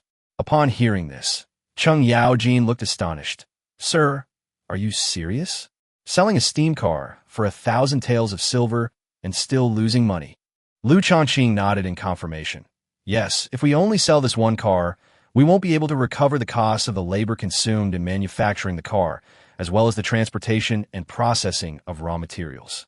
Otherwise, I wouldn't have stopped building after just one car. Do you think I'm ignorant of the market and don't know that making cars can be profitable? Even if he himself didn't understand, he could still understand the examples from so many large companies in later generations. Upon hearing this, Cheng Yaojin's eyes shone even brighter. In other words, sir, you also urgently need new funds to utilize the technology, and you have readily available equipment, right? Liu Shaoqing raised an eyelid and said, That's right. That's what they say, but if you want to invest money in building cars, you can't just copy this whole thing and use it directly. Upon hearing this, Cheng Yaojin was immediately bewildered. My lord, what do you mean by that? Liu Shaoqing stood up from his seat and said with a smile, How can you not understand? It's very simple. If you want to build cars, I can lend you the technology and the equipment, but you will have to buy a new factory and hire new workers, understand? In addition, you will need to re-register a factory with the government so that you can manufacture cars in Pingyao County. Cheng Yaojin's head was buzzing a little when he finally said, My lord, besides these, is there anything else I need to do? Liu Shaoqing said with a smile, There is something I need to tell you. The land for building factories in Pingyao County cannot be bought or sold. It can only be rented, with a maximum lease term of 100 years. Upon hearing this, Cheng Yaojin's jaw nearly dropped to the ground. My lord, what does this mean? Why can't we buy land? Liu Shaoqing smiled and said, Because all these lands have been taken over by the county government. If you have any objections, you can go to the neighboring county to buy land and build factories. Upon hearing this, Cheng Yaojin felt somewhat uncomfortable, but he could only grit his teeth and bear it. All right, sir, if that's how it is, I'll just buy land in the next county and build a factory. Although buying land and building a factory might be more expensive, it's still worthwhile in the long run. Cheng Yaojin couldn't help but secretly praise himself for being so clever. You should know that even if the factory in Pingyao County is located in Pingyao County, it must be in the suburbs. He could easily buy a piece of land in the suburbs of the neighboring county to build a factory, so there is not much difference. Liu Shaoqing didn't seem to mind. Since you have this idea, then that's fine. You should look for another job. There's one rule I have when doing business with merchants in the county. The business must be done within the county. If you set up a factory in the next county, or even further away, that's tantamount to going against me. Do you think you'll get all the preferential policies that this county offers? Putting that aside, just transporting raw materials and spare parts will incur a fixed cost every day, and the corresponding costs will be much higher. How will your factory compete with the factories in my county then? Upon hearing this, Cheng Yaojin felt a chill run down his spine and couldn't help but mutter a curse in his heart. This Lord Liu is truly a complete cunning and unscrupulous magistrate. Building a factory in the neighboring county, on the surface, saves on rent and buys land. The money for the land goes from one pocket to another, so it doesn't really count as spending money. It's more like saving money. But the money for renting the land is like a pledge of allegiance. With this annual income, the county government can treat his factory like its own son. This kind of hidden benefit is incomparable to buying land in the neighboring county. Upon realizing this, Cheng Yaojin ultimately succumbed to the pressure and gave in. Sir, you are right. I did not consider this carefully before. Now I think that renting land in Pingyao County to build a factory is better than buying land in the neighboring county. Cheng Yaojin was quick to act. Seeing the situation was turning against him, he immediately changed course. This left Liu Shaoqing somewhat bewildered. Hey buddy, aren't you changing a little too fast? I can't keep up. The reason Liu Shaoqing said so much was actually to make the other party back down. Although Cheng Yaojin seems to have made a fortune from this snow disaster, it's still far from enough to build cars. Although this amount of money seems like a lot, there are various losses during the car manufacturing process, as well as technological improvements in research and development. This amount of money was by no means small, although even if Cheng Yaojin's money were all lost, it would have nothing to do with Liu Shaoqing.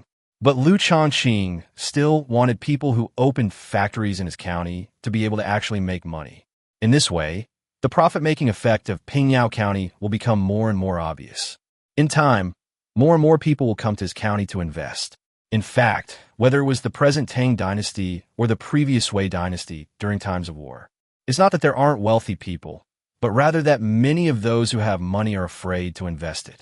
What Liu Shaoqing needs to do is to show them the potential for making money and to demonstrate that he has the ability to protect their assets. In this way, they could make money in Pingyao County with peace of mind, and Liu Shaoqing would not be left without any benefits. The better the businesses in Pingyao County develop, the more it proves their capabilities. Once his efforts are recognized by his superiors, a promotion and a raise will be a piece of cake. Cheng Yaojin chuckled dryly and said, "My lord, I only changed my mind because I heard what you said made sense. In this respect, you certainly know more than I do." Liu Shaoqing looked astonished. It seemed that this fat, dark-skinned man really didn't know much about cars. He just made a lot of money by chance and wanted to invest in car manufacturing. These kinds of people are usually the most likely to lose money, and in the end, they don't even know where they went wrong. In order to make him back down, Liu Shaoqing decided to take drastic measures against him. "Did you make some money from this charcoal and with smelting business and think you were really capable?"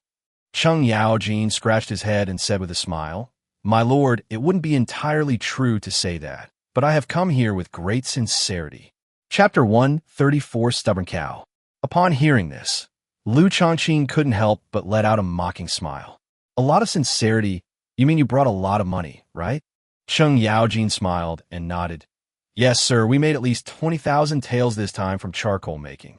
I currently have about 1,000 taels of silver on hand. Do you think that's enough to show my sincerity?" Upon hearing this, Liu Shaoqing was taken aback. "Well done, you guys have really made a good haul this time. More than I expected." Cheng Yaojin scratched his head and chuckled. "My lord, what do you say? Is 1,000 taels enough?" Liu Shaoqing rolled his eyes at him. 1,000 taels is only enough to pay the workers a month's wages. And then there's the cost of purchasing and transporting raw materials. This doesn't even take into account the wear and tear on the equipment. Building cars is not a small expense. Moreover, there are various joints that need to be cleared. You know, if they aren't cleared, you won't be able to move an inch anywhere. Upon hearing this, Cheng Yaojin's mouth dropped open. "Sir, I don't quite understand what you're saying. Could you please tell me the specifics and how much it will cost?" Liu Shaoqing shook his head. "I still need to make things clear to you, otherwise you will definitely have all sorts of doubts in your mind. In addition to what I mentioned before, there is also the technology transfer fee. Of course, I won't give you the car manufacturing technology directly.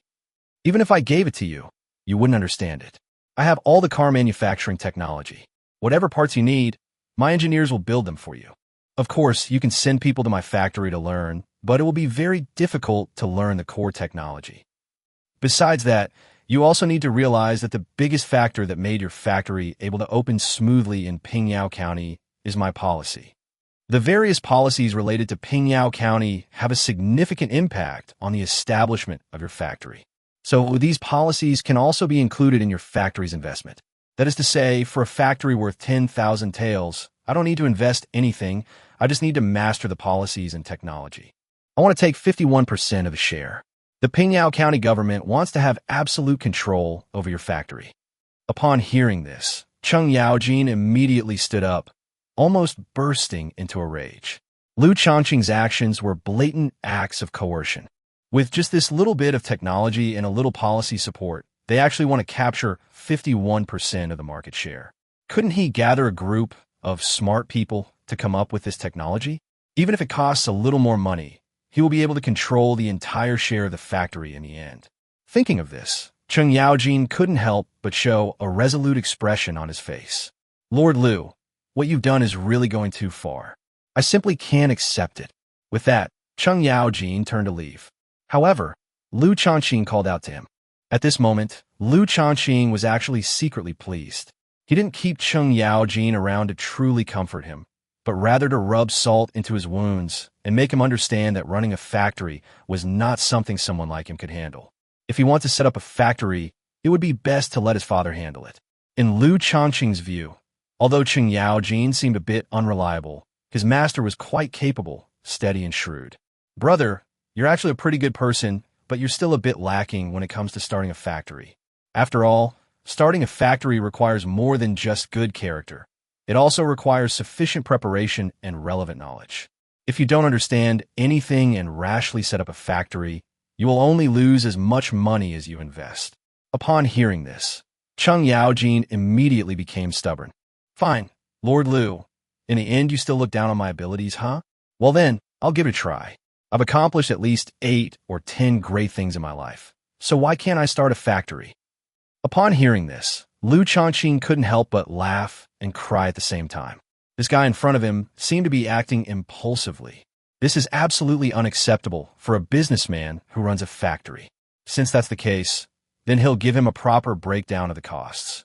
Hey buddy, I'm not trying to discourage you, but besides the costs of transporting and mining the raw materials needed to build the car, there are also the technology usage fees and the cost of transporting the parts. Besides, even if you finish building the car, you still have to sell it. You'll need to pay the sales staff, otherwise it will sell the car for you. By the way, if you want to set up a factory, let's say it only requires a total investment of 10,000 taels, but you also need to make an initial investment to prove that you have the ability to keep the factory running. If you can't even do this, then what's the point of running a factory? This isn't asking you anything difficult, is it? Cheng Yaoji nodded and said, My lord, please tell me, approximately how much initial capital is needed?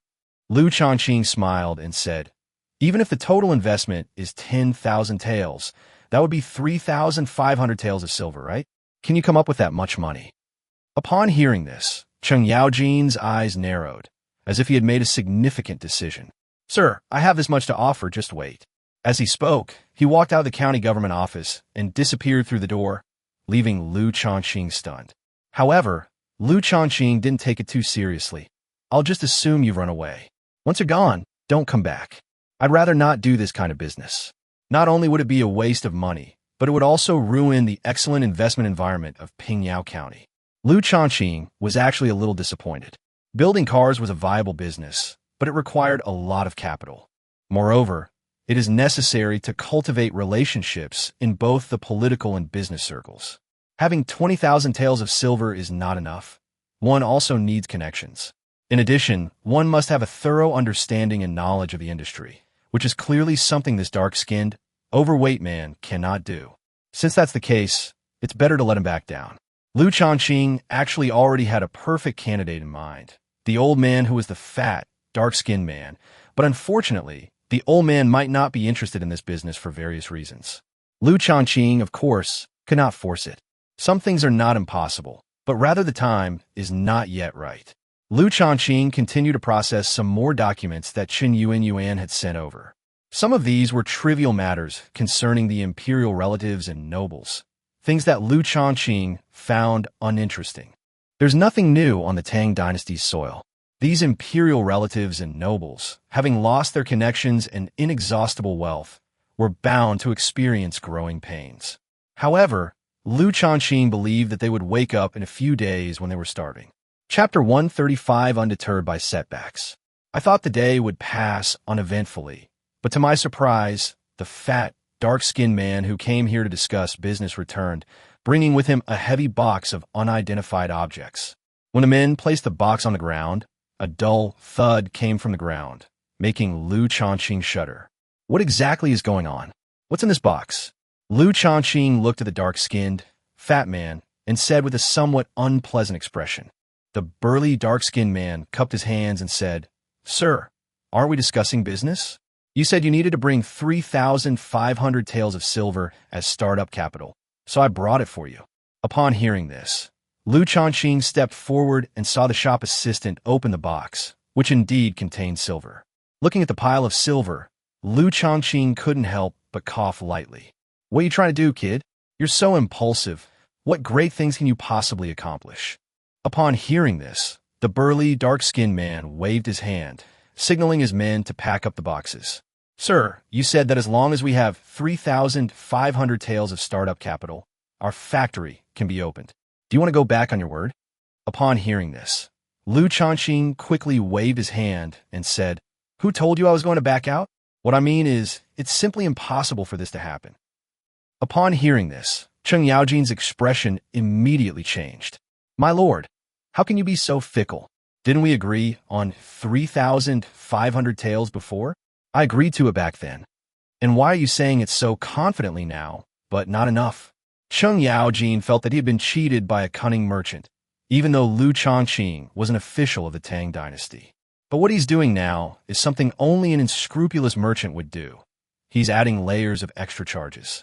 Seeing that the fat, dark-skinned man in front of him seemed a little displeased, Liu Shaoqing laughed heartily. Yes, the 10,000 taels I mentioned before was only for the cost of manufacturing the cars. But if you want to sell these cars, and at a high price, 10,000 taels is definitely not enough. Upon hearing this, Cheng Yaojin was immediately enraged. Why didn't you say so before? Why are you only telling me now? Are you trying to scam me out of my money? Cheng Yaojin looked indignant, and his face was already somewhat intimidating. His current anger made Liu Shaoqing even more unable to contain himself. Hey buddy, I'm the magistrate of Pingyao County. Don't even think about getting rough with me, or I'll have 9 ways to deal with you. Upon hearing this, Cheng Yaojin stared at Liu Shaoqing for a long while before letting out a soft hum. Although Cheng Yaojin is a man of great energy and decisiveness, it doesn't mean he's a reckless and impulsive man. Do you think I'm stupid? To lay a hand on you in Pingyao County would be asking for a beating, even though you look skinny. But your enforcement team isn't just sitting around doing nothing. Upon hearing this, Liu Shaoqing chuckled and said, It seems you're not stupid after all. You know what it means to have to bow your head when you're under someone's roof. Cheng Yaojin snorted and said, Lord Liu, stop playing coy with me. Just tell me straight what you want. If you're trying to scam me, then I'll admit it. But these 3,500 taels of silver are not so easy to swindle. You should also consider whether you can handle it. If you get hurt because of these 3,500 taels of silver, don't blame me for not warning you beforehand. Upon hearing this, Liu Shaoqing immediately smiled, his interest piqued. You mean you have connections above you? Seeing Liu Shaoqing's serious expression, Cheng Yaojin became smug and looked up at the sky. Of course, Lord Liu. If I didn't have connections, how could I dare to do such a big business with you? Liu Shaoqing nodded, and Cheng Yaojin continued with a smile. Moreover, the incident with the black charcoal last time also demonstrated our strength. So you can rest assured about this matter. We absolutely have the capability to take on the business of manufacturing cars. Cheng Yaojin's confident demeanor made Liu Shaoqing chuckle. You make it sound so easy. Although you have enough money, there are many things you don't understand, so you can't figure it out at all. Actually, I don't think you're cut out for this kind of business at all. The old man who brought you here before was much more shrewd. If it were him, he might have been able to make the deal. Upon hearing this, Cheng Yaojin naturally understood that Liu Shaoqing was referring to His Majesty. However, His Majesty could not possibly handle such a matter personally. If he were to do it, wouldn't that damage the reputation of the Tang Dynasty's royal family? Moreover, His Majesty has so many things to handle every day. How could he possibly have time for this kind of thing? Lord Liu, are you looking down on me? That's not the right way to think. I've come to you with the utmost sincerity. Please don't let me go back disappointed. Besides, if you miss this opportunity, you might not get another chance. Think about it. How many people would come to you personally with that much money? And someone as sincere as me, I doubt you could find one even with a lantern. Liu Shaoqing chuckled and said, I think you don't really know much about my Pingyao County. I suggest you go for a walk around the streets and see how many wealthy people live here in Pingyao County year-round. There were a few of them who wanted to invest and build factories here, but I didn't agree. Do you know why? Upon hearing this, Cheng Yaojin felt a sense of urgency.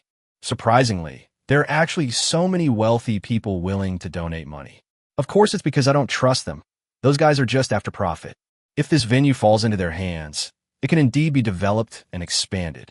But when that time comes, once they've made money, they'll try to evade taxes. How can the Tang Dynasty get better and better if it can't collect taxes? As he spoke, a mocking expression appeared on Liu Shaoqing's face. In his view, those people were at best just pure businessmen. Merchants are driven by profit. They'll do anything to make money.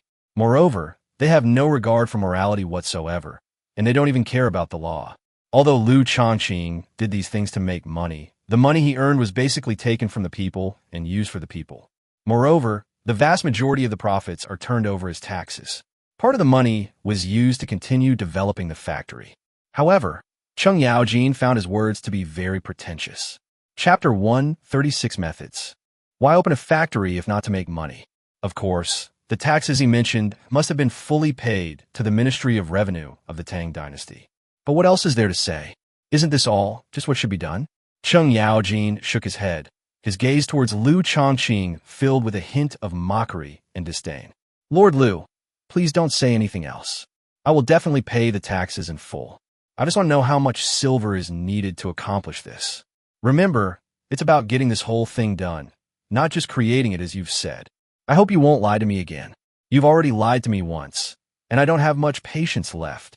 Upon hearing this, Liu Shaoqing paused for a moment, then said with a wry smile, I've already told you, I'm not lying to you. There are many things to pay attention to if you want to accomplish this. It's not that I look down on you or intend to deceive you, but you really know very little about this. Liu Shaoqing's words did not deter Cheng Yaojin. On the contrary, they made him even more determined. Then tell me exactly what preparations are needed and give me a definite answer regarding the money. Cheng Yaojin was thoroughly exasperated by Liu Shaoqing. Liu Shaoqing chuckled dryly and said, to truly accomplish this and sell the steam cars manufactured by the factory, we need to prepare at least 200,000 taels of silver. Of course, the number I'm referring to is for building the car brand without affecting subsequent sales. This involves advertising, building relationships with all parties, and creating a trend. You don't think that selling a car, especially for a high price, is as simple as buying vegetables at the market, do you? Upon hearing this, Cheng Yaojin was completely bewildered, and it took him a while to react. How much did you just say? I didn't hear you wrong, did I? 200,000 taels of silver. Are you sure it's silver and not copper coins? Upon hearing this, Liu Shaoqing rolled his eyes and pushed Cheng Yaojin outside. Wait, Lord Liu, don't push me. I just have some doubts about whether this number is true. Cheng Yaojin barely managed to regain his footing before he realized what was happening. That's not right, Lord Liu. You were the one who planned to frame me, so why are you acting like the victim? Upon hearing this, Liu Shaoqing had no intention of being polite to the young man. If you think I'm trying to scam you, then please turn left and don't come back. Liu Shaoqing was also losing patience with Cheng Yaojin. You see, from the very beginning, he didn't think Cheng Yaojin had the ability to start a steam car factory. When he finally revealed the amount, the guy didn't believe him and thought he was being tricked. Cheng Yaojin was completely stumped by Liu Shaoqing. Lord Liu, you previously said that the total cost was only 10,000 taels, with an initial capital of only 3,500 taels. Why are you now saying that the total cost is 200,000 taels? If you mean 20,000 taels, then so be it. After all, it's only double the amount, so I can understand. But now you're saying 200,000 taels, which is quite different from what I imagined. Can you give me an explanation? Why is there such a big mistake? The previous 10,000 taels has become a mere fraction of what it used to be. If you don't give me a reasonable explanation, isn't it perfectly normal for me to have such suspicions? Cheng Yaojin said angrily. It's fair to say he's now extremely angry. If Liu Shaoqing cannot give him a reasonable explanation, he might actually beat Liu Shaoqing up right here. Although Pingyao County is indeed Liu Shaoqing's territory. However, if he wanted to deal with Liu Shaoqing, it would be a piece of cake. Putting everything else aside, he had heard that the Crown Prince and Liu Shaoqing were at odds. At worst, we can beat up Liu Shaoqing, and then he can go hide with the Crown Prince. Would Liu Shaoqing still dare to harm the Crown Prince then? Upon hearing this, Liu Shaoqing completely disregarded what he said. What, you finished talking? You vented your anger. Liu Shaoqing looked Cheng Yaojin up and down, sneered, and then continued speaking. I told you before that 10,000 taels is only enough to build the car, and we still need to rent land and build a factory. In addition to that, there is the mining and transportation of raw materials. And then there's the manufacturing and assembly of parts. These all require a lot of workers to complete. If we can really finish all of this, we'll probably have spent about 10,000 taels by then. But if you want to sell them, and at a high price, do you think you can do it just by making them? Upon hearing this, Cheng Yaojin couldn't help but look somewhat puzzled. Isn't that right? Just make them and sell them, like selling charcoal. Even the charcoal sellers don't make it as complicated as you describe. Cheng Yaojin snorted and looked at Liu Shaoqing with disdain. Liu Shaoqing nodded, surprisingly agreeing with Cheng Yaojin's statement. That's right, selling charcoal doesn't require any added value, and no one would believe in any added value charcoal anyway. But don't forget one thing. Charcoal is a consumable, but if you buy a steam car, you can drive it for at least 5 years, or even 10 years. Within the next 10 years, all you need to do is buy some wood and add water to keep the steam car running. In contrast, if you buy a horse, you have to feed it hay every day. And you also have to clean up the horse manure and hire someone to take care of the horses. Do you think it's more expensive? Or is it more expensive to buy timber and add water? Upon hearing this, Cheng Yaojin began to ponder. He had 2 carriages at home, so he only needed to hire 1 coachman.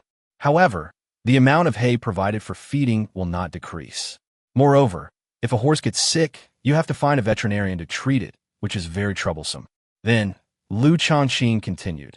Moreover, once you've built the car, do you think the first car will be more expensive, or the 10th car?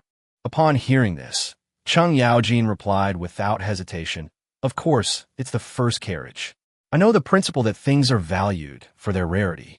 When the first car comes out, it will definitely attract the attention of the entire Tang Dynasty. But as steam cars became more and more common, they lost their value in people's eyes. Cheng Yaojin's words made Liu Shaoqing nod repeatedly in approval. You're right. It seems you also know that simply manufacturing cars isn't enough. To maintain the price of cars, we definitely need other methods and means.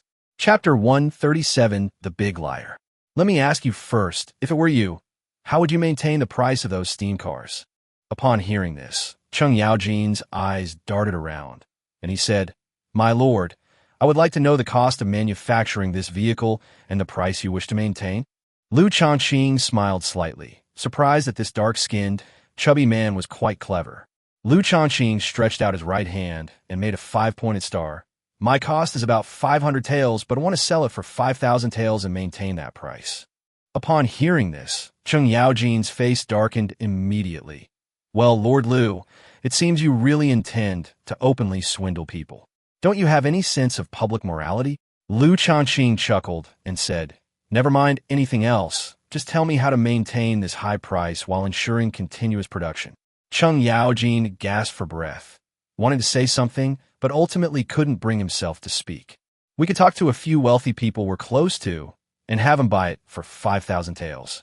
We'll give them 1,000 or 2,000 taels back later.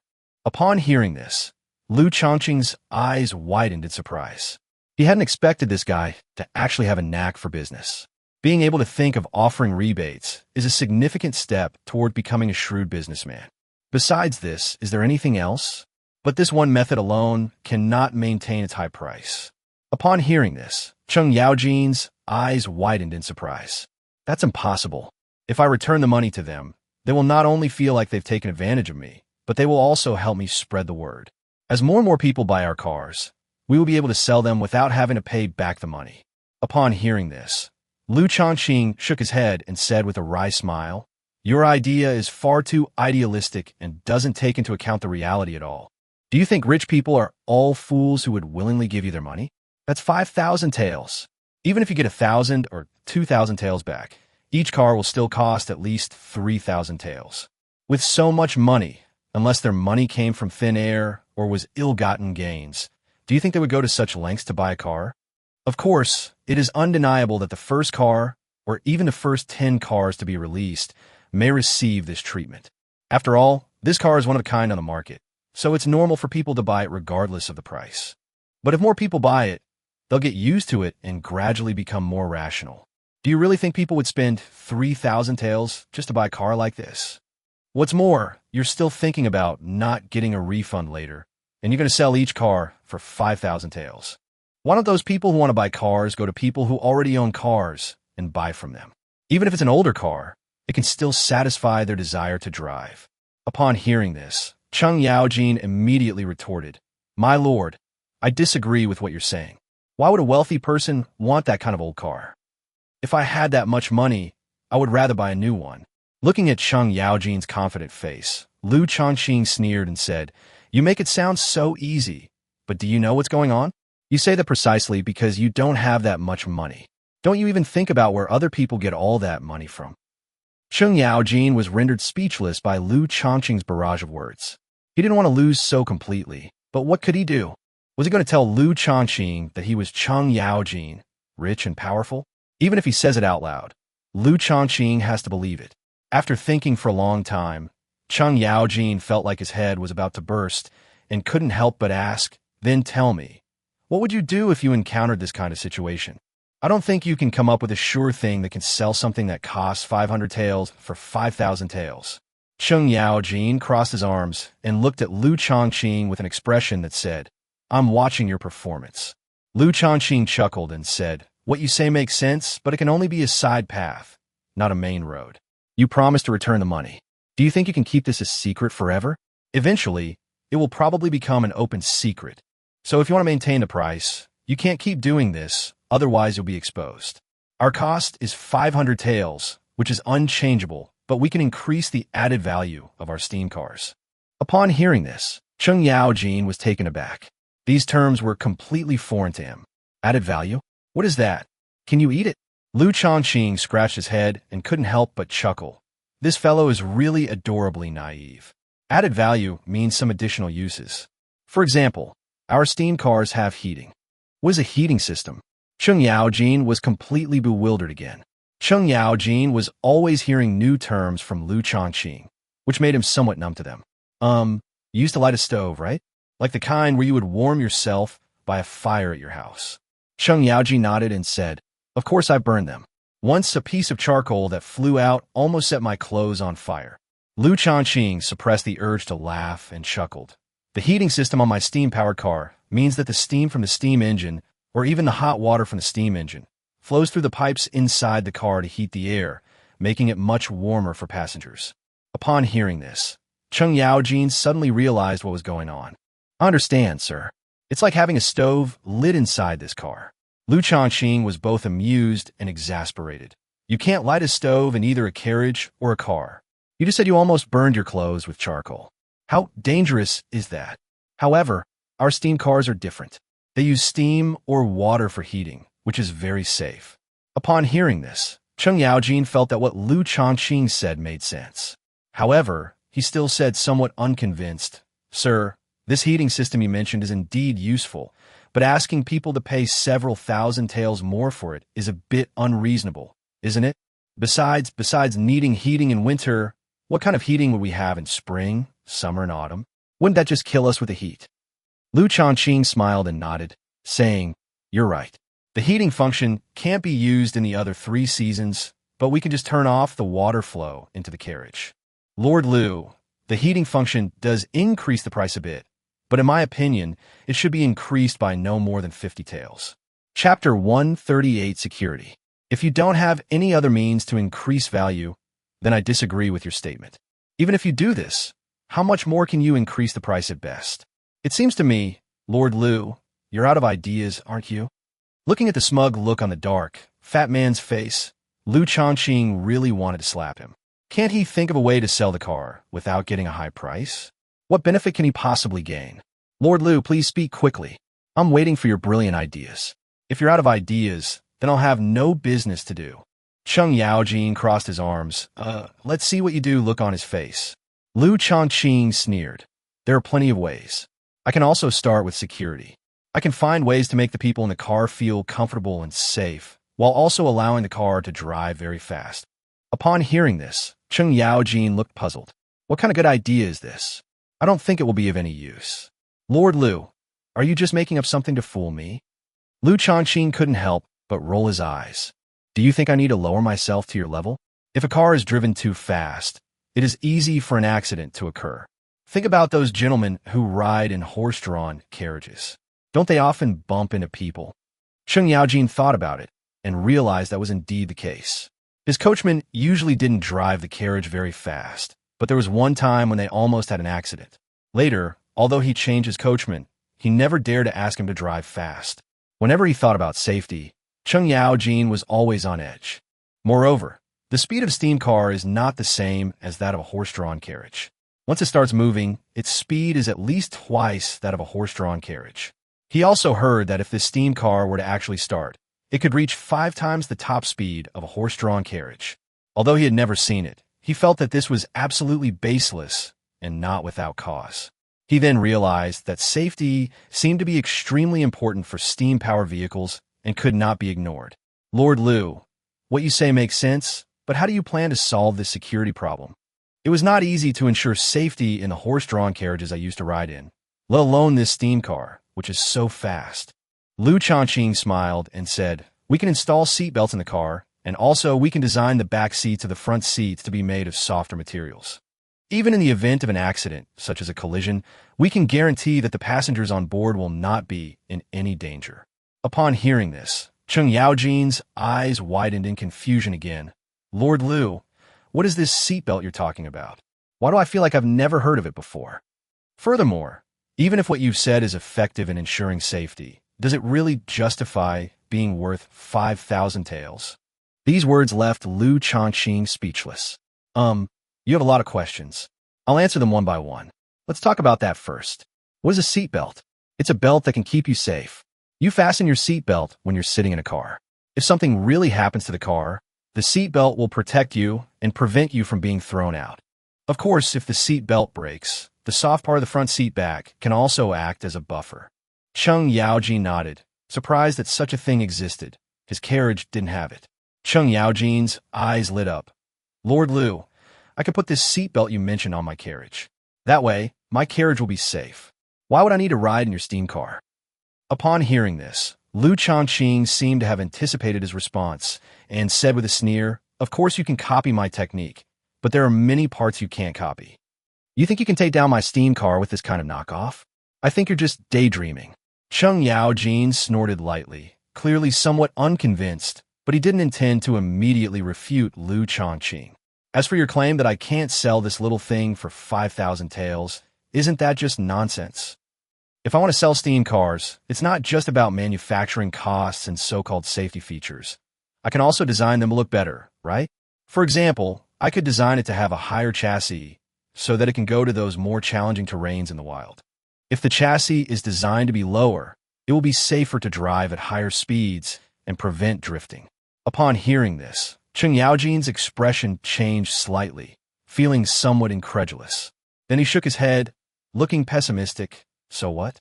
No matter how beautiful the design is, compared to several thousand taels of silver, silver is still more beautiful. Liu Shaoqing almost laughed out of anger at Cheng Yaojin. You're right. I'm too lazy to explain to you anyway. You wouldn't understand. I've said it before, you have no talent for business. In addition to safety, we can also improve the interior decoration and various performance aspects. Our factory will train a group of talents to conduct research and development of new technologies and their applications. Although the imperial examinations of the Tang Dynasty do not currently include these new technologies, I will select some willing, young, and intelligent people from among the common people. After they learn to read, we will teach them the technology and skills related to car manufacturing. Although 1 or 2 people may not be able to come up with any good ideas, at least a seed has been planted. Give enough time and nurture it properly, and this seed will definitely bear fruit. In the next few years, the steam cars that everyone builds will be very different from those we have now. Automobile technology requires more accumulation and integration. At first glance, steam cars may seem rudimentary, but with continuous iteration and updates, future cars will become more and more sophisticated. Cheng Yaojin carefully considered what Liu Shaoqing had said, but still couldn't figure out where he had gone wrong. He said somewhat helplessly, Lord Liu, I understand what you're saying, and I know it does have some value, but to think that a steam car can be sold for 5,000 taels is a pipe dream. I think 1,000 taels is already more than enough. We can't add any more. Otherwise, wouldn't that be cheating? Even worse than a profiteer. Upon hearing this, Liu Shaoqing immediately objected. He put his hands on his hips and said, Explain yourself clearly. What do you mean by liar? What did he lie to you about? Did I force the buyer to buy, or did I not tell the buyer all the details? Chapter 139 Sophistry. Cheng Yaojin was speechless after hearing Liu Shaoqing's words. Yes, Liu Shaoqing neither forced anyone to buy or sell, nor did he do anything illegal. All he did was set a high price for a relatively inexpensive steam car. Whether or not to buy is someone else's business, and it certainly has little to do with Liu Shaoqing. Liu Shaoqing has created the product. Whether or not someone buys it is their own business. However, Cheng Yaojin felt that there was something wrong with what he was doing. Even though you're doing it entirely voluntarily, you set the price so high so that buyers would feel your car is worth the price, right? As I said, if you set the price at 1,000 taels or even 1,500 taels, I won't say anything. But now you've set the price at 5,000 taels. You're making so much profit. Don't you feel guilty? Upon hearing this, Liu Shaoqing was so angry that he laughed. He shrugged, looked the fat, dark-skinned man up and down, and didn't know what to say. It can only be said that ignorance makes people appear self-righteous. And this dark-skinned, fat man was clearly the arrogant type. He has an inexplicable confidence in what he says, as if only what he says is the truth. Of course, I don't feel guilty, and this is a fair trade. Only my factory in the whole world can make this kind of car. Scarcity makes it valuable. Don't you understand? Upon hearing this, Cheng Yaojin let out a cold laugh. What a convenient way to make something valuable. Aren't you worried that people will copy it when you sell it at such a high price? By then, you won't be able to sell your cars anymore. Let's see if you'll still be so smug then. Upon hearing this, Liu Shaoqing showed absolutely no concern. What you said is indeed quite scary, but this move has absolutely no effect on me. Now, it was Cheng Yaojin's turn to be unsettled. It's useless. You're too arrogant. No matter how sophisticated something is, as long as I hire a skilled person, I can replicate it exactly in 10 days at most. Lord Liu, I'll give you one more chance. If you're sincere, then make your stance clear. Otherwise, I'll just wait for you to release more new cars so I can copy them. Cheng Yaojin's attitude made Liu Shaoqing burst out laughing. It was hilarious that an ordinary merchant dared to threaten him. Strangely enough, this businessman showed no respect whatsoever when speaking to this high-ranking official. Let me tell you, I've definitely figured out how to prevent others from copying my steam cars. If you don't believe me, I can take you to my factory another day. Then you'll understand what it means to be outmatched and to be in a world of your own. Seeing Liu Shaoqing's confident expression, Cheng Yaojin was stunned. All right, Lord Liu, I am quite interested in your factory. However, aren't you afraid that once I go there, I will see through your methods, and then I will have a grasp of the secrets of your factory? Hearing this, Liu Shaoqing couldn't help but laugh. Do you think I'd be afraid of this if I trusted you so much to go see it? Let alone you. Even those workers who have worked in the factory for a long time would probably find it difficult to figure out what is actually being done in the factory. Upon hearing this, Cheng Yaojin immediately became interested. Sir, is what you're saying true? Why do I find it hard to believe?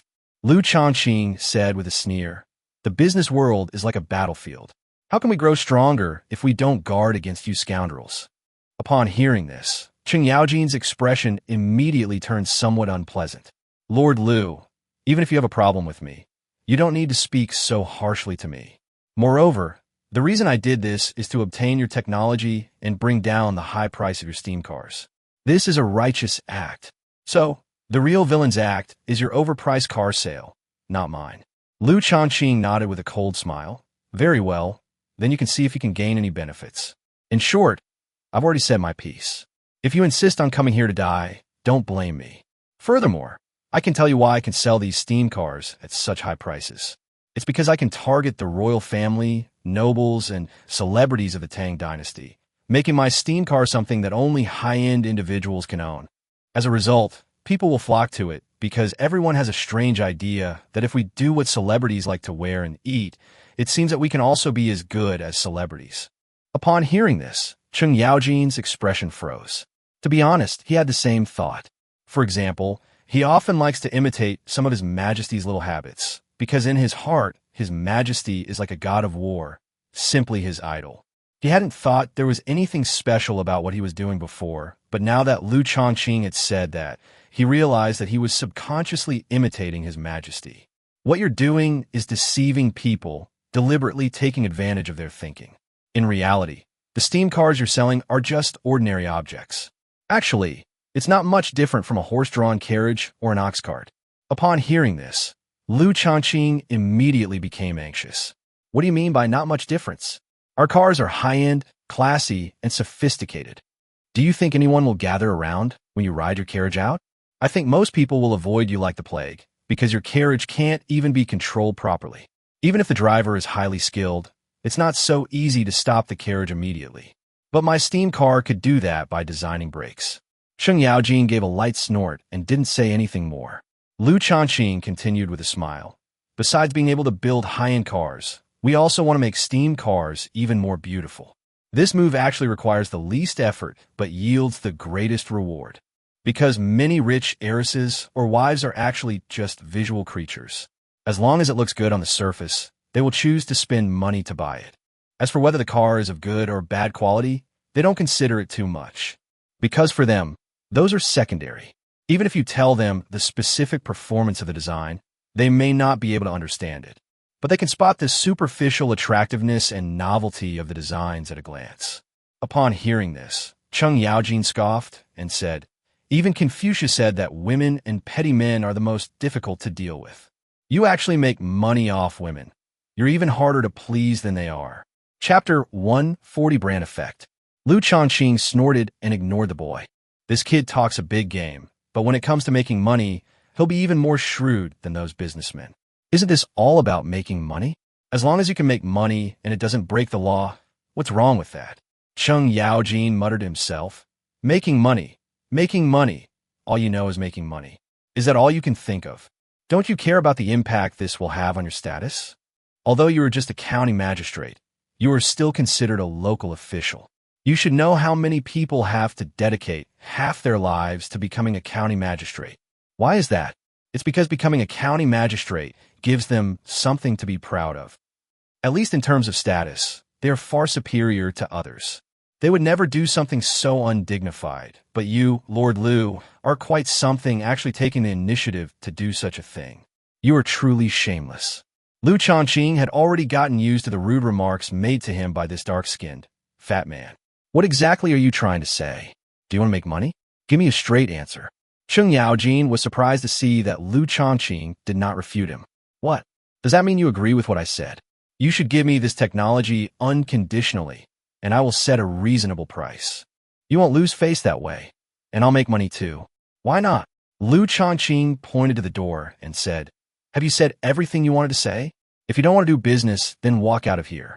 Cheng Yaojin was stunned for a moment before realizing that Liu Shaoqing was trying to get rid of him. "I say, Lord Liu, aren't you being a bit too arrogant? Even if you don't partner with me in business, I can easily replicate the same car by finding some knowledgeable people.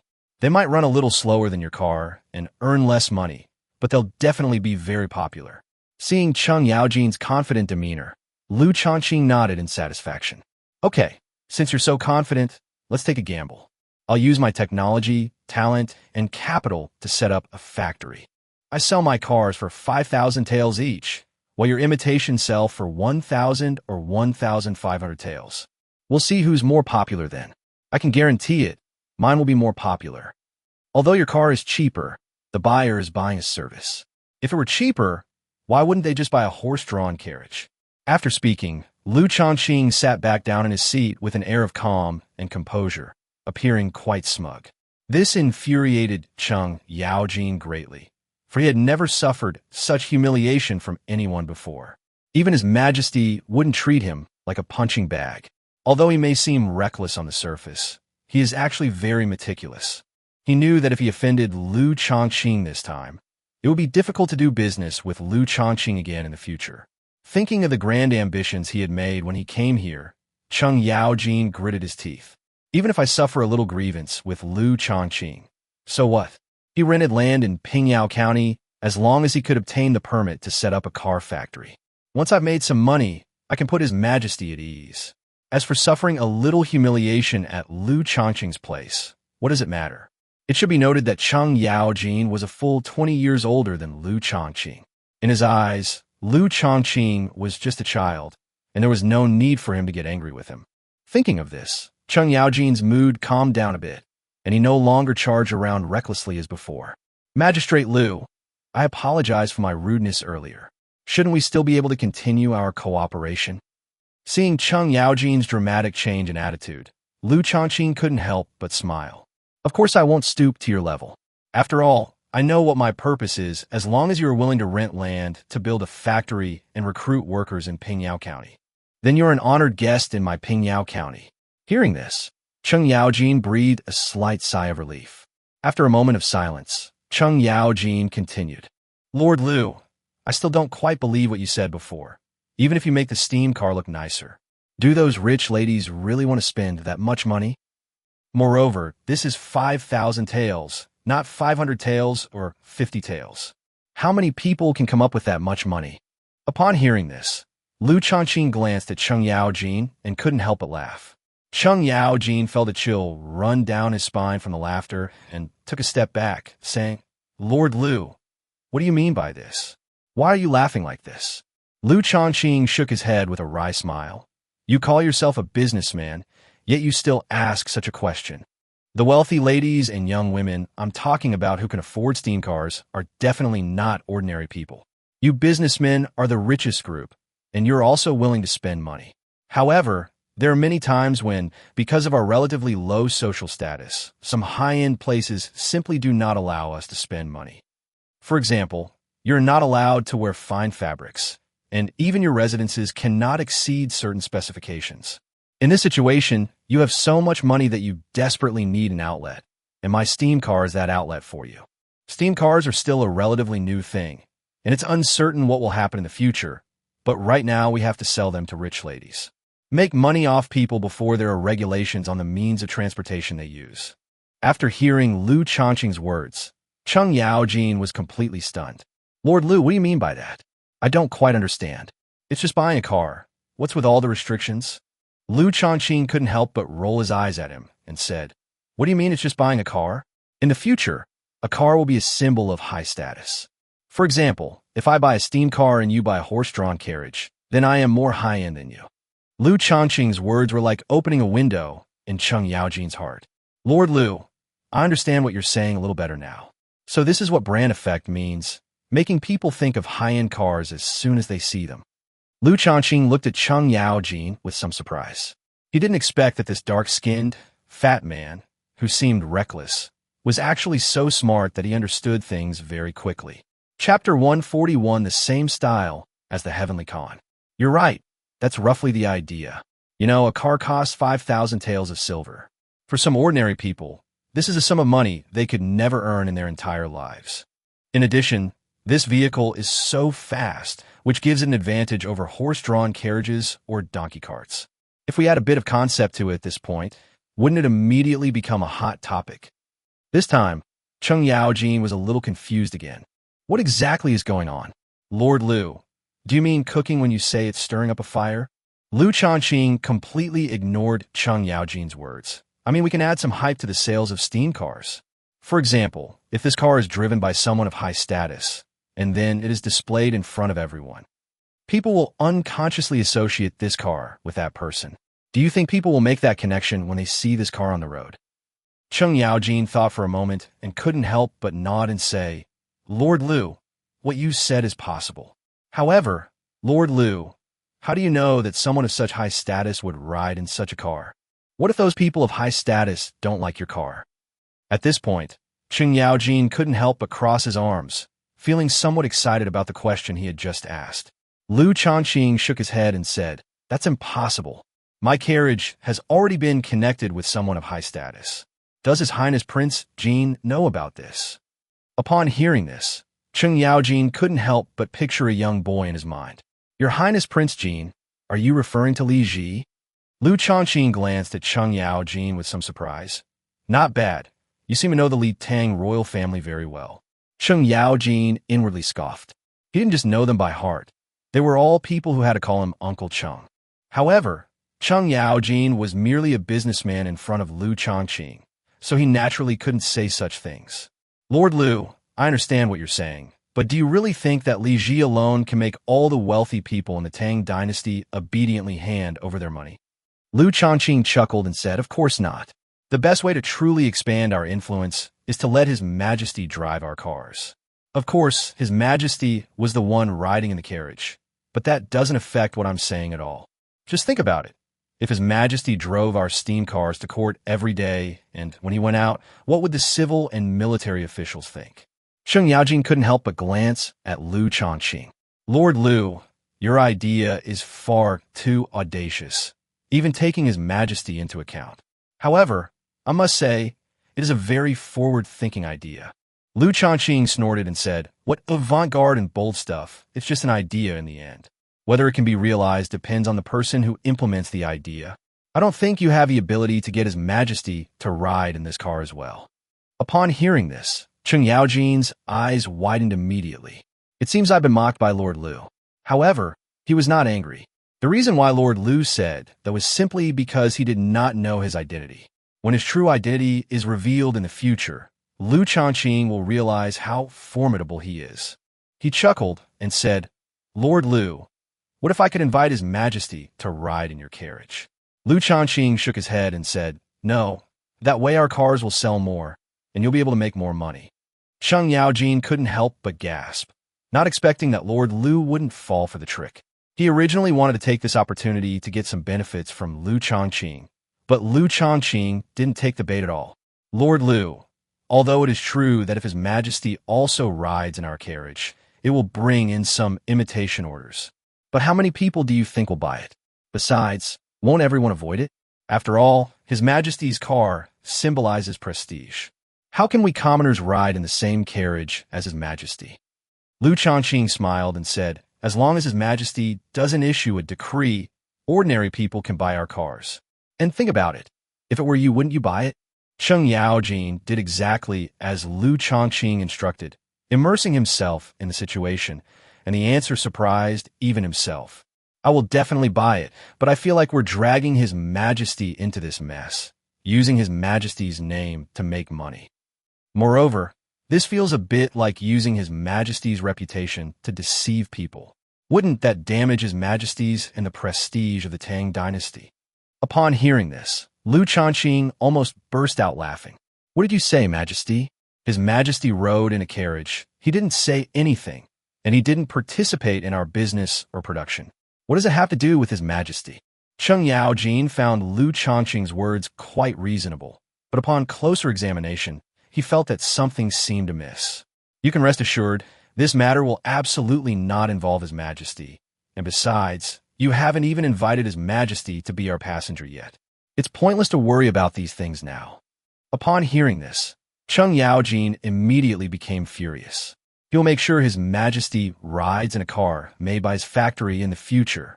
Although he now felt that Liu Shaoqing's actions were somewhat deceptive, and even a colossal lie.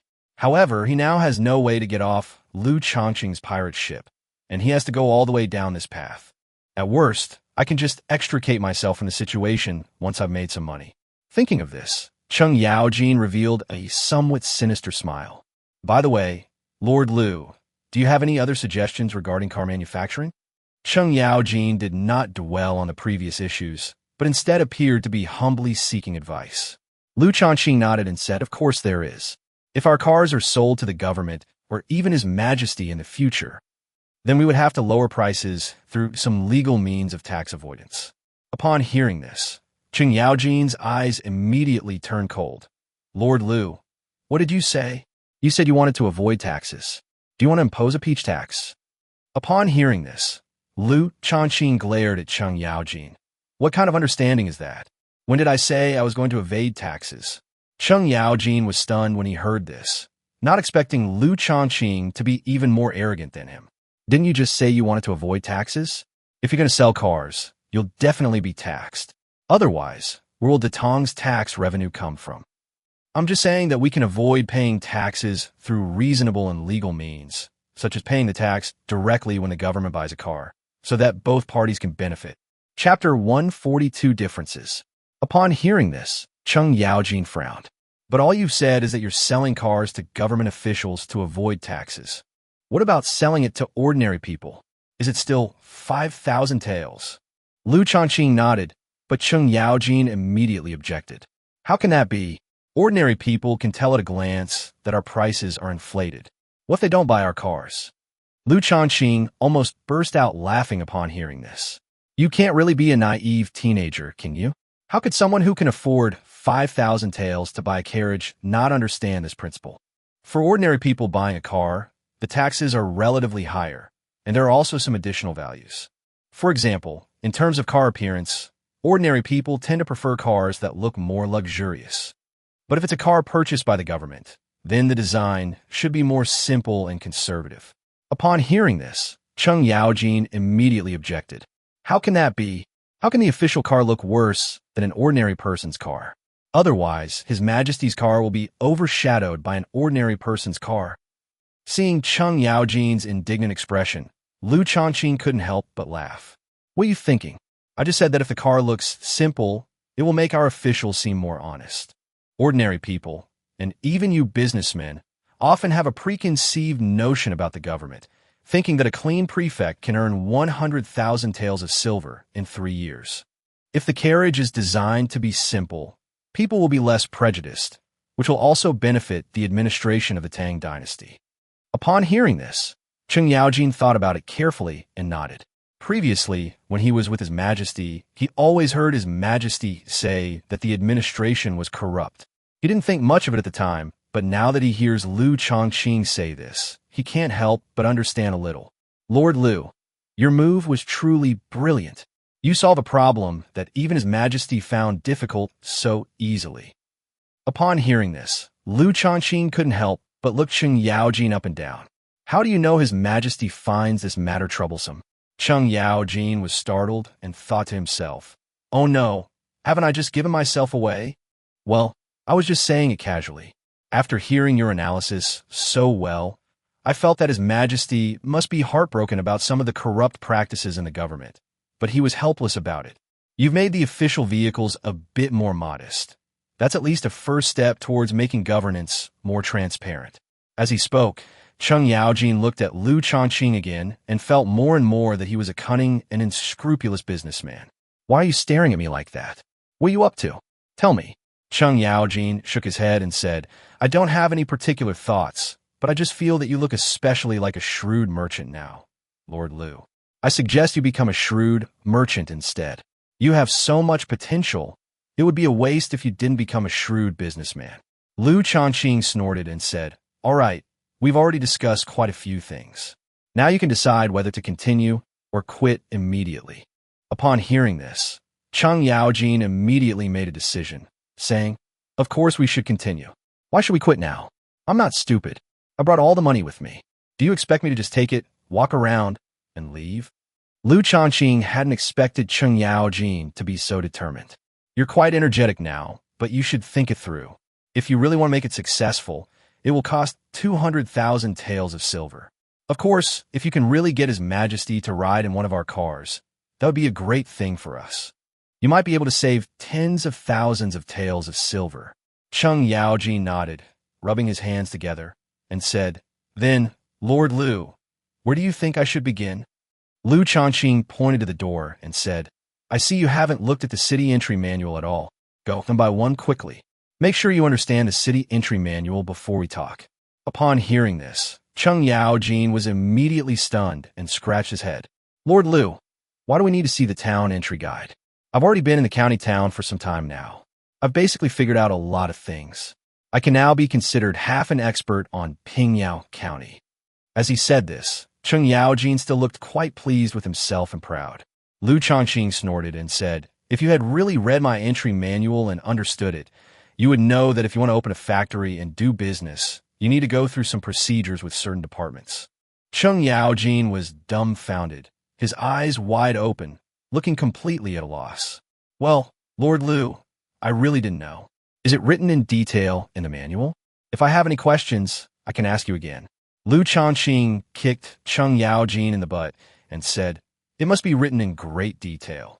You just need to find someone who can read and read it all aloud, and you'll understand.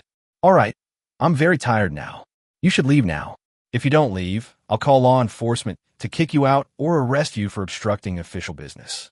Liu Shaoqing waved his hand, speaking with some impatience. This fat, dark-skinned man wasted almost half an hour of his time, and they hadn't even reached an agreement. Why didn't he use this time to chat with his secretary, Chen Yuan? Why did he have to tell him all this? Despite being kicked by Liu Shaoqing, Cheng Yaojin didn't feel insulted. On the contrary, he was quite motivated. Lord Liu, I'll be leaving now. I'm truly sorry to have bothered you this time, but I'll be back soon. Before leaving, he suddenly thought of something. By the way, Lord Liu, I have one more question I'd like to ask you before I leave. It's very urgent. Cheng Yaojin quickly covered his head with his hands and said. At this moment, Liu Shaoqing had already raised both fists, ready to give Cheng Yaojin a good beating. Go ahead and say it. If your problem isn't that important, you'll probably be leaving in a bad way. Cheng Yaojin raised his hands and said, Lord Liu, I want to ask if my funds alone are enough. I'd like to start a factory with some of my friends. What do you think? Liu Shaoqing smiled and nodded, saying, That's a really good question. I'll let you off the hook this time, of course. However, you need to be careful and make sure you handle the allocation of shares and investment amounts well. Cheng Yaojin looked somewhat confused.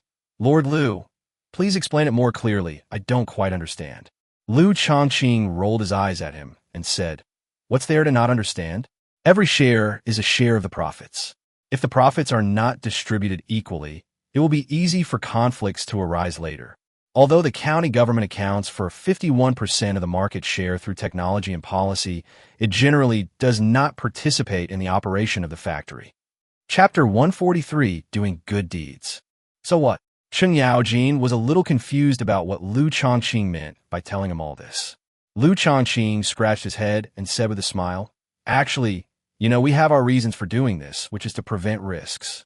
No matter how the non-county government investors operate, as long as the county government holds a 51% share, there will be no trouble because the county government can exercise its dominant power when necessary. Therefore, if you want to find someone to participate in this project with you and invest in building a factory, you must discuss the amount of your investment and the proportion of your share, and at the same time clarify your respective roles. If some people have money, then invest more money. If some people have the ability and time to operate the factory, and at the same time have the ability to make the steam cars produced by the factory sell better, then let them work hard to sell them. In short, someone must be able to lead all aspects of the factory's operations to ensure its healthy functioning. Upon hearing this, Cheng Yaojin replied without hesitation, My lord, what you are saying is truly incomprehensible. We can certainly distribute the profits fairly when we start a factory together, so you have absolutely no need to worry about that. After saying this, Cheng Yaojin bid farewell to Liu Shaoqing, giving him a look as if he were a fool. This left Liu Shaoqing feeling utterly helpless. Forget it. Since he has this idea, he can't blame anyone else if his investment fails. Chun Yuanyuan, who was standing nearby, came to Liu Shaoqing's side and said with a puzzled look, Sir, what did you mean just now? Could it be that this fat, dark-skinned man will fail in his investment because of partnering with someone else? Liu Shaoqing sighed and said, That's right. There are many examples of this kind of thing. It can be said to be commonplace. If they can learn from their mistakes, that would be fine, but they're clearly young and fearless. It's no wonder they won't learn their lesson. Chun Yuanyuan was still puzzled. Sir, I don't understand why. Shouldn't doing business together make us stronger? Why is it considered a disadvantage in your eyes? Liu Shaoqing shook his head with a wry smile and said, Yuanyuan, there are many things you don't understand. Think about it. Why would they partner up in business? Isn't it because they're weaker and want to bring others along? Every business has risks, but while they may seem to be reducing their own risks by doing this, it will actually create new friction. If there is even the slightest unevenness in the distribution of benefits, they will have all sorts of conflicts, which may even become irreconcilable in the end. Upon hearing this, Chun Yuanyuan covered her mouth. If that's the case, don't they know there's such danger? What will happen if the conflict and interests become irreconcilable? Liu Shaoqing sighed and said, Of course, there is still a possibility of reconciliation in this kind of matter, which is to discuss the distribution of benefits and each party's responsibilities from the very beginning. At this point, Liu Shaoqing looked at Chun Yuanyuan and said, But look at that guy from earlier. Does he seem like someone who understands these things?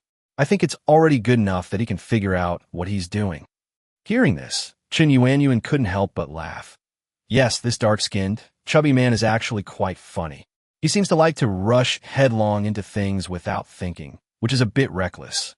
Upon hearing this, Liu Shaoqing nodded and said with a smile, That's right, that's just the kind of temper this kid has. But I think he does have some ability, so I hope he can get through this.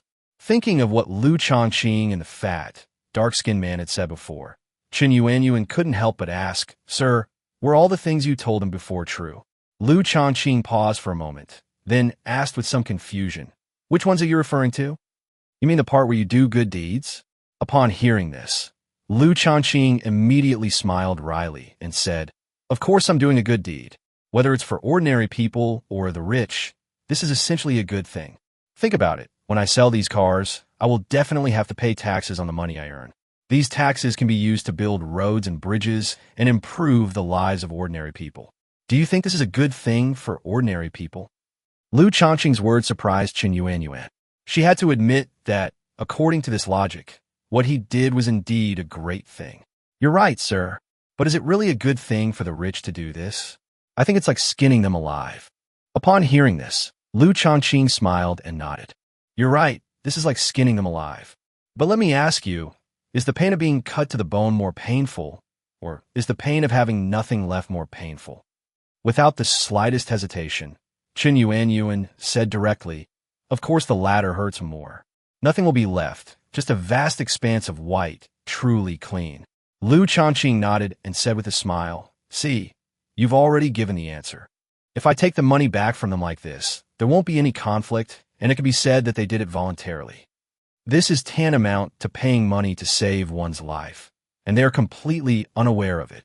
In their minds, they felt they could use this to flaunt their wealth and felt satisfied, but they didn't realize that their money had unknowingly been transferred into my hands."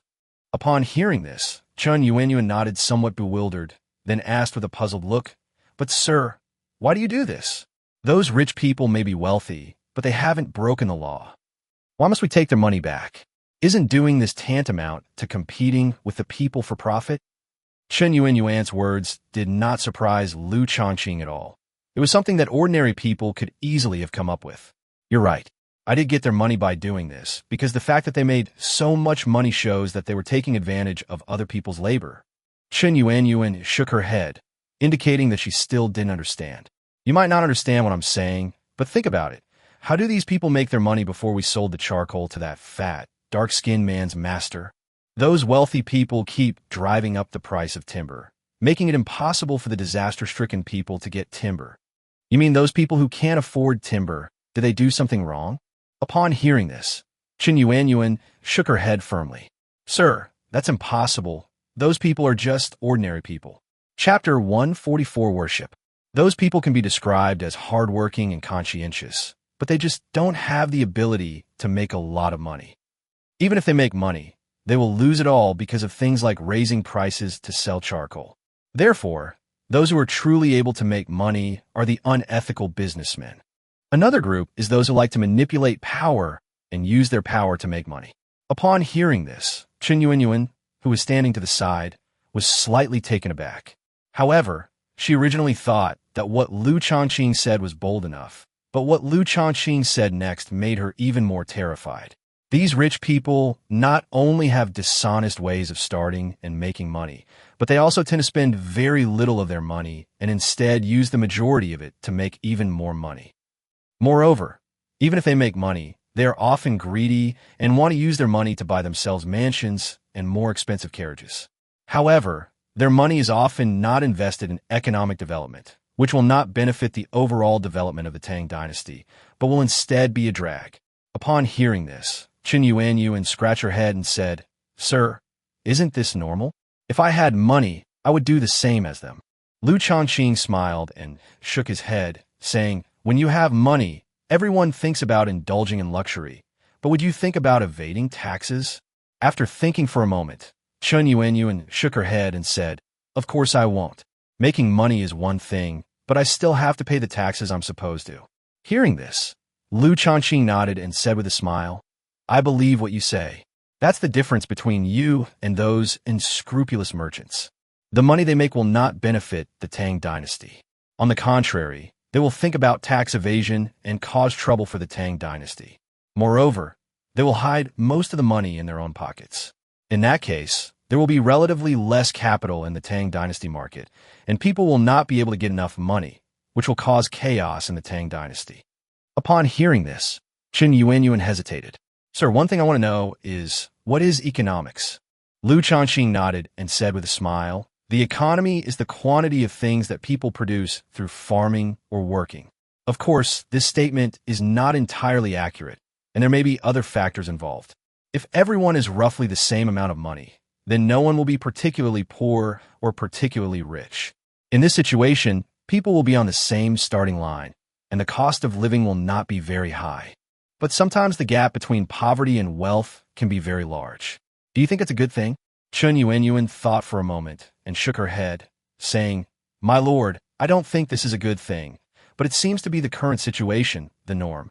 Liu Shaoqing nodded, looking Chen Yuanyuan up and down with some surprise, not expecting her to be so insightful. "You're right. That's the reality. The gap between the poor and the rich is too big, so life is quite difficult for ordinary people.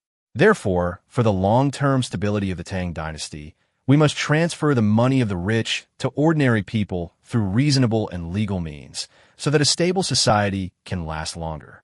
As Chen Yuanyuan listened to Liu Shaoqing's eloquent speech, although she didn't quite understand some of what he was saying, she felt that Liu Shaoqing was becoming more and more impressive. She had initially thought Liu Shaoqing was just a county magistrate with some talent, but she never expected him to know so much more than she had imagined. "Sir, do you think this fat, dark-skinned man can succeed in this kind of business?" Liu Shaoqing smiled and said, "I can't guarantee that, but I think we can still give him a chance. I have high expectations for him." Chen Yuanyuan thought for a moment and said, "Sir, if he makes money using the tax evasion methods you described, what would you do?"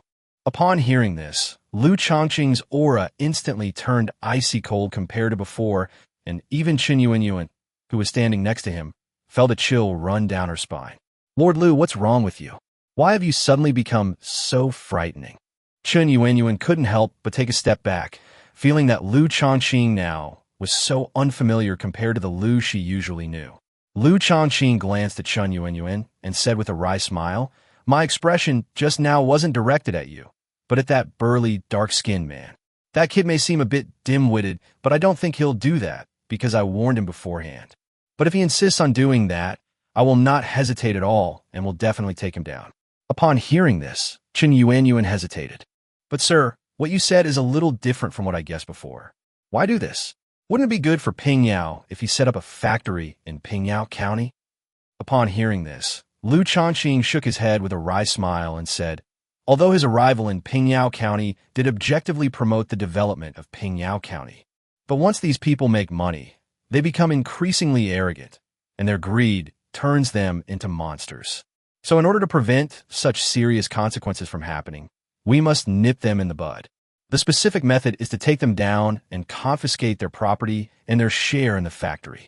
Upon hearing this, Chen Yuanyuan recalled the confident look on the dark-skinned, chubby man's face as he left, and couldn't help but feel a little sorry for him. That guy was probably very confident, but he never imagined that his confidence would bring him disaster. Hopefully he won't do anything illegal or disorderly. Otherwise, falling into Lord Liu's hands would definitely not be a good thing. Meanwhile, the dark-skinned, stout man, Chang Yaojin, had already left the county government office and returned to the Fuli restaurant in a carriage. Although Chang Yaojin was also a member of the royal family, he was not one of the people who came to learn this time, but rather he came secretly to do business. Therefore, he can still stay at the magnificent hotel, and what he knows is that the crown prince is also there. Everyone else participated in this test to varying degrees, but the crown prince, as the supervisor, naturally did not. In fact, this was a stroke of luck for the crown prince, because seeing the plight of his younger siblings every day made him realize how wise his previous decision had been. Upon returning to the magnificent restaurant, he immediately met with the crown prince. "Your Highness, do you receive messages from the princes and princesses every day while you're here?" Chapter 145, the trial begins. When facing Chang Yaojin, Crown Prince Li Changqian naturally dared not be negligent. Although Chang Yaojin carved out his own territory with his three-pronged attack, he was ultimately a figure from his father's generation and naturally could not be underestimated. Moreover, if he wanted to gain power in the future, he might have to rely on Chang Yaojin, so he dared not be presumptuous in front of Chang Yaojin. Yes, their daily schedule and activities must be reported to Lord Liu, and also to me. "Li Tai, what brings you here? Why didn't you participate in the test?" When the prince saw someone walk into the restaurant, His eyes immediately became somewhat confused. Big brother, it's not that I don't want to participate. It's just that my abilities are limited. Besides, I also have to take care of those younger brothers and sisters, so I can't participate in this kind of thing. Cheng Yaojin was really curious about this test and couldn't help but say, "What's their situation now? Tell me about it." Upon hearing this, Li Chengxian laughed and said, "Their situation is truly complicated. Some of them are still hanging around in the underworld." Upon hearing this, Cheng Yaojin became slightly nervous and said, "What do you mean by floating on the road? Could it be that they've encountered some danger? Let's hurry and rescue them." Cheng Yaojin's nervous reaction made Li Chengxian feel a little embarrassed. "Hey sir, don't be so nervous. They still have money on them. They just haven't found a suitable way to make money. However, I believe that with their abilities, finding a way to make money shouldn't be a problem. At worst, they can do manual labor." Li Tai, who was standing to the side, couldn't help but make a sarcastic remark. Upon hearing this, Li Chengxian frowned and pointed at Li Ji, saying, "What do you mean by that? They're your brothers and sisters." Li Tai glanced at Li Chengxian and said with a wry smile, "Brother, they're not my brothers and sisters. They are just children born of the same father. If they are capable, they can continue to participate in this test. If they are not, they can withdraw. Anyway, there is no danger to their lives. At worst, they will just be a little embarrassed." Li Tai said this without any concern. He didn't take this test seriously at all. Upon hearing this, Li Chengxian was speechless. That's true. Even if they lose this test, it's just a loss of face. Do you expect them to have any motivation to do something earth-shattering? Cheng Yaojin, seeing the two brothers arguing like this, couldn't help but feel a headache coming on.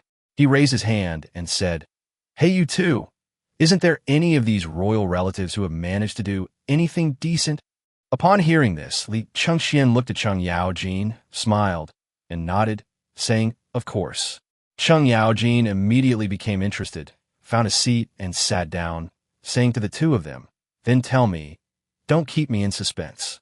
Li Chengxian and the other man sat down next to him and said, "There's a man named Li Shun who found a job as a carpenter in the county town." Upon hearing this, Cheng Yaojin was stunned for a moment, then burst into laughter. He did have a vague recollection of this guy, named Li Shun. He used to be ridiculed for his love of woodworking. But now he's actually able to establish himself in Pingyao County with this skill, which is ironic and makes people both laugh and cry. Li Tai, standing to the side, looked at Cheng Yaojin with some confusion, scratched his head, and said, "What are you laughing at? Does Li Shun have some extraordinary talent?" Cheng Yaojin rolled his eyes at Li Tai and said, "Do you have too many brothers and sisters? You don't even recognize Li Shun anymore. He used to be a minor celebrity." Upon hearing this, Li Tai scratched his head, but ultimately shook his head and said, "Really? I don't recognize you." Cheng Yaojin said with a smile, "This kid doesn't usually have much of a presence, so it's normal that you don't remember him. But there's one thing you should know. You have a brother who likes to do woodworking." Upon hearing this, Li Tai finally realized what was happening and exclaimed with wide eyes, "Could it be that the brother you're talking about is this Li Shun?" Cheng Yaojin nodded, which was considered confirmation. It seems that having an extra skill can always come in handy at crucial moments. But are there any others who can stand firm? Cheng Yaojin then looked at Li Chengxian. Li Chengxian nodded and said with a smile, "There's also this kid Li Ku, who actually got lucky and saved someone." Upon hearing this, Cheng Yaojin became extremely excited. Really? Saving someone can be based on luck? It seems that Li Ku is a kind-hearted guy. Otherwise, someone else probably wouldn't have bothered with it. Li Chengxian scratched his head and said, "Actually, what's most amazing isn't that he saved people, but what happened after he saved them. This young man saved a girl who had fallen into the water. It turned out that the girl was a blacksmith's daughter. It would have been enough to just rescue the person, but Li Ku actually took a liking to her. As a result, he kept pestering her until the blacksmith's daughter finally gave in and took him to see her father." Upon hearing this, Cheng Yaojin's mouth dropped open in astonishment. "I never expected something like this to happen. This guy named Li Ku is quite the romantic. But what happened next? Was he really going to stay here as a live-in son-in-law for 2 months? He's a prince." Cheng Yaojin scratched his head, feeling increasingly that this matter was both magical and somewhat speechless. Li Chengxian shook his head with a wry smile and said, "No matter what, Li Ku is grown up now. If he and this blacksmith's daughter are truly in love, I don't think Father Emperor will object. Besides, although he is not yet a son-in-law, he has not stolen or robbed. He did indeed rescue the blacksmith's daughter by chance. There was no element of deliberate approach. So everything he's doing right now is still within the rules, and he won't be disqualified. Upon hearing this, Cheng Yaojin was completely stunned. So, this kid can get away with it by becoming a live-in son-in-law and pass the 2-month test? Li Chengxian nodded, then suddenly chuckled and said, "Of course, it won't be so easy for him to get away with it. This kid has to work hard, like working the bellows for the blacksmith and delivering goods. I ran into him once by chance. I didn't expect that he had only been there for 2 days, and he had already gotten a darker complexion." Upon hearing this, Cheng Yaoji nodded. It seems this kid really likes the blacksmith's daughter and is willing to suffer for her. Chapter 146 Loneliness. By the way, what about you all? Li Tai, did you participate in the test? And you, Crown Prince? Li Chengxian smiled and said, "Of course I have to supervise them, and I'm also responsible for their safety and many other things, so it's impossible for me to get involved." As for Li Tai, he's going to get involved, but he hasn't found a way to make a living yet. By the way, Li Tai, have you run out of money? Upon hearing this, Li Tai took out a pile of copper coins from his pocket. "Brother, look at the copper coins in my hand. I have less than 200 left. If I don't find suitable work in 2 more days, I'll probably have to beg for a living." Upon hearing this, Cheng Yaojin's expression immediately changed. "Li Tai, you can't beg. You are His Majesty's eldest son. How can you do such a thing?" Li Tai smiled wryly and said helplessly, "Lord Cheng, what can I do even if I don't want to do it? Am I just going to withdraw from the test like this? The time allotted is too short." Li Chengxian nodded and said, "Yes, Li Tai, you must keep going and persevere. I believe you will soon find a suitable way to make a living. By the way, if you really don't have enough copper coins, just come and borrow some from me. I have plenty here." Upon hearing this, Li Tai immediately moved a good distance from Li Chengxian. "Brother, don't get me into trouble. How can I accept your money? The rules state that if you ask others for help, you could get into big trouble." Li Chengxian covered his forehead and said with a forced wry smile, "So that's how it is. Well then, I won't help you, lest I make things worse. But on the other hand, you must do your job well and think about what special skills you have. I think even if we royals are not good at anything, we can still learn a way to make a living, right?" Li Tai nodded, looking dejected, and said, "Brother, of course I understand what you're saying, but what's the use of me knowing how to compose poems? I'm proficient in all the 4 books and 5 classics, but it doesn't make me any money." At this moment, Li Ku was walking down the street dressed in a simple but clean linen outfit. In front of him was a girl who was 2 years younger than him. Further ahead was a middle-aged man who wasn't particularly tall, but whose body was very muscular. Li Ku was carrying several pots and a hammer on his shoulders as he walked forward step by step. By this time, he was so tired that his legs were weak, but he endured it in order to stay at the blacksmith's house. What's more, the girl in front of him, who was as beautiful as a flower, was probably the most beautiful girl he had ever seen in his life. He couldn't bear to leave because of her. After walking 2 blocks, Basho turned back to Li Ku and asked, "Li Ku, how are you? Can you still hold on? Why don't you give yourself to me?" Li Ku quickly dodged Ba Jiao's hand and stubbornly said, "Of course I can keep going. It's just a few pots and a hammer. I can do it." The middle-aged man at the front turned around, a mocking look on his face, without even stopping. Li Ku quickly roused himself and ran forward to avoid being left behind. At this time, Li Tai left the Fuli restaurant after chatting with Li Chengxian and Cheng Yaojin. Cheng Yaojin continued to inquire about the current situation of other imperial relatives and nobles from Li Chengxian, and was greatly surprised. "What? Many of these guys have gone begging? How can this be allowed? Aren't they disgracing the royal family and other prominent clans?" Li Chengxian shook his head helplessly and said with a wry smile, "Forget it. Father values this boy very much. If I cause him trouble now, Father will probably be angry. Moreover, that little rascal Li Ji went back to Chang'an. Before he left, he warned me to continue Liu Shaoqing's test. It really made me furious. He will definitely tell Father Emperor about what happened here when he gets back. Moreover, there are likely Imperial guards from Chang'an here as well. Perhaps our every move is under Father Emperor's watchful eye. Since those people didn't show up to stop it, it means that Father Emperor is likely tacitly accepting this matter. Therefore, I can only let it be. If those royal relatives and nobles have any objections, let them go to my father." Cheng Yaojin was taken aback upon hearing this, then said somewhat nervously, "What if someone starves to death on the street? This kind of thing must never happen, otherwise it would be a huge problem." Li Chengxian shook his head with a cold smile. "Don't worry, Lord Cheng, that won't happen. They actually know very well what they should do. These people are not only being watched by 2 law enforcement teams, but also by their own family members. Although the rules stipulate that we cannot provide them with any help or support, we can still monitor their safety.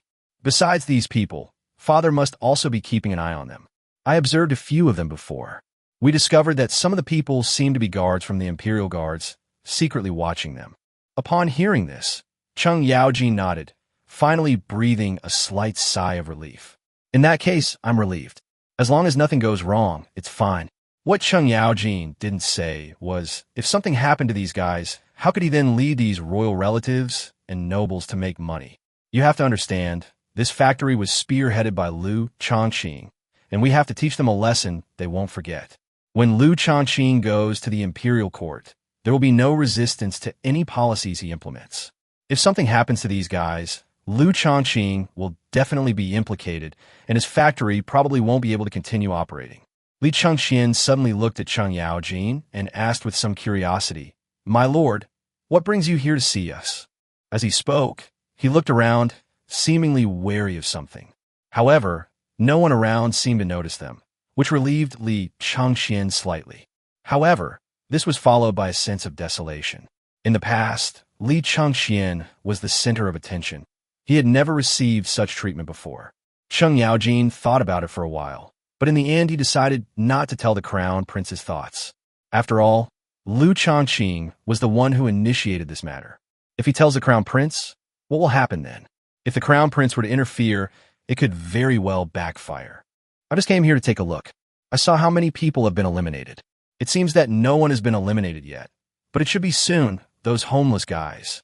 If they wander around for another 2 days, I guess some of them will be eliminated, right?" Cheng Yaojin's words, however, drew a rebuttal from Li Chengxian. "Sir, actually, some people have already been eliminated." Chapter 147 Bad Luck. Upon hearing this, Cheng Yaojin immediately became interested. "What did you say?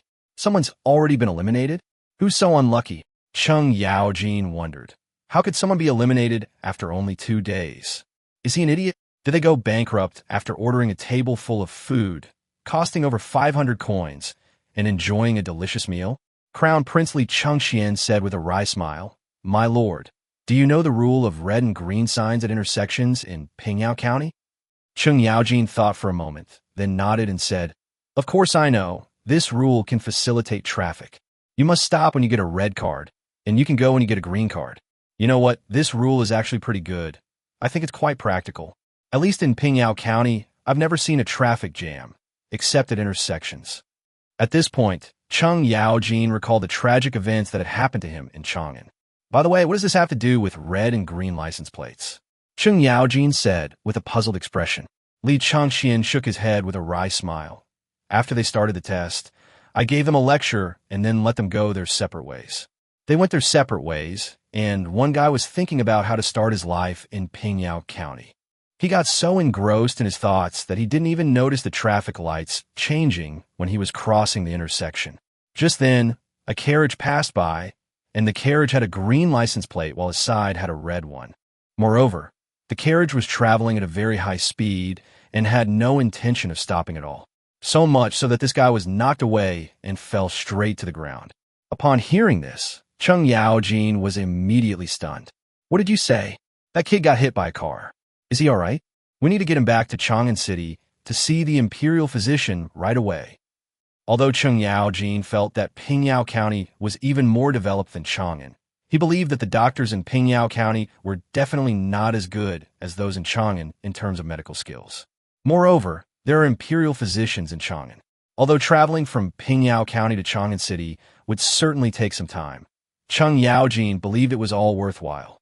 To his surprise, Li Chengxian's words immediately dispelled his worries. "Don't worry, sir.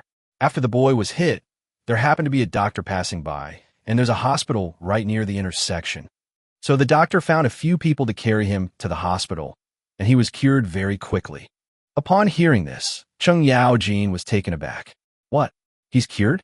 If he's cured, shouldn't he be able to continue participating in the test? How could he be eliminated?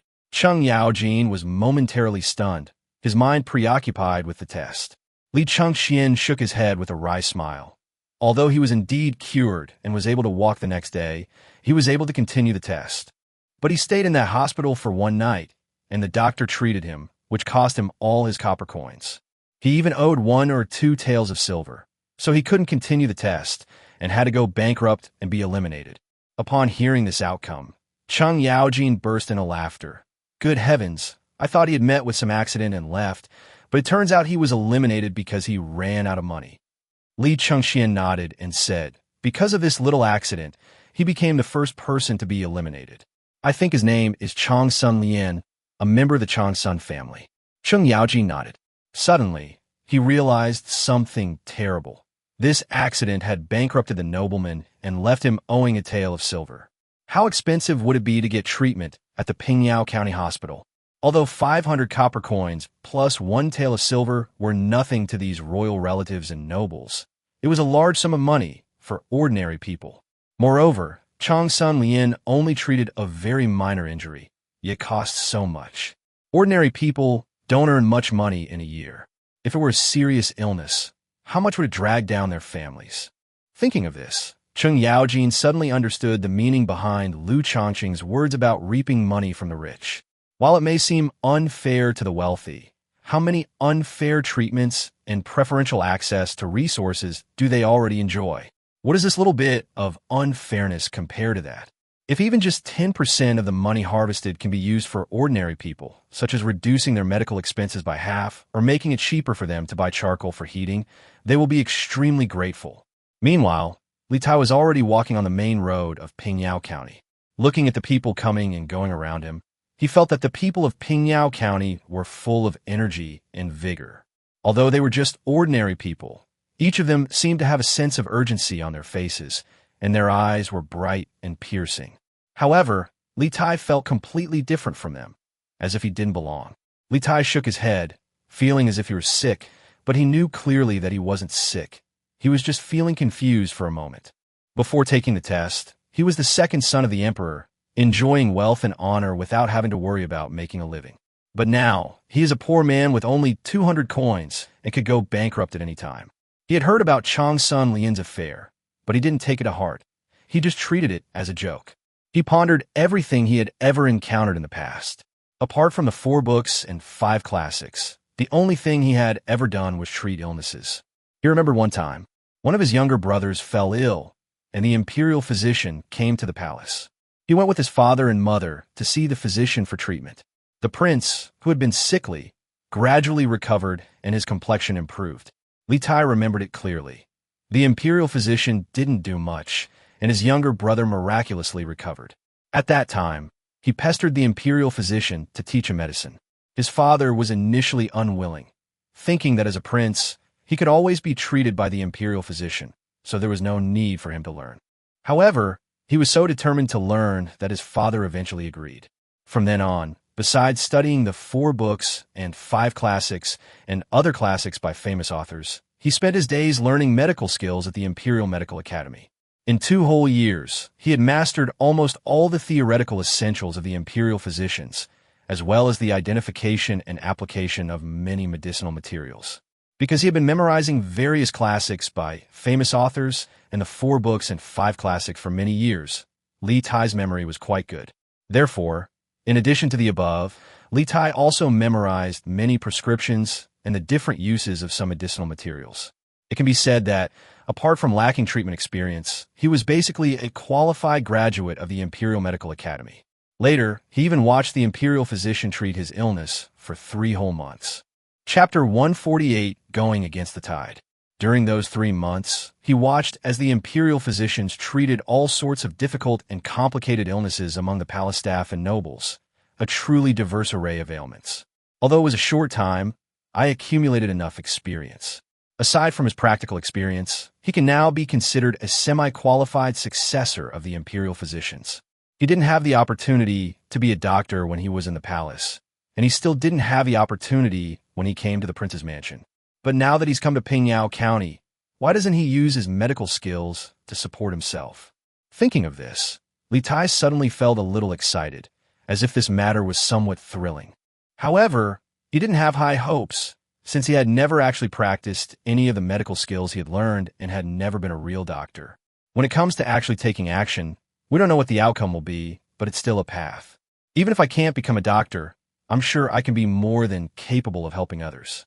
Moreover, he had previously worked as an assistant in the Imperial Medical Academy, so coming to this small hospital in Pingyao County was beneath his talents. Li Tai had just crossed a traffic light intersection. Because of Chang Sun Lian's matter, he was very wary of traffic light intersections, but he relaxed after crossing the intersection.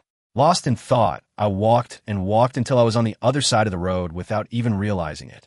Just then, a speeding carriage came rushing toward him.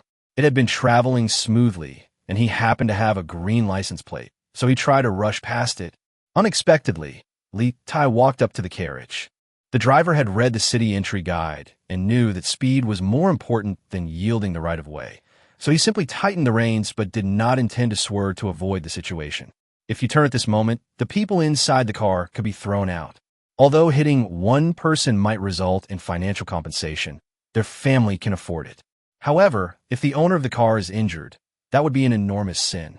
The people around him immediately screamed, pulling Li Tai back to his senses.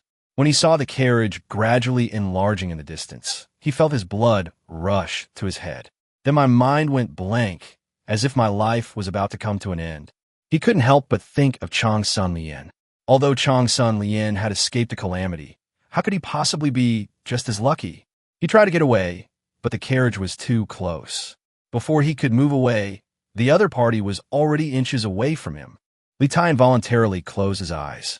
He knew that what he was doing seemed a bit contemptible, but there was nothing he could do. What could he do when he was just unlucky? Just when he thought he was about to be hit by the carriage, suddenly, a huge force pulled his arm, making him lose his balance and fall to the right. Immediately afterwards, he felt as if someone was supporting his waist and lifting him up. For a moment, Li Tai felt as if he were flying, and then he landed on the ground. He quickly opened his eyes and saw the carriage rushing past his left hand. That gust of wind almost knocked him to the ground. Then, a series of curses came from the carriage, and the driver stopped the carriage, cursing as he did so. Then the red and green signs changed, and the road sign for the carriage turned red. What bad luck! He blocked my way, and I got a red card. The driver stopped the car, grumbling and looking quite annoyed. At the same time, Li Tai turned his gaze to the right and saw a burly man holding his hand. Moreover, the burly man had one arm around his left waist. The way they were standing made them look like longtime friends. Upon seeing Li Tai's gaze, the burly man quickly withdrew his hand, looking embarrassed. Just then, Li Tai noticed that the man had a strange-looking knife in his hand. Li Tai was startled again. This guy was holding a knife. Could he be plotting something? He is, after all, a prince, so it's not surprising that someone would do such a thing. In the past, he was always protected by various guards, so he naturally didn't need to worry about such things. But now, where is there anyone to protect him? The people who were assigned to protect him in Pingyao County have also disappeared. Those guys are really good at surveillance. But when they were really needed for protection, they were nowhere to be found. Just like the last time Chang Sun Lian was hit by a carriage, all those people did was clean up the mess. When the man saw Li Tai's gaze, he followed it and his face fell. He quickly put the knife behind his back. "Excuse me, young man. I was busy saving you just now and didn't put the knife away." Upon hearing this, Li Tai was taken aback. Had he misunderstood something? "Brother, why are you walking down the main road with a knife in your hand?" Li Tai felt that the other party seemed to have no ill intentions towards him, and he relaxed a little, saying with a lingering fear on his face. Upon hearing this, the young man shook his head with a wry smile and said, "Young man, I am a doctor." Upon hearing this, Li Tai was even more puzzled. "So what if he's a doctor? Does it have anything to do with you holding a knife?" Upon hearing this, the young man couldn't help but laugh. "Of course it's relevant. I need to have surgery, and I left the scalpel at home. The hospital is waiting to use it." Upon hearing this, Li Tai frowned. "What is a scalpel? Is this the kind of knife you're talking about? Are you trying to save someone or kill them? What kind of doctor uses a knife?" Li Tai shook his head, feeling that he had never heard of such a thing before. Although he had read the classics and knew that BNK had scraped the bone to remove poison and that a famous doctor had performed craniotomy, but he had only seen those things in classics or books. He had never actually seen them during those 3 months when he was treated by the imperial physician. The young man then claimed to be a doctor and even used a scalpel. The young man was not surprised by what he said. "Young man, you're from out of town, aren't you? You sound like you're from Chang'an. What are you doing here?" Li Tai didn't pay much attention to the question, since it was just a casual remark. He opened his mouth to answer, but suddenly didn't know what to say. The young man chuckled. "What? Young man, are you still keeping this a secret from me?" Upon hearing this, Li Tai shook his head with a wry smile and said, "It's not that I'm keeping it a secret from you. It's just that I don't have a way to go right now. I only have 200 copper coins on me now, and I've been wandering around Pingyao County for 2 days." Upon hearing this, the young man looked puzzled. "Young man, you've come to Pingyao County. Don't you have any relatives or friends to rely on? What are you doing here?" Li Tai wondered whether he should tell the truth, but in the end he didn't. "I heard it's easy to make money here, so I thought I'd try my luck." Chapter 149, Showing Off a Skill. The young man nodded upon hearing this, showing no surprise. He had lived in this small county town for 2 years, and he saw more and more young people coming to Pingyao County to make a living. "Young man, what are you good at? Or what are you interested in?" The young man looked Li Tai up and down and said with a smile. Li Tai was taken aback when he heard this. He didn't expect the young man to ask such a question. Did he think that in Pingyao County, one could do whatever one was interested in or good at, rather than relying on recommendations or talent? Li Tai, considering the uniqueness of Pingyao County, was not surprised. "Brother, I am well versed in the 4 books and 5 classics, as well as the classics of various famous authors." Upon hearing this, the young man's smile faded slightly. Young man, even if you're well versed in the 4 books and 5 classics, it won't solve any practical problems. Can you slaughter a pig?" Li Tai's eyes widened in surprise. He hadn't expected that this young man, who was quite handsome, would speak so directly and vulgarly. Sir, I can teach people to read and pass the imperial examinations," Li Tai said with a slightly embarrassed expression. Upon hearing this, the young man in front of him shook his head with a wry smile and said, "Young man, there are plenty of teachers in the county town. Do we need you? Some teachers who have been here for half a year don't even have the connections to teach." Li Tai was stunned. "How is this possible? If I lower the price, will no one come?" The young man said with a mocking expression, "Young man, I'm not trying to be mean, but you know how to lower prices, so why can't others? Furthermore, people send their children to school so that they can learn real knowledge and pass the imperial examinations. If you pay too low a price and still can't pass the imperial examinations, what's the point of learning it? If people can't go to great lengths to learn from a famous teacher, they'd rather not learn at all than learn from you." Upon hearing this, Li Tai couldn't help but laugh. "It seems I was too naive. In Pingyao County, it's wishful thinking to think you can make a living with your knowledge." The young man shook his head and was about to leave when Li Tai suddenly noticed a knife behind him and couldn't help but ask, "Brother, why are you holding a knife?" Suddenly, Li Tai remembered what the young man had said earlier. He had said he was a doctor. "Hey buddy, do you need any help?" The young man was taken aback and asked, "Help? What do you mean?" Li Tai pointed to himself and said with a smile, "Brother, I have also studied medicine, but I have never practiced medicine myself. However, I have seen famous doctors treat patients and save lives." Upon hearing this, the young man's eyes lit up. "Really, young man? Our hospital is short-staffed, otherwise I wouldn't be carrying a scalpel myself." Li Tai felt a surge of excitement. "Then, will meals be provided? Also, is there a place to stay? I've been sleeping outside for 2 days already." The young man hesitated for a moment, then smiled and said, "Meals are provided. The hospital doesn't provide accommodation, but I can lend you one of the beds in my room temporarily." Upon hearing this, Li Tai hesitated for a moment, but then the young man added, "However, as long as you pass the internship, you will immediately receive your internship wages, which will be paid every 10 days, then every 2 weeks, and eventually monthly. With money, you can continue living with me, or you can find your own place to live. How much more freedom do you have?" Upon hearing this, Li Tai immediately became excited. "You're right, buddy. Take me to your hospital. Maybe I can actually stay." The young man nodded and pointed ahead, saying, "Then come with me. The hospital is over there."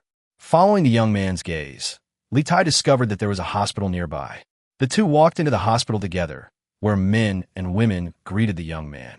When Li Tai heard everyone calling the young Dr. Wang, he realized that the young man's surname was Wang. Li Tai followed the young man into a room, which looked clean and tidy. Dr. Wang sat down in a chair and pointed to a chair in front of the table, saying, "Please sit down. I'll give you a quick interview, and you can start working immediately if you pass." Li Tai quickly sat down as instructed, and then the young man began to ask questions. "What skills do you have? Tell me about anything related to medicine, and whether you have ever saved anyone or treated a patient." Li Tai nodded and said, "I can recite the names of all the medicinal herbs, as well as many prescriptions. I know how to treat common ailments. As for some difficult and complicated cases, I have less experience with them, but I can gradually gain experience through trial and error. After all, I have learned enough medical principles, but I haven't put them into practice much yet." Dr. Wang nodded and then asked, "Can you perform surgery?"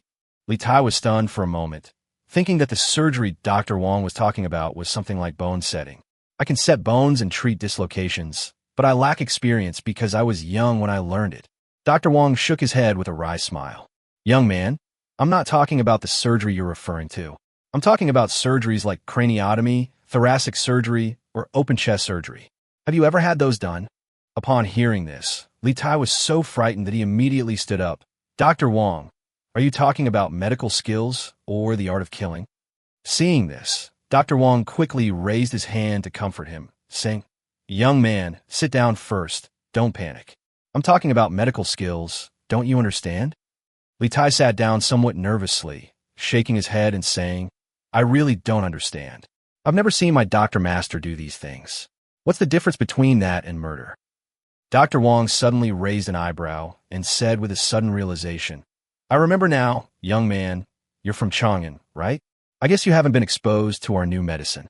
In addition to observation, auscultation, inquiry, impalpation, our new medicine can also treat and save lives through surgeries, such as craniotomy or open chest surgery."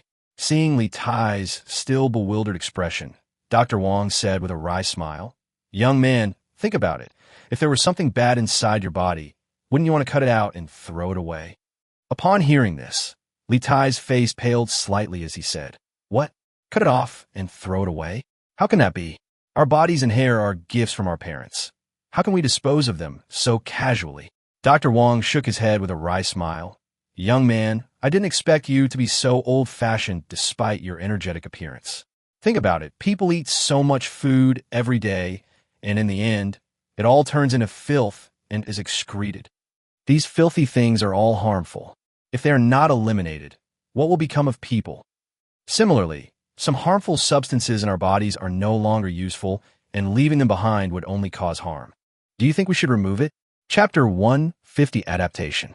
Upon hearing this, Li Tai's expression changed repeatedly. Suddenly, it seemed as if he had suddenly understood something. He immediately perked up. "You're right. Since it's already harmful, it should be resolutely eliminated. But how do we determine whether it's harmful or not? We can't just rely on subjective assumptions, can we? Is there any basis for our judgment?" Dr. Wang said with great satisfaction, "That's right. Of course there's a basis for it. This is also the evidence we use to perform the surgery. The fact that you figured it out so quickly shows that you are born to be a doctor. Here's what we'll do. Come with me. I'm going to perform an operation, and you can take a look. You should be able to learn something from it." Upon hearing this, Li Tai immediately became interested. "Great, Dr. Wang. I really want to see what you're capable of. Let me change my clothes, then we'll get to work right away." Dr. Wang walked into a small room, suddenly remembered something, and took out a set of clothes for the cabinet next to him. "Put this on. We all wear this during surgery to prevent infection."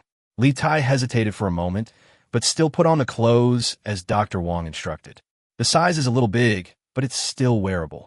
The two walked out of the room together and came to a place that was relatively stuffy and hot. There were already several people there, guarding a bed with a person on it who looked like he was covered in blood and gore. Those people were busily working on something.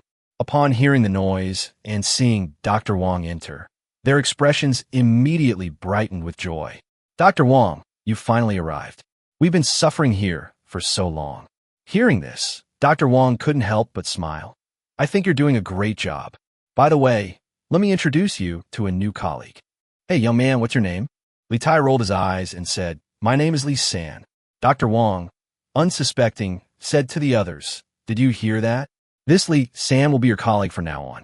However, he is still in the internship stage, so everyone can mentor him more. Upon hearing this, everyone in the room nodded to Li Tai and greeted him in a very friendly manner. Just then, the person on the hospital bed let out a wail.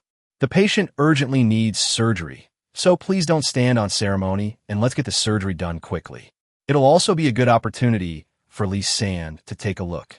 With just one sentence from Dr. Wang, everyone sprang into action, yet in an orderly fashion. Seeing those people constantly passing various items to Dr. Wang, while Dr. Wang was performing various procedures on the patient on the hospital bed. The patient's blood gushed and splattered intermittently, a truly horrifying sight. At first, Li Tai felt a little uncomfortable. However, Li Tai quickly relaxed. When it comes to treating and saving lives, the process isn't important as long as the result is good. While comforting himself in this way, Li Tai pondered the doctor's procedures. He soon realized that everyone else was basically assisting Dr. Wang. Their purpose is to improve Dr. Wang's efficiency and prevent him from making mistakes. Treating the sick and saving lives cannot wait, and it's clear that Dr. Wang's medical skills are truly exceptional.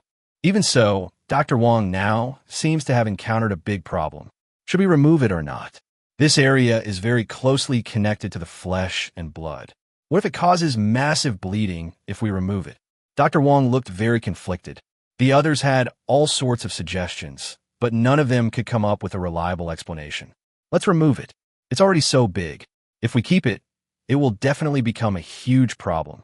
It cannot be surgically removed. Conservative treatment should be used instead, otherwise the risks are too great.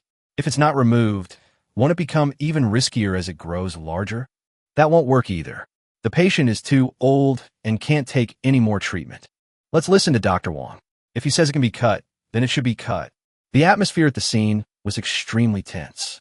Even Li Tai could sense Dr. Wang's inner turmoil, and his breathing became somewhat rapid. I've made up my mind. Everyone, get ready.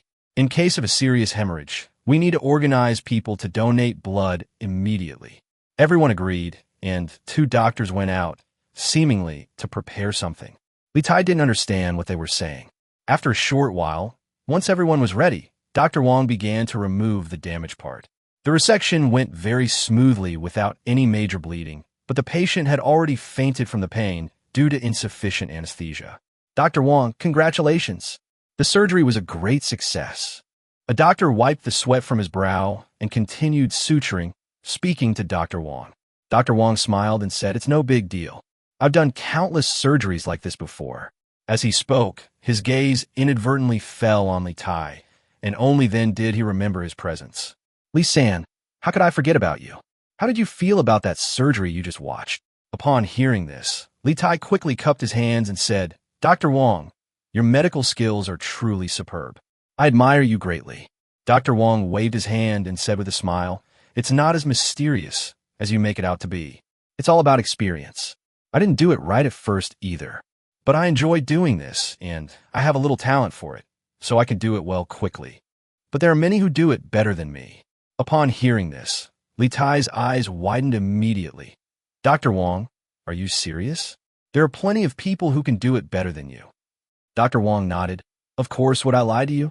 A female doctor standing nearby stepped forward and said, San, don't listen to Dr. Wang's modesty.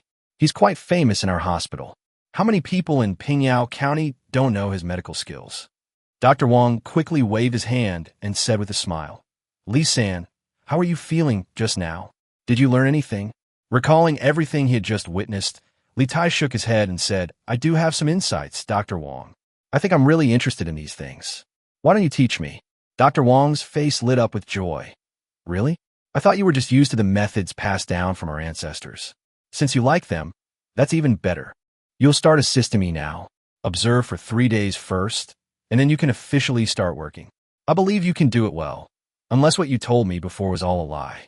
Li Tai immediately patted his chest and said, Don't worry, Dr. Wang. Everything I said is true.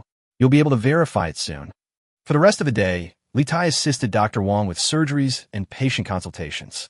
Li Tai could sense that Dr. Wang's treatment methods were very different from those he had encountered before. Chapter 151 Onboarding. However, Li Tai initially did not intend to reveal this matter, as he felt it would be too arrogant to say such things upon entering the hospital. It wasn't until that evening, after watching Dr. Wang work all day, that Li Tai realized that if he didn't speak up, the matter would likely become very troublesome. He hesitated for a long time, but finally told the whole story. Dr. Wang hesitated for a moment, then said, "In that case, try seeing patients first thing tomorrow morning, and I'll see how good you are." Li Tai was taken aback upon hearing this and said, "Dr. Wang, isn't it a bit too abrupt to let me see patients directly?" Dr. Wang waved his hand and said, "That depends on you. If the patient goes smoothly tomorrow, you can start working at the hospital directly. However, if you don't have the ability, don't blame me for not giving you face. You'll still have to start from an internship."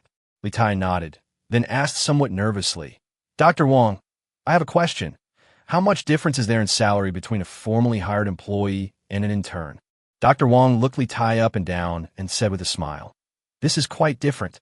Moreover, after you officially join the company, you will receive a commission for every patient you treat. Therefore, if you are highly capable and many people seek your treatment, your salary will be incredibly high." Li Tai immediately felt full of energy. "Really? That's great." The next morning, Li Tai officially began seeing patients. Some patients, upon hearing that Li Tai was new, were not optimistic about him and preferred to see Dr. Wang or other doctors in the hospital. After about 15 minutes, there was basically no one in line in front of Li Tai, but there was a long queue in front of Dr. Wang. "Everyone come over here. Dr. Li can also treat you." Dr. Wang quickly addressed the patients queuing in front of him. The people in front of them barely moved. They all stared at them with wide eyes. Finally, a patient in the back row, who could no longer bear it, hesitated for a moment and came to Li Tai. "Doctor, could you please take a look at me? I'm in a hurry." Li Tai stood up excitedly. This patient was the first patient he had ever seen in the hospital, so he was naturally very important to him. In the past, when would he have ever valued the body of an ordinary person so much? He suddenly felt that his previous life was very empty, as if he had been wasting time. Li Tai immediately began treating the patient, but the patient couldn't explain what was wrong with his body. He just felt listless, and he even fainted once. Although no danger occurred, he felt he couldn't continue like this, so he came to the hospital for treatment. Li Tai questioned the other person, but couldn't find anything wrong with him, so he had to start taking his pulse. In just a moment, Li Tai realized that this guy was indeed sick, but it wasn't serious yet. The reason he fainted this time was entirely due to his overwork and lack of proper nutrition. "Doctor, can you tell what's wrong with me?" "It's okay if you can't." The patient's gaze then fell upon the long line in front of Dr. Wang, which stretched as far as the eye could see. He couldn't help but feel bitter. He regretted coming over earlier. "It's been diagnosed. Your illness is very easy to treat." Upon hearing this, the patient was clearly somewhat incredulous. "Young doctor, don't try to fool me. I don't believe you. You're just joking, aren't you?" Li Tai shook his head and said seriously, "As a doctor now, how could I joke with you about something like this? After you go back, rest well for 3 days. You can do things every day, but you must reduce the intensity. Otherwise, if you faint again next time, it may not be so easy for you to recover." Upon hearing this, the patient scratched his head and glanced at Li Tai. "Doctor, do I need to take medicine?" Li Tai shook his head and said with a smile, "You won't need any medicine to get better. I will be practicing medicine here for at least 2 months. If you don't feel better after 3 days, you can come back to see me." Upon hearing this, the patient readily agreed, saying, "Okay, doctor, if I really get better by then, I'll come and give you a thank you gift. But if I'm still like this, then you can't blame me." Li Tai smiled and nodded. "Don't worry, I will definitely take full responsibility." After the patient left, several people who had been in front of Dr. Wang suddenly came to Li Tai for a consultation. Although Li Tai's treatment process was very simple, those people felt that Li Tai was a very honest and responsible person. "Since there's such a long line in front of me anyway, there's no harm in trying out Li Tai's services." Upon realizing this, these people all let go of their previous prejudices. Li Tai continued to treat the first person, and in just a short while, he had already prescribed a remedy. This medicine may be a bit expensive, but it's very effective. However, if you're short on money, you can replace all these herbs. The next ones are the replacement herbs. These herbs are relatively cheaper, but their effects will be less. However, they can all be cured in the end. It's just that the treatment takes longer when the medicine is replaced later. Upon hearing this, the patient nodded. Thank you, doctor, for explaining in such detail. I'll choose the last prescription. Just as the patient was about to leave, a hand suddenly reached out and grabbed the prescription from his hand. Li Tai was slightly startled. Following the hand, he saw that it belonged to a middle-aged man. Who are you, and why are you stealing my prescription? Before the middle-aged man could answer, Dr. Wang chimed in. Thirdly, this Dr. Zhao is also from our hospital, and he is quite proficient in our traditional medical skills. I specially invited him here this time to assess your abilities, since I'm not very good at this. Li Tai nodded, and the patient released his grip. Dr. Zhao took the bag and examined it carefully. He then took the patient's pulse to confirm the patient's condition before continuing to look at the prescription. After pondering it twice, his eyes widened in surprise, finding the prescription truly astonishing. There's actually such a prescription. The combination of herbs is quite daring, but upon closer examination, it's actually quite interesting. If we really follow this prescription, it should cure your illness. Upon hearing this, the patient was overjoyed. Thank you, Dr. Zhao. Thank you, Dr. Li. You're both good doctors. Chapter 152 Report. The patient's mind was in turmoil. He had initially thought that Li Tai was just going through the motions. Unexpectedly, they actually found the cause of his illness and were able to prescribe the right medicine. This saved him an hour of queuing time. Dr. Li, thank you so much this time. I don't know how to thank you enough. The patient looked somewhat agitated, so Li Tai quickly told him to calm down. Since you've come here, I'll definitely treat you. There's nothing to say about that. If you recover, that's only right. Of course, if any patient comes to me and I really can't help them, please understand. After all, we're just doctors, not gods. Some diseases are just incurable.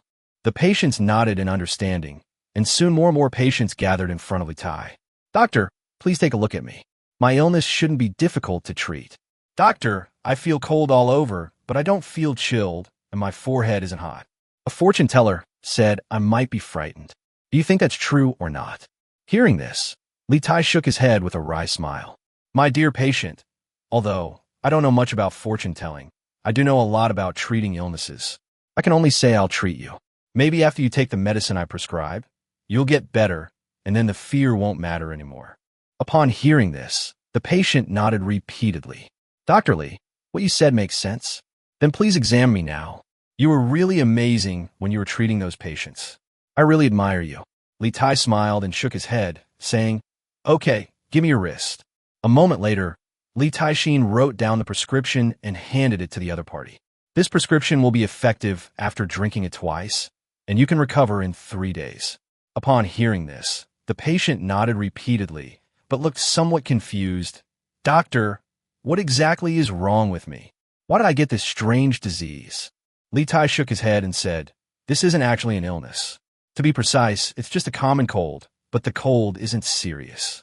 But later you took medicine indiscriminately, which caused your body to become disordered. So the first thing I need to do now is to regulate your body.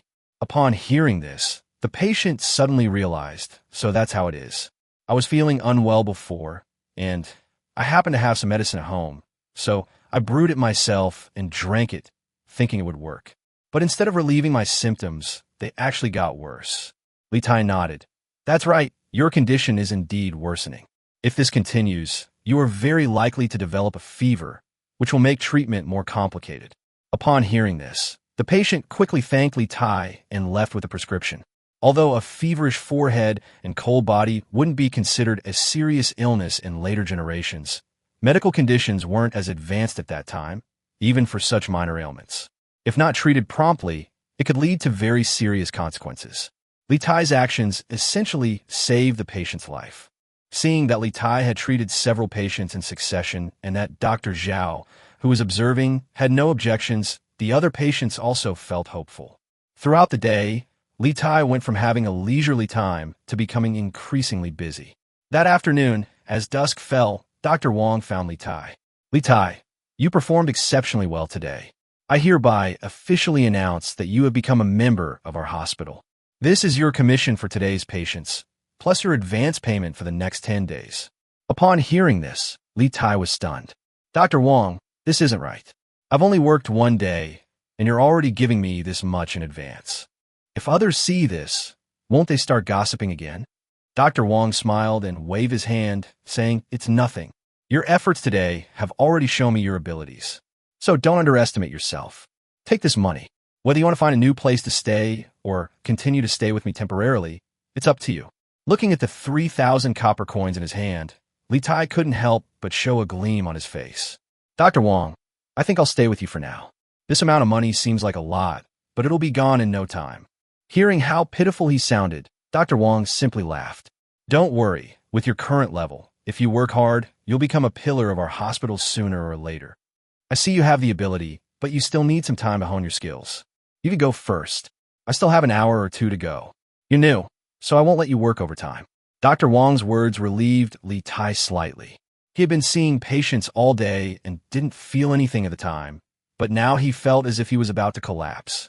As for Liu Shaoqing, after he drove Cheng Yaojin away, he went back to his house to rest. After dinner, Liu Shaoqing gave instructions to Chen Yuanyuan. Go find the enforcement captain in a couple of days and have him give me the compiled information. I need the latest news. Chen Yuanyuan nodded and said, My lord, the latest news you mentioned refers to those guys' itinerary and experiences, right? Liu Shaoqing nodded. That's right, we need to report everything they've been doing these past few days and how much money they have. If someone of them has been bribed to commit fraud, it is easy to lie at first, but later they will have to cover it up with one lie after another to avoid being exposed. So I have them report back from time to time so things don't get out of control. Yes, sir. I'll go and inform them right away. Chen Yuanyuan was about to leave the house when Liu Shaoqing grabbed her hand. Chen Yuanyuan blushed slightly and gently broke free from Liu Shaoqing. It's too late. Let's go tomorrow. Anyway, it's not urgent. It'll only take half a day. Well then, Yuanyuan, go back to your room first. Chen Yuanyuan bowed to Liu Shaoqing, then quickly walked back to her room. A maid was waiting in her room. When she saw her come in, she quickly got up. Secretary, why did you come in such a hurry? Chen Yuanyuan's heart was still pounding. After the maid closed the door, she said, It's still Lord Liu. The maid was taken aback. Then her eyes lit up. Secretary, do you mean that Lord Liu was just trying to curry favor with you? That's quite normal. After all, you're so beautiful, Sister Yuanyuan. It's perfectly normal for Lord Liu, who's about your age, to fall for you. Chen Yuanyuan stomped her foot and looked at her with eyes like hooks. If you keep talking nonsense, I'll tear your mouth off. The maidservant quickly lowered her head and shut her mouth. Chapter 153 Enforcement Captain. The next morning, after getting up, Chen Yuanyuan went to find the captain of the enforcement team and told him what Liu Shaoqing had said. This was naturally the most important thing for her to do. Although her relationship with Liu Shaoqing was somewhat ambiguous, Chen Yuanyuan knew her duty. Since coming to Liu Shaoqing's side, Chen Yuanyuan felt that she was learning a lot of knowledge every day. This was like a second chance for her to grow. Although she only does ordinary work every day, even serving tea and water is part of her job. However, Liu Shaoqing always did things personally, and when she was by Liu Shaoqing's side, she was able to come into contact with many things that she had never heard of before. Many times she felt that Liu Shaoqing was from a different era than her, because Liu Shaoqing's behavior was so ahead of his time. However, when Liu Shaoqing showed some minor flaws, Chen Yuanyuan felt that she had been overthinking things. Liu Shaoqing was clearly just an ordinary person like her. Arriving at the county government office with the captain of the enforcement team, Chen Yuanyuan bowed and said to Liu Shaoqing, Your Excellency, the captain of the enforcement team has been brought here. Liu Shaoqing nodded and waved to Chen Yuanyuan. Go make some tea. Chen Yuanyuan nodded and immediately went to prepare. The captain of the enforcement team cupped his hands and said, Your Excellency, Secretary Chen said you wanted to see me. Liu Shaoqing nodded, looked at his empty hands, frowned, and said, Didn't Chen Yuanyuan tell you before she came? What do I need to prepare? The captain of the enforcement team was taken aback for a moment upon hearing this, and said with a wry smile, Lord Liu, I used to record too many documents every day, so I put them all in one place and have already sent someone to retrieve them. I see. Now tell me about it. Pick out the important parts and go. Let's put those unimportant things aside for now. The captain of the enforcement team nodded, recalling the experiences he had seen and heard over the past few days, and couldn't help but feel a little emotional. Lord Liu, these big shots really know how to cause trouble in our Pingyao County. No wonder they come from big families.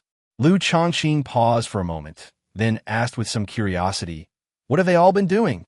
Are there still homeless people here?" The enforcement team leader nodded and said, "There are still a few homeless people, but not many. They are in good condition, and our people are keeping an eye on them." Liu Shaoqing nodded in satisfaction and said with great certainty, "If that's the case, then I'm relieved. However, you have a lot to do now, so you must be careful and make sure no one discovers their identities. Once these guys' identities are exposed, things will become very complicated. Not only will they fail the test, but they will also face even greater risks." The captain of the enforcement team nodded, cupped his hands, and said, "Don't worry, sir. We will definitely take this matter even more seriously." And they all know the rules, so they would never break them.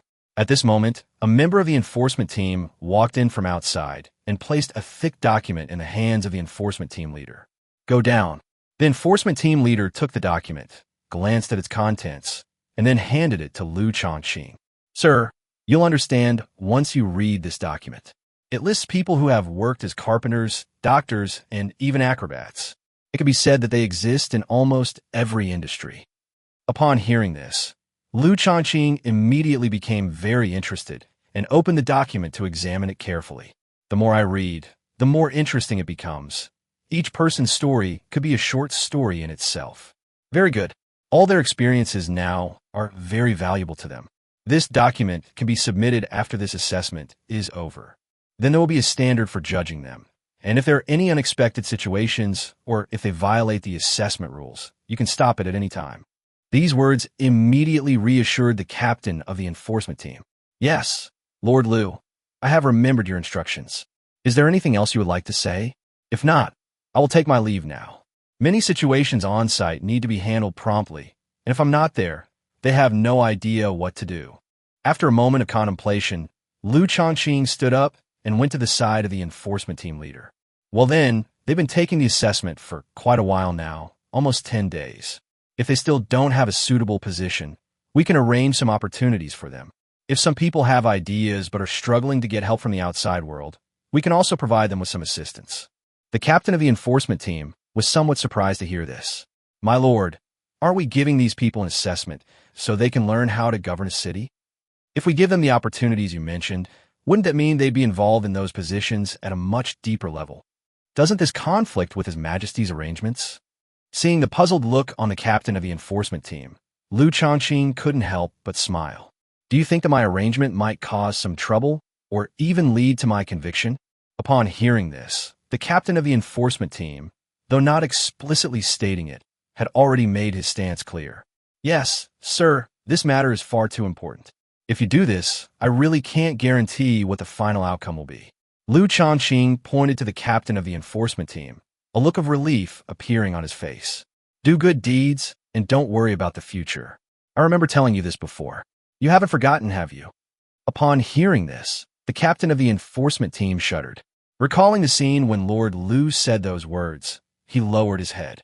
At that time, he had just been appointed as the captain of the law enforcement team by Liu Shaoqing, and he had not yet thought about the importance of his position.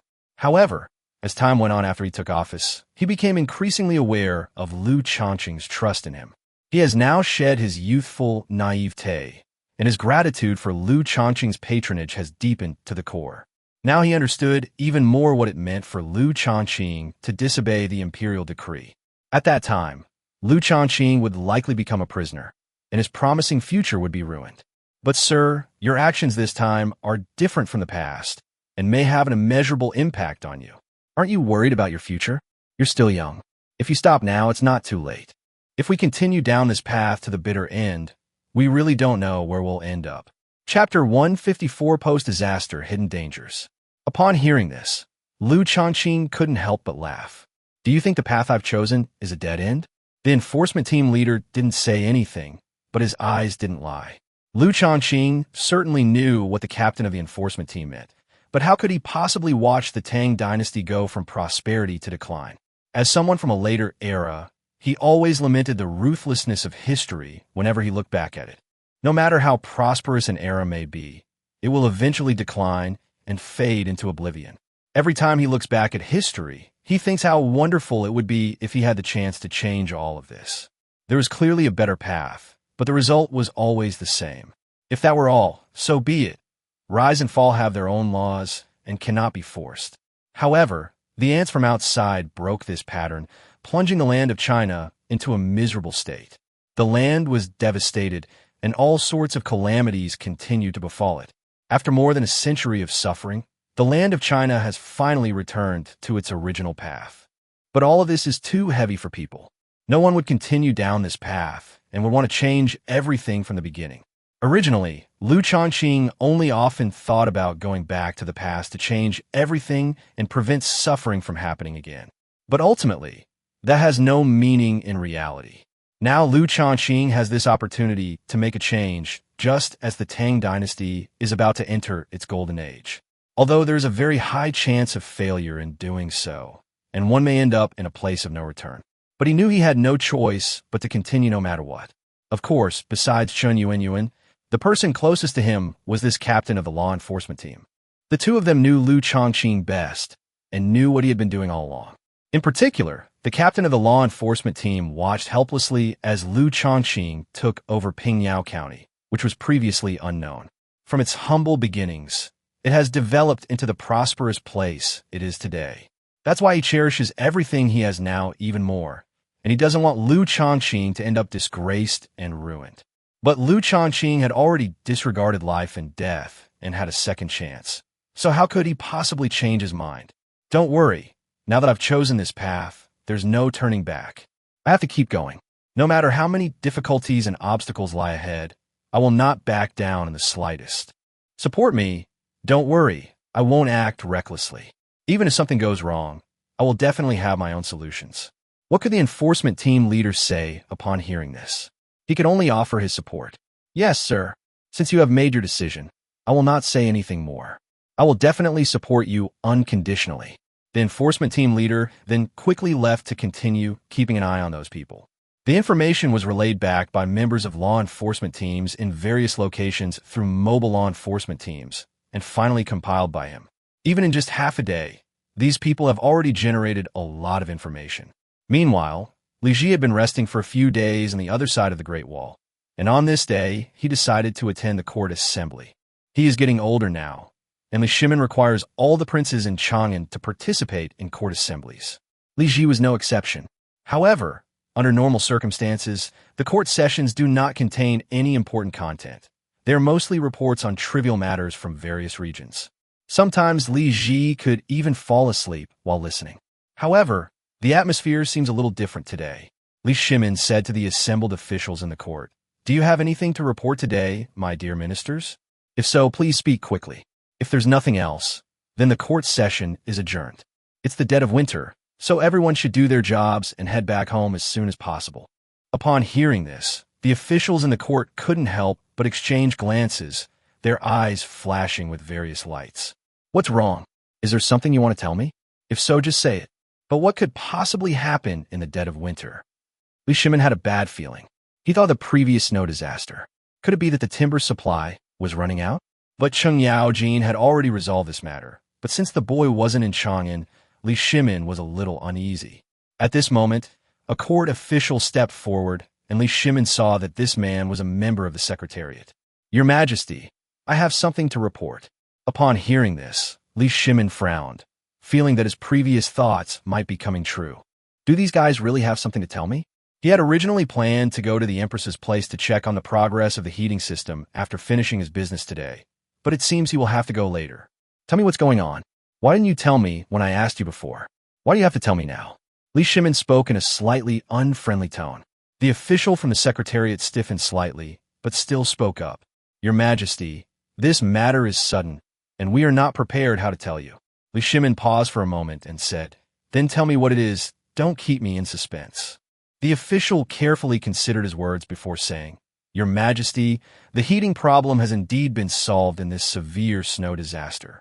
But many disaster victims were unable to have their food delivered to their homes in time because the roads were blocked by heavy snow. As a result, many towns experienced food shortages, which led to local disorder. Some refugees even went so far as to risk everything to steal food, which was a very bad sign for the Tang Dynasty. When people are living well, naturally there won't be any problems.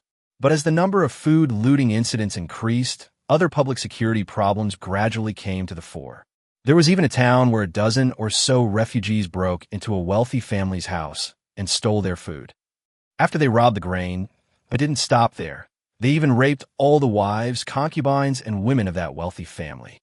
The woman from that wealthy family committed suicide out of shame and indignation, which had a very negative impact on the local area. Upon hearing this, Liu Shaoqing was furious.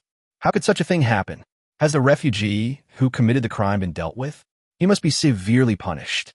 The official nodded, cupped his hands, and said, "Your Majesty, the leader has been executed, but what about the other dozen or so refugees? This is just the tip of the iceberg. Not all cases, but many cases are similar.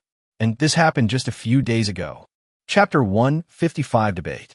Upon hearing this, Liu Shaoqing realized that there seemed to be a hidden meaning in what the other person was saying. "What do you mean? Is the situation going to get even worse?" The official nodded, cupped his hands, and said, "Yes, Your Majesty, grain is the key. If the grain issue cannot be resolved in time, the problem will only get bigger and bigger, and it will also cause other problems." Liu Shaoqing nodded. This matter was indeed quite troublesome.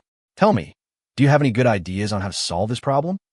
For these important matters, he always consulted his ministers first, and then made a decision after considering all the factors himself. "Your Majesty, I support opening the granaries and distributing grain." An official from the Secretariat stepped forward and spoke with a firm expression. Liu Shaoqing nodded, pointed at the man, and said, "Then tell me, what are the advantages and disadvantages?" "Your Majesty, the benefits are obvious. It's fast. Just send one person to various places to spread the word, and the refugees can receive food immediately. Moreover, this is a fundamental solution. As long as there is food, those refugees will not cause any major disturbances. Apart from a small group of people who deliberately cause trouble in order to gain benefits, most people are very honest. As long as they can get food, they won't deliberately cause trouble." Liu Shaoqing nodded. What this guy said did indeed make sense. Moreover, ordering the opening of the granaries to release grain has even more advantages, namely that there is no need to transport more grain, and the problem can be solved locally.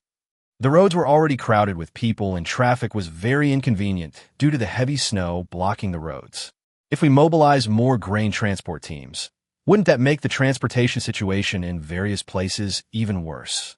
Upon hearing this, Liu Shaoqing nodded. "That's the truth. What you said makes sense, but are there any drawbacks to opening the granaries and distributing grain? We should always take into account both its advantages and disadvantages in order to make a judgment." The official shook his head and said, "Your Majesty, I don't see any drawbacks in doing this." He had just retreated to the group of ministers when someone stepped forward. "Lord Liu, what you're saying is really unpleasant to hear. You only talk about the advantages and not the disadvantages. What is your intention? Opening the granaries and distributing grain is not an option. Most of the disaster-stricken areas are in the north of the Tang Dynasty, and they are important towns that guard the borders of the Tang Dynasty. How can we just use the grain in these places?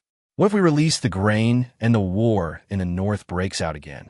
Of course, Li Jing has just defeated the Turks, so it is unlikely that the war in the north will resume for the time being.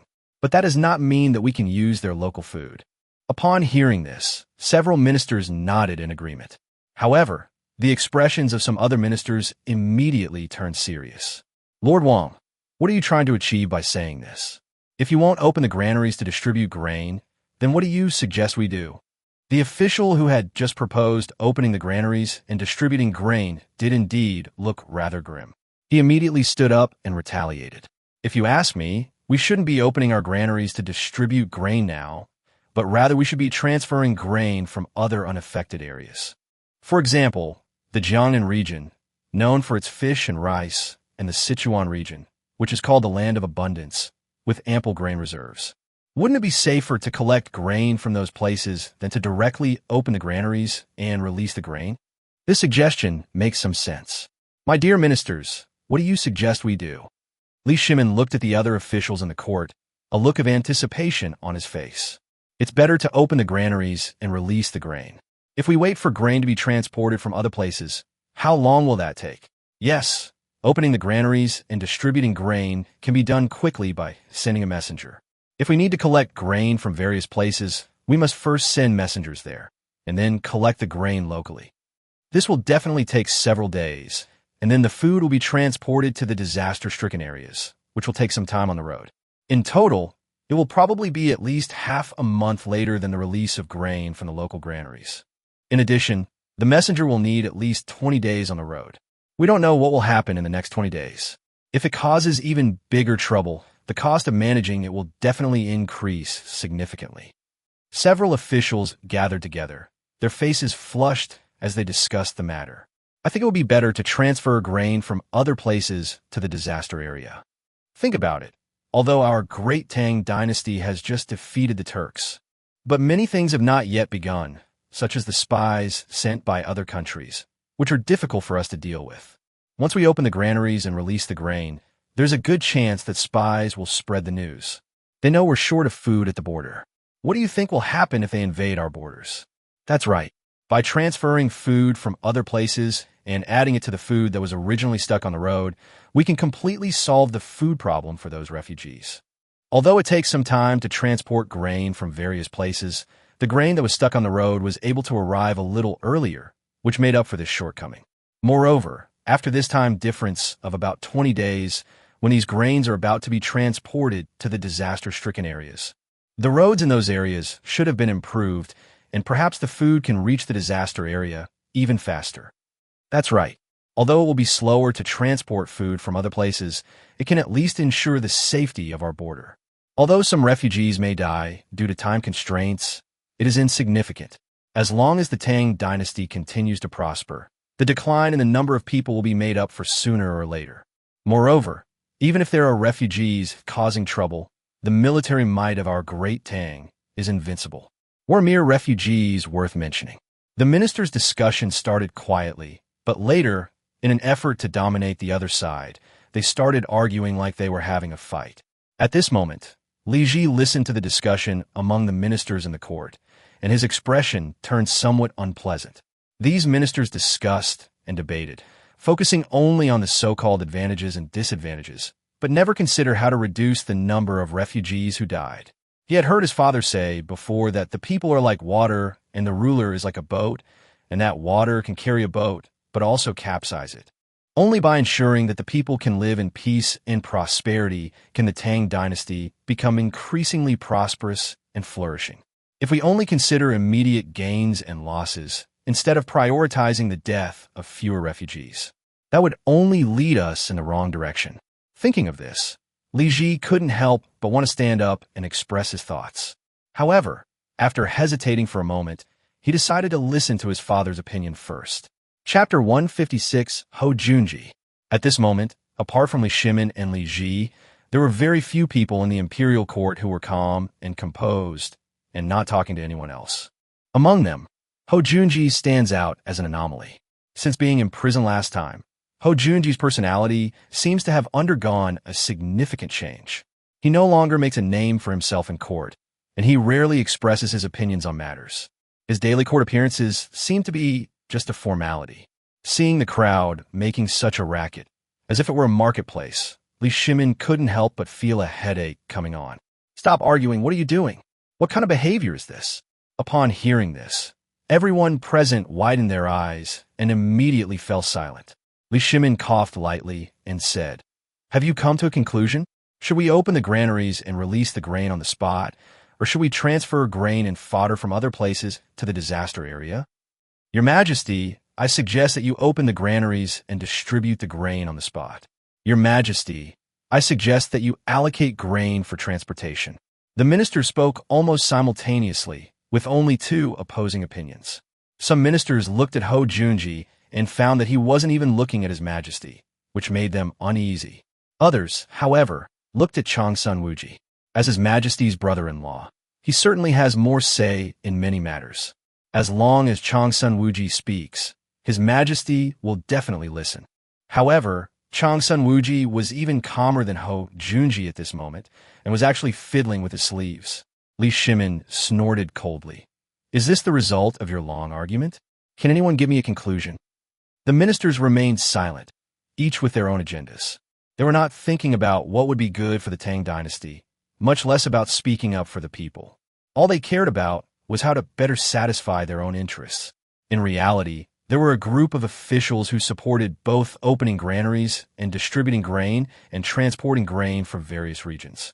The officials associated with the granary administration naturally supported opening the granaries and releasing grain. The granaries of the Tang Dynasty were said to have reserves so large that they could not be consumed for decades, but their actual appearance remains unknown. If there really is so much grain, why would anyone object to opening the granaries and releasing the grain? Those officials who supported opening the granaries to distribute grain were not benevolent either. Their purpose was simple: to use the opening of the granaries to distribute grain and settle past bad debts and deficits. If the warehouse is not opened, discrepancies can be easily found by checking the previous ledgers. Although His Majesty has not yet taken any action against them, these people are afraid. Therefore, they hope to smooth over some of the previous details through this disaster relief effort. For example, nominally 5,000 caddies of grain are released, but in reality 1,000 caddies are released, which offsets 4,000 caddies of bad debt. As for how much grain was actually distributed and how many people could detect it, no one would supervise the distribution of the grain, nor would anyone be able to accurately calculate how many disaster victims received aid. Even if someone were to calculate it, there would be no way to prove it, and no evidence could be found at all. As for the officials who supported the transfer of grain from various places, they naturally had their own agendas, hoping to get a share of the profits. There's a saying that goes, if you take a piece of pork out of the refrigerator and put it back in, even if you haven't touched the pork, your hands will already be covered in oil. If the granaries were really opened and grain distributed, then these people would not get any profit, so of course they would oppose it. Looking at the current situation in the court, Li Ji knew he could no longer stand idly by. The most important thing after a disaster is to handle the aftermath. As for gains and losses, those are secondary. Although my father may not listen to me, I should still tell him everything I know. He hesitated for a moment, then stepped forward and stood opposite Li Shimin. Father, I have something to say, but I don't know if you would be willing to listen. Li Ji's voice startled many officials present, who hadn't expected him to step forward at this moment. He had only invited Li Ji to the court assembly to listen in and broaden his horizons, but he never expected Li Ji to speak up. For a moment, Li Shimin became interested. All right, Jier, say whatever you want. Even if you say the same things as these people, I'll be happy. Li Shimin did not have high hopes for his ninth son, Li Ji. He simply hoped that Li Ji could live a peaceful and uneventful life as a prince. He didn't want his son to experience the same tragedy he had. Li Ji breathed a slight sigh of relief and said loudly, Your subject suggests that the opening of granaries and the transfer of grain from other regions be carried out simultaneously.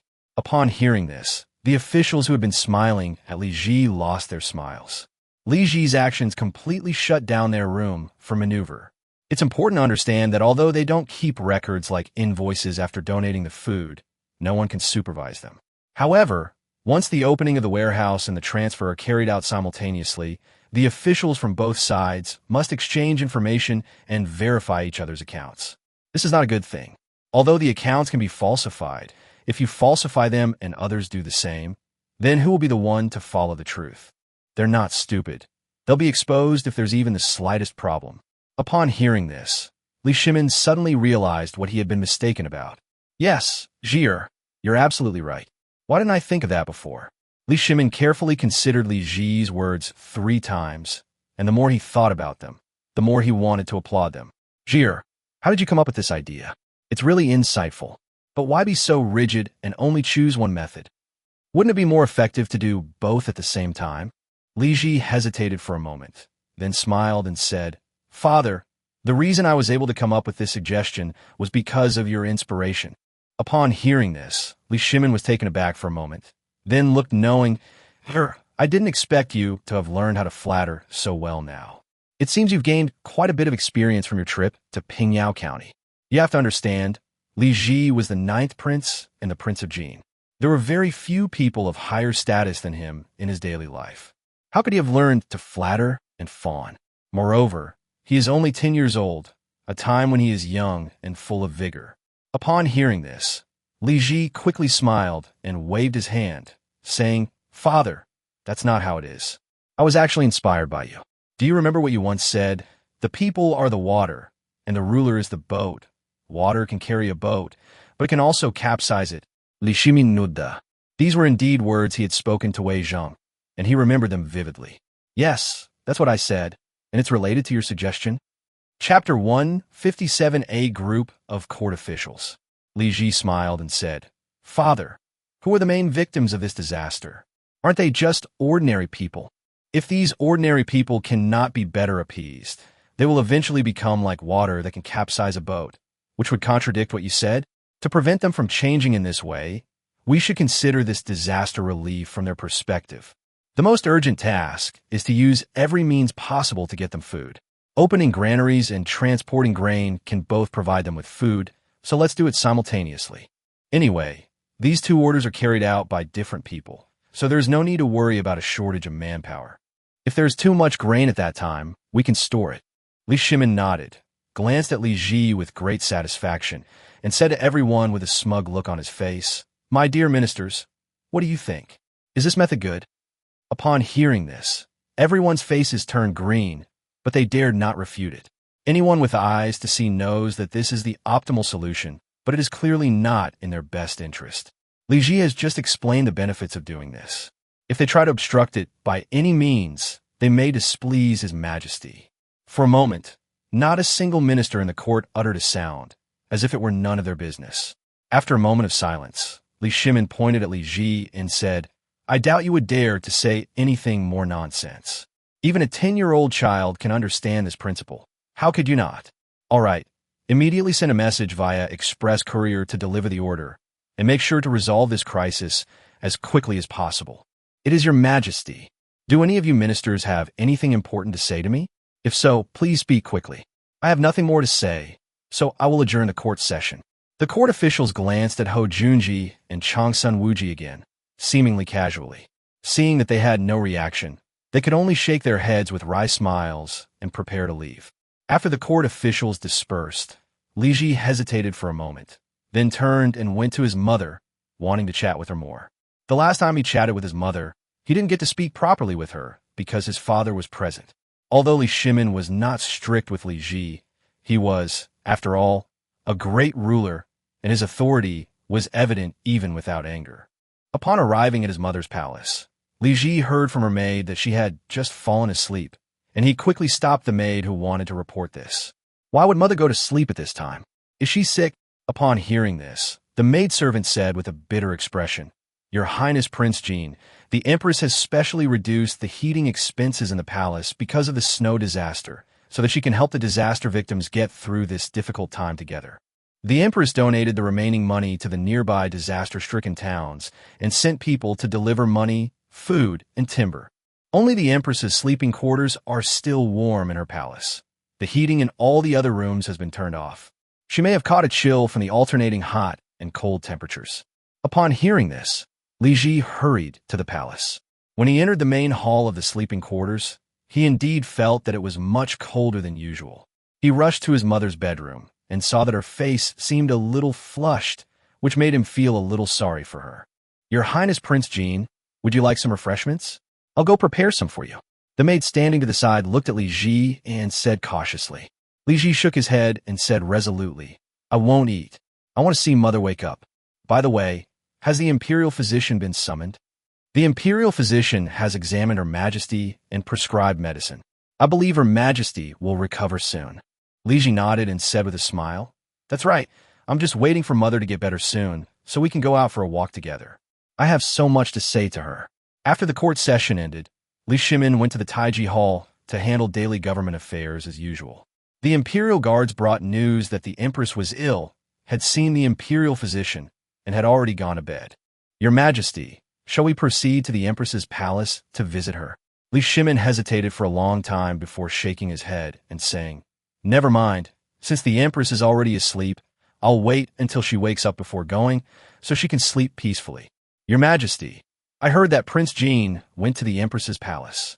Li Shimin was slightly taken aback, then smiled and said, I didn't expect this little boy to be so filial, running off to see his mother so quickly. Has the crown prince gone? As soon as Li Shimin finished speaking, he suddenly remembered that Li Changxian was busy assessing the imperial relatives and nobles in Pingyao County, so he shut his mouth. Fortunately, Zhi is in the palace, so Guanyinbi won't be without anyone to talk to when she's bedridden. With Zhi by her side, I can rest assured. I'll let you know as soon as she wakes up. It is your majesty. After the court session ended, a small portion of the officials who left the palace went to Ho Junji's residence. They were really unsure of what to do and wanted to find Ho Junji to get some answers. However, when they knocked on the door, they were turned away. Ho Junji, who had returned earlier, was not home. The officials were all momentarily at a loss. What should we do? Lord Ho is not here. Are we really just going to let the orders continue like this? If something goes wrong, none of us can bear the responsibility. We can only wait. By the way, send a few people to search around and see who can find the person as soon as possible. What good will finding him do? Can we force Lord Ho to come back? Hey, let's just stay here and wait patiently for now. Hopefully, Lord Ho will be back soon so we can come up with a plan. At this moment, Ho Junji was strolling leisurely around Chang'an. He didn't usually have the opportunity to walk around Chang'an, so how could he easily miss this opportunity? For a full hour, he traveled around in his carriage, but eventually lost interest and headed home. As soon as he entered, he saw a group of officials who used to give him signals in the imperial court gathered at his home. Their expressions varied as they saw him enter. Ho Junji said with a surprised look, "Gentlemen, what brings you to my Ho residence? It is truly an honor to have you here." Upon hearing this, the ministers couldn't help but smile awkwardly. They all tacitly agreed. "Lord Ho, please stop teasing us. This matter is so serious that you need to make a decision, or our heads might end up in another place." Upon hearing this, Ho Junji calmly replied, "Gentlemen, do not panic or exaggerate. Let's go inside and talk." In fact, Ho Junji had already anticipated from his time in the imperial court that these guys would definitely come looking for him, so his outing was intentional. Chapter 158, Doing Nothing. Meanwhile, in Pingyao County, far away, the royal relatives and nobles undergoing trials were experiencing very different things.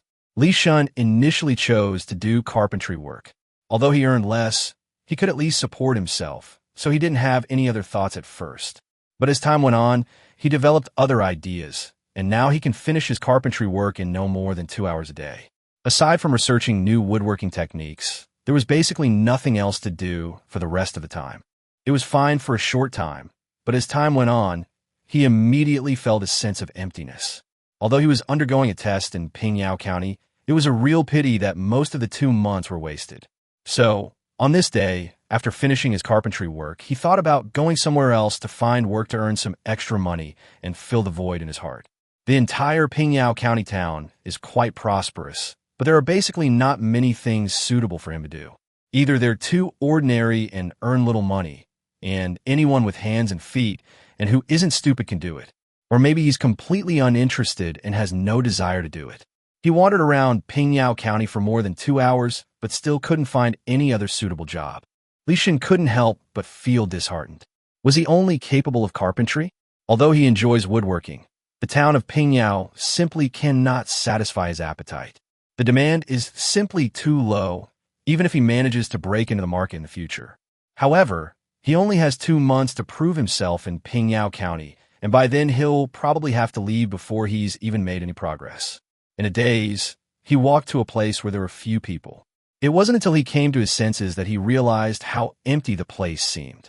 Seeing that there was hardly anyone passing by on the road ahead, Li Shun even felt a chill, not the kind of winter cold, but a chill that came from the bottom of his heart. Suddenly, a loud bang came from one of the houses ahead, pulling Li Shun back to reality and startling him. What just happened? Could it be hallucinating? The huge explosion echoed through the empty road, and he didn't even see where it came from. It is precisely because we know nothing about it that it feels so eerie. Following the direction from which the sound had come, Li Shun continued walking forward, carefully guarding against any further explosions as he went. Just as he reached the outside of that small courtyard, he noticed a sign hanging on the gate. The sign read, "Hiring workers and apprentices." It also clearly states that food and lodging are provided, and the benefits are generous. However, the requirements are that one must undergo a test before becoming an apprentice. Upon seeing this, Li Shun immediately became interested. It's good to have challenges. He wouldn't want to go anywhere without them. Li Shun immediately knocked on the gate of the small courtyard, but to his surprise, the gate was unlocked and he knocked it open a crack. Li Shun hesitated for a moment, then pushed the door open, shouted inside, and went in. Is anyone here? I'm here to apply for a job. Are you hiring apprentices? Li Shun received no response to his words, so he continued walking inside and discovered a dark-skinned man whose age was impossible to discern. Moreover, his eyes were fixed on a large man in front of him. What is this thing? Why is it so big, and it seems very hot too? Li Shun could feel the heat emanating from that huge thing even from a great distance. Could this huge thing be a furnace? But he didn't see a fire burning. Instead, there were various kinds of wood, charcoal, and black charcoal placed nearby. You're here to be an apprentice, kid? The dark-skinned man in front of him looked him up and down, his expression rather unpleasant. Li Shun felt a chill run down his spine. This guy had blown things up several times in a row. Although he didn't know why, he guessed that he hadn't done things properly. If I apply for a job now, am I just walking into a trap? At this point, will he create some difficulties for himself? Thinking of this, Li Shun couldn't help but have second thoughts. Well, that was the case, but it seems I've come at the wrong time. Maybe I should just not apply. As he was saying this, he turned to run away, but unexpectedly, a strong hand grabbed his arm. A bead of cold sweat appeared on Li Shun's forehead. He slowly turned to look at the other person, only to see a smile on their face. Hey kid, what are you running away from if you're here for a job interview? Do you think I'm going to eat you?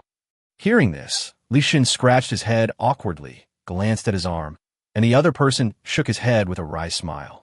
I'll let you go as long as you don't run away. Li Shun nodded, and the other person released his arm. You should have seen the requirements at the door when you came in. To become my apprentice, you must undergo a test. I wonder if you are ready. Li Shun hesitated for a moment, then nodded and said, I'm ready. What kind of test is it? Draw a line and tell me. Since I'm already here, if I leave without giving it a try, wouldn't it be a waste of my time? The dark-skinned man glanced around the courtyard, frowned, and pointed to the surroundings, saying, Let's test it here. It's nothing much. Just make me something good that can fan this steam engine. Hearing this, Li Shun looked puzzled and pointed to the huge, unidentified object in front of him, saying, You mean this thing is called a steam engine? The man nodded and said, That's right, this is a steam engine. Where have you seen it before? Li Shun shook his head and said, I've never seen it, but I heard that the county magistrate has a steam car. Is there something like this inside? Upon hearing this, the man chuckled. You've got some taste, kid. That's right, that's what's inside that steam car, but mine is a bit better than a magistrate's. Upon hearing this, Li Shun frowned immediately, his face filled with disdain. This guy is unkempt, and he also loves to brag. If this so-called steam boiler is so powerful, why isn't it installed on cars? What? You still don't believe me? Fine, then I'll show you the power of my steam engine. Actually, I can't say that my steam engine is better than that car. It just has more functions. Also, the steam engine in that steam car had some shortcomings, which have now been corrected. The capabilities of this machine will always improve. It can't possibly get worse with each improvement. Li Shun waved his hand and said, All right, I'm going to get to work. Chapter 159 Success. Li Shun was only thinking about getting this test over as soon as possible. As for whether this guy would accept it or not, that was up to fate. Seeing that Li Shun was eager to complete the test, the man didn't say anything more. Very good, then hurry up and make the fan for me. Remember, it can't be manual. It must be able to run on its own, otherwise you've failed. Upon hearing this, Li Shun was slightly shocked. This so-called test was actually this difficult? However, he was not discouraged. Since the other party had made a request, it could definitely be resolved.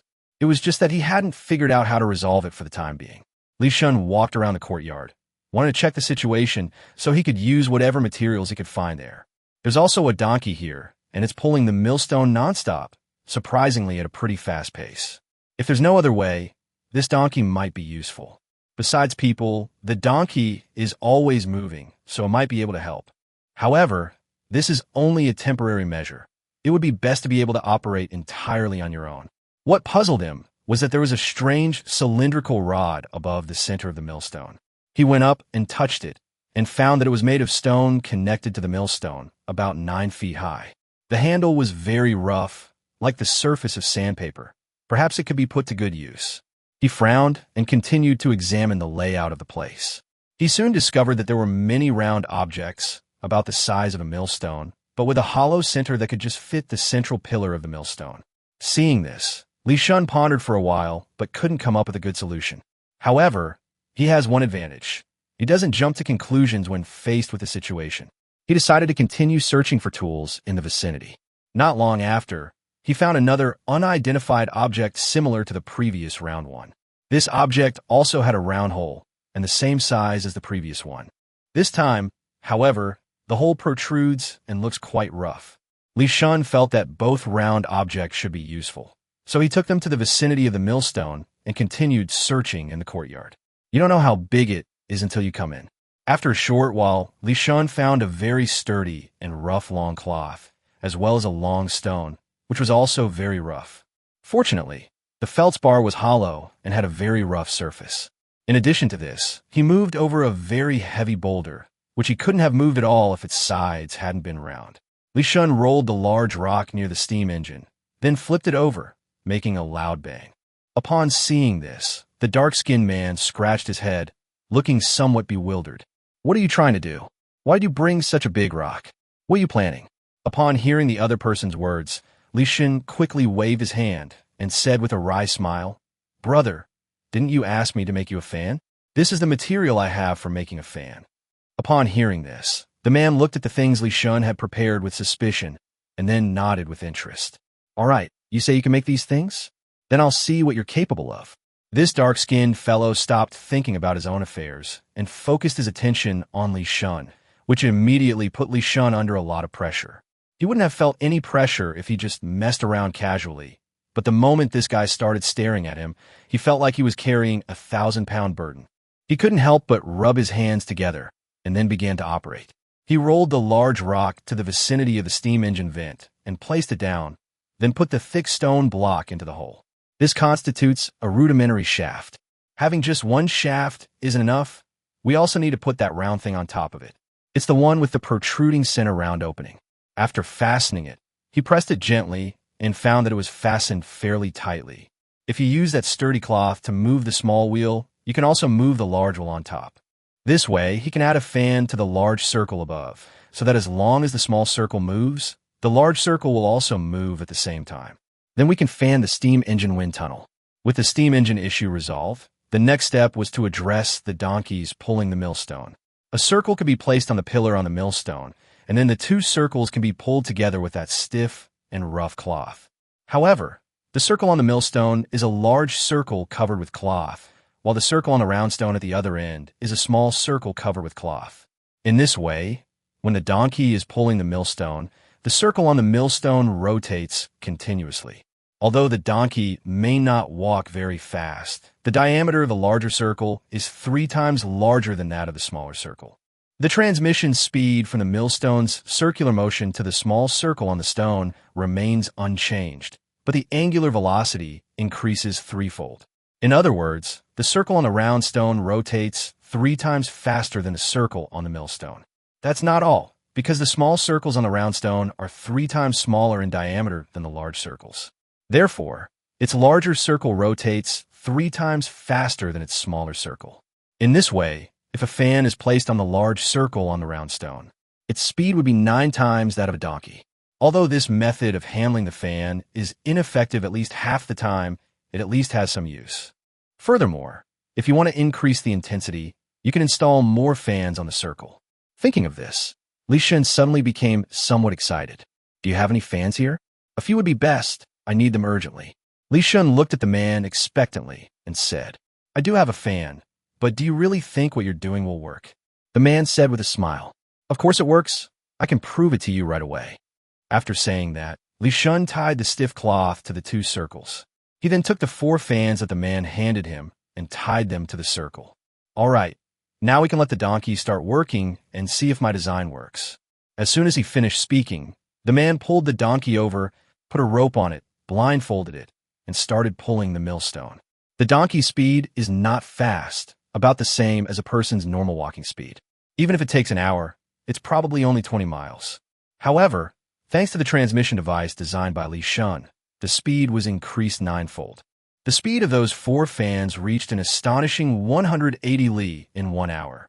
4 fans rapidly blew air into the steam engine's vents, significantly increasing the steam engine's power. Chapter 1: 60 Advantages. The man saw the steam engine burning brighter and brighter, and a look of excitement immediately appeared on his face. Your fan has played a significant role in making this fire burn so brightly. Very good. I've decided to requisition your fan. You're accepted. Upon hearing this, Li Shun, who was standing to the side, was immediately delighted. Really? That's wonderful. Thank you, Master. By the way, I still don't know your name, Master, and what are you researching here? Li Shun looked around. He hadn't felt anything when he first arrived, but now he feels more and more that this place is magical. Many of the ingenious mechanisms impressed him. My name doesn't matter. If you insist on calling me, just call me Haizi. However, I can tell you about what I'm researching here. This is the Steam Engine Research Institute. Currently, I am focusing on the research and improvement of steam engines. The previous steam engine was developed by me and our county magistrate. Upon hearing this, Li Shun's eyes widened, and he looked the unassuming-looking man in black up and down. Since that's the case, then tell me how you knew you could create such a treasure. Li Shun had only seen a steam car once, but he felt at the time that it was definitely a treasure. However, he never had the chance to get on the bus. Now that he had actually met the master craftsman who manufactured the steam-powered car, he naturally had countless questions to ask. Hazy glanced at him and said with a smile, "Actually, I had no idea about steam engines at first. It was only because the magistrate instructed me that I was able to make one." Upon hearing this, Li Shun was immediately surprised. It was all under the guidance of the county magistrate. Why do I feel that this county magistrate is so mysterious? He not only does a good job as a county magistrate, but he also built so many roads in Pingyao County. Moreover, the people live and work in peace and contentment, which directly refutes the claim that large-scale construction projects are wasteful and detrimental to the people. And he even knows how to build a steam engine. Is he someone who was born to change the world? At this moment, Li Shun's admiration for He Zi had faded considerably, and his thoughts had turned to Liu Shaoqing. I was just a cowherd back then, and I helped my family farm. I just made a little gadget to make watering and irrigation easier. This little gadget increased our yield per moo by about 20%, and since then our family's life has gotten better and better. Just 2 years ago, Lord Liu discovered this little gadget of mine, had a chat with me, and said that I had a talent for design. Then he took me back and set up this Steam Engine Research Institute. Upon hearing this, Li Shun felt somewhat amazed. For an ordinary cowherd to have such an opportunity is truly extraordinary. The most amazing thing is that Liu Shaoqing was able to recognize talent and pick him out from the crowd to create this steam engine. Then, you developed the steam engine. Why are you still researching it now? Li Shun said with some curiosity. In Li Shun's view, if he had invented the steam engine, he could basically live off his past achievements for the rest of his life and wouldn't need to research anything else. But this black guy acted as if he hadn't done anything and kept researching. Hazy smiled and shook his head, saying, "Actually, the reason I got involved in this research at the beginning was entirely because of Lord Liu's appreciation. At that time, I knew almost nothing, and I didn't even know many characters. Lord Liu specially arranged for someone to teach me to read and write. He also said that I am very intelligent and learn everything very quickly, but I just didn't have the opportunity before.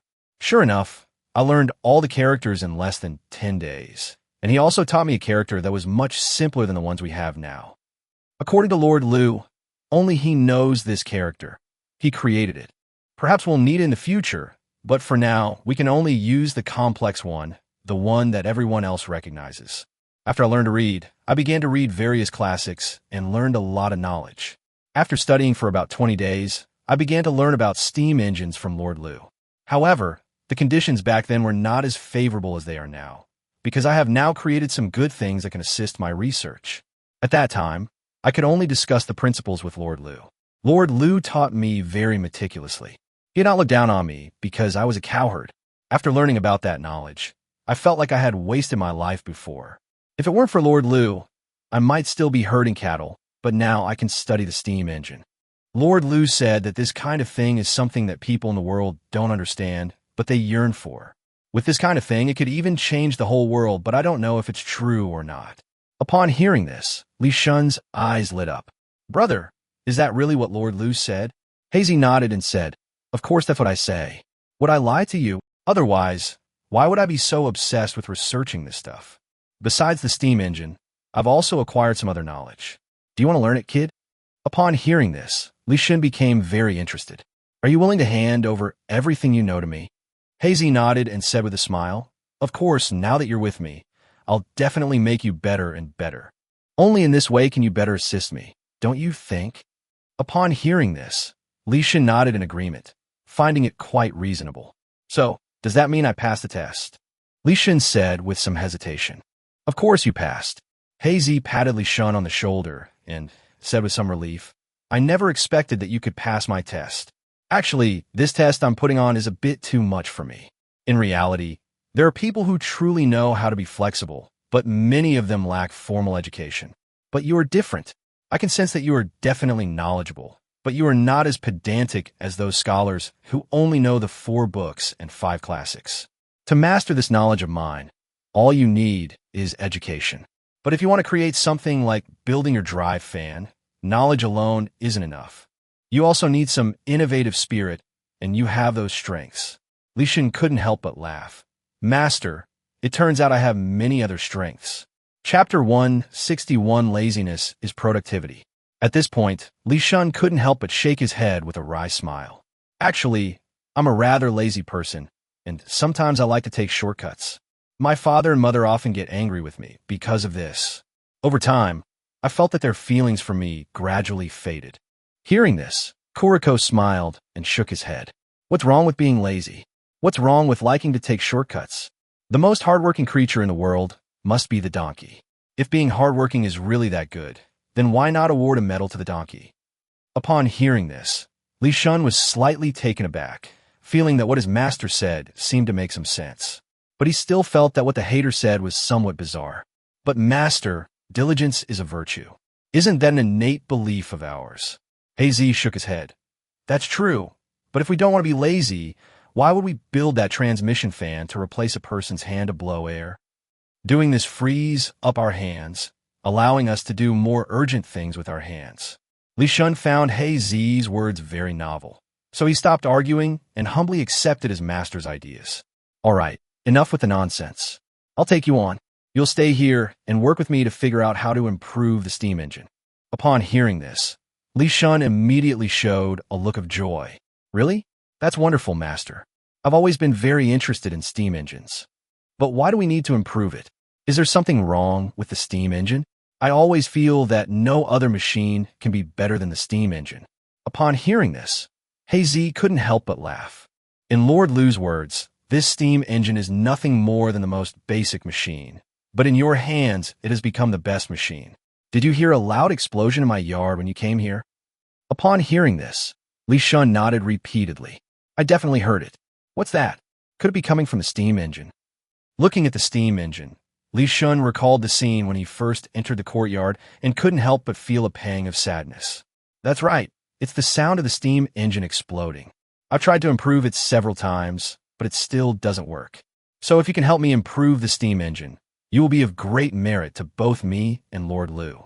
Upon hearing this, Li Shun immediately rubbed his hands together in anticipation. I see. Then let's begin, master. So Li Shun began assisting Hazy in improving the steam engine. At first, Li Shun didn't know much about the relevant knowledge, so he could only help out. However, while assisting, Hazy kept teaching Li Shun relevant knowledge. Therefore, Li Shun continuously made up for his shortcomings and quickly caught up. As a prince, it was naturally very easy for him to learn these things. In just a day or two, he was able to skillfully help Hazy with some tasks, saving him time and energy. However, the improvement of the steam engine has not made enough progress and remained stagnant. This is, after all, a protracted process, and it is understandable that there has been no result in a short period of time. As before, Liu Shaoqing continued to check on the daily routines of these people.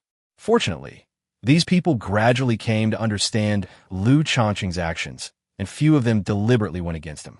The remaining homeless guys gradually found something they could do, Everything is proceeding as Liu Shaoqing envisioned, which is undoubtedly a cause for celebration.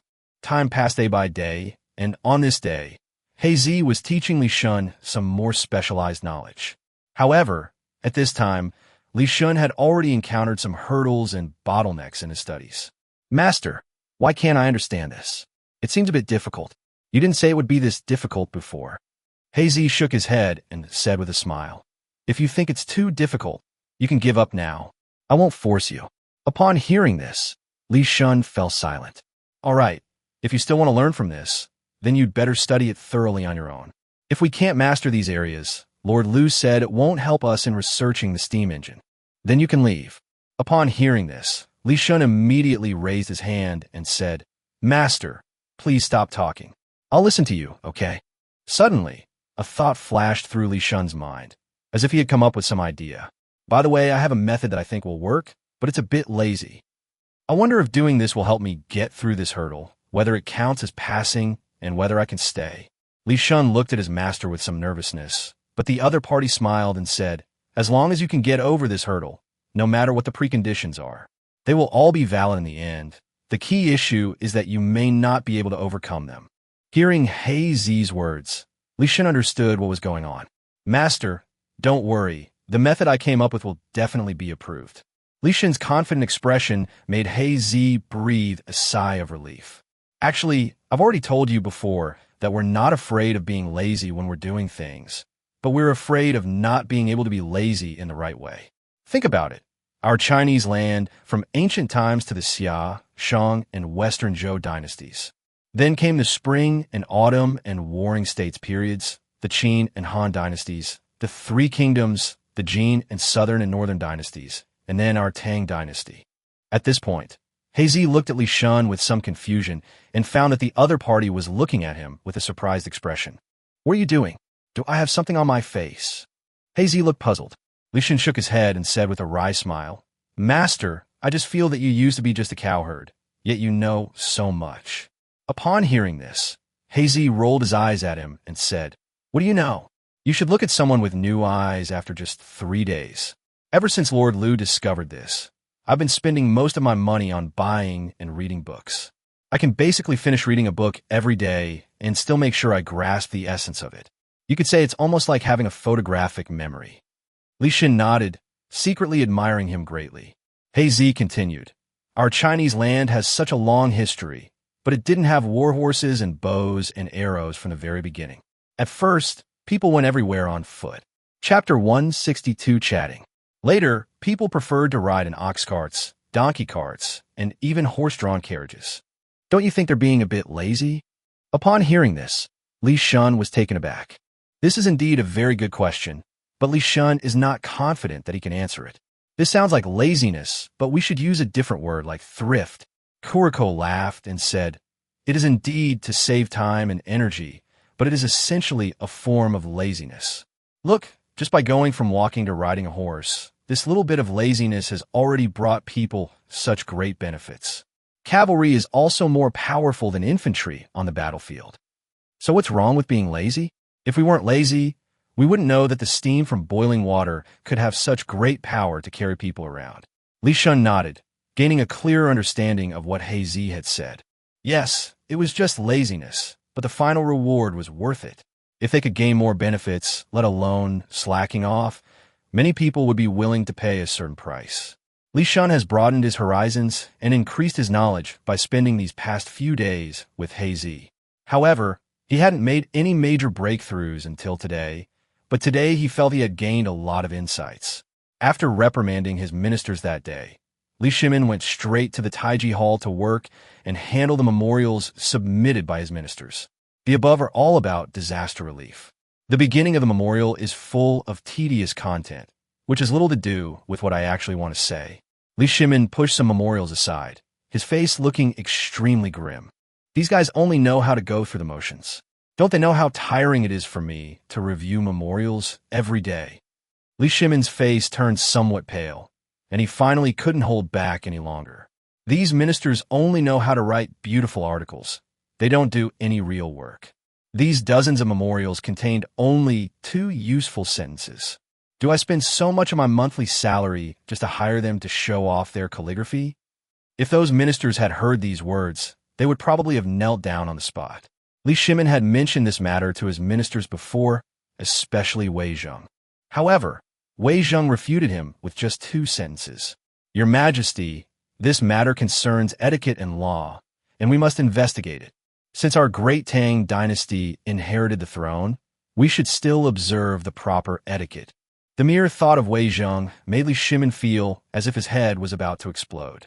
A moment later, Li Shimin paced back and forth in his study, having lost all interest in continuing to review the memorials. Thinking that Emperor Zhongsun was still ill, he felt he should go and see her.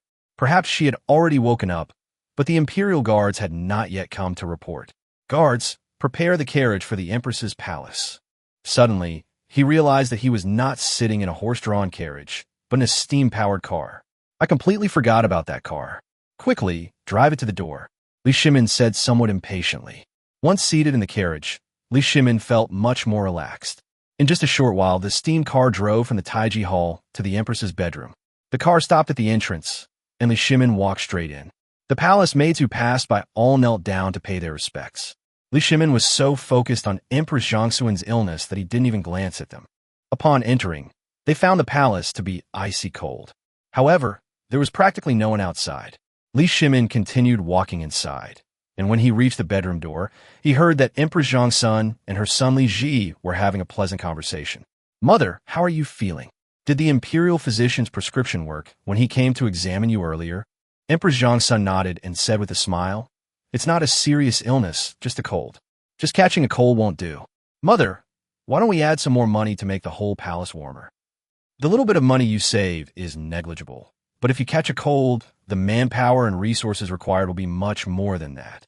Upon hearing this, Empress Zhongsun shook her head. That won't do. We've already saved the money, and the cold has already been caught. If I give up halfway now, wouldn't it be like trying to fill a basket with water in the end? Upon hearing this, Li Ji's expression showed some struggle. Mother, didn't we have heating installed in the palace before? Let's use it now.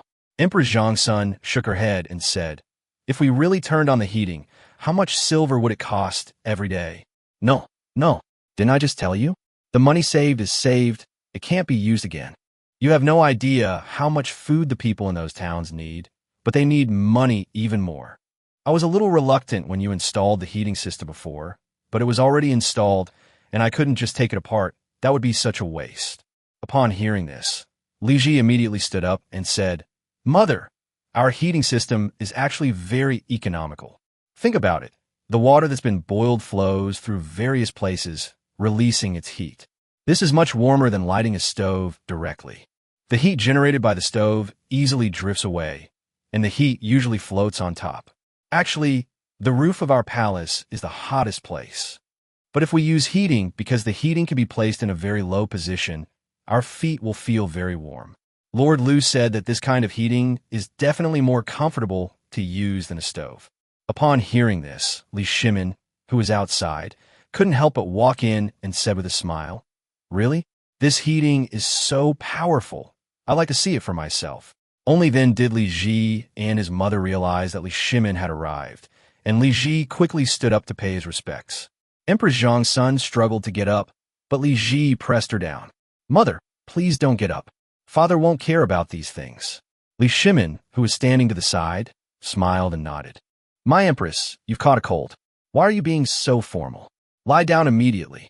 Upon hearing this, Empress Zhongsun lay down on the bed, her expression slightly unpleasant. Your Majesty, why didn't you announce your arrival? I want to greet you, but although I caught a chill, I'm not feeling unwell. Upon hearing this, Li Shimin smiled and waved his hand. All right, let's get back to our previous topic. Li Ji, didn't you say the heating was really powerful? Then turn it on for me now. I'll wait here and see if this heating is really that great. Li Ji looked at Emperor Zhongsun beside him and saw that Empress Zhongsun nodded. Since your father has said so, how can I refuse?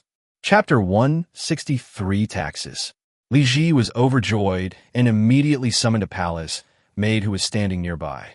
Quickly tell the eunuch in charge of heating to turn on the heating and make the whole palace warm. It is your highness.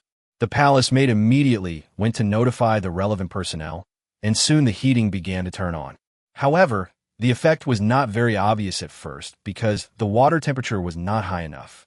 To speed up the heating process, the head eunuch added another boiler to the water boiler so that both could heat water simultaneously, doubling the speed. Subsequently, the head eunuch ordered a palace maid to come and report.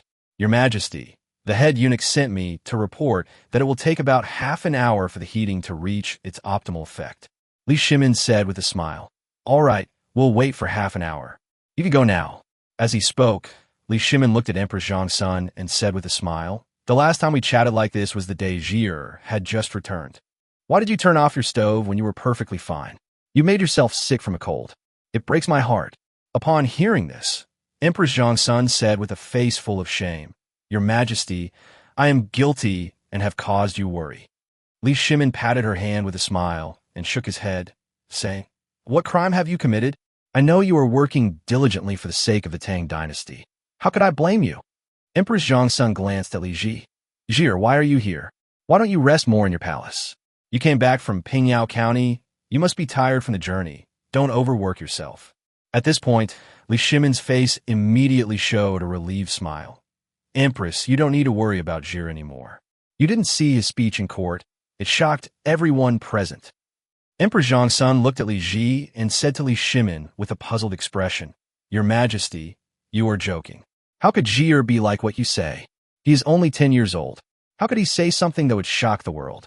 Upon hearing this, Li Shimin chuckled and shook his head, saying, Empress, this shows that you lack understanding of your good son. Today in the imperial court, someone brought up the issue of food shortages after the snow disaster, and the officials debated whether to open the granaries to release grain or to transport grain from various places. Neither side would give in, and they couldn't reach a conclusion. In the end, Zhi'er ended their argument with a single sentence. Empress Zhongsun looked at her son with surprise and asked Li Shimin, Your Majesty, what did Zhi'er say that made you so happy? Li Shimin smiled and said, Zhi'er, he said that we can open the granaries and release grain at the same time as transporting grain and fodder. Why is it that none of these civil and military officials are flexible enough? Since it's disaster relief, they should all be working together to restore daily life in the disaster area as soon as possible, but they're still arguing here. In my opinion, if we let them keep arguing like this, they won't reach a conclusion even after another half month. At this point, Li Shimin couldn't help but look at Li Ji beside him. Zhi'er, how did you come up with this? It's simply a stroke of genius.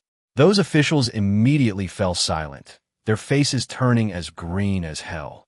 Emperor Zhongsun was immediately worried upon hearing this. Your Majesty, you must protect Zhi'er and never let him get caught up in the intrigue and treachery between ministers. I only hope that Zhi'er can grow up safely and live out his life peacefully. Li Shimin smiled and gently patted Empress Zhongsun's shoulder. Don't worry, I know what I'm doing. I will never take on anything that he shouldn't do. The reason why those ministers were arguing was simply because they each had their own selfish interests to consider, and none of them were actually very honorable. Only someone like Li Ji, who has no vested interests, could explain this matter clearly. Li Shimin glanced at Li Ji and said, Zhi'er, last time we talked about Pingyao County, but we didn't go into much detail. Let's take this opportunity to have a proper talk. The Tang Dynasty has just ended the war and is in dire need of rebuilding. Many places need money, especially now, after just experiencing a snow disaster. If we don't handle it properly, those refugees might even turn against the Tang Dynasty because of it. Li Ji nodded and said, Father, you have worked hard day and night for the future of the Tang Dynasty. Emperor Zhongsun also quickly stepped forward to offer words of comfort. Your Majesty, please rest assured. Although there are so many difficulties and obstacles, as long as we are united, we will surely be able to overcome these challenges. Everything will pass, and our great Tang will only get better and better. Li Shimin smiled and nodded. Of course, I know everything will get better, and I'm not telling you all this to complain. At this point, Li Shimin looked at Li Ji standing to the side. I just want to ask you, how much do you know about the governance of Pingyao County? Li Ji was taken aback, not understanding why his father had brought up the topic of Pingyao County. Father, I know quite a bit about this. If you want to know more, I can tell you in detail. Li Shimin nodded and said with satisfaction, Then tell me, If the experience in Pingyao County is good enough, I will advance to other cities as soon as possible. At that time, the entire city of the Tang Dynasty will be like Pingyao County, with wide roads and thriving industries. Moreover, everyone is well-fed and clothed, and no one will starve or freeze to death. If we can achieve this, then our great Tang Dynasty can be considered a golden age. Li Ji nodded and said, "That's wonderful, Father. If you think this way, the prosperity of our Tang Dynasty is only a matter of time. In my opinion, the reason why people in Pingyao County can live and work in peace and contentment, and why every household is wealthy, and why the roads are wide. Even those from the lower and middle classes who have no money can have enough to eat and wear. The most important point is actually very obvious, and that is that the taxes are very high." Upon hearing this, both Li Shimin and Emperor Taizong were somewhat bewildered. "Li Ji, what did you say? Are you saying that the reason Pingyao County is prosperous is because it collects high taxes?" Li Shimin looked astonished and found it unbelievable. This was quite different from what he had imagined. Even Empress Taizong, who never interfered in politics, couldn't help but express her thoughts at this moment. "Jir, you can't just say things like that. I've only ever heard that it can make all industries prosper. When have you ever heard anyone say that high taxes can ensure people's well-being and prosperity?" Li Shimin then realized that he had not misheard. "Yes, Jir, did you slip up and say something wrong? It's fine to say this in the palace, but you must never let the ministers hear it." Chapter 164 Interrogation. Both Li Shimin and Emperor Taizong had expressions of disappointment in their eyes. They had always thought that Li Ji was intelligent, or at least not foolish. But what he's saying now doesn't sound like something a smart person would say. Li Ji was somewhat taken aback when he heard his father and mother's slightly reproachful words. "Father and mother, have you misunderstood? Let me tell you the whole story from the beginning. Although the taxes in Pingyao County are high, they are only collected from the merchants. As for other taxes, they are much lower in comparison. Even ordinary farmers who cultivate very little land will not only not be taxed, but will receive ample subsidies. The amount of subsidy is related to the area of land cultivated." Upon hearing this, Li Shimin looked puzzled. "What? The tax increase only applies to those merchants. In that case, wouldn't those businessmen unite against him? I have to say, this magistrate of Pingyao County is quite bold. Those merchants will stop at nothing for profit. By doing this, he's essentially sucking the blood off these businessmen. Isn't he afraid of being retaliated against by them?" Li Shimin looked incredulous. In fact, even at this point, he still didn't completely believe that Liu Shaoqing would actually dare to do such a thing. Emperor Taizong couldn't help but nod in admiration, saying, "Yes, Your Majesty, this Lord Liu is truly an outstanding person. Even if he fails, I will still praise him as a hero." Li Shimin glanced at Emperor Taizong and shook his head, saying, "This matter is not as simple as the superficial interests. These people will use moral high ground to pressure you. They've taken my old saying, the people are the water and the ruler is the boat. Water can carry a boat, but can also capsize it, and they've started to use it to argue about it. What they often like to say is that they are competing with the people for profits and keeping wealth among the people. It seems that as long as the Tang Dynasty levies more taxes, it is competing with the people for profit and forcing the people to overthrow the Tang Dynasty. Don't they ever think about where the taxes levied by the Tang Dynasty are going to be spent and on whom they're going to benefit? It all comes down to these ordinary people, and they'll do anything to pay less tax. Even though the Tang Dynasty stipulated that wealthy merchants could not wear silk or ride in carriages drawn by expensive horses, they still made money without stopping. Are they short of money? Of course not. They're in order to earn more and more money. Even if it means making money at the cost of so many ordinary people being buried with them, they will not hesitate to do so. How dare such a person say that wealth is hidden among the people and that they are competing with the people for profit? In reality, they're only speaking for their own interests and have never really cared about the lives of ordinary people. Li Shimin's face turned pale with anger as he spoke. Emperor Taizong quickly and gently patted Li Shimin's hand. "Your Majesty, please rest assured and do not be angry about this matter. Hasn't Lord Liu already found a way to control those merchants?" "Sure. Tell me exactly what this Lord Liu did." "He must have used extraordinary means. Otherwise, it would have been much easier to control them. These businessmen have amassed enormous wealth. None of them are easy to deal with. Their money was earned bit by bit from other people, so it's extremely difficult to take more money from them. Li Ji smiled and nodded, saying, "What the Empress Dowager says is true. Lord Liu must have thought of all the things you were talking about before. Moreover, he completely suppressed the objections of these merchants, and now the people of Pingyao County in all walks of life are living in peace and contentment. Even those money-grubbing businessmen did not show any opposition to him." Li Shimin's expression grew increasingly curious. So what exactly did he do? Didn't those merchants unite against him?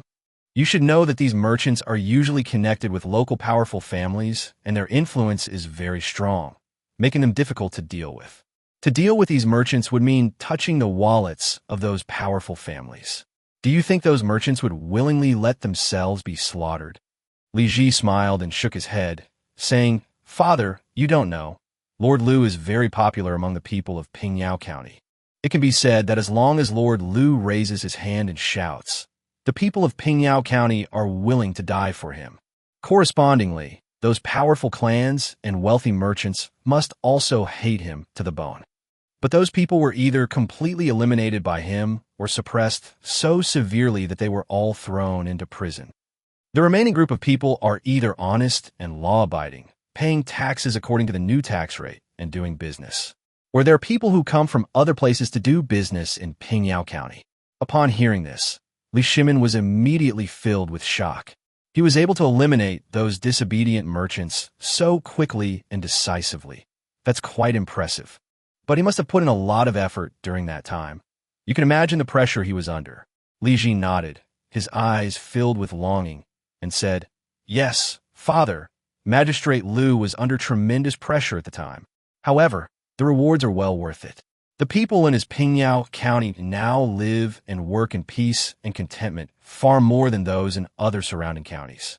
In addition, his county has much greater potential for development than other places." Li Shimin nodded. This Magistrate Liu is indeed a capable person, able to develop a county town so well.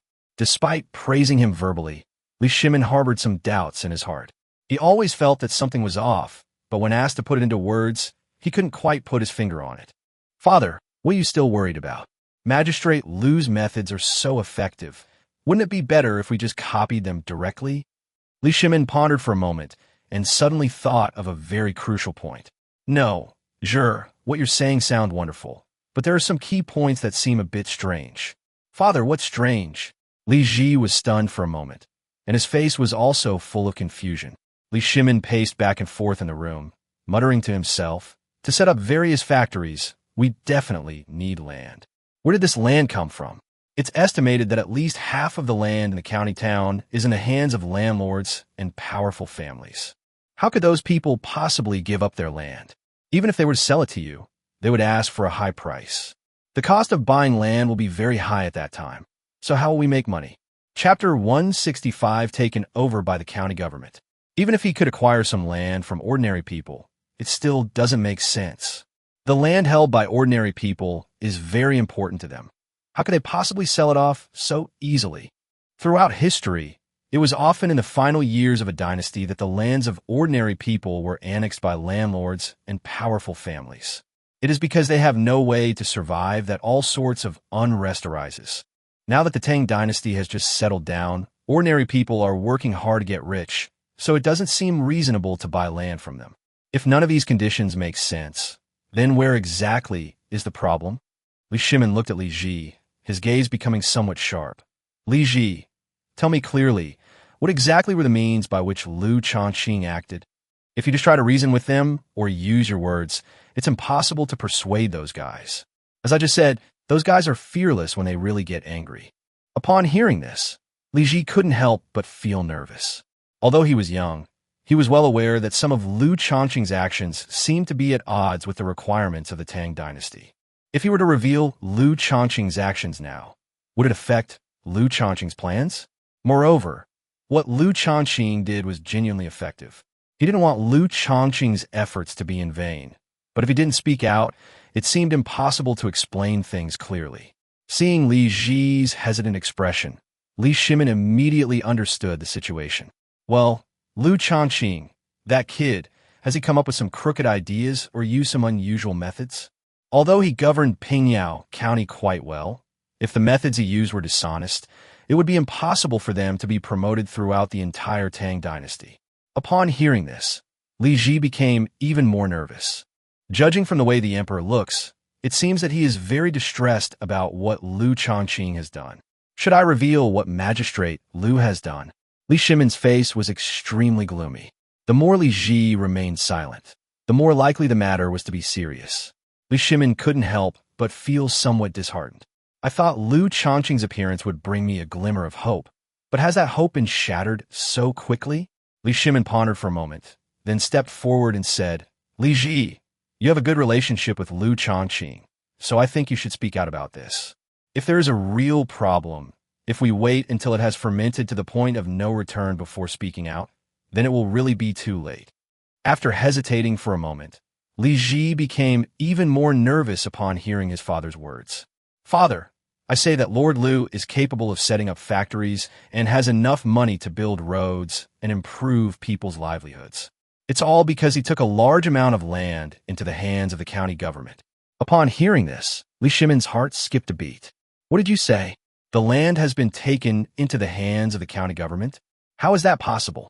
Even a small county town has a considerable amount of land. How much would it cost for a small county government to control so much land? How did he acquire these lands? Did he coerce or bribe ordinary people into voluntarily handing over their lands? That must be it. Could he possibly be going to plunder the land of those landlords? I really thought this kid had some real talent, but turns out his so-called prosperity is just a false prosperity. Upon hearing this, Li Ji was taken aback. Father, what do you mean by that? The people of Pingyao County are living in peace and contentment now. That's a fact, not just something that's superficial. Li Shimin looked at Li Ji, and the look in his eyes made Li Ji feel somewhat afraid. What facts? Didn't he take all the land from those people into his own hands? Those people certainly wouldn't dare to compete with him. In the end, he can use the people's land to set up factories without spending much money. Moreover, the workers they recruit might be the same people who gave them their land for free or a low price. At that time, the people of Pingyao County will be grateful to him and say that he is a good magistrate. Upon hearing this, Li Ji quickly shook his head with a wry smile and said, Father, you were wrong from the very beginning. Lord Liu does indeed control a large amount of land, but he did not obtain it from the common people, but from the large landowners and powerful families. Upon hearing this, Li Shimin was momentarily stunned. What did you say? The land he controls belongs to those big landowners and powerful families. How could those people give him the land so easily? As Li Shimin spoke, he suddenly realized something and said, I understand now. He must have made some kind of deal with these big landowners or powerful figures. Did he reach a tacit agreement or make an exchange with these landlords and powerful families? Otherwise, how could they have given it to him so easily? Since ancient times, the problem of landlords and powerful families has been an age-old and very difficult problem to solve. Moreover, they all basically have their own private armed forces. If we don't offer them benefits, taking land from them would definitely be a very bloody process. After Li Shimin finished explaining all his guesses, he looked at Li Ji expectantly, as if trying to find the answer from him. Li Ji nodded affirmatively and said, Father, your guess is correct. He did not give those people any benefits. As Lord Liu said, if we want to do something big and change things, we have to touch the interests of some people. And this group of people happens to be the one that has the most abundant means of production in their hands. Therefore, he had to target these landlords and powerful families. As for ordinary people, they didn't have much to gain, so targeting them would be pointless. On the contrary, those ordinary people have no money, and in fact a lot of it, to satisfy their appetites. It is enough to ensure they are well-fed and clothed. Therefore, ordinary people are the people we should win over the most. As for those landlords and powerful families, although they are powerful, there are many conflicts among them, and these guys are willing to fight to the death for their own interests. But they will definitely not act rashly. They appear rather weak. To deal with those more stubborn and obstinate elements, Lord Liu is determined to eliminate them and leave no future troubles. Moreover, their land can be distributed to ordinary people or directly placed under the control of the county government. If we do that, wouldn't the other landlords and powerful families be afraid? How could they possibly sit and wait for their doom? Li Shimin looked puzzled. Chapter 166 Combination Punches. Li Ji smiled and waved his hand, saying, "Father, you don't need to worry about Lord Liu. He has already thought it all out." After dealing with a group of people, Lord Liu acquired some land and thus gained more influence.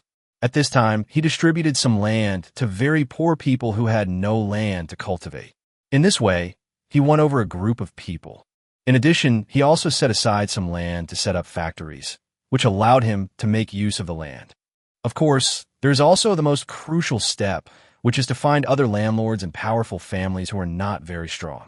Talk to them and get them to hand over the land. If they want to farm it, then rent the land to them. In that case, the land is still in the hands of these landlords, but the ownership has changed. Upon hearing this, Li Shimin's eyes widened in surprise.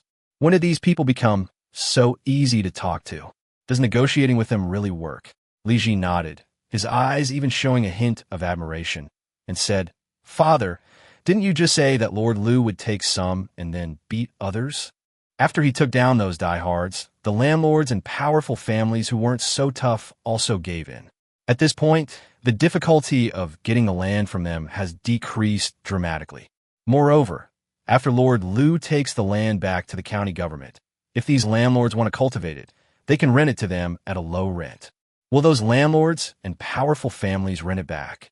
Furthermore, even so, the land of these landlords and powerful families has essentially been taken away. Would they willingly hand it over? Li Ji smiled and nodded, saying, "Of course they will bring it out." Lord Liu's strong action against those diehards has deterred them. They were also afraid of being treated the same way, so they dared not disobey. Moreover, Lord Liu also assured them that a series of policies would be introduced later so that they could receive some compensation. For example, if we use their land to build factories, we can let them participate in the investment and then receive dividends every year. In addition, Lord Liu also provided a sum of money to reclaim their land. Although this amount of money is nothing compared to the continuous income they will receive from the land in the future. But at least Lord Liu gave them a chance. If they don't know what's good for them, they might lose even this sum of money. Li Shimin nodded, gradually understanding Liu Shaoqing's methods. "I've met this young man twice, but I never expected him to be so ruthless. He's far more cunning than those old foxes in officialdom." At this point, Li Shimin's eyes suddenly lit up as he thought of a crucial question. That's not right. Those landlords must have a lot of tenant farmers under their control. If Liu Shaoqing takes all this land back, what will happen to his tenant farmers? That's quite a lot of people. The landlord can't possibly support them to eat for free. Li Ji nodded, seemingly not surprised by his father's question. "Your Majesty, you are right. Lord Liu had actually thought about this issue long ago, which is why he set up those factories. If those factories want to start up, they need to hire a large number of people who will contribute their labor to produce various goods. Moreover, these factories usually have all kinds of machines to produce goods, so ordinary people actually need to put in very little labor. These tenant farmers are willing to do this because they can put in a little effort and get enough reward." Li Shimin nodded, then suddenly thought of something. "By the way, if that's the case, wouldn't these tenant farmers have to break away from the landlords? Would they be willing to do that? Moreover, these landlords are used to a life of luxury. If we really let them leave like this, I think they will definitely have all sorts of opinions. That will be another significant problem." Li Shimin looked at Li Ji with longing eyes. Given the current situation in Pingyao County, Liu Shaoqing must have already solved his problem. He was simply curious. In his eyes, this was an unsolvable problem. Unless Liu Shaoqing is a god, how could he possibly solve this? Li Ji said with a smile, "This is also easy to solve. Lord Liu specifically found these people and did ideological work with them. Initially, it was just a matter of forcing 10% of the people to leave the landlords and powerful families, and every 6 months, 10% of them had to leave. After 5 years, they will all be released so that these tenant farmers can do the work they want."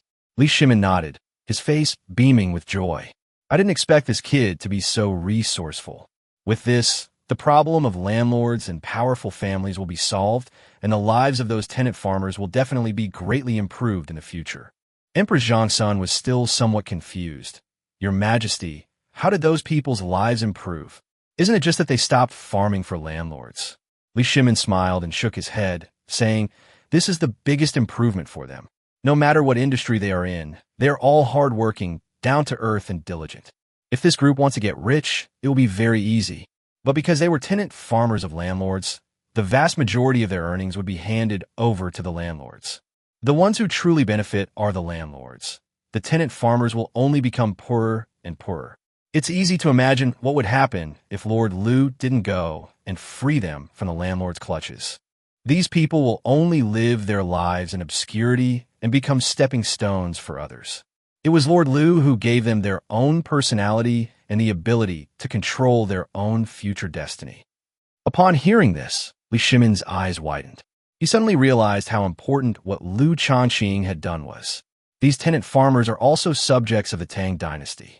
Why should they be exploited and drained by landlords and powerful families for their entire lives? If we let them serve the Tang Dynasty, it will benefit both themselves and the Tang Dynasty. Does Liu Shaoqing own many factories, and how many people can they employ? If such a large number of people gather together, won't trouble arise? There was a hint of worry in Li Shimin's eyes. Li Ji had long known his father's worries, and said with a smile, Father, you don't need to be afraid. In fact, Lord Liu did a very good job. Throughout history, why did people with ill intentions choose to rebel? Wasn't it because they couldn't survive from hunger and cold? Chapter 167, Forming a Closed Loop. Li Shimin nudda. Although he was unwilling to admit it, he had to say that what Li Ji said was a reality. Li Ji continued, Lord Liu set up factories so that these tenant farmers could support themselves. Those people who could not survive had their land taken over by landlords and lost their own land. If nothing unexpected happens, they will also go to work for those landlords to farm. But Lord Liu runs factories, and as long as you work in one of his factories, you can make a lot of money. Moreover, working in a factory means you can earn your own living. The more you do, the more you earn, and you don't have to suffer the scorn of others. In this situation, working in a factory is naturally a better choice than farming under a landlord. Moreover, with the continuous opening of various factories, the need for manpower is increasing. It's not just local residents and tenant farmers who can work here. People from neighboring counties and rural areas can also volunteer to work. Suddenly, Li Shimin thought of something. If all these people go to work, then who will farm the land? You must understand that the foundation of a dynasty's prosperity lies in its food and land. With so many people going to work, who will farm the land? If manual labor pays more than farming, then who would want to farm? Li Shimin's question was excellent, so Li Ji nodded repeatedly. Father, that's an excellent question. Of course, it's impossible for everyone to go farming. Lord Liu's factories are limited in number. To work in his factory, you first need to know enough characters, and secondly, you can't be a literate person. Upon hearing this, Li Shimin's face darkened. What's wrong with scholars? Do you still look down on scholars? This kid really does show signs of going astray in his cultivation. Li Shimin said somewhat angrily. He himself is a scholar, yet he doesn't allow scholars to do manual labor. This is truly outrageous, Li Shimin said angrily. Seeing that his father seemed to have misunderstood, Li Ji quickly explained.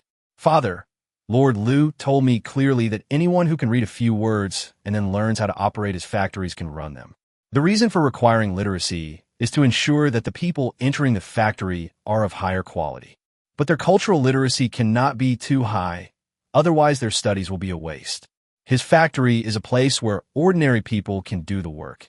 It's usually some mechanical and repetitive labor. Upon hearing this, Li Shimin immediately became interested. It's that simple. It seems that scholars really don't need to do it. Otherwise, it would be a waste of their talents. At this point, Li Shimin suddenly looked puzzled. But if it were that simple, how could they offer such high wages? Ordinary people would fight tooth and nail to get in. Li Ji nodded and said with a smile, Father, you are right. That is indeed the case in Pingyao County. Although Lord Liu's factory is under construction at a rapid pace, it still cannot meet the needs of those workers. Moreover, Lord Liu stipulated that those who owned land could not work in factories, which also motivated those people to hand over their land. It can be said that Lord Liu's series of actions was a combination of punches. Li Ji said with a smile, His operations have formed a complete circle, and the land in Pingyao County has basically been brought into the hands of the Pingyao County government. Li Shimin nodded, his face somewhat gloomy, and said, "This kid is indeed quite capable, but he can't possibly turn all of these lands into factories, can he? If that's the case, everyone will be producing things, but who will consume them?" Li Ji nodded and said, "Father's concerns are not without reason. So after Lord Liu reclaimed a large amount of land, one part is used to set up factories, and the other part is used to build commercial districts where buying and selling can take place, and the products produced also need to be sold. Moreover, there's a large area of land that cannot be developed for the time being, so Lord Liu organized people to cultivate it." Upon hearing this, Li Shimin was immediately stunned. What kind of operation is this kid?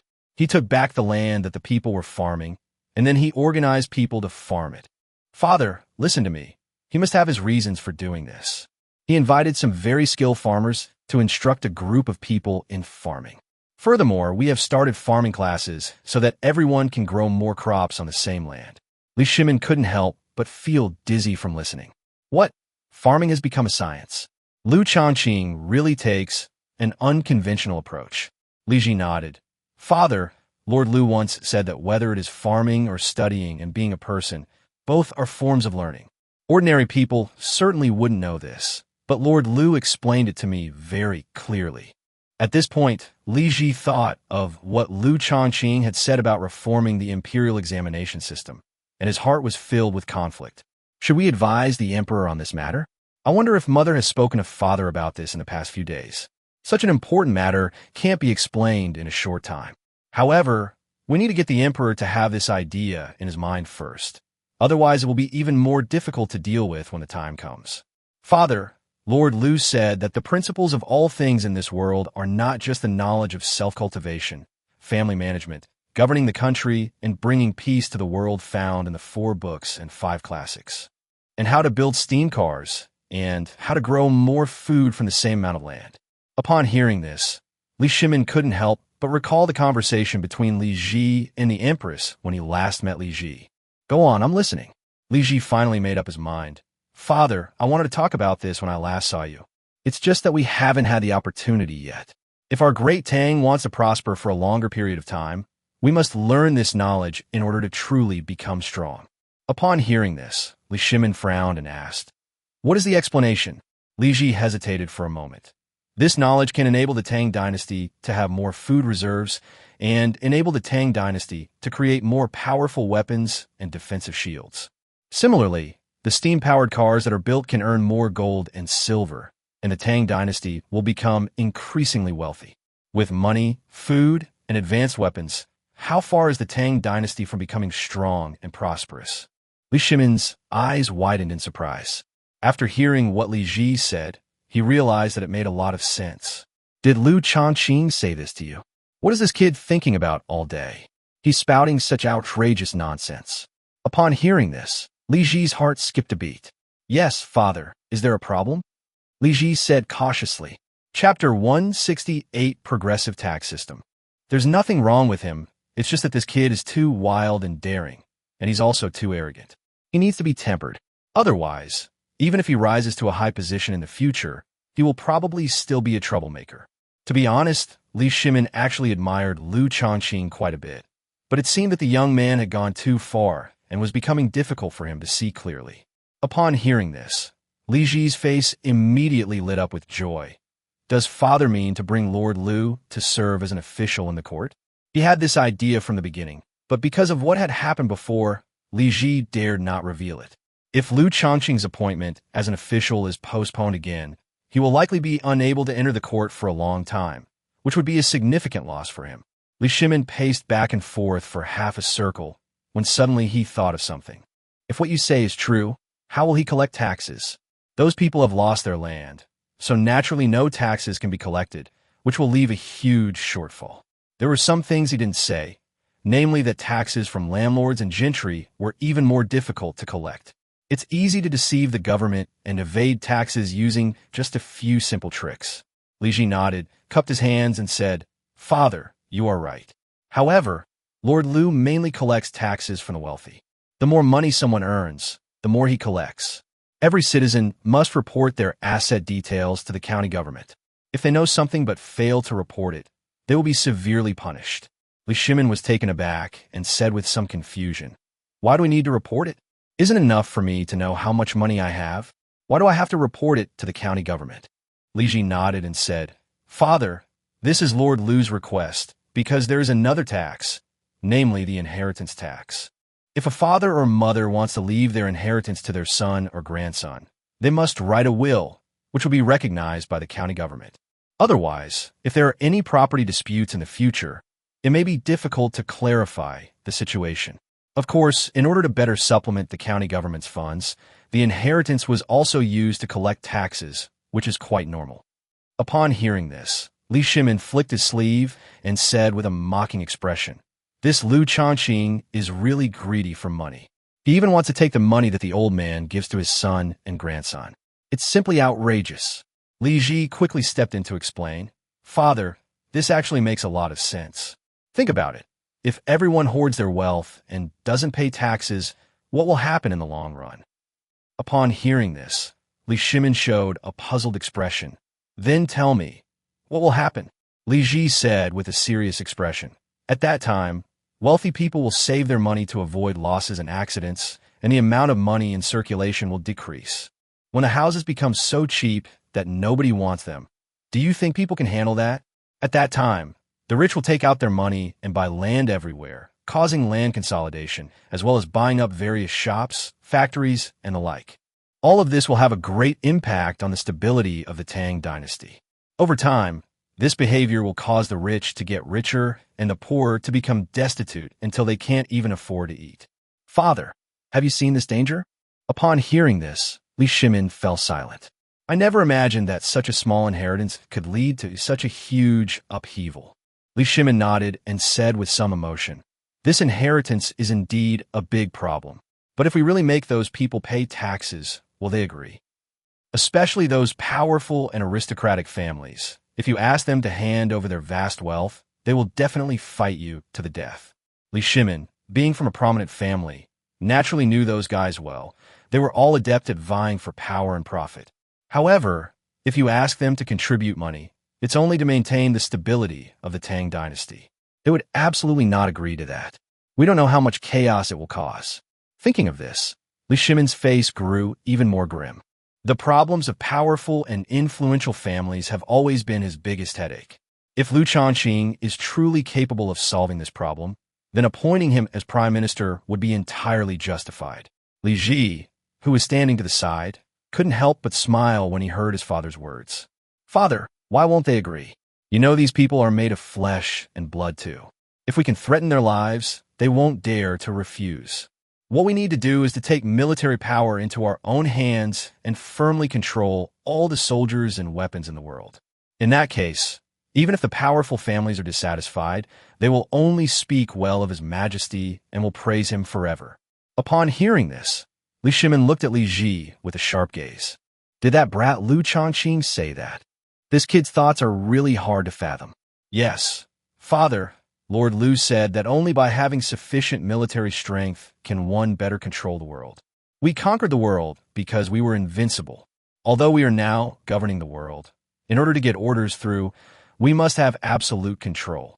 Those powerful and influential families, although they are indeed quite powerful, that is under normal circumstances. If a knife is really held to their necks, there's no point in them resisting." Upon hearing this, Li Shimin nodded, then came to his senses. This is not something you do all the time. You should only break ties with these powerful families when you have no other choice. Or rather, we'll talk about it when we're absolutely certain we can subdue them. Li Shimin sat back down in his seat. "Tell me, how should taxes be collected under normal circumstances? What you said before about taxing the rich more is quite interesting. Tell me more about it." Li Ji nodded, pondered for a moment, and then spoke. "Father, who do you think makes the most money in the world?" Upon hearing this, Li Shimin's face darkened. Is that even a question? Of course, it's the merchants who make money. As the saying goes, being rolling in money is the perfect way to describe a merchant. Li Ji nodded, then shook his head. "Father, you're only half right. Besides the merchants making money, there are also your ministers. If we want to collect enough taxes, The first thing we need to do is to impose higher taxes on merchants, and we need to gradually increase the tax rate. If you earn 50 taels of silver a year, then charge less, only 500 or 700 coins. But if you can earn 500 taels of silver a year, then you can charge 10 taels or 12 taels. Upon hearing this, Liu Shaoqing frowned slightly. Why are the proportions different? Chapter 169, Differential Treatment. Emperor Taizong's son, who was standing to the side, also nodded. Yes, sure. Wouldn't people criticize us for being unfair if we did this? In the eyes of Liu Shimin and Emperor Taizong's son, since it was a matter of collecting taxes, everyone should be treated equally. Otherwise, wouldn't that break the rules of fairness? While the wealthy do earn more, as long as they haven't broken the law, you can't interfere with their money. Upon hearing this, Li Ji looked at the two of them with amusement. Father and mother, I would like to ask you, what is fairness? Upon hearing this, Liu Shimin and Emperor Taizong's son exchanged a glance. Liu Shimin looked at him and said, fairness means treating everyone equally, and everyone should receive the same amount. For example, when it comes to taxes, if he pays 1 tael of silver, everyone else has to pay 1 tael as well. In this way, I believe everyone will pay the same taxes, and no one will complain or feel aggrieved. Upon hearing this, Li Ji almost burst out laughing. Father, what you said is so funny. Let me laugh for a while. Li Ji burst into exaggerated laughter, his face turning red, and he almost lost his balance.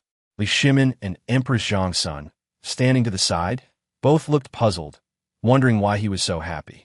Jier, tell me what you're really thinking. Why do my words make you laugh so hard? Did I say something wrong? Liu Shimin was somewhat bewildered. Li Ji's actions had completely baffled him. Father, your initial intention is indeed correct, but you have forgotten one point. Fairness is relative, not absolute. The reason we want to make taxes appear fair is so that ordinary people can live a more stable life. If everyone pays the same amount of taxes, then the rich will be happy, while the poor will feel more and more pressure. Doing this is equivalent to averaging the costs and burdens of operating the Tang Dynasty onto everyone. The poor enjoy far fewer benefits than the rich and powerful, but they bear the same burdens. It won't be long before these poor people feel overwhelmed because the cost is simply too heavy. So, if we want to change this, we can't impose such high taxes on the poor. Therefore, Lord Liu introduced a progressive tax system, which literally means that those who earn less money pay a lower tax rate. If you earn more than a certain amount, the tax rate will increase. As for making more money, that's another level altogether. Upon hearing this, both Liu Shimin and Emperor Taizong's son were greatly surprised. A progressive tax system sounds very legitimate, but it's essentially about taxing profitable industries more. Will they be willing to do that? Upon hearing this, Li Ji smiled wryly. Father, is it a matter of whether they want to or not? In any case, they must pay the full amount of taxes. Moreover, the might of the Tang Dynasty is no joke. Anyone who dares to disobey should just try it. And since they can make so much money, they must be good at accounting. Even with a high tax rate, they'll still make a fortune. If it were you, would you be willing to give up a profitable industry and switch to an unprofitable one? Or would you rather stay in a lucrative industry? Upon hearing this, Liu Shimin was immediately rendered speechless. Well, under normal circumstances, people would definitely want to go into industries that pay more, since nobody would turn down money. Li Ji clapped his hands and said with a smile, Father, that's right. It's just a matter of increasing their taxes. It's not like it's crippling them. As long as we can push it through forcefully at the beginning, they'll adapt over time, and that'll be fine. Liu Shimin nodded, finding Li Ji's words to be very reasonable. But what about other trades? Not all trades are so profitable. Many trades are not only unprofitable, but also very hard work. What should we do about that? Li Ji nodded. Father, what you're worried about is that, for example, farming or manual labor often doesn't make that much money. Especially farming, which is an industry that involves the national economy and people's livelihood. So there should be many tax incentives. The reason we collect more taxes on profitable industries is so that we can collect less tax on industries that are vital to the national economy and people's livelihood, thus benefiting the people. In this way, the granaries of our great Tang will be more abundant, able to support larger-scale battles and ensure a lasting peace. Li Shimin nodded, satisfied with Li Ji's performance. By the way, what about those factories that Liu Shaoqing mentioned? Should we increase the tax burden or reduce it? Li Ji seemed to have anticipated Li Shimin's question. Father, of course we should reduce taxes. His factory has just started, and it will take time to make a difference. There are also many costs associated with equipment, labor, land, and so on. Li Shimin nodded. That's true, but besides trading, are there any other ways to make money? Li Shimin wanted to get involved in a highly lucrative industry, but he felt that getting involved in business was beneath him.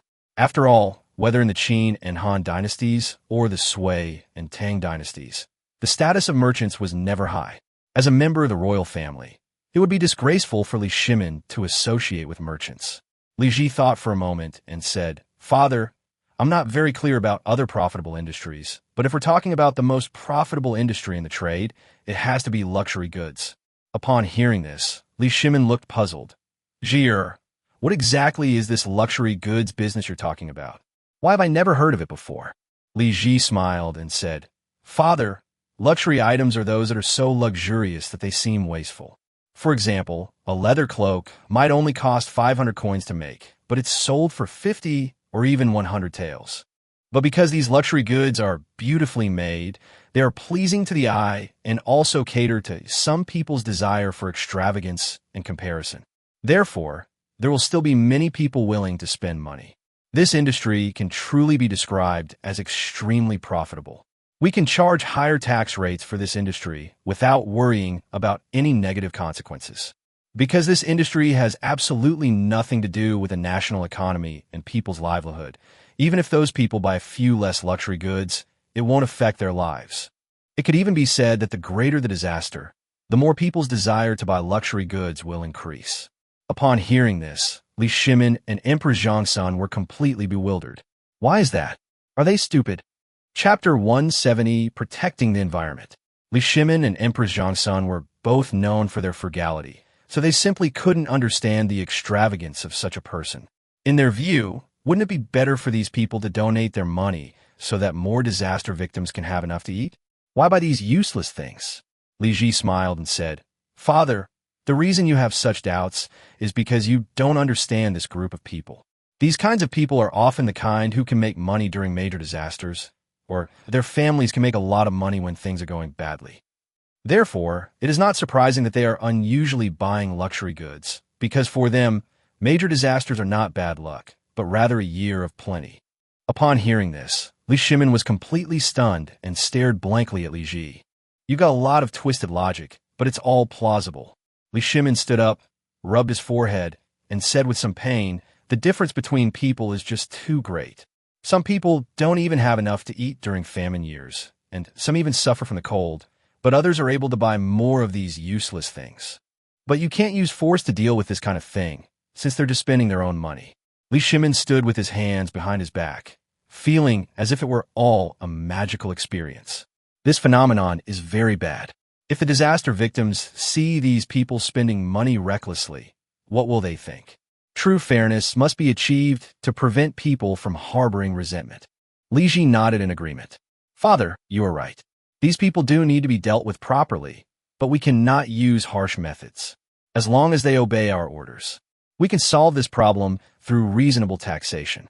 Then the money they earn will flow back into the hands of ordinary people, so that they can have enough to eat and wear and won't go hungry or cold. Upon hearing this, Li Shimin couldn't help but look at Li Ji, a hint of anticipation in his heart. You mean Liu Shaoqing has already resolved all these issues? Tell me how he solved it. I want to hear the details. Li Ji shook his head with a wry smile. Father, I just wanted to say that Lord Liu is now capable of resolving this, and he's constantly putting it into practice, leading by example. However, he only controlled that small county town and didn't have much say in the matter. There's no point in discussing this. Li Shimin rolled his eyes at him and said, Do you want me to promote him? Have you forgotten the attitude of the officials in the court when we discussed promoting him? Moreover, this kid himself doesn't want to serve the imperial court. I had previously suggested that he come to the imperial court, but he refused and even wanted to resign. It seems this kid has his own ideas, or perhaps he's a little saddened by our great Tang. In that case, we cannot use overly harsh methods. We must change our approach. I think we can hold off on transferring him to the imperial court for now and let him continue to shine in his current position. Fortunately, He is still young and will have plenty of opportunities to develop in the future. Perhaps it would be better to put him on hold for a few more years and then have your elder brother, the crown prince, become his benefactor. Upon hearing this, Li Ji couldn't help but think of Crown Prince Li Changqian. He then shook his head with a wry smile. Father, it seems there is some discord between my elder brother, the crown prince, and Lord Liu. I'm afraid he might not agree. It will be difficult to get them to put aside their past grievances by then. Upon hearing this, Li Shimin's expression turned rather unpleasant. Although Li Shimin was hundreds of miles away, he was well aware of the entanglement between Li Changqian and Liu Shaoqing. The thought of this gave him a headache. Forget it, this matter is still a long time ago. Let's not think about it for now. Continue with what you said before. Besides taxing luxury goods, are there any other places where taxes can be levied? Of course, we cannot forcibly collect taxes that should not be collected. We need to ensure tax revenue without making people feel offended. I think Lord Liu should understand what I mean. Li Ji nodded and said, Father, although Lord Liu's factories will initially have some tax rate preferences, but as time goes on and the factory gets on track, the corresponding taxes will also increase. After all, factories have a significant advantage over other industries. In addition to technological advantages, there are also cost advantages. Each factory has unique technology, and their costs, in addition to the huge sunk costs of the initial investment, are also significant. In the later stages, there are only some labor costs and machine maintenance costs. So the pressure is only a little higher at the beginning of setting up a factory, and then the pressure will gradually decrease. As a result, many factories will open branch factories again after operating for a year or two. The expansion will be faster and faster, which will require hiring more workers. Li Shimin nodded, then suddenly he thought of something. By the way, this factory sounds really good. Are there any drawbacks? Li Shimin said with a serious expression. Li Ji paused for a moment, then shook his head. Father, I can't explain this to you in a short time. However, factory production often generates some debris and garbage, but those are harmless and will decompose on their own, so it's nothing. However, some types of waste are harmful to the environment and cannot decompose on their own in a short period of time. This kind of waste requires factories to take responsibility for its harmless treatment, which of course will cost money. If the factory can assume the corresponding responsibilities, we can give them some policy and tax incentives. Correspondingly, if those factories fail to take responsibility, they should be punished as soon as they are discovered, so that they will not dare to do it again. Li Shimin nodded. So, these factories do have some shortcomings, but how should we determine the degree of environmental protection? If environmental protection requires 1,000 taels of silver, but they only spend 100 taels, then they will not be able to do it properly. Should they be punished or not? Upon hearing this, Li Ji nodded. Father, the question you raised is excellent. So Lord Liu specially added a new tax, namely the Environmental Protection Responsibility Tax. Taxes are levied based on the factory's profits and operating revenue, though the amount is not large. Chapter 171 Greed for Money. Li Shimin nodded. So there are fixed taxes which should better guarantee environmental protection. Li Ji said happily, Yes, Father, in addition to the taxes related to the factory, Lord Liu also requires the factory to buy insurance for the workers. Li Shimin and Emperor Taizong's son exchanged a glance, both seeing the confusion in each other's eyes. What is insurance for treating children? This term is somewhat unfamiliar to them. Not to mention the Tang Dynasty. Even in modern times, during the Republic of China period, this term did not exist. Li Ji said with a smile, Insurance means that when a risk occurs, there is a certain level of protection. For example, some people may get injured while working in a factory. If they have insurance, they can get compensation for their losses from the insurer. For example, if someone accidentally injures their foot and it's confirmed that it wasn't intentional, the party that sold the insurance will bear the corresponding costs until the person who injured their foot recovers. Of course, the amount of this insurance is negligible compared to the cost of treatment. For example, the insurance for a year costs 100 coins, but if treatment is needed, it will cost at least 1 tael of silver. Li Shimin nodded and smiled. That's a good idea. It can bring a touch of warmth to those who have suffered unexpected tragedies. Li Ji smiled and said, Although Lord Liu is indeed ruthless in dealing with those landlords and powerful families, he is still very good to ordinary people. Li Shimin thought for a moment and said, Besides these, is there anything else? You said before that the land in Pingyao County has been transferred to the county government, so he should have more room to maneuver on the land. Li Ji nodded. Yes, Father Emperor. Lord Liu also stipulated that a certain tax should be levied on the sale of houses, because after the land is collected by the county government, it is rented to the people. People can only use it for farming, not for building houses on their own. When the time comes, building houses will be handled by a special department. Upon hearing this, Li Shimin's eyes widened. What did you say? Building houses is not allowed? What kind of logic is this? It is only natural for the people to want to live and work in peace and contentment. Why should he stop them? Seeing this, Emperor Zhongsun quickly comforted Li Shimin. Your Majesty, this is Lord Liu's decision. Even if you are dissatisfied, you must respect this official's decision and listen to Zhi'er finish speaking. Li Shimin took a deep breath, waved his hand, and said, continue. Li Ji continued. Father, Lord Liu did not mean to stop the people from building houses. The main problem is that if the people build their own houses, it's difficult to manage them. It will be very troublesome if we want to turn on the heating together then. Moreover, water supply for the people is also a problem. If the houses can be built together, a lot of open space can be saved. Moreover, putting people's houses together can save on heating consumption and reduce costs. People spend less money and their quality of life has improved. Moreover, the management costs of the county government will also decrease. Originally, people built their own houses. In large areas with relatively few people, a lot of people were needed to manage them. But if we bring them all together, we will need far fewer managers. Moreover, the large amount of land that is left vacant can be used for farming, so why not? Upon hearing this, Li Shimin nodded. That makes a lot of sense. However, isn't it a bit too unreasonable to tax the buying and selling of houses? For ordinary people, this is simply a heavy burden. Would the people of Pingyao County agree to this? Li Ji nodded and said, Of course I can agree, and I must agree. For ordinary people, everyday things are nothing more than food, clothing, shelter, and transportation. You could dress simply, eat ordinary food, and walk when you go out. But a house is a must. Of course, some people live in simple houses, but not having a house is still a regret. There's a saying that goes, if only I had 10,000 mansions, I could shelter all the poor and needy, and they would all be happy and safe from the wind and rain. A house is a necessity for ordinary people, and it's impossible to move away from it. Therefore, it is easier to collect taxes in this area. Of course, differentiating the tax amount based on different types of houses and their size categories can achieve a more precise effect. This still requires a value assessment.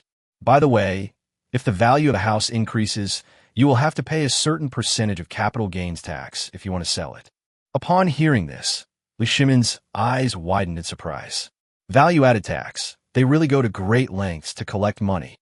Li Shimin's eyes widened in disbelief, feeling that the whole thing seemed somewhat surreal. This kid is too audacious. Where did all these fancy taxes come from? The imperial court has never stipulated them. Li Ji said in a low voice, Father, if we only follow the court's regulations without thinking about how to improve the lives of the people, then talents like Lord Liu will be buried. Upon hearing this, Li Shimin was speechless and didn't know what to do. This really hit his weak spot. To demand change and innovation while simultaneously adhering to conventions is tantamount to splitting a person in two. Seeing Li Shimin's expression, Emperor Zhongsun covered her mouth and chuckled, saying, Your Majesty, I think that neither Lord Liu nor you are wrong in this matter. Lord Liu did this in order to better improve the lives of the people, and he must have taken a great risk with him. I believe that Lord Liu should not be criticized. On the contrary, he should be greatly encouraged. This Lord Liu is truly a pillar of the nation. He is willing to risk his life to implement the tax system according to his own ideas. It is truly remarkable. Fortunately, we encountered a wise and virtuous ruler like His Majesty. If we had encountered a tyrant like Emperor Yang of Sui, we would have had no chance of advancement. Upon hearing Emperor Zhongsun's words, Li Shimin's expression improved considerably.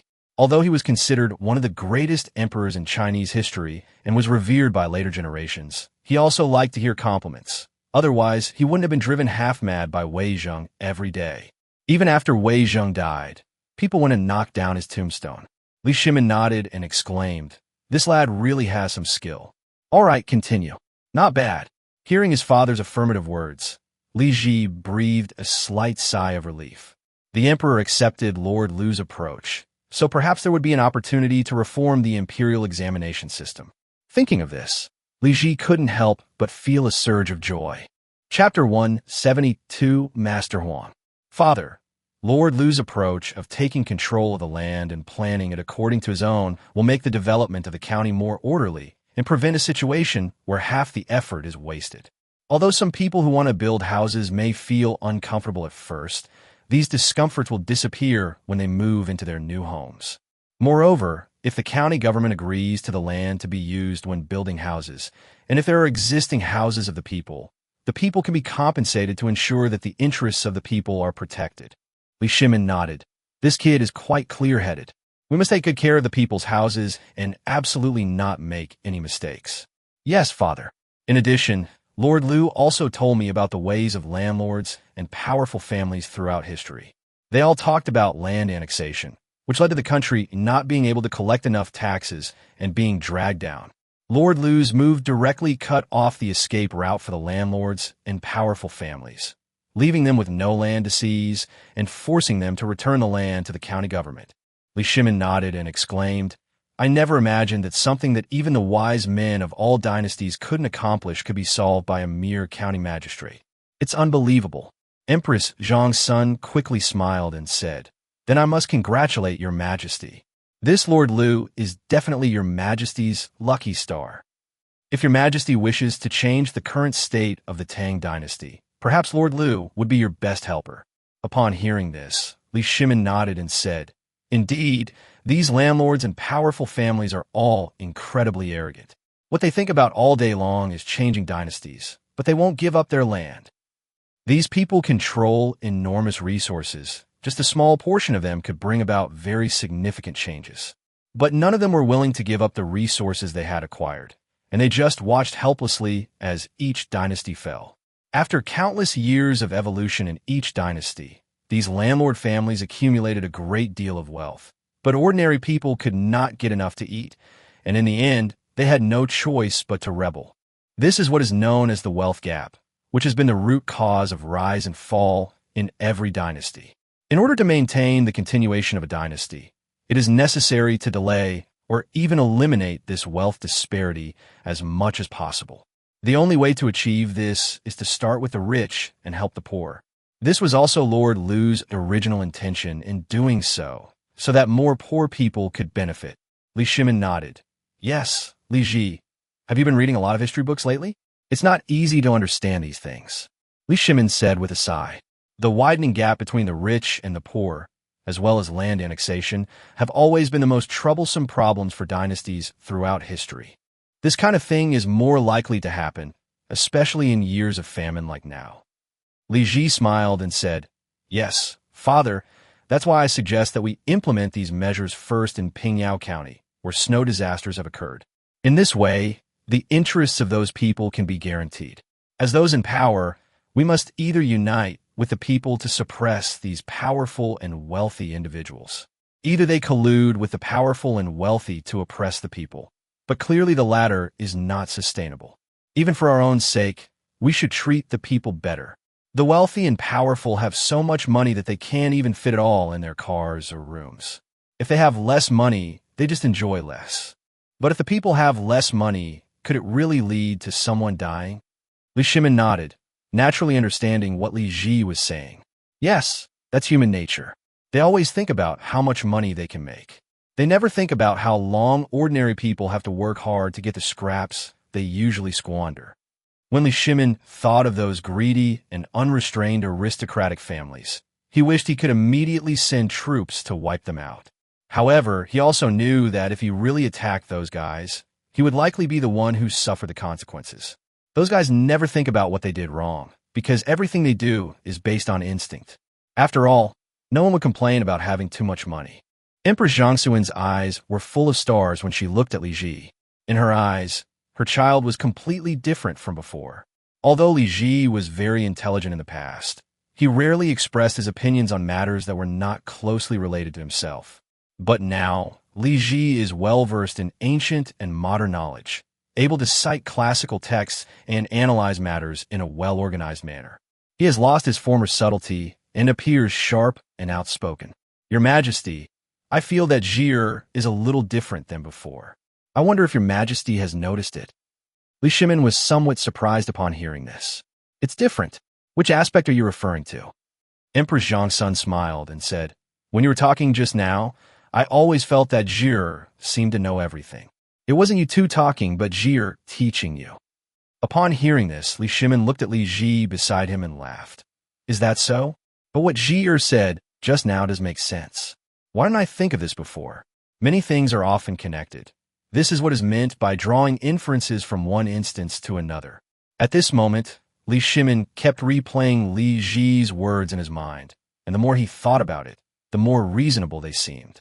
If the imperial court wants to collect taxes, what kind of skill is it to collect money from the poor? Besides, those poor people are unlikely to have much money to collect anyway. The truly wealthy are still the local bigwigs and powerful clans. Li Shimin's eyes gradually sharpened. If these guys just honestly handed over their money, that would be fine. If you don't pay, don't blame him for being ruthless later. Although he was always very tolerant towards his subjects and the common people, he was absolutely ruthless when the time came. Otherwise, the Xuanwu Gate wouldn't have been stained with the blood of his two brothers back then. However, he couldn't help but feel a little surprised when he thought about Li Ji's performance earlier. This kid has indeed changed a lot compared to before. Could it be that he has broadened his horizons by being with Liu Shaoqing? What exactly are the abilities of this young man named Liu Shaoqing that allow him to have such a great influence? It's worth noting that Li Ji was often with him, the emperor, yet he wasn't seen to be affected by it so much. It seems I should go to Pingyao County another day. But then again, why doesn't Li Ji persuade me to summon Liu Shaoqing to Chang'an?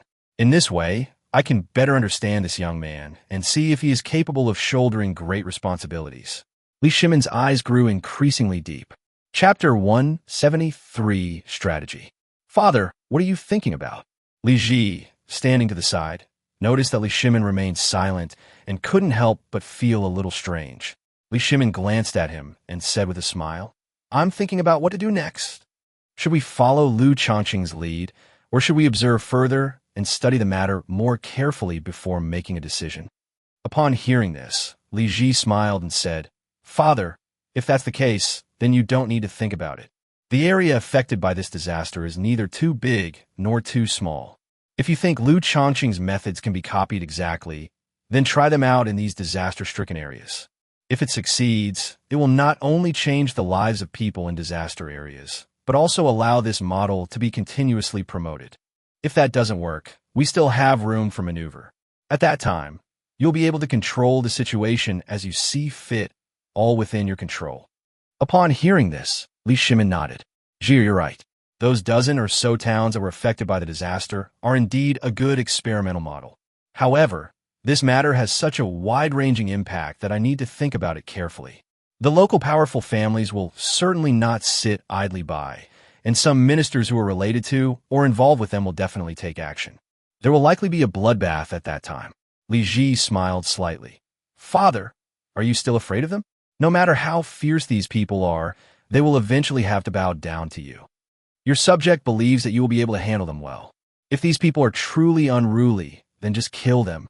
Whether it was them, themselves, or their ancestors, they must have done some shady things when they were accumulating their wealth.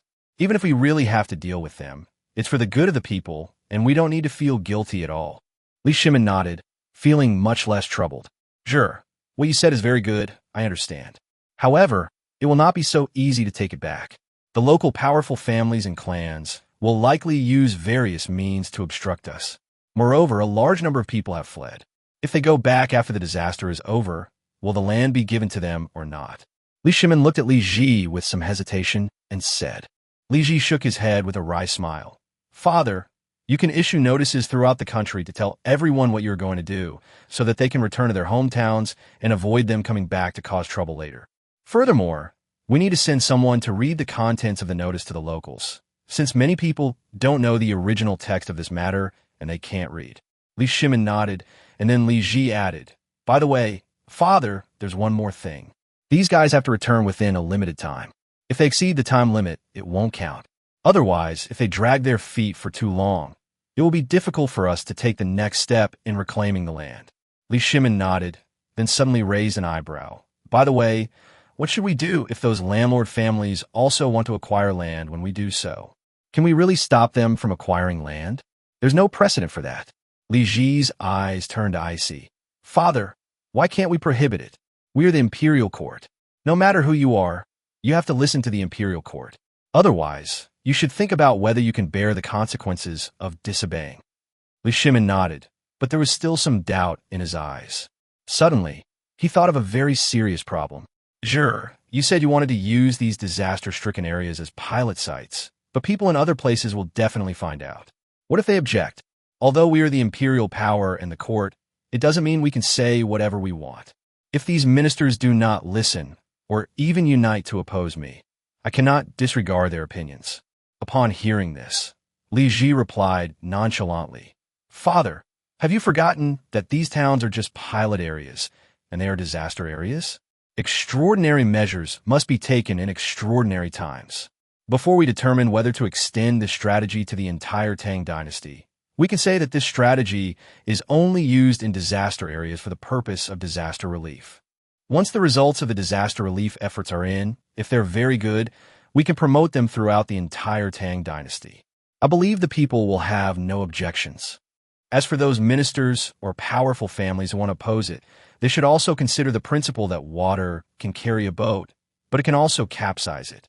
Moreover, if the experiment in the disaster area doesn't work well, we certainly won't promote this change in other towns, so it wouldn't be considered breaking our promise, wouldn't you say? Upon hearing this, Li Shimin's eyes lit up. Yes, it's just an experiment. Whether it succeeds or fails, we're still winners in the end. All right, if that's the case, then it's settled. I'll have someone try this method later. If it doesn't work, then we'll think of other methods. Emperor Taizong's son, who was standing to the side, took a deep breath and suddenly had a strange feeling. Your Majesty, I feel like this room is warmer than before. Li Shimin looked puzzled. Really? Maybe you're feeling better, which means the imperial physician's medicine is working. I'm not trying to criticize you, but don't try to save money like that in the future, you know? As the mother of the nation, it's only right that we spend this little bit of money on you. Even the common people need to keep warm, let alone you, who are also made of flesh and blood. Emperor Taizong's son smiled and nodded. Your Majesty, I understand. I will certainly do as your Majesty instructs. Li Ji, who was standing to the side, didn't feel anything at first, but after hearing what his mother said, he couldn't help but touch himself and then look at the sweat on his hands with a surprised expression. Father, it really is warmer in this bedroom now. I remember now. The heating must be working. Why don't we tell the eunuch who's tending the stove to stop? Emperor Taizong's son nodded repeatedly upon hearing this, saying, Yes, your Majesty, please turn off the stove. The heat from before was just right. Li Shimin glanced at Emperor Taizong's son, then shook his head. No, I'll go out and see for myself. If it's this warm outside, then we'll talk about it later. With that, Li Shimin walked out of the bedroom, looking somewhat hurried. Soon, Li Shimin walked in from outside, looking surprised, and said, The heating is really effective. Quickly turn off the stove and open the bedroom doors. Upon hearing this, the eunuchs readily agreed, but Li Ji looked puzzled. Father, turning off the stove is enough. Why leave the door open? What if a cold breeze comes in? Even though mother has taken her medicine, she still can't catch a cold or be exposed to the wind. Upon hearing this, Li Shimin chuckled dryly and pointed to the door, saying, Go outside and experience it for yourself. Chapter 174 Grain for Land. I'm actually a little worried. Your mother might get too hot and fall ill. Li Ji paused for a moment, then walked outside, still somewhat puzzled. He didn't feel it was that hot when he was in Liu Shaoqing's factory before. Is it different here from other places? As he stepped out of the room, a cool breeze wafted towards him.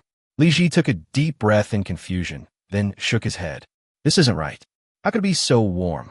And it feels like there are waves of heat constantly hitting us.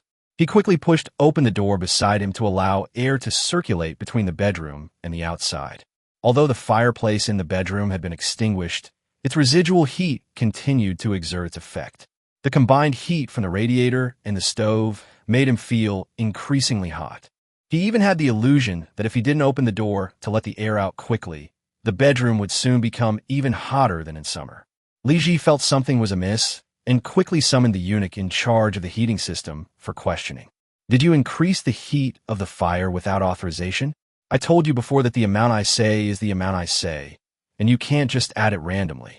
Upon hearing this, the eunuch in charge immediately knelt down and cowed out. Your Highness Prince Jean, I thought the Empress was ill, so I tried to warm her up, but I didn't expect things to go wrong. Please punish me, Your Highness Prince Jean. Upon hearing this, Li Ji looked sullen. However, Li Shimin waved his hand. All right, you meant well, so I'll forgive you. Quickly cool things down and do as the Prince of Jin instructs. It is your majesty.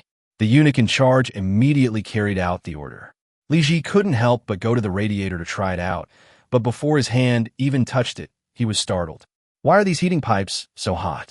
Are they trying to scald people to death? Fortunately, Li Ji didn't put his hand on it. Otherwise, he would have definitely gotten blisters. Upon seeing this, Li Shimin quickly reached out his hand as well, but his face immediately darkened. It seems the water is indeed boiling too hot. We need to urge them to boil water normally, otherwise it's not good for the palace to be too hot. After Li Shimin repeatedly instructed the eunuch who was boiling water, the eunuch readily agreed. Back in Emperor Zongsuan's bedroom, Li Shimin sat for a while and then asked Li Ji, by the way, Li Ji, you said you wanted to take back the land from those people? How can we take it back? It's not very realistic. Even if those people return to their hometowns, they will definitely occupy their land and might even cheat us out of grain. Once they are well fed and no longer worry about making a living, they will hold onto their land tightly, and it will be much more difficult to take it away from them. At this point, Li Shimin frowned. This matter seemed like a thankless task. But if we don't do it, there are too many disaster victims and they might cause trouble.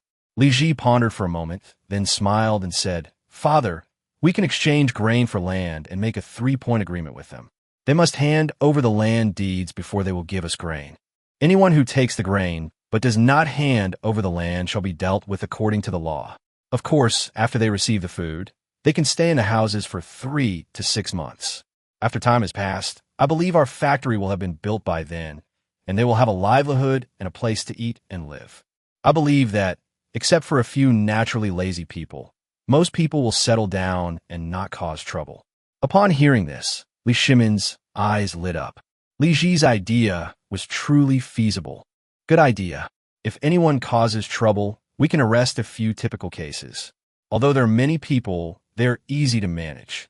Although they may have some complaints at the time, I believe that after this matter is over, the people will see our sincerity. Li Ji thought for a moment, then suddenly said with a serious expression, Father, I've just remembered something else. Although it's a good thing, I'm also afraid that someone might mess it up. We should encourage the local powerful families to release their land and tenant farmers, which will increase the vitality of the disaster area's recovery. Otherwise, relying solely on those disaster victims, it will be difficult to quickly restore the vitality of the past. Of course, doing this will likely result in some bloodshed and conflict, but Jier thinks it's all worth it. We have to take this risk. Li Shimin pondered for a moment, then sighed and said, I have also received a lot of news.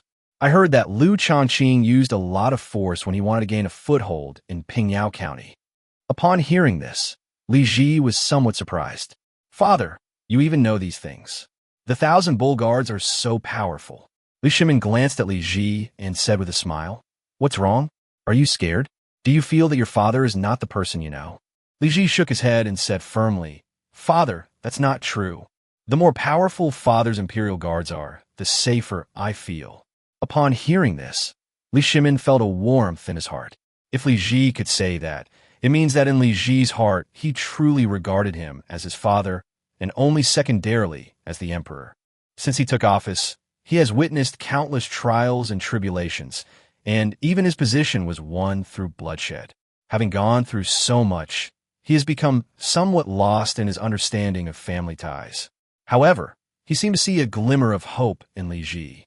My child, no matter what happens in the future, if you can avoid harming your own family, never do it.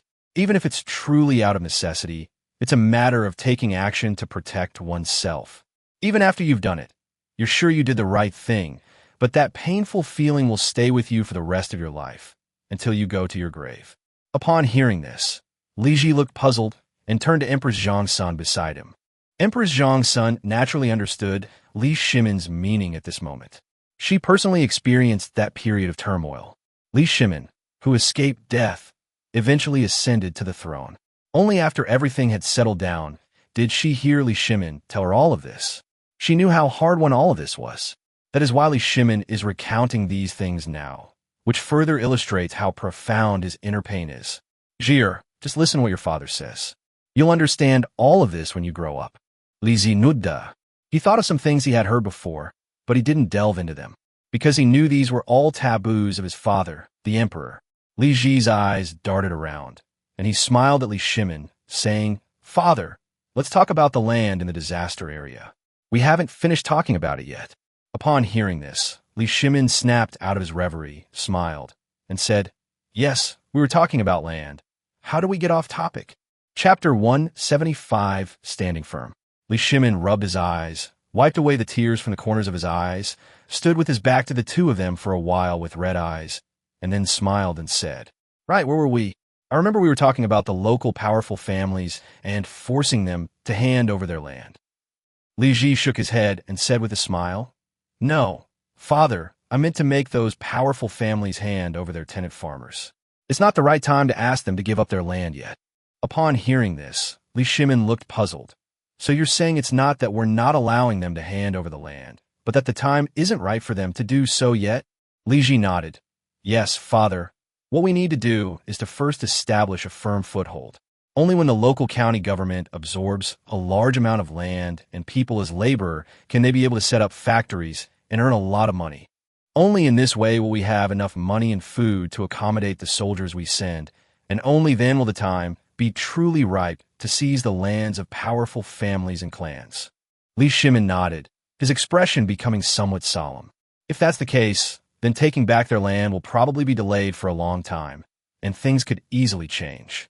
Li Ji nodded and said calmly, "Father, although this is indeed slower and there may be unforeseen circumstances, it is the safest option for us.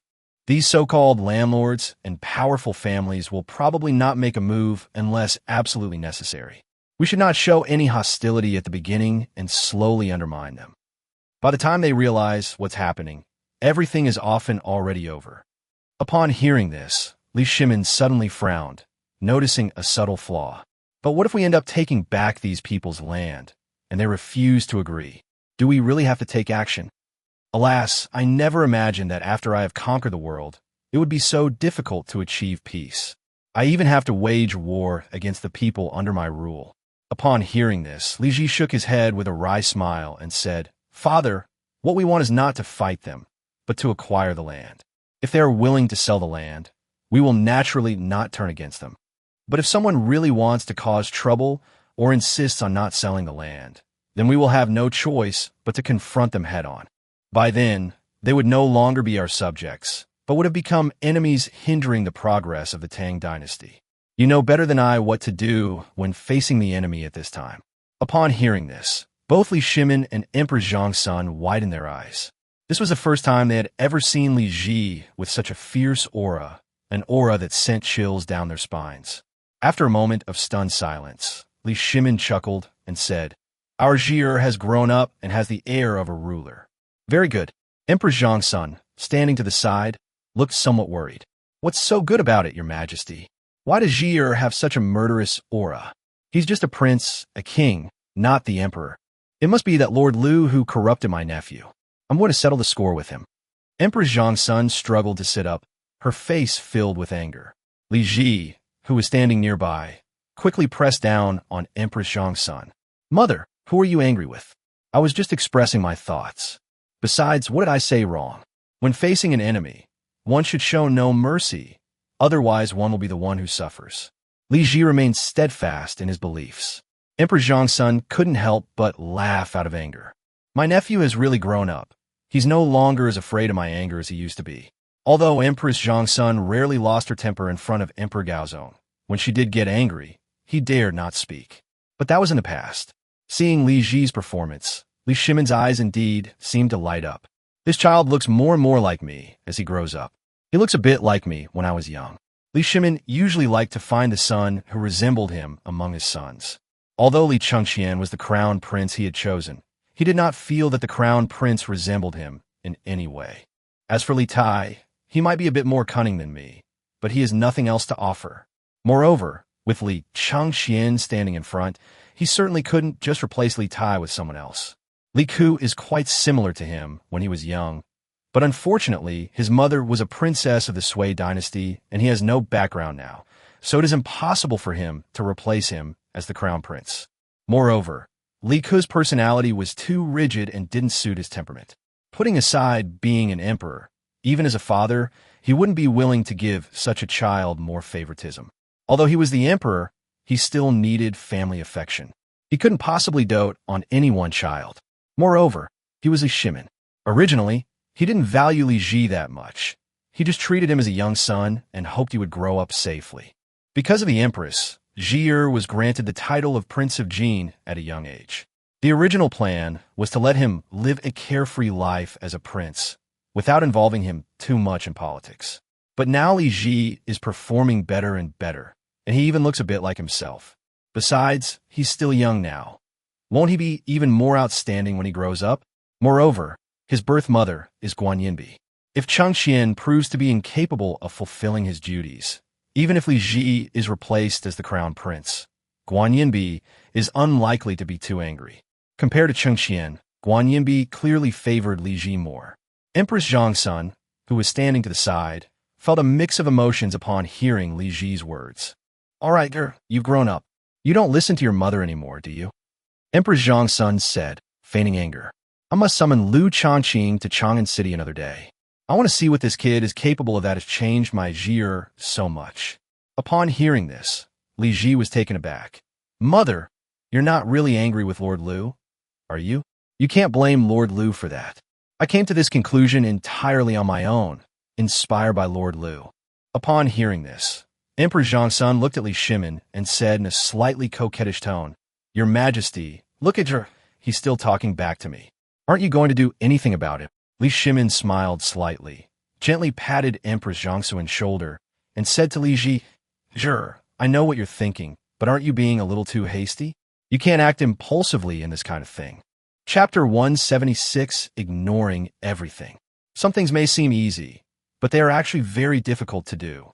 If this were so easy, do you think Father would let such a good opportunity slip by? The reason why Father didn't take action against these people from the beginning is because it was very complicated, with the interests of various forces intertwined and difficult to unravel. Even if you figure it out, you can't possibly win over the majority of people and eliminate the scourge among them. So we can only put it aside for now and wait until our strength is sufficient before we can make a move. Li Ji nodded and said, "I understand, but..." Li Ji hesitated for a moment, but did not speak. What he was worried about was the growing power of those powerful and aristocratic families, something he absolutely could not allow. In any case, we must gradually weaken their power. Otherwise, if we nurture a tiger that will turn out to be a threat, then might attack the imperial power first, and we would be filled with resentment. Li Shimin, unaware of Li Ji's thoughts, smiled and said, "What's there to say? It's settled then. We've only been established for a few years. If we're too ruthless, it could cause unrest. Think about Emperor Yang of Sui back then. He was eager for quick success and instant benefits, and he wanted to do too many things. As a result, he exerted too much effort and ended up destroying the Sui dynasty. Child, you must not follow his example." Upon hearing this, Li Ji sighed and said, "Father, of course I would never learn from him. I am only the Prince of Jin, not the Crown Prince." Emperor Zhongsun and Li Shimin both sensed the melancholy in Li Ji's tone upon hearing this, and couldn't help but sigh. There's nothing they can do about it. By the way, child, you mentioned before about solving the refugee problem. How do we solve that? Those refugees are extremely fierce during such a famine year. Do you think they will listen to you? I think it's already good enough that they don't deliberately cause trouble for us. It would be best to give them porridge so they won't go hungry or get cold. It would be difficult to get them to work. These refugees have changed their mindset because their homes have been destroyed and they may have become useless. They're just thinking about getting by day. Why would they work for us? Li Shimin was the first to come to his senses and looked at Li Ji beside him, saying somewhat awkwardly, Li Ji coughed lightly, and after a moment's thought, he understood Li Shimin's doubts. Father, what you say makes some sense, but you've overlooked one point. These refugees were originally hard-working and honest farmers. A small number of scholars or other landlords, officials and nobles. These people are inherently lazy, and we should get rid of their bad habits. As for those people who have become refugees due to the disaster, that's easy to solve. Just give them a meal. And they're not inherently lazy. It all depends on how the disaster relief workers treat them. If we just give them porridge to keep them alive, they will eventually lose their motivation and hope for life. But it's different if we give them work and food. This way, they can continue to experience the operation of the Tang Dynasty and participate in it. Once the disaster is over, they will be able to get back to production and daily life more quickly. Of course, what kind of life they choose after the disaster is up to them.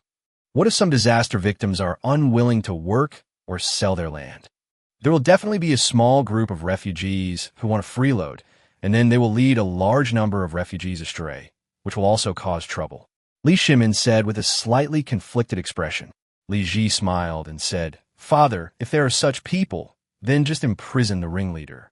We should be compassionate towards refugees, but we should also severely punish troublemakers.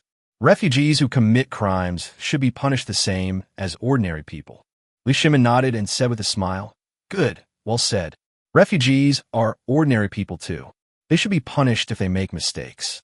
Who has ever said this during disaster relief in the past? They often indulge the refugees until something bad happened. Emperor Taizong hesitated for a moment, then said, But Your Majesty, even if the refugees don't cause trouble and are willing to work, you can't possibly go to provide disaster relief yourself. You must send someone to do it, which involves the issue of money and supplies. If we don't assign someone to supervise, things could easily go wrong. If someone embezzles funds, the refugees will not receive enough food and wages, and Your Majesty will also be blamed. Only the officials in charge of disaster relief will benefit. Upon hearing this, Li Shimin nodded and said, The Empress is right. We should select a suitable person to oversee this, but who should we send? After considering for a moment, Li Ji said, Father, why not send General Li Jing? He is both brave and resourceful, and he should be able to handle this kind of thing with ease and without much effort. Moreover, everyone trusts General Li Jing's character, and he would never embezzle funds. Upon hearing this, Li Shimin hesitated and said, Li Jing is indeed qualified to go, but his status is too conspicuous. Besides, he has just been in battle, so let's not trouble him. It's just a small matter. Emperor Taizong said upon hearing this, Why don't we send my elder brother? He's been in court for a long time. It's time for him to go down and take a walk. Upon hearing this, Li Shimin shook his head and said, Can we let him do something like this? I know he is the emperor's brother-in-law, so I can trust him, but this matter is not that serious. He is, after all, an important official in the court. No one else should be allowed to do this kind of thing. He will help me oversee the overall situation in the court. The affairs of the court are more important. It's best to assign someone with plenty of time and who isn't too busy to handle these matters. And it's not that high in status, but it's someone with a certain prestige who should go. Otherwise, I might not be able to control the situation. By the way, it would be best if you had some contact with these disaster areas. That way, it's very easy to get started. Upon hearing this request, both Emperor Taizong and Emperor Gaozong pondered deeply. Li Shimin then said to the eunuchs and palace maids nearby, Think about it. Do you have any suitable candidates? There will be a reward for those who come up with one. It is Your Majesty. Everyone racked their brains, but still couldn't come up with a clue. Suddenly, Li Ji's eyes lit up and he said, Why don't we let Cheng Yaojin go? Li Shimin was taken aback upon hearing this. Cheng Yaojin, how did you come up with this guy? It's been a while since I've seen him. Where did he go? I need to have the Imperial Guards thoroughly investigate this kid's whereabouts. This kid was acting suspiciously before. I don't know what he was doing. Li Ji coughed lightly and said, Father, I saw him in Pingyao County. Chapter 177 is suitable. Upon hearing this, Li Shimin's face immediately darkened as he said, Well, this kid actually dared to sneak off to Pingyao County without telling me. What did he go to do? He wasn't on the list of people going to the school for the test this time. What would he be doing in Pingyao County if he had nothing better to do? He must have something on his mind. Li Ji smiled slightly and said, Father, perhaps he has important matters to discuss. We can ask him the specifics when we see him. However, the reason I recommended Cheng Jijia is because his recent work involved a lot of money and grain, so I think he'll be more adept at handling it. This is another opportunity. Moreover, Cheng Jijia's position is not as prestigious as General Li Jing's or my uncle's, and he is not as capable of keeping order. Moreover, Cheng Jijia is a martial artist, and those people would not dare to act rashly. Your subject has also heard that not long ago, Lord Cheng was involved in the smuggling of charcoal and black charcoal. He has quite a lot of money and grain at his disposal, so he wouldn't do something like that. Upon hearing this, Li Shimin exchanged a glance with Empress Zhongsun, both looking quite surprised. After listening to Li Ji's analysis, Cheng Yaojin really is quite suitable for this disaster relief effort.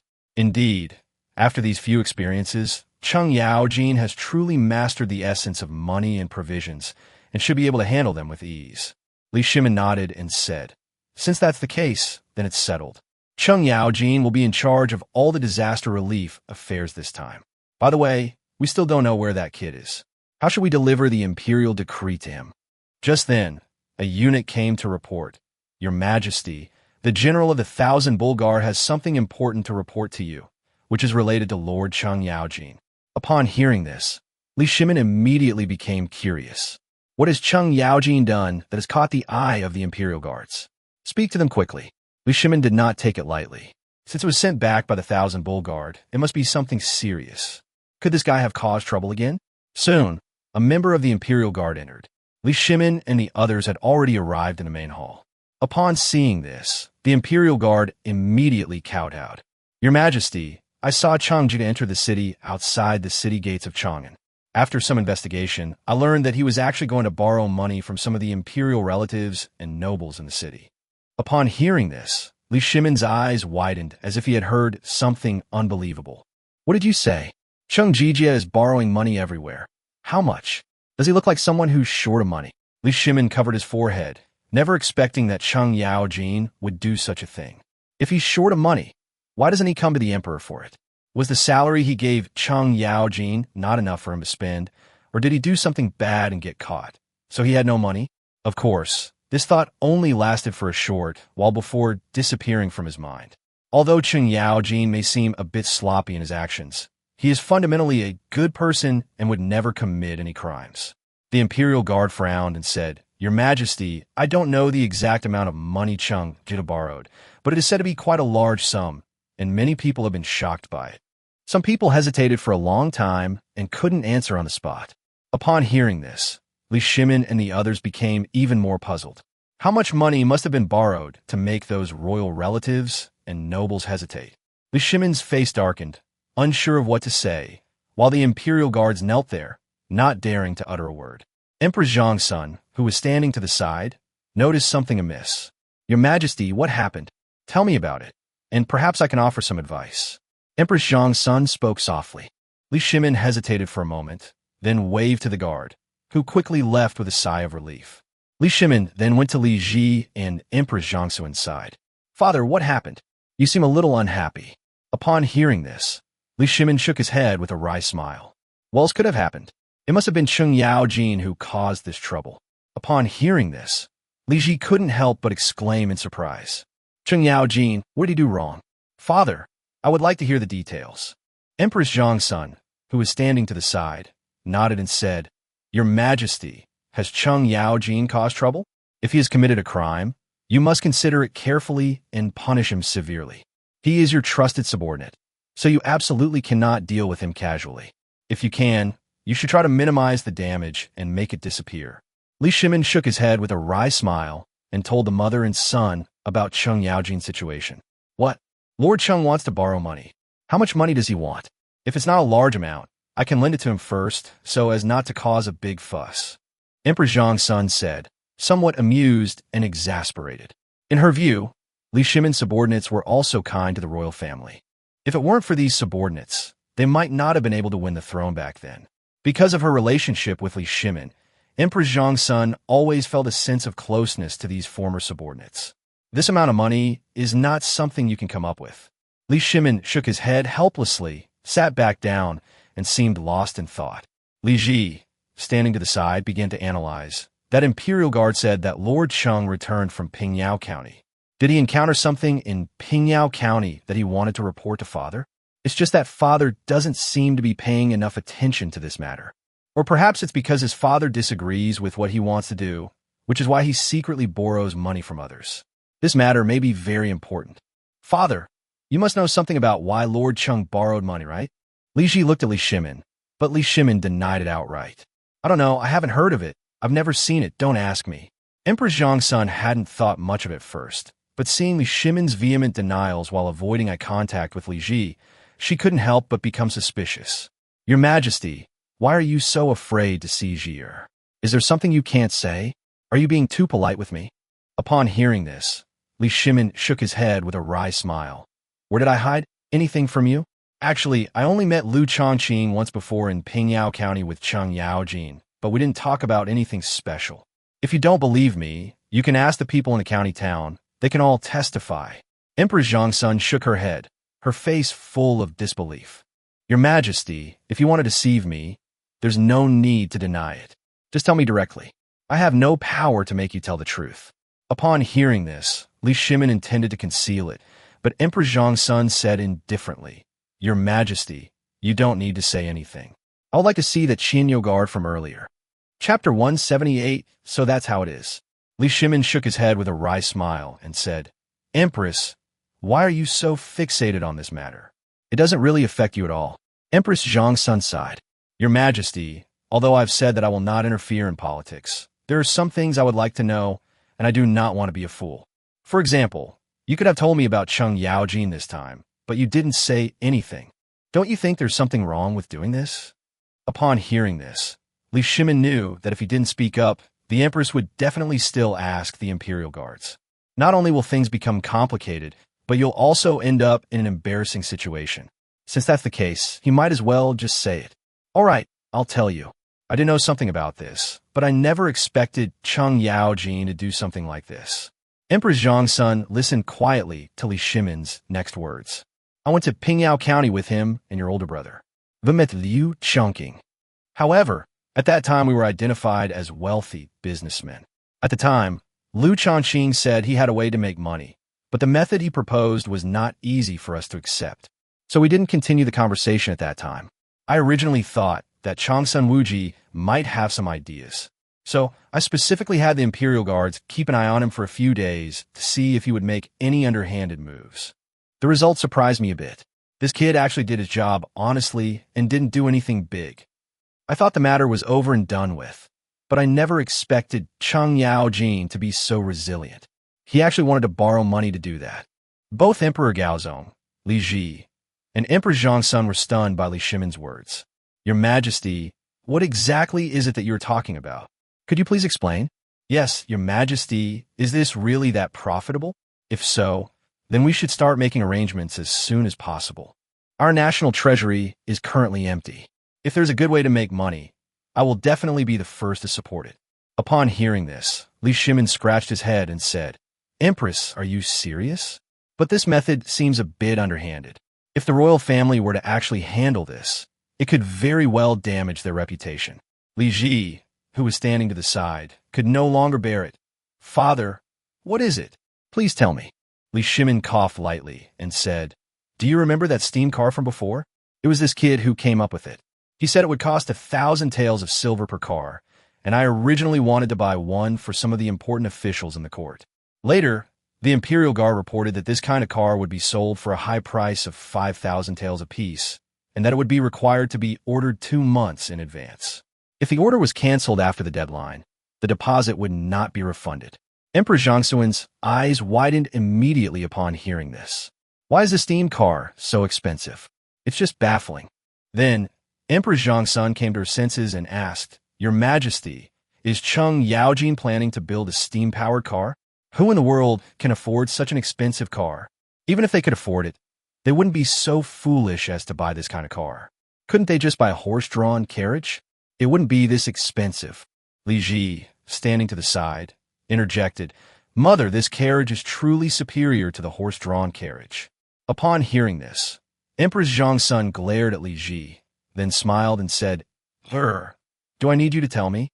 I've ridden in that steam car once, so of course I know how good it is. However, the price of this carriage is really too high, at least 10 times higher than the price of the best carriages. Who can afford this kind of car? It's practically robbery. Li Ji nodded upon hearing this, agreeing wholeheartedly with the assessment. However, Liu Shaoqing was originally looking to make money. If he could make money at the speed of robbing, wouldn't that be a great pleasure? However, Li Ji soon realized that his father, uncle, and Cheng Yaojin had all been to Pingyao County. Moreover, according to what the emperor said, they all seemed to have witnessed Liu Shaoqing's abilities. He had only heard about it before, but had never heard his father say it to him personally. This time, his father admitted it to him in person, which shocked Li Ji. It should be noted that Pingyao County was a small county town, yet it caught the eye of the emperor of the Tang Dynasty. It goes without saying that the future of this small county town is just around the corner. As Li Shimin recalled the incident, he smiled and said, "Actually, Liu Shaoqing's idea is quite good in terms of making money. A steam car looks impressive and prestigious. Although it's a bit pricey, you can't buy it anywhere else. There's a reason it's expensive." Empress Zhongsun gave a wry smile, shook her head, and said, "Is your Majesty's price a little too high? It's practically astronomically expensive." Suddenly, Empress Zhongsun remembered the previous incident involving Cheng Yaojin, and her expression changed. "Your Majesty, Cheng Yaojin wants so much money. Could it be that he's thinking of buying a car to drive around in? If so, we absolutely cannot lend it to him. We must not let him develop such a bad habit of extravagance and debauchery." Upon hearing this, Li Shimin waved his hand and said, "Your Majesty, don't worry. Cheng Yaojin would never do that. I believe that if it were just to buy a carriage, he wouldn't need to be so stingy as to borrow money. However, after Cheng Yaojin lent me money, I started to look at him in a new light," Li Shimin said with an expectant look on his face. Upon hearing this, Emperor Zhongsun was at a loss for words, both amused and exasperated. "Your Majesty, what do you mean by this? Do you want your ministers to all follow Cheng Yaojin's example and borrow money everywhere?" Li Shimin was taken aback upon hearing this, then shook his head and said, "That's not how it is. What I mean is that his willingness to borrow money to do this shows his courage." Although Liu Shaoqing did not elaborate at the time, one can understand upon careful consideration that this was definitely not a trivial matter, involving many processes. If a car costs 5,000 taels, how much silver is needed for its cost and the operation of the entire car factory? It must be at least tens of thousands of taels, right? Emperor Zhongsun and Emperor Gaozong were both stunned.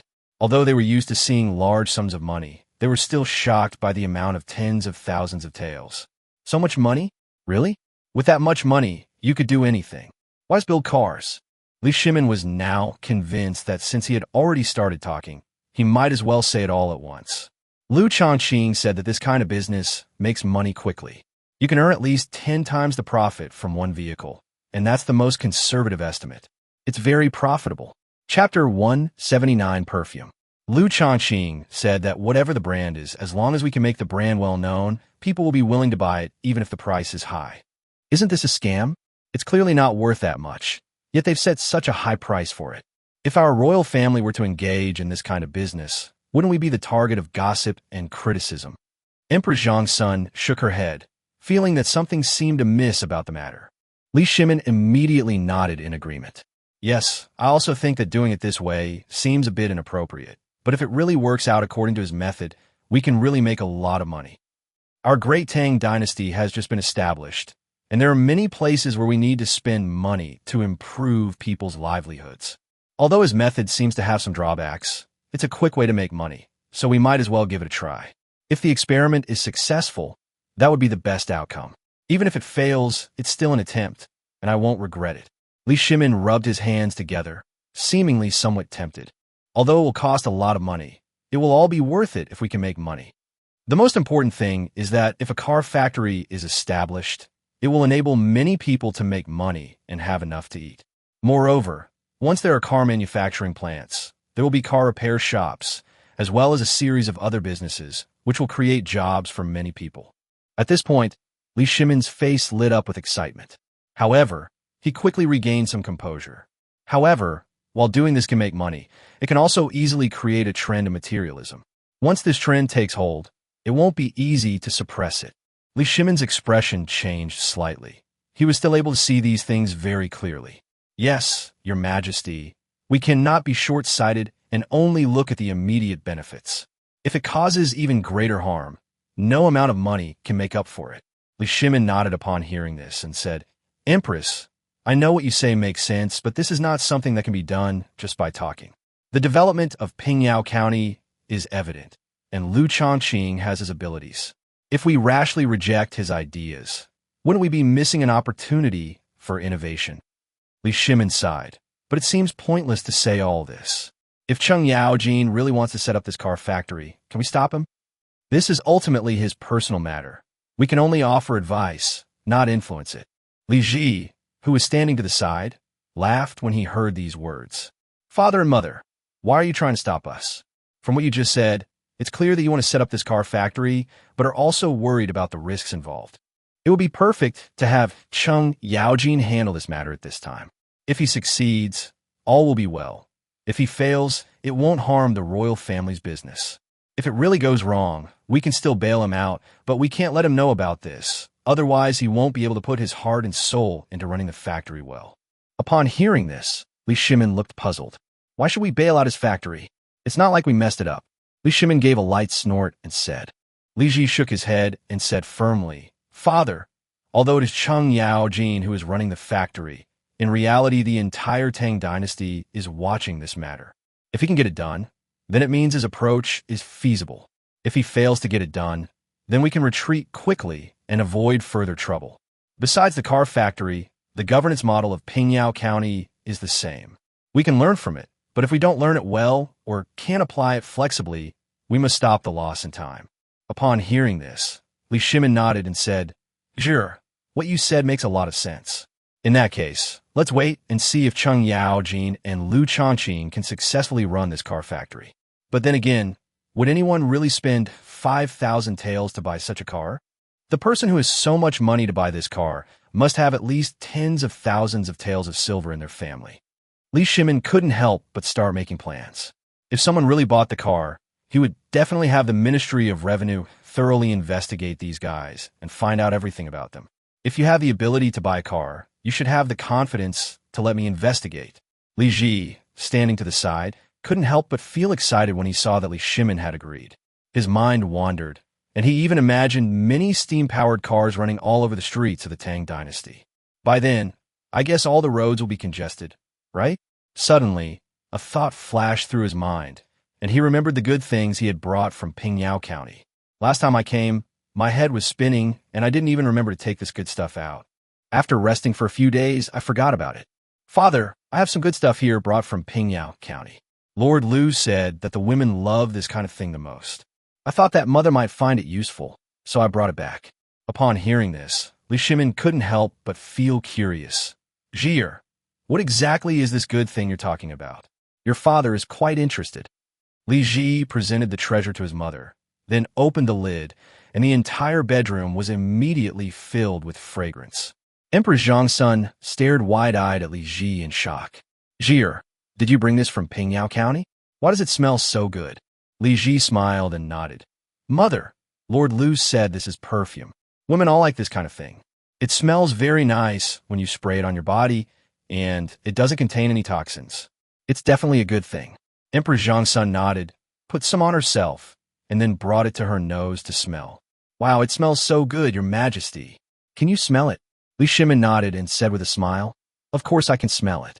It is indeed very fragrant, much more fragrant than the cosmetics you used before. Emperor Zhong's son was overjoyed, and her illness seemed to have vanished in an instant. Jir, do you still have this perfume? Did you bring a lot? Should we give it all to your mother?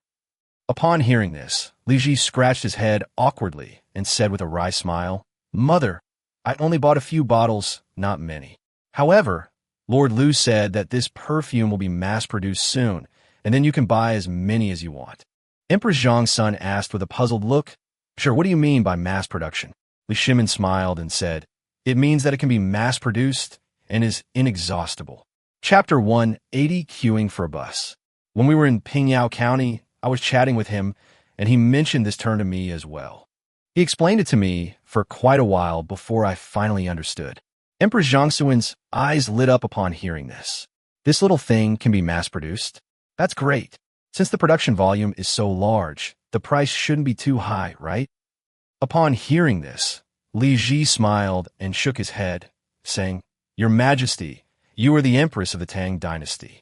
If you want this perfume, just say the word. When I go to Pingyao County and tell Lord Liu, he will definitely offer it to me for free, as much as I want. Upon hearing this, Empress Changsun shook her head and said, That won't do. Although there aren't many of these little things, they were made with great care. Since I am the Empress, I should set a good example and never take other people's things casually. You are also a member of the royal family.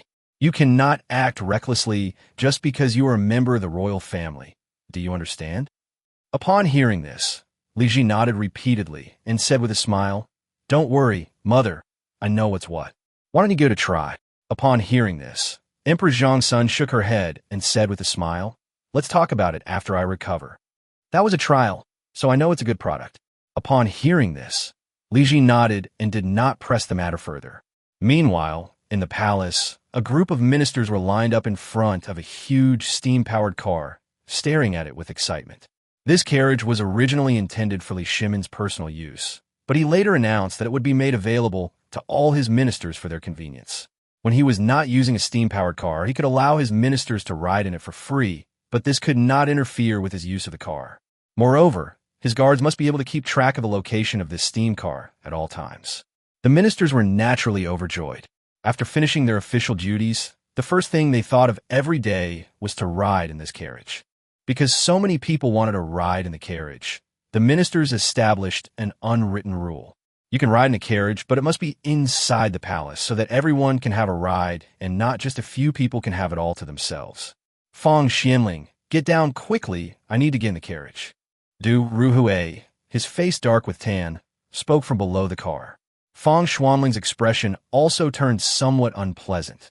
The comfort he had felt while riding in the carriage had vanished considerably. You just want to ride in the car, right?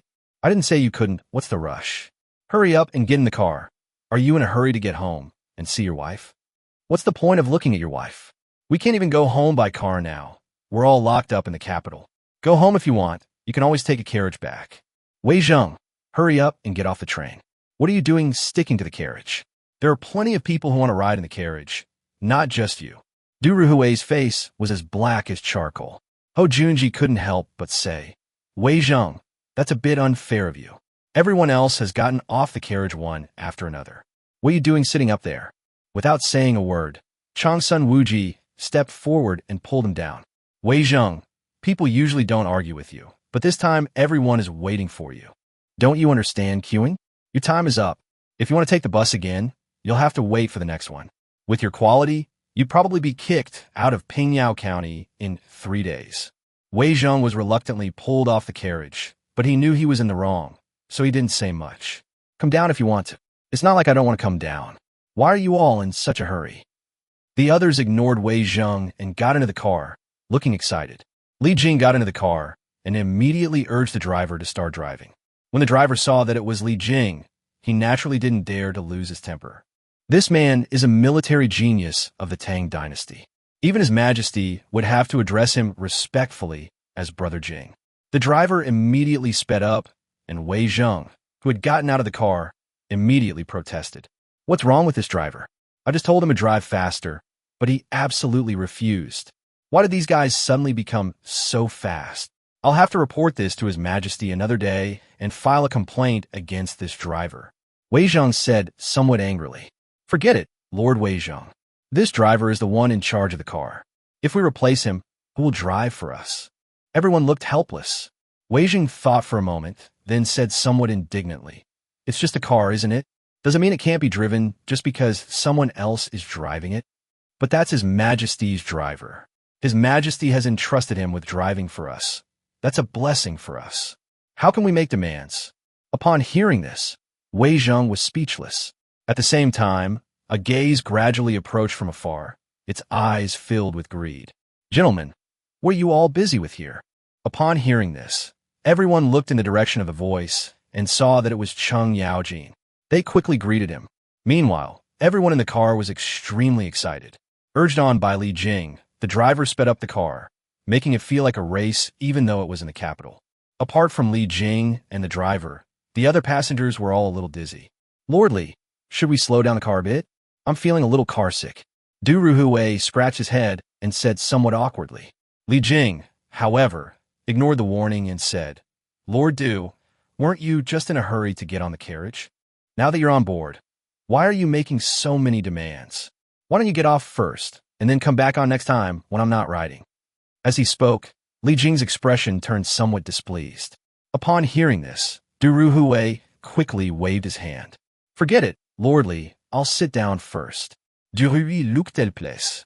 If he got off the train early this time, he didn't know when he would be able to take the next train. The number of court officials wanting to ride in the carriage will only increase. The reason they are able to squeeze onto the carriage now is because of their relatively high status. Moreover, they hold relatively high positions and have relatively fewer things to do. By the time he finished his ride, the line behind him would have grown considerably longer. Although the officials in the queue were of different ranks, the imperial guards maintained order. No matter how high your official rank, you can't cut in line. At this moment, Cheng Yaojin was going berserk among the officials in line. Lord Wei Zheng, could you lend me some money? I know you don't have much, but you could ask the families behind you to lend me some. Could you please make the connection? Mr. Fong, lend me some money. Don't worry, I have a legitimate reason for borrowing the money, and I'm definitely not doing anything bad. At this moment, Cheng Yaojin was absolutely shameless, like a persistent leech. No matter how impatient others are, he will seize the opportunity to strike. There's no way around it, we're just too short of money. Chapter 181 Interest. Fong Xianling and the others were somewhat puzzled by Cheng Yaojin's appearance. Lord Cheng, what's wrong? Why do you suddenly need to borrow money? Everyone was somewhat surprised, but no one thought much of it. In their view, Cheng Yaojin probably just needed money temporarily because of a family emergency. Cheng Yaojin sighed and said, Everyone, please stop asking. I guarantee that this matter will not cause you to lose a single penny. It's just that the repayment will take a little longer, but it will definitely not exceed a year and a half. Hearing this, everyone hesitated. Lord Cheng, how much do you want to borrow? If it's a lot, it might not be easy to come up with the money. Cheng Yaojin waved his hands repeatedly. Well, everyone should lend as much as they can. At most, Lord Cheng's son, you should be able to lend us a few thousand taels, right? Upon hearing this, Cheng Sun Wuji immediately waved his hands repeatedly. Lord Cheng, you overestimate me. I'll lend you 2,000 taels. There's no rush to pay it back. Upon hearing this, Cheng Yaojin said with a surprised expression, Lord Cheng's son, this is not like you. I thought you would lend me 8,000 taels. Upon hearing this, Cheng Sun Wuji's face darkened. Lord Cheng, I seem to have suddenly remembered what you were planning to do. Is it what I'm thinking? Although Cheng Yaojin did not reveal what he was going to do to Li Shimin and Li Shimin before, his behavior at the time made it possible for people to guess his thoughts. Cheng Yaojin was taken aback, but he immediately realized what was going on. Lord Cheng's son, what are you thinking? I didn't do anything. Seeing that the other adults around him seemed to have doubts about him, Cheng Yaojin glared at them angrily and said, Lord Cheng's son, are you trying to smear me because you don't want to lend me money? Upon hearing this, Cheng Yaojin was no longer afraid, because no matter what Cheng Sun Wuji said, he could interpret it as him saying those things because he didn't want to lend money. Cheng Sun Wuji snorted lightly. Of course, he knew Cheng Yaojin's tricks, but he didn't dwell on it too much. If Cheng Yaojin's plan succeeds, he will also benefit from it. He simply waved his hand and said, Who wouldn't want to lend you money? How about this? I'll give you 5,000 taels, and you'll pay me back 6,000 taels later, no problem, right? Of course, we agreed on a 1-year term. As long as you return the money to me within a year, this matter will be settled. Upon hearing this, Cheng Yaojin did some mental calculations and realized that if calculated this way, the interest would be 20%. He currently has 5,000 taels of silver and needs to borrow around 100,000 taels. Once things get going, he can ask His Majesty for more money if needed, or borrow from these other people. Anyway, since they've seen their own car factory, they certainly won't want to lose all their money, so they'll definitely be willing to continue lending. If you borrow 100,000, the interest for 1 year would be 20,000 taels. If I can earn back 20,000 taels and also recoup my initial investment, I need to sell at least 30 carts. He glanced at the court officials present, a subtle shrewdness flashing in his eyes. If we can't recoup that much money by then, we could just give each person a carriage. With so many court officials, one carriage for each of them, the cost for 30 people would only be 15,000 taels. However, as long as I set the price of this steam car at 5,000 taels each and ensure that the price remains stable, the cost of repaying the loan will be surprisingly low. Seeing Cheng Yaojin's silence, Changsun Wuji couldn't help but smile. Lord Cheng, are you afraid to agree? If you're afraid to agree, it's fine. I'll pretend I never said anything, and you can do the same. Upon hearing this, Cheng Yaojin immediately became furious. Lord Changsun, I can promise you right now. Give me the money. If I can't repay you later, I'll give you a steam car like this instead. Upon hearing this, Changsun Wuji looked at the steam car in the distance, speechless. Give me back my car. How could you even think of that? How much is this car worth? You think you can get 6,000 taels for it? Dream on. The others nodded in agreement. Indeed, Lord Cheng, you're really being a bit delusional. This carriage is good, but to sell it for 6,000 taels apiece is going too far, isn't it? Upon hearing this, Cheng Yaojin snorted and said, What's so excessive about it? 6,000 it is. I'm not afraid to tell you. I'm going to build a steam car factory to make this kind of car. If you lend me money, I can give you some benefits. There will definitely be a 20% interest rate. If you don't lend me the money, not only will there be no interest, but you'll also be blacklisted if you want to buy a car. Everyone was shocked upon hearing this. Lord Cheng, you want to build cars? Congratulations. You found a way in. You wouldn't happen to be related to that car maker in Pingyao County, would you? Lord Cheng, I'll lend you the money. I don't have that much money here, but I'll lend you 2,000 taels. Lord Cheng, I'll lend you 1,000 taels, but I don't want interest. Once I've saved enough money, you can sell it to me at a lower price.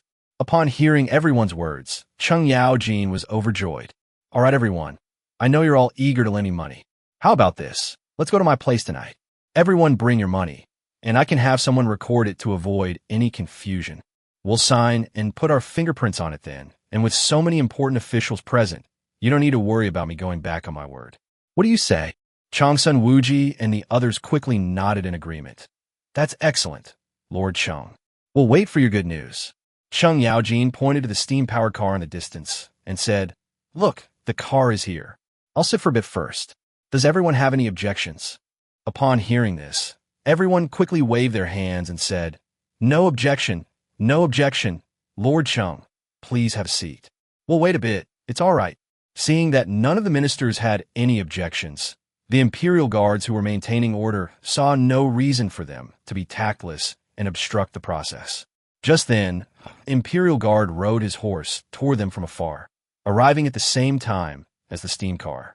Just as Cheng Yaojin was about to get into the carriage, the imperial guard who had arrived called out to him. Lord Cheng Yaojin, His Majesty requests your immediate visit to the Empress's palace. He has important matters to discuss with you. Upon hearing this, Cheng Yaojin was dumbfounded. Did your Majesty say what it is?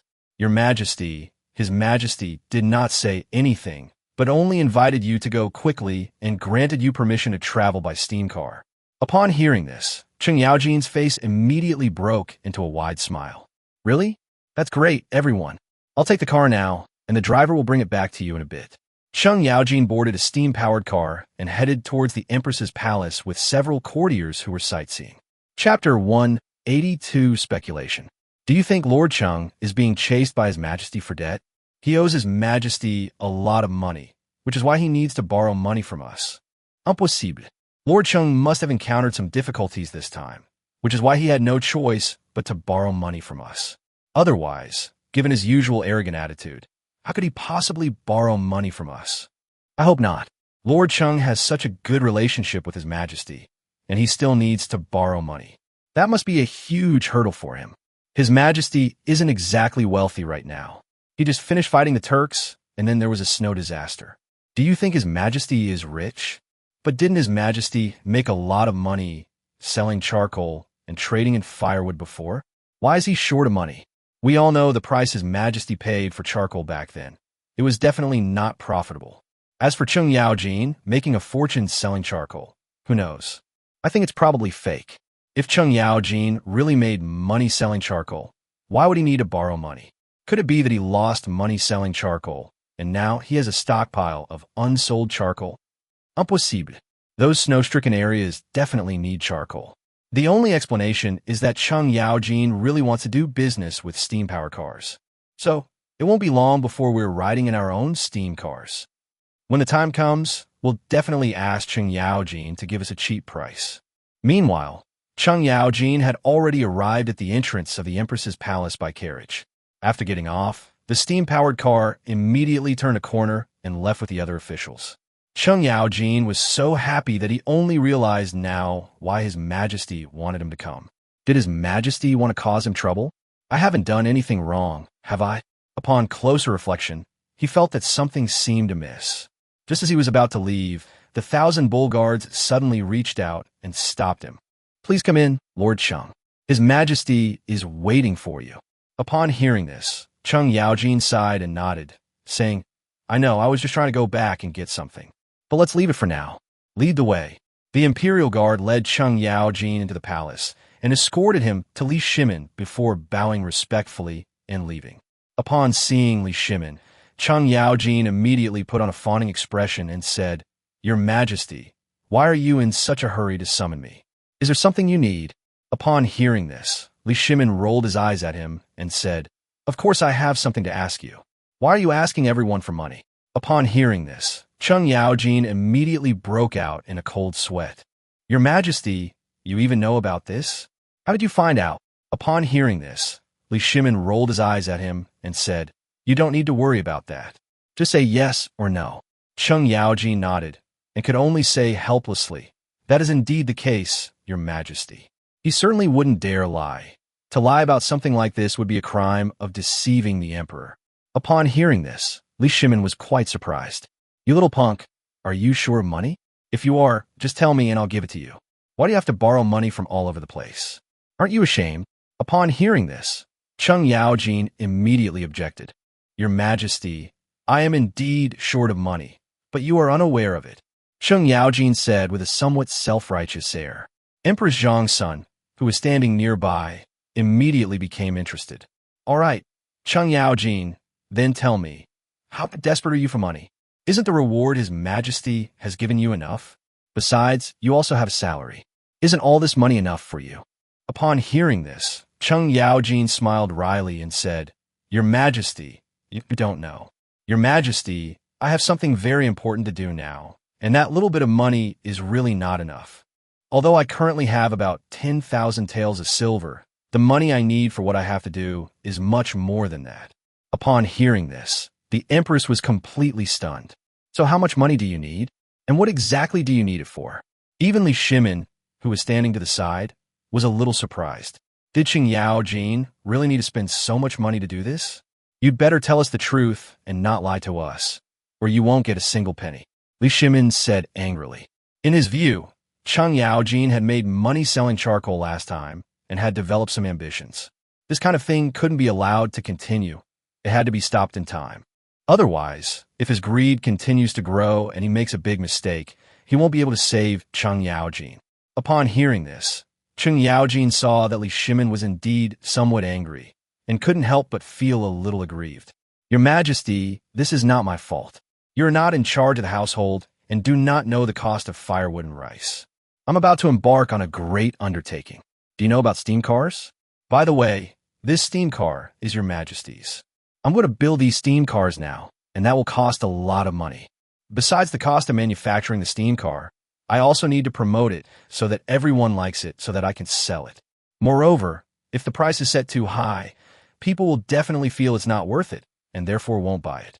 There's one more thing I need to do, and that's to make everyone feel that selling at this price is definitely a good deal. This requires both funding and resources. Moreover, it definitely costs money to do these things. Connections alone are not enough. If you don't see the money, who will believe that you can make a fortune doing this? All of this is unimaginable for ordinary people. Before I got involved in this matter, I didn't know what to do either. But after speaking with Lord Liu, I immediately understood how reasonable what Lord Liu said was. That's why I decided to get involved in this matter. As long as we can make money, Wei Chen will pay a lot of taxes to the Tang Dynasty. This is a good thing for me, for the Tang Dynasty, and for your majesty. Does your majesty not want it?" Hearing this, Li Shimin rolled his eyes at him and said, "I think you're only interested in money now. You're willing to do anything as long as it makes money, right? If there was something that could threaten the safety of the Tang Dynasty, but could make money, would you do it?" Li Shimin stared intently into Cheng Yaojin's eyes and asked him directly, "Your Majesty, this humble subject would certainly not do anything that threatens the Tang Dynasty. Even if you gave me 10 lives, I wouldn't dare." Upon hearing this, Empress Zhong's son couldn't help but laugh. All right, Your Majesty, please stop frightening General Cheng. He just returned from Pingyao County and is probably still recovering." Cheng Yaojin nodded and wiped the cold sweat from his forehead. Li Shimin pointed to the seat next to him and said, "Please sit down." Chapter 183 Advantages are powerful. Cheng Yaojin immediately and obediently sat down in the seat next to Li Shimin as instructed. "Tell me, have you considered all the details? This matter has cost so much money, so it can only succeed and cannot fail. You've never done anything like this before, so why are you so confident this time? Did Liu Shaoqing teach you some secret?" As he spoke, Li Shimin looked Cheng Yaojin up and down, seemingly trying to find some clues in him. But no matter how he looked at him, he couldn't find any difference between Cheng Yaojin and before. The only difference might be that Cheng Yaojin seemed to be thinner and more muscular than before. Upon hearing this, Cheng Yaojin immediately perked up. "Your Majesty, I have made this decision after careful consideration and after talking with Lord Liu for several hours." Li Shimin nodded and glanced at Empress Zhong's son beside him, who immediately understood. "Your Majesty, I shall take my leave now." Emperor Zhong's son said this, then turned and went back to her bedroom, leaving the three of them outside to continue their discussion. After Empress Zhong's son left, Cheng Yaojin cupped his hands and addressed Li Shimin. His Majesty Liu said that manufacturing steam-powered automobiles requires a very high level of technology and scientific capabilities. Our great Tang Dynasty doesn't have such talent yet, but Pingyao County does. Therefore, if I want to set up a steam car factory, I will definitely need to rely on Lord Liu's talent. Therefore, Lord Liu also imparted a lot of relevant knowledge to me, from which I benefited greatly. Lord Liu said that the cheapest part of manufacturing a steam car is the cost, which is about 500 taels. Upon hearing this, Li Shimin was dumbfounded. Around 500 is still considered cheap. If you were buying a horse-drawn carriage, you could buy at least 2 of them. Okay. Li Shimin looked Cheng Yaojin up and down, feeling that this guy seemed even more arrogant than before. He hadn't noticed it before, but now he could definitely tell from what he was saying. "Your Majesty, this is only the cost, which is only about 10% of the total price, so it is pitifully small. Moreover, what you're talking about is a horse-drawn carriage, which is very different from the steam-powered car I'm talking about, so there is no comparison between their prices." Upon hearing this, Li Shimin nodded, finding Cheng Yaojin's words quite reasonable. Then continue. Cheng Yaojin continued his analysis. "Your Majesty, after the steam car is built, it needs to be packaged and promoted. This series of tasks requires many people to do, which creates many jobs. Furthermore, I also want to promote this steam car, for example, by having Your Majesty ride in it, which will increase the visibility of my steam car. These things all cost money. No one would do these things for me for free. On the contrary, they would let me make a lot of money." Upon hearing this, Li Shimin waved his hand and said, "You just said you wanted me to promote you, but I don't have the time." Upon hearing this, Cheng Yaojin quickly shook his head and said, "Your Majesty, I absolutely did not mean that. I was just using an analogy. Your Majesty certainly enjoys unparalleled fame in our great Tang Dynasty. If you were to ride in my carriage, it would undoubtedly provide the best publicity for my steam-powered automobile. At that time, the officials and common people of the Tang Dynasty will definitely flock to it. Anyone with enough money will definitely want to buy a carriage that His Majesty has ridden in. Even if it's not the same car, even if it was produced in the same factory, they will still feel like they rode in the same car as His Majesty." Upon hearing this, Li Shimin nodded, somewhat surprised. "Well done, Cheng Yaojin. Your eloquence has only gotten better and better since your trip to Pingyao County. What you said actually makes a lot of sense to me." Upon hearing this, Cheng Yaojin smiled slightly. "Your Majesty, everything I have said is true. Even if I cannot persuade Your Majesty to promote this, it is the same if I ask some of my friends and ministers in the court to do so. Of course, compared to the car His Majesty himself rode in, the publicity effect will definitely be less. Besides this, are there any other places where costs need to be incurred? If that's all there is to it, it wouldn't be enough to support you selling 500 steam cars for 5 or even 6,000 taels each. Upon hearing this, Cheng Yaojin smiled and nodded, saying, "Your Majesty, the steam-powered automobiles I manufacture, in addition to the cost of the materials required, also incur the cost of researching various technologies. These technologies may not be important to others, but they are extremely important to me.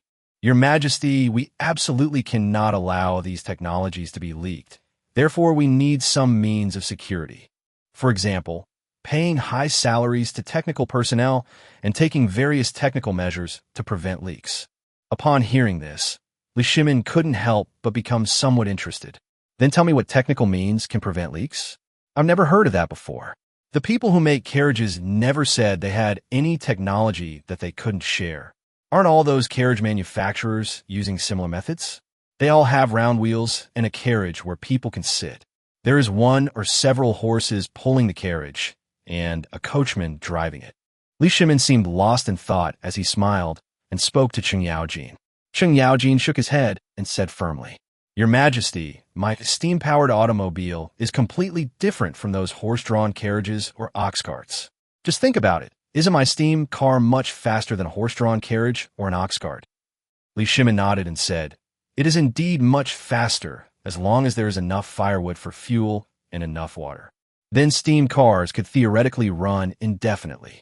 Cheng Yaojin nodded, clapped his hands, and said, "Your Majesty's summary is absolutely spot on. My steam-powered automobile has such great advantages. If other carriages were to learn from it, wouldn't they be able to make it just like mine? Think about it. My car still has heating. How could any other car possibly have these features?" Liu Shimin nodded, gradually becoming more formal from his initial cynicism. "That makes sense. The heating in this car is much better than in other cars, so even people who are sensitive to the cold can sit here comfortably." Chapter 184, Everyone is Well. "Yes, Your Majesty, just think about it. It's the dead of winter now. If we were to go out in a carriage, it would definitely be very cold. The elderly certainly can't stand this injustice. Are we supposed to make them stay indoors all winter? If we had such a carriage, the elderly could travel in winter. Wouldn't that be wonderful? In addition, my car is also significantly more stable than other cars. When you were in the car, did you feel that my car was quite stable? There was no violent, bumpy feeling." Upon hearing this, Liu Shimin remembered and nodded, saying, "Yes, your chariot is indeed very stable. How did you manage that? It's truly amazing." In the past, the carriages he rode in were all made of various fine materials and were very spacious. However, it has one major drawback. It is not stable enough. Every time I ride in a car, I feel that the city is bumpy and the speed is slower, which is okay, but if I want to go fast, it is very troublesome. Sometimes, long journeys were necessary, and riding in a horse-drawn carriage was like a nightmare, something I simply couldn't bear to think about. If you need to ride in a carriage for several hours, you must first take a nap and be fully rested before getting on the carriage. Getting on the carriage is like going to war. You have to be fully prepared. Therefore, riding in a horse-drawn carriage is even more of a torment for the elderly. Liu Shimin had always conquered the world on horseback, so he didn't have much of a feeling about this. However, in recent years, he has not often ridden on horseback, but instead often rides in a carriage, and therefore has many unique opinions on this matter. However, Liu Shaoqing's steam automobile solved this problem perfectly. He could sometimes fall asleep even while sitting in a steam car. This steam car was not only fast, but also very stable. Liu Shimin believed that anyone would like this kind of car. Cheng Yaojin was overjoyed to see that Liu Shimin was very fond of the chariot. "Your Majesty, this carriage is indeed excellent. The reason it is not too bumpy is entirely because its wheels are soft, but not completely soft. It has both soft and hard parts, which can support the entire vehicle and prevent the wheels from being too stiff when they come into contact with the ground. In this way, the vehicle can move steadily forward on the ground. Your Majesty, what do you think of this car?" Upon hearing this, Liu Shimin glanced at Cheng Yaojin with some surprise. "What? You want me to evaluate your car? I can only say that your car is indeed very good. but the price of 5 or even 6,000 taels is too expensive, and I can't afford it." Upon hearing this, Cheng Yaojin laughed and nodded, saying, "Your Majesty, so you also acknowledge the value of this carriage, but feel the price is a bit too high. Is that right?" Li Shimin nodded and said, "That's basically the idea. Why sell it at such a high price? Can't you lower the price a bit? This way, more people will buy cars. As the saying goes, small profits but quick turnover. If you sell a lower price, people will be more willing to buy from you. If they were all sold at such a high price like yours, I'm afraid not a single one would be sold," Li Shimin said with great confidence. Upon hearing this, Cheng Yaojin immediately looked rather pitiful. "Your Majesty, you have no idea how valuable this carriage I made is. It's not just what you see on the surface. It's comfortable to sit in and warm in winter. This vehicle is also related to the national economy and people's livelihood, and it must be investigated. Just think about how much more tax you have to pay if this car is a little more expensive. Where do all these taxes go? They end up in the hands of the people, benefiting them both during disaster relief and when they pay taxes. If our cars pay a little more tax, ordinary people can pay a little less. Do you think the people would be willing to do that?" Li Shimin nodded and said, "Of course the people want to pay less tax. Is there even need to ask?" Cheng Yaojin smiled, said nothing, and looked confident. "Your Majesty, since the people are willing, it means that the majority of the people in the world are willing. Let's talk about the soldiers and generals who are fighting." Li Shimin looked puzzled upon hearing this. What does selling a car have to do with fighting a war? And what does it have to do with the soldiers? Cheng Yaojin said with a smile, "If I sell this carriage for a high price, I will pay more taxes, and then the imperial court will have more silver to pay the army.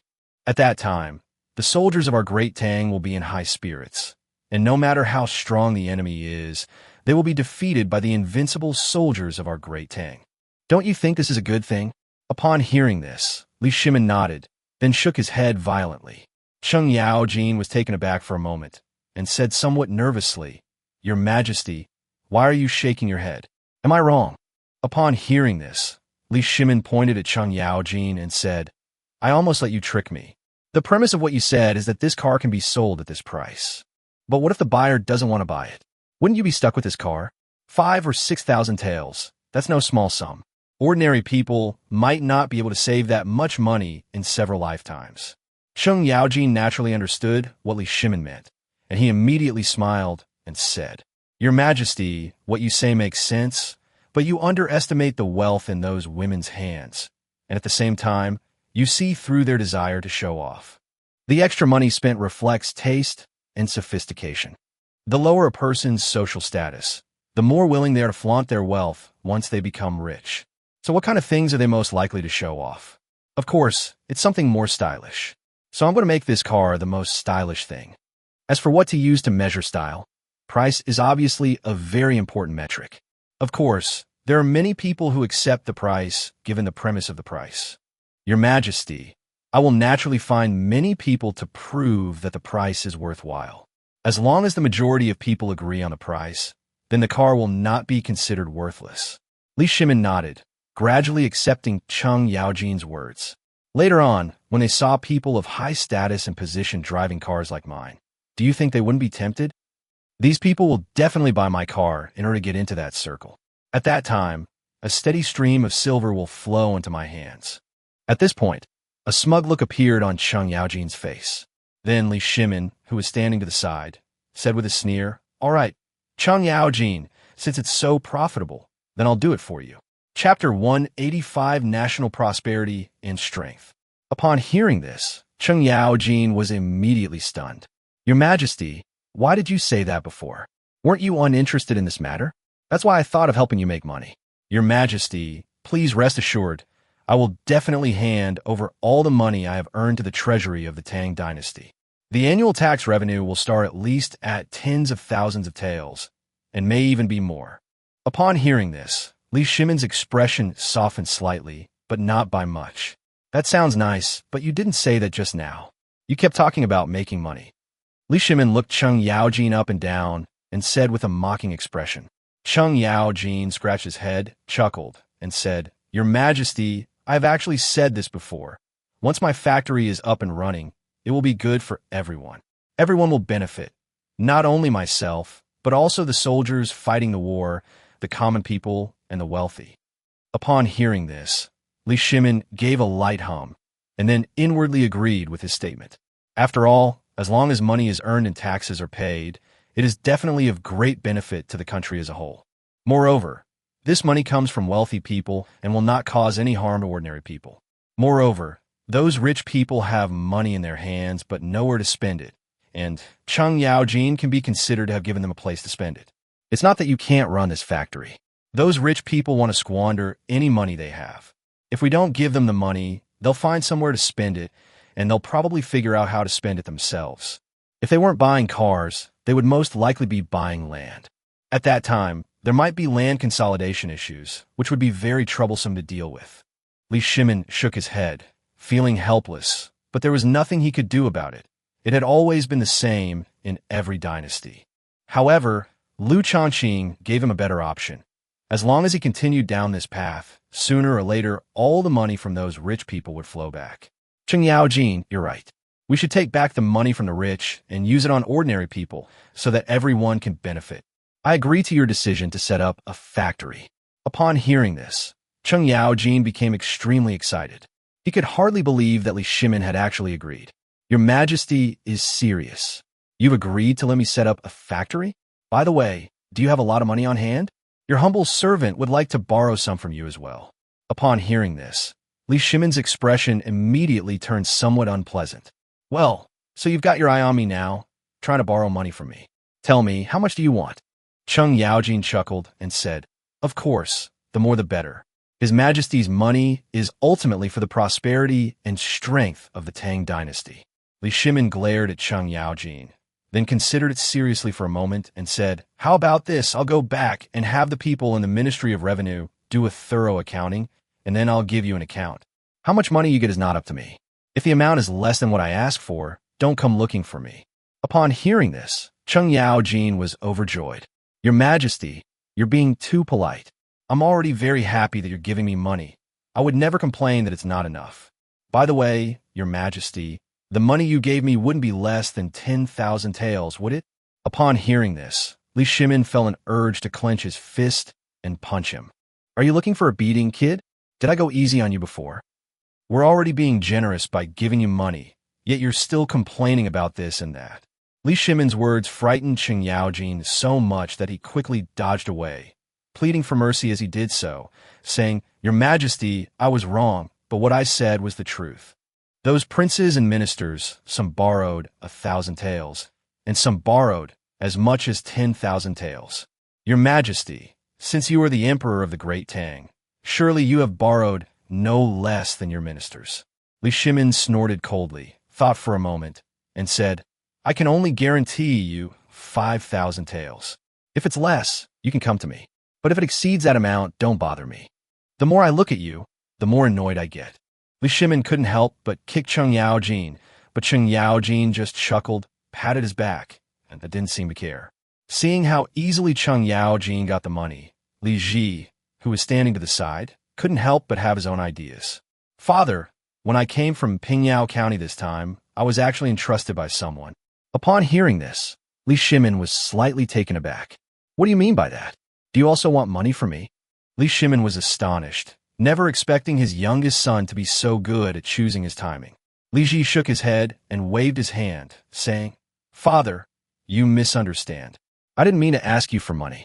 When I met Lord Liu this time, he said he had developed a perfume. Upon hearing this, Empress Zhongsun recalled the perfume that Emperor Li Ji had given her earlier and replied, Was it the perfume you gave your mother just now? Li Ji nodded and said with a smile, Mother, what do you think of those perfumes? If we were to sell them, could we get a good price for them?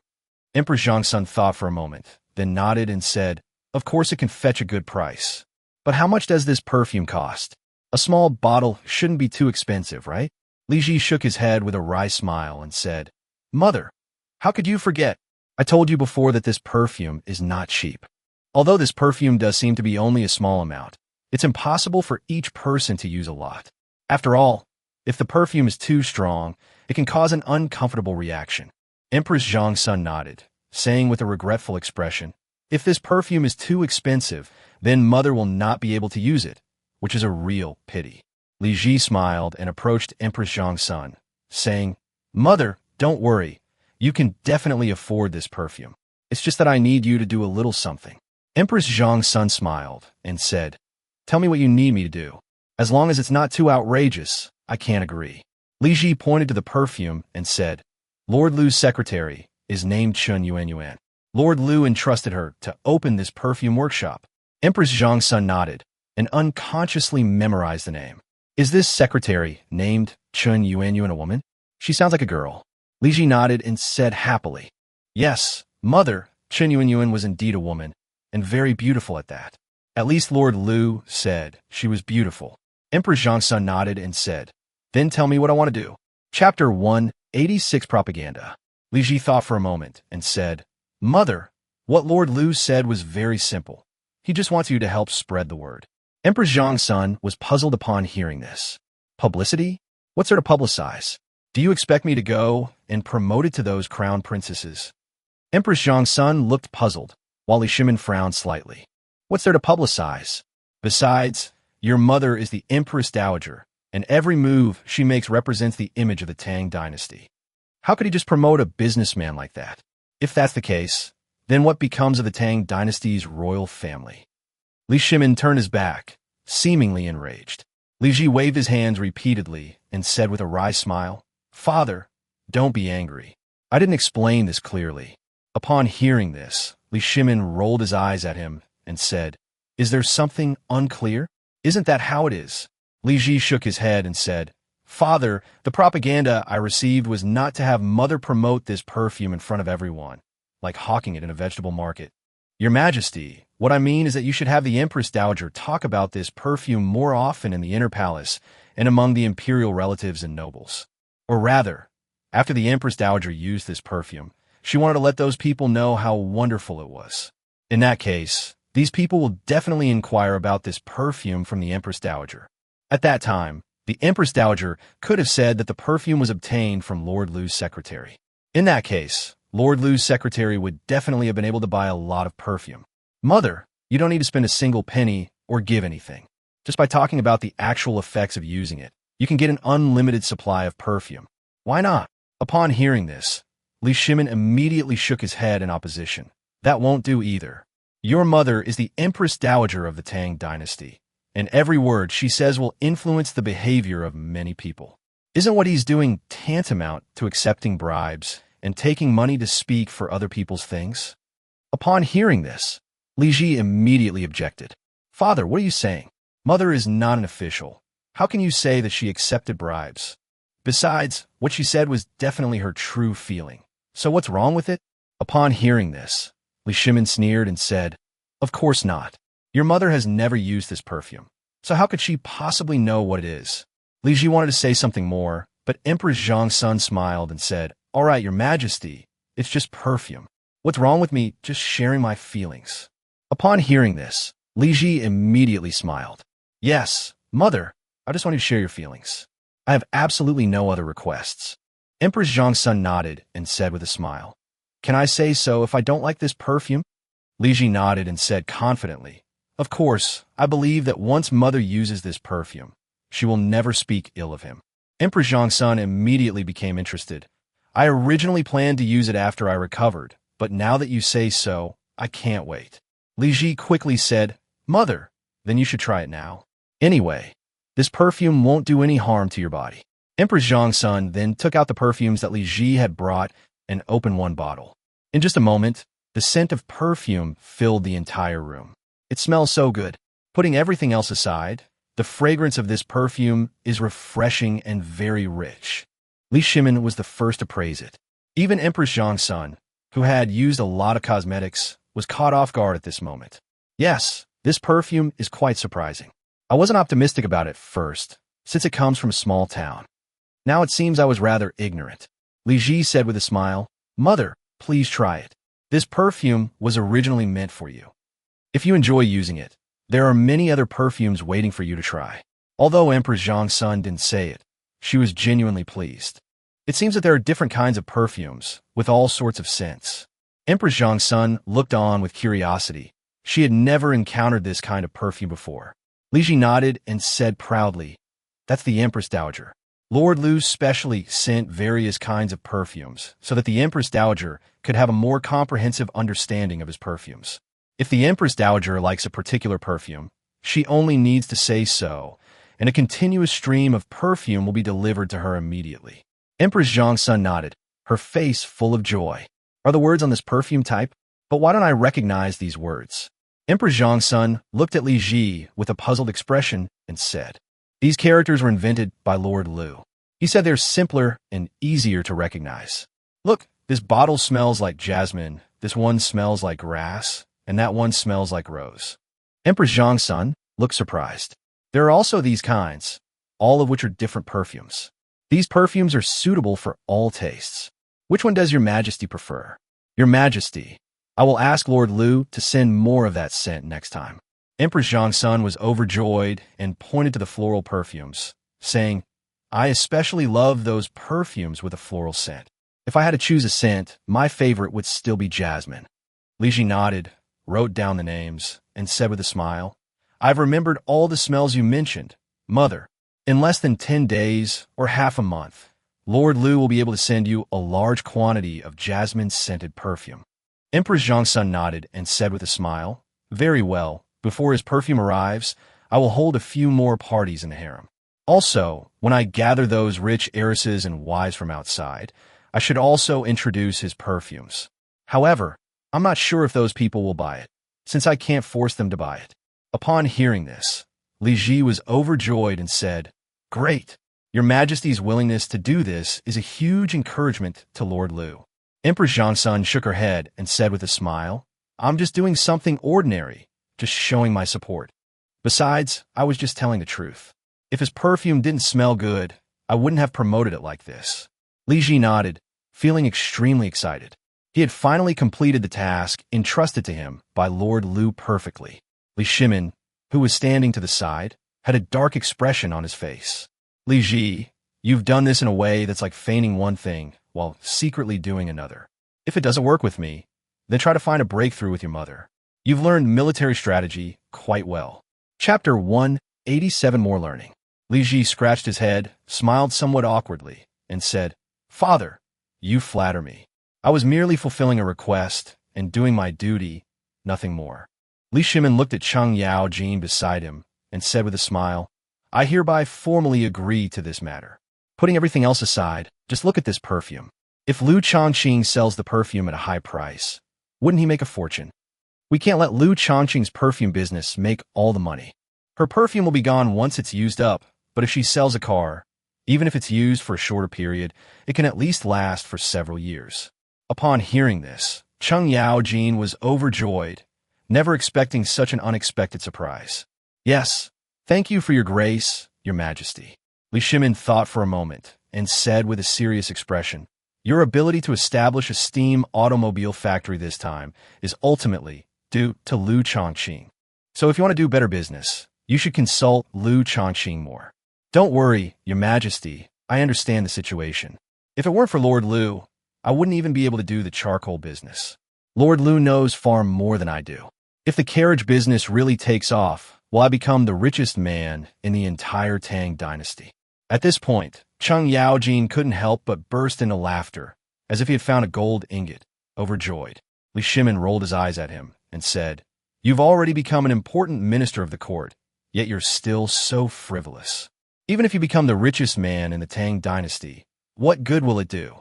Is it more valuable than the official robes you wear now?" Seeing that Li Shimin seemed a little angry, Cheng Yaojin quickly waved his hand and said, "Your Majesty, that's not what I meant. What I mean is that if I become the richest man in the Tang Dynasty, it will be much easier for me to spend money on your Majesty. Your Majesty, think about it. Which area doesn't require money? The army's battles and various court expenses all require money. If I become the richest man in the Tang Dynasty, your Majesty can simply say the word when it comes to spending money. My treasury will be your Majesty's bank." Upon hearing this, Li Shimin initially wanted to retort, but then realized that Cheng Yaojin's words made a lot of sense. "Cheng Yaojin, what you said makes sense. If you become the richest man in the Tang Dynasty, it will be much easier for me to spend money." Upon hearing this, Cheng Yaojin chuckled, scratched his head, and said, "Your Majesty, you also need to give me the opportunity to spend money on you. However, our great Tang Dynasty is at peace now, and you have handled domestic affairs very well. Where we need to spend money." Li Shimin shook his head and said, "There will be many more places to spend money in the future, more than you can imagine. Not to mention the unrest in Goguryeo and the Turkic countries outside, it would cost us money to send troops to deal with them. Take our own domestic affairs, for example. Fighting the snow disaster and the famine in various places requires money to buy food. Without money, you can't get anything done. You definitely can't get anything done at all." Li Shimin was somewhat conflicted when he said this. He knew he was desperately short of money, but where could he get it from? Even if ordinary people paid more taxes, they wouldn't be able to raise much money. Moreover, people's lives are already very difficult. If heavy taxes are levied on them, they might rebel. Ultimately, taxes should be levied on the wealthy, because that's where the money comes from. Thinking of this, Li Shimin couldn't help but recall Liu Shaoqing's series of tricks in selling the carriage, and he was secretly amazed. Thinking about it this way, Liu Shaoqing sold the carriage for a very high price, and being able to sell it was indeed a good thing for the country and the people. By doing this, he essentially took back the money of those rich people in a legitimate and legal way, and they did so willingly. If someone can do that, they are already a pillar of the nation. Li Shimin suddenly realized that the existence of people like Liu Shaoqing was extremely important, as they could make money for the country without him taking a single penny.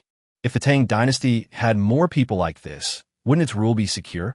Li Shimin looked at Li Ji beside him and said, "The secretary of Liu Shaoqing that you mentioned, besides asking you to send perfume, did he also say he wanted to make something else?"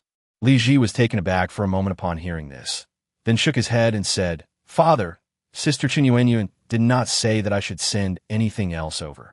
Upon hearing this, Li Shimin couldn't help but feel somewhat disappointed. That's true. It's already quite an achievement that he was able to come up with carriages and perfumes, especially since they're almost completely opposite things.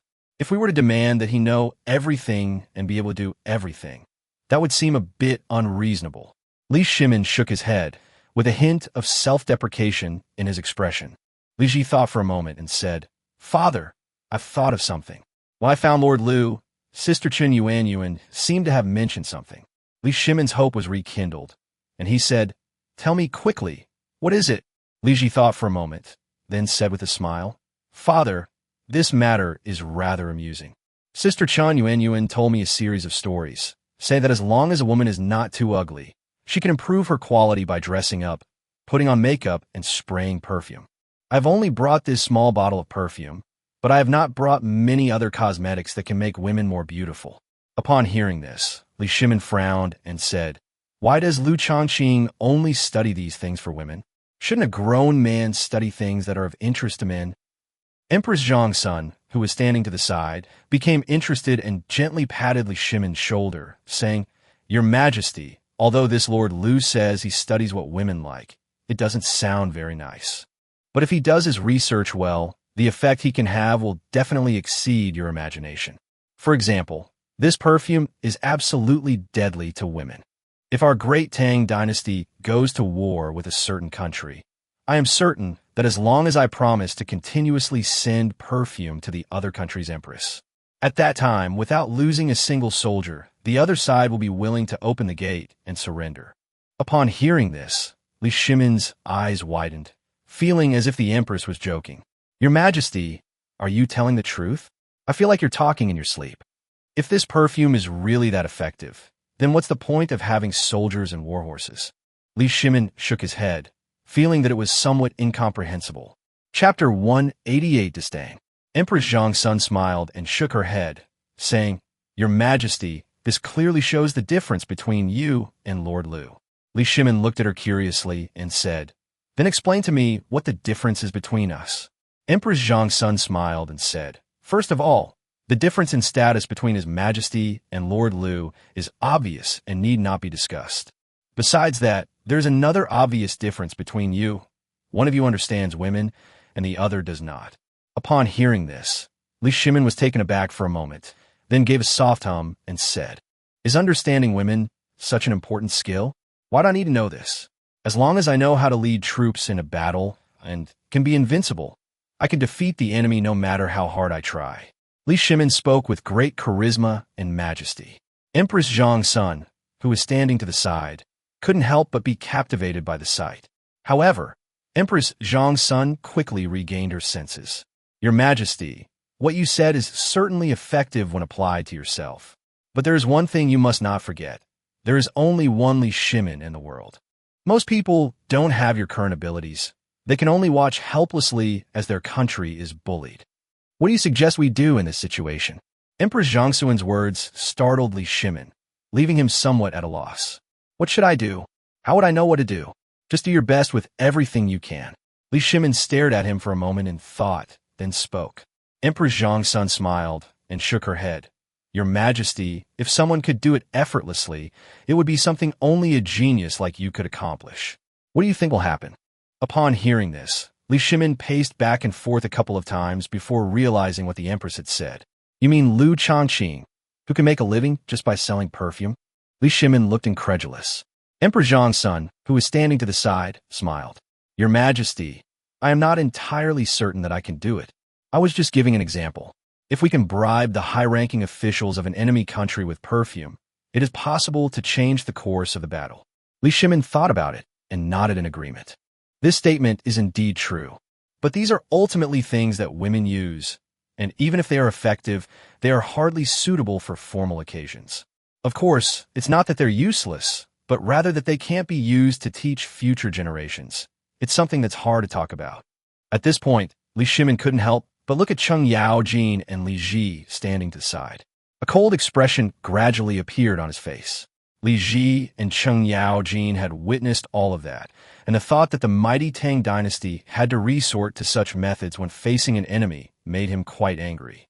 At this moment, Li Ji thought that Li Shimin was no longer bothered by these matters, and he naturally breathed a sigh of relief. Mother, although this perfume was sent to me by Chan Yunyuan's secretary, it was actually made by Lord Liu. I must say, Lord Liu is truly a genius. I don't know how he came up with these methods. Just by randomly combining some ingredients, I managed to create so many perfumes. In addition, he also made a lot of makeup products that could make an ordinary-looking woman look like a fairy in an instant. Upon hearing this, Empress Zhang's son immediately became interested. To think that such a treasure exists, this Lord Liu is truly a legend. Is someone teaching him this skill? Otherwise, where did he learn it from? It's really surprising. Empress Zhang's son racked her brains, but still couldn't quite grasp the key point. Mother, besides these perfumes and cosmetics, Lord Liu has another very amazing invention. That's a leather bag. As the name suggests, it's a bag made from the skin of various animals and can hold all sorts of things. Upon hearing this, Empress Zhang's son was stunned for a moment, and then she was quite shocked. You mean a handbag? But the more I hear about it, the stranger it sounds. Doesn't he think it's cruel? Emperor Zhang's son felt a sense of cruelty at the thought of those small animal skins being cut off to make handbags. Emperor Zhang's son almost burst out laughing upon hearing this. Mother, how can this be called cruel? Humans are the most intelligent of all beings. Since they dominate everything, it is only natural to use some skin to make bags.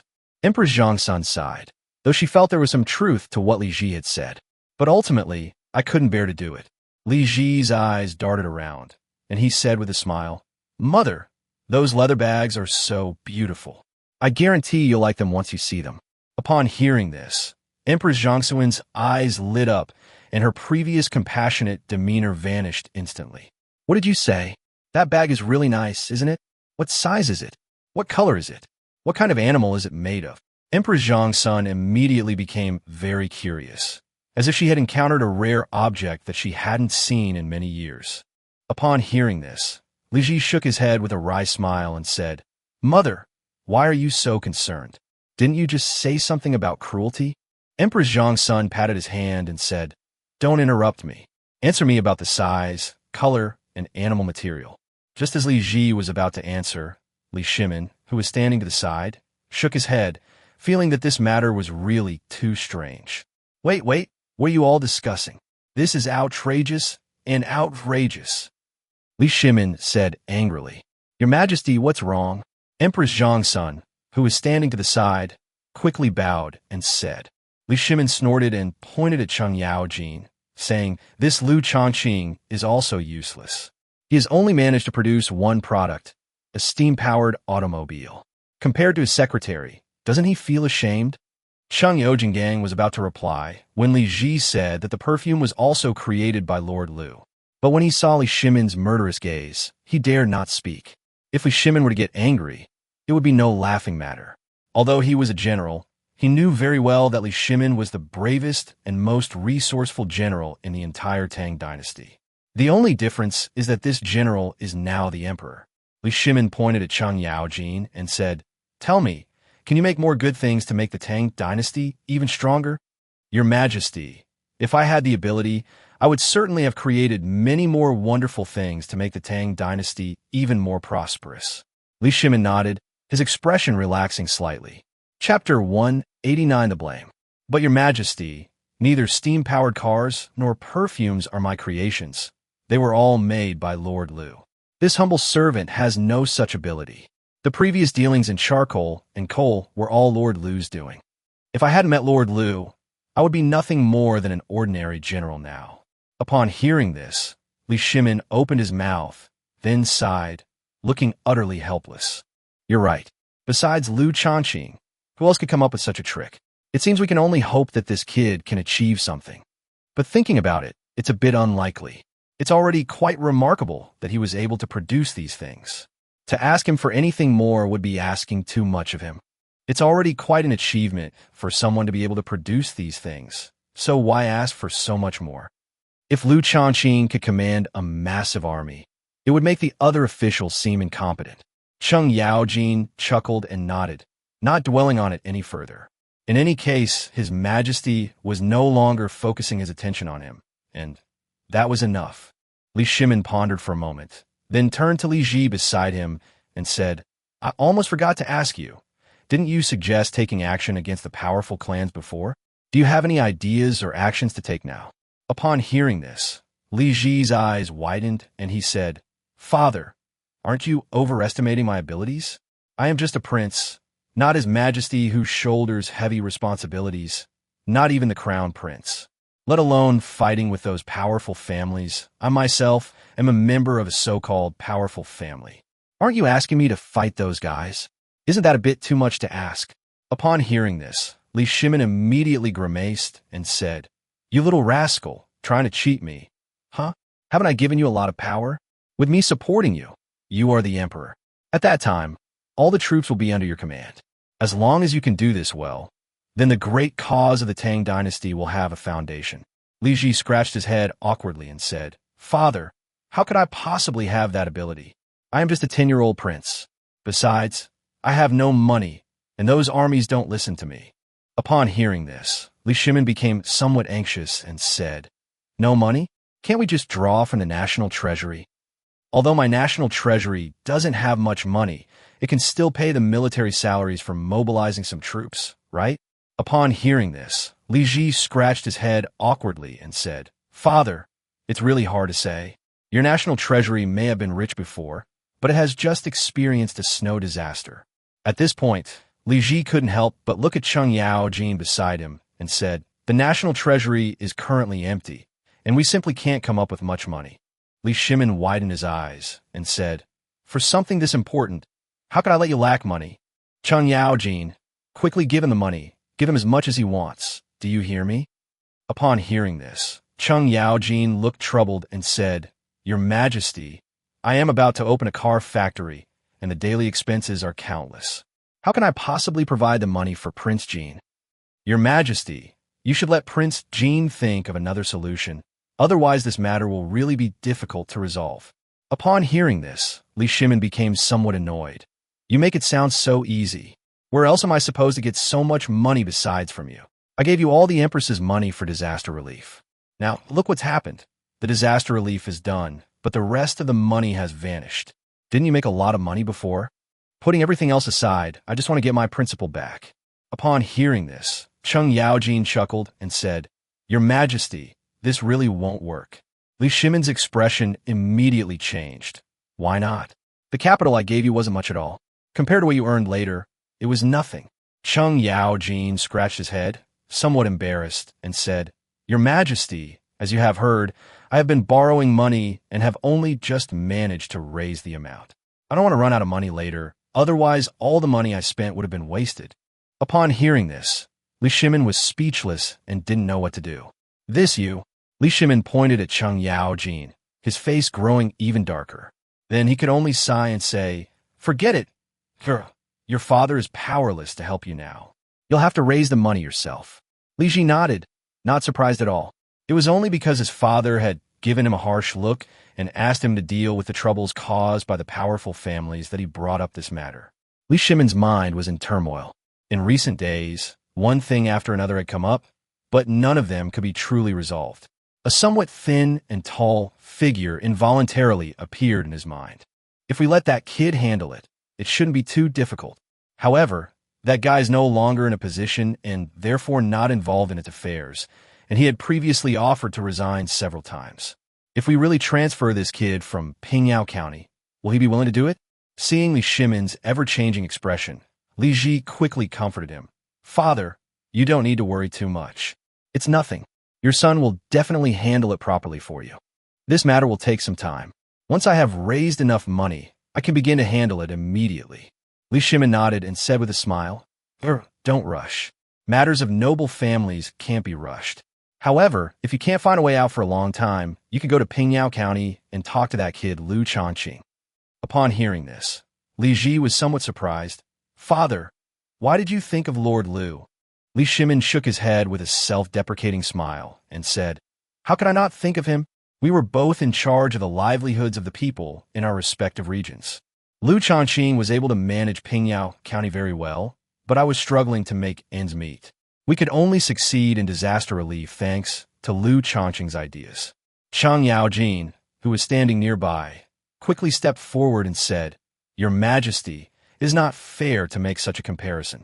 There is a huge difference between managing a small county and managing the entire Tang Dynasty. No matter how capable Liu Shaoqing is, he is still your subject. It is his duty to share your burdens." Li Ji, who was standing to the side, nodded and said, "Yes, father, I think so too. Under heaven, all land belongs to the king, and all people within the borders are his subjects. No matter how capable Lord Liu is, he can only demonstrate his abilities and skills by serving the emperor." Li Shimin sighed and nodded, saying, "You should have more opportunities to communicate with Liu Shaoqing." Chapter 190 Worries. This lad is capable and young. If he enters the court as an official in the future, he will definitely become a great help to your father, or even to your elder brother. He might have a solution to this problem, but he just didn't want to say it before for various reasons. Li Ji nodded and said, "Yes, father. Although this matter is very important, father does not need to worry too much. Your subject has been racking his brains for a solution, and these are not things that can be resolved overnight. Your subject believes that he can come up with a solution." Li Shimin nodded and said with a wry smile, "It's tough on you. We can't invite all the talented people in the world to discuss solutions to this kind of problem. The fewer people who know about it, the better. Furthermore, people are selfish. Some people have intricate connections with powerful families, and it's wishful thinking to expect them to help deal with them. It's good enough if that kind of person doesn't come up with bad ideas. In the end, they might just make things worse." The matter of the aristocratic families on the surface is a conflict between the Tang Dynasty and the aristocratic families, but in reality, it is a conflict between the eldest son of the aristocratic family and the collateral branches. The winner takes all. This applies not only to royalty, but also to aristocratic families. The eldest son inherits the vast majority of the family property, which ensures that the family will not decline and can continue to exist. From the perspective of aristocratic families, this is naturally nothing, but for the Tang Dynasty, it is not a good thing. The wealth and power accumulated by aristocratic families are growing stronger and stronger, posing a great challenge to the control of the Tang Dynasty. Isn't there a saying that goes, the emperor can take turns? Today it's the Yang family, tomorrow it's the Leaf family, and the day after tomorrow? But aristocratic families can exist forever. Li Ji nodded, but couldn't help feeling a little nervous. If everyone thought that way, things would be terrible. What we need to do is to ensure that the scions of aristocratic families can distribute resources more evenly, without provoking too much strong opposition from them. The eldest son who inherits the family's wealth and status will definitely share some wealth and status with the other sons, but it certainly won't be much. What we need to do is to let them share more. Furthermore, we need to let those collateral relatives know that this is a contribution from the royal family, so that we can win their support. I believe that as long as the temptation we offer is great enough, if the eldest son of a noble family still objects, it will inevitably lead to fratricide. Although it sounds cruel, this is the most advantageous option for our royal family. Li Ji nodded and said respectfully, "Yes, father, I will certainly consider the solution from the perspective of the royal family's interests." Li Shimin patted him on the shoulder and said with a smile, "Your father doesn't mean to look down on you.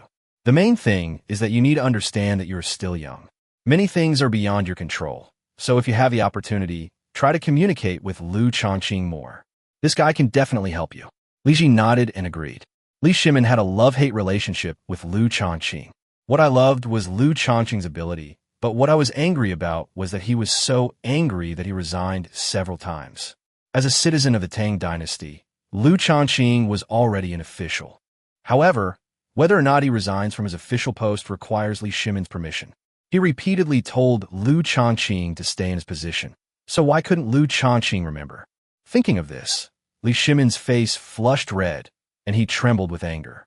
However, upon thinking of the prosperity and wealth of Pingyao County, Li Shimin's anger vanished without a trace. Yes, no matter how arrogant this kid is, he's still one of us. The more capable he is, the better he will be for Li Shimin. By the way, you haven't gone out much since you came back, have you? Come with me for a stroll another day. It has been a while since I last traveled incognito. Upon hearing this, Li Ji readily agreed. It is Father Emperor. After he finished speaking, both Li Shimin and the other man were slightly taken aback, and there was an awkward atmosphere. Li Shimin quickly realized that Chang'an City and Pingyao County were not the same thing. If you're in Pingyao County, you can go anywhere you want and wander around as you please. Because the roads are clean and tidy, any litter that is occasionally found will be quickly removed. As for those who release things indiscriminately, they will be fined and educated. However, they would not be punished in Chang'an. As a result, Li Shimin couldn't help but feel somewhat dazed. He even began to doubt which city was actually the capital. He had gone out twice after he came back, but each time he ended up feeling confused and upset. He used to travel incognito, but his mood wasn't like it is now. At that time, he had never been to Pingyao County, so he naturally did not feel any sense of loss. Even when traveling incognito, they wouldn't feel offended if they stepped on something, because he knew it was the same everywhere, with no significant difference. But after he returned from a trip to Pingyao County, he traveled incognito to Chang'an. He found himself feeling out of place throughout the city. I don't know why it turned out this way. Maybe it's because the urban sanitation in Pingyao County is so good that it has created a psychological gap. Thinking about it carefully, that might actually be the reason. Having already seen better places, he looked down on Chang'an. This person is really a bit strange. Sometimes seeing some good places is not a good thing, as it can easily raise people's expectations. Upon hearing this, Li Ji immediately understood what he meant. "Father, do you mean that after you went to Pingyao County, you no longer think much of this place?" Upon hearing this, Li Shimin shook his head with a wry smile. What's there to like or dislike? Chang'an City definitely has certain advantages over Pingyao County. This is, after all, the capital city. It is vast, and it can be said that the core of the Tang Dynasty is located here. You can't even step on the ground when you go out, for fear that you might step on something unclean. Also, Chang'an is a metropolis, and its major roads are prone to traffic jams. I really wish the roads in Pingyao County were as clean and fresh as ever, and that they would never be congested. That way, no matter where I go, my mood won't be ruined. Isn't that great? Upon hearing these words, Li Ji, who was standing to the side, couldn't help but feel depressed. Your Majesty is right. Your son will definitely find a way to make Chang'an a better place and make your Majesty more comfortable here. Li Shimin gently patted Li Ji on the shoulder. Chapter 191 200,000 Tales. It's already very good that you have the intention to do this kind of thing. I didn't have high hopes. After all, this is the business of the prefect of the capital. You should just do your job. Li Shimin couldn't help but think of what Liu Shaoqing had done in Pingyao County. He had to admit that Liu Shaoqing was indeed a genius. It was already quite remarkable that he was able to nationalize all the land in Pingyao County. Although it is just a county town, as the saying goes, the emperor is far away and the sky is high, and there are many powerful figures in Pingyao County. Those local gentry and landlords each had their own power, although they seem to be a disorganized bunch. But when it comes to actually taking action against some of them, they will still unite and work together as one. And Liu Shaoqing actually had the ability to move these people. This is a miracle in itself. The most important thing is that he won. Those local gentry and landlords were inexplicably taken down by Liu Shaoqing. It has to be said that Liu Shaoqing's methods were at least one level higher than theirs. Moreover, his imperial guards had already grasped the whole story, and he knew that Liu Shaoqing's actions were completely reasonable and legal. Liu Shaoqing started from small things, digging out the weaknesses of a certain group of gentry and landlords. Then they escalated the situation, overthrowing a small group of local gentry and landlords and seizing their land. The remaining landlords and gentry realized that Liu Shaoqing might have something to do with it. They immediately banded together, wanting to oppose Liu Shaoqing. However, by that time, Liu Shaoqing had gradually gained a certain advantage. If they could really band together to oppose Liu Shaoqing, they might actually have a chance to successfully rebel. But in the end, they failed. They simply lacked the ability, or rather, their selfishness and self-centeredness doomed them to failure. Although they posed a certain threat to Liu Shaoqing during this period, they were ultimately destined to fail. Liu Shaoqing didn't linger on them at all. Almost instantly, he reclaimed all the land in Pingyao County. He then began a large-scale reform, taking control of the land and allowing it to be cultivated by whomever he wanted, while also collecting rent. In addition, he also strongly supports those who want to open factories. With these two measures, a steady stream of funds flowed into the treasury of Pingyao County, and the local gentry and landlords who wanted to retaliate no longer had the resources to compete with Pingyao County. Liu Shaoqing could do whatever he wanted, and he could confidently and boldly implement his grand plan. Even if he makes a mistake once or twice, it doesn't matter because his strong abilities allow him to make mistakes. At this point, his own abilities had become a secondary bonus attribute. Even an average person could have done a good job. The greatest benefit of his formidable strength is that it allows for mistakes. Through continuous trial and error, the most suitable path will eventually be found. Liu Shaoqing's actions have proven this point. It's impossible that he didn't make mistakes in all his measures. However, Pingyao County continues to develop rapidly and even shows a tendency to leech off neighboring counties. But if a small county town can do this, how can the emperor of the Tang Dynasty allow the Tang Dynasty to bleed the surrounding countries dry? Of course not, and no one would allow him to do so. The Turkic and Tibetan states were impoverished and weak, and their people were not wealthy, but they were brave and fierce. It's unlikely that the Tang Dynasty could develop in the same way as Pingyao County. Moreover, when Liu Shaoqing's Pingyao County was rising power, he fought a life-or-death struggle with the local gentry and landlords.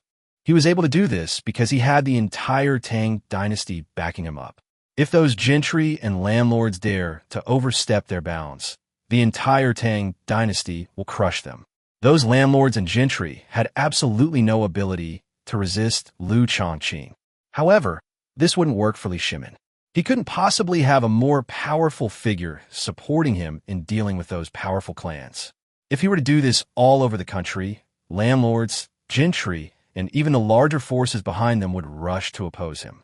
At that point, it won't just be a conflict. It's very likely that those guys will unite against Li Shimin or even against the entire Tang Dynasty. The Li family raised an army in Jinyang back, then precisely because Emperor Yang of Sui's actions had drawn opposition from the people. Therefore, with war raging in various places, the Li family was able to seize power. If he were to act in the same way that Liu Shaoqing treated landlords and gentry, then powerful families in various places would follow suit. What will he do then? Can he quell the rebellion better than Emperor Yang of Sui? He may now have the ability and strength. But when he grows old and frail, will his successor be able to take on all of this? Thinking of this, he couldn't help but feel a chill run down his spine. Finally, he gave up. These kinds of things couldn't be answered in a short time. The more he thought about it, the more his head ached. Helpless, Li Shimin had no choice but to temporarily shift his attention. Seeing Cheng Yaojin's submissive demeanor, Li Shimin immediately became angry. You mentioned before that manufacturing steam cars and setting up a factory would require a lot of money. How much exactly? Li Ji couldn't even come up with the money he asked you for. You're simply a glutton. It's a picio, the kind that only takes in and never gives out. Upon hearing this, Cheng Yaojin was slightly taken aback. Your Majesty, I don't want to do this either, but I have no choice. Didn't I tell you before that it would cost about 200,000 taels? Upon hearing this, Li Shimin immediately flew into a rage. He hadn't thought about the number carefully before, but now that he did, he found it somewhat unbelievable.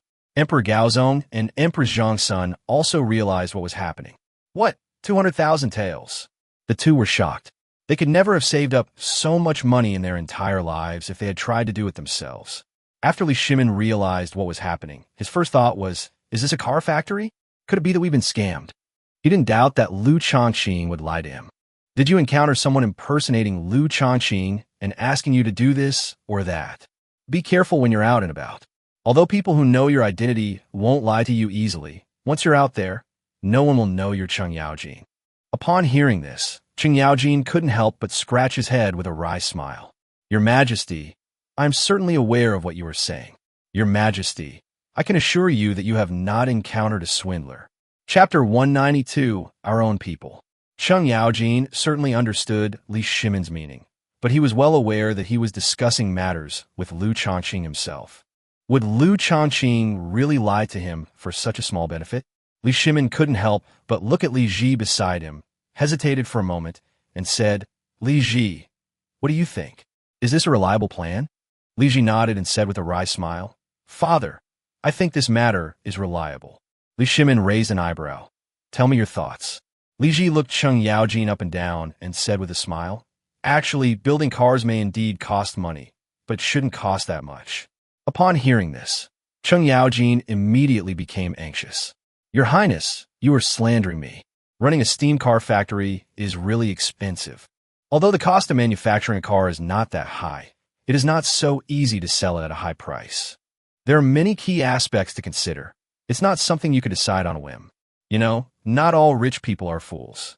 Don't they know what money should be spent on and what money shouldn't be spent on?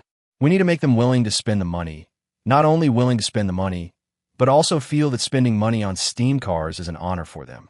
In addition to that, we also need to make them think that people who drive steam cars are high-level people, which is not an easy task. If an ordinary person were to drive a steam car, people might even feel that it was beneath them. If this continues, driving a steam car will become a very low-class thing in people's minds. No one would think that driving a steam car is high-end, classy, or sophisticated. But if you let someone of high status drive a steam car, it will give the steam car a high-end and sophisticated image. Moreover, the steam-powered cars we manufacture are synonymous with high-end quality and taste. The comfort and speed of riding in a carriage are unmatched by horse-drawn carriages. Li Shimin nodded, somewhat agreeing with what Cheng Yaojin had said. However, Li Ji, who was standing to the side, directly stood up to refute him. Lord Cheng Yaojin, I know that what you said does have some merit, but many things can't be calculated like that. There are many inside stories you don't know at all, and a lot of money can actually be saved. Upon hearing this, Cheng Yaojin was completely stunned, while Li Shimin became even more interested. Li Ji, what do you know? Explain yourself clearly. Don't leave us all confused. Upon hearing this, Li Ji simply said it outright. Father, Lord Cheng Yaojin is an official of the court and has a certain influence in the court. He was no ordinary businessman. He could have expanded the influence of steam cars with just a word. Upon hearing this, both Li Shimin and Cheng Yaojin nodded in agreement. Li Ji's words are indeed reasonable. Although Cheng Yaojin was no match for Li Shimin, who was the emperor of the Tang Dynasty, he only needed to say one sentence to make everyone in the court aware of the existence of steam cars. Moreover, once he took the lead in driving a steam car, almost everyone would think about buying one too. Putting aside everything else, when you meet him on the road, you can't catch up with Cheng Yaojin's steam car, even when you're in a horse-drawn carriage. Wouldn't you feel annoyed? If you feel unhappy about it, then you've basically fallen for it and will definitely want to buy one.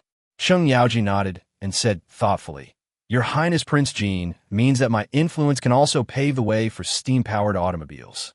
Will that help with the sales of steam cars? Li Ji nodded upon hearing this and said happily, yes, their influence is truly remarkable.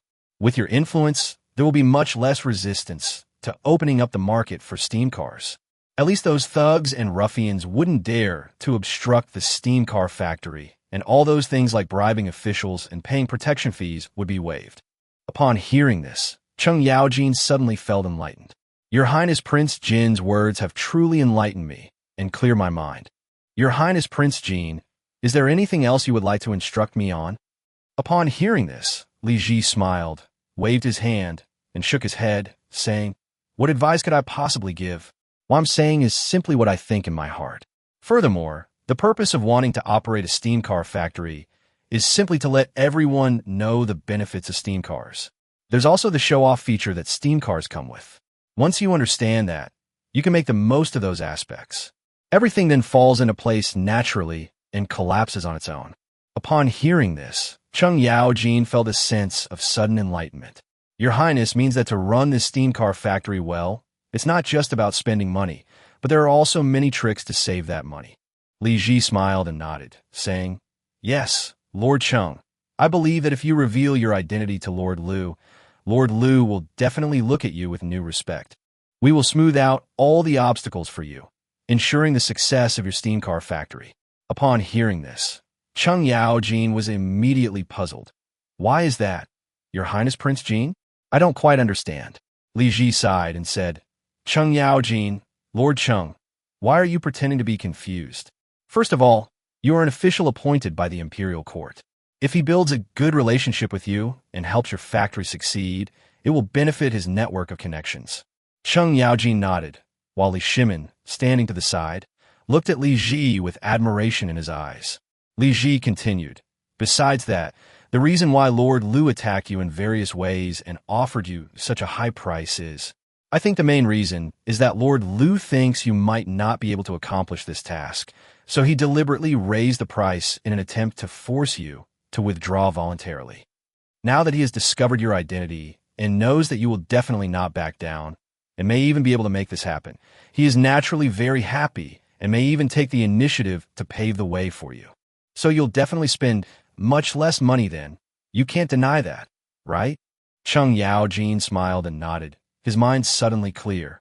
After hearing what your Highness said, it seems that my matter has a greater chance of success. Very well, I will find an opportunity to reveal my identity to him. I happen to be short of the money I borrowed. Once I reveal my identity, I believe I can save a lot of money. When I borrow money from these ministers and royal relatives, they're incredibly greedy when it comes to interest. They were all asking for exorbitant amounts. It was chilling.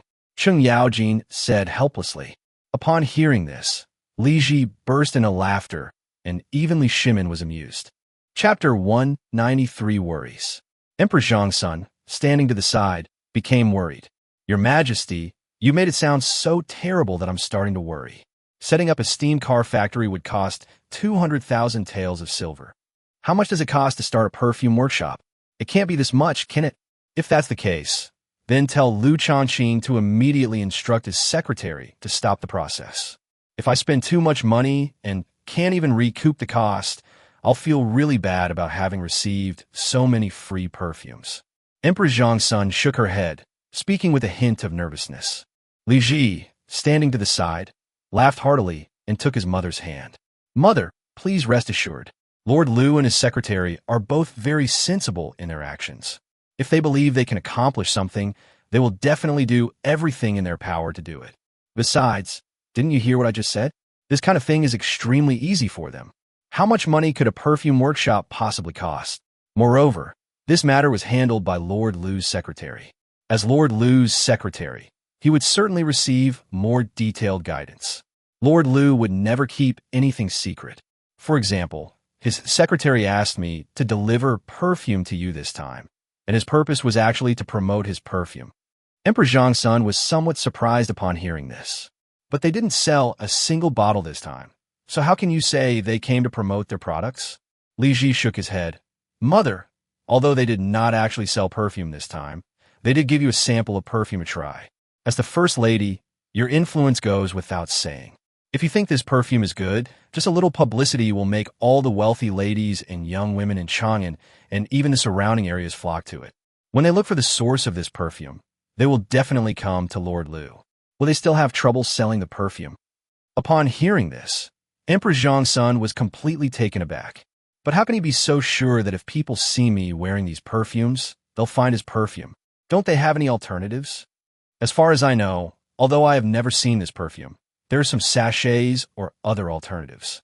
Li Ji smiled and nodded, saying, Mother, you've hit a crucial point. This perfume is truly irreplaceable. The sachets you mentioned can also produce fragrance, but the fragrance will disappear after a short time. But the fragrance of this perfume only gets better with time. Moreover, this perfume is fresh, elegant, high-end, and sophisticated, quite different from ordinary sachets. If it were you, what would you use? Empress Zhong's son nodded and said with some emotion, If it were me, I would also use perfume. Li Ji clapped his hands with a smile and said, That's right, Mother. Lord Liu is so capable. You can see everything he does, but you have no choice but to follow his lead. Because what he did was in the interest of almost everyone. Even if you know he's using your fame and influence, you'll still willingly let him use it, because you'll also benefit from it. Upon hearing this, Emperor Zhong's son said somewhat awkwardly, In that case, I won't use it. It's not good to take advantage of others like this.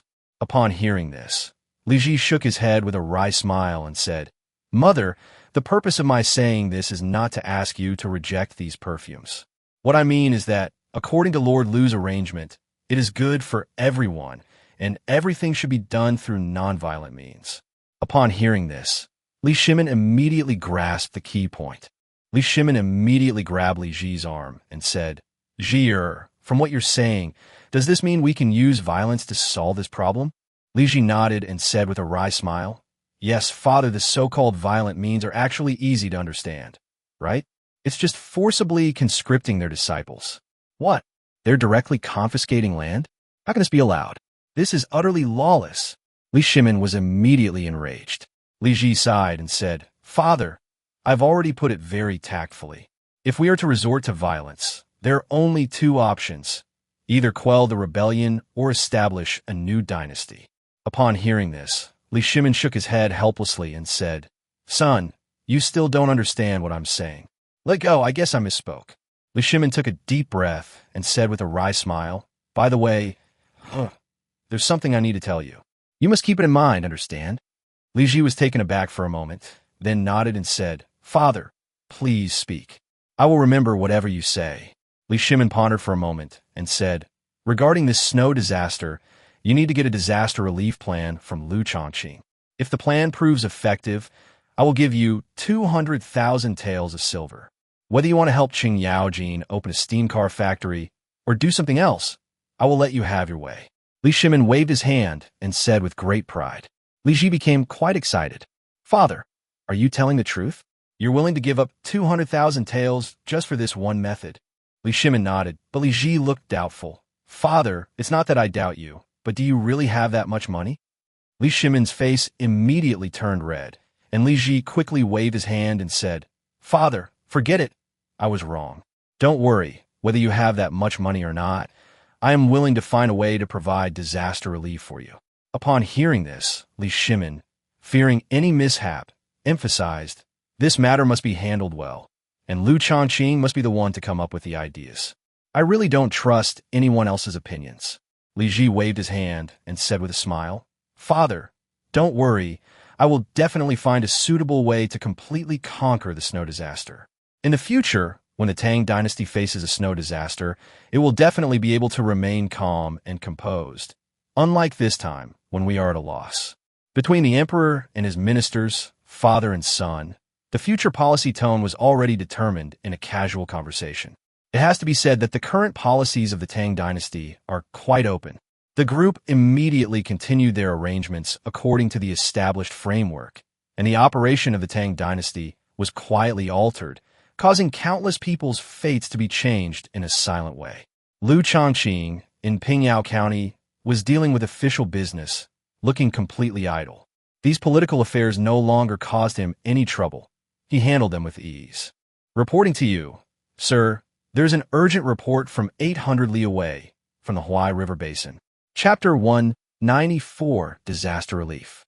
Upon hearing this, Liu Shaoqing's expression changed slightly. This is something that has not been encountered often before. After all, this is a disaster in the Huai River Basin. I've only ever heard of disasters in the Yangtze and Yellow Rivers. When have I ever heard of the Huai River Basin being affected by disasters? Hurry up, bring the messenger up here. I want to hear what's going on. Liu Shaoqing looked anxious, eager to confirm his own thoughts. He had never seen a disaster in the Huai River Basin in history. Could it be that his arrival caused a butterfly effect? Thinking about this, he couldn't help but feel conflicted, and a thought secretly formed in his mind. Upon arriving at the main hall, Liu Shaoqing saw a messenger official standing there, looking conflicted. He quickly called out to him, "Lord Liu, it's great to finally meet you. The disaster in the Huai River Basin, this time, is quite severe." The officer who delivered the message said with a serious expression. Liu Shaoqing was completely bewildered. What exactly happened? Why is there a famine in the Huai River Basin? Could it be influenced by other places? Liu Shaoqing said with a serious expression. The official nodded helplessly and said, "This is all due to the impact of the Yangtze River Basin.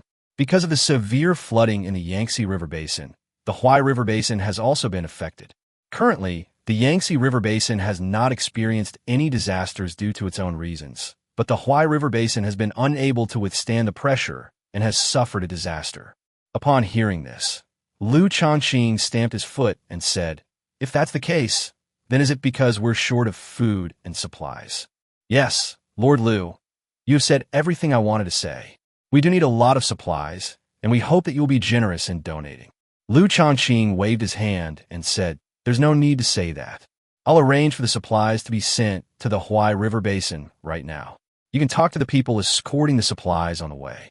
The officer who delivered the message was immediately moved to tears and said, "Thank you for your understanding, Lord Liu. You have really gone to a lot of trouble this time." Lord Liu waved his hand and said, "The entire Tang Dynasty is a unified whole. If other places suffer from disasters, our Pingyao County will definitely be affected as well. Let's leave it at that for now. You can go ahead." After the officer left, Liu Shaoqing immediately arranged for the transportation of various supplies, which was very swift. After all, these supplies are plentiful in Pingyao County, and there is no need to buy them at a higher price. As long as you have enough money, you can quickly buy the corresponding items. Liu Shaoqing immediately allocated funds to purchase disaster relief supplies and send them to the disaster area. Although public funds are generally independent of each other. However, the various funds in Pingyao County were indeed mixed together, and Liu Shaoqing specifically ordered that the various funds could be temporarily borrowed from each other. However, the only rule that must be followed is that the account for temporary loans must be clear and transparent. This results in a very ample amount of money in the public treasury, but sometimes it is borrowed back and forth. At least twice a month, all kinds of accounts need to be settled to ensure that no mistakes are made. We will allocate 60% of our grain reserves to disaster relief. Liu Shaoqing gave orders to his subordinates. "Sir, if it's 60% of them, it will also affect us. Shouldn't we prepare for a famine?" Liu Shaoqing shook his head and said, "No need. If we go to measure it later, the price will just be a little higher. Most of the people in our Pingyao County are quite wealthy and have money, so they're not afraid of a little higher grain prices. Moreover, as long as the price of grain is slightly higher, many merchants will transport grain from other places, so we don't need to worry at all. But the disaster victims in the Huai River Basin cannot be delayed even for a moment. The food must be transported there as quickly as possible." "Yes, sir." The subordinates immediately started working overtime to transport the grain. The grain reserve warehouse in Pingyao County was now full of people, continuously transporting grain out. Various other supplies were also continuously transported out of Pingyao County. It has to be said that Liu Shaoqing really went all out this time. "Sir, if we invest so heavily in transporting grain and supplies out, our county may very well end up with a deficit. What can we do? Can we just watch those disaster victims go hungry? Who knows what kind of trouble will happen if they go hungry? The Huai River Basin is a huge area, and we absolutely cannot allow this to happen, understand?" Chen Yuanyuan nodded, then said somewhat anxiously, "Sir, although I know your intentions are good, If you don't take some precautions, you may end up doing more harm than good, or even harming yourself. Upon hearing this, Liu Shaoqing was a little stunned. Then tell me, what do you mean by this? What do you mean by good intentions gone wrong? What did I do? Liu Shaoqing scratched his head, feeling somewhat incredulous. My lord, don't you understand? Liu Shaoqing shook his head with a wry smile and said, Of course I don't understand. Now I need you to clear up my doubts. Chen Yuan sighed and said, This is actually very simple. Whether you donate money or food, there may be discrepancies in the amounts. Liu Shaoqing nodded.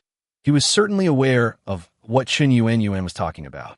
He had seen it in many historical books, but he never expected it to be used on his own today.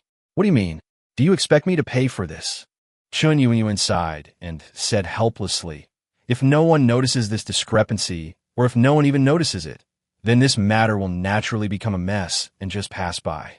What I'm afraid of is that someone is watching you, sir. If that happens, you'll be in danger. Someone might specifically target you and do something like this. I'm sure you also abhor this kind of thing, right? You'll definitely feel disheartened at that time. They might even distance themselves from donating because of this. Upon hearing this, Liu Shaoqing smiled and shook his head. Don't worry, I won't donate far away. As long as I can donate for one more day, I will do my best to donate because this is not only to show my so-called noble character, but more importantly, the people who are suffering from the disaster are innocent. As for what you said about the possibility that someone might want to cause trouble for me, I've thought about it, but what difference does it make? The pure remain pure, and the impure remain impure. Chen Yuan felt helpless seeing Liu Shaoqing's indifferent attitude. My lord, this matter is not just about you alone. It involves countless lives. What will happen to the disaster victims if you collapse? Chapter 195, Stealing Money. Liu Shaoqing smiled slightly and said, Then tell me, how should I deal with this disaster? How can I remain indifferent? Chen Yuan shook her head and said, My lord, what I mean is that you can prepare a blank document so that the people transporting supplies can use it on the way. In case there is any damage during transportation, this way the adults won't be implicated. Although doing this will also draw criticism, it is much better than the quantity of supplies being transported being incorrect. Liu Shaoqing said with a wry smile, It's not that serious. Don't worry, I know what to do. If someone really wants to deal with me, I'll give them a taste of their own medicine. Okay.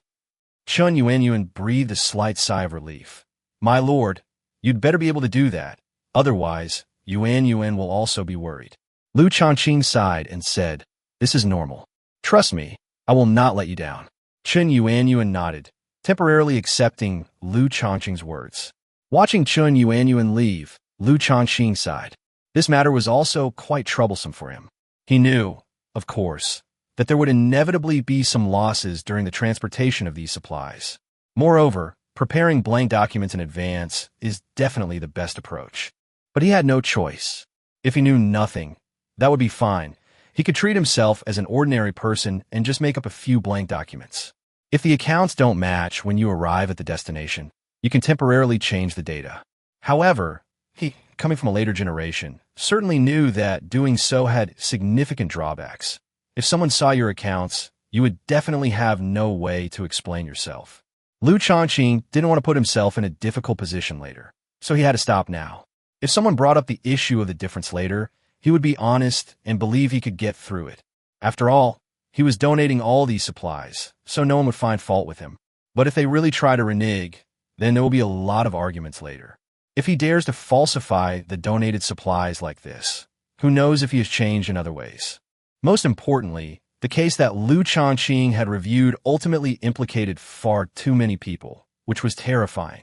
Although it was the Tang Dynasty, a relatively open dynasty in history, he still dared not overstep the bounds. Otherwise, many problems will immediately arise.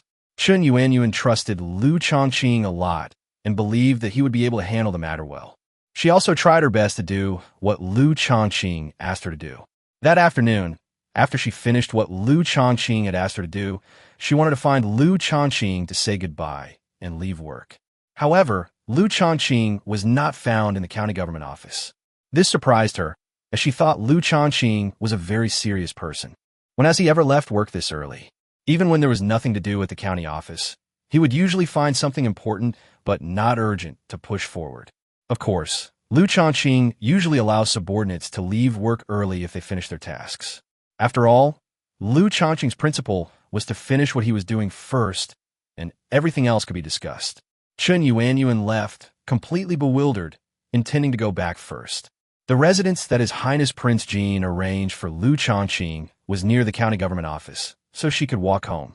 Just as she arrived outside her room, she heard what sounded like movement inside, which startled Chen Yuanyuan. Did a thief break into her room? Previously, His Highness Prince Jean had sent some maids and helpers to do the work. However, Chen Yuanyuan had instructed them not to enter her room without her permission. Therefore, family members cannot enter her room casually, so it can only be outsiders. Has a thief really broken into the house? That's quite possible. After all, this is considered a relatively high-end mansion in Pingyao County, so it's perfectly normal for someone to be eyeing it. Chen Yuanyuan immediately wanted to find Liu Shaoqing, but the magistrate was nowhere to be found. She asked some of the people on duty at the county government office, but they all said they didn't know either. By the way, you can call the nearby law enforcement team. They have the authority to handle this kind of thing. Most importantly, they had swords which could frighten the thieves. While keeping an eye on her room, Chen Yuanyuan quietly slipped out and went outside. Sure enough, a law enforcement officer was seen passing by in the distance. To avoid being noticed by the thieves, Chen Yuanyuan quickly ran towards the law enforcement officers. "Officer, I need your help with something," Chen Yuanyuan said, slightly out of breath. Upon seeing that it was Chen Yuanyuan, the law enforcement officer quickly cupped his hands and said, "So you are the county magistrate's secretary." "Secretary, sister, please tell me what you need." Chen Yuanyuan nodded and pointed to the courtyard, saying, "A thief broke into the house. Go and help me catch him. Should we call a few more people?"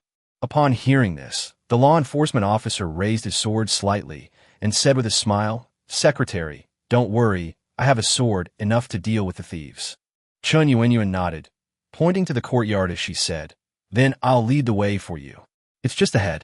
Let's go." As the law enforcement team member followed Chen Yuanyuan forward, he said with a smile, "Secretary, actually I was just keeping watch around the mansion, but I didn't see any suspicious people around." Upon hearing this, Chen Yuanyuan became even more nervous.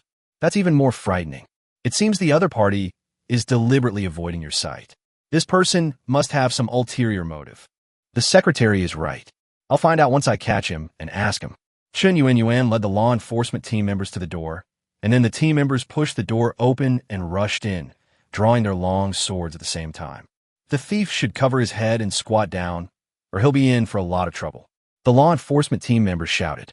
He was immediately stunned, because the person standing in front of him was none other than Liu Shaoqing. At this moment, Liu Shaoqing held 3 silver ingots and a gold ring in his hand. They were stunned when they saw the law enforcement team members rushing in. Upon seeing Chen Yuanyuan behind the law enforcement team members, Liu Shaoqing blushed and quickly put the silver and gold ring behind his back. This is so embarrassing. Liu Shaoqing has never been so humiliated in his entire life. If this happened in later generations, it would definitely be a death sentence. Liu Shaoqing coughed lightly and smiled at Chen Yuanyuan as if nothing had happened, saying, "Yuanyuan, why are you back so early?" Chen Yuanyuan was also at a loss. She had thought the thief was actually Liu Shaoqing. Is it okay to arrest your own boss instead? The law enforcement team member standing nearby, not understanding the situation, asked with a puzzled look, "Sir, the secretary said there was a thief. Did you see him?" Chapter 196 Acquaintances. Liu Shaoqing looked at Chen Yuanyuan beside him and immediately felt quite embarrassed. I really haven't seen him. Where is that person you're talking about? There are no thieves in our house. Go patrol now and don't let any thieves in, or you'll be held accountable." Upon hearing this, the law enforcement officer quickly nodded and bowed before leaving. Watching the other person leave, Liu Shaoqing turned to Chen Yuanyuan beside him and said somewhat awkwardly, "The weather is nice today, not a cloud in the sky." Chen Yuanyuan looked up at the sky, where the white clouds seemed to be telling a story in silence. "Sir, if you have nothing to say, you don't have to say anything." Upon hearing this, Liu Shaoqing coughed lightly and said, "That makes sense." Just then, Liu Shaoqing caught a glimpse of someone outside out of the corner of his eye. He turned his head and saw a figure standing there. Who are you?" Liu Shaoqing looked at the newcomer and felt that he looked familiar, but he couldn't remember where he had seen him before. "Sir, Don't you recognize me? I'm the businessman who came to discuss opening a car factory with you before. Upon hearing this, Liu Shaoqing scratched his head somewhat awkwardly. Oh, it's you. You saw what happened just now. Upon hearing this, Cheng Yaojin quickly shook his head and said, Don't worry, sir. I have no idea what happened just now, and I didn't see anything. Upon hearing this, Liu Shaoqing was completely stunned. Did this kid see it or not? Liu Shaoqing remembered that the last time the two met was at the county government office. Why did this kid end up here this time? How'd you find this place? And you appeared so suddenly like a ghost, it gave me a fright. Cheng Yaojin chuckled and said, My lord, your affairs have always been a hot topic in the entire Pingyao County. Everyone in Pingyao County knows that you have just purchased a house. Liu Shaoqing nodded, not paying much attention.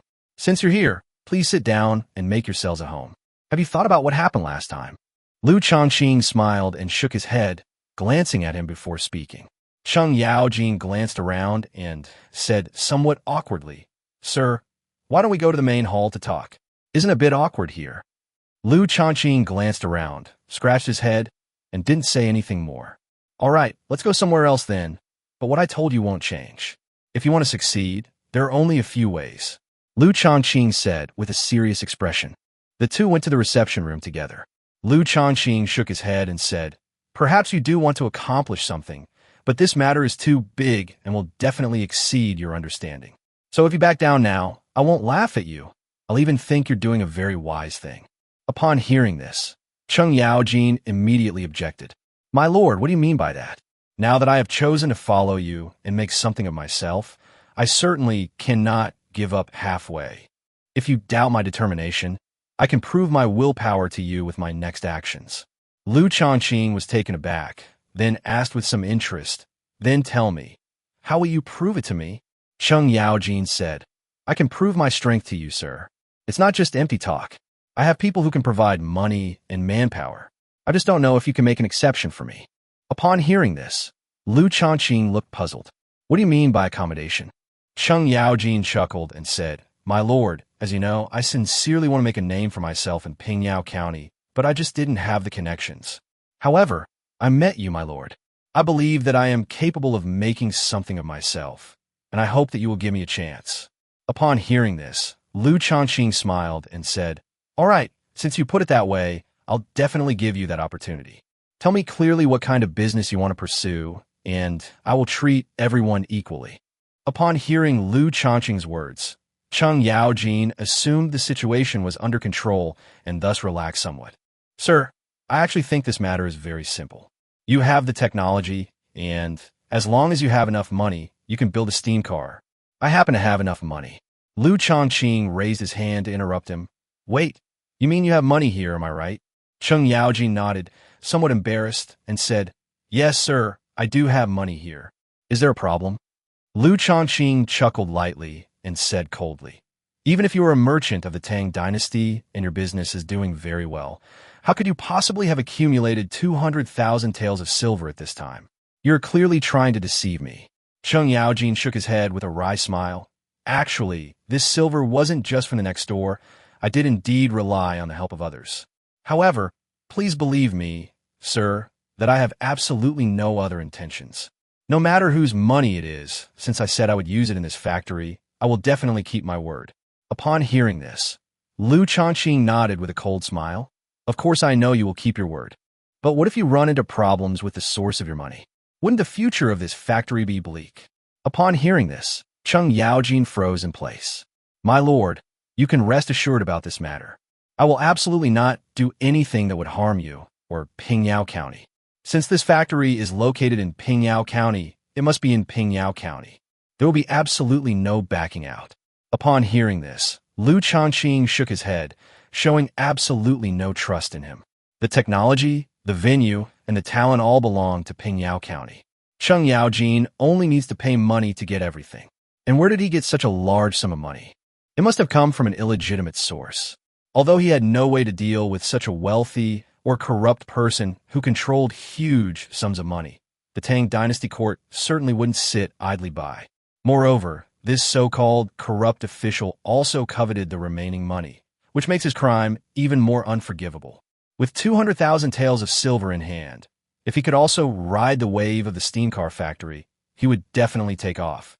In less than 2 years, it will become 2 million taels, or even more.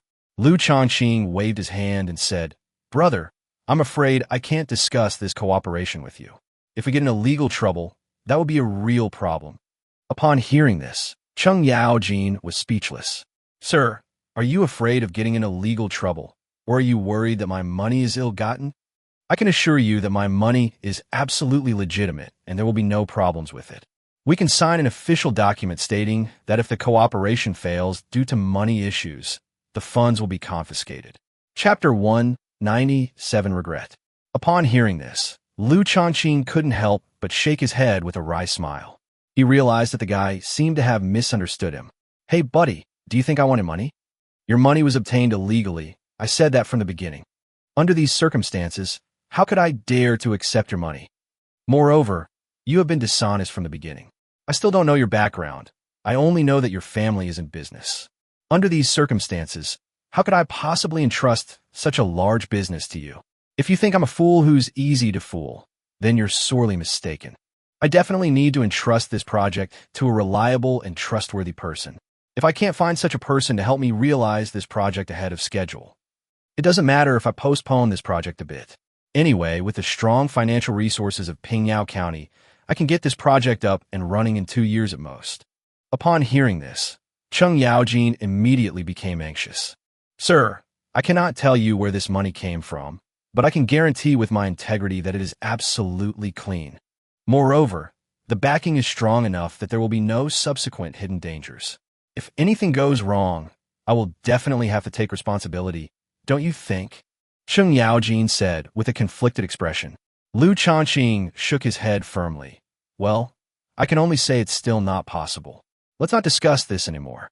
It's pointless and a waste of my time after I get off work. I think you should go back and focus on your business.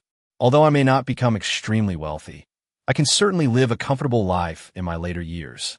Upon hearing this, Cheng Yaojin became extremely anxious. He was now truly regretting it. Why had he so easily revealed his thoughts to Liu Shaoqing? We should first probe and find out Liu Shaoqing's thoughts before revealing our purpose to him. This way, you'll have some room to maneuver. He has neither clearly explained his own strength nor aroused Liu Shaoqing's suspicion. Whatever he says next, he's likely to be ridiculed by Liu Shaoqing.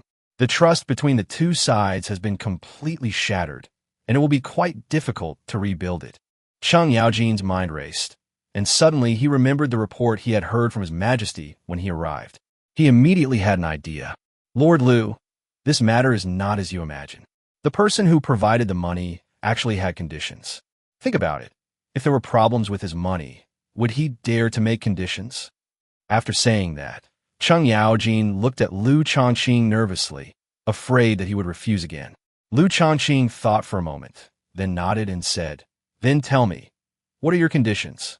When Cheng Yaojin saw that Liu Shaoqing did not refuse, he became excited. "My lord, this matter is very simple. With your intelligence, you will surely be able to solve it easily.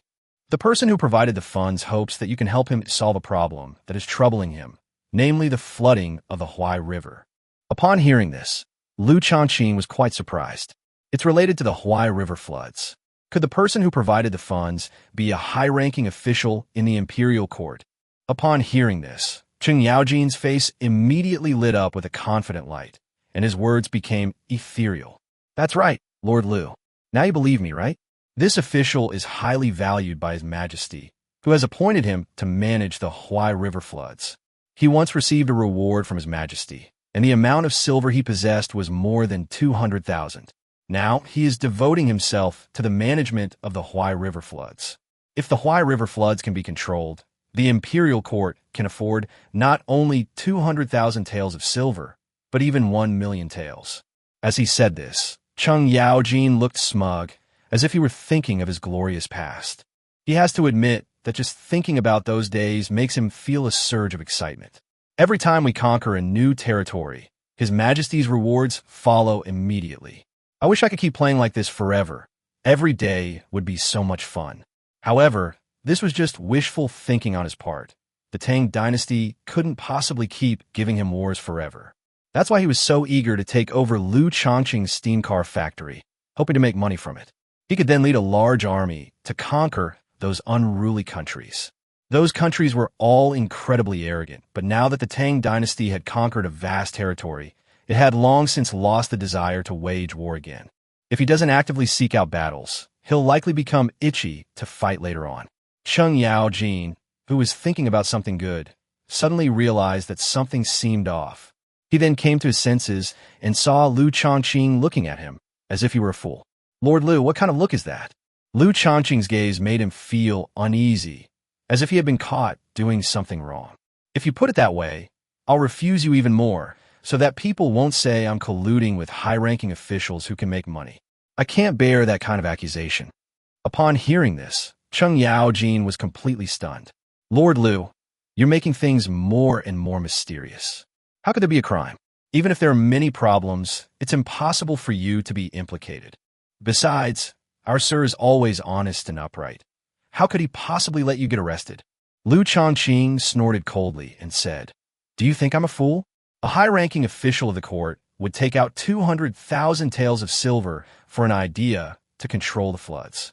Who knows how much profit he'll make from this disaster relief effort? Do you think I can't keep track of that?" Liu Shaoqing smiled wryly and said helplessly, "Your lie is still not perfect enough. I can easily find loopholes. You still need to work harder." Upon hearing this, Cheng Yaojin's face immediately showed helplessness. What's wrong with Lord Liu today? Why can't he listen to what he's saying? Does he really not believe in himself? But everything was fine when we chatted before, right? Little did he know that Liu Shaoqing was extremely nervous at that moment. He truly believed Cheng Yaojin's words. There must be a high-ranking official in the imperial court in charge of disaster relief. And there was also 200,000 taels of silver that wanted to be used to support the construction of a steam car factory. But this is troublesome. Such a greedy guy will be exposed sooner or later. When that time comes, his establishment of a steam car factory in Pingyao County will definitely be thoroughly investigated. It's one thing if he can't make his own business, but the consequence will definitely be that the entire car factory in Pingyao County will be wiped out. This was something Liu Shaoqing absolutely could not accept. Who knows how many people will lose their jobs because of this? The excellent situation that Pingyao County is in now absolutely cannot be ruined because of this. Chapter 198, Seeing the Guest Off. Seeing that Liu Shaoqing was still unwilling to budge, Cheng Yaojin knew that he had to show some real skills this time. Otherwise, he might really be kicked out. "Lord Liu, since you've put it that way, I certainly can't keep it a secret any longer. You have to accept this situation whether you want to or not." Upon hearing this, Liu Shaoqing's expression immediately turned amused. "What? Are you planning to use your power to intimidate me now? Tell me, which big shot sent you? I want to see what makes them so capable of doing whatever they want. This is Pingyao County. No matter how important a person is, it is impossible to make a Tang Dynasty official submit by intimidation from an outsider." Upon hearing this, Cheng Yaojin was caught in a dilemma, unsure of what to do. Should he really reveal his identity? Cheng Yaojin wasn't ready for that yet. However, if he doesn't present a person of high status, Lord Liu might really turn against him. After thinking about this, Cheng Yaojin hesitated for a moment, but finally decided to just pick out a random person to test the waters. The Crown Prince had visited Pingyao County before, making him the person Liu Shaoqing had the highest status to have met among the two individuals. If we bring up His Highness the Crown Prince, perhaps Lord Liu will accept it. Thinking of this, Cheng Yaojin suddenly straightened his back. "Lord Liu, I'm not just bragging about coming here this time. You can't even imagine which important figure invited me. It's His Highness the Crown Prince. You know the full extent of his status, don't you? Moreover, His Highness the Crown Prince instructed us before we came that Lord Ho Junji is very concerned about this matter. Moreover, Lord Ho Junji has spoken, and if any silver is needed, he can provide some assistance." Upon hearing this, Liu Shaoqing felt a little numb. Is Lord Ho Junji also so concerned about this matter? Upon hearing this, Cheng Yaojin immediately assumed that Liu Shaoqing was about to back down, and a smug look appeared on his face. "Well then, Lord Liu, do you know how powerful that is now? But don't worry, we won't say anything about this. Everyone knows your loyalty to the Tang Dynasty. His Highness the Crown Prince and Lord Ho Junji won't do anything to you. They just hope to contribute to the establishment of this factory. That's all. You will not lose anything by helping them build a steam car factory. On the contrary, you will become someone of His Highness the Crown Prince and Lord Ho. This is an opportunity that so many people want but can't have. Don't you want it? Upon hearing this, Liu Shaoqing's expression turned quite ugly. When this guy comes to cause trouble, doesn't he ever do any more investigation? It would only take a little time to find out the connection between him, the Crown Prince, and Ho Junji. It seems this guy is completely lying without even bothering to write a draft. There's no point in talking to someone like that. Kicking him out would be the least you can do. Yuan, see the guests out. Upon hearing this, Cheng Yaojin was stunned. He immediately stopped Chun Yuan, who was walking over, and said to Liu Shaoqing, "What are you doing, Lord Liu? We were just having a good talk. Why are you coming with me? I don't think I said anything wrong." Upon hearing this, Liu Shaoqing felt somewhat helpless. "Since you've come here, you should have done some research instead of spouting nonsense like this." Cheng Yaojin's mind was racing, but he couldn't figure out where he had gone wrong. "Sir, why don't you tell me where I went wrong? If you don't tell me, I really might not be able to figure it out myself." Liu Shaoqing shook his head. What kind of person is His Highness the Crown Prince? How could he possibly have anything to do with a commoner like you? To tell you the truth, I have complete control over everything that has happened since His Highness the Crown Prince arrived in Pingyao County. I've never heard of him having any dealings with any ordinary businessman. So in the end, you've been trying to deceive me all along. Do you admit it now? Upon hearing this, Cheng Yaojin was immediately surprised. Cheng Yaojin tried to argue. "Lord Liu, you've misunderstood. Actually, I knew His Highness the Crown Prince and Lord Ho Junji before. How could I possibly lie to Lord Liu about such a thing? You can find out the truth with just a little investigation." Upon hearing this, Liu Shaoqing sneered and said, "If you knew such a person, you should have brought him out from the beginning, instead of hiding until now. Moreover, when His Highness the Crown Prince came to Pingyao County, I never heard him express any interest in steam cars. Even if he is interested, he can tell me directly without going through you. What's more, His Highness the Crown Prince and Ho Junji previously impeached me in court, saying that I had embezzled funds. Given this situation, what are the chances that they will still want to discuss cooperation with me? There are no secrets in this world. Do they really think I would put aside past grievances and cooperate with them? You don't know these things, yet you still try to use them to pressure me. And you also said that you are His Highness the Crown Prince's man, and that you are telling me on behalf of His Highness the Crown Prince that he has the intention to invest in steam cars. What else is this but deceiving me?" Upon hearing this, Cheng Yaojin looked completely bewildered. Unexpectedly, he had miscalculated this point. Liu Shaoqing actually had a grudge against His Highness the Crown Prince and Lord Ho Junji. If that's the case, then it's practically impossible for them to negotiate with Liu Shaoqing and cooperate under their name. What to do now? Lord Liu didn't take the bait at all, and it backfired. Do I really have to tell him the truth in order to get this done? Cheng Yaojin looked conflicted. What if Liu Shaoqing didn't believe him if he told the truth? If he was rejected again, he would really lose face. Liu Shaoqing said impatiently, "Why are you still here? Why don't you leave? Do you really expect me to see the guest out?" Upon hearing this, Cheng Yaojin hesitated for a moment, then gritted his teeth and said, "Lord Liu, I was wrong about this. I shouldn't have kept it from you. But as you know, being from an official family will definitely have all sorts of suspicions." Upon hearing this, Liu Shaoqing was slightly taken aback, and then Cheng Yaojin continued, "Lord Liu, this matter was not done on my own. To tell you the truth, there is indeed someone in my family who holds a high position in the court. Otherwise, I wouldn't have the confidence to discuss cooperation with you. The reason we were able to make so much money was also due to chance, just like last time you told us that charcoal could be burned. Many things require opportunity, and we were lucky." Chapter 199, The Deal. Your suggestion about charcoal, and with charcoal last time, greatly pleased His Majesty, and he received many rewards as a result. This time, the Lord has been sent to provide disaster relief again, and he desperately needs someone who can offer advice and strategies. That's why I want to ask you for a good way to handle this matter. Of course, in addition to the investment of 200,000 taels, my master also said that as long as the Huai River flood can be resolved, he will owe you a favor. At that time, whatever you want him to do, he will agree to it and will never go back on his word. Upon hearing this, Liu Shaoqing showed no outward reaction, but inwardly he was slightly delighted. If this is true, that would be great. This important figure has influence even with His Majesty. If he gains favor with me, if we ask him to help us request to resign from our official posts before His Majesty, we should be more confident. Moreover, this steam-powered automobile factory must be established as soon as possible. More and more people are flocking to Pingyao County from all directions. If there is no place to accommodate them, this large population could bring disastrous consequences to Pingyao County. Thinking of this, Liu Shaoqing smiled slightly and said, "Are you sure you're not lying to me? Shall I believe you or not?"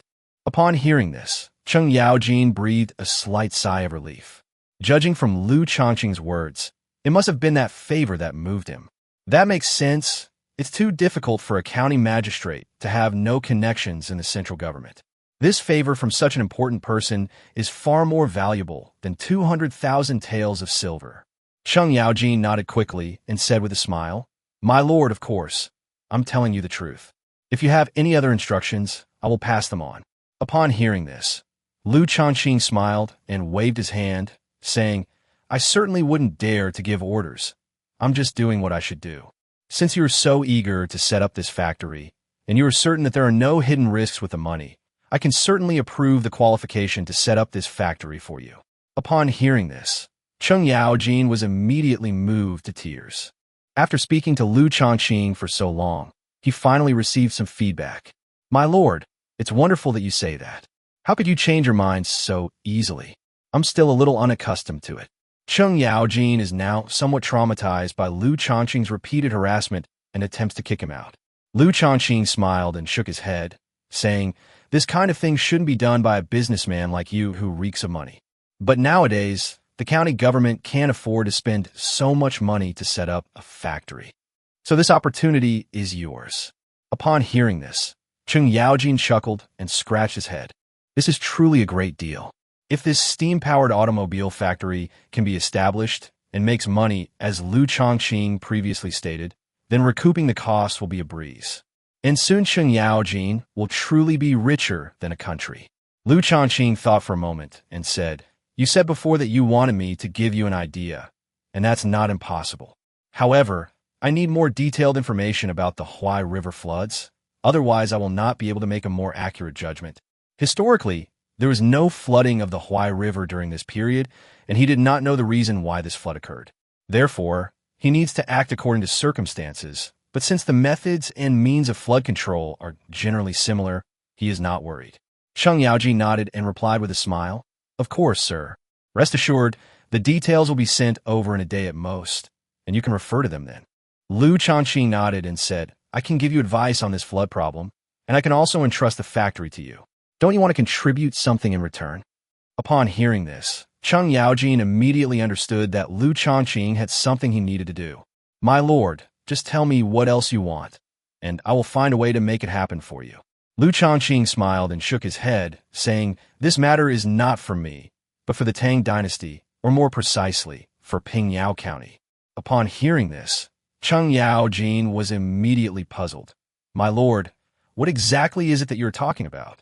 As long as it can be done, I will definitely do it for you. Just tell me." Liu Shaoqing nodded and said, "You've seen firsthand how well Pingyao County is developing, haven't you?" Cheng Yaojin thought for a moment and said, "Yes, sir, Pingyao County has developed very well under your governance, even better than Chang'an City." Liu Shaoqing smiled and waved his hand, saying, "It's not quite comparable to Chang'an City. After all, this city is much larger, and it seems to have reached its limit. Expanding further will probably not be so easy. There will be many restrictions." Upon hearing this, Cheng Yaojin was immediately puzzled. "My lord, why is that? I feel that Pingyao County is developing very well now."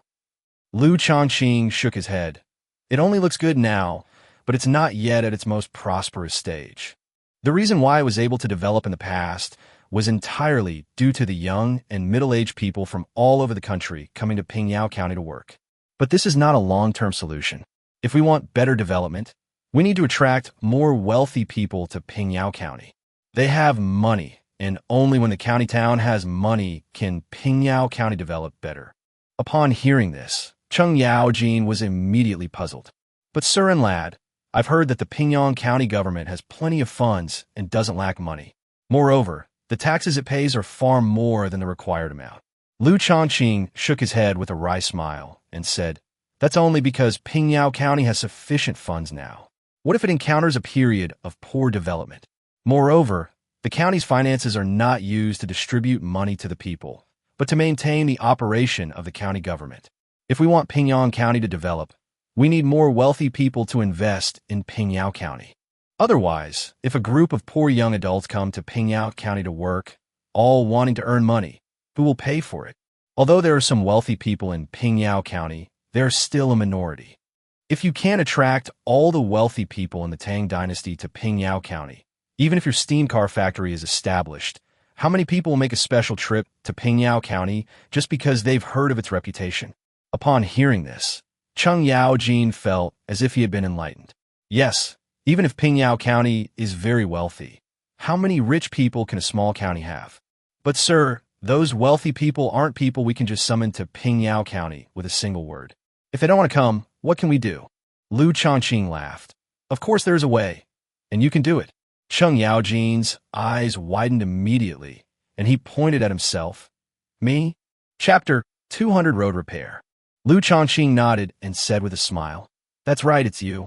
If you can promise me that you will start building roads at the same time as you set up the steam car factory, I can give you the qualification to set up the factory. Upon hearing this, Cheng Yaojin's expression changed slightly.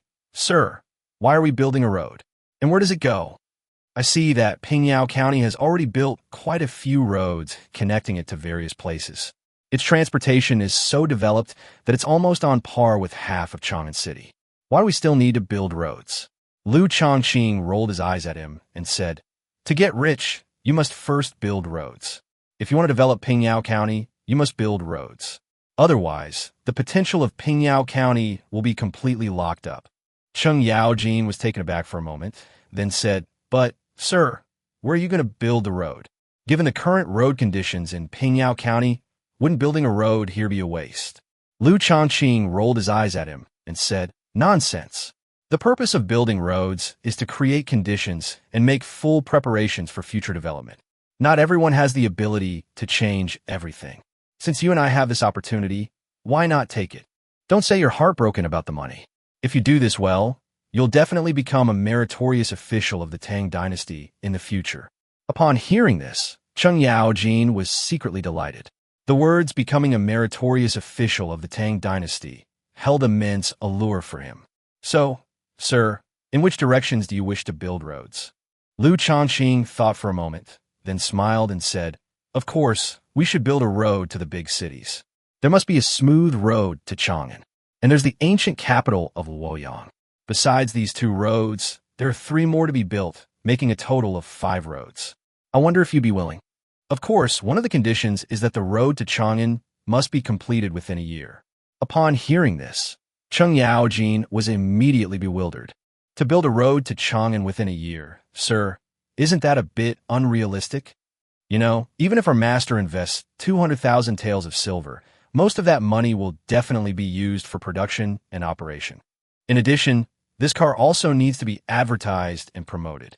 Where will we find the money to repair the roads then? Cheng Yaojin looked somewhat bitter. He now understood that this matter was a miserable task for him. Not only did they fail to make any money, but they also had to first set aside 200,000 taels of silver as preparation and then invest money in road repairs. He really couldn't see whether he was there to make money or to develop Pingyao County. Upon hearing Cheng Yaojin's words, Liu Shaoqing couldn't help but laugh. What? You're not willing to invest this money in road repairs? You think you're losing money? Let me tell you, if this road can actually be built, you'll definitely make money then. Everyone in Pingyao County will be grateful to you, and the wealthy will definitely have a good impression of you once they hear that you, the one who built the road, are the owner of this steam car factory. Will you still have trouble selling this car then? Upon hearing this, Cheng Yaojin's expression froze, and he began to ponder. Sir, you're right. By repairing this road, I've essentially advertised for myself, but this advertisement seems a bit pricey. Seeing that Cheng Yaojin seemed to be hesitant, Liu Shaoqing nodded and said, It's all right. Even if the deal falls through, we can still be friends. If you don't think this price is right, I can wait for someone who thinks it is. But then again, this price is already quite reasonable. Don't try to rip us off. With such a large parking lot, how much more money do you want to make? Repairing roads is what you should be doing. This is a win-win situation, one that you couldn't find even with a lantern. You guys actually stumbled upon it. I have to say, I'm quite envious of you. Upon hearing this, Chung Yaojin scratched his head, looking rather embarrassed. Lord Liu, this is something I've never done before, so it's normal to have some hesitation, isn't it? Liu Shaoqing nodded. That's right, that's normal. But if you thought it through, let's sign a document stating that you voluntarily build a brick road for Pingyao County, wide enough for 8 steam cars to drive side by side. Upon hearing this, Chung Yaojin was speechless with astonishment. 8 vehicles, sir.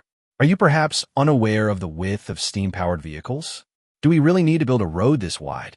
We'll definitely be criticized for wasting money and resources. Liu Shaoqing thought for a moment, then smiled and said, I don't care about that. Isn't it said that the Huai River is flooded? You can recruit those disaster victims to repair the road for you. Just give them food money and a slightly lower wage. What do you think of my suggestion? Chung Yaojin squeezed out a few words through gritted teeth. It's quite economical, but a bit unethical. Liu Shaoqing immediately looked annoyed. You little brat, you've really grown up, haven't you? How dare you say my idea is immoral? Fine, then you go and come up with a solution.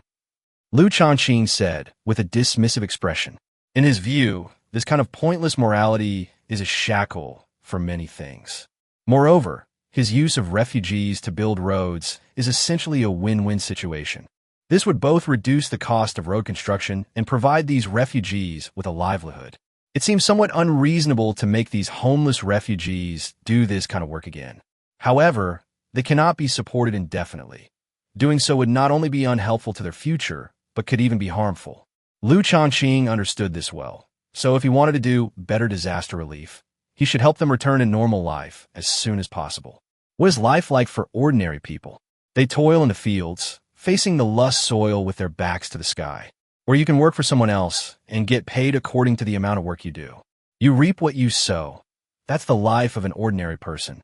Some refugees, who are living well normally, become bewildered and helpless when faced with disasters. With their land and houses gone, they lost all hope and support for their entire lives.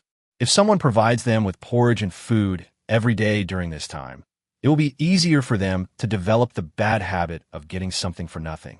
At times like these, instead of helping these refugees, it actually harms them. Lord Liu, I agree to everything you said. We can also draw up a written agreement about the road construction.